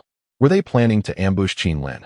Or did it seem more like the adversaries intended to plunder the two of them? Chapter 139. The bloodthirsty demon soared. The 10,000 Demons Tower of your Shadow Demon world is indeed the largest trading establishment here. I never anticipated that you would engage in such clandestine dealings, Qin Lin remarked, standing his ground with an air of composure. Hearing this, the Elder of the White Demon and the Elder of the Blood Frenzy emerged from the shadows, revealing their presence. They had indeed been exposed. The prowess of this individual was formidable. He had managed to uncover their concealment. Over the years, they had conspired together to ensnare numerous creatures within the chaos, particularly those possessing invaluable treasures, with the intent of reaping substantial rewards. Such gains were hard-earned over millennia of service to the Shadow Demon world. And it was no wonder they entertained devious thoughts, for often, the innocent suffer when one possesses something of great value. You boy, surrender the 10 pieces of Chaos Divine Artifacts and 40 pieces of Chaos Sacred Artifacts you acquired from the 10,000 Demons Tower. Then, relinquish half of the items in your storage space to us, and this matter will be resolved. we shall no longer trouble you. Otherwise, do not blame us for our ruthlessness, the elder of the white demon said with a sinister tone. As the elder who presided over the second floor of the 10,000 Demons Tower, he had maintained an appearance of decorum during the trading process, despite his perpetually dark demeanor. However, beyond the confines of the Shadow Demon World's trading venue, he exhibited a certain audacity. In his hand, he conjured a thread-like treasure of innate spiritual quality, subtly encircling Qin Lin, as if to completely seal him off and deny him any chance of escape. Yet, Qin Lin was not oblivious to this underhanded tactic. Nevertheless, in his eyes, it posed no significant threat. He promptly produced the Chaos Bell, an unparalleled treasure embodying the ultimate union of offense and defense. With a sudden motion, he hurled the Chaos Bell forth. The encircling threads were obliterated, and the bell charged directly towards the elder of the White Demon. Qin Lin was not one to hesitate. His actions were decisive. With both parties having laid their cards on the table, there was no time to squander. As the Chaos Bell hurtled towards the elder of the White Demon, the elder of Blood Frenzy unveiled a supreme, innate spiritual treasure, the bloodthirsty Demon Sword. This formidable weapon had been acquired through millions of years of merit within the Shadow Demon world. With a sweeping strike, he intercepted the Chaos Bell's powerful assault, alleviating some of the pressure on the elder of the White Demon. It must be said that the two displayed remarkable synergy in battle, seamlessly alternating between offense and defense, making errors difficult to manifest. At that moment, Qin Lin waved his hand, retracting the Chaos Bell to hover above him, while he brandished the God-slaying spear, charging towards the two elders. The emergence of the God-slaying spear filled the two with both astonishment and elation. They were astonished by the overwhelming strength of Qin Lin's attacks. After several exchanges, they found themselves struggling to cope. Each of them unleashed their respective rivers of laws, engaging with all their might. The divine spear in Qin Lin's possession had drawn their attention, for it was an innate treasure of the demon clan. Securing such an artifact would be a tremendous gain, and it was evident that Qin Lin was also adorned with various other treasures. However, amidst the relentless combat, the two adversaries began to feel overwhelmed. They sensed that they might not be able to contain Qin Lin today, had he wished to escape. He could have done so long ago. Yet he remained, continuing to engage them in battle, which filled them with an ominous premonition. During the confrontation, Qin Lin gained a clear understanding of the strength of his opponents. The White Magic Elder appeared to be at the second level of the Saint Realm, while the Bloodthirsty Elder, wielding the Bloodthirsty Demon Sword, was even stronger, belonging to the third level of the Saint Realm. However, the White Magic Elder seemed to be a heavenly Tao Saint. During the fight, his laws were revealed, albeit not entirely pure, infused with the aura of the heavenly Tao from the demon world. It seemed he had borrowed the power of the heavenly Tao at the moment of his ascension. In contrast, the other elder had comprehended his own path, albeit one that adhered to more commonplace laws. With a clear grasp of his opponent's capabilities, Qin Lin felt confident in his ability to subdue them. Furthermore, it was likely that they possessed numerous valuable items. It was indeed intriguing. He had just exchanged a substantial amount of resources for cultivation, and now he found himself in a scramble for their lives. At that moment, Qin Lin unleashed his full power. Instantly, for rivers of laws surged through the skies, encircling the two elders. Just moments ago, they had sought to encircle Qin Lin, yet now the roles had reversed. He was intent on trapping them, fearing their escape. Upon witnessing the emergence of Qin Lin's rivers of laws, both elders were visibly shaken. The Bloodthirsty Elder, being a Tao Saint himself, could easily discern the elevated level of Qin Lin's laws, realizing that his own path could not compare. Qin Lin possessed the innate potential for greatness, suggesting that he might someday transcend to the realm of Tao. In the Saint Realm, the higher the level of the comprehended laws, the easier it becomes to break through to the Tao realm, significantly enhancing the likelihood of such a breakthrough. The Bloodthirsty Elder practiced the magic blood Tao, which was rather ordinary. The oppressive nature of Qin Lin's laws indicated that his was of a rare caliber, a fact that was undeniable. Such a formidable presence was exceedingly rare in this chaotic region. How had they encountered him? White Magic, what is going on? After years of overseeing the 10,000 Demon Tower, do you lack discernment? This individual possesses extraordinary depth. The two of us may not be able to handle him, and could very well fall into his grasp. The Bloodthirsty Elder expressed, laced with apprehension. Meanwhile, The white magic elder, having engaged with Qin Lin, found himself equally astonished. He transcended the realm of saints many years ago, yet as a celestial saint, the path ahead remains arduous. Thus, he chose to oversee the 10,000 Demon Tower, where he diligently collected various chaotic resources for the Shadow Demon realm. Over the years, his cultivation did not significantly advance, yet his perception remained keen. Within the 10,000 Demon Tower, he discerned that Qin Lin's cultivation surpassed his own, even rivaling that of the chaotic divine demons. Nonetheless, with Elder Bloodrage by his side, they still held a chance to subdue their opponent. However, they did not anticipate the plethora of tactics employed by Qin Lin, which left them somewhat at a loss. Elder Bloodrage, let us break through. We cannot afford to delay. This individual is beyond our capacity to handle. If we do not escape swiftly, we may very well meet our end at his hands, the White Demon Elder cautioned. With that, the two joined forces and charged toward a singular direction in an attempt to break free. Yet, how could Qin Lin allow them the opportunity to escape? These two were quite the prize. They must be eliminated at all costs. Let us commence with a chapter, for there is more to follow. Chapter 140. The ancient demon ancestor Qin Lin wielded the god-slaying spear, unleashing a relentless barrage of strikes. Each thrust bore such immense power that it shattered vast amounts of chaotic energy.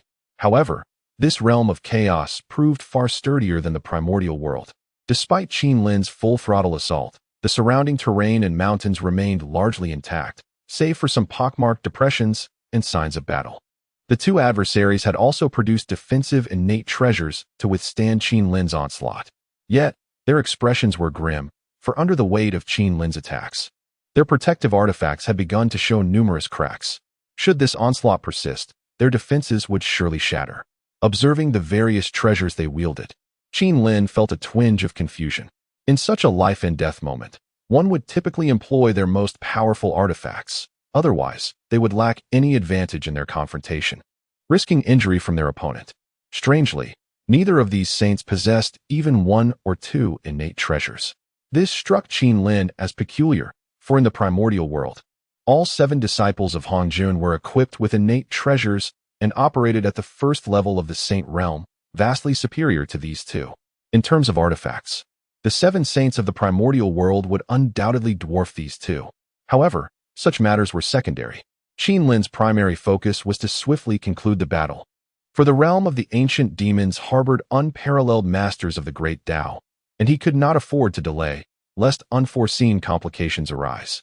Thus, Qin Lin launched another fierce assault. Employing a multitude of divine abilities and devastating treasures, it wasn't long before he pierced through the body of Elder White Demon, pinning him against a cliff in the chaotic expanse. Meanwhile, Elder Blood Fury, in a state of sheer horror, fled with disheveled hair. Yet, how could Qin Lin allow him to escape? Under Qin Lin's suppression, the currents of his laws were ultimately shattered by the Chaos Bell, leading to his tragic demise within the chaos. Upon vanquishing these two, Qin Lin collected their corpses, various shattered fragments of treasures, and, most crucially, their storage bags. Having resolved these matters, he swiftly retreated towards the primordial world. He refrained from returning to the Qilin realm, for that delicate microcosm had limited defenses. He was uncertain if his whereabouts would be exposed. Should he provoke the unparalleled master of the ancient demon world, it could result in a catastrophic breach into the Qilin realm. Thus, he chose to remain in the primordial world to weather the storm. After all, this was a smaller realm, still infused with the essence of the heavenly Tao, making it exceedingly difficult for beings from other worlds, even those of the great Tao, to intrude, a sanctuary of safety. Meanwhile, within the ancient demon world, tremors reverberated throughout the realm. Mountains suddenly collapsed, rivers ran dry, and even the heavenly Tao emitted a mournful cry, signaling the fall of a saint within this diminutive world. Within a secluded cavern of the Shadow Demon realm, an elderly man, his skin a tapestry of wrinkles, slowly opened his eyes. He sensed that a formidable being of the sage realm had met with misfortune, and not merely one. Over the years, many sages had fallen in this realm. Yet the simultaneous loss of two incited a flicker of fury within the ancient Shadow Demon ancestor, who had dominion over this modest world. After quelling the tremors of his domain, a singular thought emerged, propelling him beyond the confines of the Shadow Demon realm to the trading grounds that floated outside. Gazing into the distance, he traversed the void with remarkable speed, ultimately arriving at the site of the two fallen elders, the White Demon and the Bloodthirsty Elder. The remnants of battle lingered in the air, stained by the blood of the two demon clan elders, yet their assailant had long since fled, fueling the ancestor's ire. At his level of power, he could wield the forces of the Tao to reverse the flow of time. In his wrath, he tore through the chaotic currents of time and ascended the river, determined to unravel the events that had transpired. Before long, fragmented images began to materialize before him. He witnessed Qin Lin wielding the god-slaying spear, vanquishing the White Demon ancestor, and employing the Chaos Bell to subdue the Bloodthirsty Elder. Both artifacts were primordial treasures. For over 10 million years, the Shadow Demon ancestor had ruled the Shadow Demon realm and navigated perilous territories within the chaos. Yet he possessed only a handful of chaotic treasures.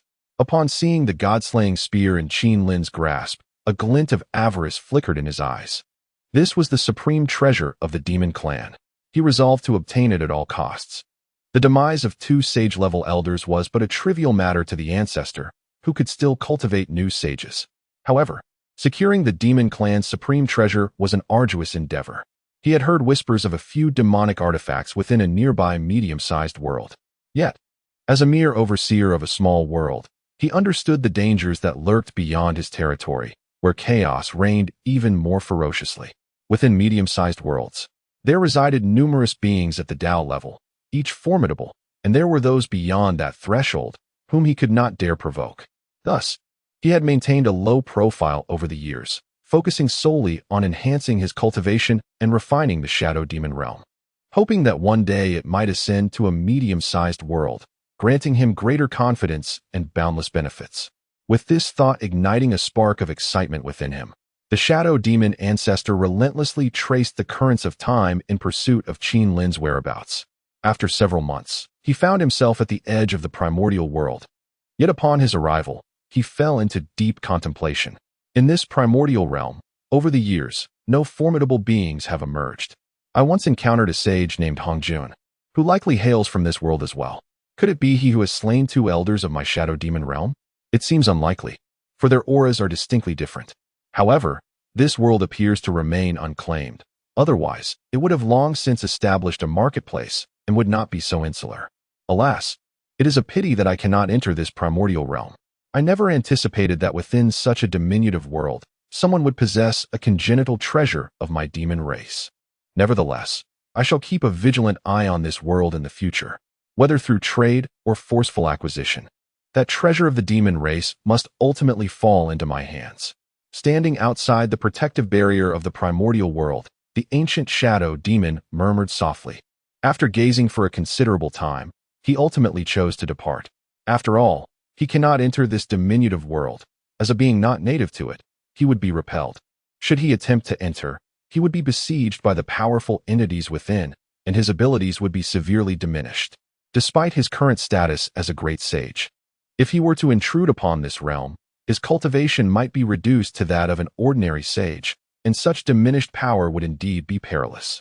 Chapter 141. The fifth level of the sage realm in the abyssal depths. Qin Lin remained oblivious to the events unfolding in the outside world. He was meticulously examining the storage spaces of Elder White Demon and Elder Blood Frenzy. It was undeniably astonishing. These two were remarkably impoverished, possessing merely 3 pieces of chaotic divine artifacts and a total of 5 innate spiritual treasures between them, one of which was the very item Qin Lin had previously sold, the Celestial Demon Spine. It struck him as ironic that, having sold it, he found himself in possession of it once more, leaving him both amused and perplexed. In addition to these treasures, Qin Lin acquired 5 or 6 chaotic holy objects, along with dozens of chaotic spiritual items and various techniques from the demon race. Among these, his interest was piqued by a map of the chaotic realm crafted by the Shadow Demon world. This miniature world was home to over 10 sages and a peerless being at the Great Tao realm, who had explored numerous perilous regions of the chaotic expanse and marked places of danger and opportunity.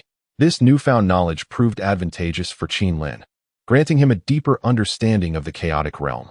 However, at that moment, Qin Lin's focus was not on the intricacies of the chaos, but rather on the chaotic divine artifacts before him. Altogether, he had gathered over 10 pieces. And although they did not embody the 5 elemental attributes, he anticipated that refining them would yield substantial benefits. After all, these were more than a mere collection of chaotic divine artifacts. He mused that, upon successful refinement, achieving the 5th level of the Sage Realm should not pose an insurmountable challenge. With this thought in mind, he commenced the refining process. Concurrently, he summoned several elders from the Qilin clan through his avatar. The elder of the Water Qilin clan had reached the 1st level of the Quasi-Sage Realm, while the elders of the Thunder and Wind Qilin clans had attained the 2nd level of the same realm. These 3 elders stood as the mightiest Qilin in the primordial world at present. Yet, it was insufficient, as Qin Lin's strength continued to burgeon. The Qilin clan appeared to grow weaker in comparison, their advancement lagging behind that of his non-clan disciples, which left many of the clan members feeling despondent. Despite their earnest efforts, their progress was slow. Qin Lin, however, perceived the situation with clarity. Their growth was not slow per se, but rather, his external disciples were all individuals of exceptional fortune, each possessing significant opportunities that were beyond the reach of the younger generation of the Qilin clan. Yet, when compared to the ordinary demon race, the Qilin clan still held considerable advantages, maintaining a dominant position in terms of strength within the primordial realm. You 3 elders have rendered significant contributions to the Qilin clan. Today, I bestow upon you some chaotic holy objects to aid in your cultivation. I hope you will soon attain the status of sage. In the future, we shall inevitably face another conflict in this primordial world, and it is imperative that you do not become complacent. Qin Lin addressed the 3 elders of the Qilin clan. The 3 Kirin, each prodigious talents within their respective clans, were cultivated by Qin Lin to become elders of their lineages. After bestowing upon them certain chaotic sacred artifacts, Qin Lin identified the most gifted individuals among the Golden Kirin, Wood Kirin, Earth Kirin, and the exotic Ice Kirin and Poison Kirin, granting them chaotic spiritual treasures. It is his hope that within each Kirin lineage, formidable beings at the quasi-saint level will emerge, thus fostering the flourishing development of their clans. In ancient times, the Kirin clan dominated the vast wilderness, emerging above the myriad other demon tribes precisely because each branch boasted its own powerful members, leading to the birth of countless descendants. At this moment, in the realm of the 10,000 demons kingdom within the Million Great Mountains, Qin Lin summoned his disciples for instruction and guidance, offering to bestow upon them suitable treasures if they met the criteria. These individuals were his direct lineage, and he was determined to nurture them well. Whether contending with Hongjun in the wilderness or vying for opportunities in the chaotic realm, they were his chosen ones, meticulously cultivated and deeply understood, minimizing the potential for unforeseen variables. Meanwhile, beyond the 33 heavens in the primordial world, the previously shattered Zixiao Palace had been restored, and within it, the Dao ancestor Hongjun cast his gaze upon the 2 figures of Junyi and Jane. Recently, these 2 had assisted him in rebuilding the Zixiao Palace. Yet Hongjun was acutely aware of their intentions. They sought to regain their saintly status or, perhaps, to restore their Dao bodies. However, he questioned whether they possessed the necessary capabilities. How could he possibly supply them with the abundant divine waters required for such restoration? Surely, they were indulging in fanciful dreams. Nevertheless, recognizing the need for allies, he refrained from expressing his thoughts too bluntly, lest he dishearten them. Instead, he illuminated a pathway for them, suggesting they enter the earth immortal realm to gather the power of belief. With sufficient belief power, their Dao bodies could indeed be restored, allowing them another chance to venture into the chaotic realm and test their fortune. Upon learning that the power of belief could aid in the restoration of their Dao bodies, the 2 departed Zixiao Palace without hesitation, plunging into the earth immortal realm. There, they endeavored to re-establish the Western Church and incited many mortals to construct temples, thereby providing them with belief power. Yet, they remained oblivious to the fact that Qin Lin's plans had outpaced theirs considerably. The Earth Immortal Realm was populated with many formidable demons from the 10,000 Demons Kingdom, who often intentionally opposed them. No longer saints, the 2 found themselves confronted by numerous powerful demons with quasi-saint cultivation within the 10,000 Demons Kingdom. Moreover, the myriad deities of the heavenly court were also represented there, leaving the 2 from the Western Church facing relentless obstacles, their hearts engulfed in despair. As time flowed by, A century had swiftly passed. Over the years, the three quasi-Saint Qilins of the Abyss have refined numerous chaotic sacred objects. Under the guidance of Qin Lin and the profound influence of his civilization's flame, their cultivation has progressed remarkably. The most accomplished among them is the Elder of the Thunder Qilin, who has ascended to the 7th level of quasi-Saint rank, while both the Wind Qilin and the Water Qilin have attained the 6th level of quasi-Saint realm. The Gold Qilin, Wood Qilin, Earth Qilin, and the unique Ice Qilin and Poison Qilin, with the assistance of certain specific chaotic spiritual entities, have also successively broken through to the quasi-Saint realm. The Qilin clan is flourishing increasingly well. At this moment, Qin Lin's true form has also opened his eyes and lifted his gaze towards the 33 heavens beyond. Having refined the chaotic divine objects, he has successfully achieved a breakthrough, now standing at the 5th level of the Sage realm. Soon, it will not be long before he catches up to Hongjun. Just a couple more chapters. Chapter 142. The Seed of the Heavenly Path. After Qin Lin successfully ascended to the 5th level of the Sage realm, a long-absent system notification quietly resonated in his ears. Ding. Detection of a significant enhancement in host cultivation level. A new selection task has been triggered. Does the host wish to emerge from the abyss to complete the task? Option 1. Venture to the 33 heavens of the primordial world to confront Hongjun in a battle to the death, earning 1 instance of Heavenly Path teachings. Option 2. Enter the chaos world and slay 100 chaotic creatures to obtain the innate supreme treasure, the Heavenly 5 Elements Divine Bow. Upon witnessing this new task, Qin Lin realized the system had undergone a transformation. Its prolonged silence had given way to a more assertive demeanor. It was no longer reserved. It was demanding that Qin Lin engage in conflict. The first option involved battling Hongjun for a reward of Heavenly Path teachings, which would have tempted him in the past. However, as a formidable sage now, such teachings offered little assistance. With his comprehension of the Great Tao, no one could illuminate his path forward. It was solely reliant upon his own exploration. The second option, to slay chaotic creatures for an innate treasure, particularly one attuned to his 5 elements Tao, was far more enticing. Without hesitation, Qin Lin chose task 2. Let the hunt begin. He entered the realm of chaos, setting forth to seek out the chaotic beings. Having already concealed himself in the primordial world for a considerable duration, he felt it was time to emerge. The affairs in the Shadow Demon realm had likely ceased to be a pursuit, so venturing out should pose little risk. Upon selecting task 2, Qin Lin's true form once again stepped into the chaos. He made his way toward the Qilin realm while continuously searching for traces of chaotic creatures. Since he needed to slay 100 of them, and there were no specifications regarding their strength, he aimed to target the weaker ones to accomplish the task with relative ease. However, the vast expanse of the chaos did not guarantee the presence of life. Many areas were devoid of any beings at all. As Qin Lin approached the Qilin realm, he had only managed to defeat a mere 10 chaotic creatures. This would not suffice to complete his task. Consequently, he circled the vicinity extensively, even venturing into a somewhat perilous chaos mountain, and after considerable effort, he finally achieved his goal of slaying 100 chaotic creatures. Upon completion of the task, a bow emanating the essence of the 5 elements materialized in Qin Lin's hands. This divine bow possessed unparalleled power. Within the confines of a colossal mountain in the chaos, he tested an arrow, and the force of that single shot surpassed even his most potent attacks with the god-slaying spear by more than 2-fold. This innate treasure, steeped in the principles of the 5 elements, unleashed its maximum potential in Qin Lin's grasp.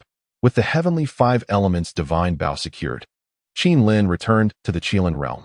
He now possessed numerous formidable treasures, which could be integrated into this exquisite world, fostering its growth and aiding the flourishing of the beings within the Qilin realm. Initially, Qin Lin retrieved the 100 chaotic creatures he had just slain. Though most of them possessed relatively weak powers, including Golden Immortals, Great Luo Golden Immortals, and a few of Quasi-Saint realm. Additionally, he presented the corpses of the White Demon Elder and the Bloodthirsty Elder, both formidable beings of the Saint realm. Integrating these entities into this world would undoubtedly yield substantial benefits. Moreover, the magical artifacts belonging to these 2 elders, along with the lower-tier artifacts that Qin Lin himself could not utilize, were also assimilated into the Qilin realm. This fusion greatly benefited the entire Qilin realm, proving even more effective than the initial sanctification of the fire Qilin. As the world expanded by half, its spiritual energy became significantly denser, and the power of the laws within the realm was notably enhanced. If this progress continued, it was conceivable that beings of quasi-saint realm might one day cultivate within this exquisite little world without being unduly constrained. As Qin integrated numerous elements into the Qilin realm, the system's elevation notification suddenly emerged. Ding! The Qilin realm has been brought under the host's control. However, it remains a delicate little world. Does the host wish to venture into the perilous chaos land to acquire additional chaotic resources? Option 1. Accept the task to obtain the innate chaotic divine object, the 5-element stone. Option 2. Decline the task to receive 1 seed of the 5 elements heavenly Tao upon acquiring this item. One can cultivate the birth of the heavenly Tao in a world devoid of it, allowing it to become the heavenly Tao of the new world, sustaining the operation of the entire realm. Qin gazed at the system's choices, somewhat exasperated. Brother, I just praised you for your diligence. What is this about? It seemed he was being compelled to refuse the task and thereby secure the 5 elements heavenly Tao seed. However, despite his grumbling, Qin understood that anything produced by the system was bound to be exquisite. The seed of the 5 elements heavenly Tao was indeed remarkable. While he was unaware of the precise process through which the heavenly Tao of a world was birthed, it was certainly no trivial matter. Once a world possessed a heavenly Tao, it was classified as a miniature world, a crucial milestone. Now that Qin had obtained a 5 elements heavenly Tao seed, did this not imply that the Qilin realm might soon evolve into a miniature world? Without lingering in conjecture, Qin opted to decline the task. Immediately, he received the 5 elements heavenly Tao seed, which felt particularly resonant with him. Following the system's guidance, he promptly integrated it into the Qilin realm.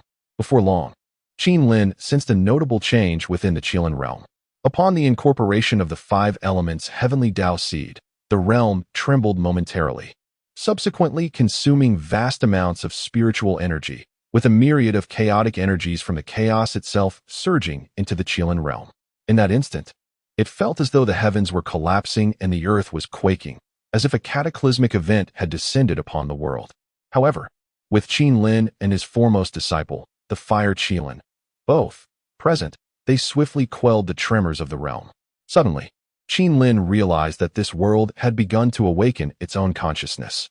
Upon careful contemplation, he discerned a rhythmic pulse to the world, as if it were breathing.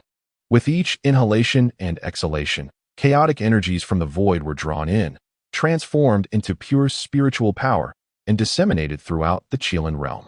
Qin understood that this was the seed of the heavenly Tao within the Qilin realm, still in its nascent stage, lacking the capacity to govern the entire world. It required a continuous influx of resources to foster its growth until it reached maturity, at which point the Qilin realm would truly evolve into a miniature world. Moreover, this seed of heavenly Tao was currently absorbing various chaotic forces, permitting only the emergence of the 5 elements principles within the realm, for it aligned intrinsically with the 5 elements Tao. Any force not conforming to the 5 elements would be devoured and transformed. Witnessing this spectacle, Qin felt a profound satisfaction. He was one who comprehended the principles of the 5 elements, and the Qilin clan predominantly possessed 5 elements attributes. Even if some aberrant Qilin existed, they would not be significantly affected within this world. Rather, they would find themselves at a disadvantage when it came to cultivating and understanding the laws of nature. Nonetheless, these issues could be addressed in time, as the heavenly Tao of the Qilin realm was currently extremely receptive to Qin's influence. As long as Qin provided some guidance, he could create space for the principles of thunder or wind without allowing them to be consumed. Within the Qilin realm, witnessing the birth of the 5 elements heavenly Tao, Qin felt a mix of surprise and exhilaration. The Qilin realm was now his stronghold, a secure base. With the emergence of the heavenly Tao, it was only a matter of time before this world transformed into a miniature world, ready for him to cultivate further. In contrast, the Hongwang realm was beyond his control, especially with Hongjun still present, and 2 formidable chaos demons lurking outside, not to mention the 5 remaining saints from the original 7, 3 of whom maintained neutrality. It was unwise to rely on the positions of others. One must possess absolute control over the situation. Furthermore, Qin Lin sensed profound depths within the Honghuang realm, hinting at significant secrets. Why else would the two chaos demons, nearly equal in power to Hongjun, remain stationed outside? At some point, Qin Lin intended to meet with Liu Dao Run and Yang Mei de Xian in the Honghuang realm to see if they would be willing to divulge some information. After all, without Qin Lin's intervention, the two of them would struggle against Hongjun. Now that Qin Lin's strength had risen, he was qualified for an equal dialogue. Previously, he had approached Liu Dao Run with caution, but now he felt emboldened. If there were indeed great secrets within Honghuang, perhaps they could share them. After all, they were unable to deal with Hongjun alone. If they included Qin Lin, they might just succeed. Another chapter will follow. For today, it concludes here. Thank you all for your unwavering support. Chapter 143, The Starry Sea, the Realm of Chaos, the Qilin World. Upon perceiving that the seed of the five elements heavenly Tao had taken root in this exquisite little world, Qin Lin felt an invigorated sense of purpose. He resolved to gather some chaotic materials to expedite the growth of the Tao seed. With this thought, Qin Lin departed from the Qilin world. His destination was the Heavenly Sea realm, for within the maps he possessed, he noted that the vicinity of the Heavenly Sea was fraught with perilous terrains, rich in celestial treasures. Furthermore, within this Heavenly Sea, there resided an unparalleled powerhouse of the Tao realm, rumored to be merely the weakest of fish, yet ultimately, through various fortuitous encounters, ascended to become a legendary Sea King. This was indeed a formidable entity not to be trifled with. However, despite the Sea King's immense strength, Qin Lin was not one to seek unnecessary conflict, especially since he now possessed information regarding the chaos realm held by the Demon world, which afforded him a deeper understanding of this chaotic expanse and the numerous treacherous zones and chaotic creatures within. Months later, Qin Lin arrived near the Heavenly Sea realm. Yet, rather than venturing to the trading grounds of the Heavenly Sea, he made a beeline for a perilous area known as the Starry Sea. This region was a vast ocean formed within the Chaos realm, where countless stars above reflected upon the waters, creating a breathtaking vista. Occasionally, one could observe various aquatic beings swimming through the depths, alongside chaotic avian creatures soaring above. Yet, those who had delved into this place knew well that such stunning scenery was a deceptive guise. This was not a locale for leisurely sightseeing. Here, violence and death were constants, as the unique nature of this place, which perpetually absorbed the starry energies from the chaos, endowed its aquatic inhabitants with extraordinary might. Although the presence of Tao realm beings was absent, several peak Saint realm entities roamed here. Moreover, within the Starry Sea, there were discovered several exquisite little worlds, dominated by aquatic races that thrived and reproduced here for ages. Thus, this place was indeed perilous. For those lacking sufficient strength, to venture here was tantamount to courting death. Nonetheless, for powerful saints, this locale represented an unparalleled treasure-hunting ground, as the continual absorption of stellar energy often yielded rare chaotic divine objects, alluring even those at the Saint realm. Furthermore, the Starry Sea possessed a unique ability to attract scattered meteorites, which were treasures seldom seen. Whether for crafting artifacts or integrating into various worlds, they were invaluable choices. At this moment, Qin Lin hovered above the Starry Sea, acutely aware that recklessly soaring through such a place would be an invitation to demise. It was prudent to dive into the depths of the sea. Additionally, the Starry Sea was home to numerous starry islands. It would be wise for him to navigate beneath the waves, gathering various resources while gradually approaching the starry islands, ensuring a more secure endeavor. Once Qin Lin had devised a comprehensive plan, he plunged headlong into the sea of stars, immersed in the understanding of the five elements principles. He found himself invigorated by the overwhelming essence of water that surged forth upon his entry, allowing him to navigate as effortlessly as a fish in its natural habitat. Even as he descended to the ocean's profound depths, he experienced no discomfort whatsoever. Upon reaching the seabed of the Sea of Stars, he discovered numerous scattered star stones, which were, in fact, ordinary stones from the chaos that had absorbed the celestial energy over countless years, transforming into star stones. These stones possessed a modicum of utility. With sufficient quantities, they could be refined into postnatal spiritual treasures, or even into transcendent artifacts. Qin Lin employed his divine abilities to gather every star stone within his vicinity. Regardless of size, swiftly collecting them into his chinkoan bag. However, his actions soon attracted the attention of various marine creatures, including an irate deep-sea crab that had built its lair from star stones. In a moment of fury, it realized that its years of accumulated star stones had vanished.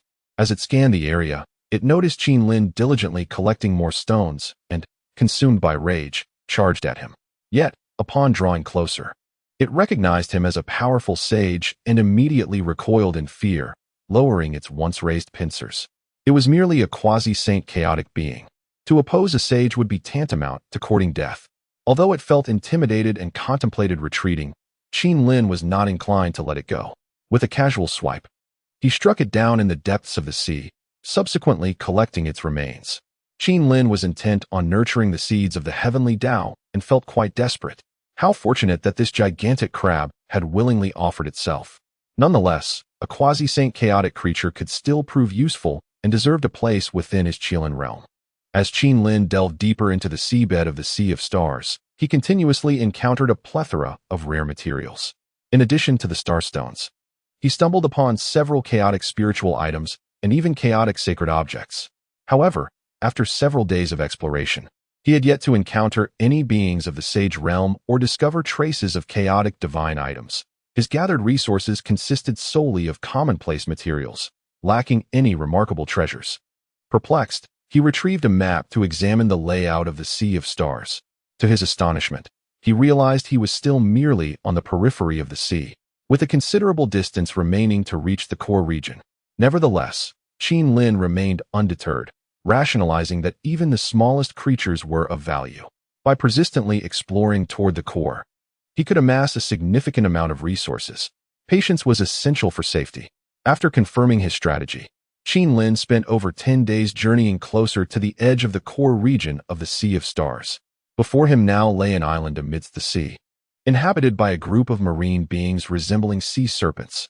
Within this tribe, there exists a powerful being of saintly caliber, residing in the deepest recesses of an island, languidly lying upon a colossal fallen star stone, absorbing the essence of the sun and moon. Upon witnessing this scene, Qin Lin's lips curled into a slight smile. In the depths of the sea, he drew forth the divine bow of the 5 elemental realms, his divine consciousness locking onto the saintly sea serpent. With a single arrow released, it pierced through the serpent's form, pinning it to the fallen star stone, rendering it unable to escape. Nevertheless, this sea serpent is also a formidable entity of saintly status. Instantly, 2 emerald-hued rivers of law enveloped it, accompanied by a defensive treasure crafted from scales, shielding its body. Its pair of fearful eyes darted around in frantic search. Who was it who had unleashed that arrow moments ago? Now, with its body pierced and pinned against the fallen star stone, escape was an impossible feat, a dire predicament indeed. Chapter 144. The ancient serpent patriarch, the sage of the sea serpent clan, had been on the path of enlightenment for many years. Over the course of time, it had thrived in the starry sea, for its kin had claimed an island in the core region of this vast expanse. Spanning hundreds of thousands of miles, this territory was rightfully theirs. Yet today, it found itself ambushed. Surveying its surroundings, it detected no signs of life. What was amiss? Who could have dared to attack? Just as these thoughts plagued its mind, an arrow surged forth from the depths of the ocean, revealing the presence of a hidden assailant. However, the realization was of no consequence. It was rendered immobile. Its strongest shield, crafted from the scales of its kind, was shattered in an instant. The arrow struck its right eye. A piercing roar erupted from its throat, accompanied by the tumult of 2 rivers of law swirling in fury. Yet, all its rage was in vain. Currently, it found itself devoid of any advantage. What did it matter that it was a sage of the 2nd heavenly realm? It had occupied this island for countless years, but today, it sensed the chilling breath of death upon it. Meanwhile, deep in the ocean, Qin Lin continued to draw his bow and release arrows. Although he remained at a distance from the serpent, his initial unexpected strike had left the creature dazed and immobile, allowing him to harvest its life force unimpeded. If this continued, it would not be long before the sage of the sea serpent clan would meet its end. As for Qin Lin, he suffered no depletion. His strikes were executed with unwavering precision. The serpent, a being of sage status, found itself in utter despair. It was a sage, after all, It should not perish in such a constricted manner. The two rivers of law incessantly refined the power of the arrows. It sought to break free. If it could assimilate the lethal force of the arrows, it might escape, avoiding a gruesome demise at the hands of its assailant. Yet, Qin Lin observed its every move. Upon witnessing the manifestation of its rivers of law, he unleashed the power of the five elements Bao, penetrating its very essence, inflicting a wound more profound than that inflicted upon its physical form. At that moment, Qin Lin's patience waned. He launched himself from the ocean. Wielding the chaos bell to strike down upon the serpent, he plunged into the domain of the sea serpent clan. Countless serpents, desperate to protect their sage, unleashed torrents of venom. In the starry sea, these lesser serpents were willing to sacrifice themselves, for their ancestral sage must not fall, otherwise, their clan would face annihilation. Even if they managed to flee, where in the vast expanse of the starry sea could they find a place to thrive? Before long, other creatures would seize their territory, perhaps even turning them into prey. Thus, innumerable sea serpents, even at the cost of self-destruction, sought to impede Qin Lin's advance. In the eyes of Qin Lin, the sea snakes were no different from mere ants. He was at the fifth level of the saint realm, shielded by the laws of the universe, rendering these feeble sea serpents incapable of inflicting any harm upon him. This was not an act of cruelty on Qin Lin's part. Rather, it was a reflection of the primal law of survival that permeated the chaotic lands, where the weak were devoured by the strong. It was conceivable that the Sea Snake clan, in their ascendance to dominion over this island, had annihilated another chaotic species, for such a prime territory would not have been easily acquired otherwise. At that moment, under the overwhelming pressure exerted by Qin Lin, the two rivers of law wielded by the saint of the Sea Snake clan were shattered. This saint had gained enlightenment of the great Tao, specializing in the poisonous laws that were the forte of their kind. However, such a law was far too commonplace, offering no chance for resistance against Qin Lin. After several strikes from the Chaos Bell, the Sea Snake Saint met its demise. At this instant, countless sea snakes on the island went into a frenzy, fleeing in panic. Despite their previous attempts to obstruct him, Qin Lin chose not to obliterate them entirely, for their positions were fundamentally different, neither right nor wrong. To Qin Lin, what he sought were resources, while to the Sea Snake clan, if Qin Lin were but a fraction weaker, he would be their prey. Having vanquished the Sea Snake Saint, Qin Lin collected its remains into his Qinkuan bag, along with the massive fallen star stone. Upon arriving on the island, he discovered that the entire land was comprised of star stones. There was no need to search meticulously. He could simply claim the entire island and transport it away. A far more efficient endeavor. In the distance, various marine creatures observed the fierce battle, trembling at the sight of Qin Lin's might. Over the years, they had witnessed countless formidable beings, some who came to the Starry Sea to hunt saints, others seeking to collect various chaotic resources. Yet, they had never encountered anyone bold enough to lay claim to an entire island. What could possibly be of such value on that island? Countless sea creatures speculated. Yet no matter how they pondered, they could not fathom that Qin Lin's actions stemmed from a dire need for wealth to cultivate the seeds of the heavenly Tao, an endeavor that demanded immense sacrifice. Nevertheless, it was a necessity. Only through this cultivation could he ensure a path for himself, the Qilin clan, his disciples, and the many great demons of the Wan Yao kingdom.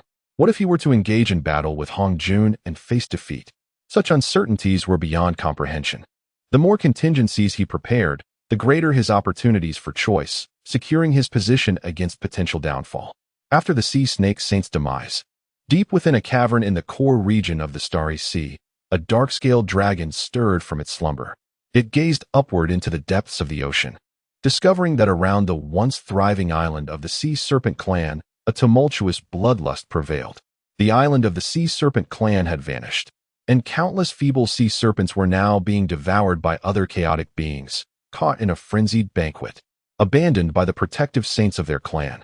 These frail sea serpents found themselves in the heart of the Starry Sea, where only a dead end awaited them. Perhaps a fortunate few might escape to the periphery, yet their survival ultimately depended on their own fate. Observing the aura and form of this individual, it was evident that they were not a creature of chaos. Who could this formidable being be from another world? Could it be that the saint of the Sea Serpent clan is one of the three guardians of my venerable Black Flood Dragon ancestor? To slay it would be tantamount to striking my own face. I have existed in this starry sea for countless years. The Sea King of the heavenly sea world once extended an invitation for me to join his realm, yet as a dragon of the flood lineage. Having reached the pinnacle of saintly power, I might one day revert to my ancestral dragon form and transcend the ultimate realm. How could I ever lower myself beneath such insignificant creatures? After slumbering for so many years, it is time for me to venture forth in search of sustenance. Chapter 145. Unintentional Speaker, Attentive Listener in the Starry Sea, the territory of the Sea Serpent clan. Qin Lin had just departed and submerged himself once more into the depths of the ocean, concealing his presence as if nothing had transpired, while continuing to gather various resources. It must be noted that after entering the core area, Qin Lin encountered an abundance of treasures along the way. At one particular deep-sea spring, he discovered a primordial divine entity, guarded by a colossal tortoise of sage-level prowess. Upon sensing Qin Lin's arrival and his formidable aura, the tortoise immediately turned away, feigning ignorance.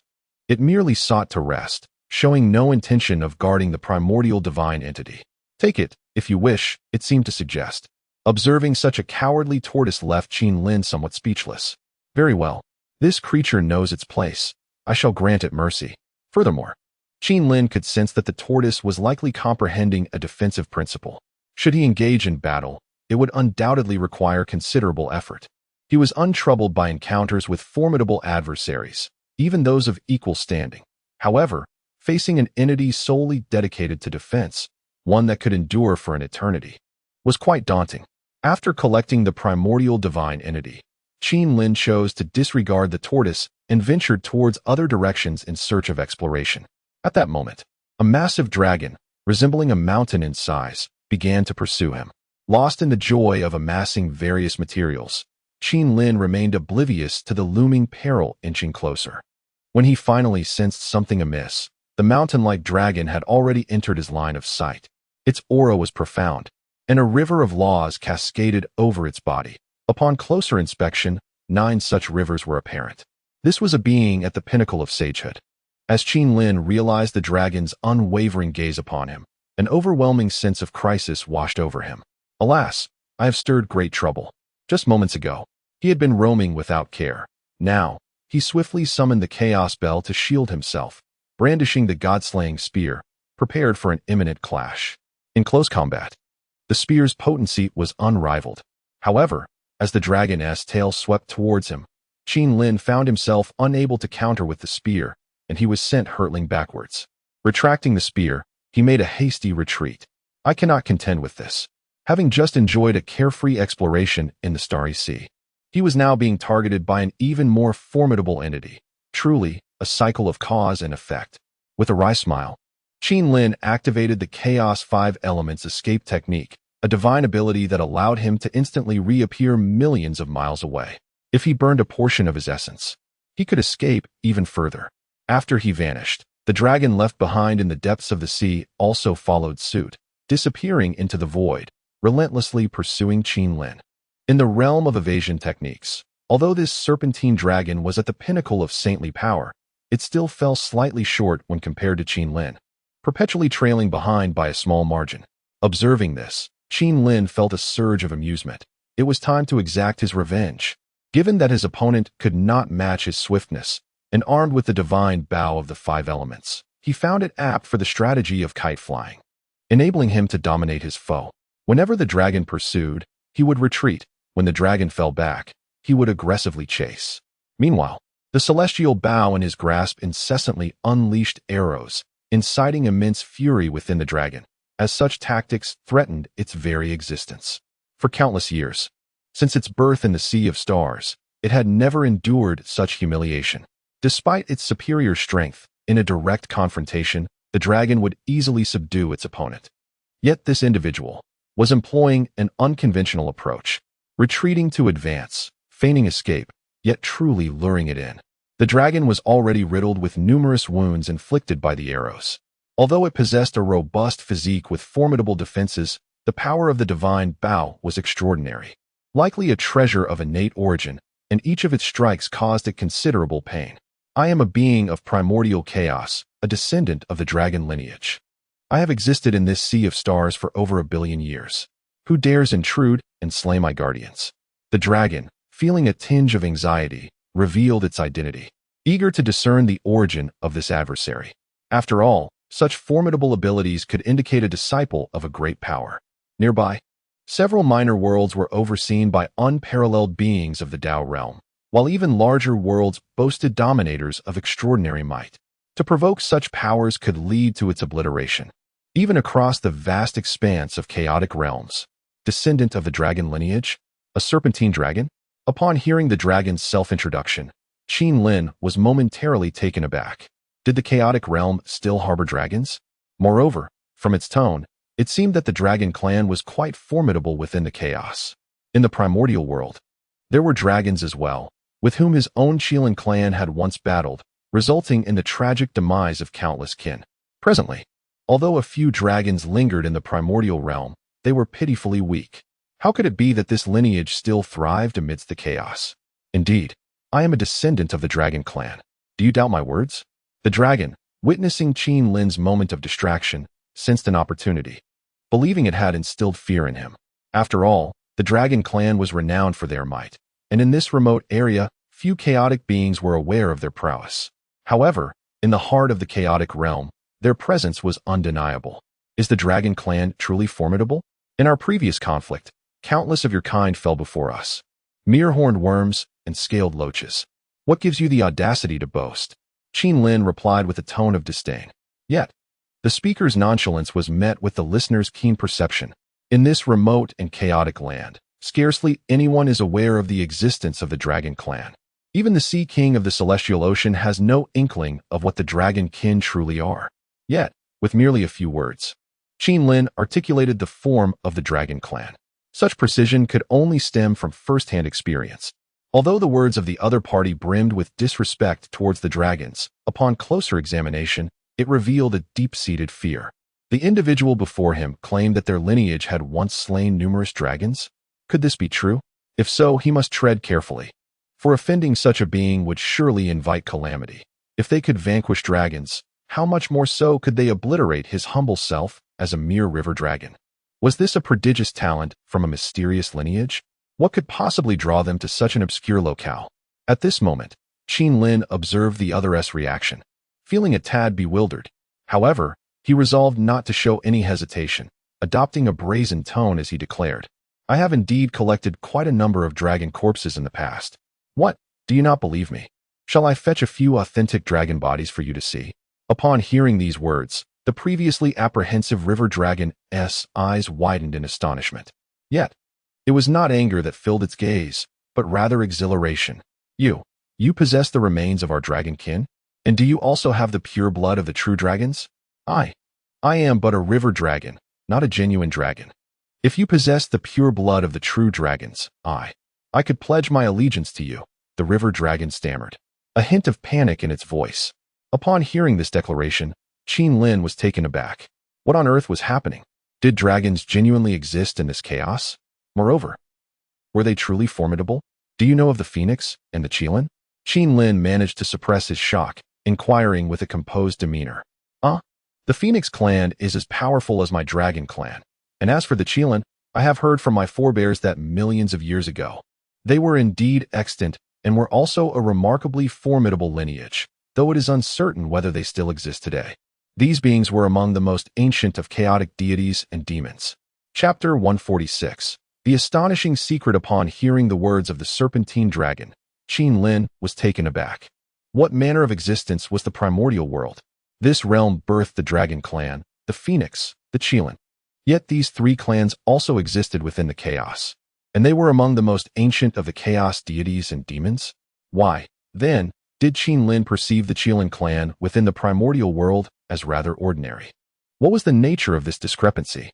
The being who opened the primordial world, the formidable Pangu, what kind of entity was he? What was his true purpose in creating this realm? A chill ran down Qin Lin's spine as he contemplated these questions. He needed to uncover the truth. It was imperative to understand. Initially, he sensed that the primordial world held a certain uniqueness, a special quality. Yet now, the more he learned, the deeper the enigma of this world became. The depths were unfathomably profound. At that moment, the serpentine dragon coiled itself, halting its pursuit of Qin Lin. Fear had begun to take root within it. Its longevity was not without reason. When encountering beings of formidable background, no matter their potential for conflict, it was wise to refrain from engagement, for one could never predict the number of powerful entities that might come seeking vengeance afterward. It had witnessed such occurrences too many times. Over the years within the Star Sea, numerous beings of peak sage status had emerged, yet only 3 remained, the dragon being one of them. This illustrated the presence of many formidable existences within the chaos that it could not afford to provoke. Moreover, the claim that this individual possessed the corpse of a dragon struck a chord within it. For years, it had struggled to transcend the great Tao, hindered by the limitations of its bloodline. Although it had refined several chaotic divine objects, there had been no signs of a breakthrough. For the Serpentine Dragon clan to evolve into supreme beings of the great Tao, they must transform their bloodline, evolving from serpents into true dragons. Only then could they successfully transcend. This transformation required either an abundance of heavenly materials and treasures for continuous refinement or the genuine essence of a dragoness blood, which would expedite the process. However, the availability of heavenly materials within the Star Sea was limited. Though Qin Lin had gathered a considerable amount of resources, their integration into the Linglong small world sufficed, but utilizing them to enhance one's cultivation was nearly impossible. Thus, despite years of effort, it remained unable to break through. Yet, Qin Lin's recent words ignited a glimmer of hope within it. Do you truly possess a dragon's corpse? If so, how much essence remains? Whether in loyalty to you or through various exchanges, I am willing. In that moment, the Serpentine Dragon continued to inquire. When the Sea King of the Heavenly Sea World had sought to recruit it, it had feigned reverence, yet deep down, it had always looked down upon the Sea King due to his weak lineage. Despite possessing immense fortune, having ascended to the realm of unparalleled strength and commanding a miniature world, it remains, after all, a descendant of the dragon lineage. Once it undergoes its transformation into a dragon, its achievements will surely rival those of the Sea King. Thus, it had initially declined the invitation. However, this time, it was willing to follow willingly, provided that the other party could truly present the pure blood of the authentic dragon race. With such a treasure in hand, it would be amenable to any request. Over the years, being trapped in its current state had proven to be excruciating. Moreover, as a flood dragon, every one of its kind harbors an infinite yearning for dragon transformation. If granted the opportunity, it would not mind serving as a subordinate. Upon witnessing the eager expression on the flood dragon's face, Qin Lin's lips twitched in disbelief. Was this flood dragon truly Sonavi? With cultivation at the peak of a sage, it sought to pledge loyalty to him? Qin Lin found himself at a loss for words. Nevertheless, he composed himself and replied, Am I to deceive you? I recall having quite a bit of dragon blood, and I can indeed provide it. But how will you prove your loyalty to me? How can I be assured that once you receive the benefits, you won't turn your back on me? I am willing to swear a great oath. If you can truly provide me with the blood of a true dragon, I shall follow you henceforth. Should I falter in this promise, I will endure the calamity of chaotic thunder and face eternal damnation. The flood dragon declared with unwavering conviction. Upon hearing these words, Qin Lin was convinced. The willingness to swear such an oath indicated that it feared no change of heart. Very well, he thought. Let his avatar venture into the primordial world to hunt a few dragons, extracting their blood to ascertain whether it was indeed the authentic dragon blood desired by the flood dragon. He sensed that this endeavor would yield significant rewards and uncovered a remarkable secret. Well, it seems we have forged an acquaintance through this unusual circumstance. Holding on to that dragon blood serves little purpose for me. If I can gain the allegiance of a flood dragon ancestor such as yourself, it would indeed bring me great prestige. This is a communication artifact. Keep it for now. I shall return to the Starry Sea in due time, at which point I will provide you with the blood. If it proves to be genuine, you shall follow me. One day, you will be grateful for the choice you made today, Qin Lin whispered before departing from the Starry Sea. 3 more chapters to come. Chapter 147. Who takes it seriously? Loses upon departing from the Celestial Sea, Qin Lin first returned to the Qilin realm. Throughout the journey, he remained enveloped in a profound astonishment, grappling with the revelation of the primordial world, where some beings, the most ancient of the chaos deities and demons, were conceived. This realization stirred a complex array of emotions within him. Was his Qilin lineage also among these ancient chaos beings? What was the true nature of this situation? Upon his return to the Qilin realm, Qin Lin summoned the Fire Qilin and procured a significant quantity of celestial stones, enlisting its aid to integrate these chaotic resources into the intricate little world. Subsequently, he also incorporated the remains of the slain saint from the Sea Serpent clan into the very fabric of this realm, alongside fallen star stones and a plethora of deep-sea spiritual entities. This process of amalgamation significantly enhanced the delicate world, and the seed of the heavenly Tao reaped considerable benefits as well. It had now developed a vague consciousness and was beginning to govern the local operations of this realm. However, Qin Lin was not particularly engrossed in these matters at the moment. After addressing these concerns, he returned directly to the primordial world, where tranquility reigned supreme among the various factions. At this juncture, his avatar brought back several dragon corpses. These dragons possessed the cultivation of golden immortals and were regarded as formidable within their race. However, in the eyes of the Qilin clan, such a lineage had forfeited any chance of competing for supremacy. To extinguish them was as effortless as crushing an ant beneath one's heel. Upon acquiring the dragon corpses, Qin Lin refined their essence, yielding over 70 drops of potent dragon blood, exuding a rich breath of draconic power. Yet, upon meticulous examination, he found no extraordinary attributes nor any trace of chaotic energy within. How could they possibly be ancient chaos deities? While pondering this, he retrieved a communication device bestowed upon him by the Taoist Luya. Now that he had returned to the primordial world and discovered its peculiarities, it seemed prudent to consult him and ascertain his willingness to collaborate, and whether he would be open to sharing the secrets of this realm. As Qin Lin activated the communication device, it was not long before Taoist Luya appeared beyond the Million Mountains. With the elevation of Qin Lin's cultivation, he could now discern the underlying prowess of Luya. The figure before him was but a manifestation of refined blood essence. Compared to avatars conjured through lesser means, this was far superior. Such an avatar retained some of the original's abilities and could contend with saints, yet it bore inherent risks. Should the avatar be vanquished, the original would suffer a significant decline in strength. Qilin ancestor, you summoned me for what purpose? Taoist Luya inquired, exuding an air of ethereal grace, his demeanor and manner of speaking imbued with a soothing charm. Dear Luya, within the depths of my abyss lies a tea tree that has been cultivating wisdom for millions of years. Recently, it has yielded some new tea, and I would like to invite you to partake in its tasting. Qin Lin did not directly pose the question, but instead engaged in light-hearted banter. As they spoke, a stone tea table materialized before them, and they took their seats, exchanging glances. Upon hearing Qin Lin's words, Luya chuckled softly, raised his teacup, and took a delicate sip. However, as his gaze fell upon Qin Lin, he realized he could not fully perceive the depth of the other's being. It had not been long since their last battle with Hong Jun, yet he was astonished by the rapid advancement of Qin Lin's cultivation.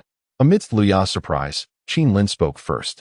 Luya, your intentions regarding Hong Jun must extend beyond merely seeking to escape the Honghuang world. Would you share with me some insights about this realm? Hearing this, Luya furrowed his brow, and his arm holding the teacup slowly descended. You are aware? He inquired succinctly. Such matters could not be broached too directly or disclosed too transparently. Our Qilin lineage is an ancient chaos deity, and we exist within Honghuang, just as we do within the chaos. Without our presence, how could the Qilin of Honghuang have survived until now? They should have perished in ancient times, and you were present in the Honghuang world during the three clans' contention. As you well know, Qin Lin replied, a blend of truth and jest in his tone. His gaze remained fixed on Luya. What? You too emerged from the chaos? How could this be? The ancient Qilin of chaos has long since vanished. This world was birthed from the primordial chaos, allowing the Qilin lineage to be reborn, Luya exclaimed. Rising in shock, disbelief etched across his face. Qin Lin had caught every word Luya had spoken. Primordial chaos birthed this world? Does this imply that the mighty Pangu, in creating the Honghuang realm, sought to recreate the chaos, akin to a cycle of rebirth? However, at this moment, Qin Lin could not afford to display excessive astonishment. He needed to maintain his composure to extract further information. What is impossible? The Dragon Clan still thrives, does it not? The Phoenix Clan, as far as I know, has not truly become extinct. Though our Qilin lineage has remained hidden for millions of years, powerful beings still lie in wait. We face formidable foes, and unless absolutely necessary, we dare not reveal ourselves in the chaos. Qin Lin spoke with an air of enigmatic wisdom. His words were informed by insights gleaned from the Jiaolong, interwoven with his own fabrications. He was merely acting, and he knew that whoever took things too seriously would ultimately lose. Chapter 148. The Ancient Chaos Clan. Should you be able to articulate such matters, it is indeed plausible that you have emerged from the depths of chaos. Luya, the Taoist, fixed his gaze upon Qin Lin, still grappling with disbelief. Though Luya himself was a being of chaos, the disparity between him and the ancient chaos deity, the Qilin, was substantial. After years spent in the primordial world, he had only now begun to grasp the true essence of his counterpart, which was somewhat unsettling. Our clan possesses a means to communicate with the outside world, allowing us to engage with our formidable kin. Through this, we are well informed of certain occurrences within the primordial realm. Qin Lin spoke in a measured tone. The purpose of my visit is twofold. Firstly, to discuss strategies for dealing with Hongjun, and secondly, to inquire if you have uncovered any significant revelations during your time in the primordial realm. You can indeed communicate with the outside. What kind of powerful beings does your clan possess? If your strength is sufficient, it would be prudent to directly enter the realm. After all, Hongjun is merely at the 7th level of the Saint Realm. Luya's words were interrupted as Qin Lin rolled his eyes in exasperation. I have stated that our Qilin clan faces formidable adversaries beyond this realm. Should our powerful members intervene, it would inevitably draw the attention of those foes, jeopardizing the safety of this world, Qin Lin asserted.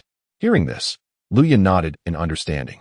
If the powerful ones cannot act, it falls upon you, the ancestor of the Qilin, to contain Hongjun from within. If you can match him in strength, our true forms might even enter the primordial realm briefly to assist in suppressing him. Should we succeed, the primordial world would become ours. Neither I nor Yang may harbor grand ambitions. We merely seek to acquire some remnants and inheritances of the once thriving 3,000 deities and demons. When the Pangu clan forged the primordial world, 3,000 chaos deities and demons surged forth, and those of us who survived are but the weakest few, the stray survivors. Many supreme beings of the Tao realm perished in this world, and perhaps even more powerful ones have also met their end. Yet, for so many years, we have failed to find their remains, oblivious to where they may lie within the primordial realm. The methods of the Pangu clan are truly formidable. It is said that this land of chaos was originally opened by them. Regrettably, the strong among their ranks gradually vanished, and those who survived, possessing the clan's secrets, were hunted by other chaos beings. The last of Pangu's kin, who opened this world, is rumored to be the most enigmatic of all. After creating this realm, he transformed into the primordial itself. However, the secrets of this clan remain undiscovered, and I am convinced that Hongjun is equally unaware. After years within the primordial realm, we are undeniably astonished by the prowess of this particular Pangu figure. He is reenacting the primordial chaos, endeavoring to cultivate beings of unparalleled strength. Should this knowledge reach the powerful beings from the outside, this world would undoubtedly be claimed, leaving us with no opportunity to thrive. The Taoist Luya revealed a multitude of secrets pertaining to the Honghuang world, leaving Qin Lin in a whirlwind of contemplations. While Qin Lin had anticipated certain matters, he had not fathomed the complexity of the situation. According to Luya, the Honghuang realm resembled a petri dish, having cloned various ancient races from the land of chaos.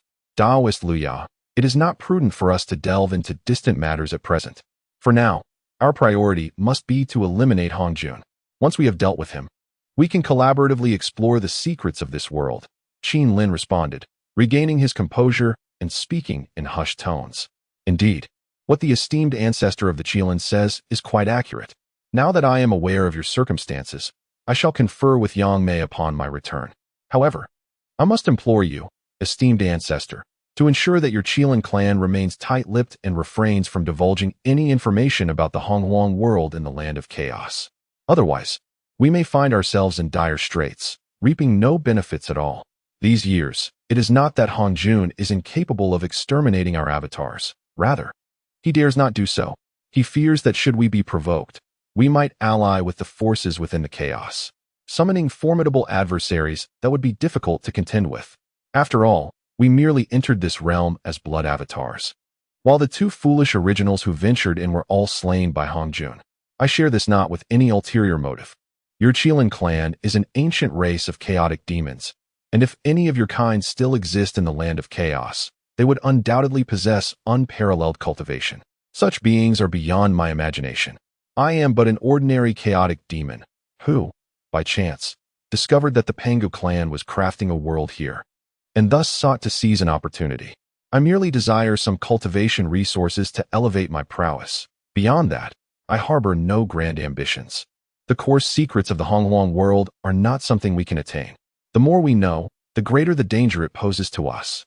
After we eradicate Hongjun, I hope the Qilin clan will uphold its promise and refrain from forcing Hongjuan's hand, lest we find ourselves in a heartless predicament. Liao expressed his concerns. After Liao's remarks, Qin Lin responded, feigning the demeanor of an ancient chaotic clan, a presence that genuinely intimidated Liao. He was slightly apprehensive that their discussion today might yield unintended consequences. Rest assured, we of the chaotic race have no interest in the relics of the 3,000 chaotic demons. Our needs do not conflict.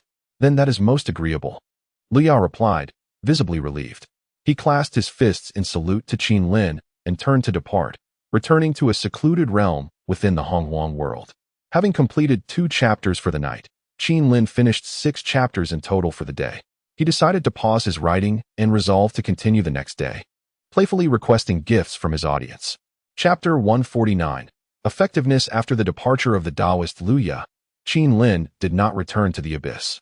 Instead, he remained in a state of contemplation, deeply shaken by the revelations he had just absorbed. However, he was thoroughly pleased with his recent performance, which had successfully startled Luya with a blend of truth and fabrication. At that moment, suspended above the towering peaks of the Million Mountains, he sensed the flow of spiritual energy in the world. The realm of Earth Immortals had now been established, and the once mighty spiritual essence of the primordial wilderness was being continuously siphoned off into this new domain. If this trend persisted, the other regions of the primordial wilderness would inevitably grow increasingly desolate, apart from the Earth Immortal realm. Qin Lin produced the innate treasure, the Jinyun Holy Spirit Cauldron, and placed it atop the highest summit of the Million Mountains. He intended to seize the fortune of the primordial wilderness and not allow Hongjun to manipulate him. Upon the emergence of this treasure, the previously converging spiritual energy was abruptly divided into 2 streams. One continued its journey into the Earth Immortal realm, while the other surged towards the Million Mountains. This spectacle inevitably drew the attention of the saints within the primordial wilderness. Yet, with such a treasure in his possession and his unparalleled abilities, Qin Lin left even Hongjun, residing beyond the 33 heavens, feeling helpless. Hongjun gazed intently at the Million Mountains, acutely aware that he would inevitably clash with the Qilin clan once more. However, he remained uncertain of his chances of success. Having resolved these matters, Qin Lin ventured into the heart of the primordial wilderness, eager to explore its secrets. However, his searches yielded little of significance. Unbeknownst to him, he drifted towards the infinite seas, territory of the Dragon Clan. Presently, the Dragon Clan lacked even a single quasi-saint, with only a handful of Delua-level dragons remaining. Compared to their ancient status as the sovereigns of the waters, they now appeared woefully diminished, a testament to their lack of ambition. During the ancient strife among the 3 clans, while the phoenixes vanished and the Qilin remained reclusive, the dragons had remained in the infinite seas. Why had they failed to thrive? Although the great conflict had sapped the vitality of the 3 clans, so many years had passed. Surely, it would not have been insurmountable to produce a couple of quasi-saint dragons? Yet, not a single one had emerged throughout these years. Qin Lin pondered that perhaps this was not solely the Dragon Clan's fault. Any promising dragons might swiftly fall victim to the might of rival forces, either slain or captured as mounts.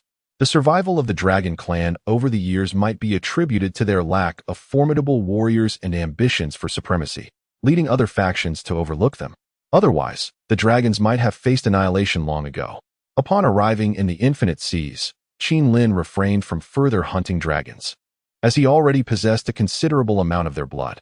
He contemplated testing it on the ancient dragon of the Starry Sea.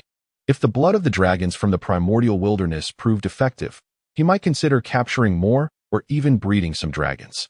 To prevent this clan from facing utter demise would indeed be a tremendous loss. After traversing the boundless sea, Qin Lin discreetly found himself within the Dragon Clan's palace. As a formidable being of the Sage Realm, entering and exiting the Dragon Palace was akin to child's play for him.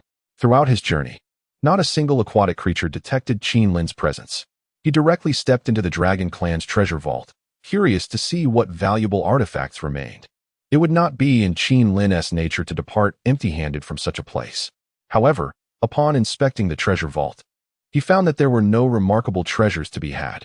The finest artifacts were merely of the postnatal treasure grade, trinkets that had long ceased to captivate Qin Lin's discerning eye. Yet, in a corner of the vault, he discovered several red stones imbued with the essence of dragon breath. Upon closer inspection, he realized these were dragon blood stones, stained with the lifeblood of numerous dragons.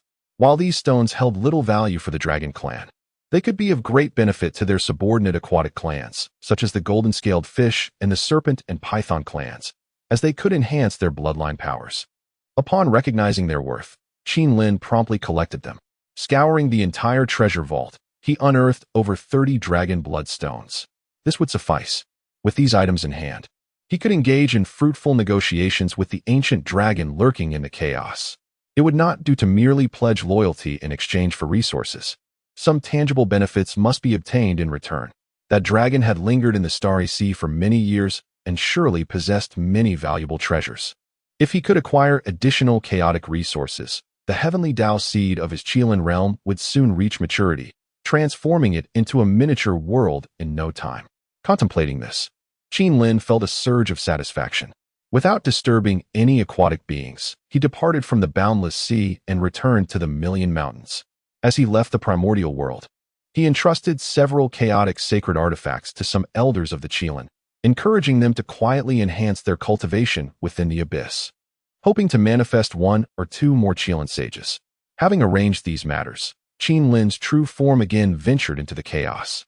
After several months, he arrived at the Starry Sea. Utilizing the communication artifact intended for the dragon, he summoned it to hasten its arrival.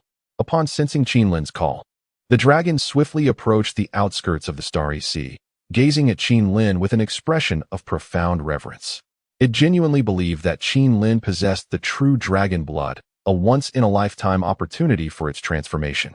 The Dragon Clan had not seen a member transform for many years, and due to stringent bloodline limitations, failing to achieve this transformation would mean that the peak sage realm would be its highest attainment, leaving it stagnant for life. Thus, it was with great humility that the dragon sought to negotiate with Qin Lin. Upon the arrival of this mighty dragon, Qin Lin promptly compelled him to pledge a solemn oath of loyalty. Such an oath, forged within the chaos, is irrevocable. To break it would surely lead to demise. Provided that the essence of Qin Lin's blood proves effective for him, he shall henceforth be bound to follow Qin Lin, yielding to his command alone. After the oath was established, Qin Lin, feeling quite satisfied, cast forth a drop of primordial dragon blood. This dragon, possessing merely the cultivation of a golden immortal, may not yield significant effects for the mighty serpent, but it was worth a trial, with no real loss to Qin Lin. As the drop of blood fell into the dragon's hands, he immediately sensed a powerful resonance of bloodline energy, igniting his excitement. He swiftly began to refine the dragon blood. Once the process was complete, the dragon, having regained his composure, remarked with a hint of confusion, "Indeed, this is authentic dragon blood. However, the strength of this dragon in life appears to be rather feeble, and it seems he did not originate from the chaos. There exists within this bloodline a suppressive force, yet it bears no impact on me." Chapter 150. Dragon Bloodstone. Qin Lin listened intently to the words of the dragon. He was astonished that this creature could discern the lineage of the dragon from a single drop of its essence. Fortunately, the dragon's blood proved beneficial to him, sparing Qin Lin from futile endeavors. The mention of suppressive forces struck a chord within him. Could it be that the dragon, Phoenix, and Qilin clans of the primeval world were less formidable than the deities and demons of chaos due to some form of suppression? This notion was not without merit. Otherwise, the situation would be rather perplexing. After providing the dragon with a drop of blood, he awaited with eager anticipation, hoping for more sustenance. Is there any more? Just a little more. The power of the bloodline was already responding.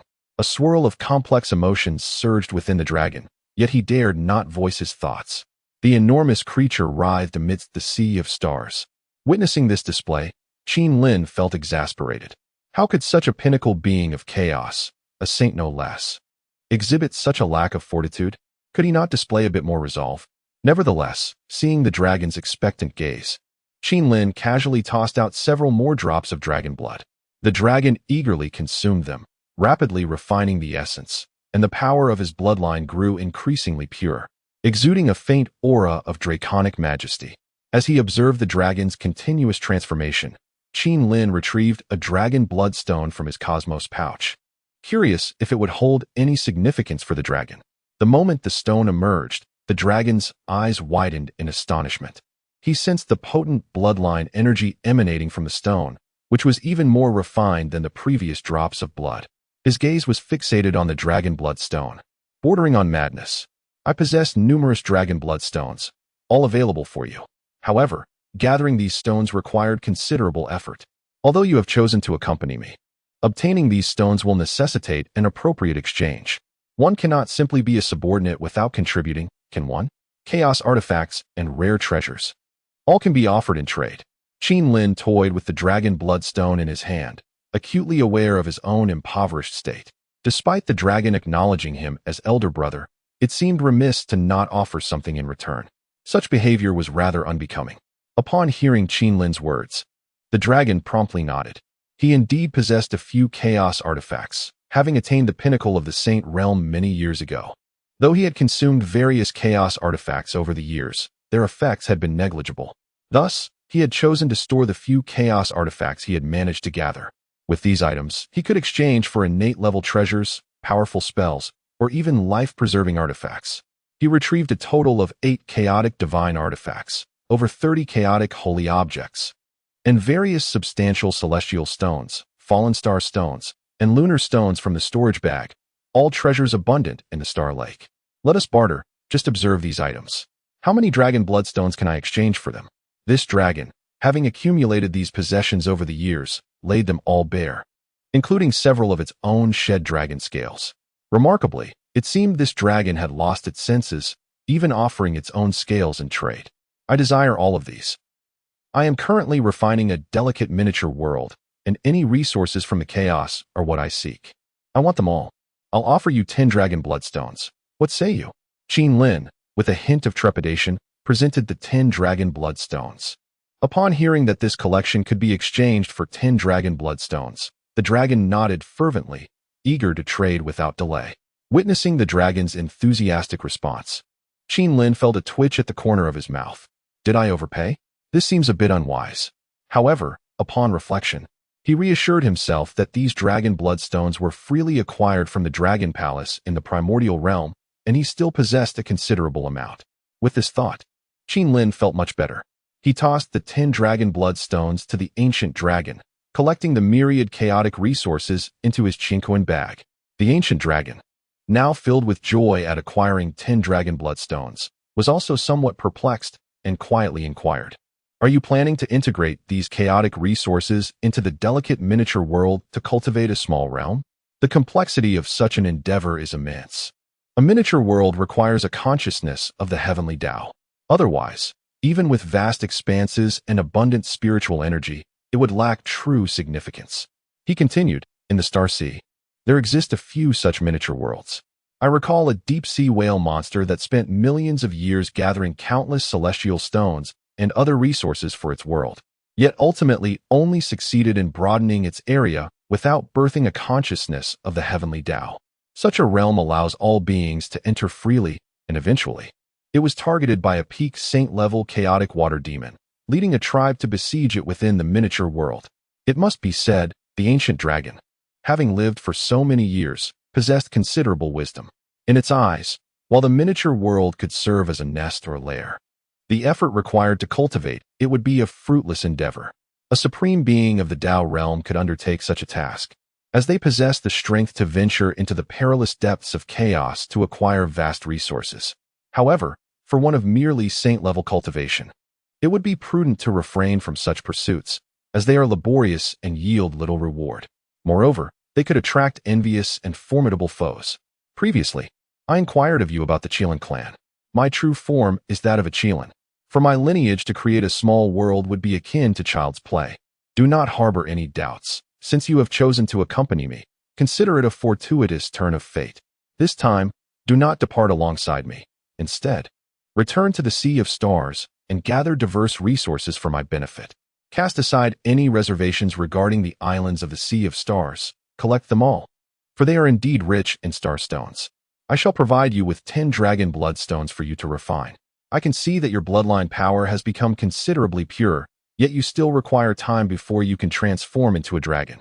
The essence of dragon blood and the dragon bloodstones. My reserves are plentiful. Facilitating your metamorphosis is certainly within my means.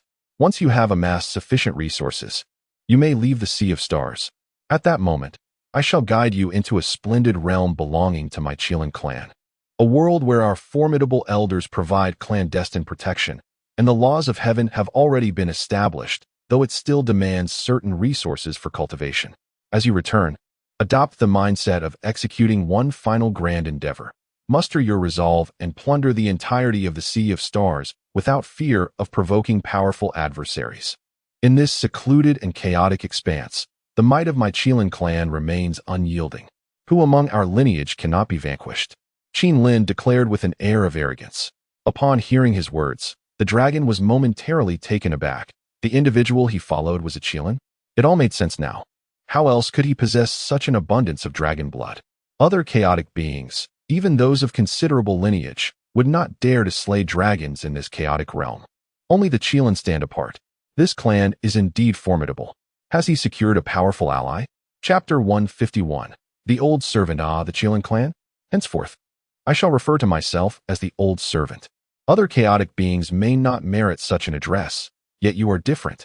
I am well aware that the Qilin clan hails from the most ancient line of chaotic deities. From now on, I shall call you the Young Master. This time, I shall not fail your expectations.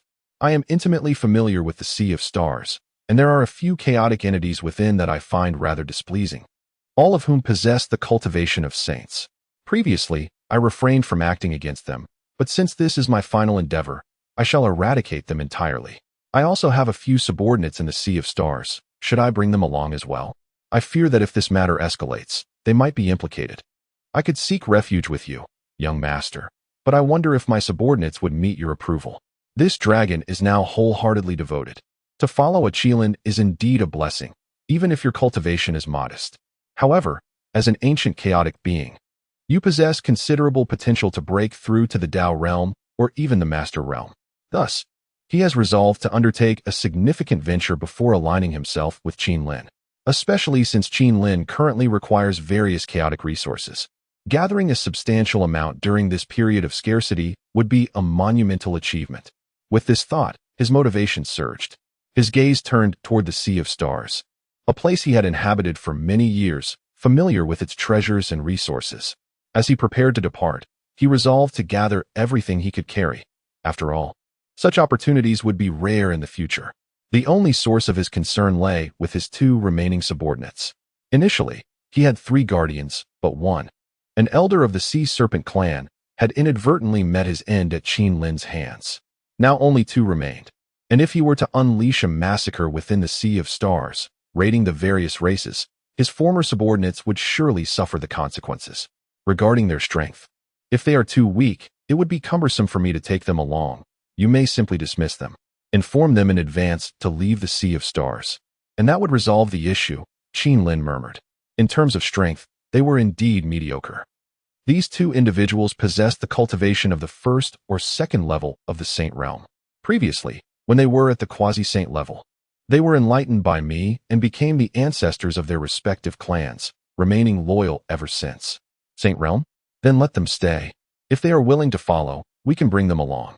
Upon hearing the cultivation levels of his subordinates, Qin Lin hesitated momentarily before responding affirmatively. It is well known that those who break through to the Saint realm in the chaotic lands have comprehended their own Dao principles. They are all Dao saints. In the chaotic realm, there exists no so-called heavenly Dao. There is no assistance to be granted to the beings of chaos, nor any merit from the heavenly Dao. Thus, the perilous nature of the chaos realm is attributed to several factors. One of which is that many beings from smaller worlds or those of a slightly higher grade simply cannot fathom the hardships inherent in the chaos realm. In worlds governed by celestial laws, there exist multiple paths to enlightenment and sanctification. However, in the realm of chaos, there exists but a singular path to comprehend one's own principles of the great Tao, and through this understanding, to forge a river of laws, culminating in the attainment of sanctity. Having accompanied me for many years, they are undoubtedly inclined to follow my lead. The ancestor of the dragon nodded in agreement and spoke affirmatively. After a profound exchange between the two, the ancestor of the dragon took his leave, gracefully maneuvering his colossal form into the depths of the starry sea, embarking on a significant endeavor. Observing the departing figure of the ancestor, Qin couldn't help but allow a faint smile to grace his lips, for it seemed he had acquired a formidable ally. Over this period, his skills and performance had grown increasingly proficient. One might say, were he in modern times, the Oscars would owe him a golden statuette. Months later, Qin returned to the Kirin realm, having procured a wealth of chaotic resources from the ancestor of the dragon. Many of the superfluous items could be seamlessly integrated into this world. Presently, the realm had expanded to a size equivalent to 1/3 of the primordial lands. Following the assimilation of numerous rare treasures, the celestial laws governing the Kirin realm had markedly strengthened, establishing a luminous barrier at its entrance. This barrier had begun to develop a consciousness aimed at safeguarding the realm. Furthermore, with the establishment of this barrier, a certain degree of defensive capability had been achieved, allowing it to withstand assaults from quasi-saint-level chaotic beings. Consequently, weaker chaotic entities could no longer infiltrate this world. Within the Kirin realm, the celestial laws were in continuous operation. For instance, the wood Kirin lineage nurtured the flora and fauna of the realm, the fire Kirin quelled the tumultuous volcanoes, and the water Kirin guided the river's courses. These beneficial actions contributed to the operational harmony of the celestial laws, garnering their favor and occasionally bestowing celestial merits upon the Kirins. Witnessing this, Qin gained a deeper understanding of the celestial laws, and he was acutely aware that it would not be long before these laws fully matured. The transformation of the Kirin realm into a small world was indeed on the horizon. Just a couple more chapters to go. Chapter 152. The Three Great Races in the Chaotic Realm of the Qilin World. Qin sensed the shift in the celestial order and took out the 8 chaotic divine artifacts he had recently acquired from the ancestral dragon. These artifacts were perfectly suited to enhance his cultivation prowess. However, after refining the 8 chaotic divine artifacts, Qin found that his cultivation had not advanced. He remained at the 5th level of the Saint Realm, albeit with significantly enriched foundational strength. The river of laws flowing within him had also widened considerably. It appeared that as one progressed into the mid to late stages of the Saint Realm, the resources required for cultivation increased exponentially, Qin mused. Meanwhile, in the primordial world, Qin's avatar began to traverse the vast expanse of the wilderness. He captured numerous dragons from the boundless seas, amounting to at least 10,000, and created a deep lake in the abyssal region to house them. He did not treat them poorly. He nurtured some of the more talented dragons with various spiritual fruits and roots found in the depths of the abyss. He was somewhat concerned that the dragon race might suffer casualties at the hands of various forces in the primordial world, leading to their potential extinction. Thus, he aimed to preserve some of their legitimate descendants. Moreover, Qin instructed the powerful demons of the 10,000 Demons Kingdom to seek traces of the Phoenix race. Had this race truly vanished from the primordial realm? After all, the Qilin, Dragon, and Phoenix were renowned as the 3 great races. In the chaotic realm, they were ancient deities and demons of unparalleled might, possessing numerous supreme beings. Was it conceivable that they had been utterly exterminated in the primordial world? With these myriad doubts, Qin dispatched numerous powerful demons to scour the world for signs of the Phoenix race. Just as he sent his minions on this quest, his steed, Kongxian, chose to reveal himself.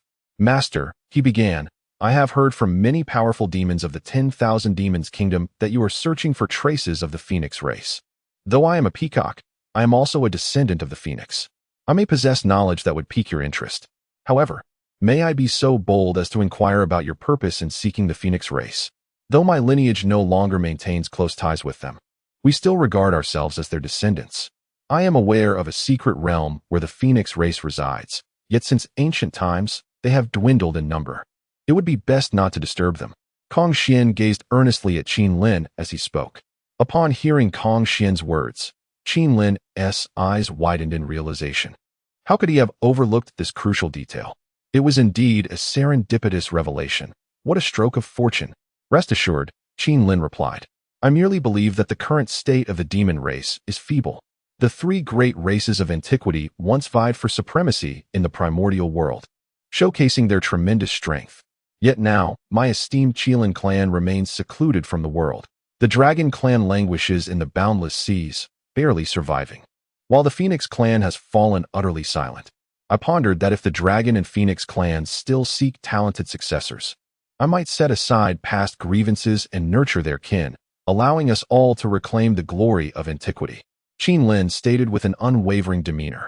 The phrase reclaim the glory of antiquity sparked a light in Kong Xian's eyes. He could not help but acknowledge that, in that moment, he was swayed by Qin Lin's words. Simultaneously, it must be noted that Qin Lin's persuasive skills have indeed grown increasingly formidable. Having learned of the extraordinary nature of the Qilin, Dragon, and Phoenix clans within the Chaos realm, he sought to cultivate a few promising individuals amidst the primordial chaos. Moreover, from the ancient dragon ancestor of the Starry Sea, he discovered that the dragon clan of this primordial world possesses a peculiar suppressive force within their bloodline. Although he was uncertain of its nature, Qin Lin felt that if this suppressive force could be resolved, the three clans might truly soar to unprecedented heights. Not only these three clans, but perhaps other ancient races still exist within the primordial expanse. However, Qin Lin had yet to find the time to explore these possibilities. For the primordial world mirrors the nascent stages of the chaos realm, suggesting that in the ancient era of chaos, those formidable races, those unparalleled beings, might have been re-evolved in this primordial realm. This was indeed a remarkable undertaking. Qin Lin could not help but admire the methods of the Panga clan. Yet, what was the purpose of the Panga clan? Why replicate the nascent chaos? These questions remained elusive, but it was evident that a significant secret lay within. Otherwise, the members of the Panga clan would not engage in such endeavors. Now, with the freedom to traverse the chaos realm and the primordial world, Qin Lin found himself presented with a tremendous opportunity. He could leverage this information gap to reap boundless rewards. For instance, selling dragon blood, the feathers of the Phoenix clan, or the scales of ancient races would surely lead to immense wealth. Many beings within the chaos harbor great interest in these ancient demonic clans, and one must wonder if their innate divine abilities are equally potent. These matters required continuous validation from Qin Lin. For now, he stood guard over a treasure trove, awaiting the moment to gradually unveil its riches. Upon receiving Kong Xian's guidance to the Phoenix clan sanctuary, Qin Lin ventured into their hidden realm. It was a place of temporal turbulence within the primordial world. Upon entry, he discovered a millennia-old Wutong divine tree firmly rooted here, stabilizing this realm and providing the Phoenix clan with a final refuge. Qin Lin's consciousness swept across the area. Within this temporal tumult, there were a few hundred phoenixes. The mightiest among them barely reached the pinnacle of the great Luo realm. Yet, this was not the most disheartening revelation. As Qin Lin delved deeper, he observed that the divine Wutong tree, which anchored this space-time, exhibited signs of withering. In just a few years, this tree may lose its vitality. This place will soon become inhospitable for the Phoenix clan. Before long, this lineage may truly face extinction. At this moment, Qin Lin transformed into his true form as a Qilin, abandoning his human guise to reveal himself directly before the Phoenixes, who were utterly astonished by the sight of a Qilin. What could this mean? How many years had passed since the ancient times, and yet the Qilin clan still dared to approach them? The ancient era was long gone. Why should there be animosity between them? Is this an eternal cycle of vendetta? The Qilin, during our ancient war among the three clans, we suffered great losses on all sides. Why do you now intrude upon our final refuge? The most powerful of the Phoenixes stood atop the Wutong immortal tree, gazing at Qin Lin as if facing a formidable foe. The environment you Phoenixes inhabit is far too dire. In the current wilderness, countless demon clans exalt my Qilin lineage. Let the grudges of the past be erased. I offer to lead you back to the primordial wilderness, where my clan has already produced saints who protect the myriad demon clans within. You phoenixes shall also find sanctuary. Come with me." As Qin spoke, he extracted the phoenix clan's dwelling from the chaotic currents of time and space, transporting them directly to the million great mountains. The phoenixes, initially shocked and prepared to fight to the death, soon discovered that Qin had arranged for them to settle near the abyss, providing them with abundant spiritual roots and fruits of the earth. Even Kong Xian, a descendant of the Phoenix clan, appeared personally to convey that the Qilin ancestors bore no malice. They merely sought to reclaim the glory of ancient times, hoping for the flourishing of all demon lineages. This revelation calmed the phoenixes. In understanding their new reality, they realized that the primordial wilderness had transformed. The Qilin clan had established the kingdom of 10,000 demons, and saints had emerged to challenge the two saints of the Western teachings, even capable of contending with the formidable Hongjun Daozu, shaking the very foundations of the primordial wilderness. Their clan no longer possessed the qualifications to rival the Qilin clan, not even deserving of such a comparison. Alas, the ancient era has faded into oblivion. Yet, if the Phoenix clan is to endure, they must strive to continue their lineage. Let the grievances of the past be carried away by the winds. In this moment, they pledged allegiance to the kingdom of 10,000 demons, conceding defeat. Unlike their forebears, who never acknowledged defeat, they embraced this submission as a means of survival for their race. Another chapter will follow tonight. This is all for today. Chapter 153. The Awe of the Starry Sea. At this moment, a great Luo golden immortal from the Phoenix clan soared above the million great mountains, immersed in the rich spiritual energy that surrounded him. Occasionally, he cast his gaze towards the distant wilderness, stirred by a myriad of emotions. Over the years, his clan had remained concealed within the turbulent currents of time and space, enduring a life of profound hardship. The stability provided by the Wutong immortal tree was limited, and many of the younger members of their clan had been swept away by the chaotic flows, leaving no trace behind. Furthermore, such perilous realms, while offering concealment, also posed a lethal threat to their clan's development.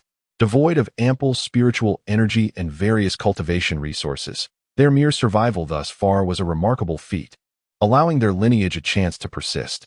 Meanwhile, in the chaotic expanse of the Starry Sea, a colossal dragon was unleashing a tempest, fiercely assaulting a marine tribe. Despite having two saint-level powerhouses guarding them, they were as fragile as eggshells before the might of this peak saint. Particularly after the dragon ancestor had refined numerous dragon bloodstones, his vitality had undergone significant transformation. He sensed that his body had already begun to undergo partial metamorphosis. With 3 or 4 more refinements, he would undoubtedly achieve full transformation into a dragon. The mere thought of this filled him with exhilaration. Once successfully transformed, leveraging his years of accumulation, he would surely break through to the realm of great Tao in an instant, establishing himself as a formidable figure.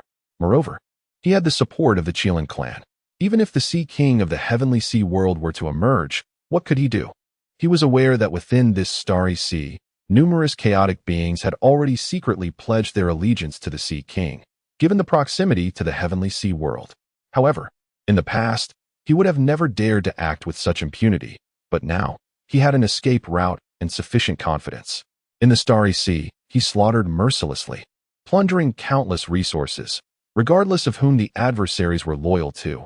As long as they were not part of his forces, they were all ruthlessly vanquished. His ruckus soon attracted the attention of 2 other peaked saint-level aquatic beings within the Starry Sea.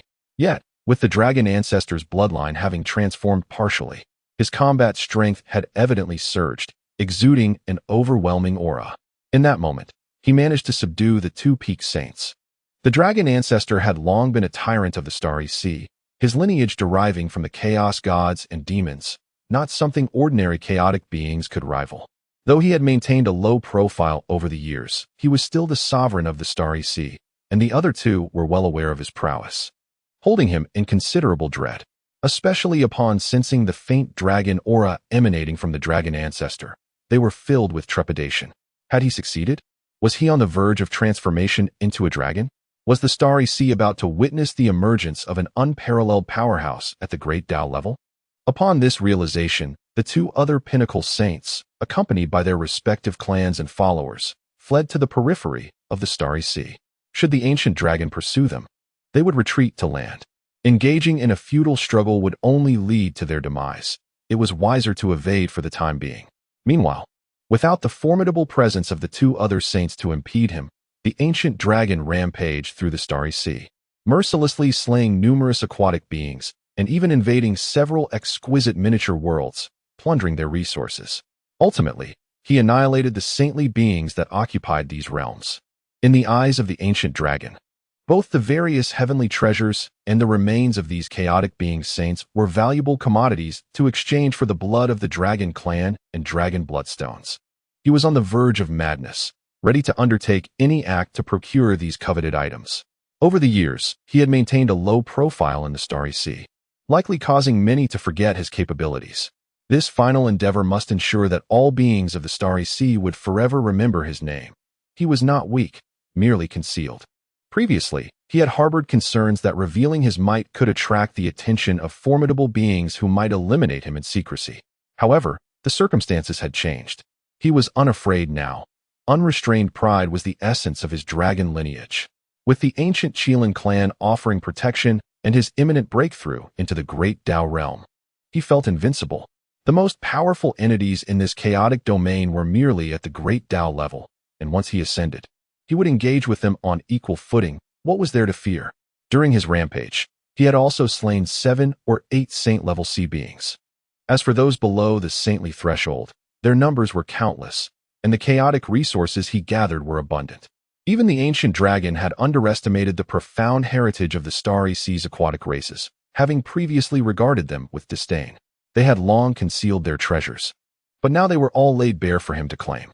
After a period of unchecked dominance in the Starry Sea, the ancient dragon promptly contacted Qin, anxious that his actions might attract the attention of the Sea Kings from the Sea Heaven world given their proximity. Remaining here posed a significant danger. Meanwhile, Qin's true form was stationed in the Qilin realm when he received the ancient dragon's transmission. Upon hearing that the dragon had ravaged the Starry Sea and amassed countless resources, Qin was taken aback.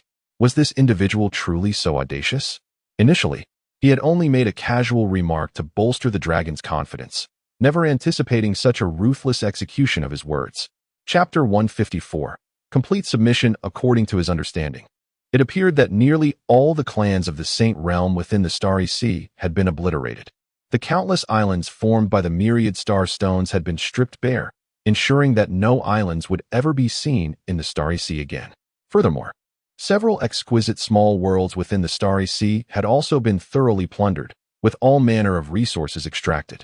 He had even acquired more than 20 pieces of chaotic divine artifacts. Qin swallowed hard. He could scarcely imagine undertaking such an audacious endeavor. Had the ancestral dragon gone mad? Yet at that moment, Qin realized that the ancestral dragon possessed numerous treasures. He could not allow him to perish. It was imperative that he survived. Consequently, Qin informed the ancestral dragon of the landmarks near the Qilin realm, urging him to head in that direction, promising to assist him upon arrival. Following Qin's suggestion, the ancestral dragon stealthily departed from the Starry Sea, making his way toward the Qilin realm. However, the location Qin provided was not the precise position of the Qilin realm. It was merely in its vicinity. Without Qin's guidance, even a peerless expert at the Tao realm would find it exceedingly difficult to locate the Qilin realm. This also fueled Qin's concern that the ancestral dragon had attracted the attention of such formidable beings. After all, the commotion he had caused was monumental. He had plundered the entire Starry Sea. Months passed in the blink of an eye. On a chaotic mountain range near the Qilin realm, Qin finally reunited with the ancestral dragon. After completing his grand heist, the ancestral dragon felt a wave of trepidation wash over him. Although he had relished the experience, he had also offended the Sea King of the heavenly sea world. As he journeyed toward the Qilin realm, he harbored concerns that the Sea King might pursue him. Only upon encountering Qin did his anxious heart find solace. "Young master, I have fulfilled my promise and brought a substantial bounty of chaotic resources. However, my 2 inept subordinates, terrified by my bloodbath across the Starry Sea, requested to resign and have fled with their clans to other realms of chaos," the ancestral dragon murmured. "Indeed, everyone has their own ambitions. It cannot be forced. Rest assured, I will support you in this matter. Besides, your transformation into a dragon is imminent. Once you succeed, you shall have little to fear in this remote, chaotic realm, Qin Lin gently reassured him. Indeed, as a descendant of the chaotic divine demons, if I were to transform into a dragon, I would rank among the most formidable forces of the Tao realm. In this vicinity, there is little to fear. Even that insignificant fish from the heavenly sea world may not stand a chance against me. The ancestral dragon nodded in agreement. After their exchange, Qin Lin found himself in a quandary. Should he allow this ancient dragon to enter the Qilin realm? Although he had already allied himself with Qin Lin and sworn a great oath, he was still uncertain. Yet, Qin Lin remained somewhat apprehensive. After all, within the domain of the Qilin realm, his stronghold encompassed the human race of the Shang dynasty, alongside the flourishing Qilin clan. The information from the primordial world could potentially reach him, and moreover, the seed of the heavenly Tao was nearing maturity. He feared that his secrets might be laid bare before this ancient dragon ancestor, leading to unforeseen consequences. Qin Lin was unwilling to gamble. He preferred to act with caution, favoring subterfuge over overt trust. I previously mentioned that our Qilin clan presides over a delicate little world, did I not? Presently, the heavenly Tao of that realm is on the verge of formation, and within it reside the young Qilin of our lineage, propagating their kind. I can escort you there, considering you have already chosen to follow me. However, the elders of my clan may harbor reservations. Would you be willing to relinquish a fragment of your true essence to me? In doing so, you would irrevocably belong to our clan, and I would extend my unconditional trust towards you, assisting you in your transformation into a dragon, potentially facilitating your advancement in the future. Qin Lin activated his persuasive charm, invoking the authority of their clan's ancestors. After all, he had no intention of assuming the role of a villain. Attributing it to a non-existent ancestor was the most prudent course of action. Upon hearing these words, the dragon ancestor hesitated momentarily. Establishing a solemn vow of the great Tao would not adversely affect him as long as he adhered to his promises. However, relinquishing a fragment of his true essence meant that should the other party shatter it, his life would be forfeit. This essentially entrusted his fate to the hands of another. Nonetheless, the dragon ancestor found himself devoid of any retreat. The Sea of Stars was no longer an option, and the other realms of chaos were fraught with peril. Rather than face such uncertainties, surrender seemed the more advantageous choice.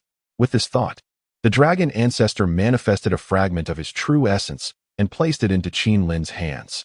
Having obtained this fragment from the dragon ancestor, Qin Lin felt a profound sense of assurance. This meant he could now enter the Qilin realm.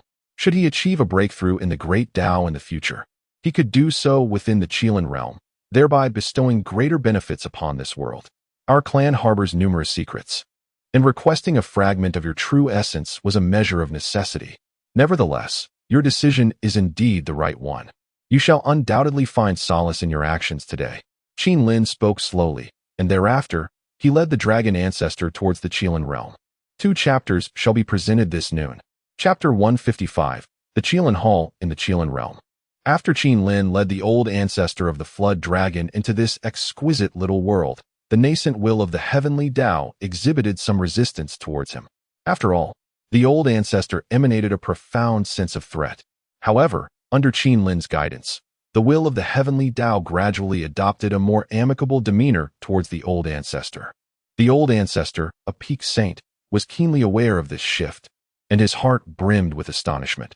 Could it be that this delicate little world truly harbored the essence of the heavenly Tao?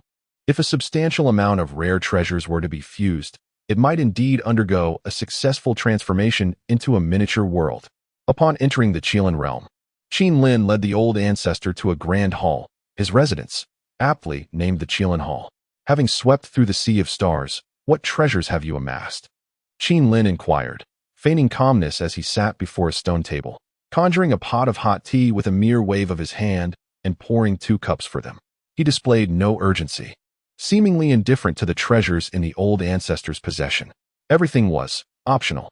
Upon hearing Qin Lin's words, it was the old ancestor who grew restless. Despite being a formidable peak saint, he felt an immense sense of gain after plundering the Sea of Stars. He produced a storage ring and placed it before Qin Lin, eagerly asking, "Pray, take a look. How much dragon blood or dragon bloodstones can these resources procure for this old servant? Qin Lin took the ring and scanned its contents with his consciousness.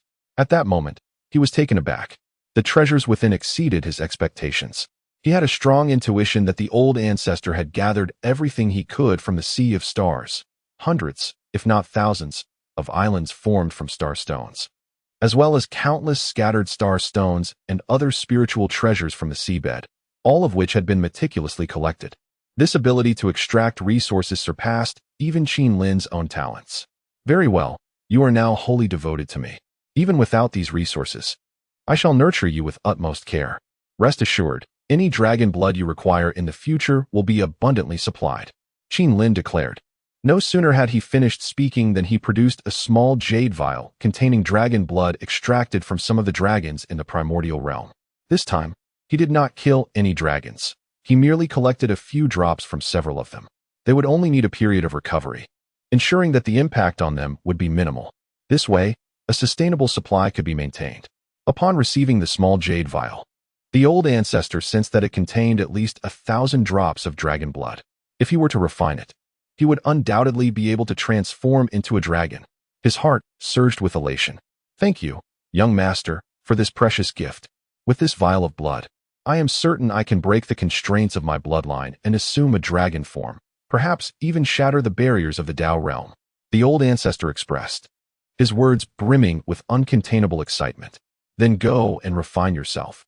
I hope you will soon transform into a dragon and transcend into the realm of the great Tao. By the way, you may seek a secluded place for meditation within this Qilin realm, but it is advisable to remain unseen during your stay. This Qilin realm is a strategic layout established by my clan in this remote location, housing millions of Qilin descendants. It is of utmost importance and must not be compromised. Should you succeed in transcending the realm of the great Tao, you could safeguard this realm, and I shall duly record your contributions, ensuring you reap the benefits in due course. Qin Lin nodded and pretended to speak with profound wisdom.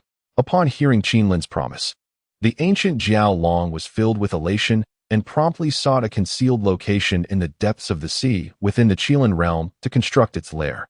He vacated his deep-sea abode in the Starry Sea, intending to find a suitable place in the Qilin realm to recreate his familiar environment by arranging his frequently used items, thereby achieving a sense of utmost comfort akin to that in the Starry Sea. Moreover, once the heavenly Tao of the Qilin realm fully materializes, he would feel entirely at ease. At that point, with the protection of the heavenly Tao, even if unparalleled powerhouses from other realms of the great Tao intruded, the heavenly Tao would recognize him, allowing him to vanquish his foes with formidable strength. While the ancient Jiao Long was occupied with refining his essence and secluding himself to break through, Qin Lin meticulously categorized the various chaotic resources acquired by the ancient Jiao Long from the Starry Sea. Beyond the most common star stones, he identified 23 chaotic divine objects, over 60 chaotic sacred artifacts, and hundreds of chaotic spiritual items. This was indeed a bountiful harvest. Qin Lin felt an overwhelming urge to plunder several perilous locations. Could a mere Starry Sea be so abundant? However, unbeknownst to Qin Lin, the Starry Sea had existed for millions of years, and its myriad cultivation resources were not recent arrivals, but rather legacies passed down through various races. For instance, many of the chaotic divine objects before him were obtained by the ancient Jiao Long from certain sea tribes devoid of saints. Each of these tribes possessed their own fortunes, which could be the result of intergenerational inheritance or serendipitous encounters. Nonetheless, all of these treasures had accumulated over countless millennia within the vast expanse of the Starry Sea. Chapter 156. The birth of a miniature world. Qin Lin carefully set aside the resources beneficial for cultivation, then gradually integrated a vast array of other spiritual materials into the Qilin realm. He felt that this immense influx of resources could facilitate the complete maturation of the heavenly Tao. Now that it had attained consciousness, the addition of such abundant resources should enable the flourishing of the Qilin realm, especially considering that these resources had been extracted from the entirety of the Star Sea. After Qin Lin infused a substantial amount of materials, it became evident that the heavenly Tao had grown significantly stronger, and the Qilin realm mirrored this enhancement. The energies of the 5 elements surged, causing the world to continually expand. Chaotic energies from the outside world flowed incessantly into the Qilin realm. However, without exception, these chaotic energies were refined by the heavenly Tao, transforming into a magnificent spiritual essence that nourished the beings within the Qilin realm. As the heavenly Tao strengthened, it also nurtured this world, leading to a continuous deluge of spiritual rain. Consequently, an abundance of flora and fauna emerged, and even some mountains began to exhibit sentience. If this cultivation continued, these entities could potentially evolve into formidable spiritual beings. Due to the overwhelming quantity of resources to be refined, Qin dedicated nearly a decade to this endeavor. Throughout this process, he sensed a remarkable enhancement in his own cultivation, for he was currently nurturing the 5 elements heavenly Tao. This world resembled a newly unveiled realm of the 5 elements.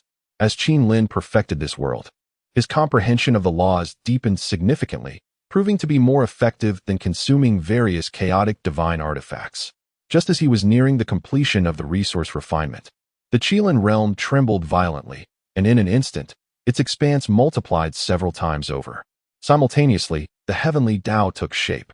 A luminous barrier appeared around the Qilin realm, which had previously been concealed within the rocky embrace of a colossal mountain range.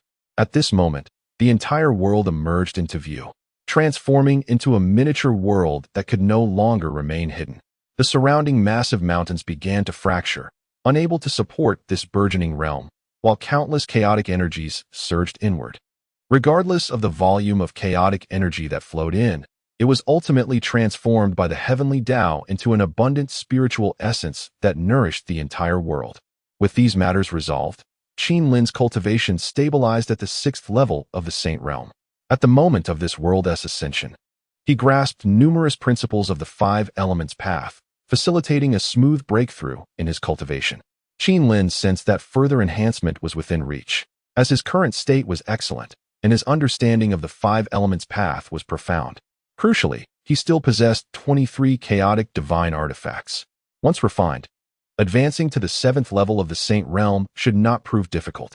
With this thought in mind, Qinlin hesitated no longer and commenced the refinement of the chaotic divine artifacts. The faster his cultivation progressed, the greater his influence would become in the vast wilderness. He understood this principle well.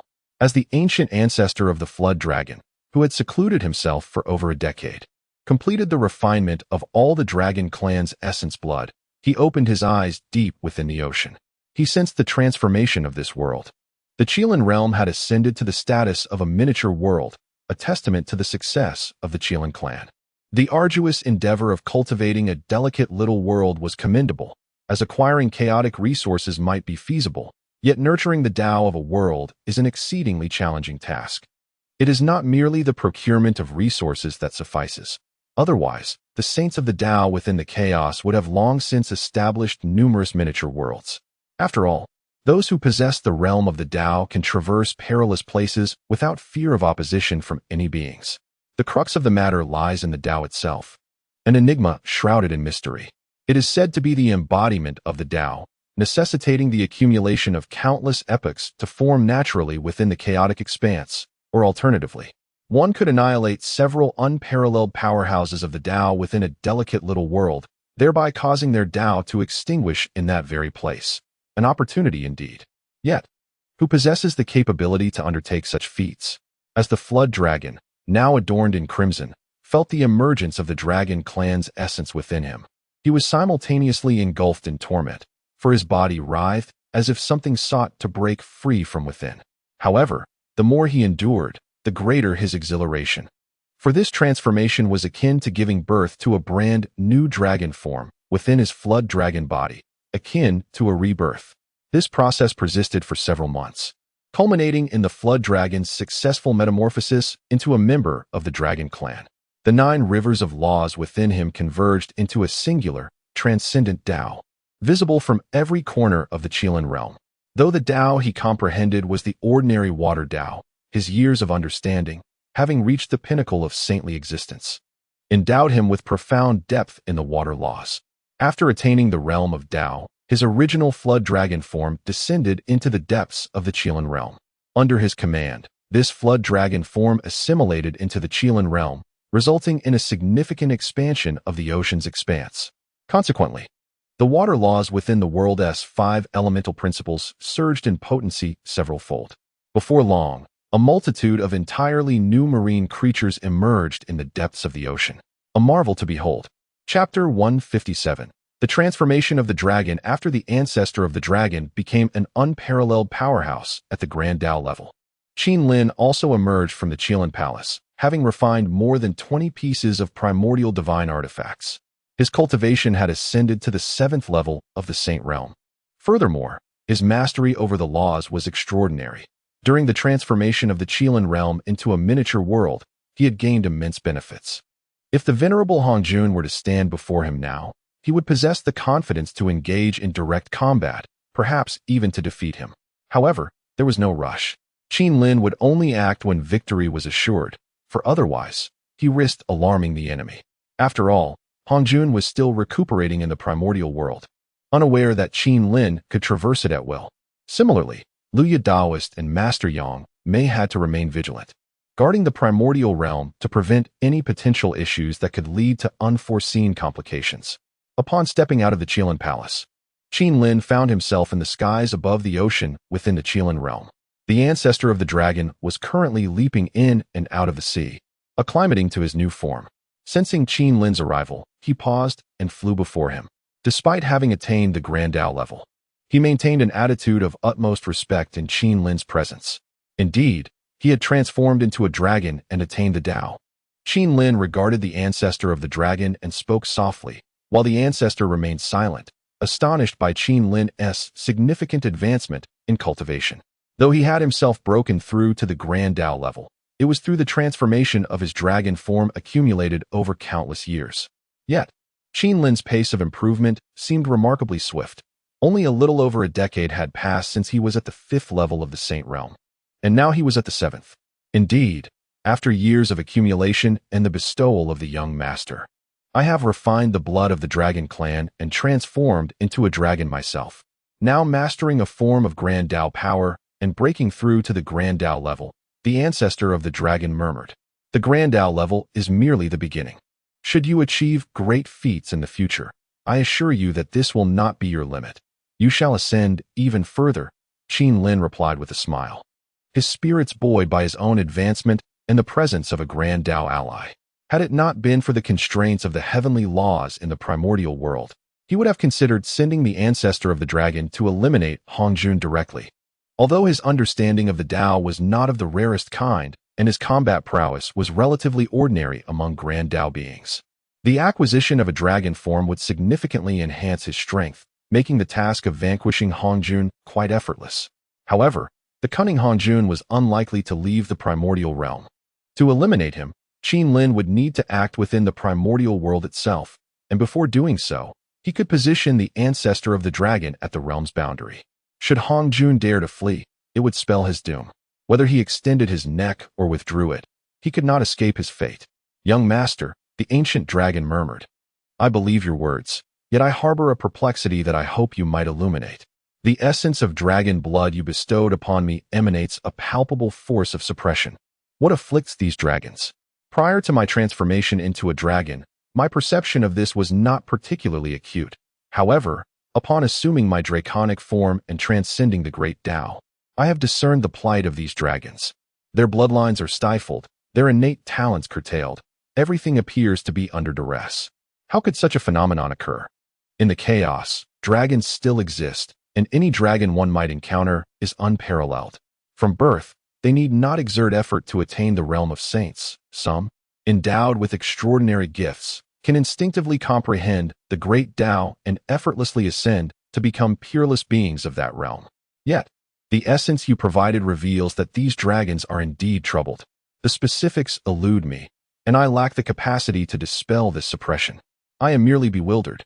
The ancient dragon expressed his observations with utmost sincerity, apprehensive of uttering anything that might displease Qin Lin. "You have perceived correctly. The dragon blood I entrusted to you is indeed unique. These dragons did not emerge from the chaos, but from a distinct realm. Moreover, my kin, the millions of Qilin descendants inhabiting this Qilin realm face similar afflictions, bloodline powers repressed, talents subdued." Qin Lin elucidated. "What manner of situation is this?" Who dares to suppress the bloodline talents of dragons and Qilins? Is that not tantamount to courting death? The ancient dragon exclaimed, astonished, for within his understanding, the existence of such a world as the primordial was unfathomable, and he could not conceive of anyone attempting to recreate the chaos, to resurrect all that was birthed from its initial emergence. This matter is intricate, Qin Lin continued, yet it is precisely because of this that ancient races like the dragons, Qilins, and phoenixes, on the brink of extinction in the chaos, can propagate a significant lineage. Whether this is a blessing or a curse remains uncertain. You must maintain absolute confidentiality regarding these matters. If they were to be divulged, it could precipitate boundless calamities. Qin Lin gazed sternly at the ancient dragon, conveying the gravity of the situation. Despite having secured a fragment of his true spirit, such matters were no trifling matter. It was imperative to convey this with clarity to avert any potential leaks that could lead to dire consequences. 3 chapters delivered. I may not write further tonight as I need to organize the narrative. Chapter 158. Attention from all sides in the realm of the Qilin. Qin Lin's divine consciousness swept across the entirety of the world, revealing that following its ascension, all beings within had reaped considerable benefits. Among the Qilin descendants residing in this realm, several had achieved successive breakthroughs, with some even attaining the lofty realm of Great Luo Jingxian, allowing the Qilin clan to adapt more seamlessly to their new environment. After all, when Qin Lin relocated the descendants of the Qilin clan here, the formidable members remained in the primordial chaos, leaving their junior kin, whose powers were still relatively feeble, to rapidly enhance their abilities within this new world. Moreover, the Shang dynasty within the Qilin realm now boasted a population exceeding 100 million, with Emperor Xian having ascended to the pinnacle of the golden immortal realm. The court, both civil and military, had commenced their own cultivation journeys, transforming from a mere mortal dynasty into a dynasty of immortals.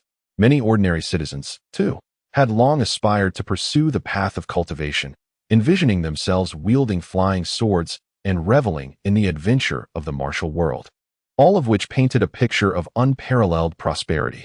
At this moment, Qin Lin observed that the elder Jiao Long had successfully broken through to the Dao realm and had transformed his dragon form. His combat prowess was now among the finest in the surrounding chaotic regions. With such a formidable ally at his disposal, Qin Lin was keen to make full use of his capabilities. He promptly assigned him to venture into some perilous zones near the Qilin realm, to conquer all that lay in his path, and to seize a wealth of cultivation resources. This was not merely for his own advancement. The Qilin clan and his numerous disciples in the primordial chaos could also benefit from such enhancements. Upon receiving Qin Lin's directive, the elder Jiao Long immediately departed from the Qilin realm. Having recently attained the Dao realm, he had yet to unleash his full potential, and this presented the perfect opportunity to demonstrate his prowess. The perilous zones in his vicinity no longer posed any threat in his eyes. These so-called dangerous areas were merely inhabited by several chaotic beings of the Saint Realm, with a few even at the peak of that level, akin to the former Sea of Stars. For the elder Jiao Long, such perilous territories were indeed conquerable. The various cultivation resources within could be entirely plundered. Generally, unparalleled powerhouses at the Dao realm would disdain engaging in such endeavors, as they would not stoop to trouble the younger generation, preferring instead to seek opportunities in more enigmatic and perilous locales. They would not squander their time in such trivial pawns. However, the elder Jiao Long, now recognizing Qin Lin as his master, saw value in what others overlooked. With the strength to dominate, he was determined not to let this opportunity slip away. Whatever treasures of chaos, be they divine artifacts, sacred objects, or spiritual materials, he would bring back in abundance. For the mantra was simple: more is never too much, and less would surely invoke his ire. Thus, having departed from the Qilin realm as instructed by Qin Lin, the elder Jiao Long set forth to explore several perilous zones nearby, each teeming with chaotic beings of the Saint Realm. However, these chaotic beings could not impede his progress. He swept through, plundering and gathering various cultivation resources. Anyone who dared to oppose him was swiftly subdued, instilling fear across the perilous terrains nearby.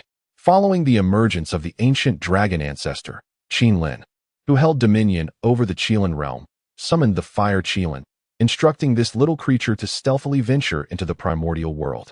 He intended to guide all the elders of the Qilin clan into the Qilin realm. In his possession were numerous chaotic sacred artifacts and various chaotic spiritual entities, capable of forging formidable beings at the Saint Realm. The Qilin realm had now transformed into a miniature world, perfectly suited for the Qilin clan to attain enlightenment and sanctification. Simultaneously, allowing the Fire Qilin to enter the primordial world provided his disciples with ample cultivation resources. He would not be partial in his support. In the future, to master the primordial world, he could not rely solely on himself. His disciples and the Qilin clan would undoubtedly prove invaluable. While Qinlin orchestrated his myriad plans, a terrifying force surged within the nearby chaotic lands, including the realms of Tianhai, Yinma, Pailai, and Dongwang, heralding the birth of new miniature worlds. As the supreme beings of these realms, the unparalleled experts at the great Tao level sensed this occurrence. Their gazes collectively turned towards the Qilin realm, filled with curiosity and confusion. How had this small world come into existence? Moreover, it appeared to be under someone's control. Who, then, was this master? A miniature world without a master would require at least the cultivation of the great Tao to refine and control it. The sudden appearance of such a transcendent powerhouse evoked a sense of vigilance among the rulers of the surrounding miniature worlds. From where had this mysterious strength emerged? However, they could never fathom that the Qilin realm had ascended from the Linglong miniature world, and before this world had transformed into a miniature realm, it had already been entirely governed by Qinlin. Furthermore, the subsequent emergence of the heavenly Tao seed was also aligned with Qinlin. Although he lacked the cultivation of the great Tao, he was the absolute master of a miniature world. Should any other great Tao-level beings enter this realm without Qinlin's consent, their powers would be severely constrained, allowing them to wield only the strength of the Saint Realm. In such circumstances, they might even become targets for Qinlin's counterattack. As they scrutinized this miniature world, each of them furrowed their brows in contemplation. Within the Tianhai realm, in this world, an endless expanse of ocean stretches infinitely. Deep beneath the waves, a sea king, nestled within the embrace of a clam that has existed for eons, murmurs softly, "How intriguing! I sense the presence of that ancient dragon from the starry sea. Not long ago, I heard tales of its madness, as it ravaged the starry sea and then vanished into thin air. Could it be that it has come to this world? Has it seized control over this miniature realm? That seems unlikely." Within the Thunder realm, a frostbitten empress sits regally in her palace. As she gazes upon the Qilin realm, a flicker of familiarity washes over her. The celestial demon Ridge? Could it be that the Bone Master has taken command of this world? That cannot be. He has been missing for many years. I once consulted a diviner from a medium-sized world who proclaimed his demise. Has this entity now fallen into the hands of others? While it holds no value to them, it is my inner demon, and I must reclaim it. In the depths of the Shadow Demon realm, the ancient patriarch senses the trace of the aura he once pursued. Recently, 2 of his saints were slain, and despite his relentless tracking, he failed to capture the perpetrator. Has this individual now infiltrated this small world? In the eastern wilderness, a man, originally ensconced within a secret domain, engages in playful banter with several exquisite women. Suddenly, he is struck by a jolt, appearing at the entrance of the world. Observing the recently emerged Qilin realm, he shrugs nonchalantly. Yet, to his astonishment, he detects a trace of his own essence within this realm. It seems his avatar talisman has found its way here. Recalling that he had dispatched an apprentice to the chaotic fire domain to harvest spiritual wood, he learns that the apprentice encountered an ancient Qilin ancestor and lost 3 avatar talismans to them. Upon hearing this, he chastised his apprentice fiercely. Their faction had always plundered others. Never before had they been the victims of such theft.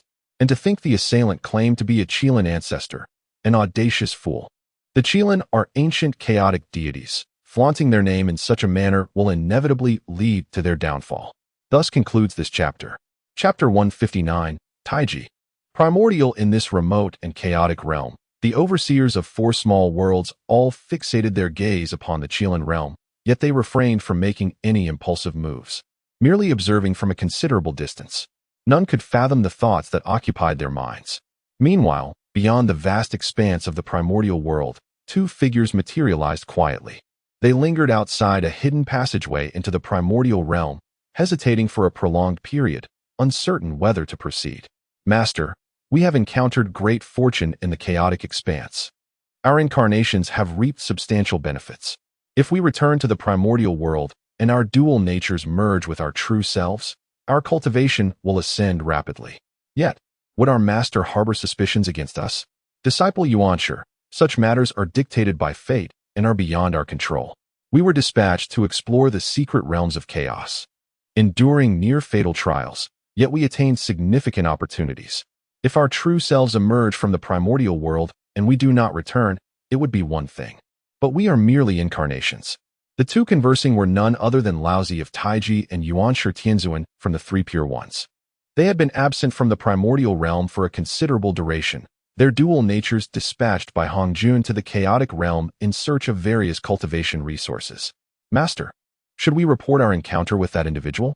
Yuanshi Tianzuan inquired, a hint of apprehension in his voice. Upon hearing this, Laozi of Taiji fell into contemplation for a moment before shaking his head, responding in a hushed tone, "We must not disclose this. It is our opportunity. Moreover, that individual mentioned that our talents are exceptional, yet we have strayed from the righteous path. We ought not to have relied on the power of the heavenly way to achieve sanctification, but the path we tread was determined by our master.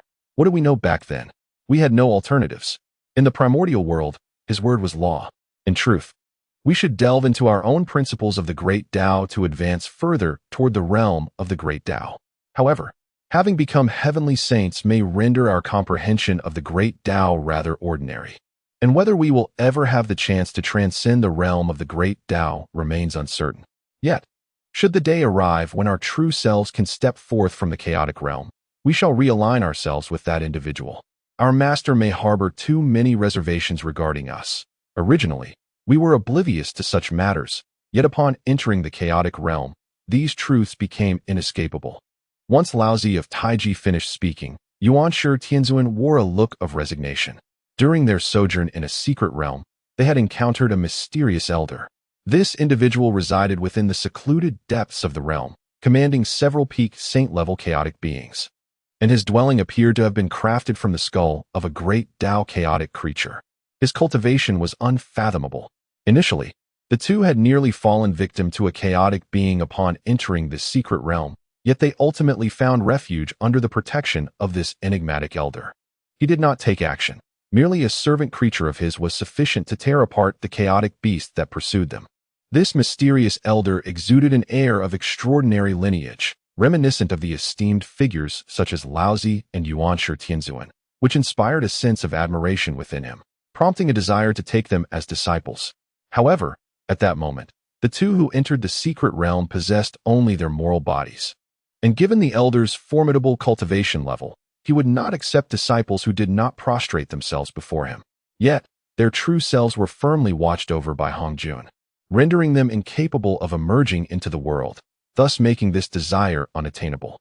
Nevertheless, the two made a pact with the elder, promising that when the time was ripe, they would return to the secret realm and seek him as their master. The elder did not press them further. He merely nodded in agreement and permitted them to explore the secret realm for opportunities, offering considerable guidance along the way. However, his most frequently uttered remark left the two with a sense of helplessness. "What a pity, you have chosen the wrong path.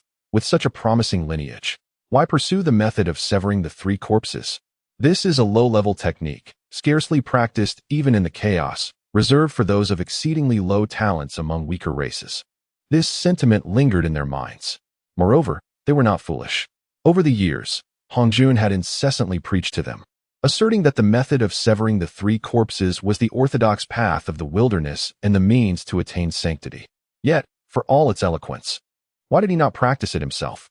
During his previous battle with the saints of the Qilin clan, they had witnessed that both Hongjun and the Qilin ancestor had comprehended the most suitable laws for their own cultivation, embodying the great Tao saints. They were not comparable to those of the heavenly Tao. It was akin to the mortal realm, where all individuals exist on a spectrum of ranks. The great Tao saints are the mightiest, the heavenly Tao saints are ordinary, and the saints of virtue are the least esteemed. Chapter 160, Resonance of Heaven and Earth. Initially, they were oblivious to these matters, but upon entering the realm of chaos and receiving guidance from the enigmatic elder, clarity dawned upon them. For an ordinary individual, Attaining the status of a heavenly sage would be commendable. However, for those born with a proverbial golden key, destined for greatness, being compelled to practice such inferior techniques felt deliberately cruel. The thought struck them that Hong Jun harbored ulterior motives. His desire for control was excessively pronounced. Their entry into the chaotic world seemed merely a means for him to gather various resources. Were they merely destined to be errand runners? The more they learned, the greater their sense of helplessness grew. Even their true forms in the primordial realm dared not express dissatisfaction in Hong Jun's presence, instead opting for utmost deference. Brother, let us proceed. Within the secret realm, we have refined several fragments of laws, which should prove beneficial. Once our incarnations and true forms merge, our cultivation will experience a swift elevation. However, we must exercise caution. Should our ascent be too rapid, I fear our master may prevent our return to the chaotic domain, whispered Yuan Shitianzun. Exchanging glances and nods, they stepped together into the primordial world. Upon their arrival, they hastened toward the Zixiao Palace beyond the 33 heavens. Meanwhile, the true form within the palace sensed the return of their incarnations and immediately rose to gaze at Hong Jun, who stood nearby. Master, our embodiments of good and evil have returned. Within that secret realm, we acquired several chaotic divine artifacts and fortuitously encountered numerous unclaimed fragments of laws. We successfully refined a significant number, yielding substantial rewards, spoke Taiqing Laozu first. Beside him, Yuan Shitianzun observed Hong Jun with a hint of trepidation. Upon hearing Taiqing Laozu's words, Hong Jun, who had been meditating, opened his eyes and remarked, "Indeed, I sensed great fortune in your fates, unlike Zhuan Ti and Jieyin, whose fortunes were extinguished by the Qilin clan. They entered the chaotic realm without any gains, and their embodiments of good and evil were eradicated. Before long, the embodiments of good and evil of Taiqing and Yuan Shi entered the Zixiao Palace. Upon entering, without delay, they presented their storage artifacts to Hong Jun, and under his watchful gaze, their embodiments merged with their true forms. In that instant, their cultivation surged dramatically. Initially, both were at the first level of the sage realm. Upon merging, they ascended to the fourth level. This astonishing progression left even Hong Jun momentarily taken aback. What transpires? How could your advancement be so rapid? What fortuitous encounters have you experienced to achieve such swift elevation? Hong Jun inquired, unable to contain his curiosity. His gaze was somewhat profound. The two individuals had ventured into the chaos realm for the first time and encountered such significant fortune. Indeed, his decision to oversee the passage into the primordial world proved to be sagacious.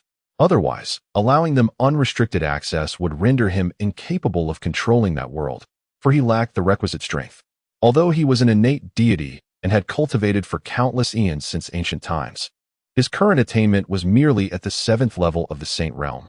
These two had achieved sanctification later than he, and they employed the method of severing the 3 corpses, which traditionally made advancement in the saint realm arduous. Yet, in the blink of an eye, they had successively broken through 3 minor realms. This was somewhat exhilarating for Hong Jun. However, both Taiji Laozu and Yuan Shitianzun had anticipated Hong Jun's reaction. They feigned ignorance and silently observed him. Master, how have our powers increased so rapidly? It shouldn't be possible. We were merely fortunate to encounter some unclaimed fragments of laws in that secret realm, which we felt would aid our cultivation. And we refined quite a few at that time. We never expected it to be of such immense benefit. Yuan Shitianzun pretended to be thoroughly astonished, speaking fervently. Upon witnessing their reactions, Hong Jun found himself somewhat perplexed. Was it merely coincidence?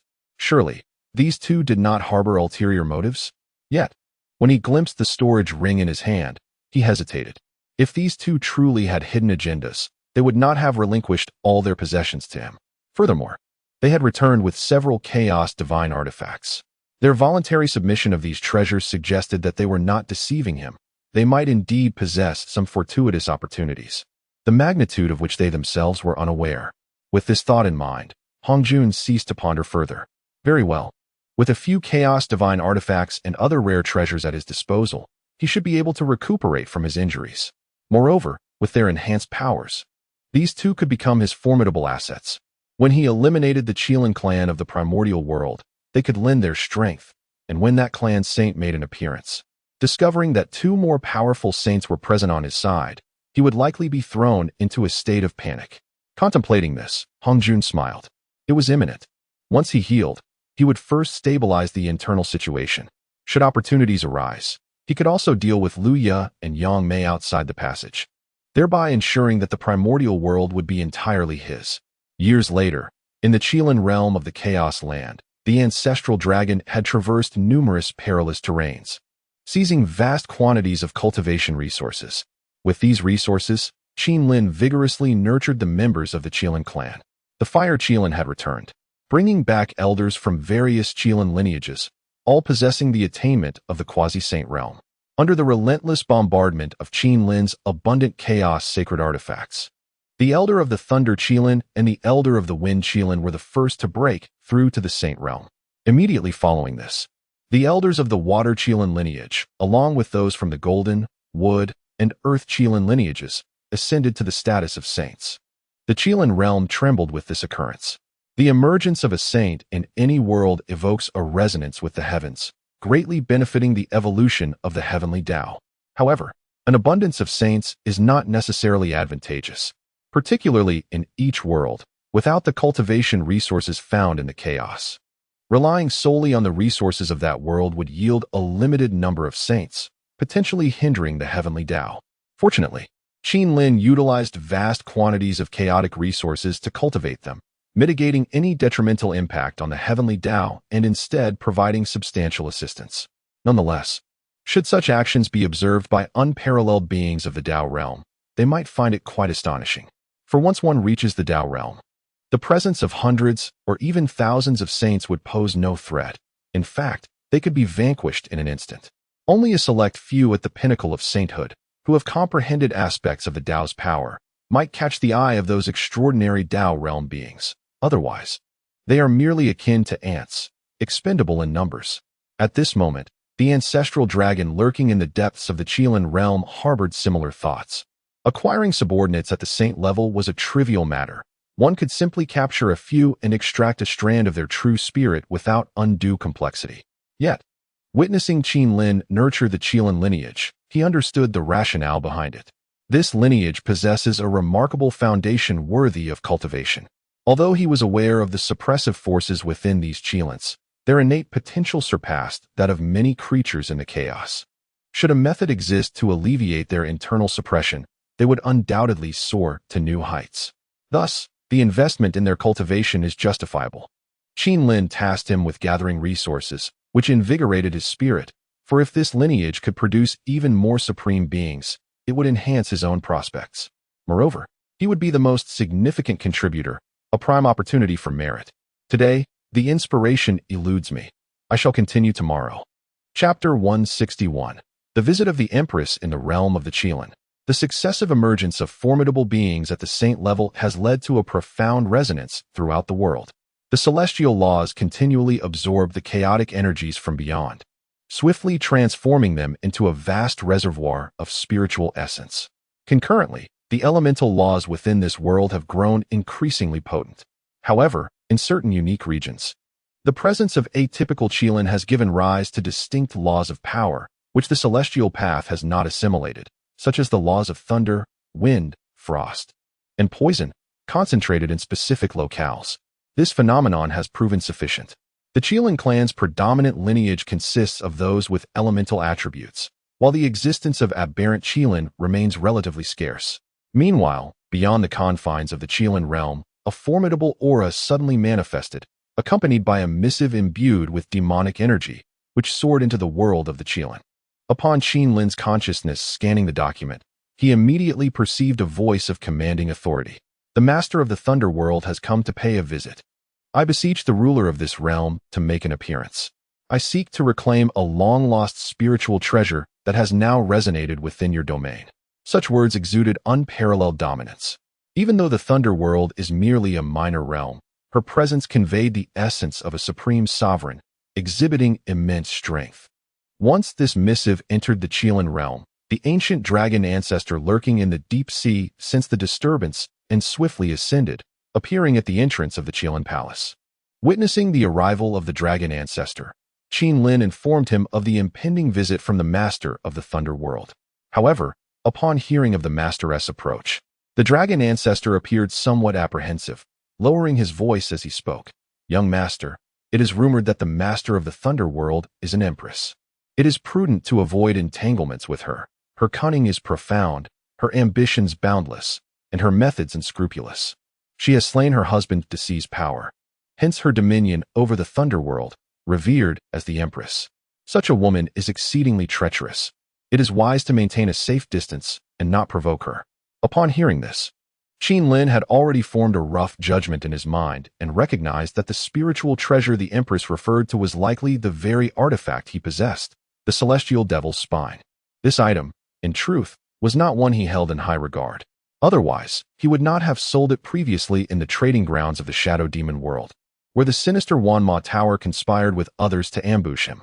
Yet, unexpectedly, Qin Lin's strength prevailed, allowing him to turn the tide, slay 2 adversaries, and reclaim the celestial devil's spine, thus profiting handsomely. "Since she has come, it is only fitting that I meet her. Therefore, you shall accompany me to avoid any perception that our Qilin realm lacks even a single powerful figure of the Great Path," Qin Lin declared, hands clasped behind his back, his tone resolute. Meanwhile, Qin Lin was contemplating that the Zongtian ghost's spine held little significance for him. If the empress was willing to pay a price, it would not be impossible to offer it to her. If he could reap a substantial reward, that would be quite advantageous. With this thought in mind, Qin Lin, accompanied by the ancestor of the Jiaolong, exited the Qilin realm. Outside the realm, a woman of exquisite beauty, yet radiating an air of haughty coldness, materialized in the void. She exuded a blend of ghostly and demonic energies, indicating that this empress was no ordinary adversary. "Master, this empress has already reached the 2nd level of the Great Path. After breaking through the Great Path, advancing to each subsequent level becomes exceedingly arduous, as each elevation necessitates the comprehension of a new principle of the Great Path. This empress has already mastered 2 such principles," the ancestor of the Jiaolong informed Qin Lin telepathically after casting a glance at the empress. Upon hearing this, Qin Lin felt reassured. "Your Excellency's visit is an honor, but I apologize for any inadequacies in my hospitality. However, I am still unclear regarding the matter of the lost spiritual treasure you mentioned. I would appreciate your candor," Qin Lin replied, maintaining a respectful yet assertive demeanor. In truth, since the moment Qin Lin and the ancestor of the Jiaolong emerged from the Qilin realm, the empress's gaze had been fixed upon Qin Lin. The reason was simple. He bore the Taoist will of this miniature world. This man appeared to be the master of this realm. Yet his cultivation was merely at the 7th level of the Saint realm, while the dragon by his side was an unparalleled powerhouse at the level of the Great Path. However, based on their demeanor, it seemed the dragon was indeed a subordinate. This piqued the empress's curiosity. What tremendous capability must one possess to command a being of the Great Path as a subordinate? Nevertheless, her purpose for coming here was to reclaim the Zongtian ghost spine. This artifact had nearly become her inner demon. Years ago, she had slain the true emperor of the Thunder World, inheriting all that he possessed and transforming him into this spiritual treasure. Initially, this had no adverse effects on her. Her heart was as steadfast as granite, cold as ice, and she harbored no regrets for her actions. All she desired was to grow stronger, to seize control of her own fate. She refused to be a mere adjunct to any man, with all glory and brilliance remaining unrelated to her. She was ambitious. After eliminating the original emperor of the Thunder World, she ruthlessly suppressed all dissenters and displayed her unparalleled talent, consistently enhancing her cultivation. However, during this period, the internal strife within the Thunder World had escalated severely, leading to numerous fractures in the realm. This turmoil allowed various formidable beings from the chaos, including powerful gods and demons, to invade. It was during this tumultuous time that the Zongtian ghost spine was lost. In her earlier, weaker state, the loss of the Zongtian ghost spine had no significant impact on her. Yet now, at her current level, each time she sought to comprehend the Great Path, inner demons would arise, incessantly disturbing her mental state, making it increasingly difficult for her to continue her training. For years, she had been in search of the whereabouts of the Zongtian ghost spine. Despite the immense cost, she sought the assistance of a formidable being from the medium world to divine her fate. Ultimately, all that was revealed was that the individual who had once seized the Zongtian ghost spine had perished and the whereabouts of the precious artifact remained unknown. This revelation left her in profound despondency. However, with the emergence of a new small world, her attention was captivated, for she sensed that the spiritual treasure she had forged had reappeared within this realm. Thus, she could no longer remain idle and made her way there directly. "Have you encountered this spiritual treasure?" the cold empress inquired, as she waved her hand, conjuring an ethereal silhouette that outlined the form of the Zongtian ghost spine. Qin Lin gazed intently for a moment, feigning a recollection, before slowly responding, "I have a vague impression. I once subdued a practitioner of the demonic path, and he possessed an artifact remarkably similar to this one." Upon hearing Qin Lin's words, the empress was momentarily taken aback, indicating that her intuition had been accurate. She had indeed not come to the wrong place. Chapter 162. Exorbitant demands, then hand it over to me. Let it return to its rightful owner. The empress floated in the void, where the chaotic realm was once rife with tumultuous energies. Yet, due to her presence, the surroundings exuded an unparalleled tranquility. At that moment, her long hair danced as if stirred by an unseen wind, imbued with an otherworldly fragrance. Her countenance was exquisite, breathtaking in its allure. Those unaware of her true identity might easily fall under her spell, but those familiar with her past would exercise utmost caution. For this woman was formidable, a ruthless individual who would stop at nothing to achieve her goals. She had even slain her own consort, transforming him into a preeminent spiritual treasure, a testament to her merciless nature. "I once subdued that demonic entity at a considerable cost. I can offer you this item, but it cannot be reclaimed merely by uttering the phrase return to its rightful owner. If you desire it, we may engage in trade, but be prepared. If your offer is insufficient, I shall not part with it." This preeminent spiritual treasure possessed the potential for growth. With proper nurturing, it could even ascend to the status of an innate supreme treasure. Qin Lin remained unfazed, responding in a low, measured tone. At this juncture, he would not indulge the empress. After all, he had powerful allies within the realm of Dao, and he could swiftly retreat to the Qilin realm if necessary. He had no fear of her. Without adequate benefits, he would not relinquish the Zongtian ghost spine. "Humph. Then name your price." The empress retorted with a cold snort, her eyes flickering with intensity. "Considering your personal visit, I shall not extort you. In exchange for this spiritual treasure, provide me with 300 chaotic divine artifacts and 800 chaotic sacred artifacts," Qin Lin declared. Upon hearing his words, the ancient ancestor of the dragon felt his lips twitch in disbelief. Was this not a blatant attempt at extortion? What was this young lord trying to accomplish? It was known that a single preeminent spiritual treasure was worth approximately 10 chaotic divine artifacts. Thus, his demand of 300 chaotic divine artifacts, alongside 800 sacred artifacts, was outrageous. Was this negotiation? It felt more akin to highway robbery. The empress was not to be trifled with, having trained for many years in the Star Sea. He had heard of her formidable reputation, even far from the Thunderworld. It was best to avoid provoking her if possible. Such a cold-blooded woman was more challenging than the demon sovereign of the abyss, and she would likely harbor a grudge against Qin Lin for the rest of her life for such an exorbitant demand. Meanwhile, the empress furrowed her brow, genuinely taken aback by the audacity of the master of this newly birthed miniature world. How intriguing it was that he dared to propose such a lofty price. "Your price is exceedingly high. Do you not fear my displeasure?" she remarked, casually brushing aside a few strands of hair that obscured her eyes. "The price is not exorbitant. Were it someone else, the cost would surely double. Thus, the price I have offered you is already quite low, so why would you be displeased?" Qin Lin continued. At that moment, the empress descended from the void, her toes barely touching the ground, untouched by the mundane world. A smile gracing her lips as she approached Qin Lin step by step. Witnessing this scene, Qin Lin swiftly summoned the chaos bell. Although he could not sense her intentions, he recognized that this woman was far from ordinary, and he needed to remain vigilant. As Qin Lin invoked the chaos bell, the woman's demeanor shifted, a formidable killing intent emanating from her. She charged forward with the intent to capture Qin Lin in one fell swoop. "How uncouth of you. I am raising the price now. Without 500 chaos divine artifacts and 1,000 chaos sacred artifacts, you shall never lay claim to this spiritual treasure." "I am quite irked." Qin Lin retreated rapidly towards the Qilin realm. The ancient dragon beside him, perceiving the gravity of the situation, transformed into his dragon form, positioning himself as a barrier before Qinlin. A towering path materialized, obstructing the Empress's advance. However, the Empress was not easily deterred. In that instant, a path of demonic energy and a path of ghostly energy emerged, bearing down on the ancient dragon.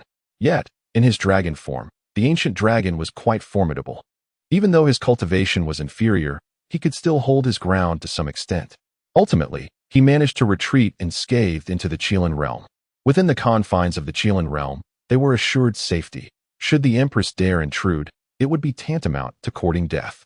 Empress of the Thunderbolt world, I approached you with sincere intentions for a transaction, yet you resort to treachery, which vexes me greatly.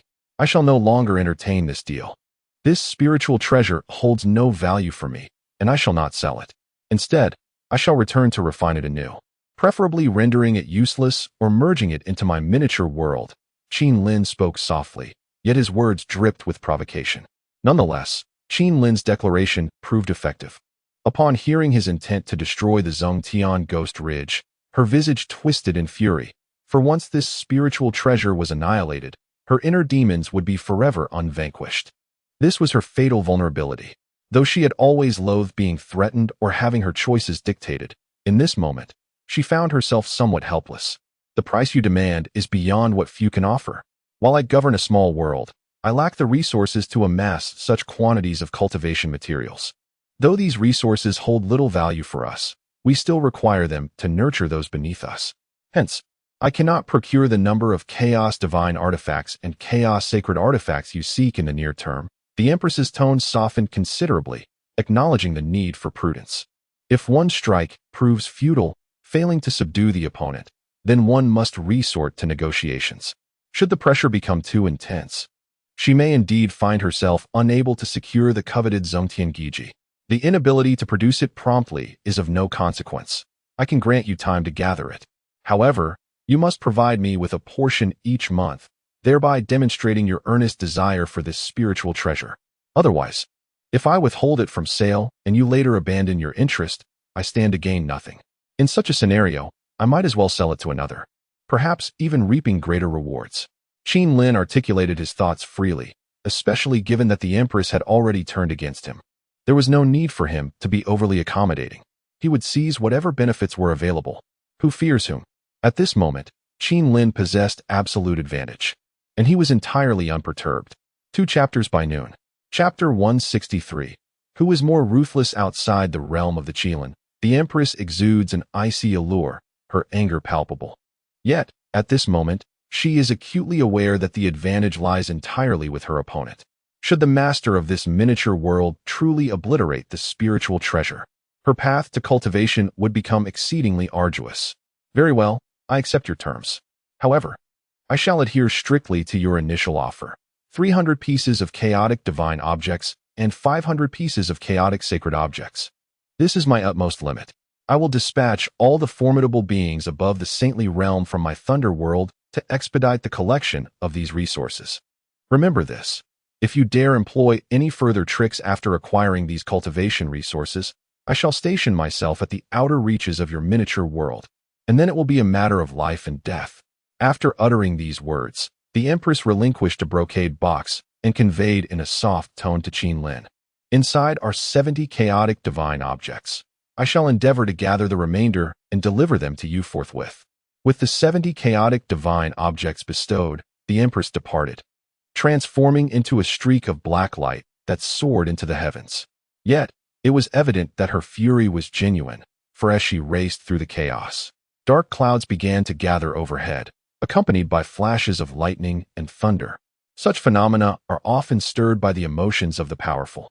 Meanwhile, the ancient dragon ancestor within the Qilin realm expressed his concerns. Young master, we have indeed secured a significant advantage this time, but I fear that this advantage may not be as easily maintained. This Empress holds grudges. We must remain vigilant in the chaos to prevent her from covertly striking against us. Qinlin understood the ancient dragon ancestor's apprehensions. It was wise to be cautious of this woman, whose temperament is as unpredictable as it is ruthless, making her a formidable adversary. Nevertheless, Qinlin mused that if he were to acquire the 300 chaotic divine objects, he might very well ascend to the pinnacle of the saintly realm. At that juncture, he would possess the power to protect himself. Moreover, he recognized the urgent necessity to enhance his cultivation swiftly, for only then would he have a decisive advantage against Hong Jun. Should he manage to subdue Hong Jun, the secrets of the primordial world would fall entirely into his grasp. Furthermore, with rapid advancement in his cultivation, it would not be long before he transcended to the realm of the Tao, especially given his profound understanding of the five elements principle. Yes, I am aware of this. However, we need not fear her. Once my cultivation reaches new heights, I shall show her how to deal with such a woman. No matter her ruthlessness, a few lessons in humility will resolve everything. Such individuals truly believe in their own superiority until they are shown otherwise, Qin Lin remarked in a low voice. Upon hearing Qin Lin's words, the ancient dragon ancestor calmly wiped the sweat from his brow, a hint of embarrassment evident. This young master is indeed fierce. His words a testament to his audacity. After Qin Lin acquired 70 pieces of chaotic divine artifacts, a singular thought consumed him, to swiftly refine them. Only by enhancing his own power could he be deemed truly capable. Everything else was mere trifling. At this moment, Qin Lin returned to the Qilin Hall. He unveiled the 70 chaotic divine artifacts and commenced the meticulous process of refining them one by one. Recently, his cultivation had indeed progressed rather swiftly, but such was the nature of the abundant resources that had been presented to him. How could he waste them? Furthermore, with his profound foundation, rapid advancement posed no issue. Besides, the allure of refining these chaotic divine artifacts was irresistible. This endeavor to refine 70 chaotic divine artifacts significantly elevated his cultivation, propelling him from the 7th stage of the Saint Realm directly to the 8th stage. This achievement left him in high spirits. If that Empress were to gather the remaining 200 chaotic divine artifacts, Qin Lin envisioned breaking through to the 9th stage of the Saint Realm, or even reaching the pinnacle of sainthood. Such feats would feel effortless. None of this would be beyond his grasp. Upon emerging from his seclusion, the ancestral dragon, Jiao Long, hastily approached him, visibly anxious. He gazed at Qin Lin with concern and exclaimed, "Young master, grave news. That Empress from the Thunder World is truly treacherous. Over the past few days, she has periodically sent individuals to deliver chaotic resources.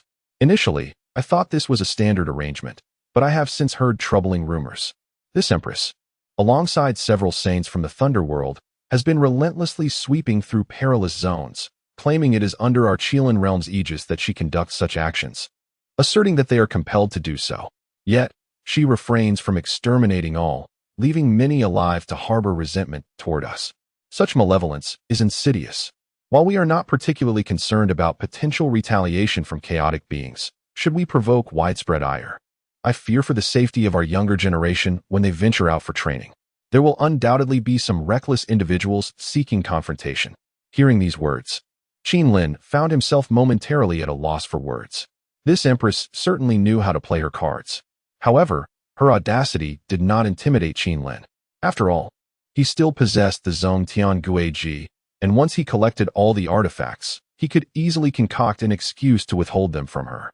Would she not be infuriated? What of it? To deal with a woman like her, one must embrace a certain unscrupulousness. It was a contest of ruthlessness. With this thought, Qin Lin chuckled to himself. Yet he was apprehensive about the possibility of the Empress besieging the Qilin realm, for he still needed to return to the primordial world, where significant matters awaited him, and he could not afford any delays. Subsequently, Qin Lin decided to alter his identity. He gathered all the saints of the Qilin clan within his Qinquan pouch and stealthily returned to the primordial world, while his avatar discreetly infiltrated the Qilin realm.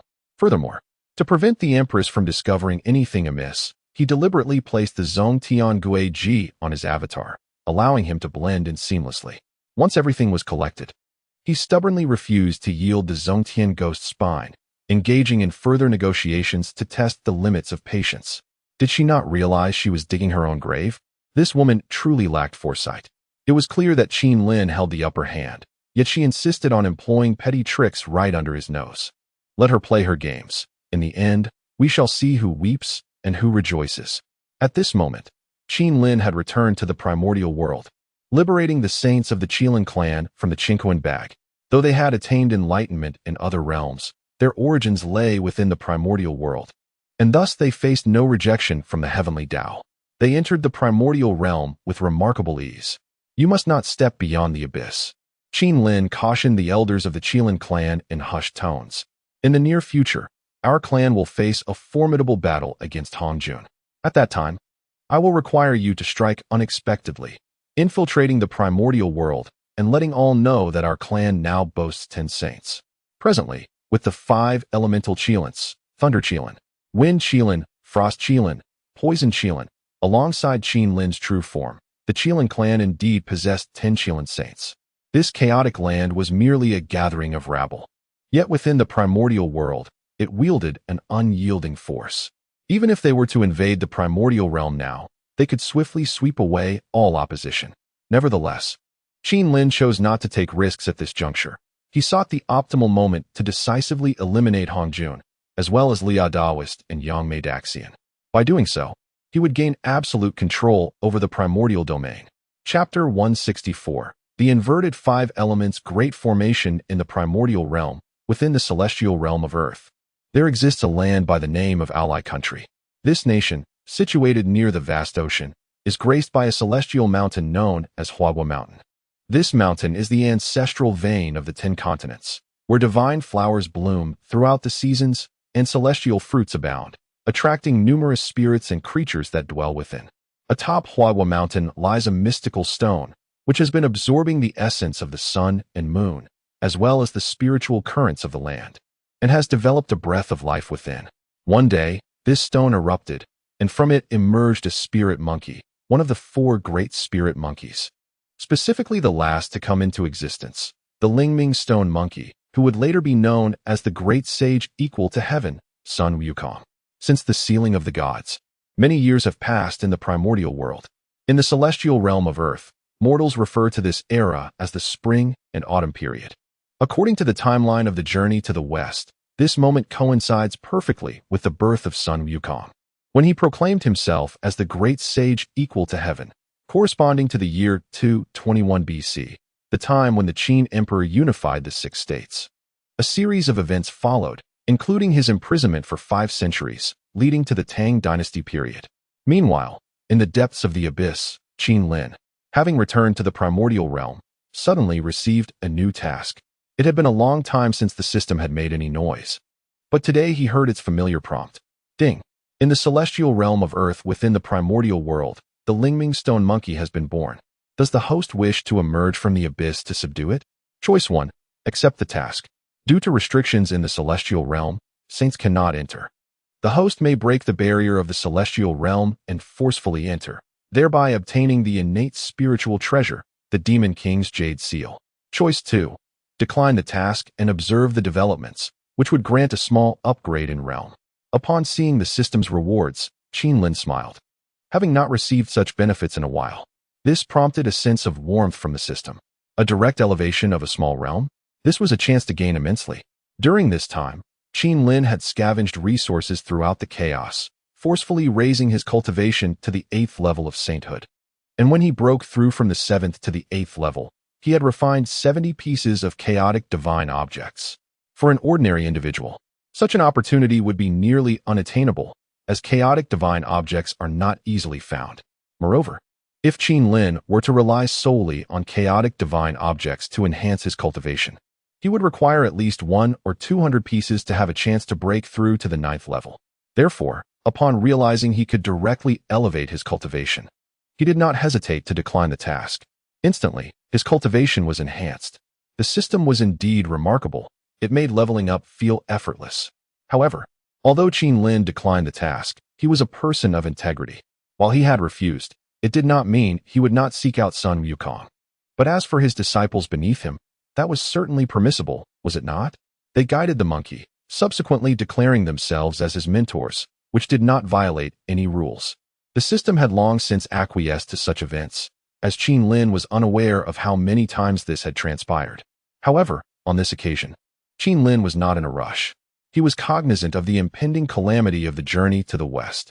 Sun Wukong, the protagonist, would seize the Rui Jingu Bang from the Dragon Palace, force his way into the underworld to tear apart the Book of Life and Death, and then wreak havoc in the Heavenly Palace. All these events were instigated by him. Thus, at this moment, Qin merely needed to ensure that those below him first established their presence before the monkey. When the monkey subsequently encountered peril, he would then intervene to assist. Furthermore, Qin had an inkling that each time a significant event occurred in the primordial world, his system would trigger numerous tasks. This was a time of great harvest, and he could not afford to sever his financial avenues. Meanwhile, in the western immortal realm of Xinyo Hezhou, there existed the Shiyue Sanqing Cave. Situated within the Ling Tai Fangsuan Mountain, the two saints of the West, having heeded Hongjun's guidance, re-established their teachings upon entering the realm. Although faced with numerous obstacles, they had gathered a considerable amount of faith over the years. With this newfound faith, the Taoist Zhuan-Ti, at that moment, restored a duality of good and evil within himself, establishing a presence in this locale. Having spent many years in the immortal realm, he had recently sensed the emergence of a stone monkey, whose extraordinary fortune could potentially elevate their Western teachings.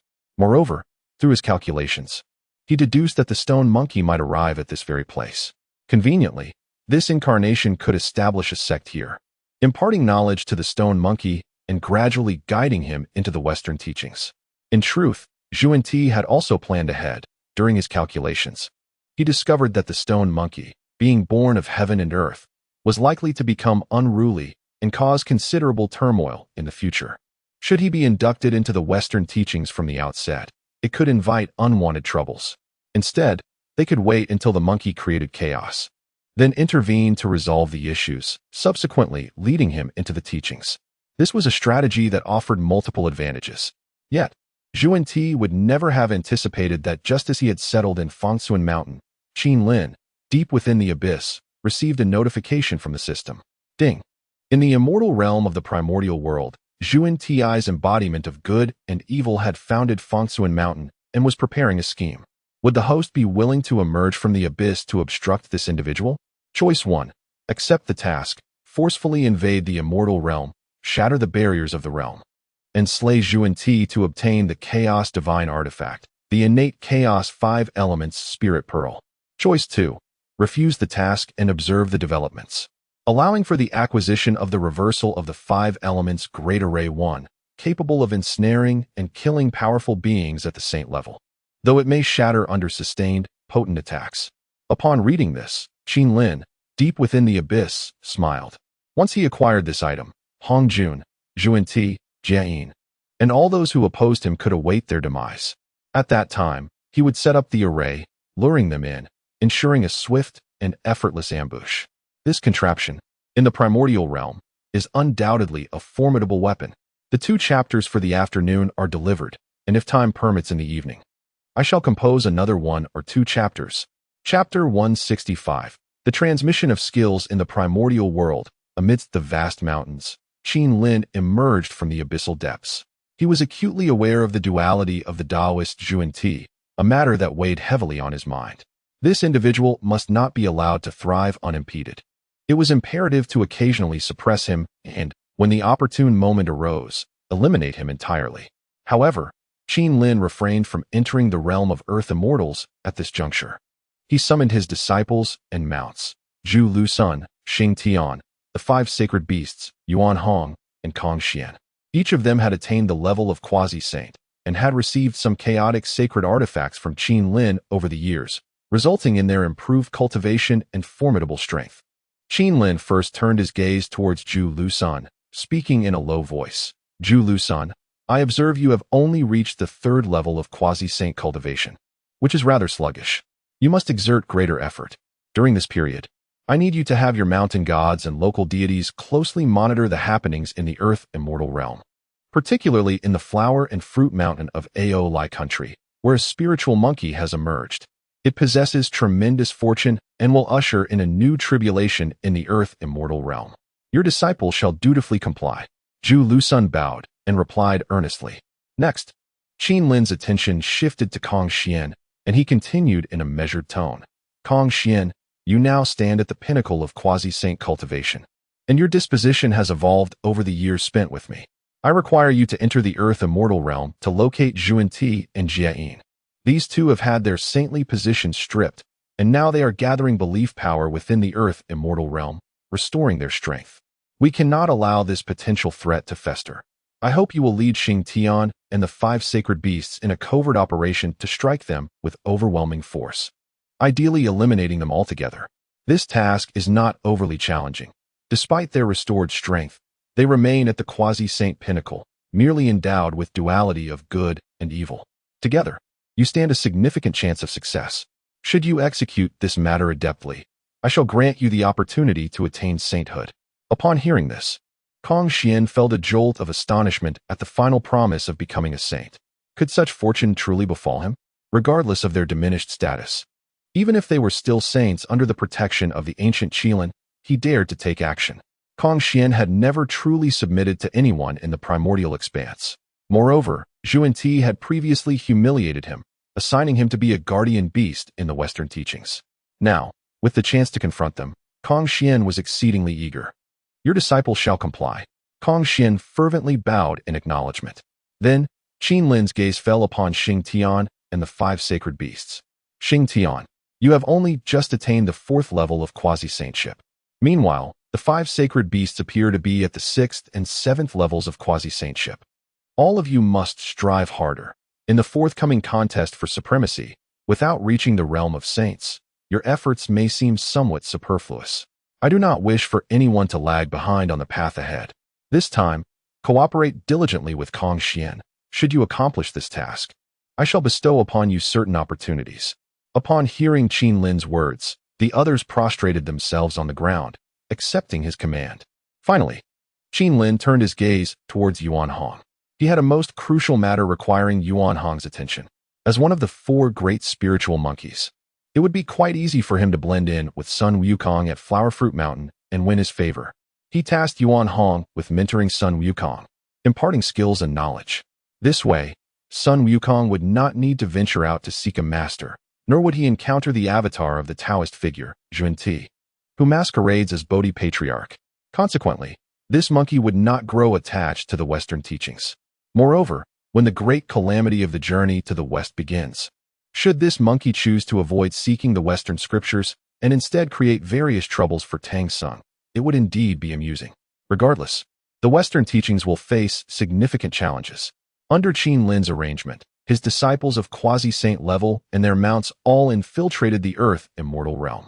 Concurrently, Zhuan-Ti, establishing his sect at the Crescent Moon 3 Stars Cave, deliberately crafted an image of a Taoist to mislead the onlookers, teaching simple Taoist techniques to the mortals who came seeking knowledge. He epitomized the saying, "If my friends do not perish, I shall not thrive." The consistent principle of the Western teachings is to seize every opportunity to undermine the 3 pure ones. On this day, Zhuan-Ti's avatar felt a sense of foreboding within the Crescent Moon 3 Stars Cave. His brow furrowed as he attempted to calculate the situation, yet could discern no immediate issues. At that moment, 7 figures suddenly intruded upon the space.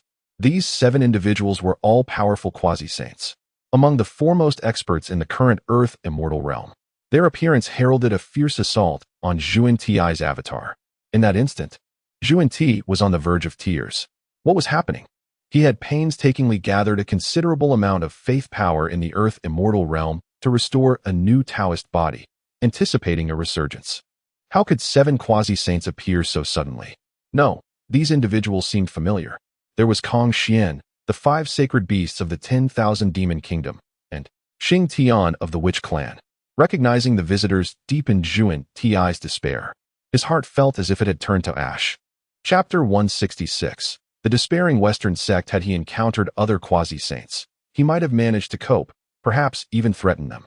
After all, he once stood as a formidable figure at the saintly realm, bolstered by a deeply rooted mentor. However, the situation was dire. The individuals before him hailed from the kingdom of 10,000 demons, backed by the illustrious Qilin clan. This was indeed a grave predicament. How had his saintly status been diminished? The saints of the Qilin clan were renowned for their ability to contend with Hong Jun, the Tao ancestor, remaining undefeated in battle. In fact, during his earlier ventures into the chaotic realm, he had encountered the Qilin within the very chaos itself. All these factors combined left him with a profound fear of the Qilin clan, for they were his natural nemesis.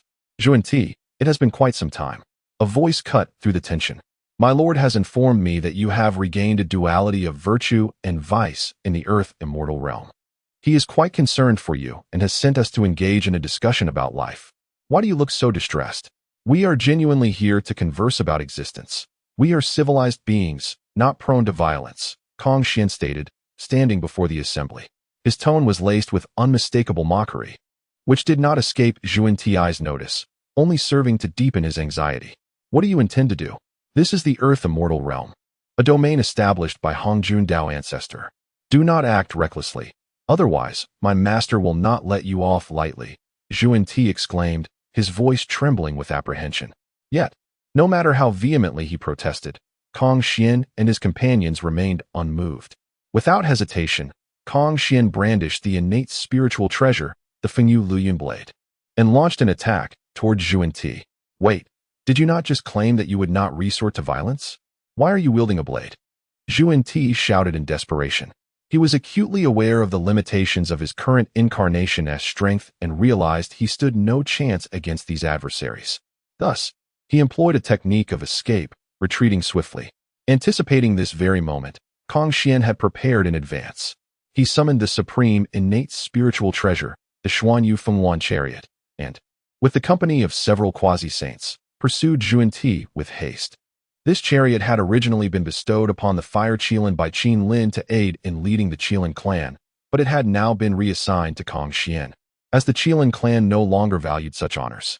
With more than 10 saints in their ranks, the Qilin clan had no need for such representations, and thus, the chariot was entrusted to Kong Xian, who not only represented the Phoenix clan, but also served as Qin Lin's steed. This transfer of the chariot served to showcase the might of the Qilin clan while ensuring that the treasure remained within their lineage.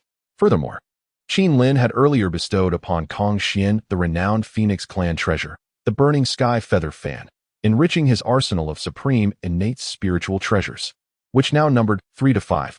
Moreover, they have mastered several extraordinary skills, significantly enhancing their combat prowess.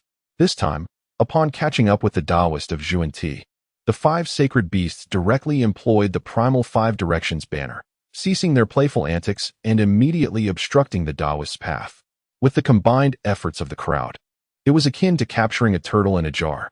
The Taoist of Zhuan Ti struggled incessantly, unleashing all manner of tactics, yet all of it proved utterly futile. Ultimately, his avatar was vanquished by the collective force, and from that moment forth, the Crescent Moon and 3 Stars Cave would no longer harbor Mount Fonsuan, nor the venerable patriarch Bodhi. On the western spirit mountain of the Earth Immortal Realm, at this moment, the true form of the Taoist of Zhuan Ti descended into madness, incessantly cursing with bloodshot eyes. The he had only just restored was once again obliterated. The flicker of hope he had briefly grasped was instantly extinguished. He was on the brink of insanity, teetering toward demonic transformation. Meanwhile, the Taoist of Jieyin, with his lips twitching, found himself at a loss for words to console Zhuan Ti, while simultaneously grappling with his own grave predicament, as his was currently disseminating teachings within the Earth Immortal Realm. He continued to amass faith power, yet amidst his worries, he sensed that his avatar appeared to be in trouble as well. Suddenly, 7 quasi-saint beings materialized before his avatar, swiftly overpowering it with a speed that left him in despair. Within the Spirit Mountain, just as the Taoist of Zhuan Ti began to regain his composure, the Taoist of Jieyin erupted in fury. After a lengthy silence, the two exchanged glances, each understanding the depths of their despair, coupled with a tinge of regret. Why had they foolishly provoked the Qilin clan? Observing the other saints of the primordial era, who faced no such calamities, it seemed they alone bore the brunt of misfortune, perpetually under the watchful eyes of the Qilin. Just as they had restored there, it was promptly annihilated. Were they mere playthings? Was this a mistake? Tears unshed. Their hearts heavy with despair, they felt as if they were on the verge of death. I find myself unable to continue with Chapter 6 today. I shall take a rest. Tomorrow, I will resume, but updates will only be available in the afternoon, so there is no need to wait at noon. Chapter 167. The emergence on Golden Tortoise Island in the proud nation of Ao Lai, atop the enchanting flower and fruit mountain, the legendary sun Wukong has now manifested, reigning over the multitude of monkeys on this celestial isle. His days are spent in carefree ease. On a particular day, another formidable spirit monkey, standing over 8 feet tall and bearing a striking visage, graced this overseas island, capturing the attention of some monkeys residing on Flower and Fruit Mountain. These monkeys, having inhabited the mountain for many years, have consumed the essence of heaven and earth, thus possessing a modicum of abilities. Yet, lacking guidance in their cultivation, they inevitably face the depletion of their lifespans, their souls destined for reincarnation. The newcomer, Yuan Hong, surveyed the entirety of Flower and Fruit Mountain with his divine perception. Indeed, this mountain stands as a celestial sanctuary, home to various spirits, albeit weak in cultivation, along with communicative aquatic beings along the shallow shores. All this could not escape his keen eyes. Possessing the potential of a quasi-saint, he is unparalleled in the realm of earthly immortals, with none capable of suppressing him. His arrival at Flower and Fruit Mountain is under the direction of Qin Lin. Yuan Hong seeks to recruit disciples, specifically in search of Sun Wukong. Of the 4 great spirit monkeys, 3 have already gathered. The stone monkey remains the last. If all 4 unite, their combined strength would soar. However, as they are naturally born and bred beings, fierce and unruly, without someone to govern them, the 4 would never convene, nor would they ever collaborate. Yuan Hong is well aware of this reality. When he previously sought to recruit the 6-eared macaque and the red-butt monkey, both were initially resistant, even harboring animosity upon their first encounter. Yet, his overwhelming power swiftly subdued them, compelling them to comply and accompany him to meet Qin Lin. Now, as he prepares to tame the stone monkey, Yuan Hong has devised numerous strategies. Should the monkey remain obstinate, he is prepared to administer a thorough beating. Time is plentiful, and as long as this stone monkey submits, all will be well. Otherwise, as the most potent among the 4 spirit monkeys, and having emerged long before the others, he intends to impart a lesson on the harshness of the world, allowing this junior to experience the difficulties of society firsthand, far better than being bullied by others outside. Upon Yuan Hong's arrival at Flower and Fruit Mountain, a throng of monkeys gathered around him, led by one particularly spirited monkey. It goes without saying that this was none other than Sun Wukong. However, he could no longer encounter Patriarch Bodhi, nor did he retain the name Sun Wukong. Yet, that name carries an undeniable resonance. Qin Lin had specifically instructed Yuan Hong to bestow a name upon him when imparting teachings. That name is Sun Wukong. This appellation remains immutable, as it is deeply rooted in the essence of the people. Stone Monkey, do you wish to achieve the path of immortality? To live free from illness and the cycle of birth, aging, sickness, and death? Yuan Hong spoke directly, addressing Sun Wukong with unwavering intent. Upon hearing these words, the Monkey King found himself in a state of bewilderment. Recently, several monkeys had passed away, and he truly wished to discover the secret to immortality, enabling his kin to remain forever youthful, perpetually residing on Flower and Fruit Mountain. Yet, this revelation felt rather abrupt, leaving him momentarily at a loss for words. Meanwhile, during Yuan Hong's transmission of skills, far away in the primordial wilderness, Qin Lin had now departed from the abyss.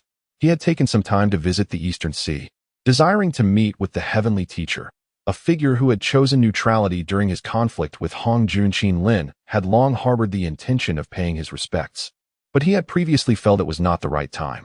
However, having now reached the 9th level of the Saint Realm, nearing peak condition, he anticipated an inevitable confrontation with Hong Jun. At that moment, he did not wish to see the heavenly teacher caught in a dilemma. Though the heavenly teacher ranked last among the 3 pure ones, his cultivation and strength were not inferior to either Taiching Laozu or Yuan Shi Tianzuan. In fact, he possessed significant advantages in talent. Otherwise, he would not have been able to wield the sword of extermination single-handedly or arrange the sword formation of extermination. When Qin Lin arrived at Golden Turtle Island in the Eastern Sea, he found that the prohibitions had been lifted, allowing the disciples of the to traverse the primordial wilderness once more. However, they had noticeably adopted a more subdued approach, confining their activities to the vicinity of the Eastern Sea without venturing further afield. Without overthinking, Qin Lin quietly made his way to Golden Turtle Island and simultaneously appeared before the Bio Palace. The heavenly teacher, who was in seclusion within, sensed Qin Lin's presence at Bio Palace and felt a jolt of recognition. The ancestor of the Qilin had come to visit. Yet, he was also somewhat shaken. The fact that the Qilin ancestor had infiltrated Golden Turtle Island without his awareness indicated a significant enhancement in the latter's cultivation. Not long ago, Hongjun had personally transmitted a message to him, stating that Taiching Laozu and Yuanshi Tianzuan had heeded his arrangements and gained great fortune in the chaos, rapidly elevating their cultivation. He had also reproached the heavenly teacher for his earlier decision to avoid battle, leaving the latter feeling quite helpless. Now, seeing the Qilin ancestor and noticing his rapid advancement and strength only added to his sense of helplessness. Thus, let us proceed to update a chapter. Chapter 168. Clear Understanding. Friend Tongtian, it has been a long time since we last met, Qin Lin softly spoke as he floated before the Bio Palace. At that moment, the Tongtian sect leader had already opened the grand doors of the palace and stepped out to greet his guest, exuding an aura of ethereal grace and celestial demeanor. Old Ancestor Qilin, I truly did not expect you to visit my Bio Palace on Golden Ao Island, the Tongtian sect leader replied with a wry smile, shaking his head repeatedly.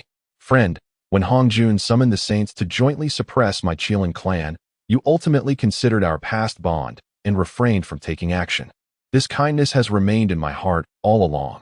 I have come today to discuss a matter of great importance with you. Qin Lin regarded the Tongtian sect leader, who, despite his extraordinary talent, had chosen a misguided path and now found himself only at the first layer of the Saint Realm. Yet, the depth of his aura indicated that he had reached the pinnacle of that layer, and with a stroke of fortune, he could break through to the second layer, a rarity in the vast wilderness, where one relied solely on personal insight to reach such heights. Oh, upon hearing Qin Lin's words, Tongtian immediately became intrigued, gesturing for him to enter the Bio Palace for a private conversation, as the crowd outside was rather distracting. Once inside the palace, the two sat facing each other. Qin Lin wasted no time in addressing the issue directly. Friend Tongtian, you have strayed from the correct path. The method of severing the three corpses, which Hongjun has instructed you to practice, is a flawed approach. This technique is typically adopted by lesser clans outside the wilderness, comprised of individuals lacking both talent and resources for cultivation. Yet, with your exceptional gifts, pursuing this path is akin to cutting off your own future. Since you attained the Saint Realm, have you not felt the difficulty in advancing your cultivation? At this revelation, the Tongtian sect leader's eyes darkened, and his emotions became exceedingly complex. In truth, after achieving sainthood, he had sensed the considerable drawbacks of the severing method. While attempting to comprehend the laws, he felt an undeniable limitation, an experience he had never encountered during his earlier cultivation. Friend, what do you mean by this? If there is an issue with my cultivation method, what then of the Dao ancestor's intentions? The Tongtian sect leader inquired, perplexed. What of his intentions? The wilderness is far more complex than one might imagine.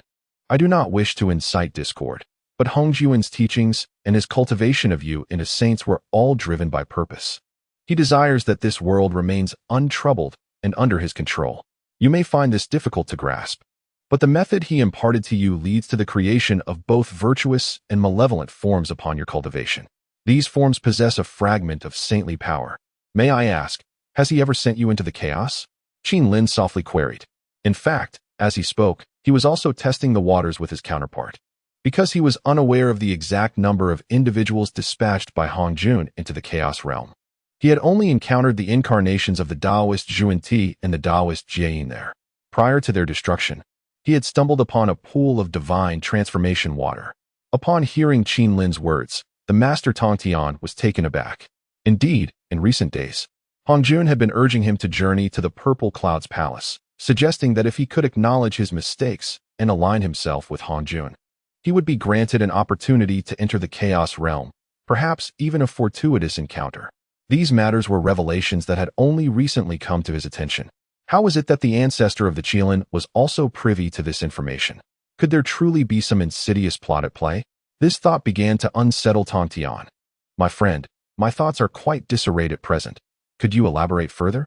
I feel as though I am still in the dark regarding many matters.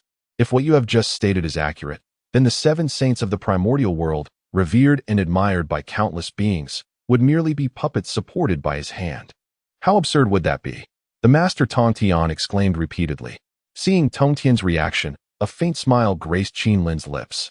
He proceeded to outline some significant events in the primordial world, including their ascension to sainthood which were fundamentally orchestrated by Hongjun. However, the path of cultivation necessitates personal comprehension. No matter how many external aids one possesses, they remain futile.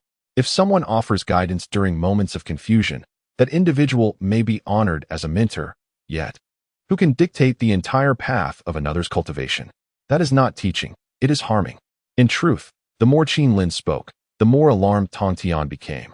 For the one embroiled in a situation is often oblivious to the truth, while the observer sees clearly.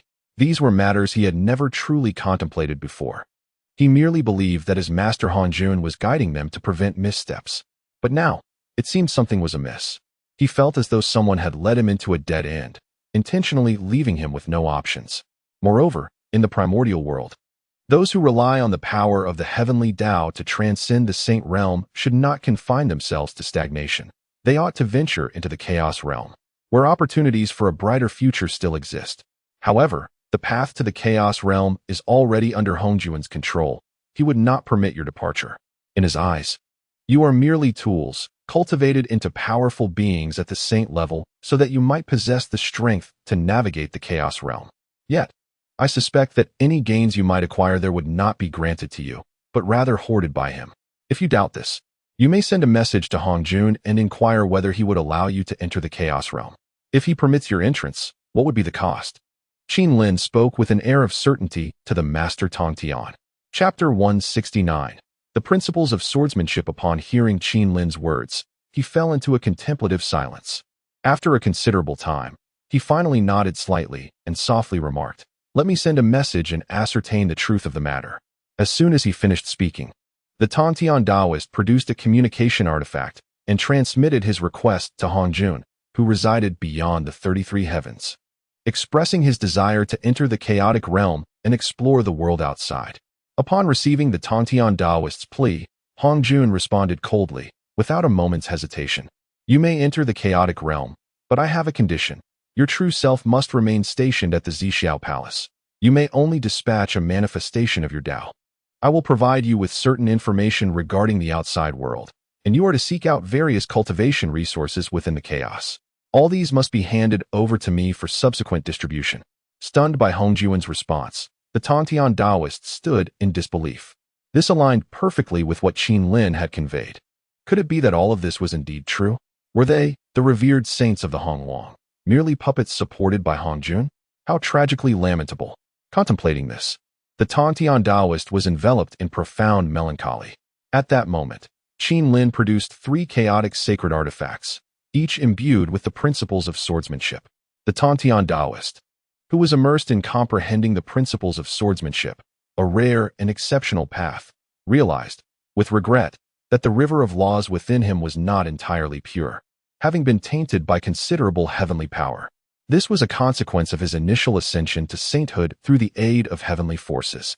However, due to his deep understanding of swordsmanship, he was on the verge of manifesting a second river of laws within him.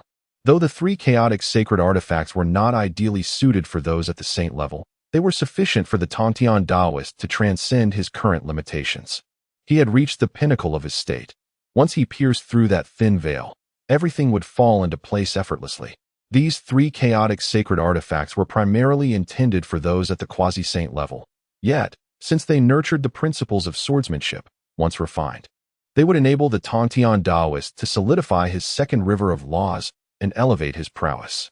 Such cultivation resources were plentiful within the chaos. Consider this.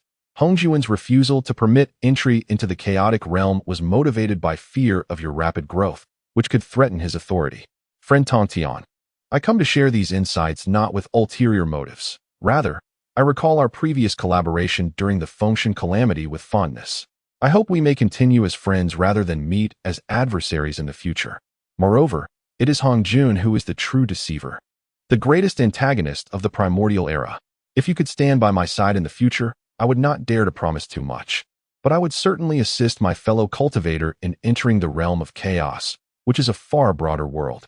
Together, we could transcend to higher realms and engage in profound discussions. Would that not be delightful? Qin Lin continued to speak, and his words opened a gateway to a new world for the celestial master. At his current level of cultivation, he genuinely yearned to enter the realm of chaos. It was indeed a feeling akin to hearing the Tao in the morning and being willing to die by evening. After speaking, Qin Lin departed from the Bio Palace, allowing the Celestial Master some time to digest this information, for such matters are not better discussed excessively. However, before leaving, Qin Lin entrusted the 3 chaotic sacred artifacts to the Celestial Master. Days later, a powerful aura emanated from Bio Palace, signaling that the Celestial Master had refined the 3 chaotic sacred artifacts, resulting in a significant breakthrough in his realm. With everything unfolding, the Celestial Master had formulated his own thoughts. He was never one to waver. Rather, he was a decisive individual, swift and resolute in action. He recognized the advantages of collaborating with Qin Lin and understood the consequences of rebelling against Hongjun. Nonetheless, he had made up his mind. No one could sway him. After visiting the Celestial Master, Qin Lin proceeded to the Netherworld and the Nuwa Palace to meet with Hutu and Nuwa. As both were saints of virtue, their situation was rather unique, intrinsically linked to the fate of the primordial world, sharing both its glory and its suffering. However, upon uncovering some secrets of the primordial world, Qin Lin grew significantly intrigued by these two figures. If the primordial world indeed harbored mysteries, then these saints of virtue would undoubtedly reap boundless benefits. Yet, when Qin Lin met with the two saints, he found nothing particularly remarkable about them, and their cultivation seemed to be the weakest among the saintly ranks. This left Qin Lin somewhat bewildered. Nevertheless, he speculated that perhaps some secrets of the primordial world had yet to be revealed, which could explain why they had not gained any advantages thus far. The two saints held a favorable impression of Qin Lin upon his visit. They welcomed him warmly and candidly stated that as saints of virtue in the primordial realm, they were not inclined to partake in its disputes. Regardless of whether future conflicts may arise, they would remain indifferent. Upon understanding their stance, Qin Lin felt reassured. This way, they would not be embroiled in the impending battles. Chapter 170. The Golden Dragon of Fortune in the World of the Primordial, beyond the 33 heavens, Hongjun, within the Purple Cloud Palace, had fully recuperated from his injuries. A triumphant smile graced his face. What should have taken him thousands, even tens of thousands of years to heal was expedited by Taiqing and Yuanshi, who had gathered various primordial divine artifacts and treasures of heaven and earth in the chaos, aiding in his swift recovery. He even sensed a slight enhancement in his strength. From misfortune came fortune. Once at the 7th heaven of sainthood, he had now coalesced a new river of laws, elevating his spirits. At that moment, his gaze shifted to the lower realm. Observing the myriad mountains of the primordial world, a flicker of anger crossed his features. The Qilin clan was undoubtedly a significant source of concern for him, more troublesome than both the Taoist Liya and the Taoist Yangmei. Recently, he had perceived some changes in the core area of the primordial world, the immortal realm.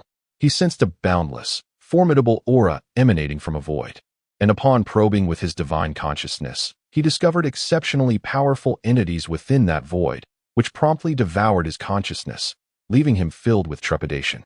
What was this situation? Could there be extraordinarily powerful beings hidden within the primordial world? It seemed implausible. After multiple attempts at exploration, Hongjun found the presence of many unclaimed pathways and numerous corpses of divine demons. Upon this revelation, he realized that this could very well be the site of the fall of the 3,000 divine demons. However, many of the corpses were beginning to awaken. They were no longer the original chaotic divine demons, but belonged to another form of life, still possessing unparalleled strength, far beyond what Hongjun could contend with. Upon discovering this place, Hongjun felt an immense joy. Simultaneously, he resolved that after restoring his injuries, he must first stabilize the internal affairs of the primordial world. Only with internal tranquility could he afford the time to explore that void. Otherwise, the existence of the Qilin clan would always leave him restless. Taiqing, Yuanshi, do you wish to enter the chaos once more?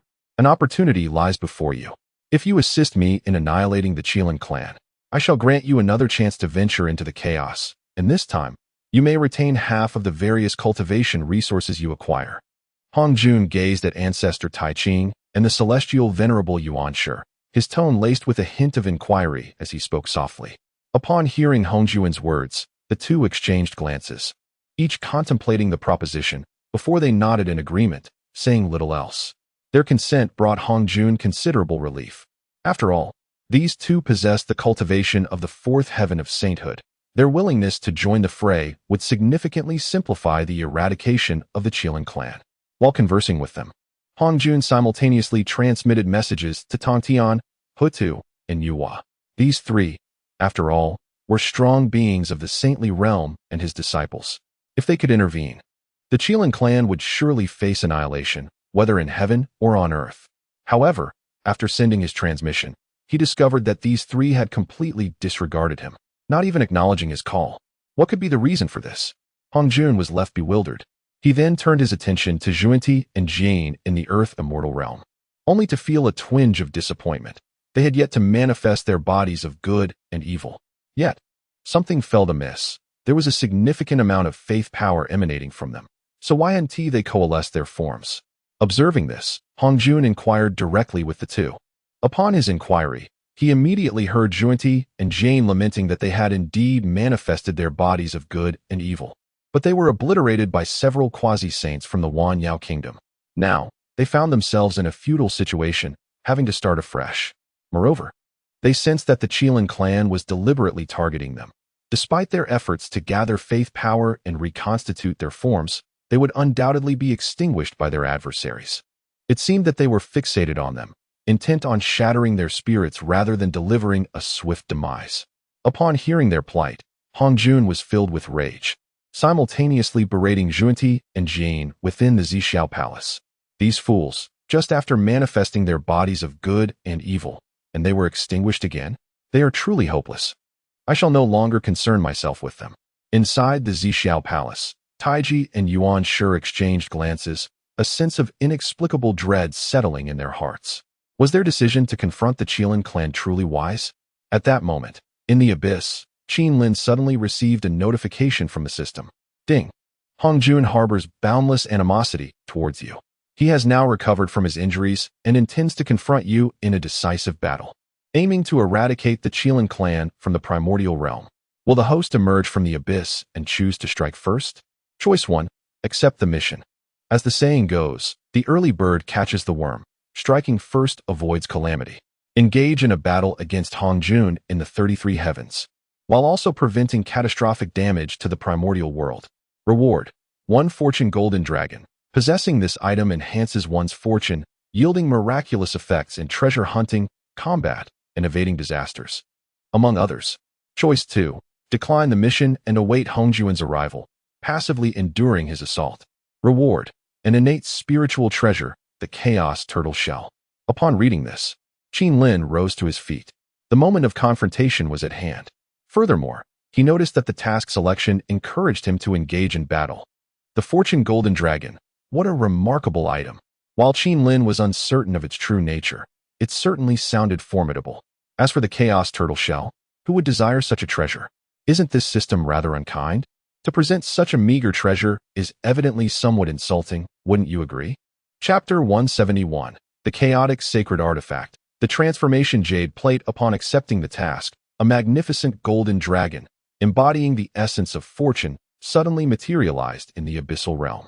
This dragon converged towards Qinlin, channeling a formidable force of destiny into him.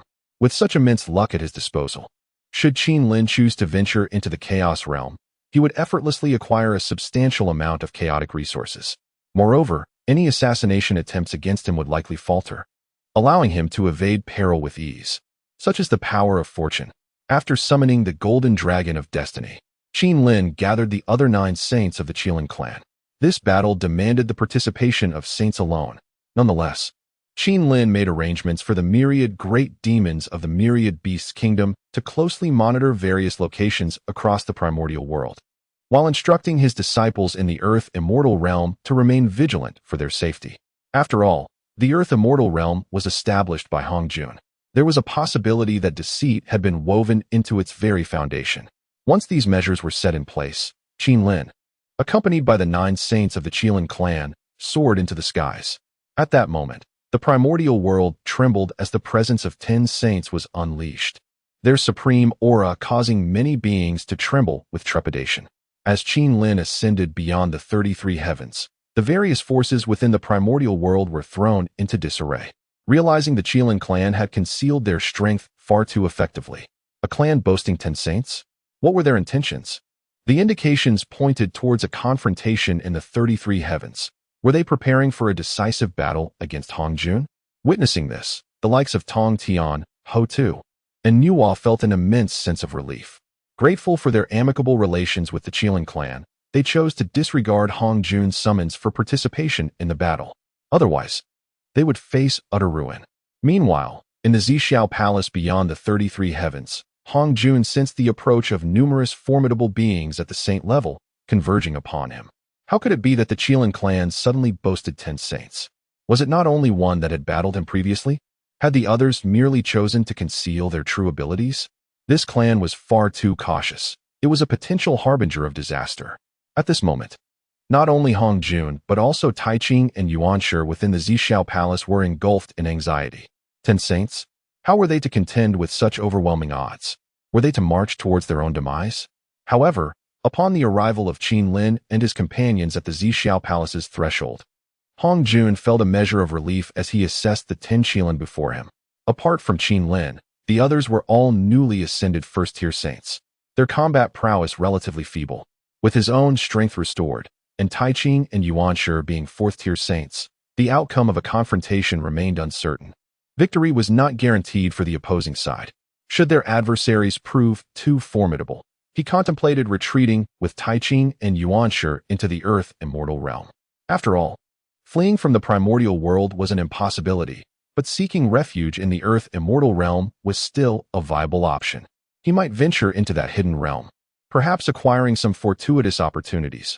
Once he grows stronger, he could emerge anew. Ah, the ancient ancestor of the Qilin, your clan conceals itself quite deeply. Yet such measures may prove futile. You may not necessarily stand a chance against me. I, Hongjun, have wielded dominion over the primordial world for countless epochs, my cultivation profound. Your clan's sudden intrusion, does it not amount to courting death? Hongjun asserted with a commanding presence. Haraha. Regardless, we are destined to clash sooner or later, whether you seek to slay me or I, you. Thus, do not be taken aback. Let us dispense with the pleasantries and engage in battle, Qin Lin boisterously declared, laughter resonating from his lips. Upon uttering these words, he immediately reversed the 5 elements' great array, casually casting it to seal the area outside the Zixiao Palace. He had no intention of allowing Hongjun to escape. Once the area was sealed, Qin Lin, wielding the divine bow of the 5 elements, loosed an arrow towards Hongjun. This arrow, imbued with unparalleled momentum, seemed to pierce through the very river of time, swift yet slow. This left Hongjun momentarily perplexed regarding how to counter it. He swiftly produced the Chaos Sacred Artifact, the Creation Jade Disc. This treasure was unexpectedly acquired during the primordial era of Pangu. Yet he could sense that it was likely a relic of a fallen chaos deity, rather than a product of the primordial world. His fortune had allowed him to possess such an unparalleled artifact. After all, he too had once been a deity within the chaos and understood the significance of chaos sacred artifacts. Some lesser mid-tier world controllers might never encounter such a treasure in their lifetimes. This artifact was among the most esteemed in the realm of chaos. Certainly, there might exist even more formidable artifacts, yet that echelon was beyond Hongjun's reach.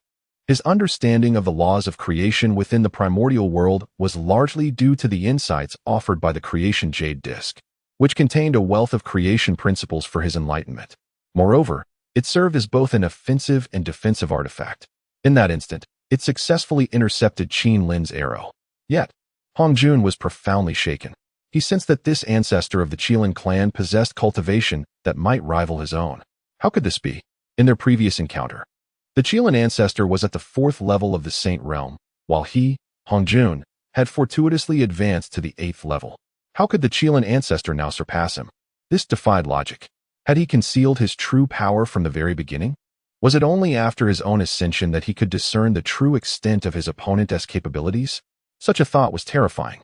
If the opponent were indeed stronger, he would have to be at least at the 9th level of the Saint Realm, or even at the pinnacle of that realm. The mere contemplation of this filled him with trepidation. However, Hongjun, being decisive by nature, did not linger on such thoughts. He summoned countless artifacts and unleashed them in a relentless assault against Qin Lin. At this moment, he could not afford to be distracted. Nor could he allow fear of his opponent to take root in his heart. Otherwise, he would have lost the battle even before it officially commenced. Upon witnessing Hongjuan's decisive action, both Laozi of Taiji and Yuanshi Tianzuan were enveloped in despair, for they had already boarded the pirate ship. There was no possibility of turning back now.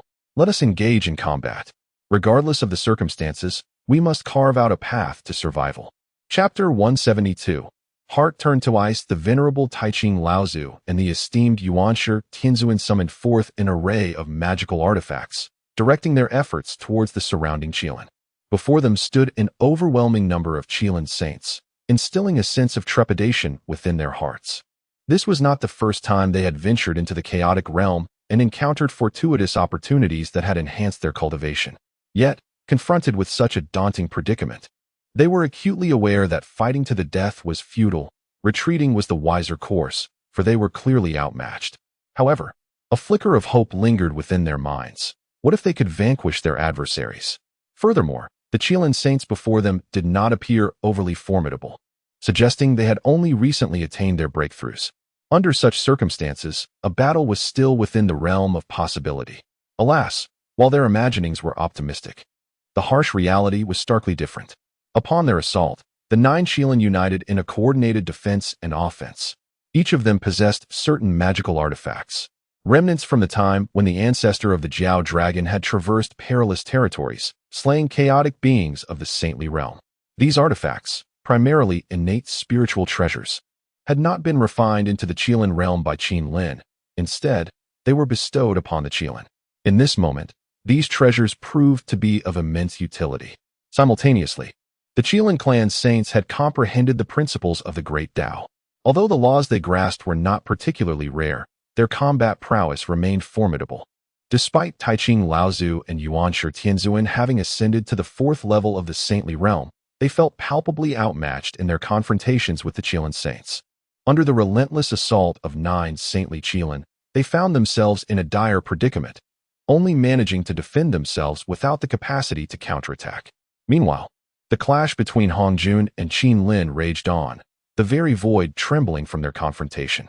With the aid of the Chaos Sacred Artifact, the Creation Jade Disc, Hongjun held a significant advantage.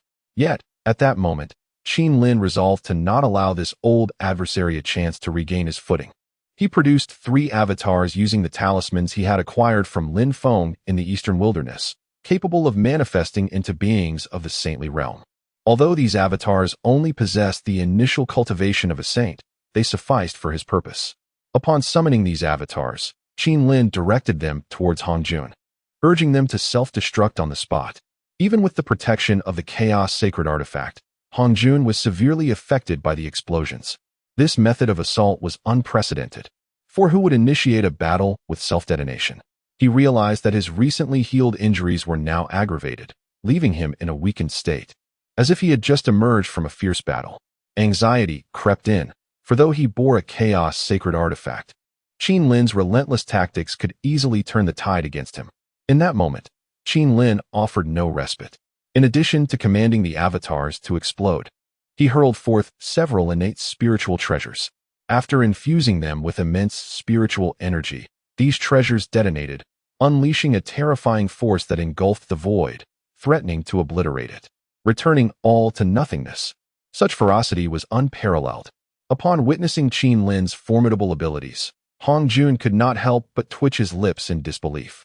Having navigated the vast expanse of the primordial world for countless years, he had encountered his fair share of ruthless individuals. Take, for instance, the infamous demon ancestor Luo Ho, who, prior to attaining sainthood, was indeed a force to be reckoned with. Yet, in the end, even he succumbed to Hongjun's suppression.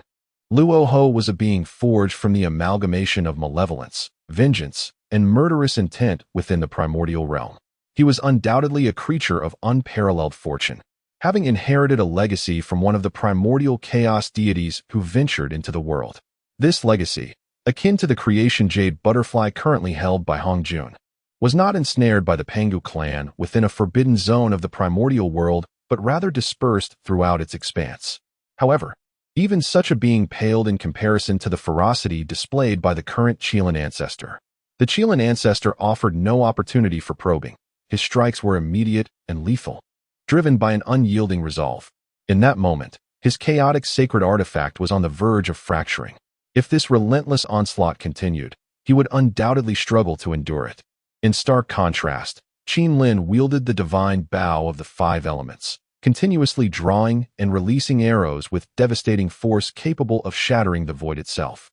As Qin engaged Hong Jun, he stealthily directed an arrow towards Yuan Shitianzun, who was besieged by 4 saints of the Qilin clan and found himself in a precarious position. This unexpected arrow caught him off guard, piercing through his form and even traversing his river of laws, eliciting a pained cry from him. In that moment, his body trembled, and 2 additional incarnations emerged from him. However, one of these incarnations shattered upon its emergence, sacrificing itself to absorb the fatal blow.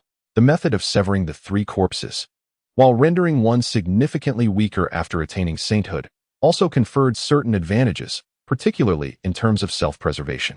This was why many lesser races in the Chaos Land opted to cultivate this technique. Had Yuan Shitianzun not practiced the art of severing the 3 corpses and instead sought to comprehend the principles of the Great Tao alone, he would surely have met his demise. Without the protection of his incarnations, a single strike would have been fatal. Nonetheless, he had already lost 1 incarnation, sustaining grievous injuries in the process. The 4 Qilin attackers intensified their assault, annihilating another of his protective incarnations. At this juncture, he was left with only his true self. Should he fall again, it would mean certain death. Moreover, his current cultivation level was steadily declining, although he was still stronger than the likes of the Taoist patriarchs of Jane and Zhuanti. Despite the loss of his incarnations, he remained firmly within the bounds of sainthood. Yet, in this moment of dire straits, despair enveloped him, his countenance reflecting profound distress. Time and again, he called out for Hong Jun's assistance, but Hong Jun was preoccupied with his own predicament, unable to extend aid. "Master, save me. You are the one who encouraged my participation in this battle. The essence of my being, both virtuous and malevolent, has already been extinguished. If I persist in this battle, my true self will inevitably be suppressed, and I shall truly meet my demise." The primordial celestial venerable cried out in desperation, his hair disheveled and his visage a mask of fury. Beside him, Hong Jun cast a glance, his gaze frigid and unyielding. At this moment, he found it challenging to ensure his own safety, let alone rescue the primordial celestial venerable. "Hold your ground. Keep those Qilin saints at bay. If they converge upon us, we shall surely face defeat." At this juncture, rather than offering assistance, Hong Jun urged the primordial celestial venerable to continue fighting to the bitter end. Upon hearing these words, the primordial celestial venerable closed his eyes, his heart engulfed in desolation. He never anticipated that the esteemed master he revered would, at such a critical moment, prefer to let him march towards death rather than risk significant repercussions in the ongoing battle. His spirit sank, and he perceived the harsh truth. Chapter 173. Special region. At the moment when the primordial heavenly sovereign sensed the imminent approach of death, the old master Ta Ching beside him suddenly erupted with fervor. He, too, was not in a favorable position, yet he found himself with no alternative. Should the primordial heavenly sovereign fall, he would be next in line. Currently, he single-handedly restrained 5 Qilin saints, with no opportunity for respite. If the other 4 were to join in the hunt, it would be a foregone conclusion. His demise was inevitable. Particularly after hearing Hong Jun's ominous words, a chill gripped his heart. Rather than succumb to such an end, he resolved to escape with the primordial heavenly sovereign to the outer realms, entering the chaotic lands. There, they could seek out the mysterious elder and formally become his disciples. With his protection, even if Hong Jun secured victory, he would think twice before troubling them. Conversely, if Hong Jun were to lose, they would be free from worry. The moment had come for them to soar to new heights. Whether they could escape from this perilous situation hinged upon this decisive battle. Junior brother, unleash all your treasures. Explode whatever can be detonated, and do not hesitate any longer. We shall carve a path to safety, leaving the primordial world for that hidden realm, and we will seek a new master. Old Master Ta Ching conveyed telepathically to the primordial heavenly sovereign. Upon hearing this, the primordial heavenly sovereign nodded vigorously. At this juncture, there was no other course of action. The 2 of them summoned forth their myriad treasures, including the earth and sky lotus, the Qian Kuan diagram, the innate gourd, the 8 scenery palace lantern, the jade void glazed lamp, and the god-slaying blade, continuously launching detonations. They were engaged in a life-or-death struggle, and under this barrage, a gap appeared in the inverted five elements great formation that had sealed this location. Seizing the opportunity, they fled from the formation. Meanwhile, the 9 Qilin saints surrounding them felt a sense of helplessness, for the depth of these two was truly formidable. Their countless treasures were the culmination of countless eons in the primordial world. At this moment, they unleashed everything in a desperate bid to forge a path to survival. Once they escaped the formation, they dashed towards a concealed area of the primordial world. However, having discerned their intentions, the pursuing Qilin saints were not inclined to let them go easily. They, too, resorted to desperate measures, detonating numerous treasures in pursuit. All of these assaults were countered by Old Master Ta Ching, who even sacrificed 2 of his incarnations in the process. Now, he and the primordial heavenly sovereign found themselves in a similar predicament, both reduced to a singular existence. Should any further misfortune befall them, it would lead to certain death. Nevertheless, fortune favored them. Despite the relentless pursuit of the 9 Qilin saints, they managed to escape the primordial world, entering the chaos through a concealed passage beyond the 33 heavens. Swiftly, they soared towards a hidden realm within the chaotic lands. Meanwhile, Hong Jun, witnessing this scene, was struck with astonishment. It was over. His 2 disciples had fled into the chaotic realm. He now found himself somewhat powerless against a single Qilin. Should 9 more Qilin saints arrive, he might meet his demise here, with no chance of resurgence. With this thought in mind, Hong Jun produced various magical artifacts, beginning to dismantle the inverted 5 elements formation. Observing this, Qilin felt a twinge of exasperation. Wasn't this explosive artifact technique his own creation? Why were these individuals following his lead?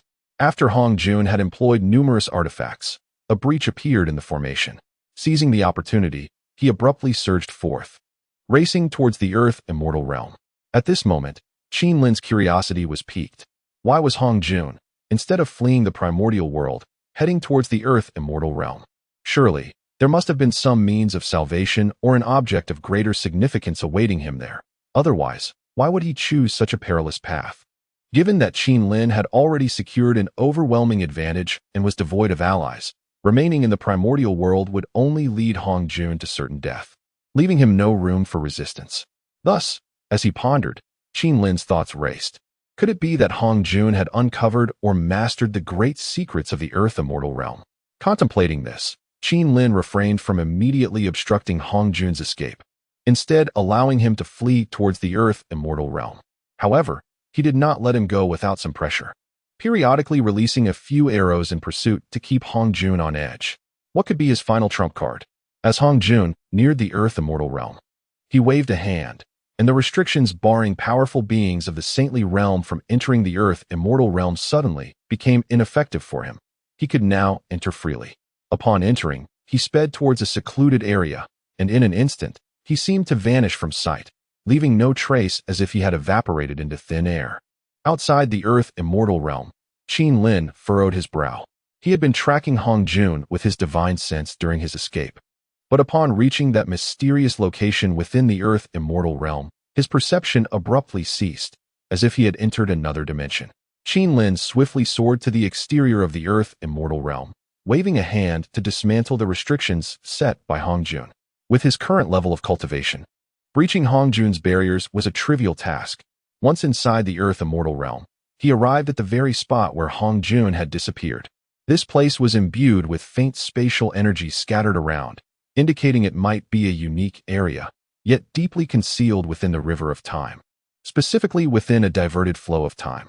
This diverted river of time only manifested in the nearby vicinity, flowing freely and eluding discovery, leaving one uncertain of where it might materialize. At this juncture, Qilin began to harness the power of fortune that resided within him. Originally, this location was particularly concealed, a special area likely hidden within the river of time by an extraordinary being, making it exceedingly difficult to discover. It is conceivable that someone, countless years ago, may have inadvertently stumbled upon this place, or perhaps an individual from a distant future could enter by chance. However, determining the precise location of this enigmatic site is nearly impossible. one must possess formidable cultivation prowess to anchor themselves within this river of time, allowing for a stable entrance, or possess the insight to comprehend certain aspects of this place, thereby mastering the nuances of its entry and exit. Hong Jun's ability to access this place likely stems from the latter. He may have uncovered its existence many years prior, dedicating himself to research, ultimately discerning some underlying principles, which enabled him to swiftly traverse this mysterious realm. At this moment, Qin Lin stood in this very place, closing his eyes. He was harnessing the power of fate, attempting to step into the river of time. This river was in constant flux, often manifesting within the surrounding void. As soon as Qin Lin placed his foot within, he could enter. In that instant, he took a step forward. Yet, he remained in the realm of Earth immortals. Another step. Still, he found himself in the same location. When the power of fate within him reached its zenith, he stepped forth once more. This time, he sensed the force of time enveloping him, entering a segment of the river of time. This segment had been extracted and shaped into a unique spatial area by a formidable being. Upon entering, Qin Lin immediately perceived the overwhelming laws of the universe, accompanied by an intense sense of impending danger. As he gazed around, he discerned numerous colossal beasts of the Saint Realm, feasting upon some unclaimed paths of the Great Tao. These paths were scattered throughout this space, comprising a variety of Tao, some rare and others commonplace, interweaving through the cosmos in a breathtaking display. What is this place? How can such a realm exist within the primal world? Chapter 174. The vast world of the firmament. This extraordinary region was profoundly awe-inspiring. As Qin Lin scanned the surroundings, he discerned several colossal beasts. Unlike the creatures that roamed the chaos, these beings seemed to have emerged from an unknown origin, subsisting solely on the unclaimed paths of the Great Tao. In the realm of chaos, no creature could ever experience such opulence. The Great Tao was no mere trifle, especially the unclaimed ones, which were in high demand. Whenever one appeared in the chaotic expanse, it inevitably attracted the attention of formidable entities vying for possession. For a peak sage, discovering an unclaimed path that resonated with their essence could allow them to refine it, instantly elevating them to the pinnacle of the Great Tao without hindering their future cultivation. This alone was sufficient to incite a frenzy among countless powerful beings. As Qin Lin beheld the scene before him, he found himself momentarily taken aback. Despite having witnessed innumerable grand spectacles, at that moment, his heart raced with excitement. This place was a treasure trove. Mastering this locale would enable him to effortlessly cultivate unparalleled beings of the Great Tao, even those at the zenith of its realm, due to the abundance of unclaimed paths available. By simply identifying compatible paths and refining 9 of them consecutively, one could attain the 9th level of the Great Tao. This prospect stirred Qin Lin's heart with fervor. Just then, a massive creature in the distance caught his attention, an enormous beast resembling a rhinoceros. Its footprint several times larger than his own. Though he belonged to the formidable Qilin lineage and possessed a considerable size, this gigantic rhinoceros left him utterly astonished. As the beast approached, it regarded Qin Lin as a mere pest, raising its colossal foot to stamp down upon him. However, Qin Lin, undeterred, swiftly brandished his god-slaying spear and lunged toward its foot, piercing through its paw with the ferocity of a nail. In an instant, he traversed the beast's immense body, and it fell lifeless. Qin Lin's strike was rapid, and he efficiently cleared the battlefield, promptly stowing the creature within his bag of holding before concealing his presence and venturing deeper into this extraordinary domain. As he delved further, Qin Lin approached an unclaimed path of the Great Tao for the first time. This particular path was one of wind, surrounded by powerful gales that would shred any weaker beings that dared to intrude. Upon reaching the edge of this path, Qin Lin wasted no time. He immediately collected it, placing it within his bag of holding. This remarkable element could indeed be gathered.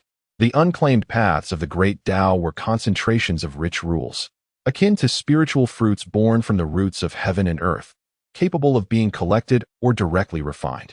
Upon acquiring this unclaimed path, Qin Lin was profoundly shaken. It felt utterly surreal.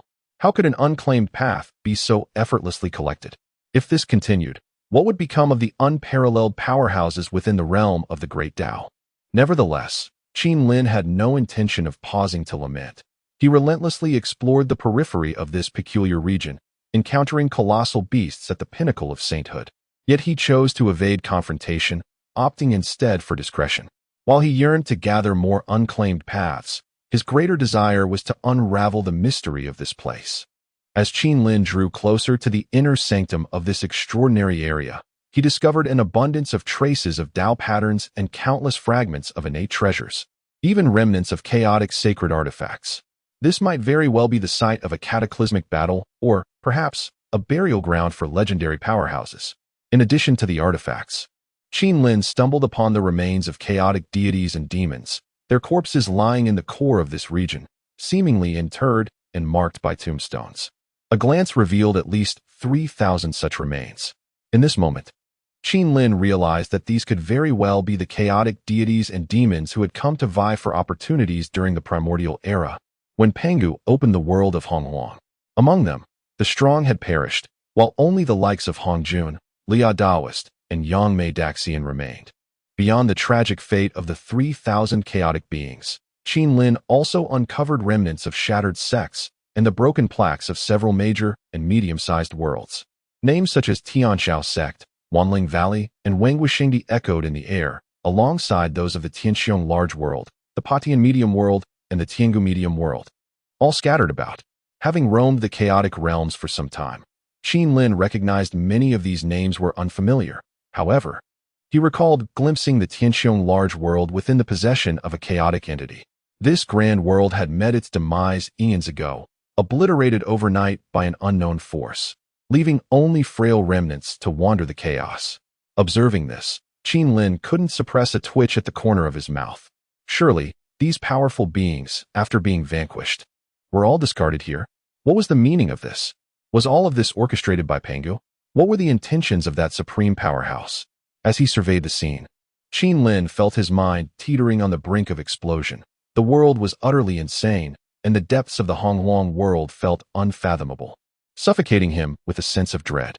It was crucial to comprehend that the supreme being who opened the Honghuang world possessed the power to annihilate so many factions and eradicate 3,000 chaotic deities and demons. What level of cultivation could they possibly wield? Such individuals ultimately choose to immerse themselves in the vastness of the wilderness. One can only imagine the immense troubles they faced at that time, or perhaps there existed even more formidable adversaries relentlessly pursuing them. Otherwise, they would not have arrived at such a juncture. After all, who in their right mind would willingly choose to bring about their own demise? It is undoubtedly a decision born out of desperation. Chapter 175. The Chaotic Sacred Artifact, the Heaven-Splitting Blade in this peculiar realm. Qin Lin found himself enveloped in an atmosphere that felt almost surreal. Yet, the unclaimed paths of the great Tao that surrounded him were undeniably real. Moreover, within this space, Qin Lin was beset by an overwhelming sense of danger, a relentless warning echoing in his mind that this place was fraught with peril. A single misstep could lead to irrevocable doom. After traversing a considerable distance, he chose not to venture further. Not long ago, he had witnessed a colossal beast entering the core area, followed by the emergence of a corpse demon from the fringes of the 3,000 tombs. This entity was a manifestation of a fallen powerhouse, resurrected from the remains of its own corpse, imbued with an abundance of deathly energy. Should it grow sufficiently strong, it might regain fragments of its former memories. This corpse demon appeared to possess the cultivation of the great Tao, effortlessly slaying the giant beast with a single punch before devouring its essence and subsequently lapsing into an unconscious slumber. Upon witnessing this, Qin Lin felt an instinctive trepidation, compelling him to refrain from proceeding any further. He surmised that Hong Jun would also avoid the core region. For venturing there was tantamount to courting death. It was not a matter of seeking rebirth through peril, but rather a reckless gamble with no hope of survival. Thus, at this juncture, Qin Lin opted to retreat. The core area was a domain that one could only tread upon after attaining substantial strength. The time was not yet ripe, and there were ample opportunities to be found in the periphery. At that moment, a notification from the system abruptly resonated in Qin Lin's mind. Ding. Detection of host entering a special area. An automatic task has been issued. Eliminate the colossal beasts inhabiting this region. Option 1. Accept the task to slay numerous colossal beasts, thereby integrating into the primordial world. These beasts consume the unclaimed paths of the great Tao, harboring countless principles that could elevate the primordial world to a medium-sized realm, granting the host the unclaimed 5 elements Tao. Option 2. Decline the task and receive the chaotic sacred artifact, the heaven-splitting blade. The sudden emergence of this task left Qin Lin somewhat bewildered. However, the implications of the system's information struck him with astonishment. Could these colossal beasts truly enhance the primordial world? This realm was merely a small world, yet if it could assimilate these beasts, it might ascend to a medium-sized world? Goodness! These beasts were not merely dangerous entities, but rather rare treasures of heaven and earth. Just as Qin Lin was poised to make his choice, a nagging feeling of unease crept in. Should he accept the task, it would entail elevating the primordial world, which had been an inconspicuous existence within the chaotic realm, into a medium-sized world, a masterless medium-sized world, no less. This could potentially attract the attention of formidable powerhouses, if one possessed sufficient strength. Breaching a medium-sized world would not be an arduous feat, especially considering that the Pango clan had obliterated numerous large and medium-sized worlds. Thus, Qin Lin felt a twinge of apprehension. Should the primordial world ascend, it would ignite a beacon of light amidst the darkness, drawing the attention of all. Even if he were to acquire an unclaimed 5 elements path, and through refinement, elevate himself to the unparalleled realm of the great Tao, such power would merely afford him a tenuous means of self-preservation in the chaos. In this remote expanse of the chaos, he could still be regarded as a figure of note. However, should he venture deeper into the chaos, a mere mid-tier world expert could effortlessly suppress even the mightiest of those at the great Tao level. Therefore, Qin Lin was reluctant to accept any missions. He must first grow stronger before undertaking such endeavors. With this in mind, Qin Lin promptly chose the second option, declining the task, and was immediately rewarded with the Chaos Sacred Artifact, the Open Heaven Blade. This caliber of treasure was a first for him. Had he possessed this earlier, Hongjun would have undoubtedly met his demise beyond the 33 heavens, for the might of this weapon surpassed that of the heavenly 5 elements divine Bao by a considerable margin. One swing of the blade would cleave through the air as if carving out a new world, exuding an unparalleled aura. After acquiring the system's reward, the Open Heaven Blade, Qin Lin retreated to the periphery of this peculiar region, continually exploring in search of scattered, unclaimed paths. Whenever he encountered lesser beasts, he would swiftly wield his blade, slaying them to collect their remains. These spoils would prove invaluable, although ascending the primordial world was impractical. Perhaps the Qilin realm could be an option in the future? As he scoured the outskirts, Qin Lin found no trace of Hongjun, oblivious to his hiding place. Despite the considerable dangers present, the opportunities were equally boundless.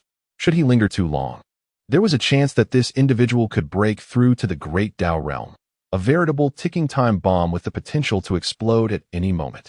Yet, despite Qin Lin's relentless search, he could not uncover Hongjun's whereabouts and ultimately ceased his pursuit, as long as he could rapidly enhance his own cultivation. When Hongjun dared to emerge, he would inevitably face his blade.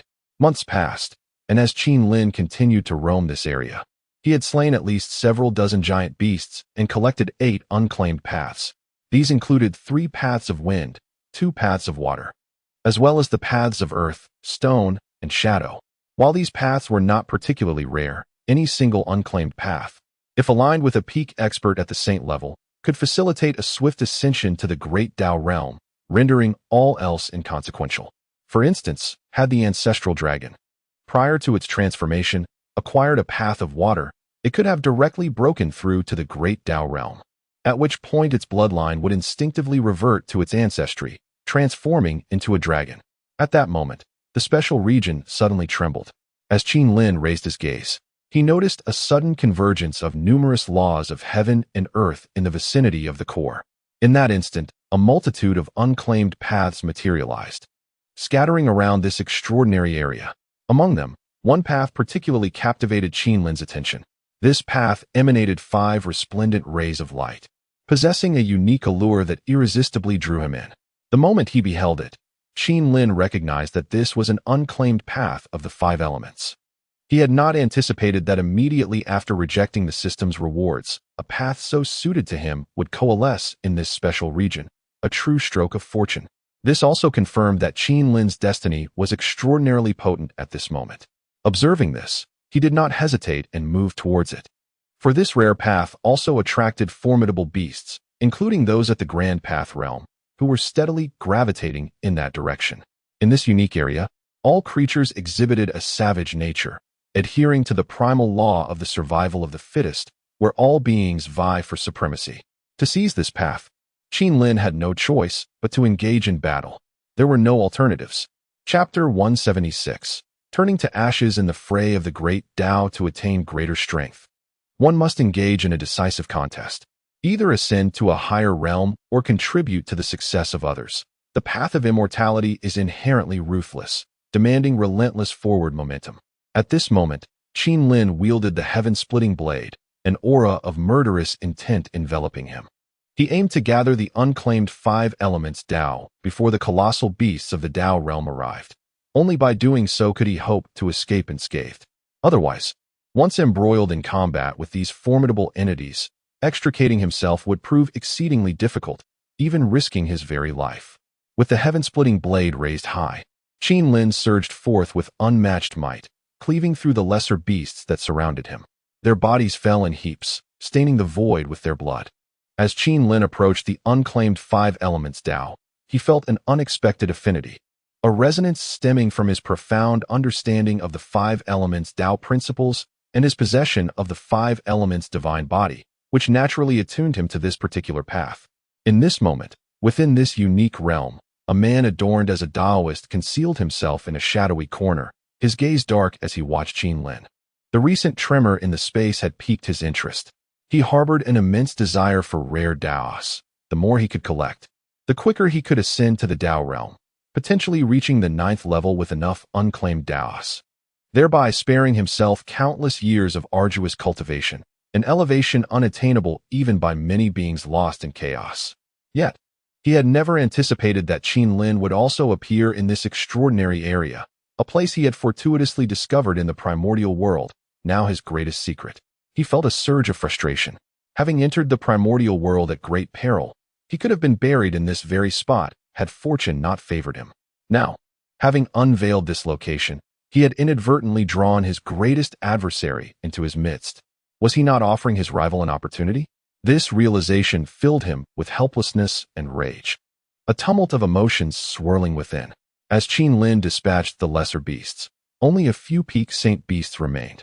Upon witnessing the arrival of an unfamiliar entity that was slaughtering their kin, they erupted with fury, relentlessly attacking Qin Lin.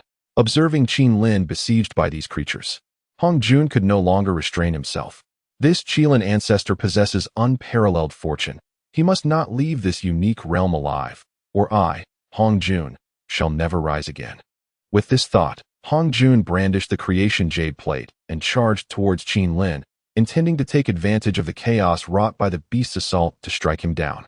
Qin Lin, for his part, was somewhat taken aback by Hong Jun's sudden appearance. I never anticipated that this old fellow would lose his composure so swiftly. He is currently under attack by a colossal beast, yet remains entirely unscathed and in peak condition. Is he not a tad too eager to engage? Nevertheless, Qin Lin remained vigilant, with the chaotic bell atop his head and the heavenly blade firmly grasped in his hand. As Hong Jun charged forward, he unleashed a fierce slash. This strike left Hong Jun utterly astonished. What on earth is happening? Had they not just engaged in combat? The blade he wielded radiated boundless power. Was this truly a chaotic sacred artifact? How perplexing. Just how many hidden trump cards does the Kirin ancestor possess? In that moment, Hong Jun regretted revealing himself, for he found himself somewhat overwhelmed by Qin Lin's lethal assault. Though he had the creation jade disc for protection, his adversary had also produced a chaotic sacred artifact, one specifically designed for combat, making it exceedingly difficult for him to withstand the onslaught. Previously, he had observed from a distance, unaware of the blade's caliber. He had never expected the Kirin ancestor to possess a chaotic sacred artifact. He had concealed his strength too deeply. At that moment, several colossal beasts began to converge around him, inadvertently providing Hong Jun with a fleeting opportunity to escape. He dared not linger and prepared to flee. But how could Qin Lin allow him to depart so easily?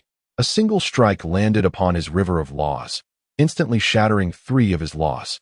This precipitously reduced his cultivation from the 8th layer of the saint realm to the 5th layer, leaving his countenance ashen.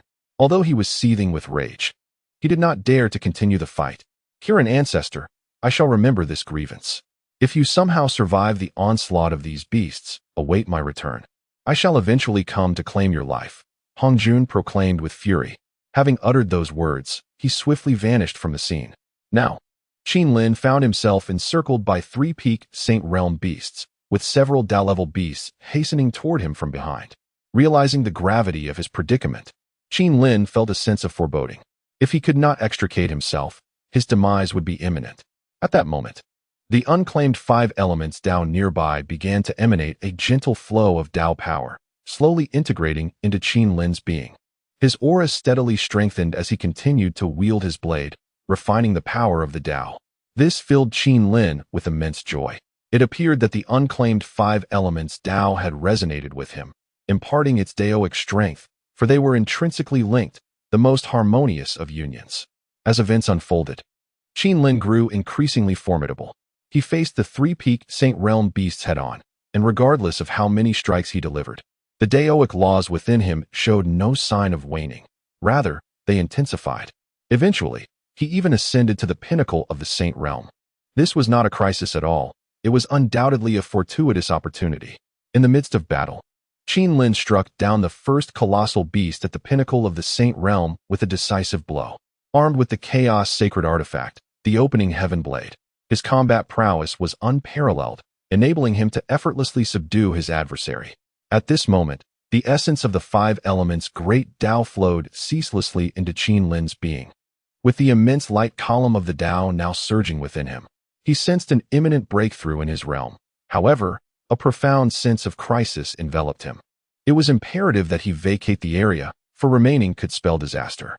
Even if he were to ascend to the realm of the great Dao, the number of colossal beasts surrounding him was escalating, and soon, those of the great Dao realm would arrive. Qinlin had to retreat. Having already acquired the essence of the five elements Dao, any further delay would be tantamount to courting death. Recognizing this, he employed the Chaos Five Elements escape technique, making his way toward the periphery of this unique region. Along his path, he distinctly felt the presence of formidable beasts pursuing him, at least three of which belonged to the great Dao realm. They possessed the ability to harness the power of the Dao and had devised formidable techniques. Upon witnessing this unexpected intruder who dared to seize their sustenance, they were consumed by fury, their roars echoing through the heavens. Fortunately, this transpired within the river of time, rather than in the primordial wilderness. Otherwise, a single beast of the great Dao realm could unleash catastrophic devastation upon that world. As Qinlin fled, his vitality surged, and blood trickled from the corner of his mouth, a testament to the impact of the beast's roars. Their cries bore resemblance to the earth-shattering roar of the Qilin clan. Yet these beasts' vocalizations were even more potent, as they were accustomed to devouring the essence of the Dao daily. Their capabilities were beyond the comparison of ordinary beings. At this juncture, Qinlin had reached the outskirts of the unique region, but he sensed that the relentless beasts were undeterred in their pursuit. This place had become untenable for him, and he had no choice but to depart. Upon breaking free from the confines of this area, he found himself in the celestial realm of the primordial world. Behind him, the pursuing beasts were met with a formidable force that halted their advance. Just as they sought to continue their chase, a powerful will emerged, repelling them. One particularly enraged beast pressed on, only to be utterly obliterated. The nature of the force that reduced a great Dao realm beast to dust remained a mystery. Yet, Qinlin could sense it as well, for he feared that if those beasts were to break through, the celestial realm would be annihilated, and the primordial world would face ruin. Fortunately, the unique region appeared to possess certain restrictions that prevented their escape. Chapter 177, Breaking Through the Great Dao Realm in the Realm of Earth Immortals. Qinlin still felt a lingering unease. The peculiar area within the River of Time was exceedingly perilous, the site where the 3,000 chaos deities and demons had fallen, along with the places where formidable beings from various factions in the chaos world had perished, had nurtured such a unique zone over countless epochs. A notion that was truly unfathomable. Setting aside the formidable corpse demons, even the colossal beasts were beyond Qinlin's current capabilities to confront. He stood still, attuned to the river of time behind him. At that moment, the river reappeared elsewhere, flickering a few times before causing Qin Lin to lose his sense of it. Yet, shortly after, he sensed its presence once more, encircling him. At this juncture, Qin Lin ceased to concern himself with the peculiar area. As long as those gigantic beasts remained confined, he would not be overly anxious, for he had far more pressing matters to attend to. The power of the great Tao within him was surging, signaling an imminent breakthrough. Furthermore, this breakthrough would occur within the primordial world. The rapid unfolding of events exceeded Qin Lin's expectations. However, the swift enhancement of his cultivation was undoubtedly a positive development. He dismissed further contemplation and promptly settled into a meditative position, beginning to refine the 5 elements Tao within him. This 5 elements Tao had naturally formed within the special region, and such unclaimed paths were readily harnessed, especially since this Tao was in harmony with Qin Lin, facilitating an even swifter refinement. In the Earth immortal realm, less than a century had passed, and Qin Lin's cultivation had ascended, marking him as a formidable entity of the great Tao realm. Yet, at this moment, the heavenly Tao of the primordial world underwent a transformation. Conventionally, upon attaining the status of an unparalleled powerhouse in the great Tao realm, one could fully command a small world. Yet, Qin Lin sensed that the heavenly Tao consciousness of the primordial world was far from simple.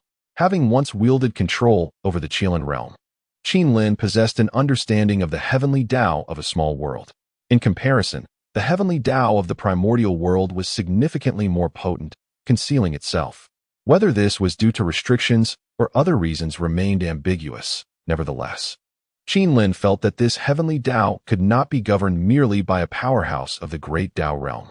If that were the case, it would imply that the primordial world might not be a mere small world, despite its superficial resemblance to one. Although Qin Lin was uncertain of the true nature of the situation, his recent emergence from the peculiar area had granted him an understanding of such complexities. After all, the primordial world was shrouded in mysteries. In his eyes, the impossible had become conceivable. Furthermore, after achieving the great Tao realm, his formidable aura did not radiate outward, contrasting sharply with the overwhelming presence of a sage in the primordial world. If someone were to attain sagehood within the primordial realm, the might of the sage would sweep across the entirety of the primordial expanse.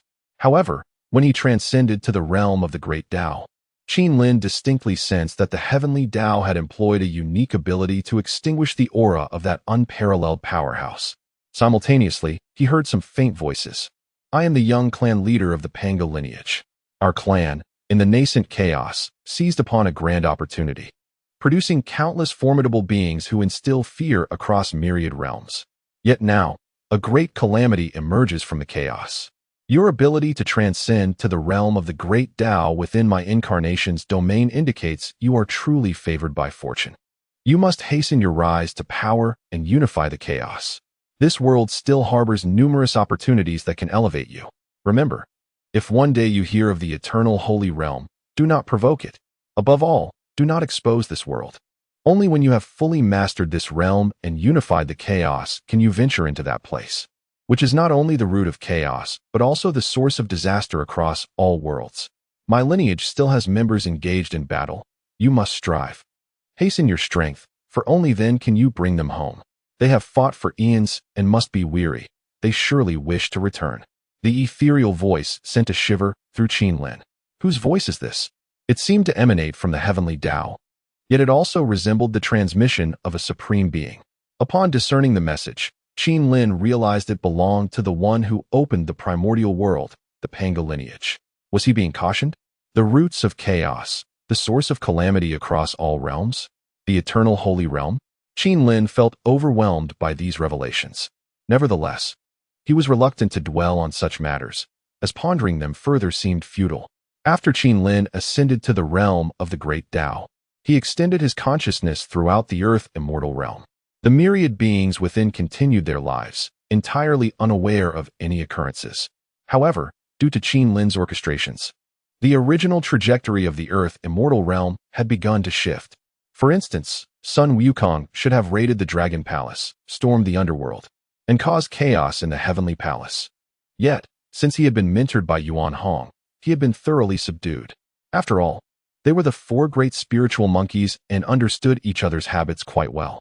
Before Yuan Hong, Sun Wukong dared not act recklessly, otherwise he would face a thorough beating.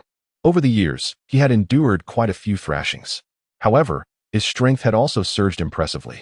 Sun Wukong, the foremost among the four great spiritual monkeys, possessed talents and skills surpassing those of the others, now having reached the pinnacle of the golden immortal level.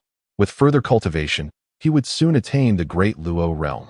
Nevertheless, compared to Yuan Hong, he still remained in a subordinate position.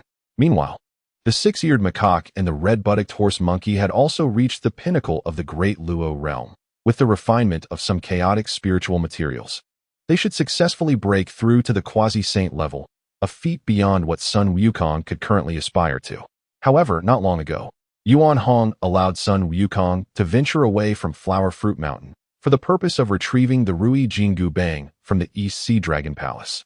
Yet, he would never grant him the opportunity to invade the underworld or create chaos in the Heavenly Palace. The underworld is the domain of Hutu, who maintains a close alliance with the Qilin clan and the myriad demons. Why would he seek trouble in the gloomy underworld? Furthermore, it is said that a certain Diding from the Qilin clan resides in the 18th level of the underworld. Causing a disturbance there would be akin to a flood overwhelming the Dragon King's temple, rendering familial ties meaningless. As for wreaking havoc in the heavenly court, that is entirely unnecessary. Many of the deities in the heavens are affiliated with the myriad demons' kingdom. The Jade Emperor, Haoyan, shares a profound bond with the Qilin clan, so it is wise to refrain from reckless actions. Originally, Qin Lin intended to preserve certain trajectories of the journey to the west, but due to his series of audacious maneuvers, the current celestial realm has been stripped of any hostile forces. The Grand Master Taiji and the primordial heavenly venerable have fled to the outer realms. Meanwhile, the Taoist Zhuan Ti and Taoist Jie Yin are now encircled on Mount Ling by Qin Lin's disciples, trembling in fear. The archvillain Hong Jun, who has covertly manipulated the Hong Huang for countless ages, now finds himself uncertain of survival in that special area. Presently, the Hong Huang can be considered Qin Lin's dominion. The calamity of the journey to the west is unlikely to recur. The battle between Qin Lin and Hong Jun has already depleted a significant portion of the calamity energy within Hong Huang, making future calamities improbable. After Qin Lin ascended to the unparalleled realm of the Great Tao, he gained a clear perception and positioning regarding the temporal river leading to that unique area. With a single wave of his hand, he established a barrier there. Henceforth, he can easily enter and exit, and even sense whether Hong Jun has emerged from that place. Chapter 178. The primordial chaos has been settled in the realm of earth immortals. Qin Lin gazed upon a peculiar region within the river of time.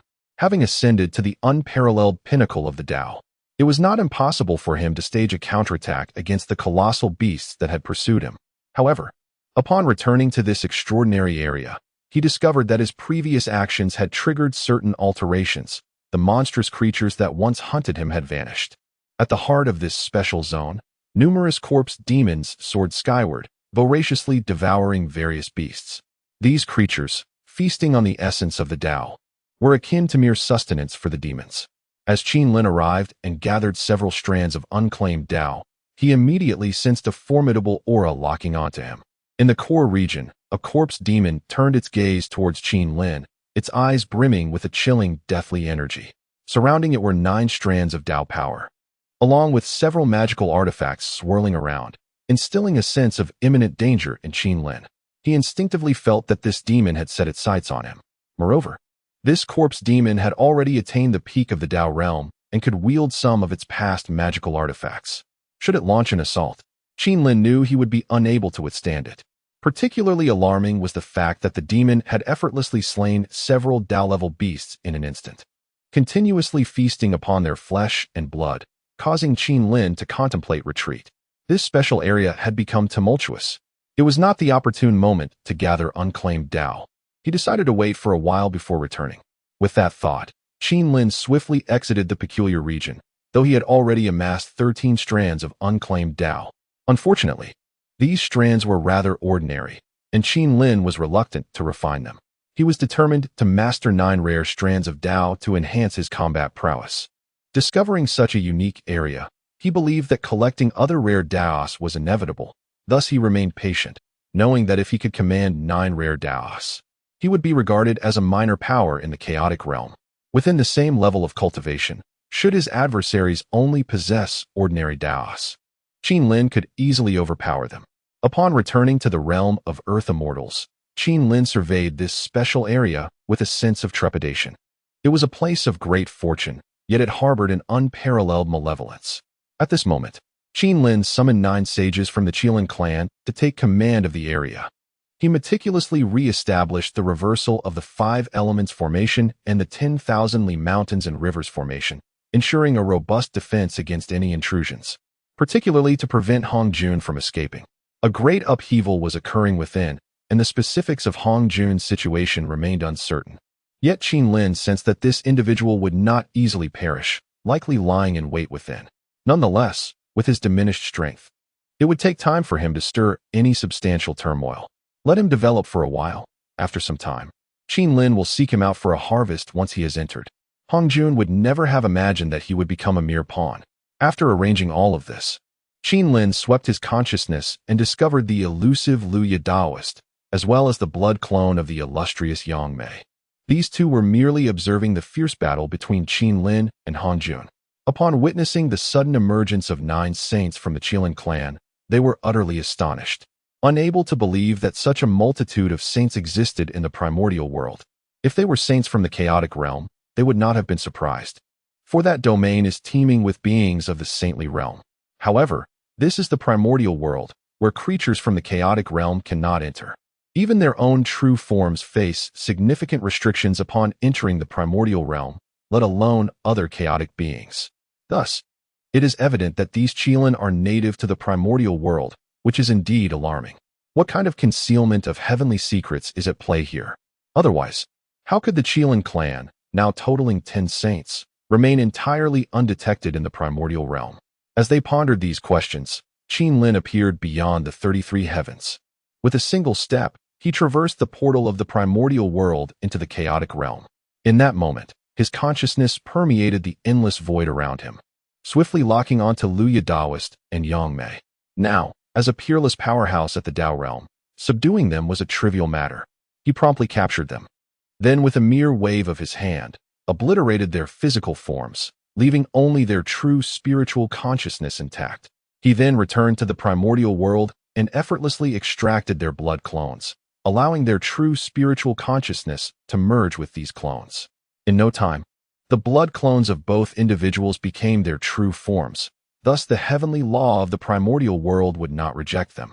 However, their cultivation level fell to the 2nd tier of the saintly realm. Witnessing Qin Lin's actions, they were filled with dread. What was happening?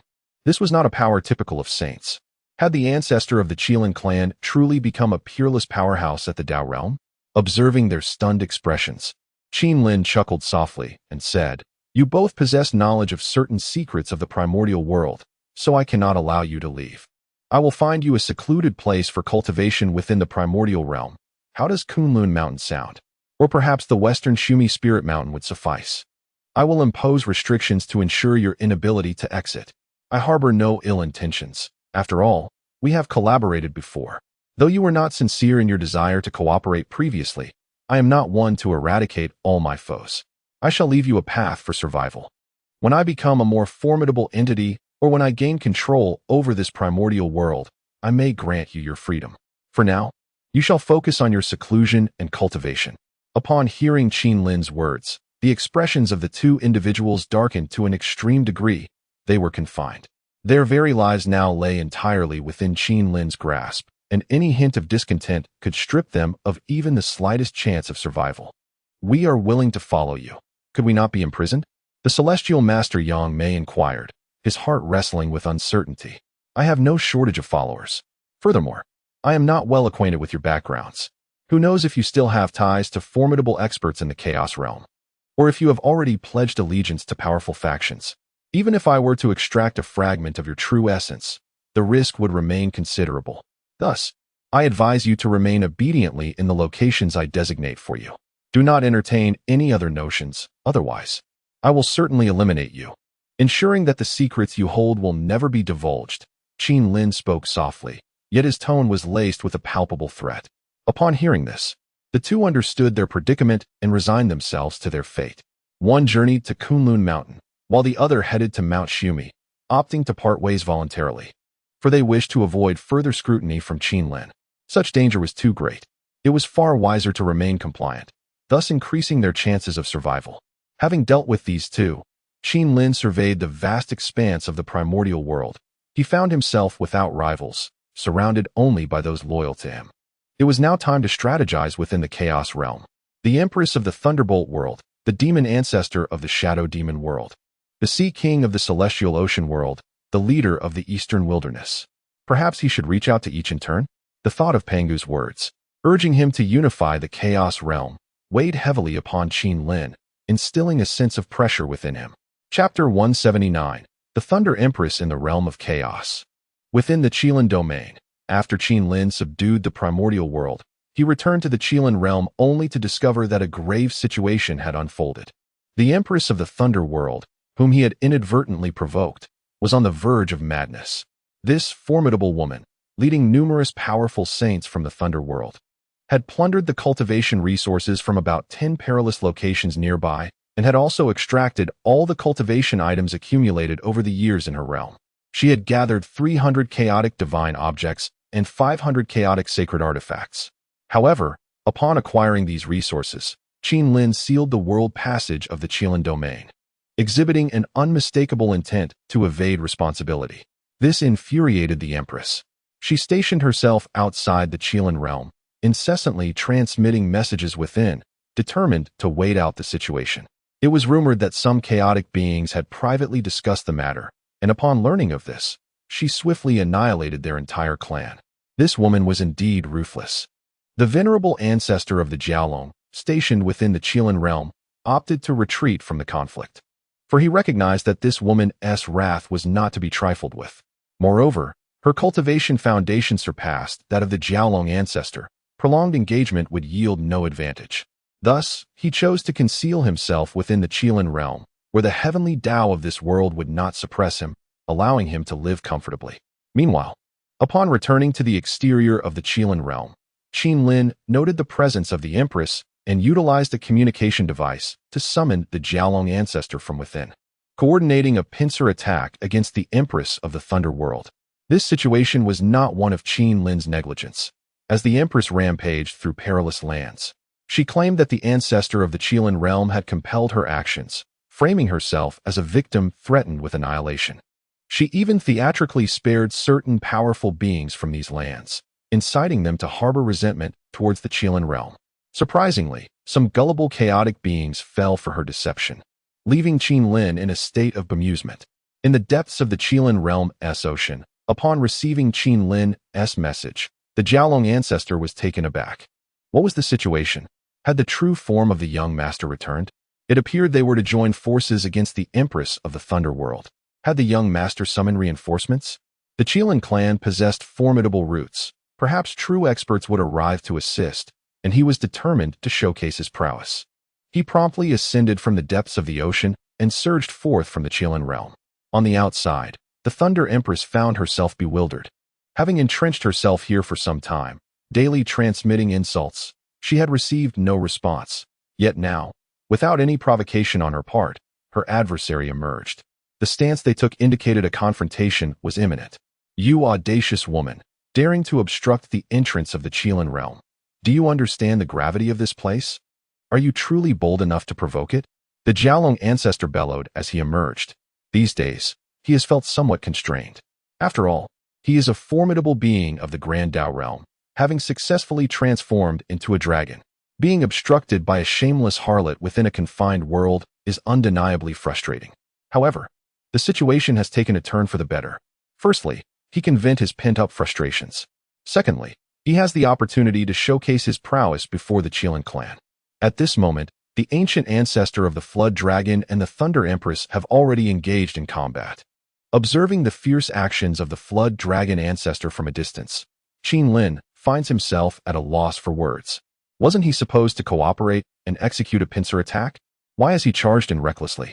This is rather unexpected, and Qinlin is not quite prepared for it.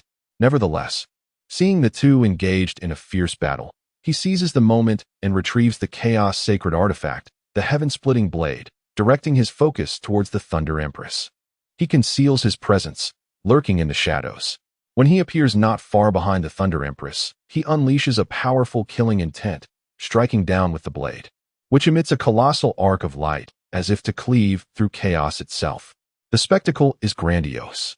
Meanwhile, the Thunder Empress, locked in battle with the Flood Dragon Ancestor, suddenly changes her expression, sensing a formidable threat behind her, one that carries the weight of imminent peril. As she hastily brandishes a congenital treasure for defense, the violent blade light rends the artifact, leaving it marked with cracks and causing her vitality to surge chaotically. The two Dao pathways hovering above her tremble, indicating her dire state. Young Master, has he truly broken through to the Grand Dao realm? The Flood Dragon Ancestor, grappling with the Thunder Empress, is momentarily stunned. He has sensed the aura emanating from Qin Lin, an aura that only a supreme being of the Grand Dao realm could possess. How little time has passed since he met Qin Lin? How has he ascended from the Saint realm to the Grand Dao realm so swiftly? Such rapid advancement is astonishing. Regardless of one's innate talent, achieving the status of a supreme being typically requires countless eons of accumulation.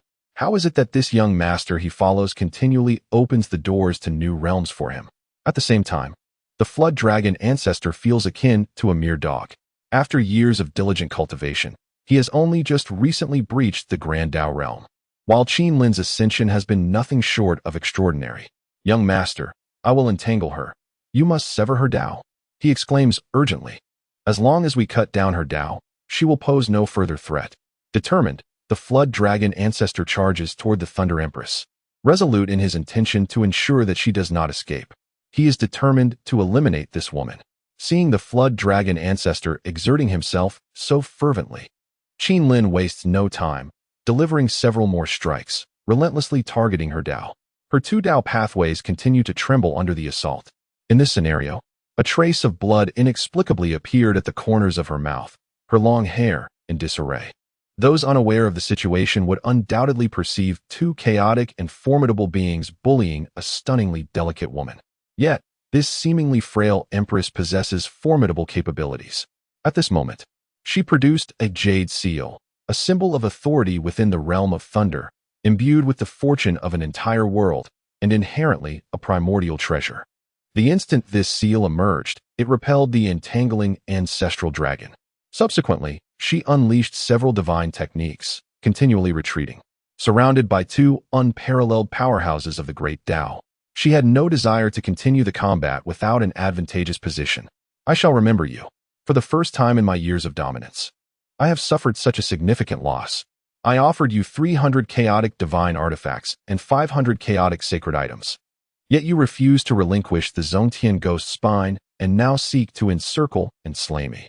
Let it be known, I am to confirm my partnership with the young master of the Thunder sect from the Thunder Medium world soon. You have offended me, and one day I shall return with allies to avenge this grievance.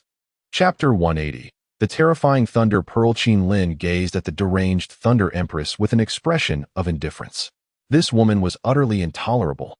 She had once transformed her own man into a primordial spiritual treasure, seizing everything from him, which enabled her to dominate the Thunder world and ascend to the position of Empress. And now, she was shamelessly pursuing a young master from a medium-sized world? Did this young master even know of her sordid past? If he was aware, and still willing to forge a bond with her, he must be a fool, courting danger as if he had a surplus of life to spare.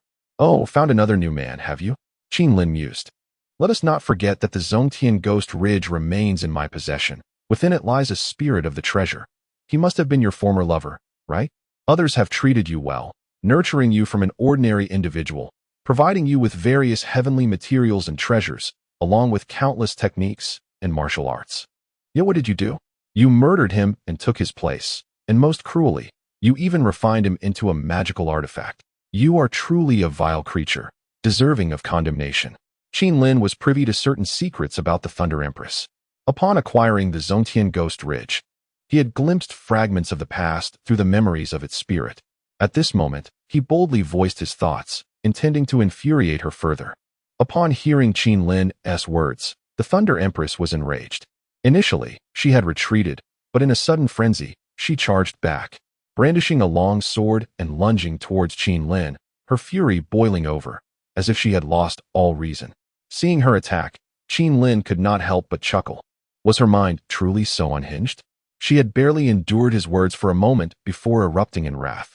Unable to contain herself, as she launched her assault, Qin Lin summoned the power of the five elements Tao, a rare and formidable force. With the might of the Tao coursing through him, he gripped the open sky blade tightly and struck once more. The blade descended, leaving numerous cracks on the Empress's primordial treasure, causing her to spit out blood. The penetrating light of his strike severed several strands of her long hair and marred her exquisite visage, rendering her countenance dark and foreboding. However, after enduring this attack, she quickly realized that the Tao he comprehended was indeed rare and powerful. Furthermore, there loomed an ancient dragon ancestor nearby, watching with intent. She understood she had to flee, or she might find herself unable to escape. With this thought in mind, the Empress produced a thunder pearl from her hand and hurled it towards Qin Lin and the dragon ancestor before making a hasty retreat. Observing her actions, Qin Lin did not dare to underestimate the situation. He promptly retreated alongside the dragon ancestor, positioning themselves near the passage to the Qilin realm, ready to enter and evade the imminent peril. Boom, boom, boom. As they withdrew, the thunder pearl erupted in a violent explosion. The terrifying power was akin to that of a formidable being at the pinnacle of the Tao realm self-destructing. A moment's negligence could result in even a Taoist being grievously injured. Witnessing the sheer explosive force, Qin Lin promptly seized the elder Jiao Long and took refuge within the Qilin realm. Inside this sanctuary, an immense force could be felt as it battered against the protective barrier that encased the realm, causing ripples of disturbance. Yet, with the presence of the heavenly Tao, despite the barrier exhibiting signs of rupture, it was swiftly restored. Peering through the translucent shield, Qin Lin beheld the devastation outside the Qilin realm, a landscape utterly ravaged, spanning tens of thousands of miles, reduced to barren wasteland, devoid of life. Damn it, that woman. I shall remember her. I am determined to eliminate her. How dare she conspire against me? Fortunately, I managed to escape in time. Otherwise, I would have been gravely injured, Qin Lin uttered vehemently. Beside him, Elder Jiao Long's lips twitched in disbelief. The explosive power of that thunder pearl was indeed comparable to that of a self-detonating Taoist powerhouse. Had it not been for the barrier of the Qilin realm, they surely would have sustained injuries. Young master, if this woman can be slain, we must not allow her to live for long. She is far too malevolent. That thunder pearl could not have originated from our chaotic region. It is likely a product from the mid-level world of thunder she mentioned, Elder Jiao Long remarked. Indeed, such a wanton woman, who is available to all, deserves to perish. By the way, you have performed admirably in guarding the Qilin realm during this time. I shall bestow upon you a chance, Qin Lin said, his tone tinged with resentment as he scrutinized Elder Jiao Long. This fellow had been cultivating for quite some time and had mastered a water-based Tao. However, within the unique expanse of the primordial world, Qin Lin had acquired several ordinary, unclaimed Taos. Given Elder Jiao Long's unwavering loyalty, it was only fitting to elevate his status. At present, Qin Lin possessed the Taos of wind and tides, both of which resonated harmoniously with his own water Tao. Should he refine them, it would lead to a swift enhancement of his cultivation, alongside a significant boost in combat prowess. Perfecting his abilities according to his compatible Taos would indeed facilitate his continual growth, potentially opening avenues to ascend to even higher realms. Conversely, if he were to delve into numerous opposing Taos, conflicts would arise, making it exceedingly difficult to progress further, even at the pinnacle of the Tao realm. In severe cases, one could inadvertently lead oneself to doom. Chapter 181. The Accelerated Plan Opportunity? Young master, it is my duty to guard the Qilin realm. I dare not seek rewards. The elder Jiao Long said, his head bowed and his voice filled with humility. Enough of the formalities among kin. You must first enhance your strength, for I have matters ahead that require your prowess. If your power is insufficient, it will not suffice to hold the stage. There are two unclaimed pathways here. One is the path of wind, and the other is the path of tides. Upon refining them, you should be able to harness the forces of both pathways and reach the third level of the Grand Tao. With that, Qin Lin entrusted the two unclaimed pathways to Elder Jiao Long. Once collected, these pathways resembled silvery rods rather than colossal entities spanning the heavens and earth, making them convenient to handle. Upon receiving them, Elder Jiao Long was overcome with emotion. Having lived in the Chaos Realm for countless years, he had heard of the unclaimed pathways, but how could such rare treasures possibly fall into his hands? Yet now, he possessed two, perfectly suited to his cultivation journey. Grateful for your generosity, young master. In this life and the next, I shall repay you with my very existence, Elder Jiao Long declared, prostrating himself on the ground. Although he was a formidable ruler in the Sea of Stars, that realm was merely a small pond in the vast chaos world. Indeed, it scarcely deserved the label of a pond. Not long ago, he had swept through many perilous domains akin to the Sea of Stars. Recently, the Empress of the Thunder World had easily obliterated over 10 similar perilous domains. What did his rule amount to? It was mere self-deception, a frog in a well. Had he not encountered Qin Lin, he would have never aspired to transcend the Grand Tao or transform into a dragon, let alone acquire two unclaimed pathways. All these fortuitous opportunities were bestowed upon him by Qin Lin, a grace of rebirth, for which he was profoundly grateful. After bestowing the two unclaimed pathways upon Elder Jiao Long, Qin Lin immediately urged him to enter seclusion and refine them. Once his cultivation ascended further, vanquishing the Empress of the Thunderworld would be a trivial feat. He then collected the multitude of cultivation resources sent by the Thunder Empress over the recent days. These were indeed valuable assets.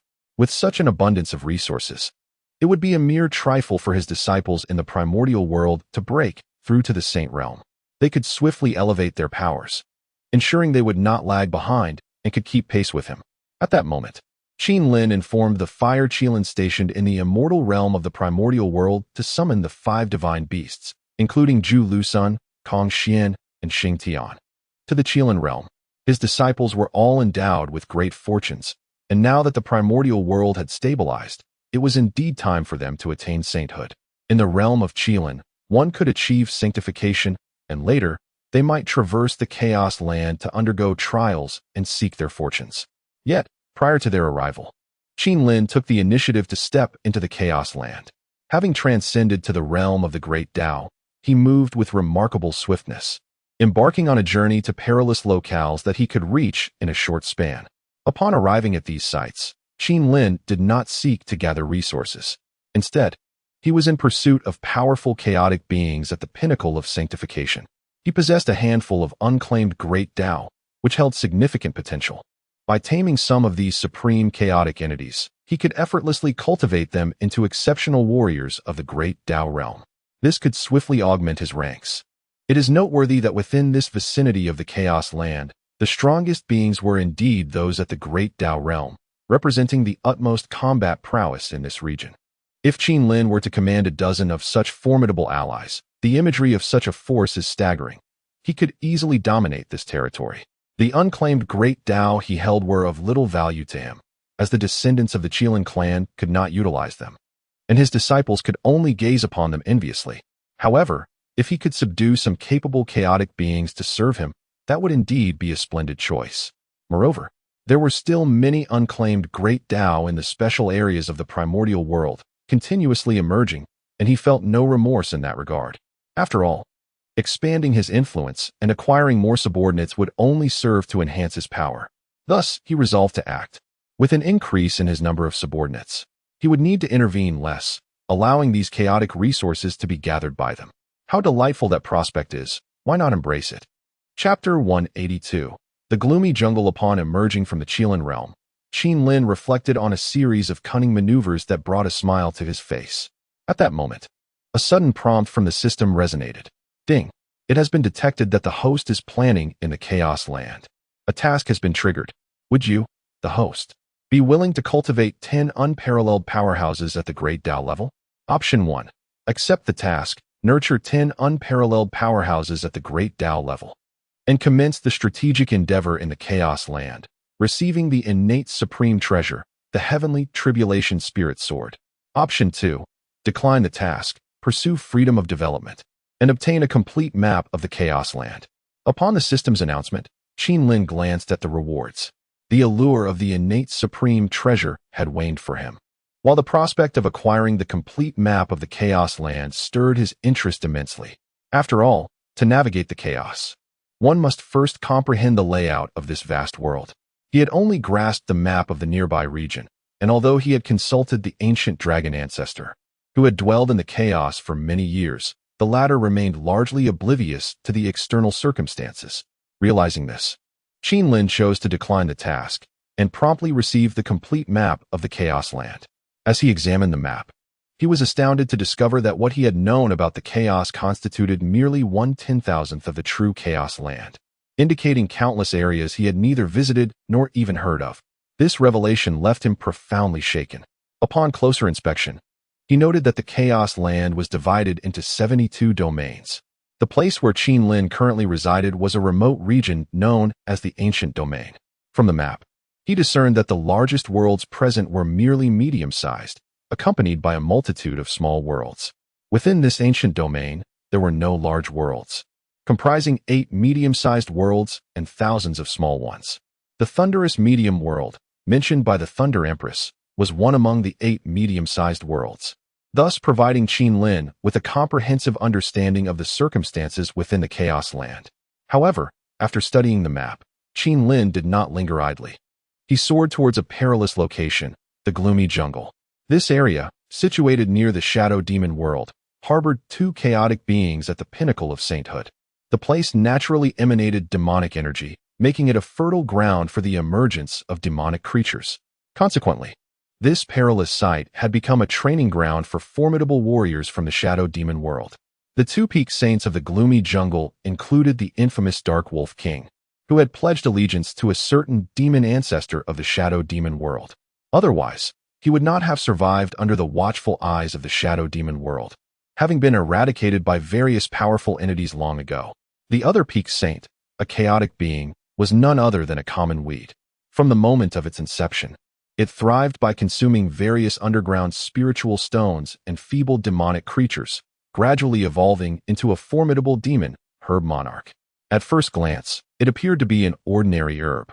However, its roots sprawled across the entire shadowy forest, asserting complete dominion over the area, rendering it nearly indestructible. In the past, the demon ancestor of the Dark Demon world sought to subdue it, only to be rebuffed. Infuriated, the ancestor obliterated its physical form. Yet, centuries later, sensing the ancestor's waning interest, it reconstituted itself. Its extensive root system allowed for immediate rebirth in any corner of the shadowy forest. Unless the entire forest were to be annihilated, it was destined to endure.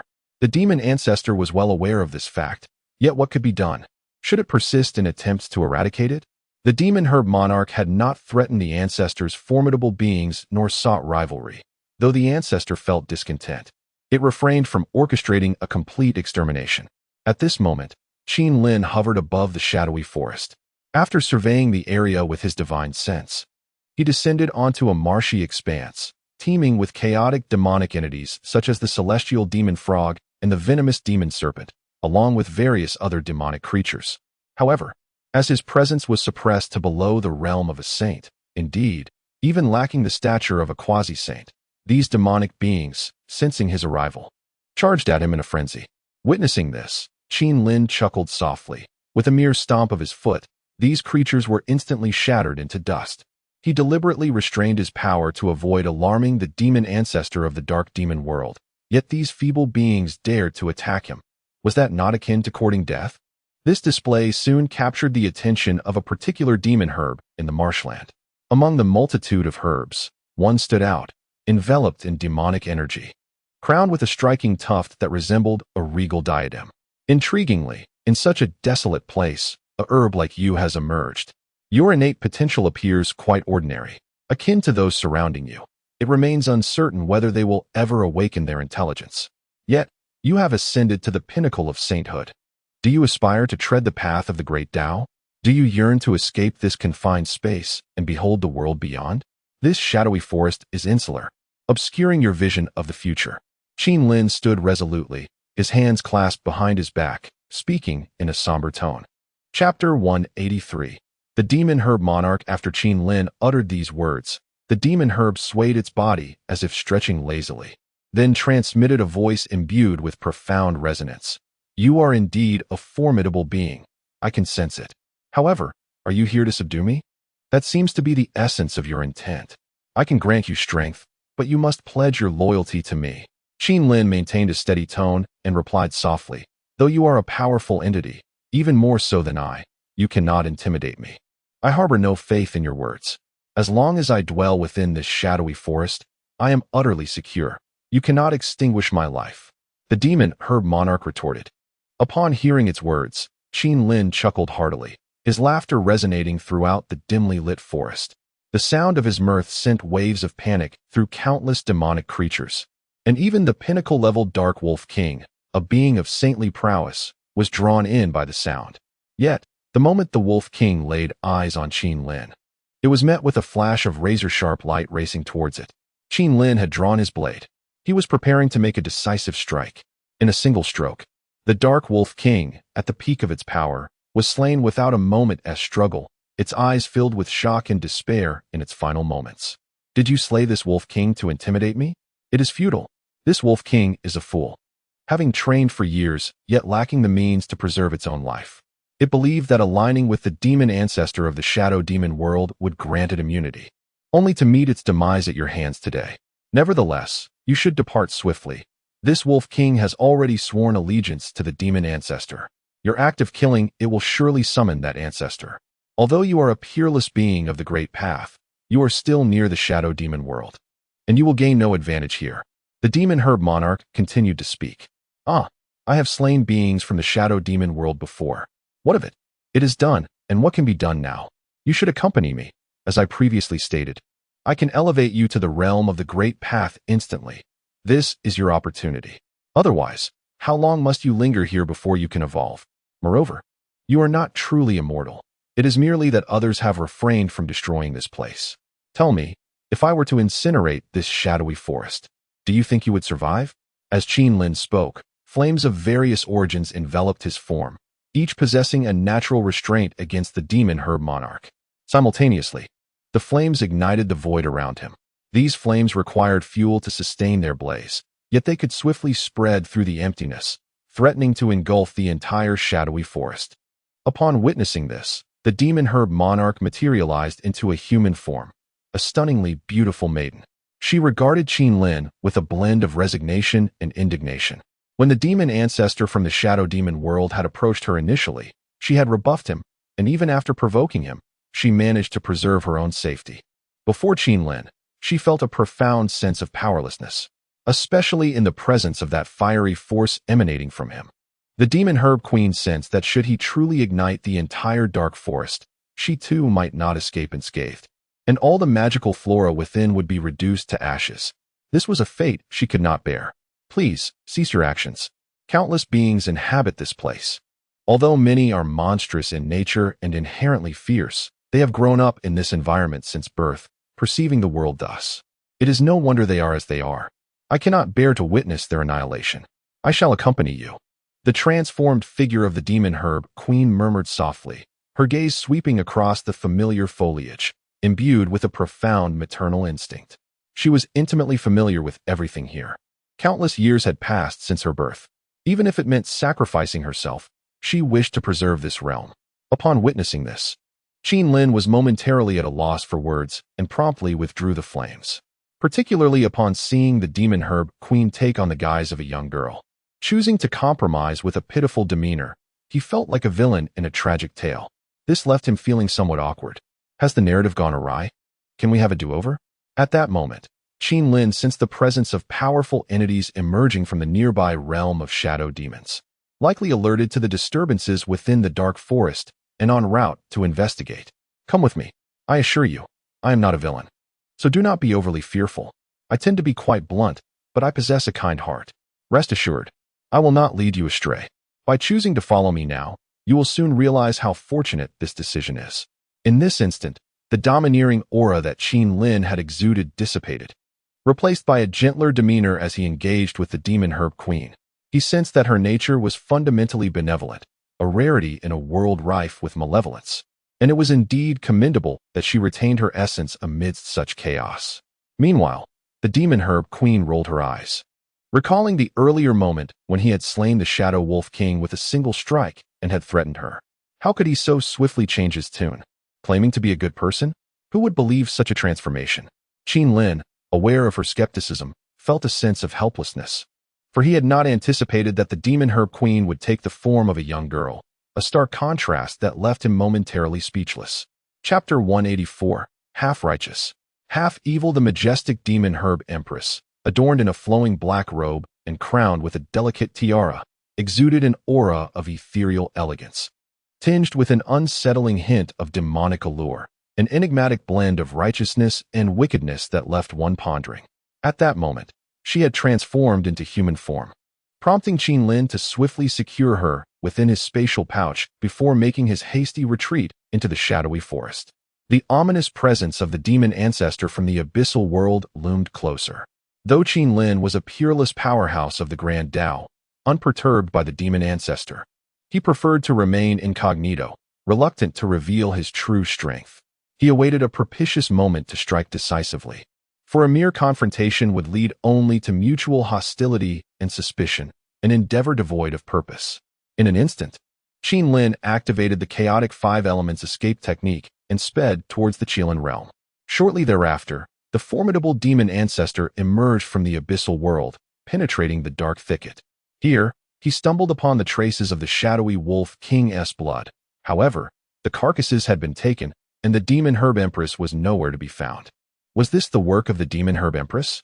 He narrowed his eyes, summoning the river of time to glimpse the past and discern the events that had transpired. Yet, as he tapped into the currents of time, an invisible force obstructed his vision, startling him. Such occurrences typically indicated the presence of an entity of comparable, if not superior, strength. As a paragon of the Grand Tao, he found it perplexing. Had another such being recently manifested in this realm? It seemed improbable. Even if a Grand Tao powerhouse had appeared, they could not possibly have taken the demon herb empress. She was a unique entity, one that the demon ancestor had kept under close watch for years, yet she remained obstinate in her defiance, denying him a formidable ally.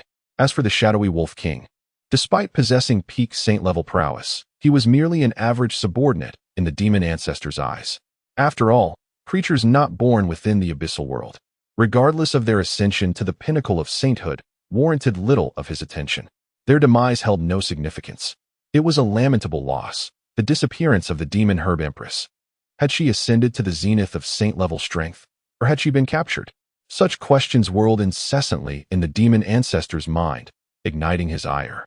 In an instant, the aura of an unparalleled being radiated throughout the shadowy forest, reducing countless demonic creatures to mere dust beneath the weight of his overwhelming presence. The vast reservoir of vitality and blood energy was gradually siphoned by the enraged demon ancestor. This treacherous domain was no longer necessary. In the Qilin realm, within the Qilin palace, after spending some time, Qin had returned to the Qilin realm, where he released the demon herb empress. This time, her presence marked his greatest gain from his excursion, as she was a formidable being at the pinnacle of sagehood. Upon her arrival in the Qilin realm, the heavenly Tao initially exerted a repulsive force against her. However, with a mere thought from Qin, the heavenly Tao seemed to comprehend that the demon herb empress was brought by him, thus promptly lifting the repulsion and allowing her to move freely as if she belonged to this realm. The demon herb empress, sensing these changes, was utterly astonished. It dawned on her that this individual was a master of a miniature world, which elucidated his immense power and his fearlessness towards the shadow demon ancestor. I see that you have reached the pinnacle of sagehood. Although you have thrived in the dark jungle for many years, your true path lies within the wood Tao. You may also cultivate the powers of the demon Tao, yet breaking through in such a shadowy realm is arduous without your destined opportunities. I offer you a chance. I possess an unclaimed wood Tao and an unclaimed shadow Tao, both of which are well suited for you. I can bestow these upon you, elevating you to an unparalleled force within the Tao realm, allowing your lineage of demon herbs to produce a powerful entity. However, you must pledge your loyalty to me, and I require a fragment of your true spirit. Should you achieve notable feats in the future, I shall grant you your freedom. Qin spoke with a somber tone as he presented the 2 unclaimed Taos. He was not merely speaking in vain. He genuinely sought to recruit capable subordinates. Upon hearing Qin's words, especially upon witnessing the 2 unclaimed Taos, the demon herb empress felt a flicker of desire. She hailed from humble beginnings, and her current strength was already extraordinary. The demon herbs were essentially common chaotic weeds, yet they had absorbed considerable demonic energy, making it exceedingly rare for such a lineage to produce a powerful being. Over the years, her existence at the peak of sagehood was indeed a stroke of fortune. For in a normal span of 1,000,000 years, many demon herbs might not even attain sentience. Without sentience, the path to cultivation and strength would remain forever closed. Having lived in the dark jungle for so long, she had scarcely nurtured any successors, often fighting her battles alone. Thus, she yearned for strength, not only to enhance her own prowess, but also to bring about change for her lineage through her emergence. Many of the extraordinary beings within the chaos thrived due to the nurturing of their predecessors, inheriting endless advantages from birth, bloodline legacies, innate talents. These were all contingent upon their lineage having once produced a supreme powerhouse. If she could tread the same path, perhaps the demon herbs in the chaotic realm could reap significant benefits in the future. At the same time, as her heart stirred with ambition, an overwhelming aura of a supreme being from the Tao realm suddenly emanated from the depths of the Qilin realm's ocean, causing her to freeze in place. Could it be that this miniature world harbored two supreme beings of the Tao realm?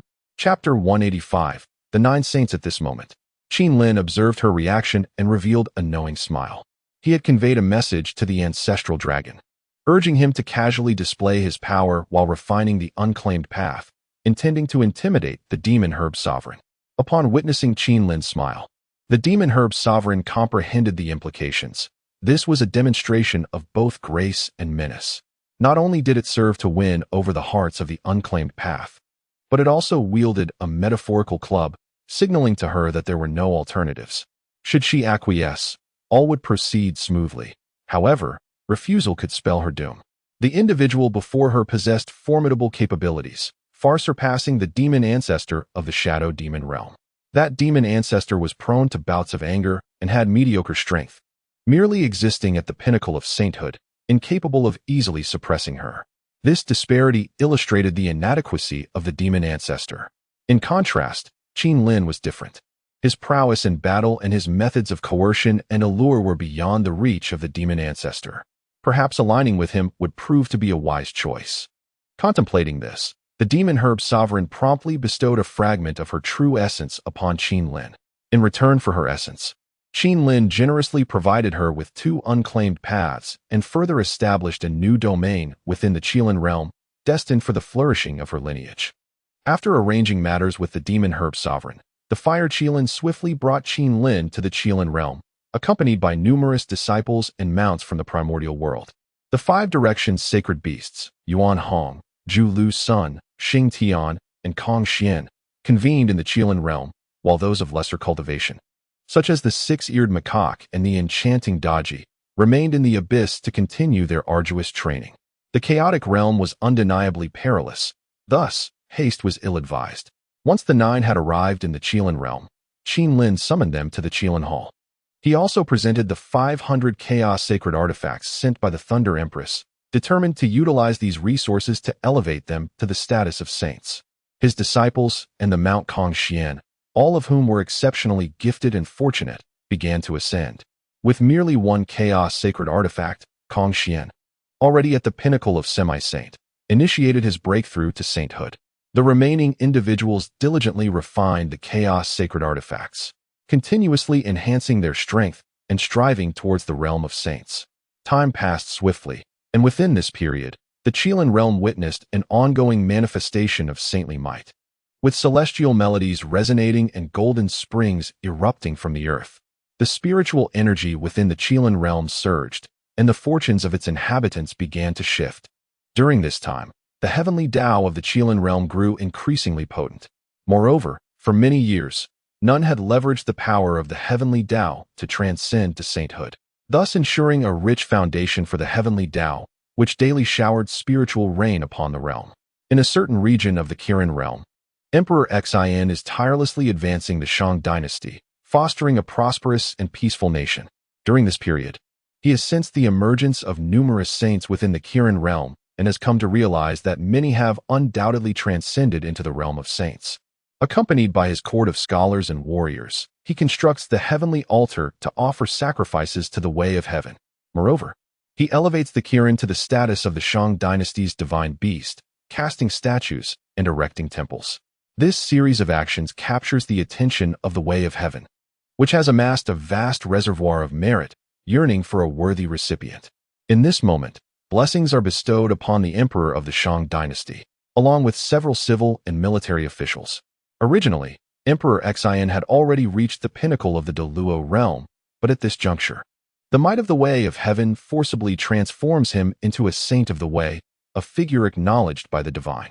Obediently, Emperor Xian not only upholds the Way of Heaven, but also venerates the sovereign of this world.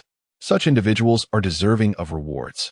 At this moment, the emperor of the Shang dynasty, having attained sainthood, incites immense excitement among his officials and soldiers.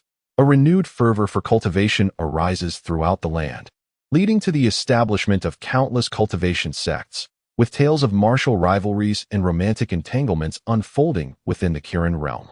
After nurturing the 5 sacred beasts, Yuan Hong, Zhu Lu's son, Xing Tian, and Kong Xian, into saints, Qin Lin offers them guidance before sending them forth to explore the chaotic lands, instructing them to identify themselves as denizens of the Kirin realm, while strictly forbidding any mention of the primordial world.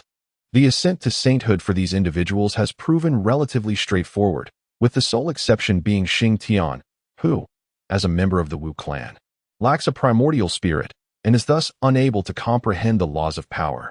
Consequently, Qin Lin selects several resources from among 500 chaotic divine artifacts, aimed at enhancing bloodline potency or containing boundless power, guiding him to forge a path of strength in pursuit of enlightenment.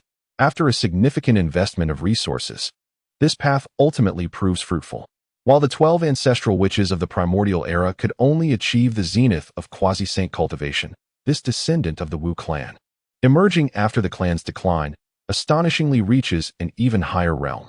Overcome with emotion, Xing Tian weeps profusely, prostrating himself in gratitude towards Qin Lin. Chapter 186. The Shadow Ring. After their departure from the Qilin realm, the Elder Dragon also emerged from seclusion. He had mastered the Way of Wind and the Way of Tides, 2 unclaimed pathways, and now his cultivation had reached the 3rd level of the Great Path, emanating a formidable aura. Following closely behind him was the Demon Grass Empress. In fact, she had already transcended the Great Path realm prior to this moment. The Qilin realm had bestowed upon her numerous benefits. However, after her breakthrough, she did not hasten to emerge, but chose instead to continue refining another unclaimed pathway. Now, upon her emergence, she had attained the 2nd level of the Great Path, becoming an unparalleled powerhouse, having mastered both the Way of Wood and the Way of Shadows.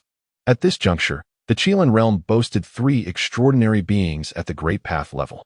Meanwhile, in the Qilin Hall, the Qilin sat in meditation, once again receiving a notification from the system. Ding! A formidable force has been detected within the Qilin realm, though development poses challenges, as the Chaos realm is perilously treacherous. Will the host choose to continue developing discreetly within the Qilin realm? Option 1. Accept the mission and remain inactive, earning the innate supreme treasure, the 10,000 cold ice jade sword. Option 2. Decline the mission and receive the Chaos Refining Heaven Furnace, a special item that can automatically refine various magical treasures, allowing low-grade treasures that are no longer needed to be continuously refined until they merge into a brand new high-grade treasure.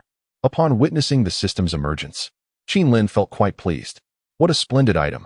The system had once again presented something remarkable. The Chaos Refining Heaven Furnace? Could this be used for synthesizing treasures? Upon reading this, Qin Lin promptly chose to decline the mission. Why remain inactive when he had everything he desired? In the 72 domains of chaos, the ancient domain he currently occupied was merely a mid-tier world, and the nearest mid-tier world was still quite distant. Thus, what was stopping him from competing within the chaos? After enduring for so many years, now that he had emerged from the primordial world, could he not act with ferocity? Just a bit of ruthlessness, perhaps? After opting to decline the mission, the Chaos Refining Heaven Furnace materialized before Qin Lin's eyes. He acquired this special item and, filled with curiosity, recalled his previous venture into the shadowy forest where he had slain the Dark Wolf King. From it, he had obtained several treasures, including 4 innate spiritual treasures, over 10 postnatal treasures, and hundreds of postnatal spiritual treasures. For a peak saint-level chaotic being, this was rather meager. He didn't even possess a single innate treasure. Taking these treasures out, Qin Lin decided to practice with them, tossing all the hundreds of treasures into the chaos refining heaven furnace, which began to refine and absorb the essence of heaven and earth. Observing this, Qin Lin rested his chin on his hand, watching over the furnace, eager to see what kind of treasures it would produce. Not long after, a magical skirt emerged from within the furnace. The air was thick with a potent aura of dark magic, and as soon as it emerged, it unleashed waves of ominous light.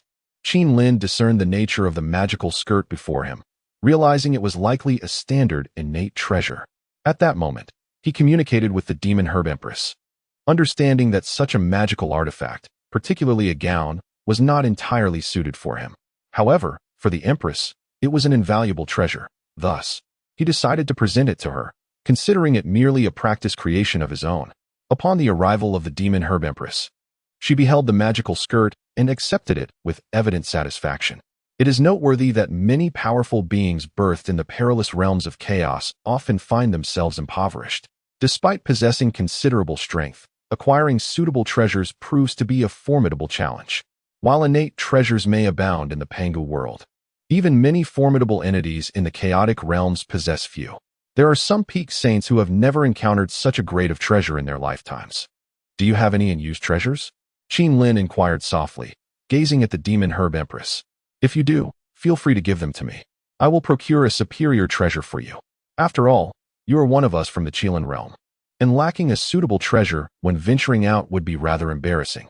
Upon hearing Qin Lin's words, she deftly revealed a considerable number of treasures, including 5 innate spiritual treasures, over 10 postnatal treasures, and hundreds of postnatal spiritual treasures. In her earlier days within the shadowy forest, she had been more formidable than the Dark Wolf King and had dominion over the entire woodland, allowing her to sense the birth of any treasures with great ease. Consequently, her collection had significantly increased. After presenting such a bounty of treasures, Qin Lin instructed her to step out of the Qilin Hall and await further word. As the chaotic heaven refining furnace was not meant for her eyes, these secrets belonged to Qin Lin, and it was preferable that as few people as possible were privy to them. Following the acquisition of these treasures, Qin Lin cast them all into the furnace. After a moment of contemplation, he also added the remains of the Dark Wolf King, a peak saint-level chaotic creature and a magical being, believing it would be suitable for refining treasures. Ultimately, the furnace produced a top-tier innate treasure, the Shadow Demon Flying Ring. Upon seeing this artifact, the Demon Herb Empress's eyes widened in astonishment. This treasure was perfectly tailored for her. Chapter 187. The Chaos Ancestors. The Demon Grass Sovereign held the Shadow Flying Ring with great fondness.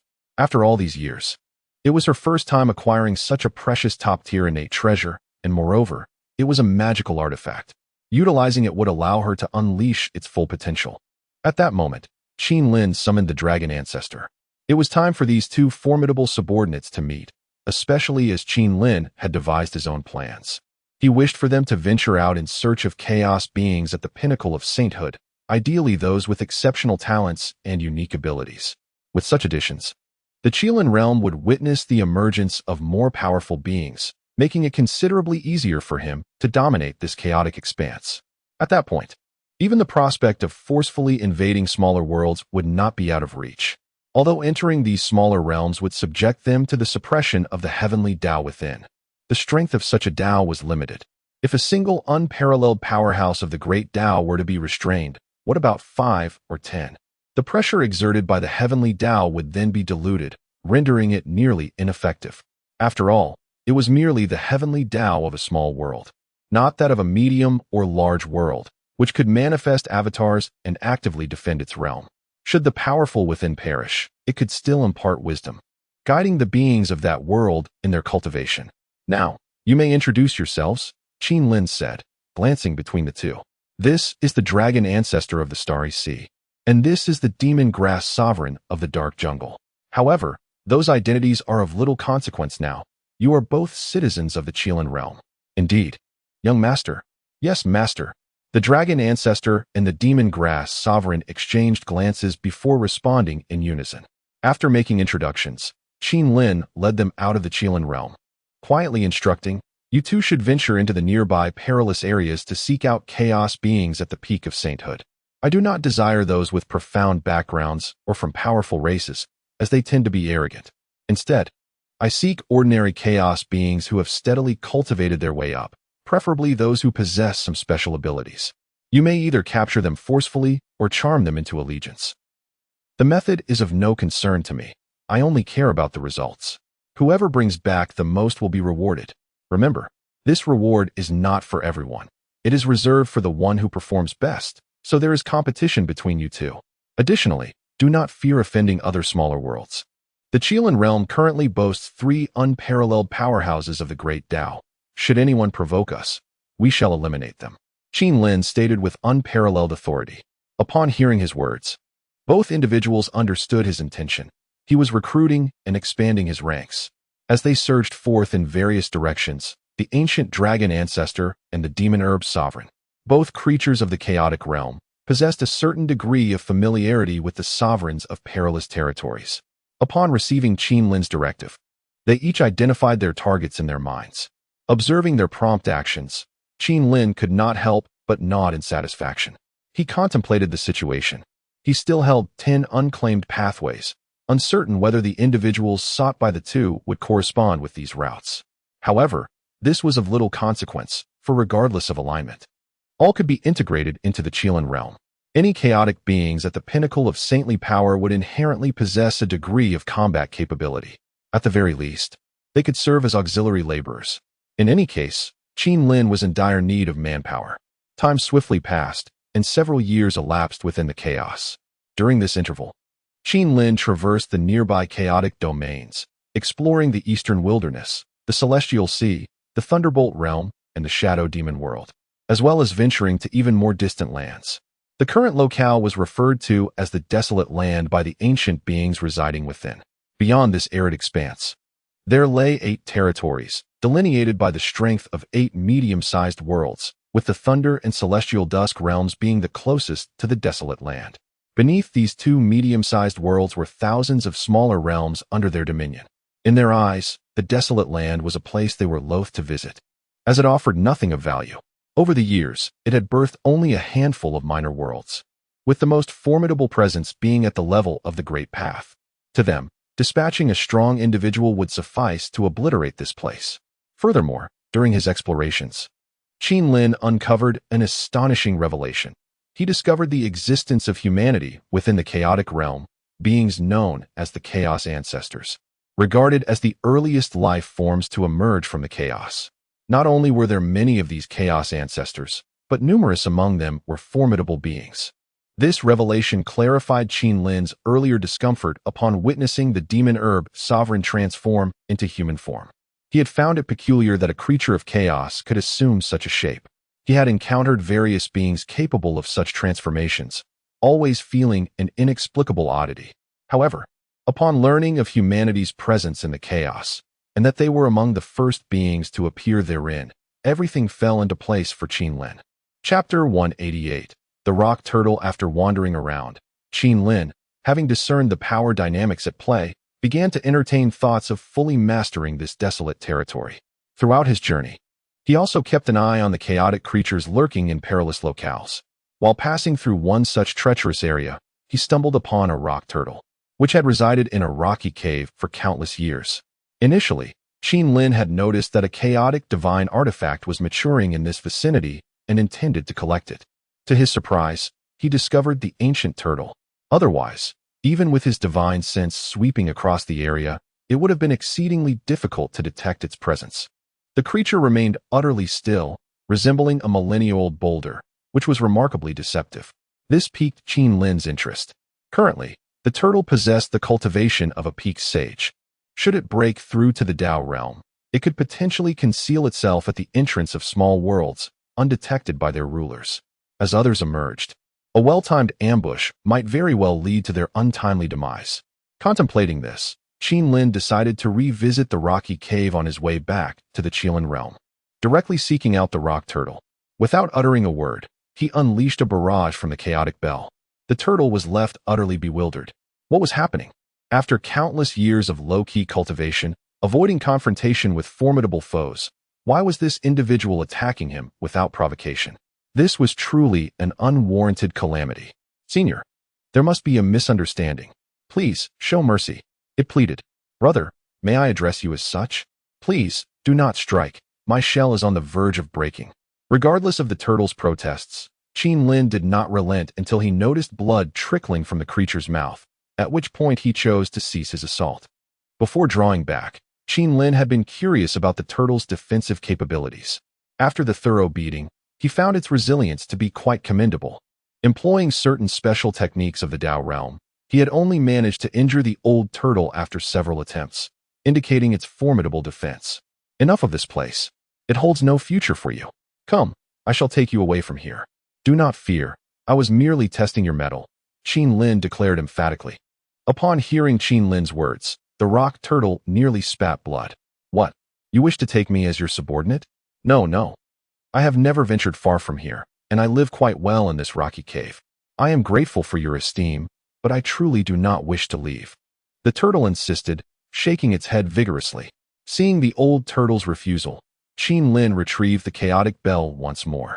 Clearly, this ancient creature was unwilling to submit without experiencing a taste of true power. Upon witnessing Qin Lin retrieving the chaos bell anew, the steadfast tortoise grew somewhat flustered, stammering. Esteemed one, please cease your actions. Where do you intend to take me? Everything can be negotiated. Do not strike me any longer. I cannot endure it. Do not inquire too much. In any case, I shall escort you to a splendid place.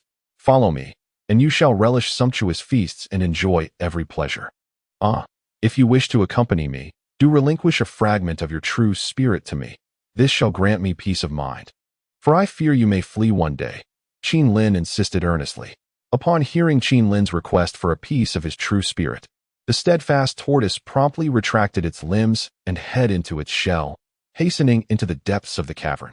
It was unwilling to part with any essence of its being. The individual before it was far too ferocious. A mere disagreement could lead to a brutal beating. If it were to follow him, it might face a future fraught with hardship. Rather than endure such a fate, it deemed it wiser to flee at the earliest opportunity. Observing the tortoise retreating into the depths of the cave, Qin Lin let out a cold laugh and promptly employed his divine powers. Utilizing the Chaos 5 Elements escape technique to appear before the old tortoise, thereby obstructing its path.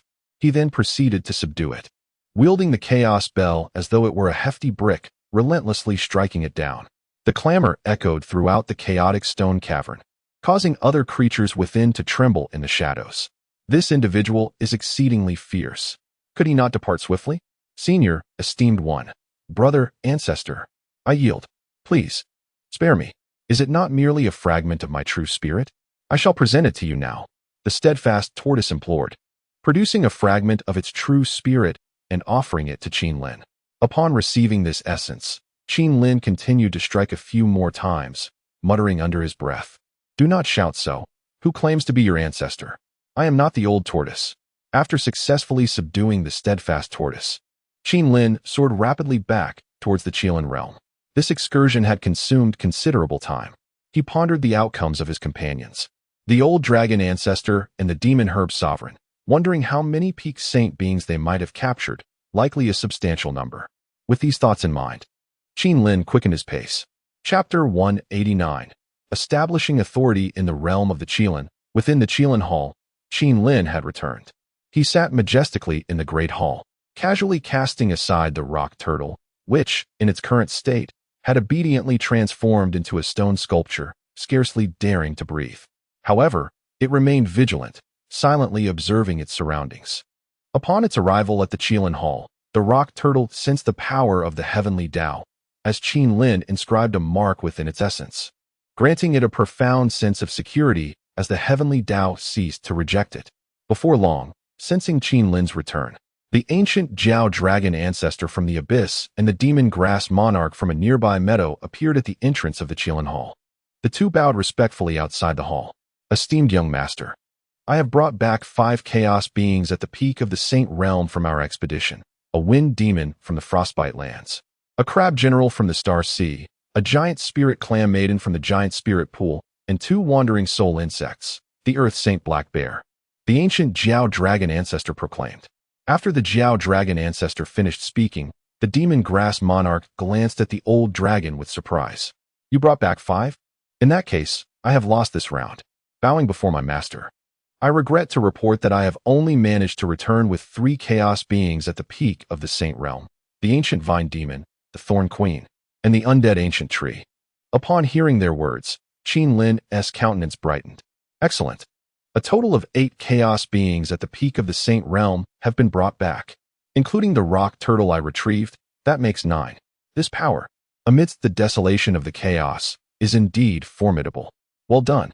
Bring them in, Qin Lin instructed in a low voice, maintaining a composed demeanor. At this moment, outside the hall, the 2 unparalleled beings of the Dao realm waved their hands, releasing the captured chaos beings that had been confined within their treasures. These beings, formidable in their own right, were kept under close watch to prevent any potential chaos within the Qilin realm.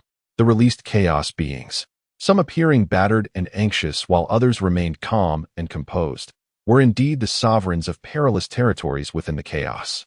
Upon being discovered by the Jiao Dragon Ancestor and the Demon Grass Monarch, some willingly submitted, while others attempted to flee, only to be subdued and beaten into submission.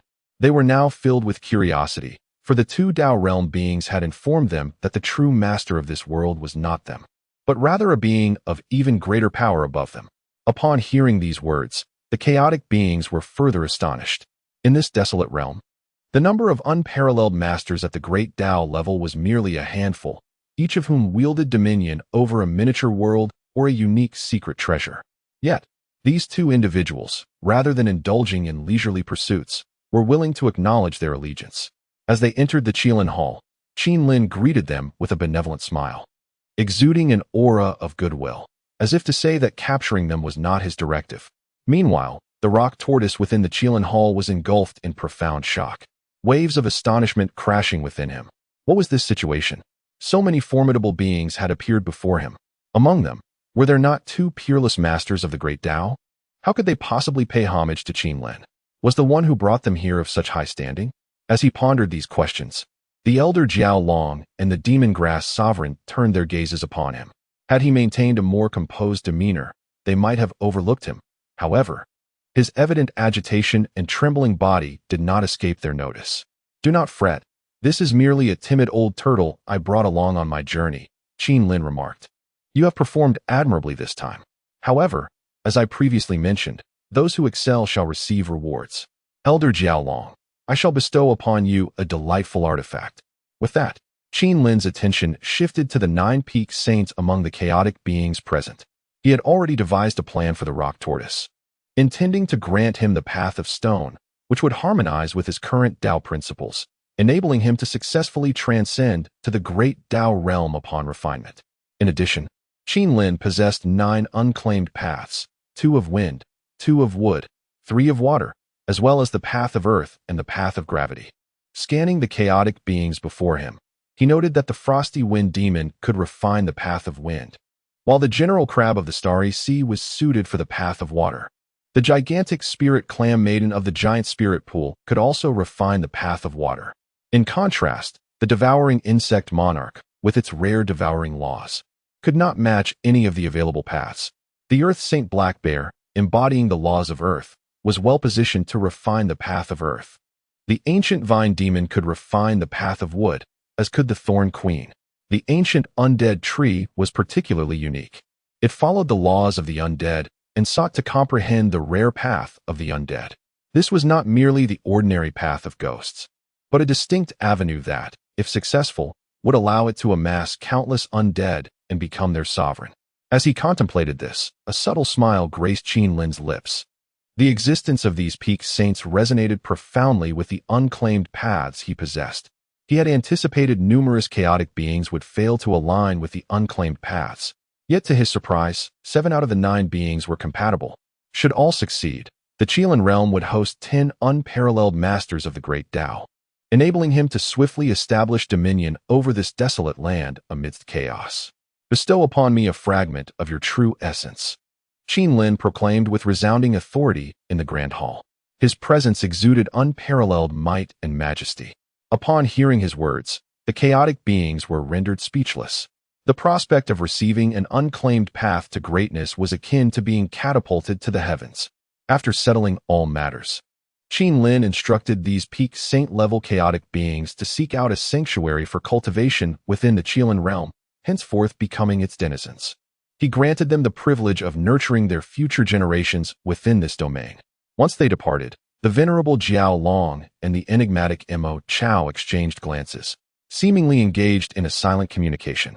They then spoke softly, "Young master, during our recent excursions, we have discerned that the Sea King of the Tian High world and the demon ancestor of the Yin Mo world have been covertly tracking us.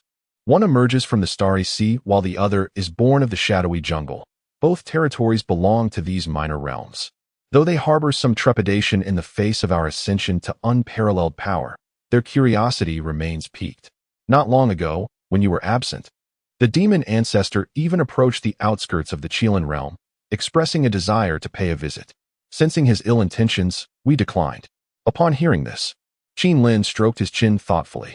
He had no intention of seeking trouble with the rulers of these minor worlds, yet they dared to bring discord to his doorstep. The demon ancestor of the Yin Mo world? It is he who shall feel my wrath. I have long harbored discontent toward that one. Chapter 190. Waiting for the fish to bite in the chaotic realm of the shadow demon world. This diminutive universe gained a modicum of notoriety years ago when a venerable shadow demon ancestor emerged from its desolation. As a result, nearby chaotic beings seeking to barter items would invariably journey to the trading grounds outside the shadow demon world. Thus, this locale exuded a semblance of bustling activity. At this moment, Qin Lin, accompanied by the ancestor of the Jiao Dragon and the Emperor of Demon Herbs, arrived at the trading area. Concealing their true cultivation levels and merely suppressing their powers to that of a saint. Chaotic beings at the saint level were quite common in this trading hub, and the trio's arrival did not attract undue attention. Subsequently, Qin Lin made his way to the Wanma Tower, a place he had previously visited. He requested the Emperor of Demon Herbs to produce the Demon Shadow Flying Ring, a premier innate treasure of the demonic path, as he intended to fish for potential deals. Hoping for something to take the bait. Upon unveiling this innate treasure, the manager of Wanma Tower was overwhelmed with excitement, his eyes gleaming with avarice. Esteemed trio, this innate treasure of the demonic path is indeed a remarkable item. What do you wish to trade for it? The manager, now a formidable saint of the second level, had replaced the previous elder who had met his demise at Qin Lin's hands, his remains now fused within the Qilin realm. This item was acquired by the three of us in a hidden realm.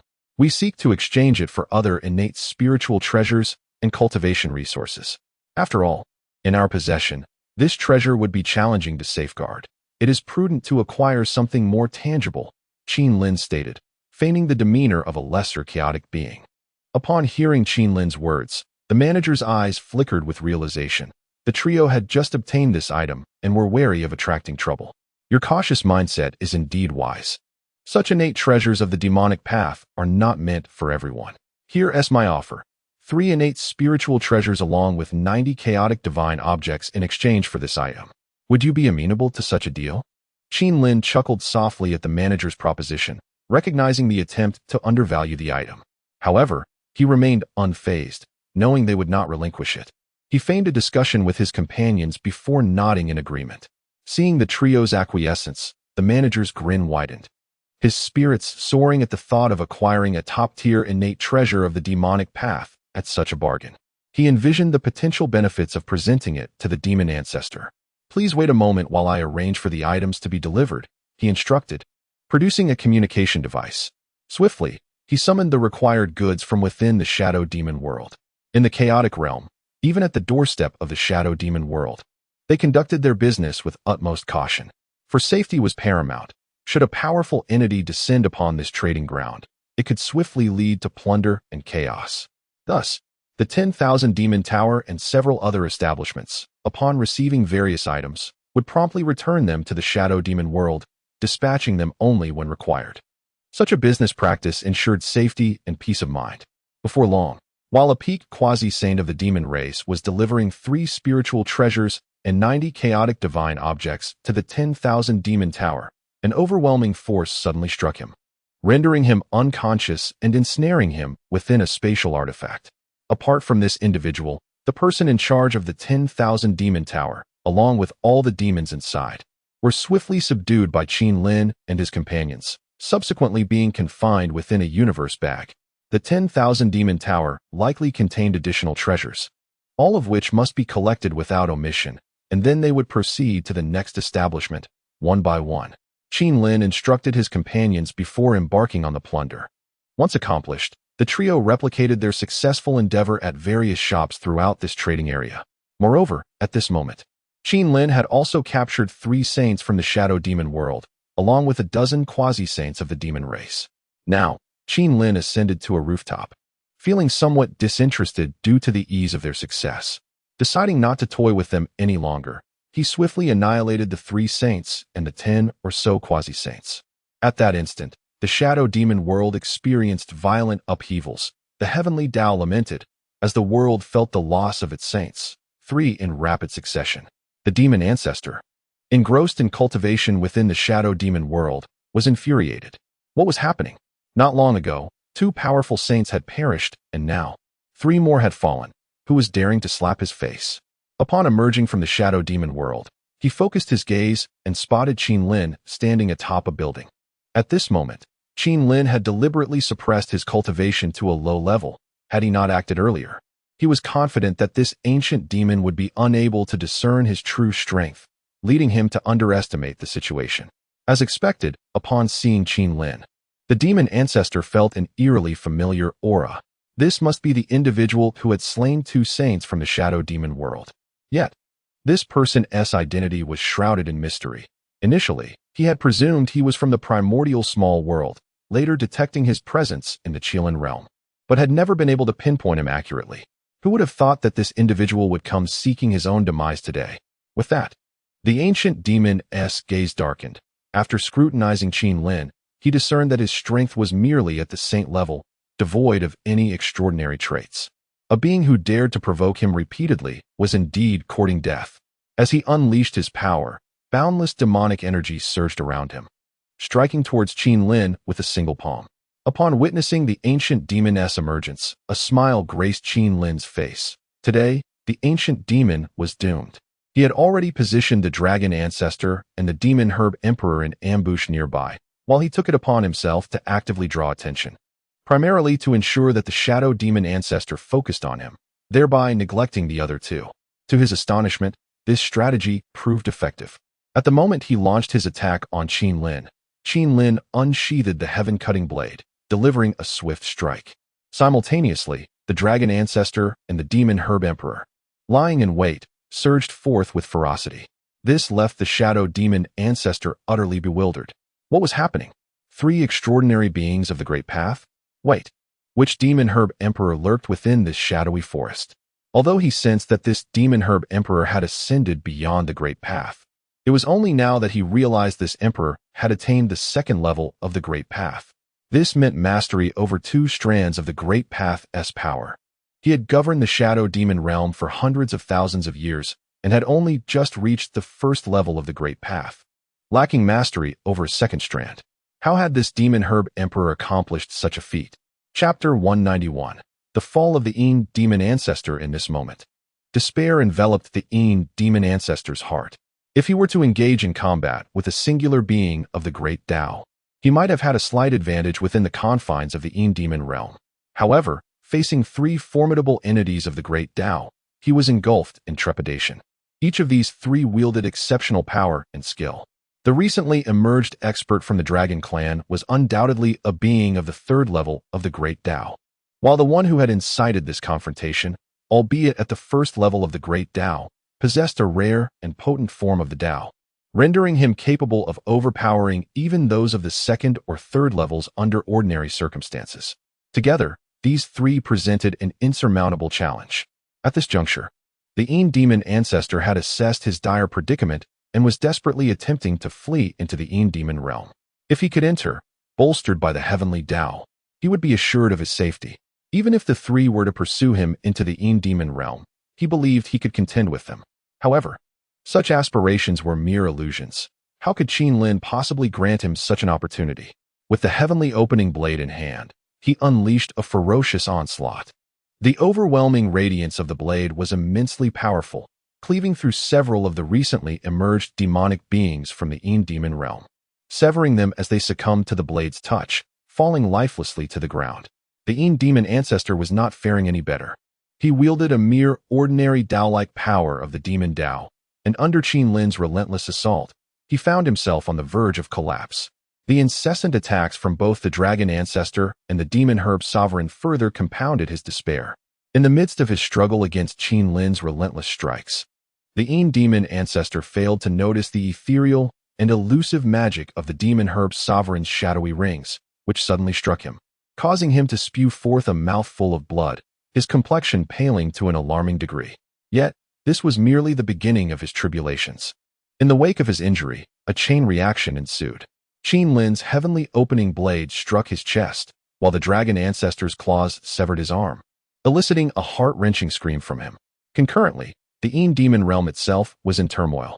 For beings born within a realm, the heavenly Tao possesses the ability to sense disturbances. The fall of a being above the saint level would inevitably provoke tremors throughout the world.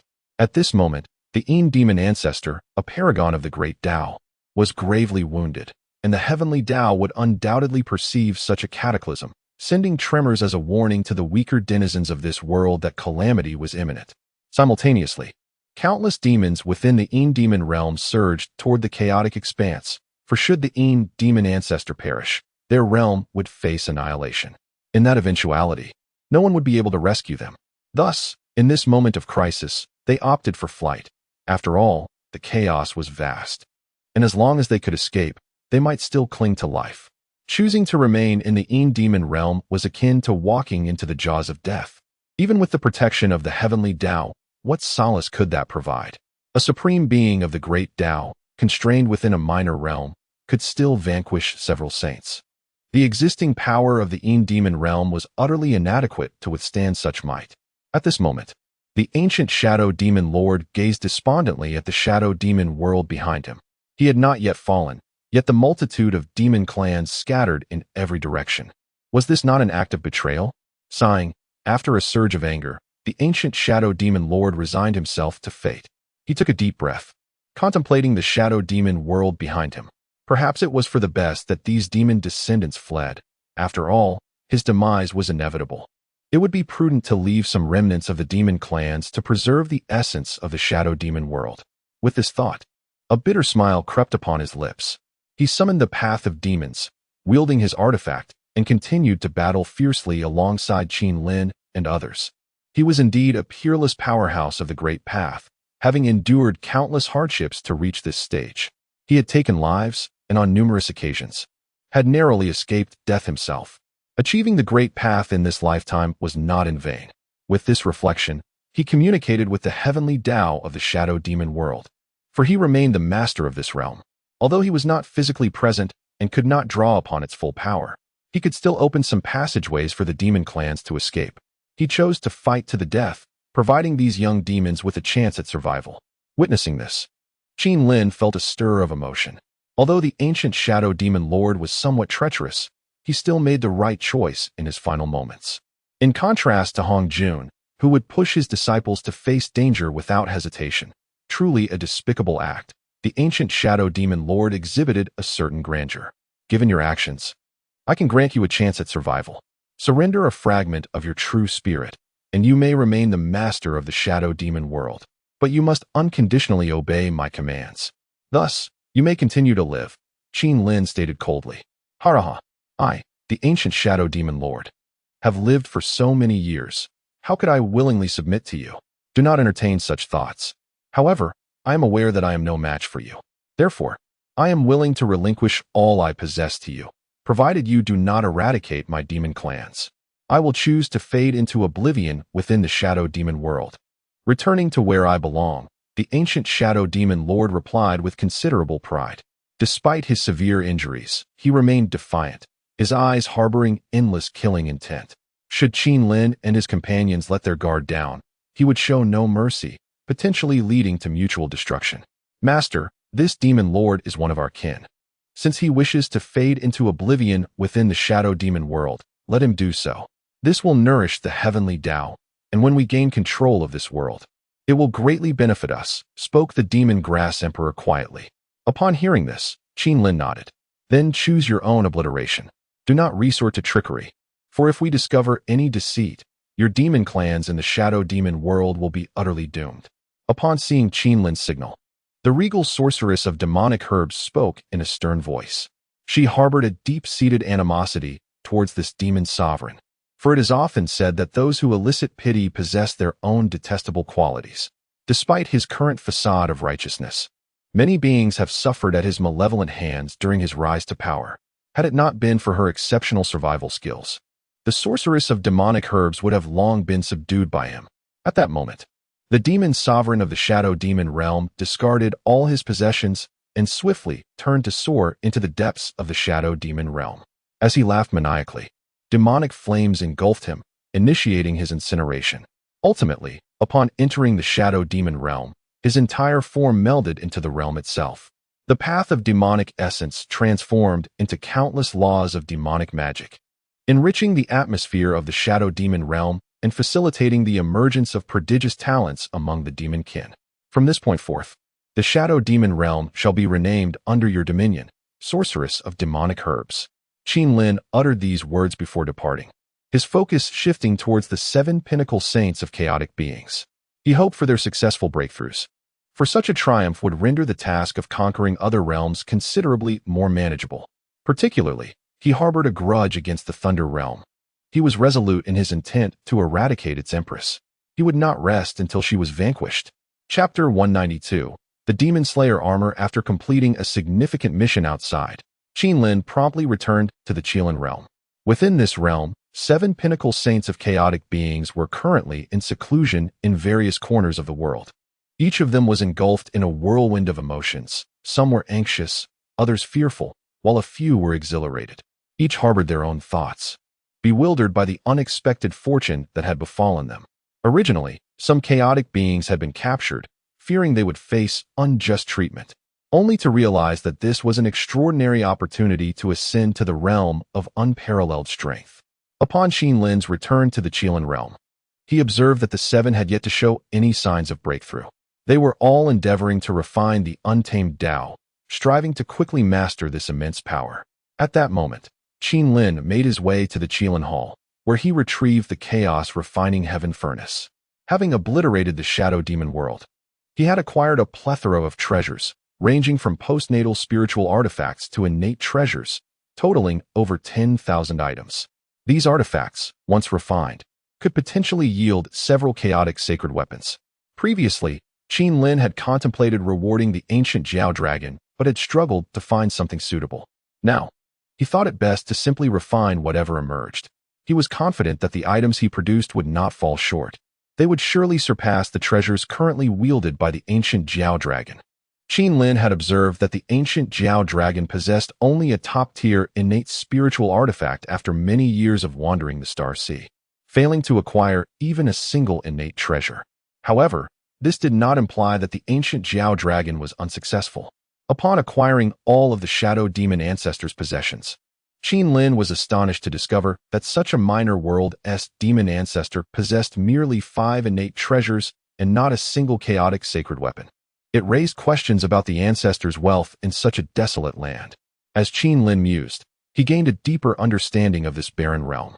The absence of chaotic sacred weapons in the hands of a minor world controller of the Tao revealed the scarcity of such high-level artifacts in the vicinity. Subsequently, Qin cast over 1,000 postnatal spiritual artifacts, hundreds of postnatal treasures, and several innate spiritual artifacts into the Chaos Refining Heaven Furnace. The furnace erupted like a volcano, churning violently, and with a resounding boom, a top-tier innate treasure, the blood-soaked universe sword, flew forth from the furnace. Examining the sword, Qin deemed it satisfactory, suitable for bestowing upon the ancient Jiao dragon. After crafting the first artifact, he decided to throw all remaining treasures into the Chaos Refining Heaven Furnace. Intending to forge a new artifact for himself, he hoped to produce something exceptional, preferably a chaotic sacred weapon, ideally of a defensive nature, as he already possessed the opening Heaven Blade for offense. As these artifacts entered the furnace, It erupted with fervor, and Qin Lin remained vigilant, observing the transformations within. Upon discovering that a long spear had materialized, Qin Lin was far from satisfied. He promptly added some materials from the chaos, along with the remains of colossal beasts he had slain in a peculiar region of the primordial world. It was said that the remains of these gigantic creatures could integrate into various realms, facilitating their evolution. Thus, it stood to reason that they could also be utilized in the crafting of magical artifacts. With this thought in mind, Qin Lin introduced 2 colossal beast carcasses into the mix. Unsure of their efficacy, he figured it was worth a shot at this juncture, treating the situation as a desperate gamble.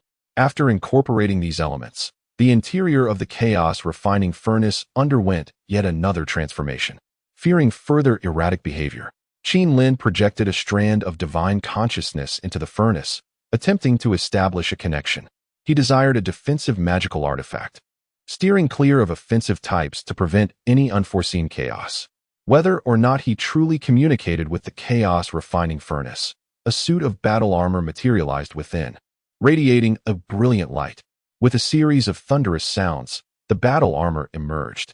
Qin Lin focused intently and realized with exhilaration that he had struck gold. This was undoubtedly a chaotic sacred artifact. Although not as powerful as the heaven-splitting blade, it was by no means weak. Donning this armor would enable Qin Lin to withstand the assaults of a formidable figure at the great Tao level.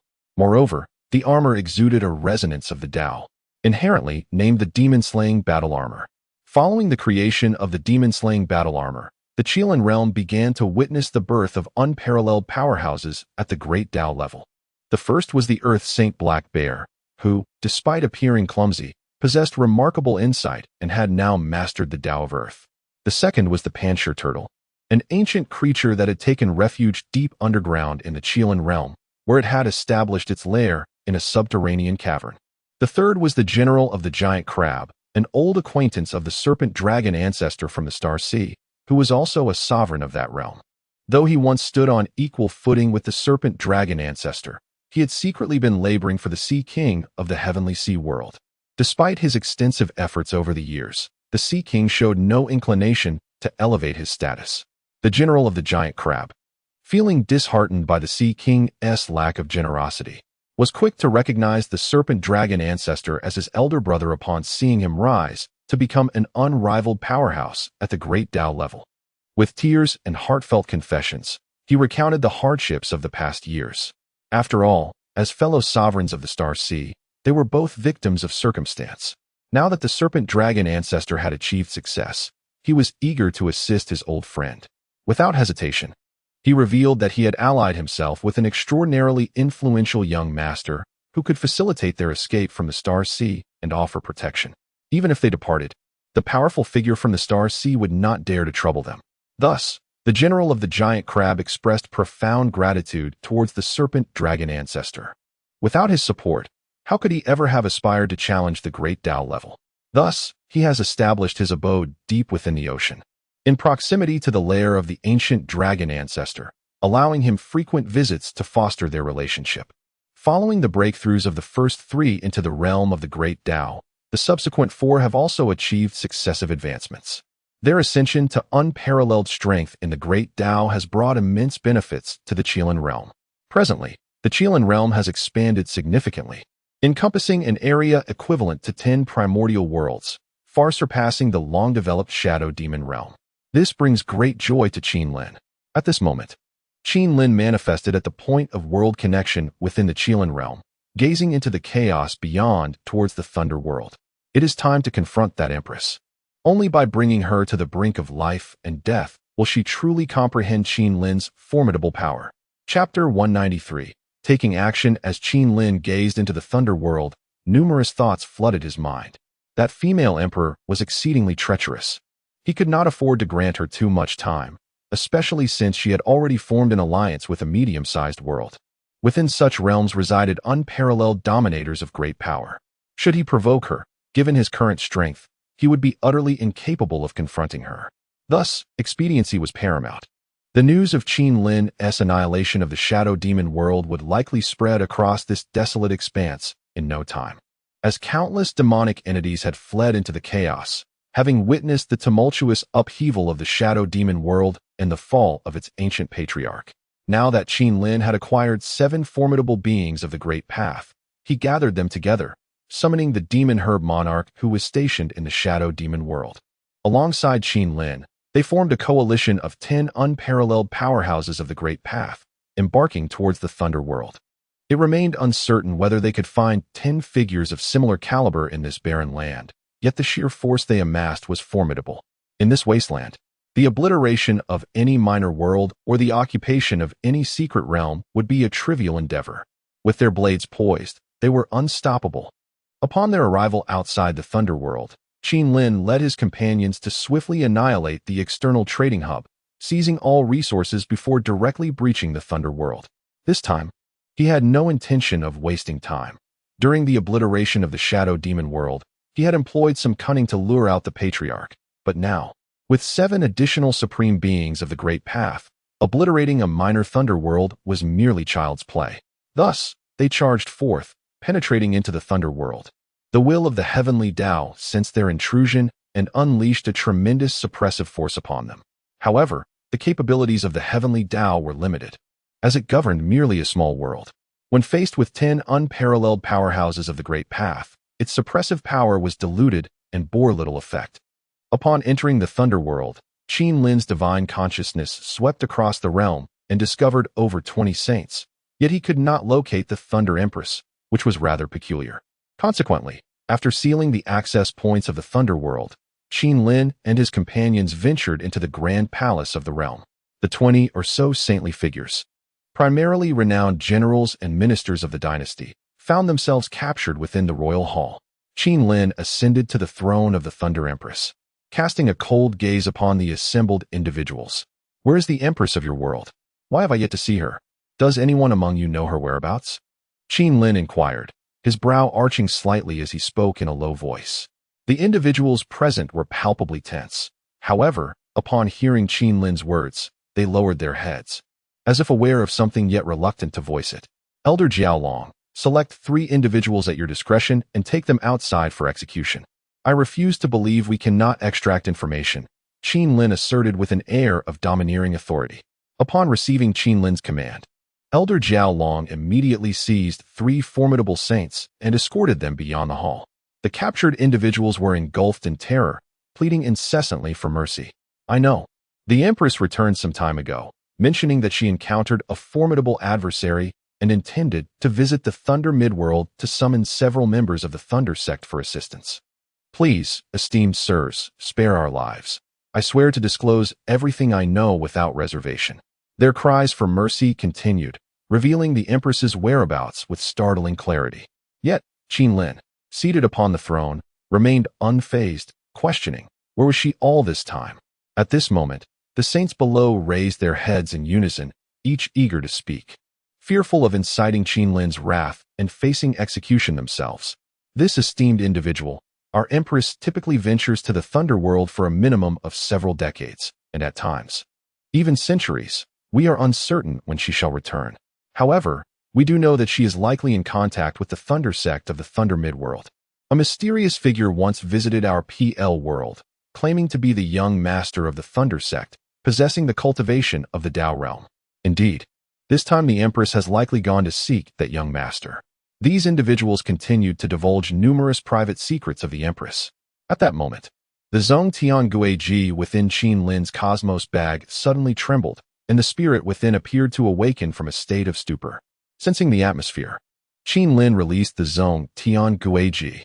Chapter 194. The Annihilation of Realms. At this moment, the will of the heavenly Tao in the Thunder World surged unexpectedly, accompanied by a chorus of mournful wails. Subsequently, the Zhongtian ghost spine floated within the palace, where the weapon spirit coalesced into its former shape.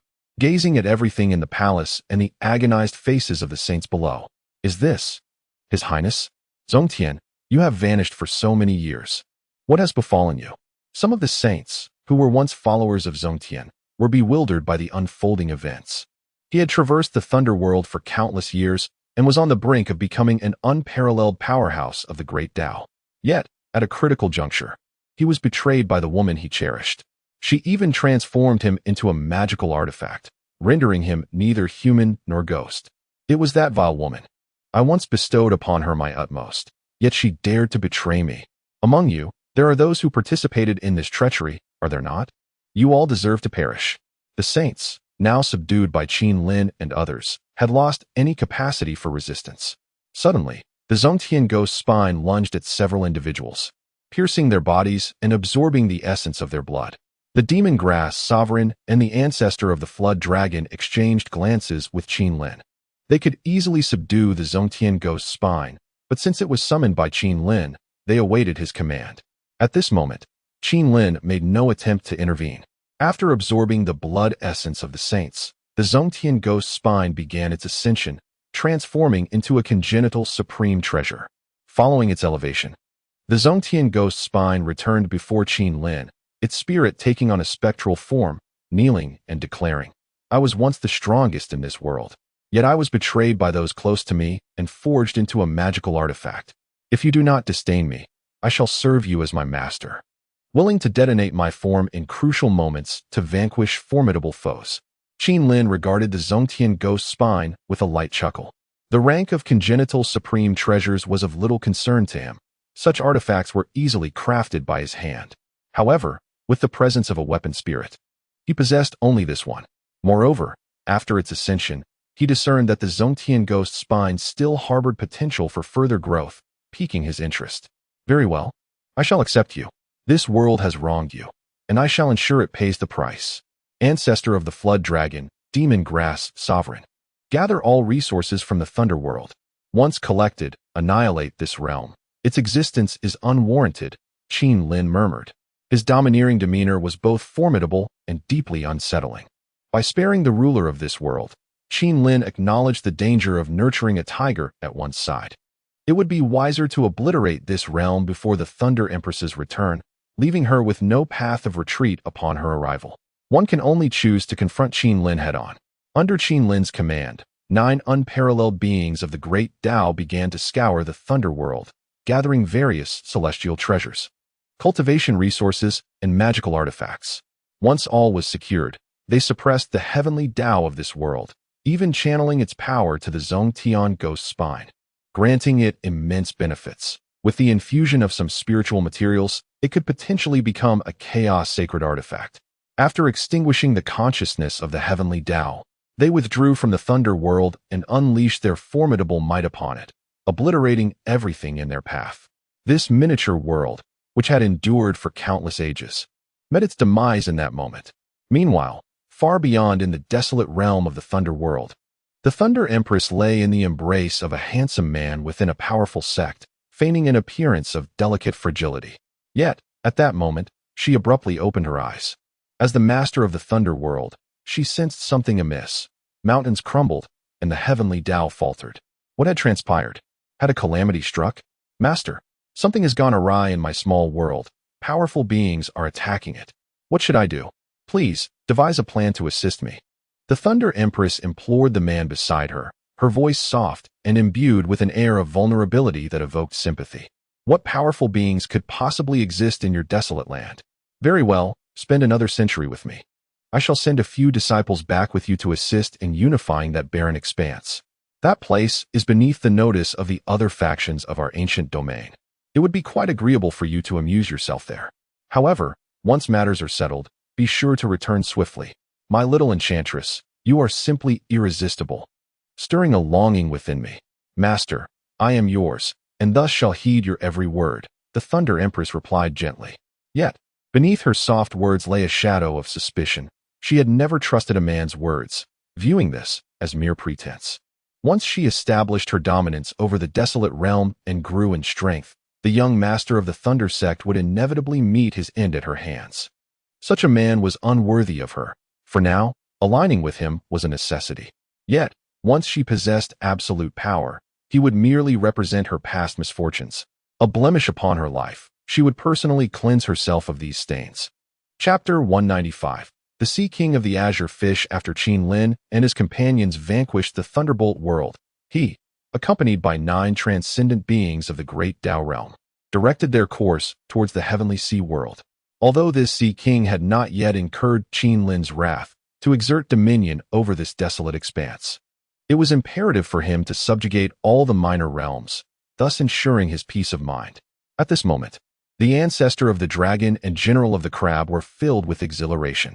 Having dwelled in the starry sea for countless years, they had long endured the oppressive rule of the Sea King.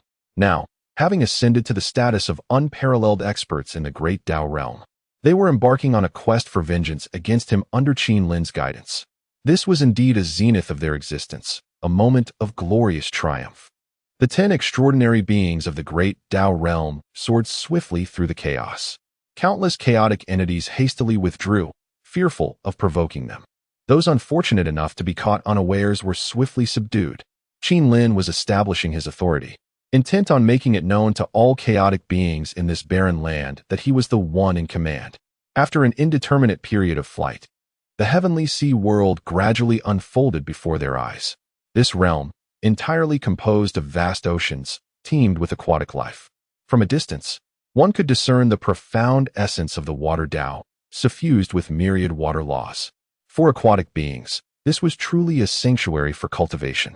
This world, so well suited for water-dwelling creatures, had been meticulously crafted by the Sea King of the heavenly sea world over the years. It was rumored that prior to attaining the status of an unparalleled expert in the great Tao realm, he had amassed untold resources from the chaos.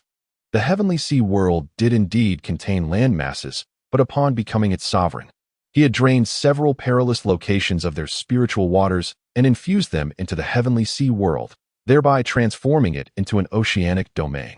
"Master, how shall we deal with this Sea King?" queried the ancestor of the dragon, who had some familiarity with the heavenly sea world, given its proximity to the starry sea. He had often overheard discussions among other chaotic entities regarding the internal affairs of this realm. "Let us strive for a swift resolution. However, this Sea King is not an inherently malevolent being. Although he has oppressed you in the past, he did not seek your utter destruction.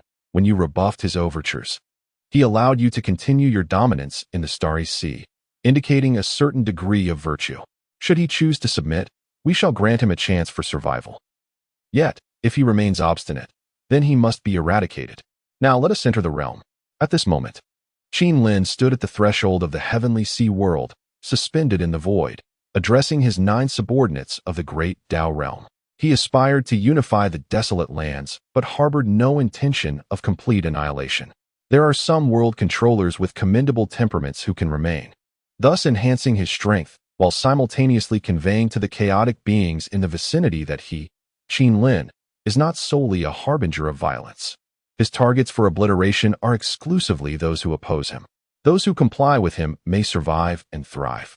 This approach would facilitate his complete dominion over this desolate land. Otherwise, many chaotic entities might perceive Qin Lin as a ruthless killer, leading them to believe that if targeted, they could only fight to the death, with no escape from demise. Should it reach such a point, Qin Lin would find himself in a predicament which would hinder the growth of his influence. At this moment, as Qin Lin, accompanied by 9 unparalleled powerhouses of the great Tao realm, ventured into the heavenly sea world, he found himself somewhat bewildered. The 9 behind him shared his confusion, equally astonished. For before them stood the Sea King of the heavenly sea world, leading over 50 powerful beings of the saint realm, along with hundreds of juniors at the quasi-saint level, all extending a warm welcome. They had amassed an array of rare treasures at the threshold of the world passage. Qin Lin cast a cursory glance, noting over 5,000 various artifacts, thousands of chaotic spiritual objects among cultivation resources, 500 chaotic sacred items, and 100 chaotic divine objects, along with an assortment of heavenly materials and earthly treasures. "Welcome, esteemed guests. I am the Sea King of the heavenly sea world, Qingyu. During this time, I have observed your extraordinary capabilities. You must be the master of the Qilin realm, correct?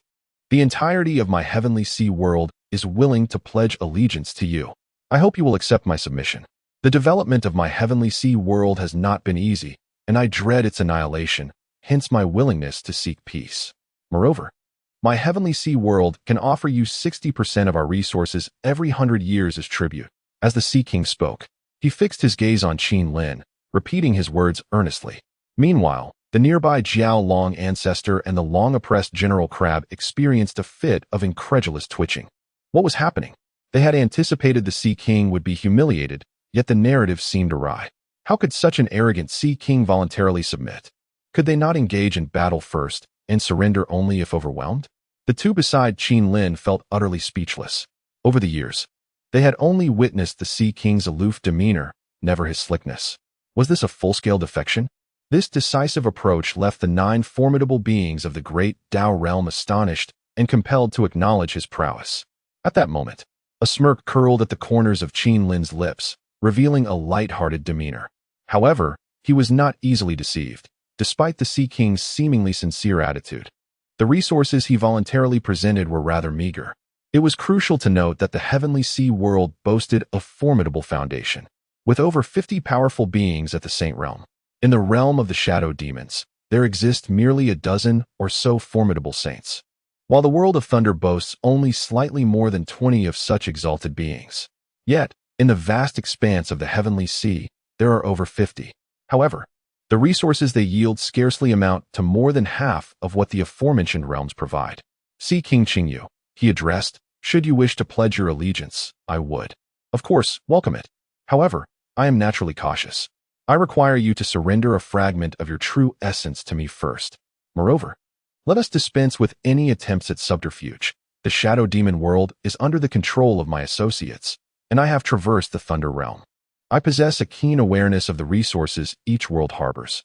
Do not attempt to deceive me, otherwise you shall find yourself in peril. Qin Lin's gaze bore into him as he spoke in a somber tone. Chapter 196. The enormous hand descending from the heavens upon hearing these words. The Sea King of the Blue Fish was momentarily taken aback. He had initially contemplated pledging his allegiance with the utmost sincerity, believing that such a disposition would spare him any undue hardship from his counterpart. However, he never anticipated that Qin Lin would demand the surrender of a fragment of his true essence right from the outset. This was certainly not the conventional approach. Shouldn't the other party be deeply moved and graciously accept his offerings, allowing him to continue his leisurely existence within the realm of the sea and sky? At that moment, Qin Lin observed the Sea King hesitating. Without delay, he brandished the heaven-splitting blade. Whether through intimidation or allure, it was imperative that the Sea King relinquish his true essence.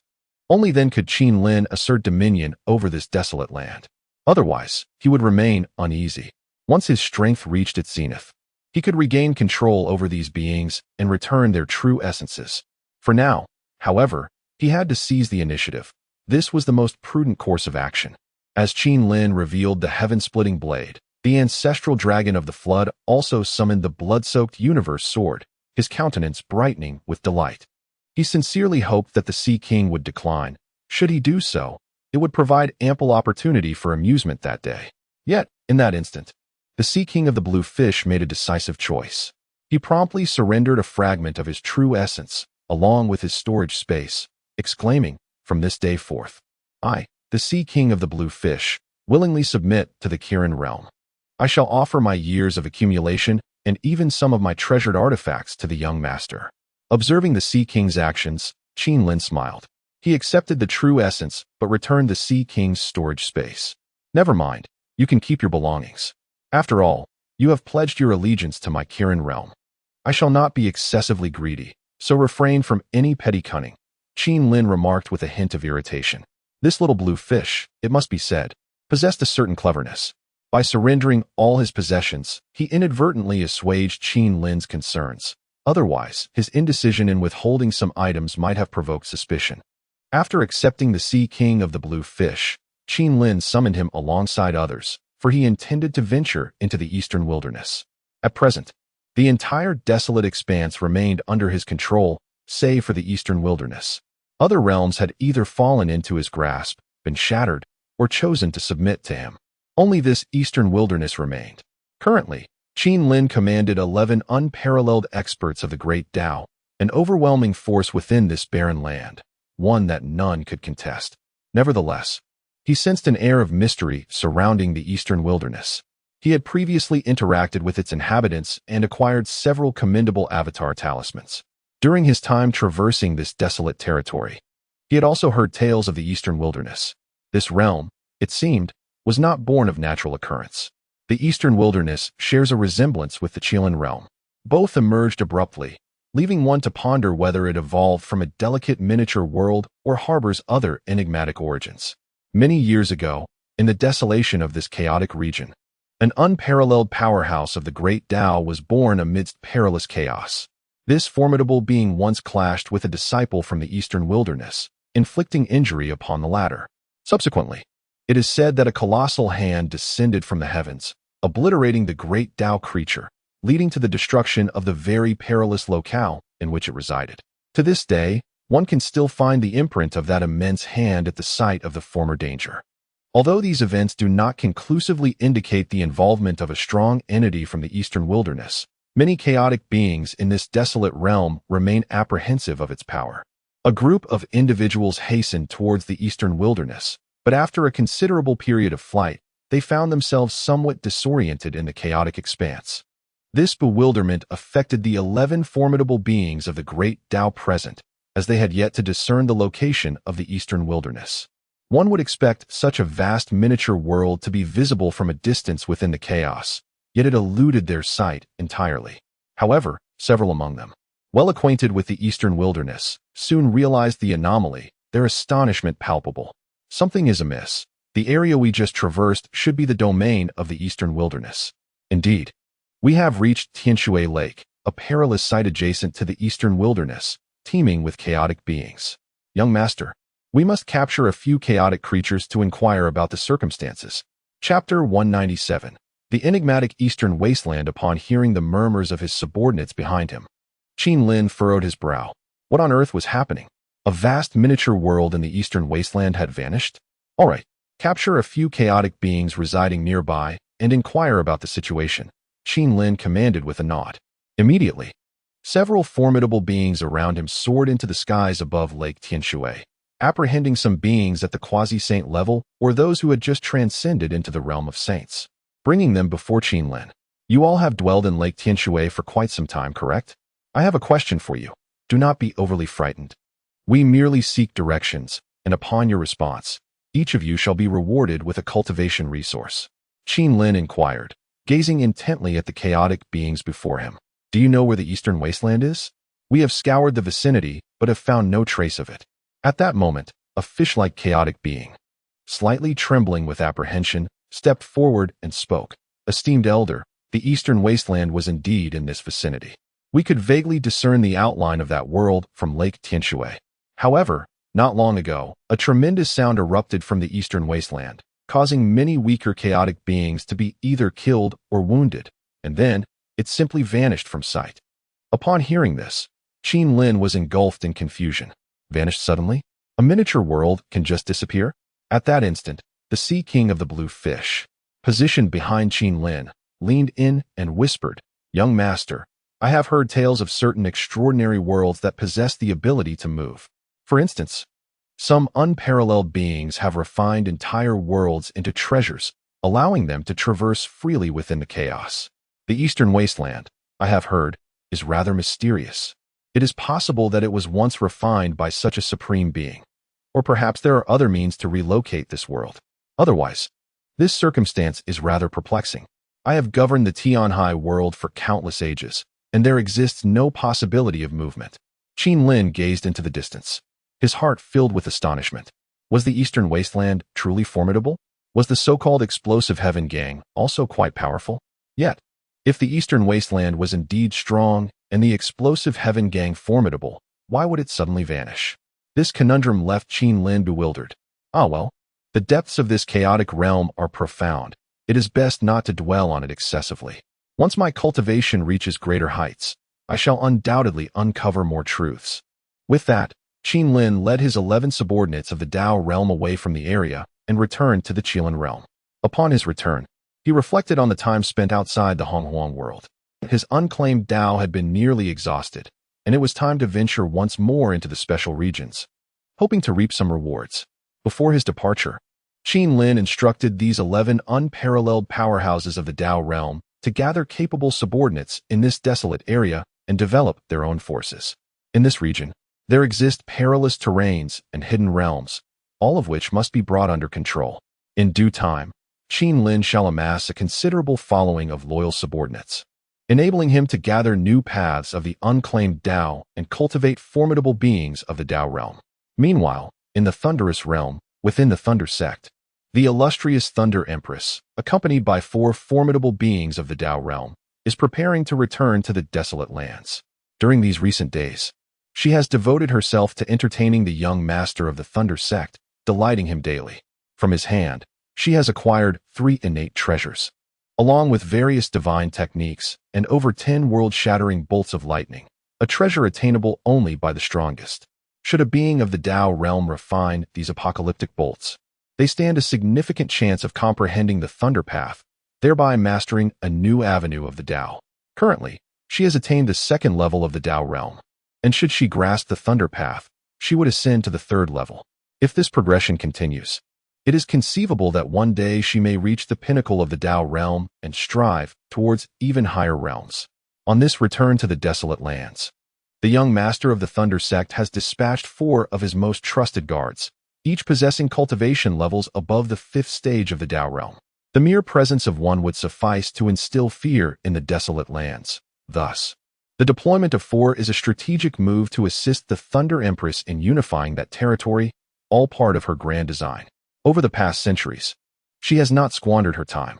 By accompanying the young master of the Thunder sect, she has obtained that which she desired, rendering her efforts worthwhile.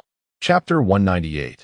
The Slaying of the Great Path in the Primordial World. Within the realm of the terrestrial immortals, Qin Lin had returned to the vast expanse of the Honghuang.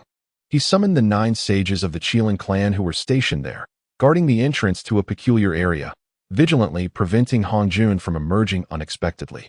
Although it was uncertain whether Hongjun had survived in that special region after the last upheaval, Qin Lin harbored a persistent sense of foreboding regarding his demise, believing that he possessed a certain fortune.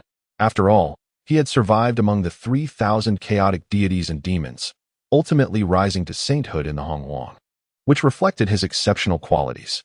Thus, Qin Lin remained on high alert, wary of the possibility that Hongjun might seize extraordinary opportunities within that realm and subsequently escape.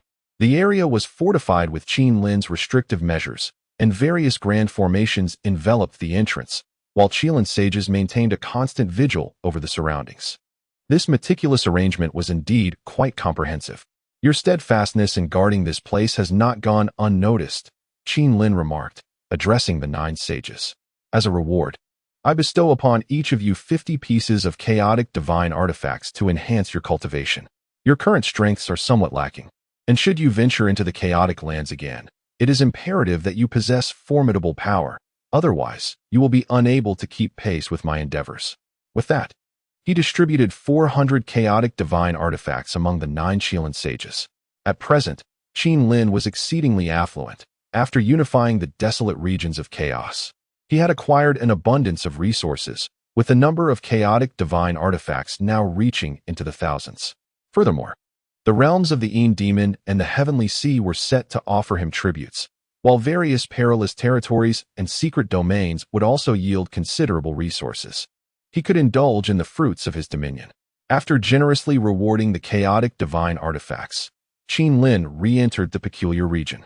Previously, after his breakthrough into the Great Path realm, he had employed certain means to mark the location of this area within the River of Time, akin to a positioning system, making his subsequent entry remarkably straightforward. He stepped once more into the special realm. This place, having settled into tranquility after the last upheaval, revealed numerous traces of battle, alongside the remains of colossal beasts and bloodstains from unknown creatures. Meanwhile, on the periphery of this special area, some great beasts, still bearing traces of blood, were voraciously consuming the unclaimed paths of the Great Way, seemingly replenishing their strength after the skirmish. Qin Lin's divine sense swept across the surroundings, identifying 7 unclaimed paths of the Great Way: the path of ice, the path of water, the path of rain, the path of fire, the path of attack, the path of stone, and a rare path of slaughter. Upon witnessing this, Qin Lin felt an intense surge of desire, especially upon discovering the rare path. He immediately brandished the heaven-splitting blade and charged forth, as several colossal beasts were feasting upon another rare path nearby, the path of eternal night. However, This grand avenue has been nearly devoured, leaving only faint traces of the law's power. The colossal beasts that have feasted upon this path are quickly elevating their cultivation. Before long, they reach the pinnacle of the Saint Realm, and should they consume more unclaimed avenues, it is conceivable that these beasts could attain the realm of the avenue itself. Qin Lin did not linger, promptly advancing toward them.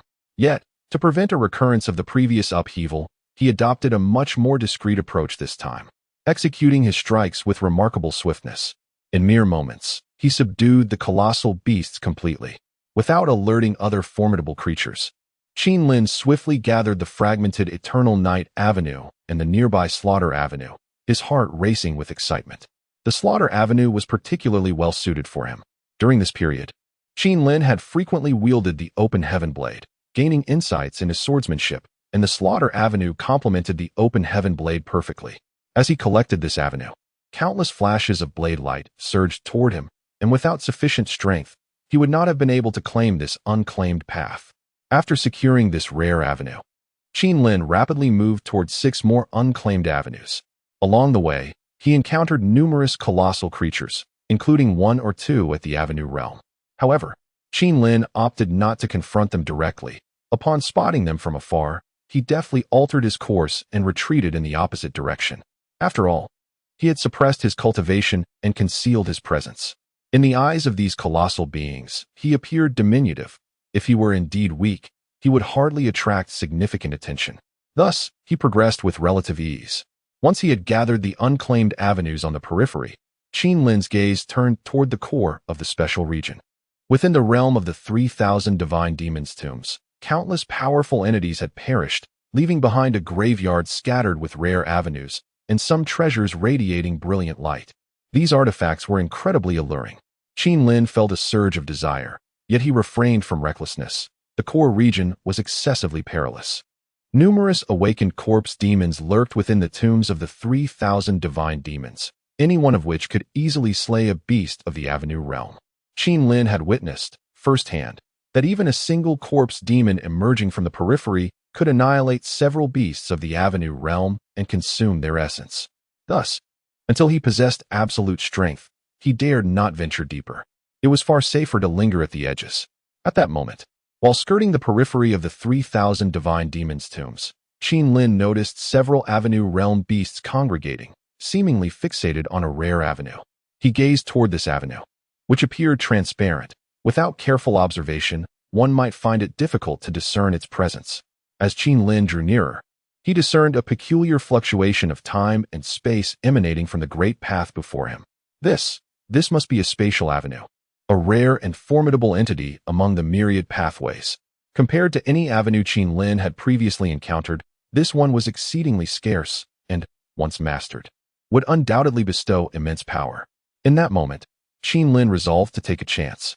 Should he succeed, his strength would ascend rapidly, resulting in a significant enhancement of his combat prowess. Conversely, if he were to fail, he could swiftly retreat from this unique region, waiting for the commotion to subside before re-entering. This was an exceptional opportunity, one that Qin Lin was determined to seize, for such unclaimed avenues were seldom encountered. Chapter 199. The Path of Space. The allure of the Path of Space compelled Qin Lin to take a perilous gamble. However, despite his resolute decision, he refrained from rushing in immediately. Instead, he clandestinely observed, seeking a suitable opportunity. The formidable beasts of the great Tao had congregated, their eyes fixated hungrily upon the Path of Space, drooling with insatiable greed. Yet, these colossal creatures were not without caution. Though drawn to this untamed path, they were acutely aware of the perils lurking within the 3,000 demonic tombs. Having gathered 6 beasts of the great Tao, they cautiously advanced toward the tomb's edge. The realm of the 3,000 demonic tombs was fraught with unfathomable dangers. The identities of the powerful beings interred within its vast sepulchres remained a mystery.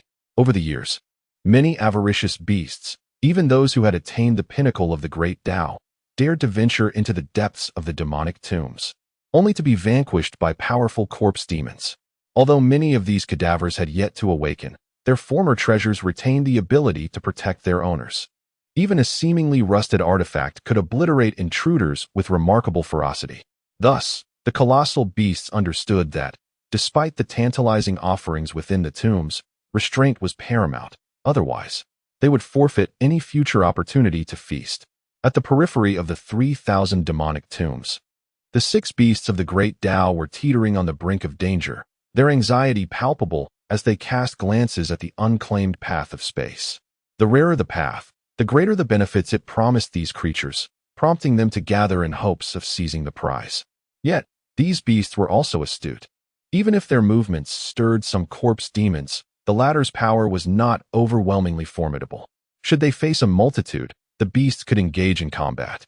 They felt emboldened to contest for the rare paths at the edges, yet they would never dare to delve deeper into the demonic tombs. For countless years, no beast had emerged unscathed.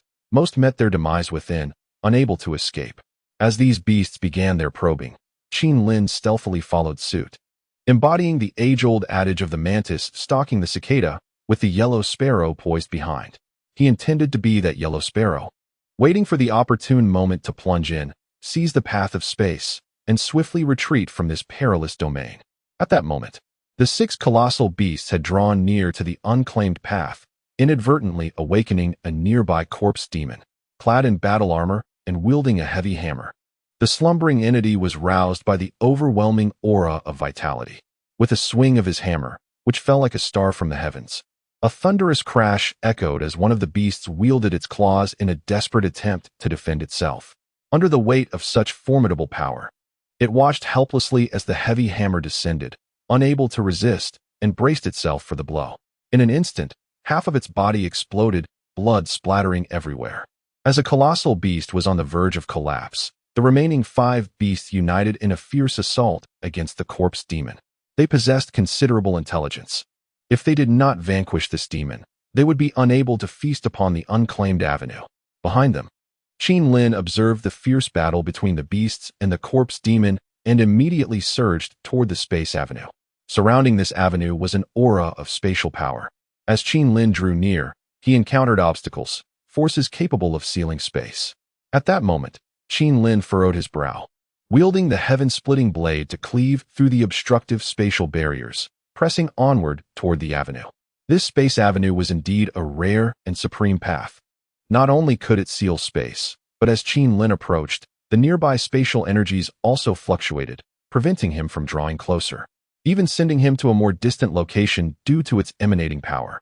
This left Qin Lin somewhat speechless.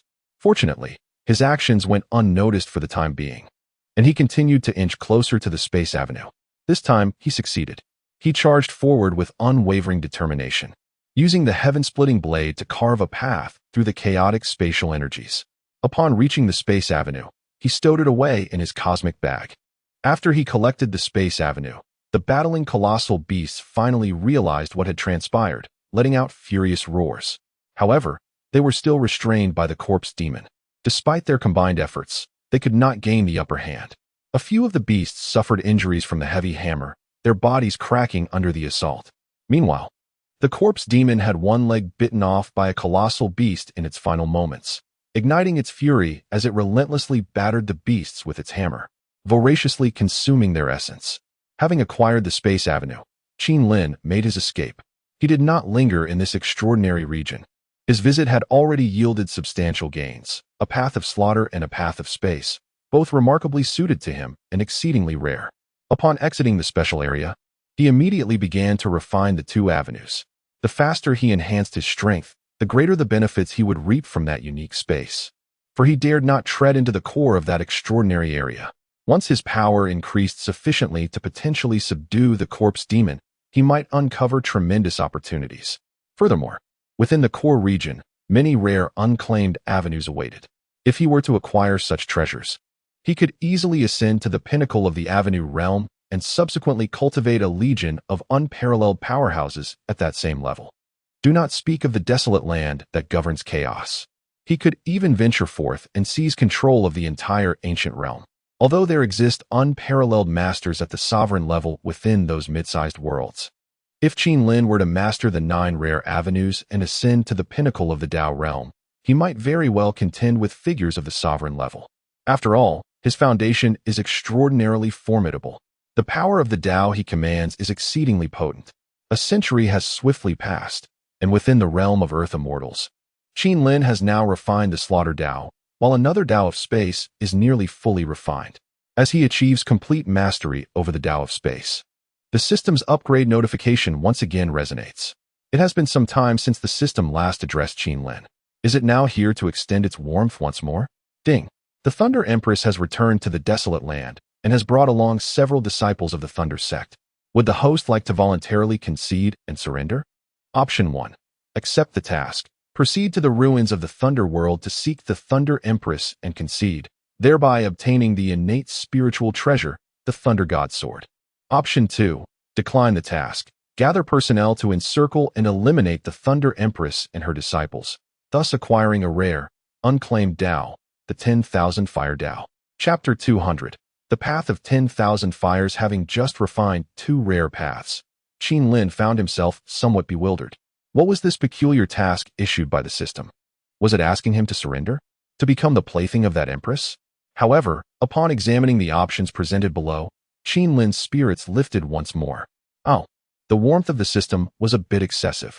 He had just broken through to a new realm, and now another rare path was being offered? Yet at this moment, he would not reject it. Each new path only served to augment his power. Moreover, the system had just reminded him that the Thunder Empress had returned, accompanied by several disciples from the Thunder sect, who were undoubtedly formidable experts from the medium-sized world. Thus, Qin Lin could not afford to be careless. Although he currently commanded over a dozen subordinates at the path level, aside from the Dragon Ancestor, who was at the 3rd level, and the recently acquired Sea King and the Demon Herb Emperor, all were at the 2nd level. The rest were recent breakthroughs at the path level, sufficient to dominate in the desolate lands, yet they would struggle against seasoned path-level warriors. With these thoughts in mind, Qin Lin promptly communicated with his subordinates, instructing the path-level experts to retreat to the Qilin realm, while the Sea King and the Demon Herb Emperor would continue to oversee their respective small worlds, albeit with utmost vigilance. They were to guard the entrances to the small world passages and refrain from revealing themselves until Qin Lin's arrival. Qin Lin surmised that if the Thunder Empress discovered the breach of her world, she would undoubtedly storm into the Qilin realm, likely ignoring the other small worlds. She might not be aware that Qin Lin had unified the desolate lands. As long as she did not venture into the other 2 small worlds, Qin Lin had little to fear, for within the Qilin realm, the Dragon Ancestor was stationed, alongside 7 extraordinary path-level experts, though they had only recently broken through. With the assistance of the Heavenly Dao in the Qilin realm, they would hold a significant advantage in battle. At that moment, Qin Lin commenced the refinement of the path of 10,000 fires. With his enhanced strength, the process of mastering this rare path was markedly expedited, and within a few decades, he fully grasped its power. During this time, various mystical flames from the primordial realm, such as the true fire of Samadhi, the celestial fire of Ziwei, the profound fire of the 9 heavens, the red lotus karma fire, and the sacred fire of literature and martial arts, surged into Qin Lin's body. In that instant, he felt an overwhelming sense of all fires returning to their source. Originally, Qin Lin was a fire Qilin, and having previously mastered numerous primal fires, the mastery of the path of 10,000 fires significantly bolstered his foundation. At this juncture, Qin Lin was in high spirits. Laughing heartily as he departed from the primordial world, he would not re-enter the special area. First, he needed to deal with the Thunder Empress. This woman had an insatiable penchant for chaos. Several times, Qin Lin had attempted to eliminate her, yet his efforts had proven futile. This time, she had brought formidable reinforcements. Thus he was resolute in his determination not to let this woman escape. Having mastered the Tao of space, Qin Lin now traversed the chaotic realm with remarkable ease, flickering through the void and swiftly arriving at the outskirts of the Qilin realm. Upon entering the Qilin realm, he encountered 8 subordinates of the Tao realm, who were gathered with palpable tension, gripping their treasures of power. Upon realizing that an intruder had entered the Qilin realm, they were prepared for battle. However, upon seeing it was Qin Lin, a collective sigh of relief escaped their lips, and the elder of the Jiaolong hastened to join them.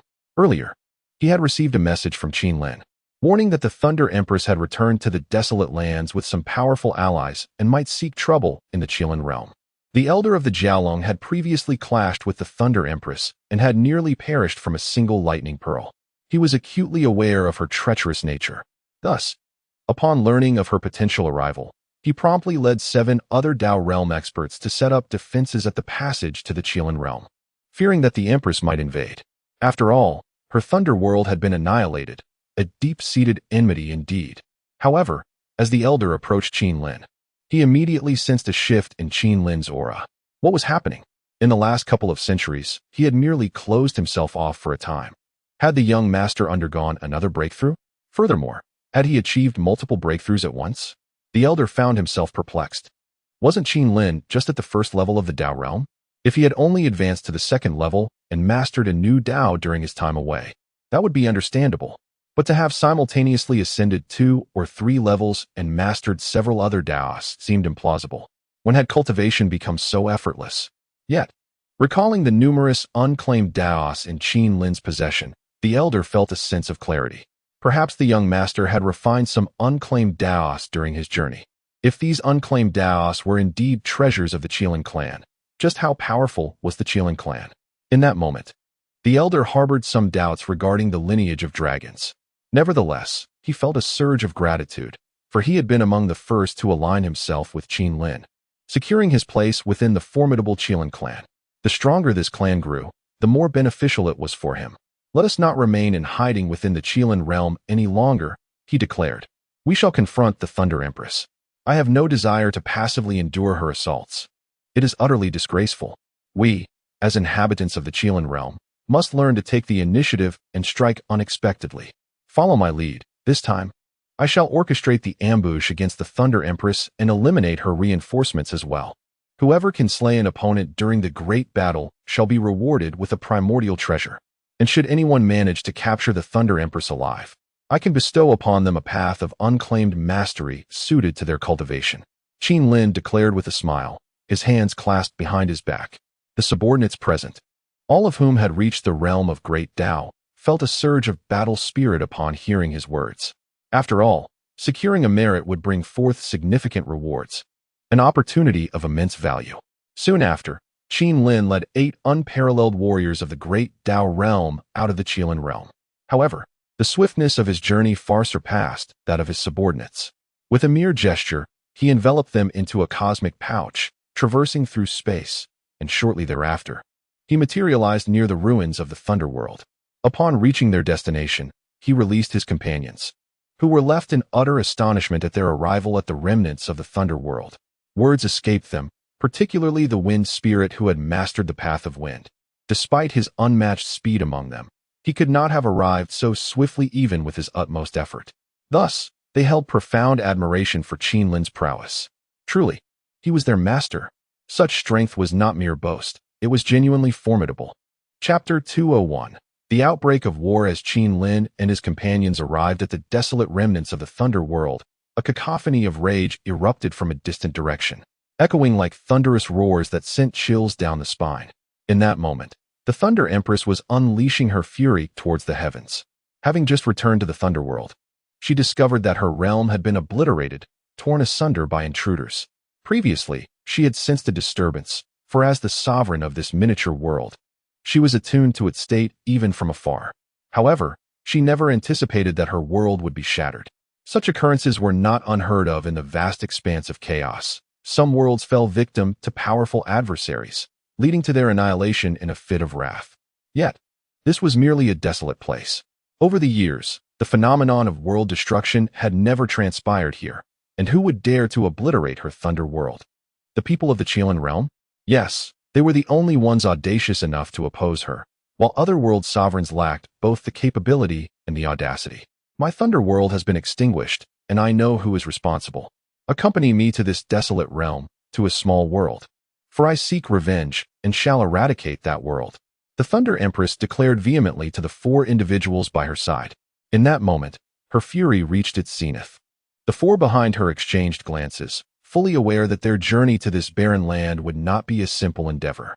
To annihilate a world required formidable strength, typically the prowess of a profound Taoist master or the combined efforts of several such beings. Regardless of the scenario, they needed to approach this matter with utmost seriousness. It appeared that this desolate region harbored hidden talents, far from the simplicity it outwardly presented. The young master has instructed us to heed your arrangements. However, your opponent may prove to be formidable. To obliterate a realm necessitates considerable skill. We must proceed with caution to avoid being exploited by our adversary." A disciple of the Thunder Sect spoke earnestly. He was the personal protector of the Thunder Sect's young master and among the strongest of the four, possessing the formidable 6th level of the Tao realm. Such a being was highly regarded in mid-sized worlds, as they wielded impressive combat prowess. The Thunder Empress had returned to this desolate realm accompanied by such capable individuals, which bolstered her confidence to sweep away all obstacles. Yet, barely having returned, she found herself engulfed in rage. The empire she had long coveted and the throne she had painstakingly acquired had vanished along with the destruction of the Thunder World. Now, she felt akin to a lost dog, reflecting on the absurdity of her situation. Was all her effort over the years truly worth it? As she contemplated this, her resentment surged within her. If only the Thunder World still existed, everything she longed for would be under her control. The one who disrupted her plans must be that figure from the Qilin realm. Cursed be he. Since the young master has allowed you to accompany me back, refrain from speaking out of turn. I am well aware of my intentions. Follow me to obliterate that miniature world. Otherwise, this pent-up frustration within me shall not dissipate." The Thunder Empress proclaimed, her gaze dark and foreboding. Meanwhile, as the Thunder Empress conversed with the 4 disciples of the Thunder Sect, Qin Lin and his companions had already approached them, and Qin Lin soon discovered the presence of the Empress. The strongest of her guards also took note of Qin Lin and his group. Their eyes locked in a fierce collision, akin to 2 celestial bodies crashing together with tremendous intensity. At this moment, the Thunder Empress sensed an unusual presence. She beheld Qin Lin and the ancestor of the Flood Dragon, her fury intensifying alongside a tinge of astonishment. Were these 9 individuals before her truly unparalleled powerhouses of the Tao realm? How could such a remote and desolate place harbor so many formidable beings of the Tao realm simultaneously? That Earth Saint Black Bear. She had encountered him before. Wasn't he merely the ruler of a perilous domain at the peak of the saint level? How did he transcend into the Tao realm? And that ancient vine demon, another ruler of a treacherous territory, had also been at the pinnacle of the saint level when she last saw him, trembling in her presence. How had he ascended to become a Tao powerhouse? What transpired in between? What immense fortune had emerged in this desolate land? Otherwise, how could so many unparalleled beings of the Tao realm come into existence? While the Thunder Empress pondered these questions, Qin Lin smirked. It seemed he had arrived just in time. The Thunder Empress had fortuitously made her appearance here, and their encounter was indeed a stroke of luck. No need to search far and wide. They could engage in battle directly. Gripping the open sky blade firmly, Qin Lin led the 8 Tao powerhouses behind him in a fierce charge toward her. The blade glimmered with a formidable radiance, exuding immense power. The 8 Tao powerhouses unleashed their full might, seizing the initiative, leaving the Thunder Empress momentarily caught off guard, forced to summon her treasures for defense. Thunder Empress, you shall not escape today. This ground is the very ruins of your Thunder World. Recently, I shattered this realm with the intent of ending your life. What a pity you were absent then. But it is not too late now. Prepare to meet your demise, Qin Lin declared, his blade slicing through the air as he spoke. Upon hearing his words, the Thunder Empress felt a mix of rage and frustration, yet faced with Qin Lin's onslaught, she found herself relegated to defense, with no opportunity to retaliate. Meanwhile, the 4 disciples of the Thunder Sect wore expressions of deep concern. Although they were merely ordinary disciples of the Thunder Sect, serving as guardians for the young master, their experiences far surpassed those of the beings inhabiting this desolate land. The moment Qin Lin made his move, they instantly discerned the truth. This was undoubtedly a master of the great Tao. The principles he commanded were exceedingly rare, for their own command of the Tao was rather commonplace. When their powers clashed, they felt an unmistakable sensation of being overpowered. There was no need for further elaboration. It was evident that the strength of his Tao far surpassed their own, proving to be significantly more formidable. Is he truly that powerful? Should we retreat? The foremost and strongest guardian inquired softly, glancing at the Thunder Empress. At the same time, he summoned a thick shield, positioning it before the Thunder Empress to deflect the onslaught of the heavenly blade. However, after enduring several strikes, the shield began to shatter. This was an innate treasure, not the pinnacle of its kind. yet it had withstood battles against formidable Tao masters over the years. How could it be destroyed by just a few blows? Just how powerful must this individual be? Chapter 202. Defeat and Demise. Who are you, my lord? We are denizens of the Thunder Medium world. On this occasion, we have been dispatched to this desolate land. Our young master is a descendant of the ruler of the Thunder world, so I kindly urge you not to miscalculate. Should any harm befall him, our young master will not let you go unpunished. Behind us stands a formidable sovereign-level powerhouse. At this moment, the guard wielding a thick shield suddenly spoke. He had already sensed Qin Lin's formidable strength. Even though he possessed a cultivation level of the 6th layer of the great Tao realm and commanded the power of 6 Taos, he felt that in a confrontation, he would ultimately be overmatched. The prowess of someone like Qin Lin, whether in terms of the Tao powers he commanded or the magical artifacts he wielded, was undeniably extraordinary, leading him to suspect that the individual's identity was rather enigmatic. Such a prodigy is seldom nurtured by ordinary medium worlds. It may require a large world or some supreme force within the chaos to cultivate such talents, who are among the elite in the entire chaos. How could such a figure appear in this barren land? Miscalculate? A medium world does not pose such a grave threat to me. Slaying you would merely pave the way to annihilate the Thunder Medium world at a later date. Such a straightforward logic. In the ancient domain, your Thunder world must have numerous rivals, right? If you were to be vanquished, they would surely rejoice. Perhaps if I were to eradicate you, other medium worlds might even lend their assistance, Qin Lin declared, deliberately adopting an air of arrogance. He aimed to shroud himself in mystery, thereby instilling fear in the Thunder world. Qin Lin intended to subdue all present, leaving no one unscathed. However, he was wary that these individuals might possess means of communication that could expose his true situation. A single message could summon a multitude of powerful adversaries, compelling Qin Lin to retreat to the primordial world. For apart from the primordial world, no other smaller worlds could withstand the might of a medium world.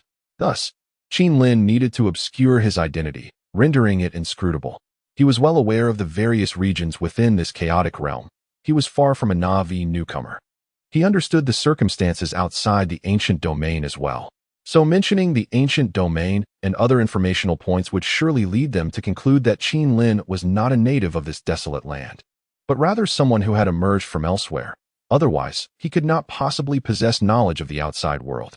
Qin Lin's intuition was swiftly validated.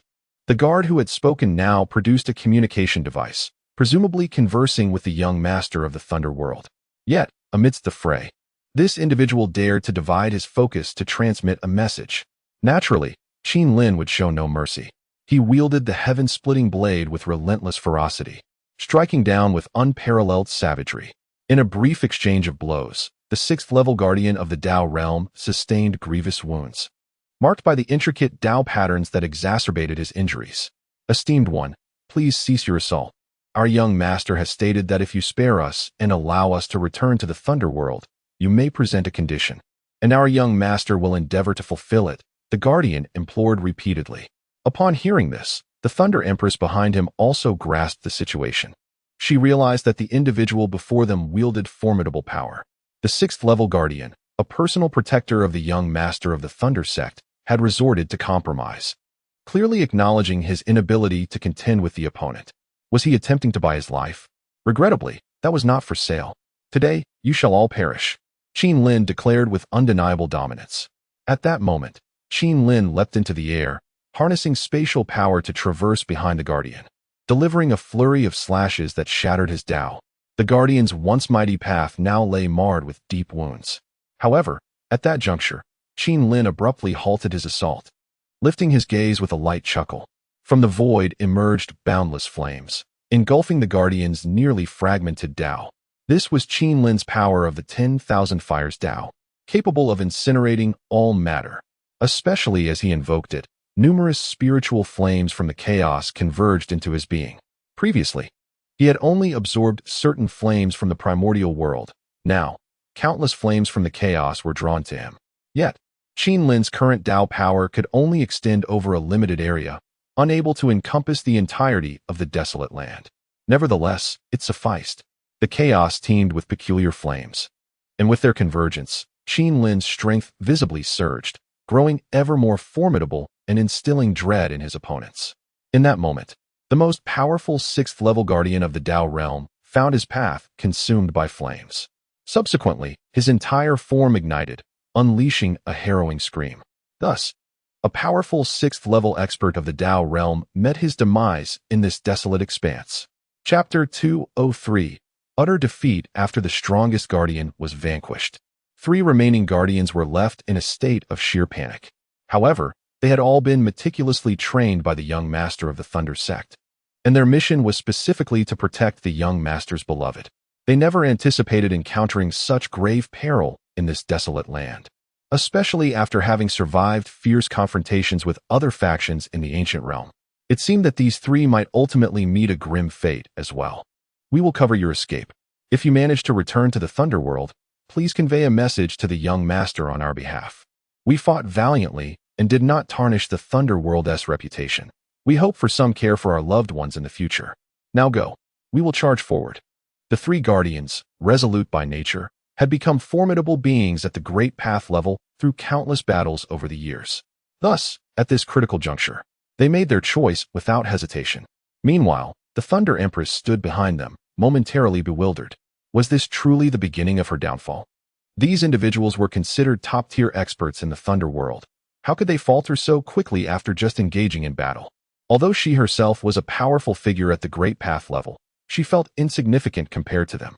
The 4 she had brought along were each stronger than she. Yet, to her astonishment, such a formidable assembly had been defeated upon arriving in this barren expanse. At this moment, the Thunder Empress could not afford to dwell on her thoughts. Though she was the esteemed Empress of the Thunder world, once a figure above thousands, she felt powerless and her authority had diminished in the face of the current crisis. You hold them off. I will take my leave. She gritted her teeth and declared. However, at that moment, Qin Lin noticed her intention to flee and let out a cold laugh. Now wielding mastery over the space path, he could traverse dimensions with remarkable speed, becoming virtually undetectable. To allow the Thunder Empress to escape would be an utter failure. In an instant, Qin Lin vanished into the void, reappearing in mere moments to obstruct the Thunder Empress's path. With a swift motion, he swung the opening heaven blade towards her. The Empress's expression darkened as her escape route was blocked. She was left with no choice but to fight to the death. Gripping a long sword imbued with potent thunderous energy, which appeared to be entwined with thunderous electric dragons, she responded to Qin Lin's advance by unleashing a flurry of strikes, illuminating the void with flashes of blade and sword. Yet, in Qin Lin's eyes, her efforts were insignificant. With the use of the slaughter path, the opening heaven blade in his grasp became extraordinarily sharp, capable of cleaving through anything, and he closed in on the Thunder Empress in an instant. However, a protective necklace around her neck emanated a shadowy figure just as the blade light was about to strike, intercepting the lethal blow. However, this illusory figure appeared only for a fleeting moment before being obliterated by the sharp blade of the open sky sword. This formidable strike landed upon the Thunder Empress, propelling her through the air, leaving a deep gash across her chest. Within this wound lay remnants of the great Tao's power, incessantly tearing at her injury, rendering her utterly incapacitated and devoid of the strength to continue the battle. Observing her loss of combat capability, Qin Lin shifted his focus to the remaining 3 guards. These 3 were now besieged by Qin Lin's 8 subordinates, all of whom were exceptional beings of the Great Tao. Although his subordinates lacked the overwhelming strength of their adversaries, their numerical superiority, 8 against 3, was a decisive advantage. Despite their inferior cultivation and less potent abilities, they were still unparalleled masters of the Great Tao, capable of momentarily restraining their foes. As Qin Lin's forces gained the upper hand, the faces of the 3 guards turned ashen, engulfed in despair. If they were to engage in combat with these 8, they might have had a fighting chance. At the very least, they could retreat safely. However, with Qin Lin's involvement, the nature of the encounter had drastically changed. This man was far too powerful, inspiring no thoughts of resistance among them. Were it not for their origins in the Thunder world and their subsequent selection and training by the young master of the Thunder sect, coupled with the fact that their kin remained within the Thunder world, they would have willingly forsaken the battle and fled for their lives. Alas, let us fight. If we perish here, perhaps our loved ones back home will glean some benefit. Should we cower in fear and flee, our clansmen will surely suffer the consequences. At that moment, One guard spoke softly, sensing the shared sentiments among them. By now, their thoughts converged. Yet he hoped that these two comrades would not err in their final moments. Each of them possessed a means of communication, and within the Thunder sect, they bore life-binding marks. Their fates, whether to die in battle or to survive, could be transparently discerned. There had been instances where individuals sent to execute missions had fled upon encountering a stronger opponent, only to be publicly executed upon their return to the Thunder World, leading to the annihilation of their entire clan. The rulers of the Thunder World had little patience for extraneous explanations. Their purpose in cultivating these warriors was clear: to wage war on behalf of the Thunder World and to eliminate enemies, especially at critical moments. To be prepared to sacrifice their lives. In the remnants of the Thunder World, Qin Lin wielded the open sky, sword with relentless fervor. One by one, the three guards fell. Qin Lin recognized that they were indeed death warriors, doomed to charge forward, unable to retreat in the face of adversity. For if they attempted to flee now, a far graver punishment awaited them. It was a poignant reflection, yet there was no room for sympathy, as they were ultimately adversaries. Chapter 204. The Thunderous Medium World. The four formidable beings from the Thunder World were systematically subdued. At this juncture, Qin Lin instructed his 8 subordinates, each at the pinnacle of the Tao realm, to commence the cleanup of the battlefield. Although these 4 had perished, their storage bags remained intact, as they were indeed figures hailing from a medium world and were likely to possess valuable items. Ultimately, all possessions of these 4 individuals were handed over to Qin Lin. A cursory glance revealed that their belongings included various grades of magical treasures, as well as the cultivation techniques and divine powers from the Thunder sect of the Thunder World. Once all matters were settled, Qin Lin's gaze fell upon the Thunder Empress. This woman had already suffered injuries from Qin Lin's hand, rendering her incapable of further mischief. Moreover, Qin Lin had ensnared her in a binding force, immobilizing her on the ground. Only in this manner could Qin Lin feel secure, as her methods were insidious, and she might struggle in her final moments, causing unnecessary complications. At this moment, Qin Lin produced the Celestial Ghost Spine. This artifact was now completely under his control, and the spirit within had acknowledged him as its master. The Thunder Empress had inflicted grievous harm upon him in the past, and now, with this opportunity, he could leave her fate in the hands of the spirit. I have already bound this Empress. She is now yours to deal with, Qin Lin declared to the Celestial Ghost Spine.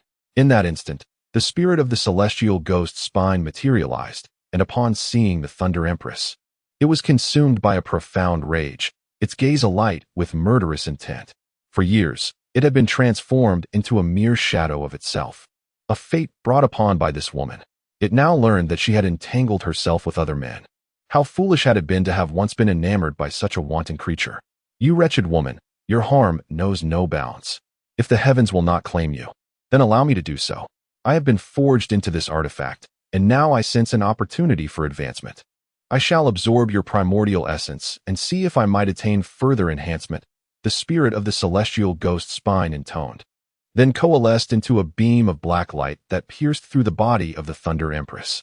Subsequently, the Celestial Ghost Spine began to voraciously draw upon her blood essence. Before long, the Thunder Empress fell, and her 2 Tao paths crumbled, causing tremors in the surrounding area. The demise of such unparalleled beings at the Tao realm led to the shattering of the Tao itself, visible from miles away as fractures appeared in the air, creating a tremendous commotion. The 4 guardians from the Thunder sect, along with the Thunder Empress, a total of 5 unparalleled Tao realm experts, had met their end in succession, causing the continuous fragmentation of the Tao and resulting in significant upheaval. This desolate land had recently undergone substantial changes, prompting the chaotic creatures in the surrounding perilous regions to retreat to their lairs, trembling with fear. At this moment, after vanquishing the Thunder Empress, the spirit of the Zongtian Ghost Spine seemed to be reborn. Once steeped in profound resentment, it underwent a remarkable transformation. The malevolent energies, ghostly aura, demonic essence, vengeful spirit, and murderous intent dissipated instantaneously. As a spirit, it reaped boundless benefits and experienced a significant enhancement in power. An inexhaustible stream of chaotic energy surged towards the Zongtian Ghost Spine, continuously nurturing this magical artifact. Qin Lin observed this metamorphosis with a silent nod of approval. Having exacted vengeance, the spirit of the ghost had relinquished its past grievances, elevating the Zongtian ghost spine to the status of a supreme innate treasure. However, due to limitations in the materials used for its forging, the spirit had acquired the capability to wield a chaotic sacred artifact, yet the treasure itself could not advance to its final tier. Whether the Zongtian ghost spine could be placed within the chaotic refining heaven furnace remained uncertain. Should this be feasible, Qin Lin could infuse it with substantial chaotic spiritual materials, augmenting its essence and propelling it into a genuine chaotic sacred artifact. Such an artifact, housing a spirit, would essentially be akin to an unparalleled powerhouse at the Dao realm, capable of independent combat. If successfully refined, it might very well serve as Qin Lin's trump card. After contemplating the Zongtian ghost spine for a while, Qin Lin retracted it and addressed his 8 subordinates behind him. All right, the battle has concluded. Let us return to the Qilin realm. In the aftermath of Qin Lin and his companion's departure, numerous creatures from the chaos cautiously approached the scene. Among them were several audacious beings who, upon reaching the battlefield, discovered an abundance of artifact fragments. They sensed the immense advantages brought forth by the collapse of the Dao in this area. For some chaotic beings, cultivating here would allow for rapid comprehension of the laws of power. Given the numerous Dao that had shattered, various laws dispersed around, presenting a treasure trove for the less experienced chaotic beings. Some of them quickly found safe havens to commence their training. Additionally, a couple of these chaotic entities stumbled upon newly emerged exquisite mini-worlds. Indeed, in the remnants of the Thunder World, the site of the fall of 5 unparalleled powerhouses at the Dao realm, the surrounding space had distorted and collapsed. In the forthcoming period, this area would likely birth numerous exquisite mini-worlds, perhaps even evolving into a brand new chaotic perilous zone. Meanwhile, within the vast realm of the Thunder Sect, in a medium-sized world, a significant event unfolded. The previously recorded life imprints of disciples suddenly shattered for 4 individuals, and this news swiftly reached the ears of the sect's young master. Prior to this, one of his guards had contacted him, reporting the discovery of a mysteriously gifted disciple in the desolate lands, possibly hailing from another region. There were also several powerful beings at the Dao realm in that vicinity, and the Thunder Empress, along with her 4 guards, was under siege, potentially facing grave peril. At that moment, he was filled with a profound anger. The desolate land, though not a territory of the Thunder realm, was in close proximity, making its annihilation a trivial task. However, considering the precarious situation of the Thunder Empress, he was willing to compromise and agree to one of her requests. Yet, did she not reciprocate? He continued to send messages, but neither his 4 guardians nor the Thunder Empress responded. Had they all perished? After much effort, he had finally encountered an extraordinary beauty, a woman of such exquisite allure that he found himself utterly captivated. Yet now, had she vanished from existence? This left him in a state of utter despair. Nevertheless, for the time being, he could not depart from the Thunder Sect, nor could he exit the Thunder realm, as he was in the process of refining a path that was devoid of a master. His father, the sovereign of this realm and the head of the Thunder Sect, had expended countless resources in previous years to secure this ordinary, masterless path for him. He was currently a formidable being at the 7th level of the path realm, and with the refinement of another path, he would ascend to the 8th level. Furthermore, his father was tirelessly seeking various cultivation materials for him, and it was likely that before long, he would emerge as a pinnacle powerhouse in the path realm. Within the Thunder realm, he wielded great influence, commanding respect and possessing everything: artifacts, techniques, divine abilities, and an abundance of cultivation resources, with no one daring to defy him. Yet now, someone had killed his people and humiliated him. This was an affront he could no longer tolerate. Just wait. Once he mastered that masterless path, he would undoubtedly lead a contingent of Thunder Sect disciples to that desolate land, to exact vengeance. Chapter 205. The Demon-Suppressing Seal in the Realm of Qilin. Within the Qilin Palace, after vanquishing the Thunder Empress, Qin Lin promptly returned to the Qilin realm with his subordinates. He placed the celestial demon spine into the Chaos Refiner, along with an array of spiritual materials and artifacts of innate spiritual treasure caliber or higher. The spirit of the celestial demon spine had already attained the level of a chaos sacred artifact. However, the materials used to forge this artifact were inadequate. When the Thunder Empress refined it, She likely never anticipated that it could evolve into a chaos sacred artifact. O spirit of the celestial demon, my furnace can refine all manner of artifacts. This time, I shall place you within it as an experiment. I am uncertain whether your spirit will endure post-refinement. Yet, if you desire to advance further, this is the only path. Otherwise, you shall remain forever unable to ascend to the status of a chaos sacred artifact. Should this endeavor prove successful, you may not only transform into a chaos sacred artifact, but perhaps even manifest as a chaos divine weapon, a formidable tool capable of overseeing a vast realm. As Qin Lin gazed at the celestial demon spine within the refiner, he spoke earnestly. The spirit of the celestial demon comprehended his words, for it was intimately aware of its artifact. To become a chaos sacred artifact, it indeed required a rebirth. Once a sovereign of its own world, the spirit was resolute in its determination. Since I have acknowledged you as my master, I must keep pace with your ambitions. Master, you are capable of vanquishing formidable adversaries at the Tao level. If I cannot evolve into a chaos sacred artifact or continue my transformation, I shall inevitably become a relic of no value. I wish to avoid such a fate.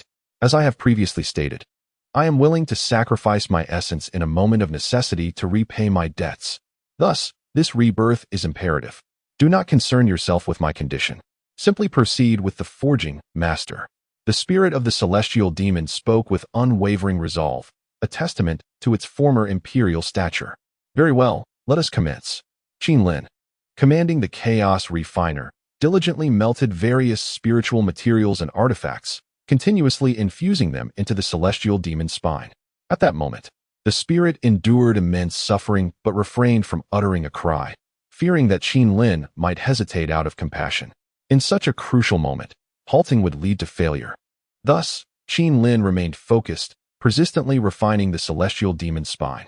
After an indeterminate passage of time, the celestial demon's spine absorbed numerous spiritual materials, dozens of innate spiritual treasures, and 5 innate supreme treasures.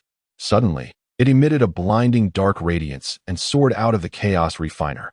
Success! The celestial demon's spine had transformed into a chaos sacred artifact. Its form had undergone notable changes, evolving into the demon suppressing seal. At this moment, the demon suppression seal hovered in midair, displaying the visage of the heaven demon spirit. The formidable power it emanated was unparalleled. Should it descend silently, it would likely obliterate the corporeal forms of any beings below the 3rd stage of the Great Tao. Excellent. Given this, I shall forge all the treasures and spiritual materials acquired during this endeavor for you, to witness the extent of your growth. Qin Lin cast a glance at the demon suppression seal and spoke fervently. Subsequently, he produced the treasures from the 4 guardians of the Thunder Realm, as well as the complete arsenal of the Thunder Empress. Over 20 innate treasures, more than 200 innate spiritual treasures, thousands of postnatal treasures, and tens of thousands of postnatal spiritual treasures. Furthermore, their storage spaces contained remains of primordial beings and various refining materials, all of which Qin Lin cast into the chaotic refining furnace. He intended to engage in an extravagant display of power. In truth, the vast array of treasures was more than sufficient for him to forge 1 or 2 chaos sacred artifacts anew, but with the presence of the heaven demon spirit. A single chaos sacred artifact imbued with a spirit could autonomously engage in battle, distinguishing it from mere lifeless objects. This was its exceptional quality. In recent days, while traversing the chaos, Qin Lin had gleaned certain knowledge, such as the phenomenon of spirit emergence within treasures, an occurrence that required millions of artifacts to manifest. Furthermore, many spirits within treasures possessed only rudimentary intelligence, far from the agility of the heaven demon spirit. When Qin Lin first acquired the heaven demon spine, its cognitive abilities were severely lacking. It would occasionally regain lucidity, yet predominantly harbored vengeful thoughts, rendering communication impossible. Thus, Qin Lin initially regarded it as a rather lackluster possession, even contemplating selling it for resources to aid his cultivation within the chaos. Little did he anticipate that after fulfilling its vengeance, the spirit would awaken and willingly acknowledge Qin Lin as its master, elevating Qin Lin's regard for it. After all, a chaos sacred artifact with a spirit was a rare treasure. Even some of the most formidable beings at the sovereign level would likely covet such news. Soon after, As Qin Lin continued his forging, the power of the demon suppression seal surged once more. Now, a single strike from it could potentially overwhelm even those at the 5th or 6th stage of the Great Tao. Upon sensing its newfound strength, the heaven demon spirit expressed its gratitude to Qin Lin incessantly. Master, I have been reborn. From this moment forth, I shall no longer be known as the heaven demon spine. I am now the demon suppression seal, destined to eradicate all demons and rectify all injustices in the world. Chapter 206. Commencement of rewards following the successful crafting of the demon suppression seal. Qin Lin summoned his 8 subordinates in the Qilin Hall. The ancestor of the flood dragon and others, now transformed into human form, stood within the grand hall, rubbing their hands together, their hearts brimming with anticipation. Their victory in this battle assured them of rewards from the young master. During our ambush of the Thunder Empress, we suffered no casualties, which is commendable.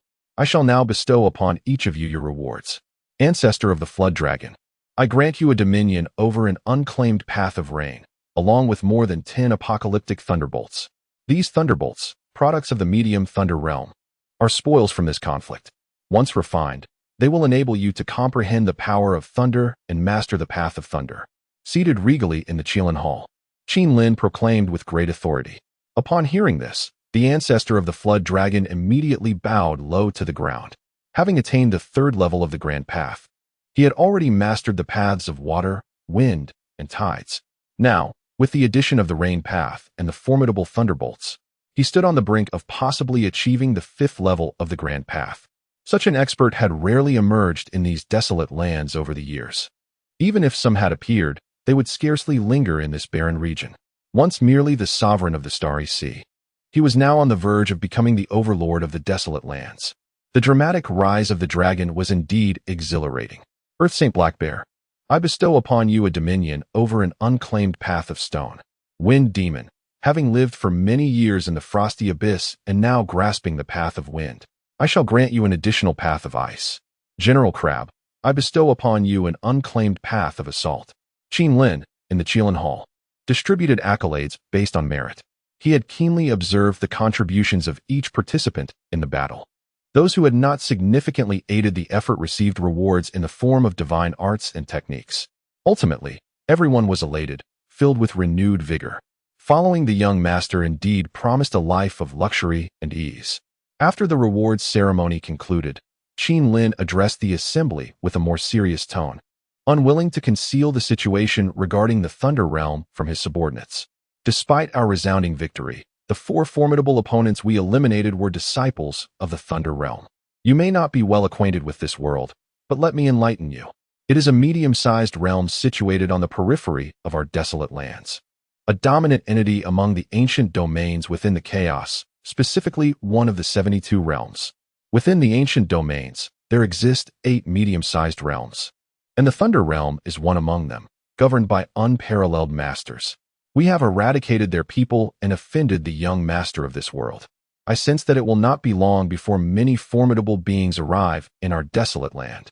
Therefore, you must prepare thoroughly for battle and not allow yourselves to be complacent. During this period, I hope you will seize the opportunity to attain mastery of the unclaimed pathways, enhancing your cultivation swiftly. For those unable to elevate their prowess, venture into the perilous realms of the chaotic territories to capture more peak saint-level chaotic beings.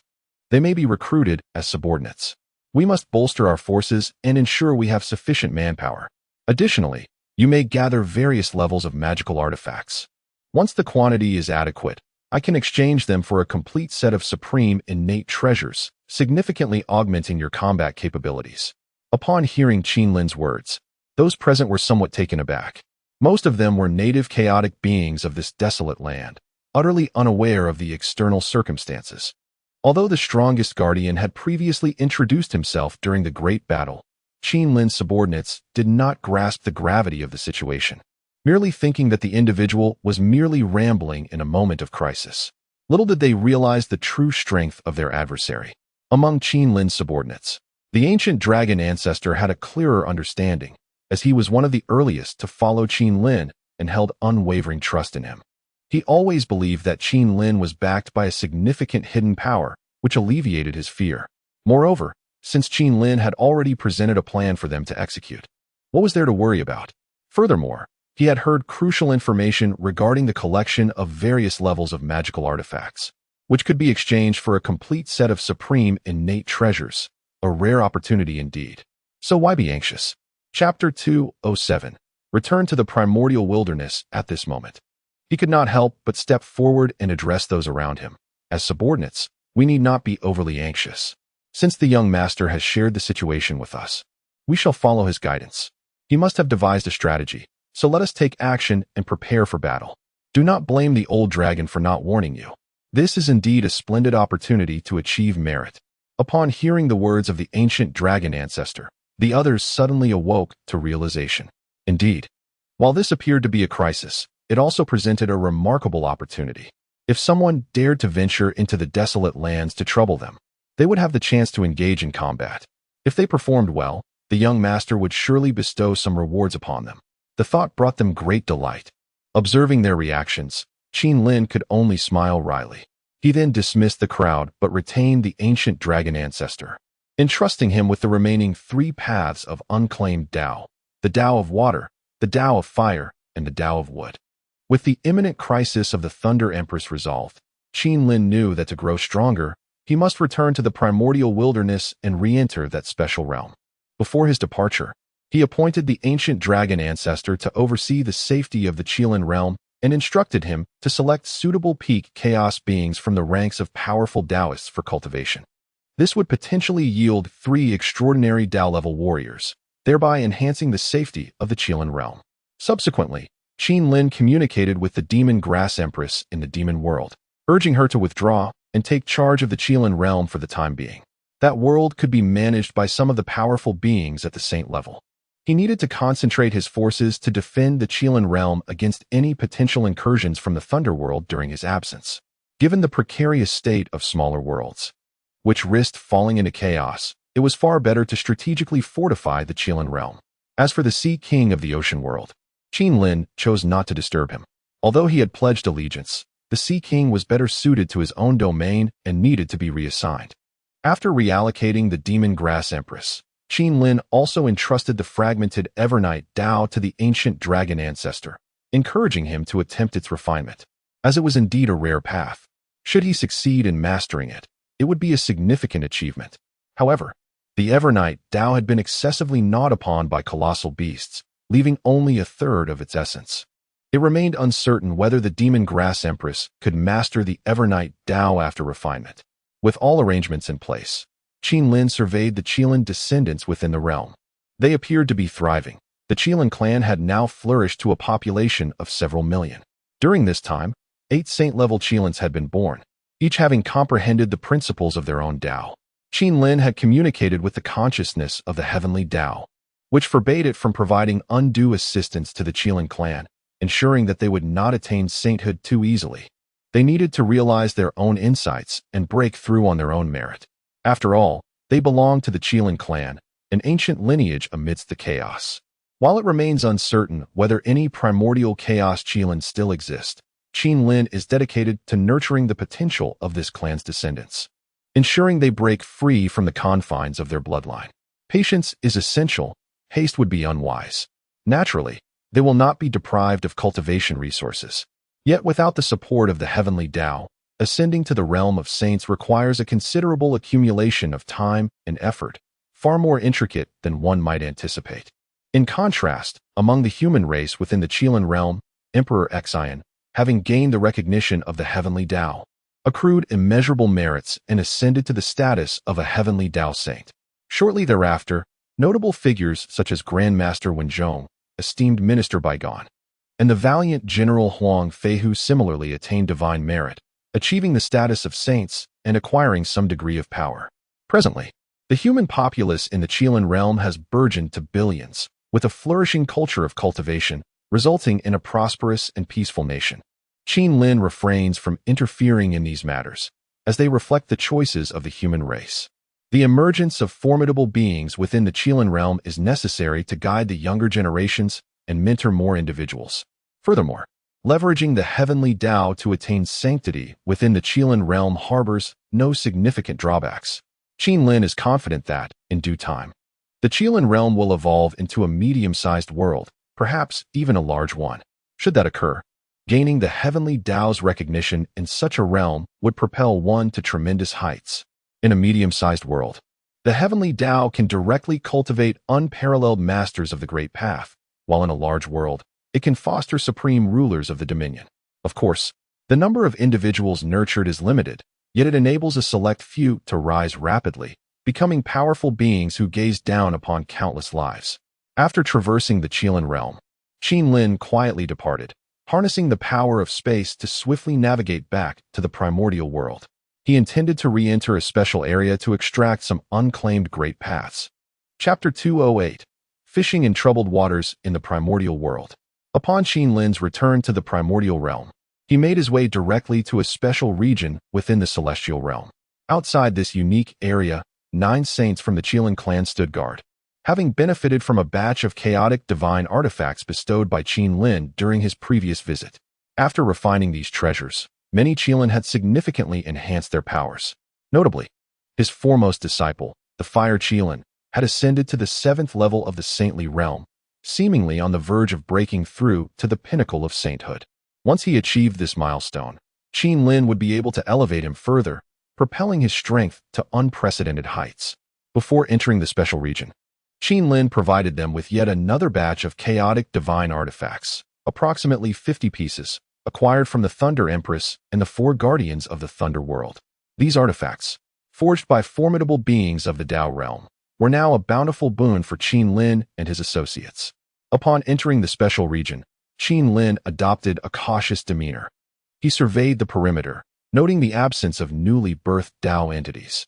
Numerous colossal beasts were testing the waters at the edge of the core area, while some of the weaker giants had opted for slumber, likely waiting for the next emergence of a Tao to awaken and seek sustenance. Observing this scene, Qin Lin stroked his chin with a mischievous smile. Did these dormant giants truly believe they were safe and secure at the periphery? These creatures could be refined into magical artifacts or integrated into the world to elevate its level. Regardless of the method, both options were highly coveted. Witnessing so many giants in slumber ignited a devious thought in Qin Lin's mind. Why not seize the opportunity to harvest them while they slept? Such an endeavor would prove far more convenient.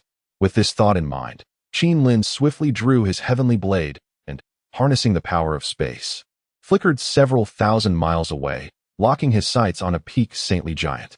With a single stroke, he cleaved it down, swiftly sealing the area to ensure not a trace of blood or light from his blade was revealed. Thus, Qin Lin traversed back and forth, slaying dozens of saintly giants. Yet, after vanquishing these colossal beings, he sensed some Tao-level beasts that had been probing the core area, retreating several steps. It appeared they had sensed something amiss but failed to identify any substantial threat, continuing their vigilant patrol of the periphery. Realizing their heightened alertness, Qin Lin wisely decided to withdraw. He had already secured a significant gain by slaying numerous saintly giants. He then redirected his gaze toward the core area.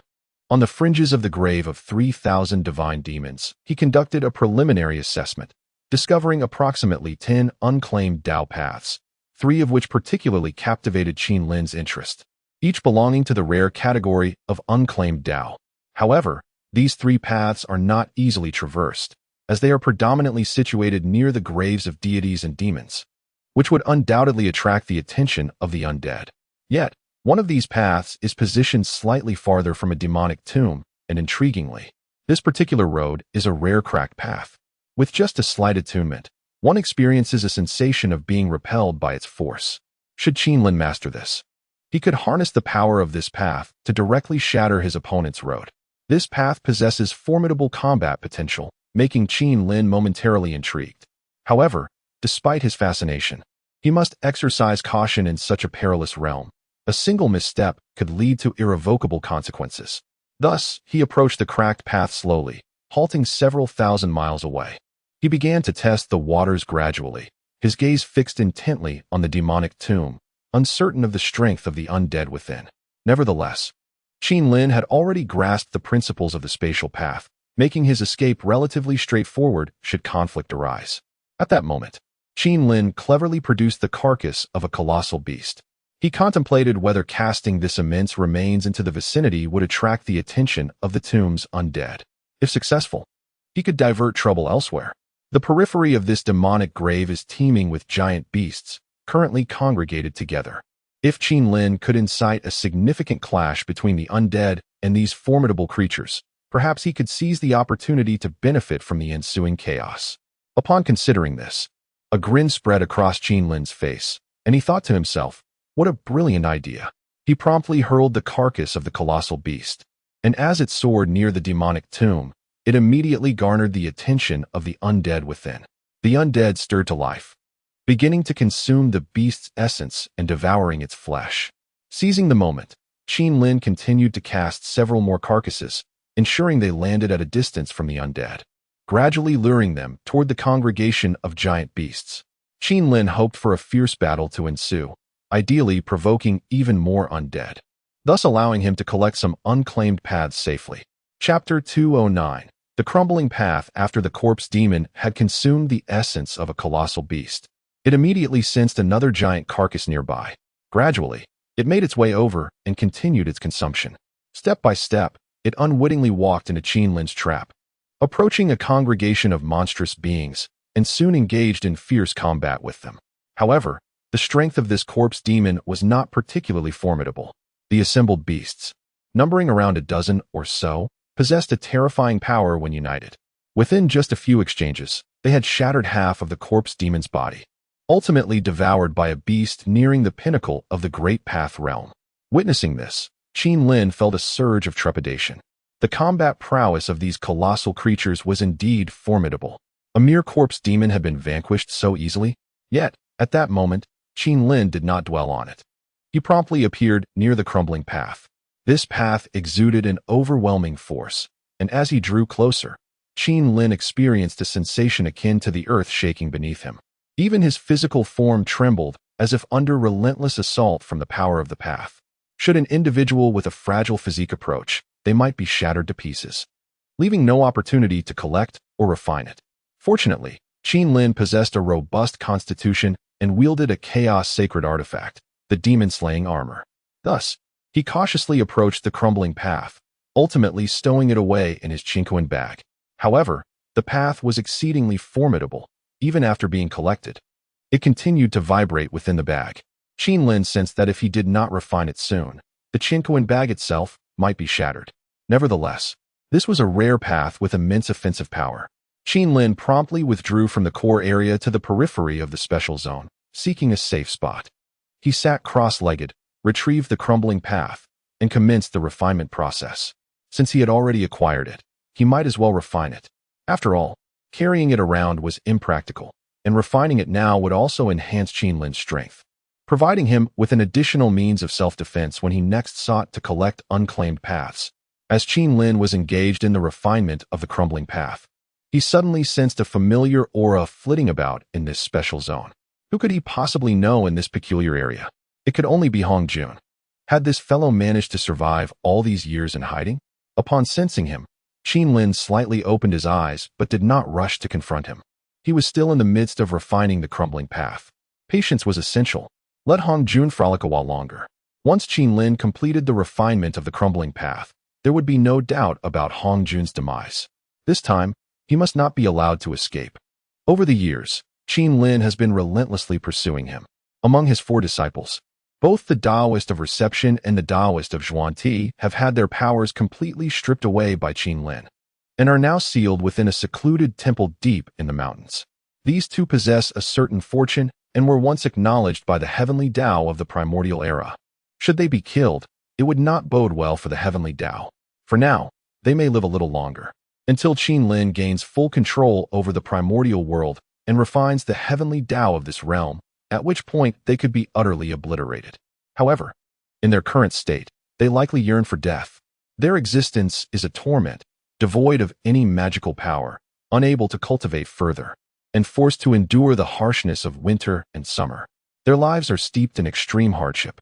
As for the other 2, Laozi of Taiji and Yuan Shi Tianzuan have completely vanished within the chaos.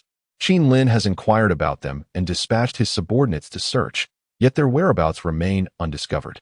They may have concealed themselves in some hidden place, engaged in intense cultivation, or perhaps they have fled to even more distant reaches of chaos, seeking refuge with certain powers. Regardless, these two cause Qin Lin a measure of distress, as they possess knowledge of the circumstances of the primordial world. And should any information be leaked, it could attract the attention of formidable beings. This concern weighs heavier on Qin Lin than the crisis in the Thunder Realm. Nevertheless, there is little he can do. His only course of action is to rapidly increase his strength. As long as he has sufficient power, he can confront any adversary and shield against any threat. Everything else is inconsequential, mere fleeting clouds.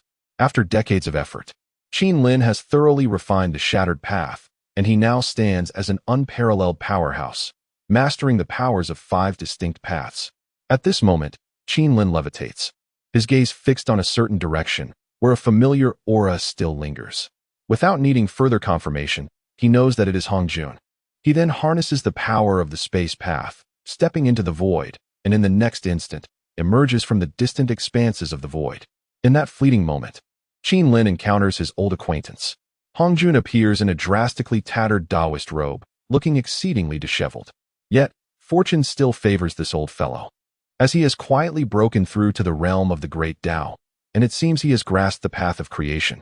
This is a rare path, not inferior to Qin Lin's 5 elements path. Utilizing this path to elevate his cultivation lays a solid foundation. However, his current strength still pales in comparison to Qin Lin's. He must have recently achieved this breakthrough and harbors grand ambitions.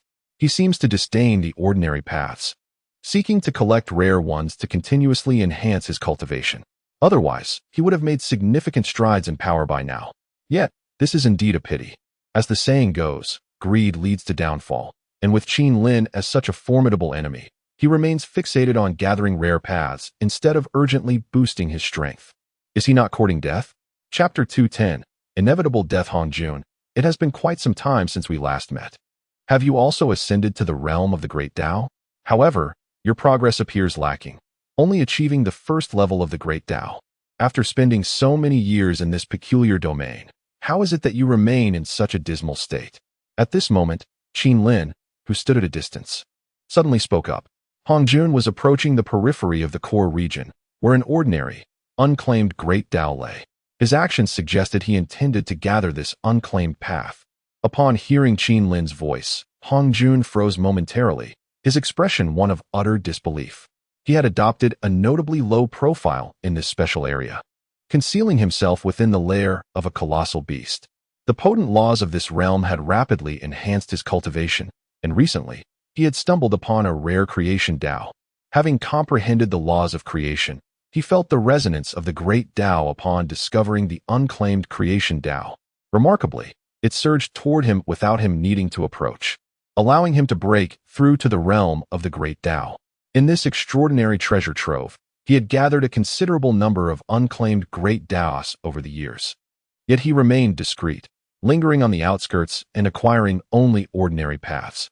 Nevertheless, he was immensely pleased with his collection. If he could transport these treasures outside, they would be exceedingly coveted for nurturing forces or exchanging for other cultivation resources. He also contemplated that if he failed to gather the rarer paths, he could still refine these unclaimed great Taos with his rapidly increasing strength, perhaps regaining control over the primordial world. But now, Qin Lin had discovered him. This could spell disaster. Moreover, Hongjun recognized that Qin Lin's cultivation was no less formidable than his own, plunging him into a state of utter despair. In this peculiar realm, he would rather encounter colossal beasts of the great Tao or even bloodthirsty corpse demons than face Qin Lin. Qilin ancestor, since we have uncovered such a treasure, why must we continue to battle? Let us cease hostilities and put our past grievances behind us. We could join forces to explore this place. Hongjun feigned calmness, repeatedly suggesting a truce. Upon hearing this, Qin Lin let out a cold laugh. A truce? He wished to ally with him? How curious it was that he could utter such words. The enmity between them could not be resolved with mere words. Moreover, collaborating with someone like him offered no guarantees. In fact, he believed it would be best to eliminate him entirely. As Qin Lin regarded Hongjun, his words rang with authority. The domineering tone and unmatched presence made Hongjun's heart tremble. Subsequently, he refrained from further discussion, retrieving the creation jade dish and summoning several innate treasures, preparing himself for battle against Qin Lin. However, at this moment, Qin Lin, observing his actions, could not help but smirk subtly. He is no longer a match for himself. To slay him would be exceedingly easy. Without hesitation, he drew the heaven-cutting blade, and with a swift motion, he unleashed the powers of the rupture path and the slaughter path, cleaving through the air with unparalleled might. As this immense force approached Hongjun, his innate treasures immediately began to crack. The rupture path possesses the ability to shatter the void, while the slaughter path wields the power to annihilate the river of time. Both of these paths are rare and formidable in combat. However, Hongjun, being quite formidable himself, had comprehended the path of creation, and the creation jade disc in his hand had been refined to perfection. When the blade's light struck the disc, it appeared to absorb the attack, with Tao patterns continuously revolving upon its surface, exuding an air of mystery. This is the unique characteristic of the path of creation. Yet, witnessing this scene, Qin Lin remained unperturbed. No matter how powerful the path, it is mere vapor before absolute strength. Qin Lin continued to wield the heaven-cutting blade, relentlessly cleaving downwards. Before long, all of his innate treasures shattered, and he summoned the powers of the 5 elements path and the 10,000 fires path. The force of the 5 elements formed a cage that pressed down upon Hongjun, while the 10,000 fires path ignited the very ground upon which Hongjun stood, akin to a spark that ignited endless flames wherever it went. This caused Hongjun considerable distress. His expression changed dramatically. If this continued, he might perish. Having already transcended the realm of the Tao and amassed numerous unclaimed paths, he would not accept his demise lightly. In this peculiar area, he sensed the potential for rapid ascension, even the possibility of breaking through to higher realms. Do not force my hand. There are many monstrous creatures and countless corpse demons in this place. If you truly seek to kill me, I will summon them. It will be a fight to the death. Hongjun roared in furious indignation. Simultaneously, he ventured deeper into the realm of the 3,000 divine demons' tomb, knowing that remaining at the periphery would surely lead to his annihilation at Qin Lin's hands. He had previously escaped into this realm during a prior pursuit by Qin Lin, where he had witnessed the chaos of monstrous beasts and corpse demons clashing, and his low cultivation had allowed him to evade detection, narrowly preserving his life. But this time, he was left with no choice but to delve deeper, hoping that Qin Lin would not pursue too closely. However, as soon as he uttered these words, Qin Lin let out a cold laugh. Is he attempting to play such a game with me? Hongjun is still rather inexperienced. Since he wished to play, Qin Lin would indulge him. He promptly retrieved several corpses of monstrous beasts and hurled them in Hongjun's direction, even causing a few of the monstrous corpses to explode, scattering an abundance of essence blood, much of which splattered onto Hongjun. In that moment, Hongjun felt a profound desire for death. This Kirin ancestor is truly malevolent. So much vital essence has emerged in the graveyard of the 3,000 deities and demons, it is bound to awaken some slumbering corpses, and with this, his demise today is inevitable. Chapter 2:11. The invincible divine light. After the colossal beasts met their demise, the overwhelming vitality they possessed immediately summoned several corpse demons. These wretched beings emerged from the earth, raising their hands to the sky. At that moment, Hongjun was engulfed in terror. Both the Qin Lin behind him and the corpse demons ahead were capable of extinguishing his life with ease, leaving Hongjun in a state of utter despair, convinced that his end was nigh. However, Qin Lin was swift in his actions. Sensing Hongjun's deteriorating composure, he harnessed the power of the spatial Tao, appearing suddenly behind him and delivering a decisive strike with his blade. This unexpected blow, despite Hongjun's possession of the creation jade dish for protection, inflicted severe injuries upon him. Seizing the moment, Qin Lin noticed a spatial pouch fastened to Hongjun's waist and unleashed several more slashes, catching him off guard and snatching the pouch into his grasp before swiftly retreating from the area. Meanwhile, the awakened corpse demons fixed their fierce gazes upon Hongjun, their eyes glinting with malevolence, for he was stained with the essence of the gigantic beasts and had suffered wounds from Qin Lin's attack, blood seeping from his body. In an instant, the corpse demons surged toward him. Witnessing this scene, Hongjun's countenance turned ashen. Retreating would lead to his demise at Qin Lin's hands, while remaining could result in being devoured by the corpse demons. With no other options available, he was compelled to delve deeper into the abyss of gods and demons. Resolute, he hastily navigated into the depths of the graveyard, yet his radiant life force shone like a luminous star amidst the darkness of the cosmos, drawing undue attention. Along his path, he roused the interest of over a dozen corpse demons. Such was the magnitude of his presence. At the fringes of the abyss, Qin Lin observed this with a mix of incredulity and admiration for Hongjuan's audacity. However, he suspected that no matter how fortuitous Hongjun might be, evading death this time would prove exceedingly challenging. As Hongjun ventured deeper, the strength of the pursuing corpse demons escalated. Soon, anguished cries echoed through the air, signaling that his creation jade dish had been shattered by a group of formidable foes. In the skies above a colossal tomb, a gigantic hand materialized, seizing him within its grasp and drawing him into the depths of the grave. The corpse demons that had relentlessly pursued him were overwhelmed with trepidation upon witnessing this mysterious force, retreating in dismay. At this juncture, as Hongjun fled into the abyss and lured many corpse demons away, Qin Lin seized this rare opportunity without hesitation. Around the tombs vacated by the drawn-away demons lay several paths of unclaimed Tao, including several rare ones. Acting swiftly, Qin Lin began to gather these treasures, fervently hoping that Hongjun would not meet his demise too swiftly, or else he would miss the chance to reap the benefits. Just moments ago, he had examined Hongjuan's spatial bag, which contained 9 ordinary, unclaimed avenues. It appeared that this old rascal had not been idle of late, having gathered these 9 avenues in this peculiar place.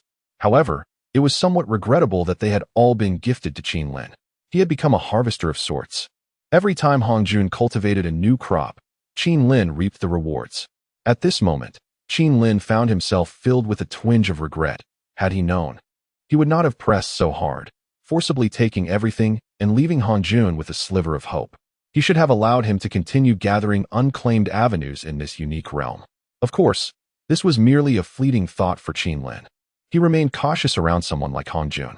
In times of desperation, it was certain that Hongjun would resort to refining ordinary avenues. Should he embark on that path, he could swiftly ascend to the pinnacle of the avenue realm within this special area. If that were to occur, Qin Lin would find himself in a precarious position. Though Qin Lin's current strength might rival that of certain extraordinary individuals who had cultivated ordinary avenues to their apex, perhaps even surpassing them in combat prowess, he could not afford to be the slightest bit complacent.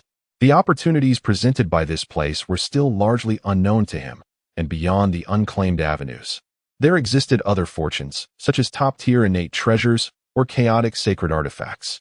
Indeed, in the vicinity of certain divine and demonic tombs, or even within them, there were numerous treasures. However, Qin Lin had refrained from collecting them due to the inherent risks involved, as a single misstep could rouse the undead fiends. Yet this time, while Hongjun attracted a wave of attention, Qin Lin had managed to reap substantial rewards. He successfully gathered 16 ordinary unclaimed avenues, along with 2 rare ones, the Roaring Avenue and the Combat Avenue. These 2 avenues were indeed remarkable. The Roaring Avenue was a sound-based avenue, once unleashed. It could generate powerful sonic waves capable of shattering space itself, transforming into a cacophony of clashing metal and upheaval, where even the feeblest of beings could find their true essence obliterated in an instant. Qin Lin had invested considerable effort in his collection of this avenue. Conversely, the Combat Avenue was an exceptional avenue for enhancing combat strength. Mastery of this avenue would result in an instantaneous surge in fighting capabilities and unparalleled techniques. The acquisition of these 2 avenues left Qin Lin elated. Both avenues were within his capacity to refine, and once assimilated, his strength would undoubtedly see a significant increase. The experience in this extraordinary realm would be exhilarating. For ordinary chaotic beings, ascending within the avenue realm typically demanded countless eons of dedicated cultivation, even for those with exceptional talent and unparalleled roots. Yet, for Qin Lin, the process appeared effortless. He could simply gather a few unclaimed avenues and swiftly elevate his cultivation. In the meantime, having just gathered a significant amount of unclaimed paths, Qin Lin discovered that Hongjun had been entombed by a mysterious corpse demon. The circumstances were unclear. Nonetheless, the legion of corpse demons pursuing him had ceased their relentless chase. As they surveyed their surroundings, they soon caught sight of Qin Lin's presence, which rendered him somewhat helpless. Just as he had collected some valuable treasures, was he to flee once more? Sighing in resignation, Qin Lin recognized that retreat was now imperative. However, his harvest was substantial. He had acquired a total of 25 ordinary unclaimed paths and 2 rare paths. Undoubtedly, this journey had not been in vain. Consequently, Qin Lin harnessed the power of space and instantaneously vanished into the void. At that very moment, several potent auras emerged from his previous location, accompanied by assaults from various artifacts. Fortunately, he had departed swiftly. Had he been targeted by these corpse demons, his fate would surely have been dire. The corpse demons near the edge of the divine and demonic tombs possessed limited strength. After Qin Lin's disappearance into the void, they could no longer trace his whereabouts, resulting in their furious roars.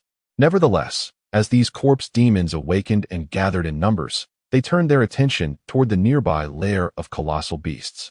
Should 1 or 2 of the demons venture forth, they might face a swift demise. However, with their numbers, the outcome of a confrontation would be uncertain. Meanwhile, Qin Lin, who had reached the periphery of a special region, gazed back toward the divine and demonic tombs, noting that the corpse demons had not pursued him. It appeared that his strength had indeed increased significantly, and he now possessed numerous means of self-preservation. Simultaneously, Qin Lin contemplated the prospect of entering the realm of gods and demons after refining 2 rare paths. However, prior to that, it would be prudent to forge additional defensive chaotic sacred artifacts, ensuring he was well prepared. Furthermore, he yearned to explore the secrets that lay deep within the divine and demonic tombs, which were highly enticing to him. At that moment, the system's upgrade notification sounded. Ding! The young master of the Thunder Realm has now become a peerless powerhouse at the 8th level of the Path Realm, leading 10 guardians of the same realm to the desolate lands. Host, do you wish to surrender voluntarily? Choice 1. Accept the task, willingly surrender, and become a subordinate of the young master of the Thunder Realm, gaining favor from the ruler of the Thunder Realm. Choice 2. Reject the task, refuse to surrender, and seek to eliminate the opponent, earning the reward of invincible divine light, an invincible state lasting 3 minutes, usable only once. Upon reading this, Qin Lin was taken aback. Could such a survival-oriented system truly offer such remarkable rewards? An invincible state? For 3 minutes? Was it possible for him to remain hidden, utilizing those fleeting moments of invincibility to sweep through the special region? Chapter 212. The end of the road. The emergence of the invincible divine light presented Qin Lin with yet another exceptional opportunity. Regardless of the perils inherent in this peculiar realm or the myriad secrets it concealed, as long as he could maintain an invincible state, he was resolute in his determination to plunge forward. Without hesitation, Qin Lin swiftly made his way toward the 3,000 divine demons' graveyard. He had yet to select a task, opting instead to wait until he encountered a formidable crisis before unleashing this divine light, ensuring that he could maximize its invincible effects. After all, the duration of this invincibility was but 3 fleeting minutes. Upon returning to the periphery of the 3,000 divine demons' graveyard, Qin Lin first cast a glance at the adjacent burial ground. Beside the graveyard lay another treacherous locale, a place where the remains of many powerful beings from the chaotic world had been discarded after their demise. Even an entire sect, a whole world of formidable entities, had met their end there, their bodies left to rot in that ghastly sight, an image both chilling and disquieting. The peril of that burial ground was no less than that of the 3,000 divine demons' graveyard. However, Qin Lin had never ventured to probe its depths. Ultimately, both paths converged in one direction, leading either to the end of the graveyard or the burial ground, where they would unite. Thus, Qin Lin chose the 3,000 divine demons' graveyard, a place with which he was more familiar. In an instant, he melded into the void, employing spatial powers to conceal his presence as he steadily advanced toward the core region. Simultaneously, he could distinctly sense some potent auras emanating from the massive tombs. Despite traversing the void, the terrifying energy resonated through the emptiness, sending tremors coursing through him. He even harbored the unsettling notion that beneath these colossal tombs lay the remains of unparalleled masters of the Dominion realm, or even beings of greater cultivation, some of whom had begun to stir from their eternal slumber. These resurrected corpses possessed the ability to recall fragments of their past memories and could wield various divine abilities or secret techniques, rendering them far more formidable than the mindless, bloodthirsty undead. At that moment, Lin felt the weight of their gaze upon him. Within the immense divine demon tombs, numerous gigantic hands coalesced, while several artifacts of chaotic saintly caliber soared from the graves, descending upon the void above with an oppressive force. In that instant, a chill ran down Lin's spine. He dared not linger any longer. He promptly selected a task, and in that moment, golden divine light enveloped him. Empowered by this radiant aura, he felt as though he were blessed by the heavens, impervious to the artifacts and massive hands that sought to strike him down. Seizing this opportunity, Lin emerged from the void, finding himself in the very heart of the 3,000 divine demons' graveyard, surrounded by a labyrinth of countless unclaimed pathways. Over the years, this place has given birth to numerous abandoned avenues, where colossal beasts cannot tread, allowing them to persist undisturbed. In this moment, Lin tirelessly gathered resources. Despite the tremendous fury emanating from the enormous tombs, he remained unfazed. In the blink of an eye, he collected 5 abandoned avenues, including 2 exceedingly rare ones. And this was merely the beginning. Lin felt as though he had entered an unguarded treasure trove, seizing whatever caught his eye. As he passed by a massive tomb, he noticed a gravestone before it, an artifact of chaotic origin. After its master's demise, it had transformed into a gravestone, guarding this place. Lin did not overlook this relic. He promptly stored it in his universe pouch. At that moment, the colossal tomb suddenly cracked open, and a corpse demon with a fish head and human body soared forth. The formidable aura it exuded suggested it was a peerless powerhouse at the Dominion level, swinging its claws with the intent to slay Lin. Yet, even such a being left no trace upon encountering Lin's invincible divine radiance, which filled him with exhilaration. He brandished the heaven-splitting blade and struck at the corpse demon. After all, he was invincible at this moment. Who did he have to fear? The blade came down, and the corpse demon did not evade but withstood the blow. However, this seemingly sharp strike merely left a faint mark upon its scales. This astonished Lin. Was the Dominion level truly this formidable? Nevertheless, he dismissed further pondering. Time was of the essence, and he needed to gather as many resources as possible before making a swift exit from this extraordinary realm. This time, he had brazenly plundered resources and attracted considerable enmity. The next time he entered, unless he reached the pinnacle of the avenue level, or rather, attained Dominion, he would not dare return, lest he be targeted by these Dominion-level corpse demons and swiftly eradicated. Meanwhile, Lin continued to collect abandoned avenues, delving deeper into the core of this special region. He sought to uncover the secrets that lay behind the graves of the 3,000 deities and demons. However, as he soared over the land of these graves, he discovered that the deeper he ventured, the more enigmatic the place became. Within some of the colossal tombs behind him, certain corpse demons had awakened, yet, constrained by some unseen force, they could not break free, as if sealed within. The dense power of laws in this special area, along with the sporadic emergence of abandoned avenues, seemed to be extracted from these enormous tombs. It appeared dreadfully ominous. Were these remnants the machinations left by the young clan leader of the Pango lineage? If that were the case, the implications were truly terrifying. Even in death, he could scheme to revive the corpses of the 3,000 deities and demons, subjugating them once more. Even in the face of mortality, they were to be utilized for his purposes. As he delved deeper, Lin found it increasingly effortless to gather the rare, unclaimed paths of the Tao. His Qian Kuan bag now contained over 50 ordinary unclaimed paths, alongside 7 rare ones, while he had also acquired 4 pieces of chaos sacred artifacts along his journey. Truly a bountiful harvest. Upon reaching the end of the graveyard of the 3,000 deities and demons, Lin discovered a small mountain behind it, atop which lay a natural formation of immense power. Upon witnessing this, Lin was momentarily stunned, for this was the grand formation that governed the primordial world. Should he manage to refine this formation, he would wield dominion over this realm. However, as he ventured closer to the mountain, he was met with an overwhelming pressure, akin to a weight of 1,000 tons. Despite possessing the invincible divine light, a state of unmatched prowess, he still felt an intense sense of oppression. This place, it seemed, served as a trial of inheritance. Should he succeed in traversing it, he could potentially refine and seize control of the entire primordial world. Yet, without absolute strength, one could not arrive at this juncture, let alone ascend the small mountain. Qin was acutely aware of this fact. Nevertheless, numerous unclaimed paths of the Tao lingered in the vicinity of the mountain. After collecting several, he promptly began to retreat. Time was running short. He had attracted many corpse demons during this endeavor, including some at the sovereign realm. Thus it was imperative that he withdrew unscathed. Failure to do so would spell his doom. Chapter 213. Seizure in the final fleeting moments of the invincible divine light. Qin found himself on the periphery of a peculiar domain.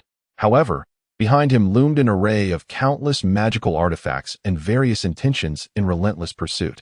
It was at this juncture that his invincible divine light began to dissipate, foretelling his imminent demise, blood staining the void. Yet, owing to Qin mastery over the spatial Tao, his speed remained astonishingly swift. In the last second, he stepped out of this extraordinary realm, leaving behind the barrage of artifacts and intentions, all thwarted by a mysterious force. Nevertheless, the onslaught of such numerous magical treasures and the clash of intentions caused a subtle tremor throughout the entire special area. Once Qin departed, the immense tombs beneath this unique domain erupted with furious voices. These entities, once victims of the Pangu's treachery, had their corpses resurrected and memories partially restored, yet remained confined in this desolate place, a predicament of considerable despair. However, beneath these colossal graves lay an expansive underground world, thick with the aura of death. The corpses trapped in this realm were all formidable beings of dominion or higher.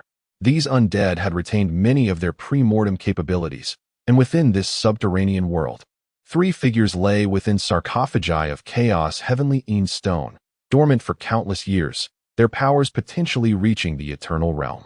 These undead were no ordinary beings. Should such a level of corpse demon emerge in the chaotic lands, they would be revered as the 9 nether deities. The deities of the 9 nether. They represented the apex of the 9 nether realm, eternally indomitable. It was unforeseen that within this special area, 3 such entities could coexist simultaneously. At that moment, a peaked dominion-level corpse demon knelt before one of the sarcophagi, accompanied by a feeble living individual, who, as one might expect, was the captured Hongjun. In this death-laden underground world, his condition was dire, and as he observed the multitude of powerful corpse demons surrounding him, any notion of resistance vanished entirely. My lord, here lies a chaos divine demon you have orchestrated over many years, likely one who entered the primordial world alongside us. Fortune smiled upon him, allowing him to survive. And he has acquired your creation jade disc, comprehending the creation Tao, now wielding the cultivation of the Tao realm. The peaked dominion corpse demon articulated reverently.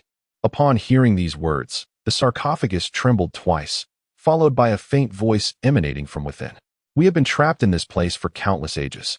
According to Pangu's original decree, he left us here to temper the inheritors of his legacy. We are but whetstones. After the emergence of a master in the primordial world, we may even become subordinates to that individual, with our lives and deaths entirely at his discretion. To have cultivated to this level, only to be ensnared by Pangu's schemes was already a bitter pill to swallow. Now, to become the subordinates of his heir, to relinquish our fates to another? It would be far better to become a lifeless corpse, to remain in eternal slumber. However, since you have all awakened, we must strive with great fervor, for the opportunity lies right before us. This living individual is also a being of chaotic divinity, and his body is remarkably suited for my purposes. He traverses the path of creation that I once cultivated, should I seize his essence. It is highly probable that I could escape this subterranean realm and even shatter the constraints of this place. Yet, upon taking over this person, all of my strength would dissipate, and I would have to start anew. Would you all be willing to assist me in reclaiming my former zenith? Once I emerge and seize control of this world, you shall all gain your freedom, and the primordial realm will be our dominion. Together, we can establish a kingdom of the undead, a force that rivals any grand world, as long as we unite. A voice emanated from within the coffin, grave and imposing. Upon hearing these words, Hongjun, who had initially been disinclined to struggle, suddenly began to resist with fervor. What an absurdity! If he did not fight back now, he would truly lose his opportunity. Yet, within this underground world, even the weakest among them were late-stage beings of the Great Path, while the recently revived undead were merely mid or early stage, lacking even the qualifications to enter this realm. Thus, despite his relentless efforts, Hong Jun's struggles proved futile. Master, I believe in you. If you can successfully seize his essence and return to your pinnacle, please allow me to awaken once more. I have endured enough in this lightless abyss. It is far too tormenting. The undead creature that had captured Hong Jun spoke earnestly. After speaking, it unleashed all of its lifeblood upon the coffin before it, causing a fraction of the sealing runes to dissipate. However, after the sacrifice, the dominating undead returned to a lifeless state, devoid of any aura. Witnessing this scene, some undead present recoiled in terror, while others stepped forward, offering the lifeblood they had cultivated over the years. Yet, even this was insufficient. The intricate runes still covered the coffin in abundance. At that moment, from one of the adjacent coffins, a faint sound emerged. Dark Valley Demon Emperor, are you certain you can break free from the coffin and seize his essence? What binds us is not merely this coffin forged of chaotic celestial stone, but the lingering will of Pangu, woven into these runes. Even if the undead of this subterranean world were to perish, they would likely be unable to break free. An aged voice resonated from within the coffin on the right. Indeed, through the years, we have endeavored to refine these ethereal pathways, yet to no avail. Otherwise, the three of us united would have had a chance to breach the constraints of this peculiar realm. If we could shatter the barriers of this power, while we may not claim dominion over this place, escaping the chaotic world would certainly be within our grasp.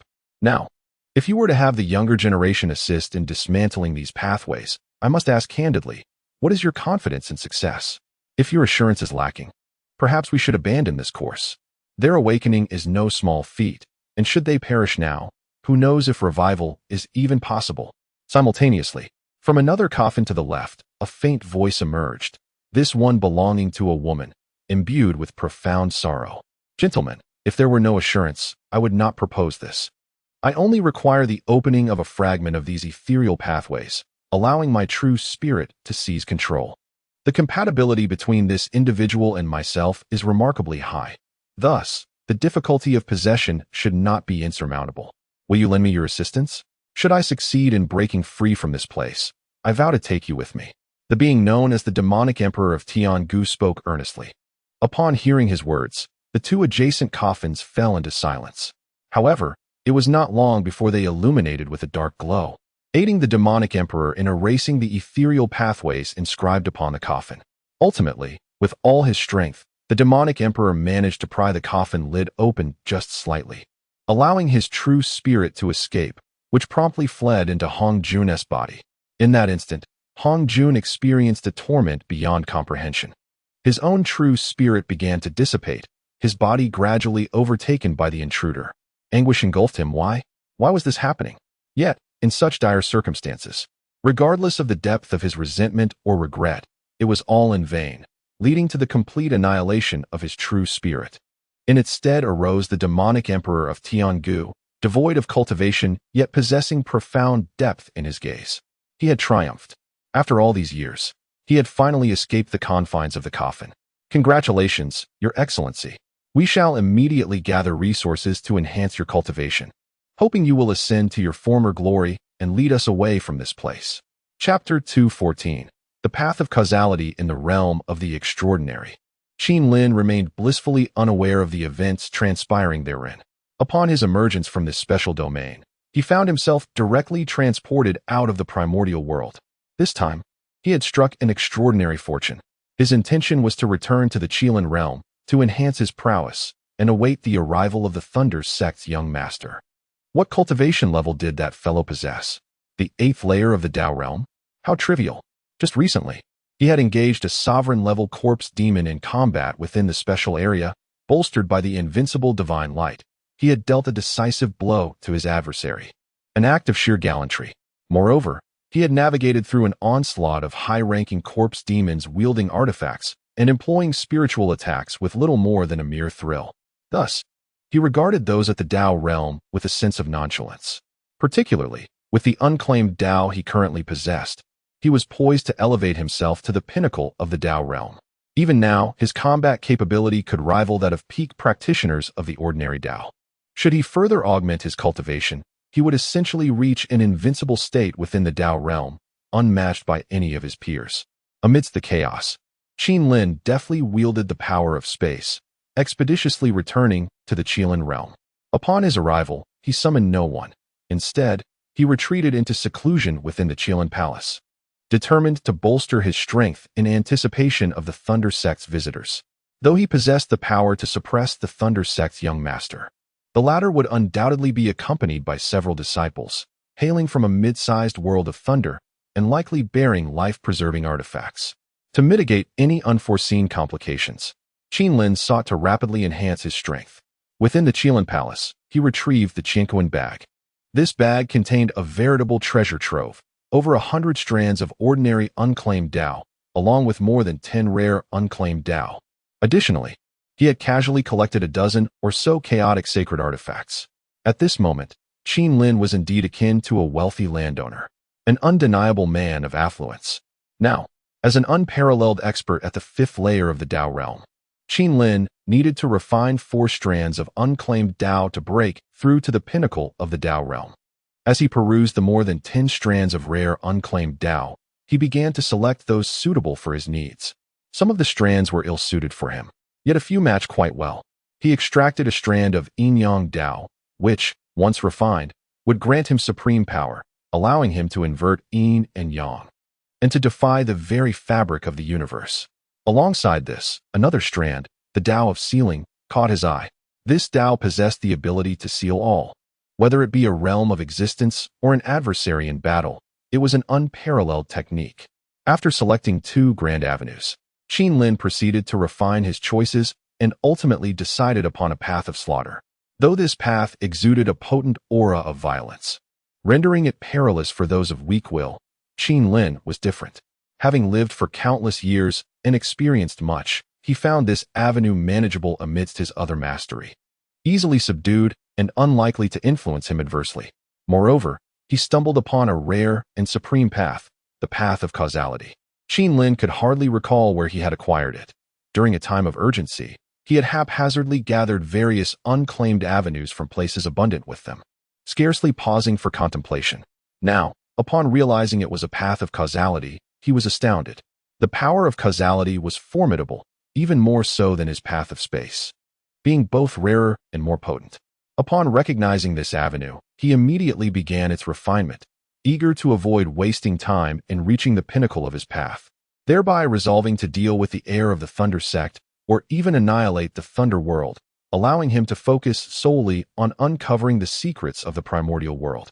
He was determined to avoid unnecessary complications. After all, the secrets within the primordial world were manifold, and with such a treasure at his disposal, he had no need to worry about resources for cultivation.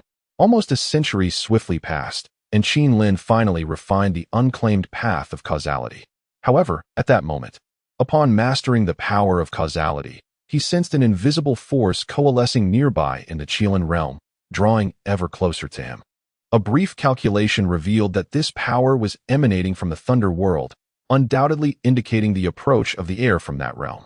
Additionally, there were others connected to Qin Lin, such as Kong Xian, Xing Tian, and Zhu Lu's son, who were presently exploring the chaos. Previously unaware of their whereabouts, Qin Lin, now grasping the path of causality, could easily discern their locations with a mere calculation. Out of curiosity, he also sought to probe into Hong Jun's status to ascertain whether he had truly perished in a special region. Such an individual, blessed with abundant fortune, might possess astonishing opportunities if still alive, which left Qin Lin somewhat uneasy. Yet, as he concentrated the power of causality, it seemed that an invisible force within the primordial world obstructed all causation. Qin Lin was left astonished, realizing that the primordial world was indeed extraordinarily unique. Chapter 215.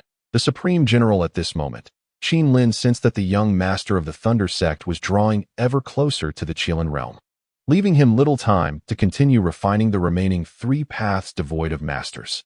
With this realization, Qin Lin rose to his feet. Although he had yet to reach the pinnacle of the great Tao realm, His cultivation at the 6th level was sufficient to vanquish his opponent without giving them a chance to retaliate. He promptly summoned the ancestor of the Flood Dragon. Throughout the years, due to the rewards he had received from Qin Lin, the ancestor had successfully advanced to the 5th level of the Great Tao Realm. Mastering the powers of 5 distinct paths, along with the formidable physique of a true dragon, he was undeniably Qin Lin's foremost warrior. Have there been any newly emerged powerhouses in the Qilin realm during these years? Qin Lin inquired softly. Young master, aside from my own cultivation, I have also arranged for the selection and training of several peak saint-level chaotic beings. From the 3 paths you left behind, I ultimately found 3 that matched. Before they refined the paths, I had them surrender a strand of their true spirit, which I now present to you, young master. The ancestor of the Flood Dragon replied earnestly. After their conversation, Qin Lin felt a sense of satisfaction. The ancestor had been diligent in his endeavors. Beyond his own cultivation, he had also followed Qin Lin's instructions without delay, successfully nurturing a fire lion, a blood shark from the deep sea, and a celestial maiden of the green willow. They had all emerged as unparalleled powerhouses at the Great Tao Realm. Upon preliminary assessment, aside from the Sea King of the Blue Fish in the Sea of Heaven and the Demon Grass Monarch reigning in the Demon Shadow World, there were now 12 extraordinary powerhouses at the Great Tao Realm within the Qilin Realm.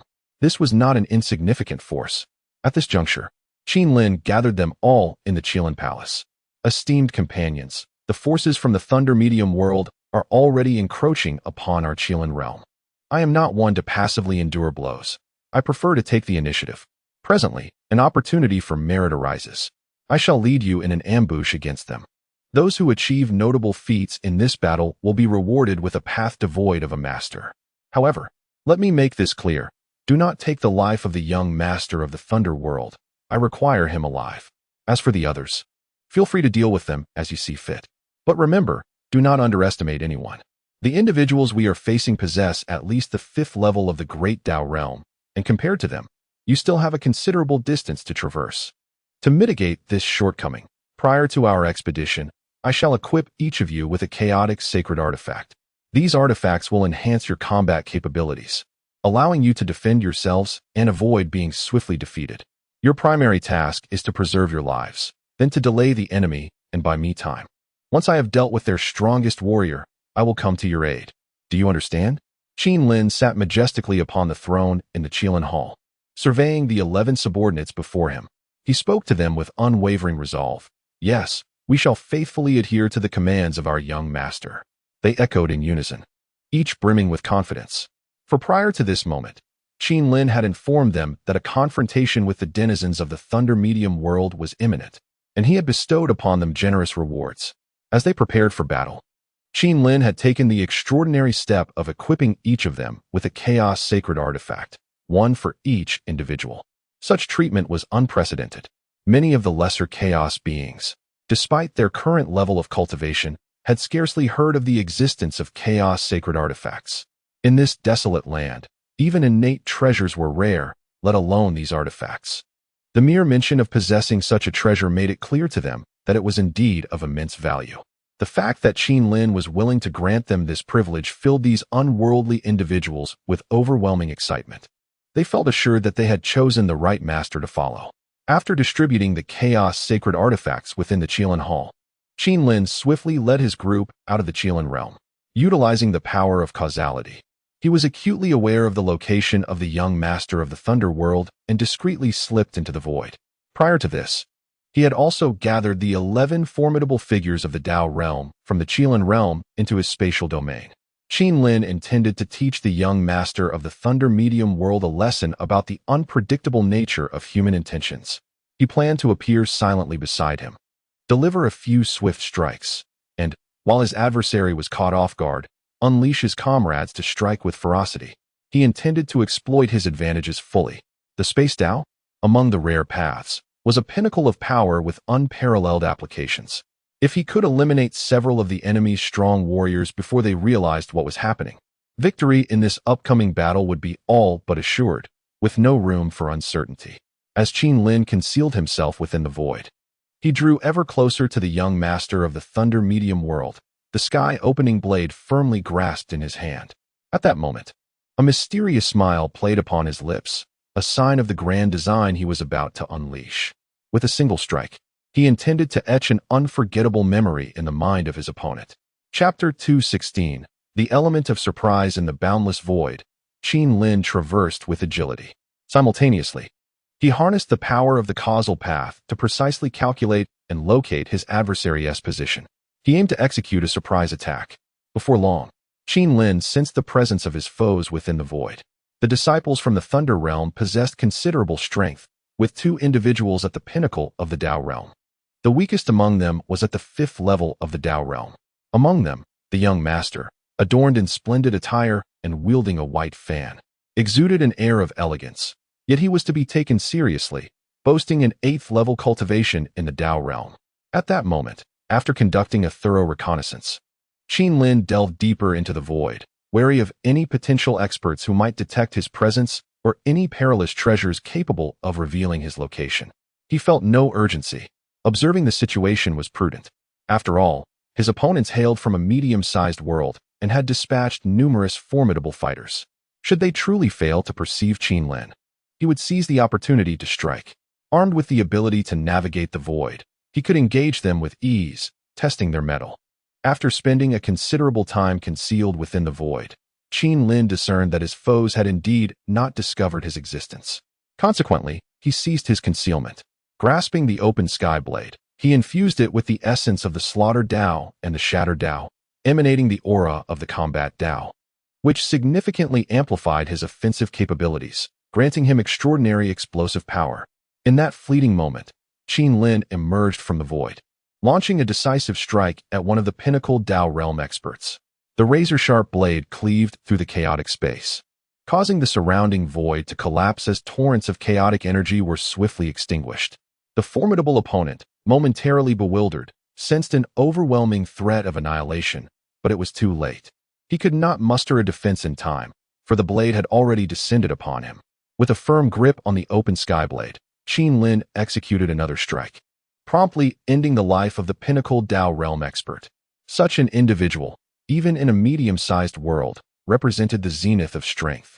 Without intervention from the supreme masters of the Dominion Realm, they held unparalleled power and status.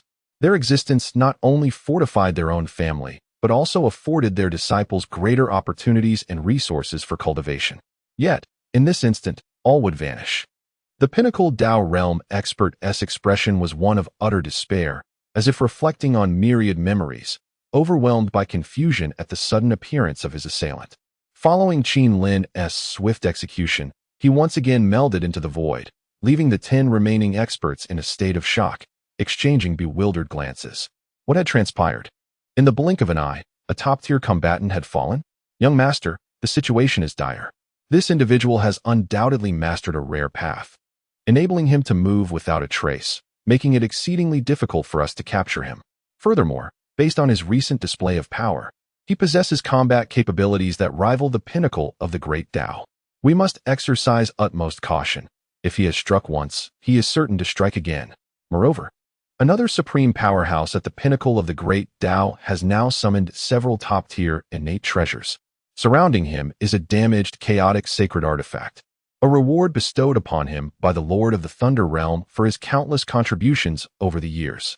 This artifact serves as his most formidable protective talisman.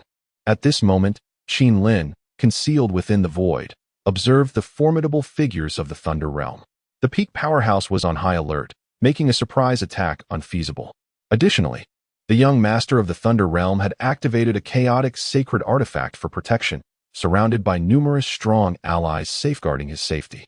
Recognizing this, Qin Lin opted not to engage them, and instead focused on 2 slightly weaker adversaries. These 2 possessed strength at the 7th level of the Great Tao, but lacked protective artifacts. With a grim expression, Qin Lin drew his blade and unleashed a flurry of strikes. In rapid succession, he shattered their protective treasures, and the sharp edge of his blade cleaved into them, first tearing them apart and then rupturing their essence, reducing them to a mist of blood. In a fleeting moment, 3 out of 11 great Tao powerhouses fell. The onlookers were left in stunned silence. They had all faced numerous battles, competing for resources and territory in the ancient domains and various mid-sized worlds. Yet, Never had they encountered such a scenario over the years. How could great Tao powerhouses be so easily slain? In the Thunder Realm, only a handful of great Tao elites had perished over the years, and battles at their level typically resulted in cataclysmic clashes that spanned many years, never resolved in an instant. Yet now, this was beyond their comprehension. Shall we notify the old master? A being of this caliber has emerged in this desolate land, and we may suffer further losses. We can perish in battle, but you cannot, implored the peak powerhouse to the young master of the Thunder Realm. The man wielding the white fan, upon hearing this, cast a cold gaze and, after a prolonged silence, transmitted his thoughts. My father has gone to the holy state, where certain opportunities await. He has been absent for some time, and I cannot reach him. He cannot return in the short term. Gather everyone around me.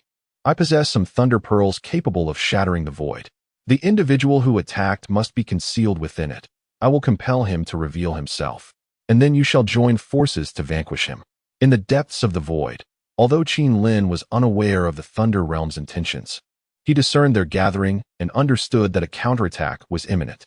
Moreover, the young master of the Thunder World produced 5 Thunder Pearls.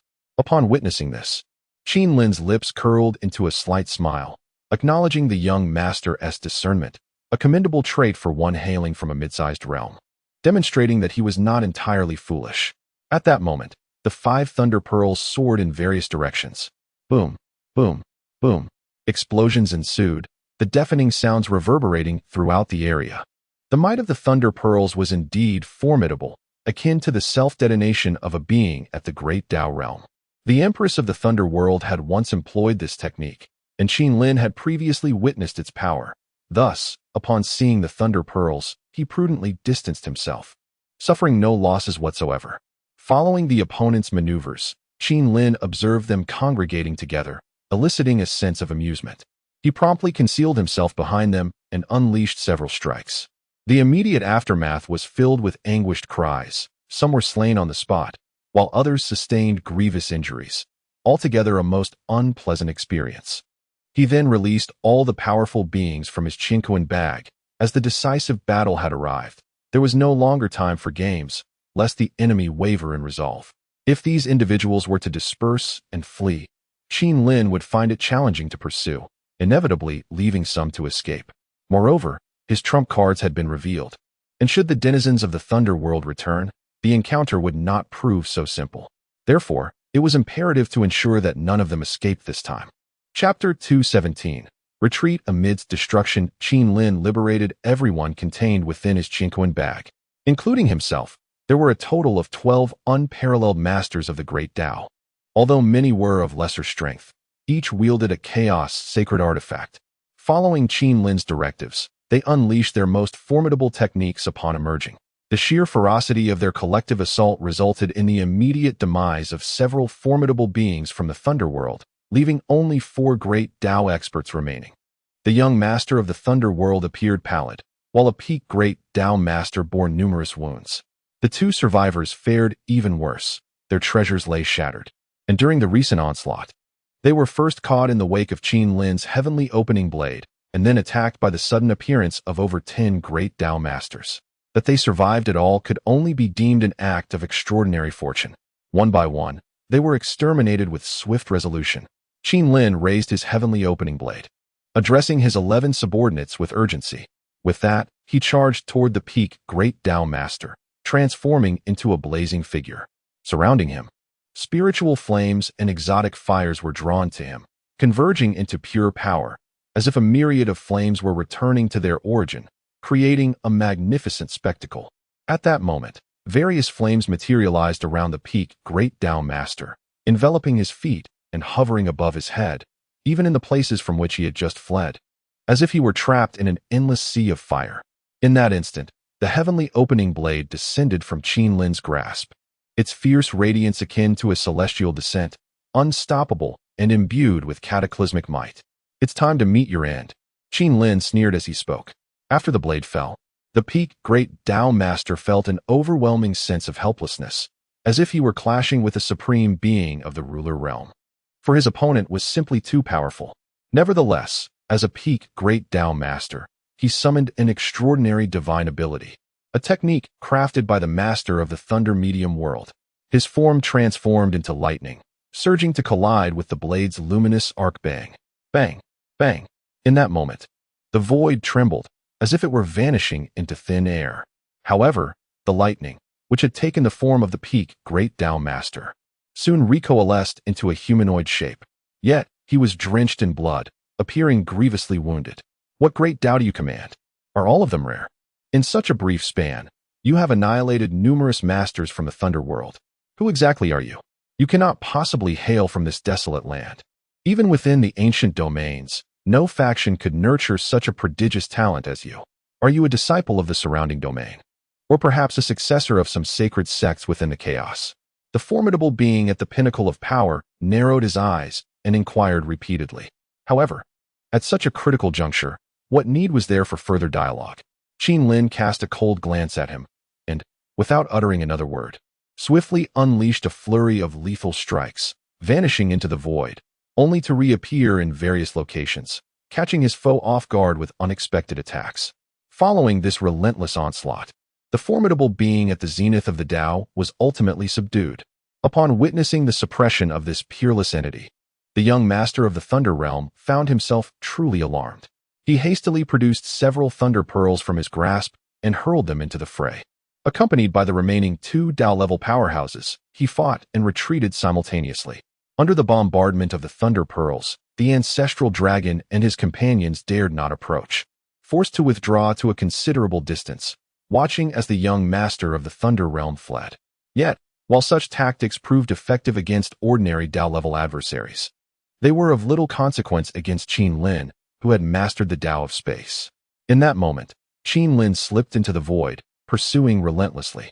Unbeknownst to his foes, he had already positioned himself ahead of their escape route, concealed within the void, and as they drew near, he executed a decisive strike. This strategy was repeated time and again. Ultimately, the other 2 Tao-level powerhouses also perished, leaving only the young master of the Thunder Realm. His survival thus far could be attributed to 2 factors: his possession of various treasures and the fact that Qin Lin had no intention of slaying him just yet, believing that keeping him alive might serve some purpose. After all, the ruler of the Thunder Realm was an unparalleled powerhouse at the Dominion level.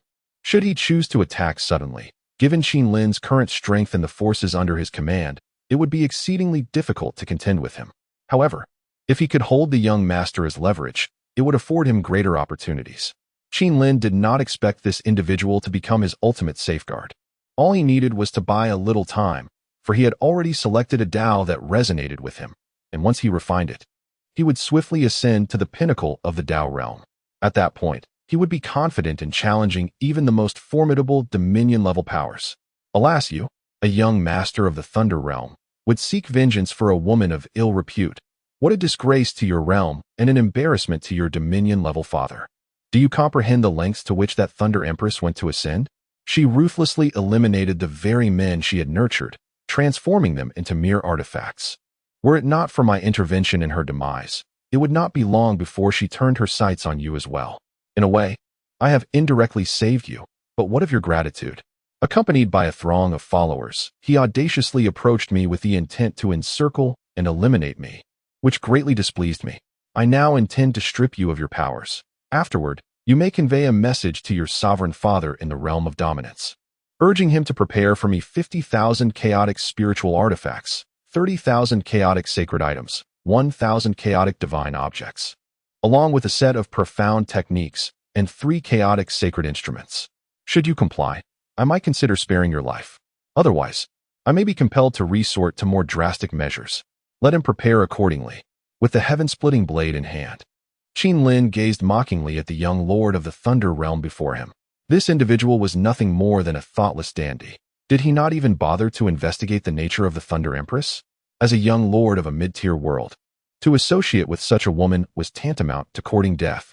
If he desired to perish, that was his choice. But dragging numerous powerful figures from the Thunder Realm into his folly was truly the mark of a foolish heir. In light of this, let us allow him to dig his own grave. Qin Lin boldly demanded an exorbitant ransom. Yet, his motive was not solely for the sake of those cultivation resources.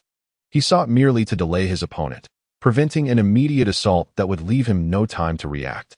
At that moment, however, the young lord of the Thunder Realm, perhaps too anxious or still somewhat arrogant, defiantly declared, "You dare threaten my father? Our Thunder mid-tier world is not so easily trifled with.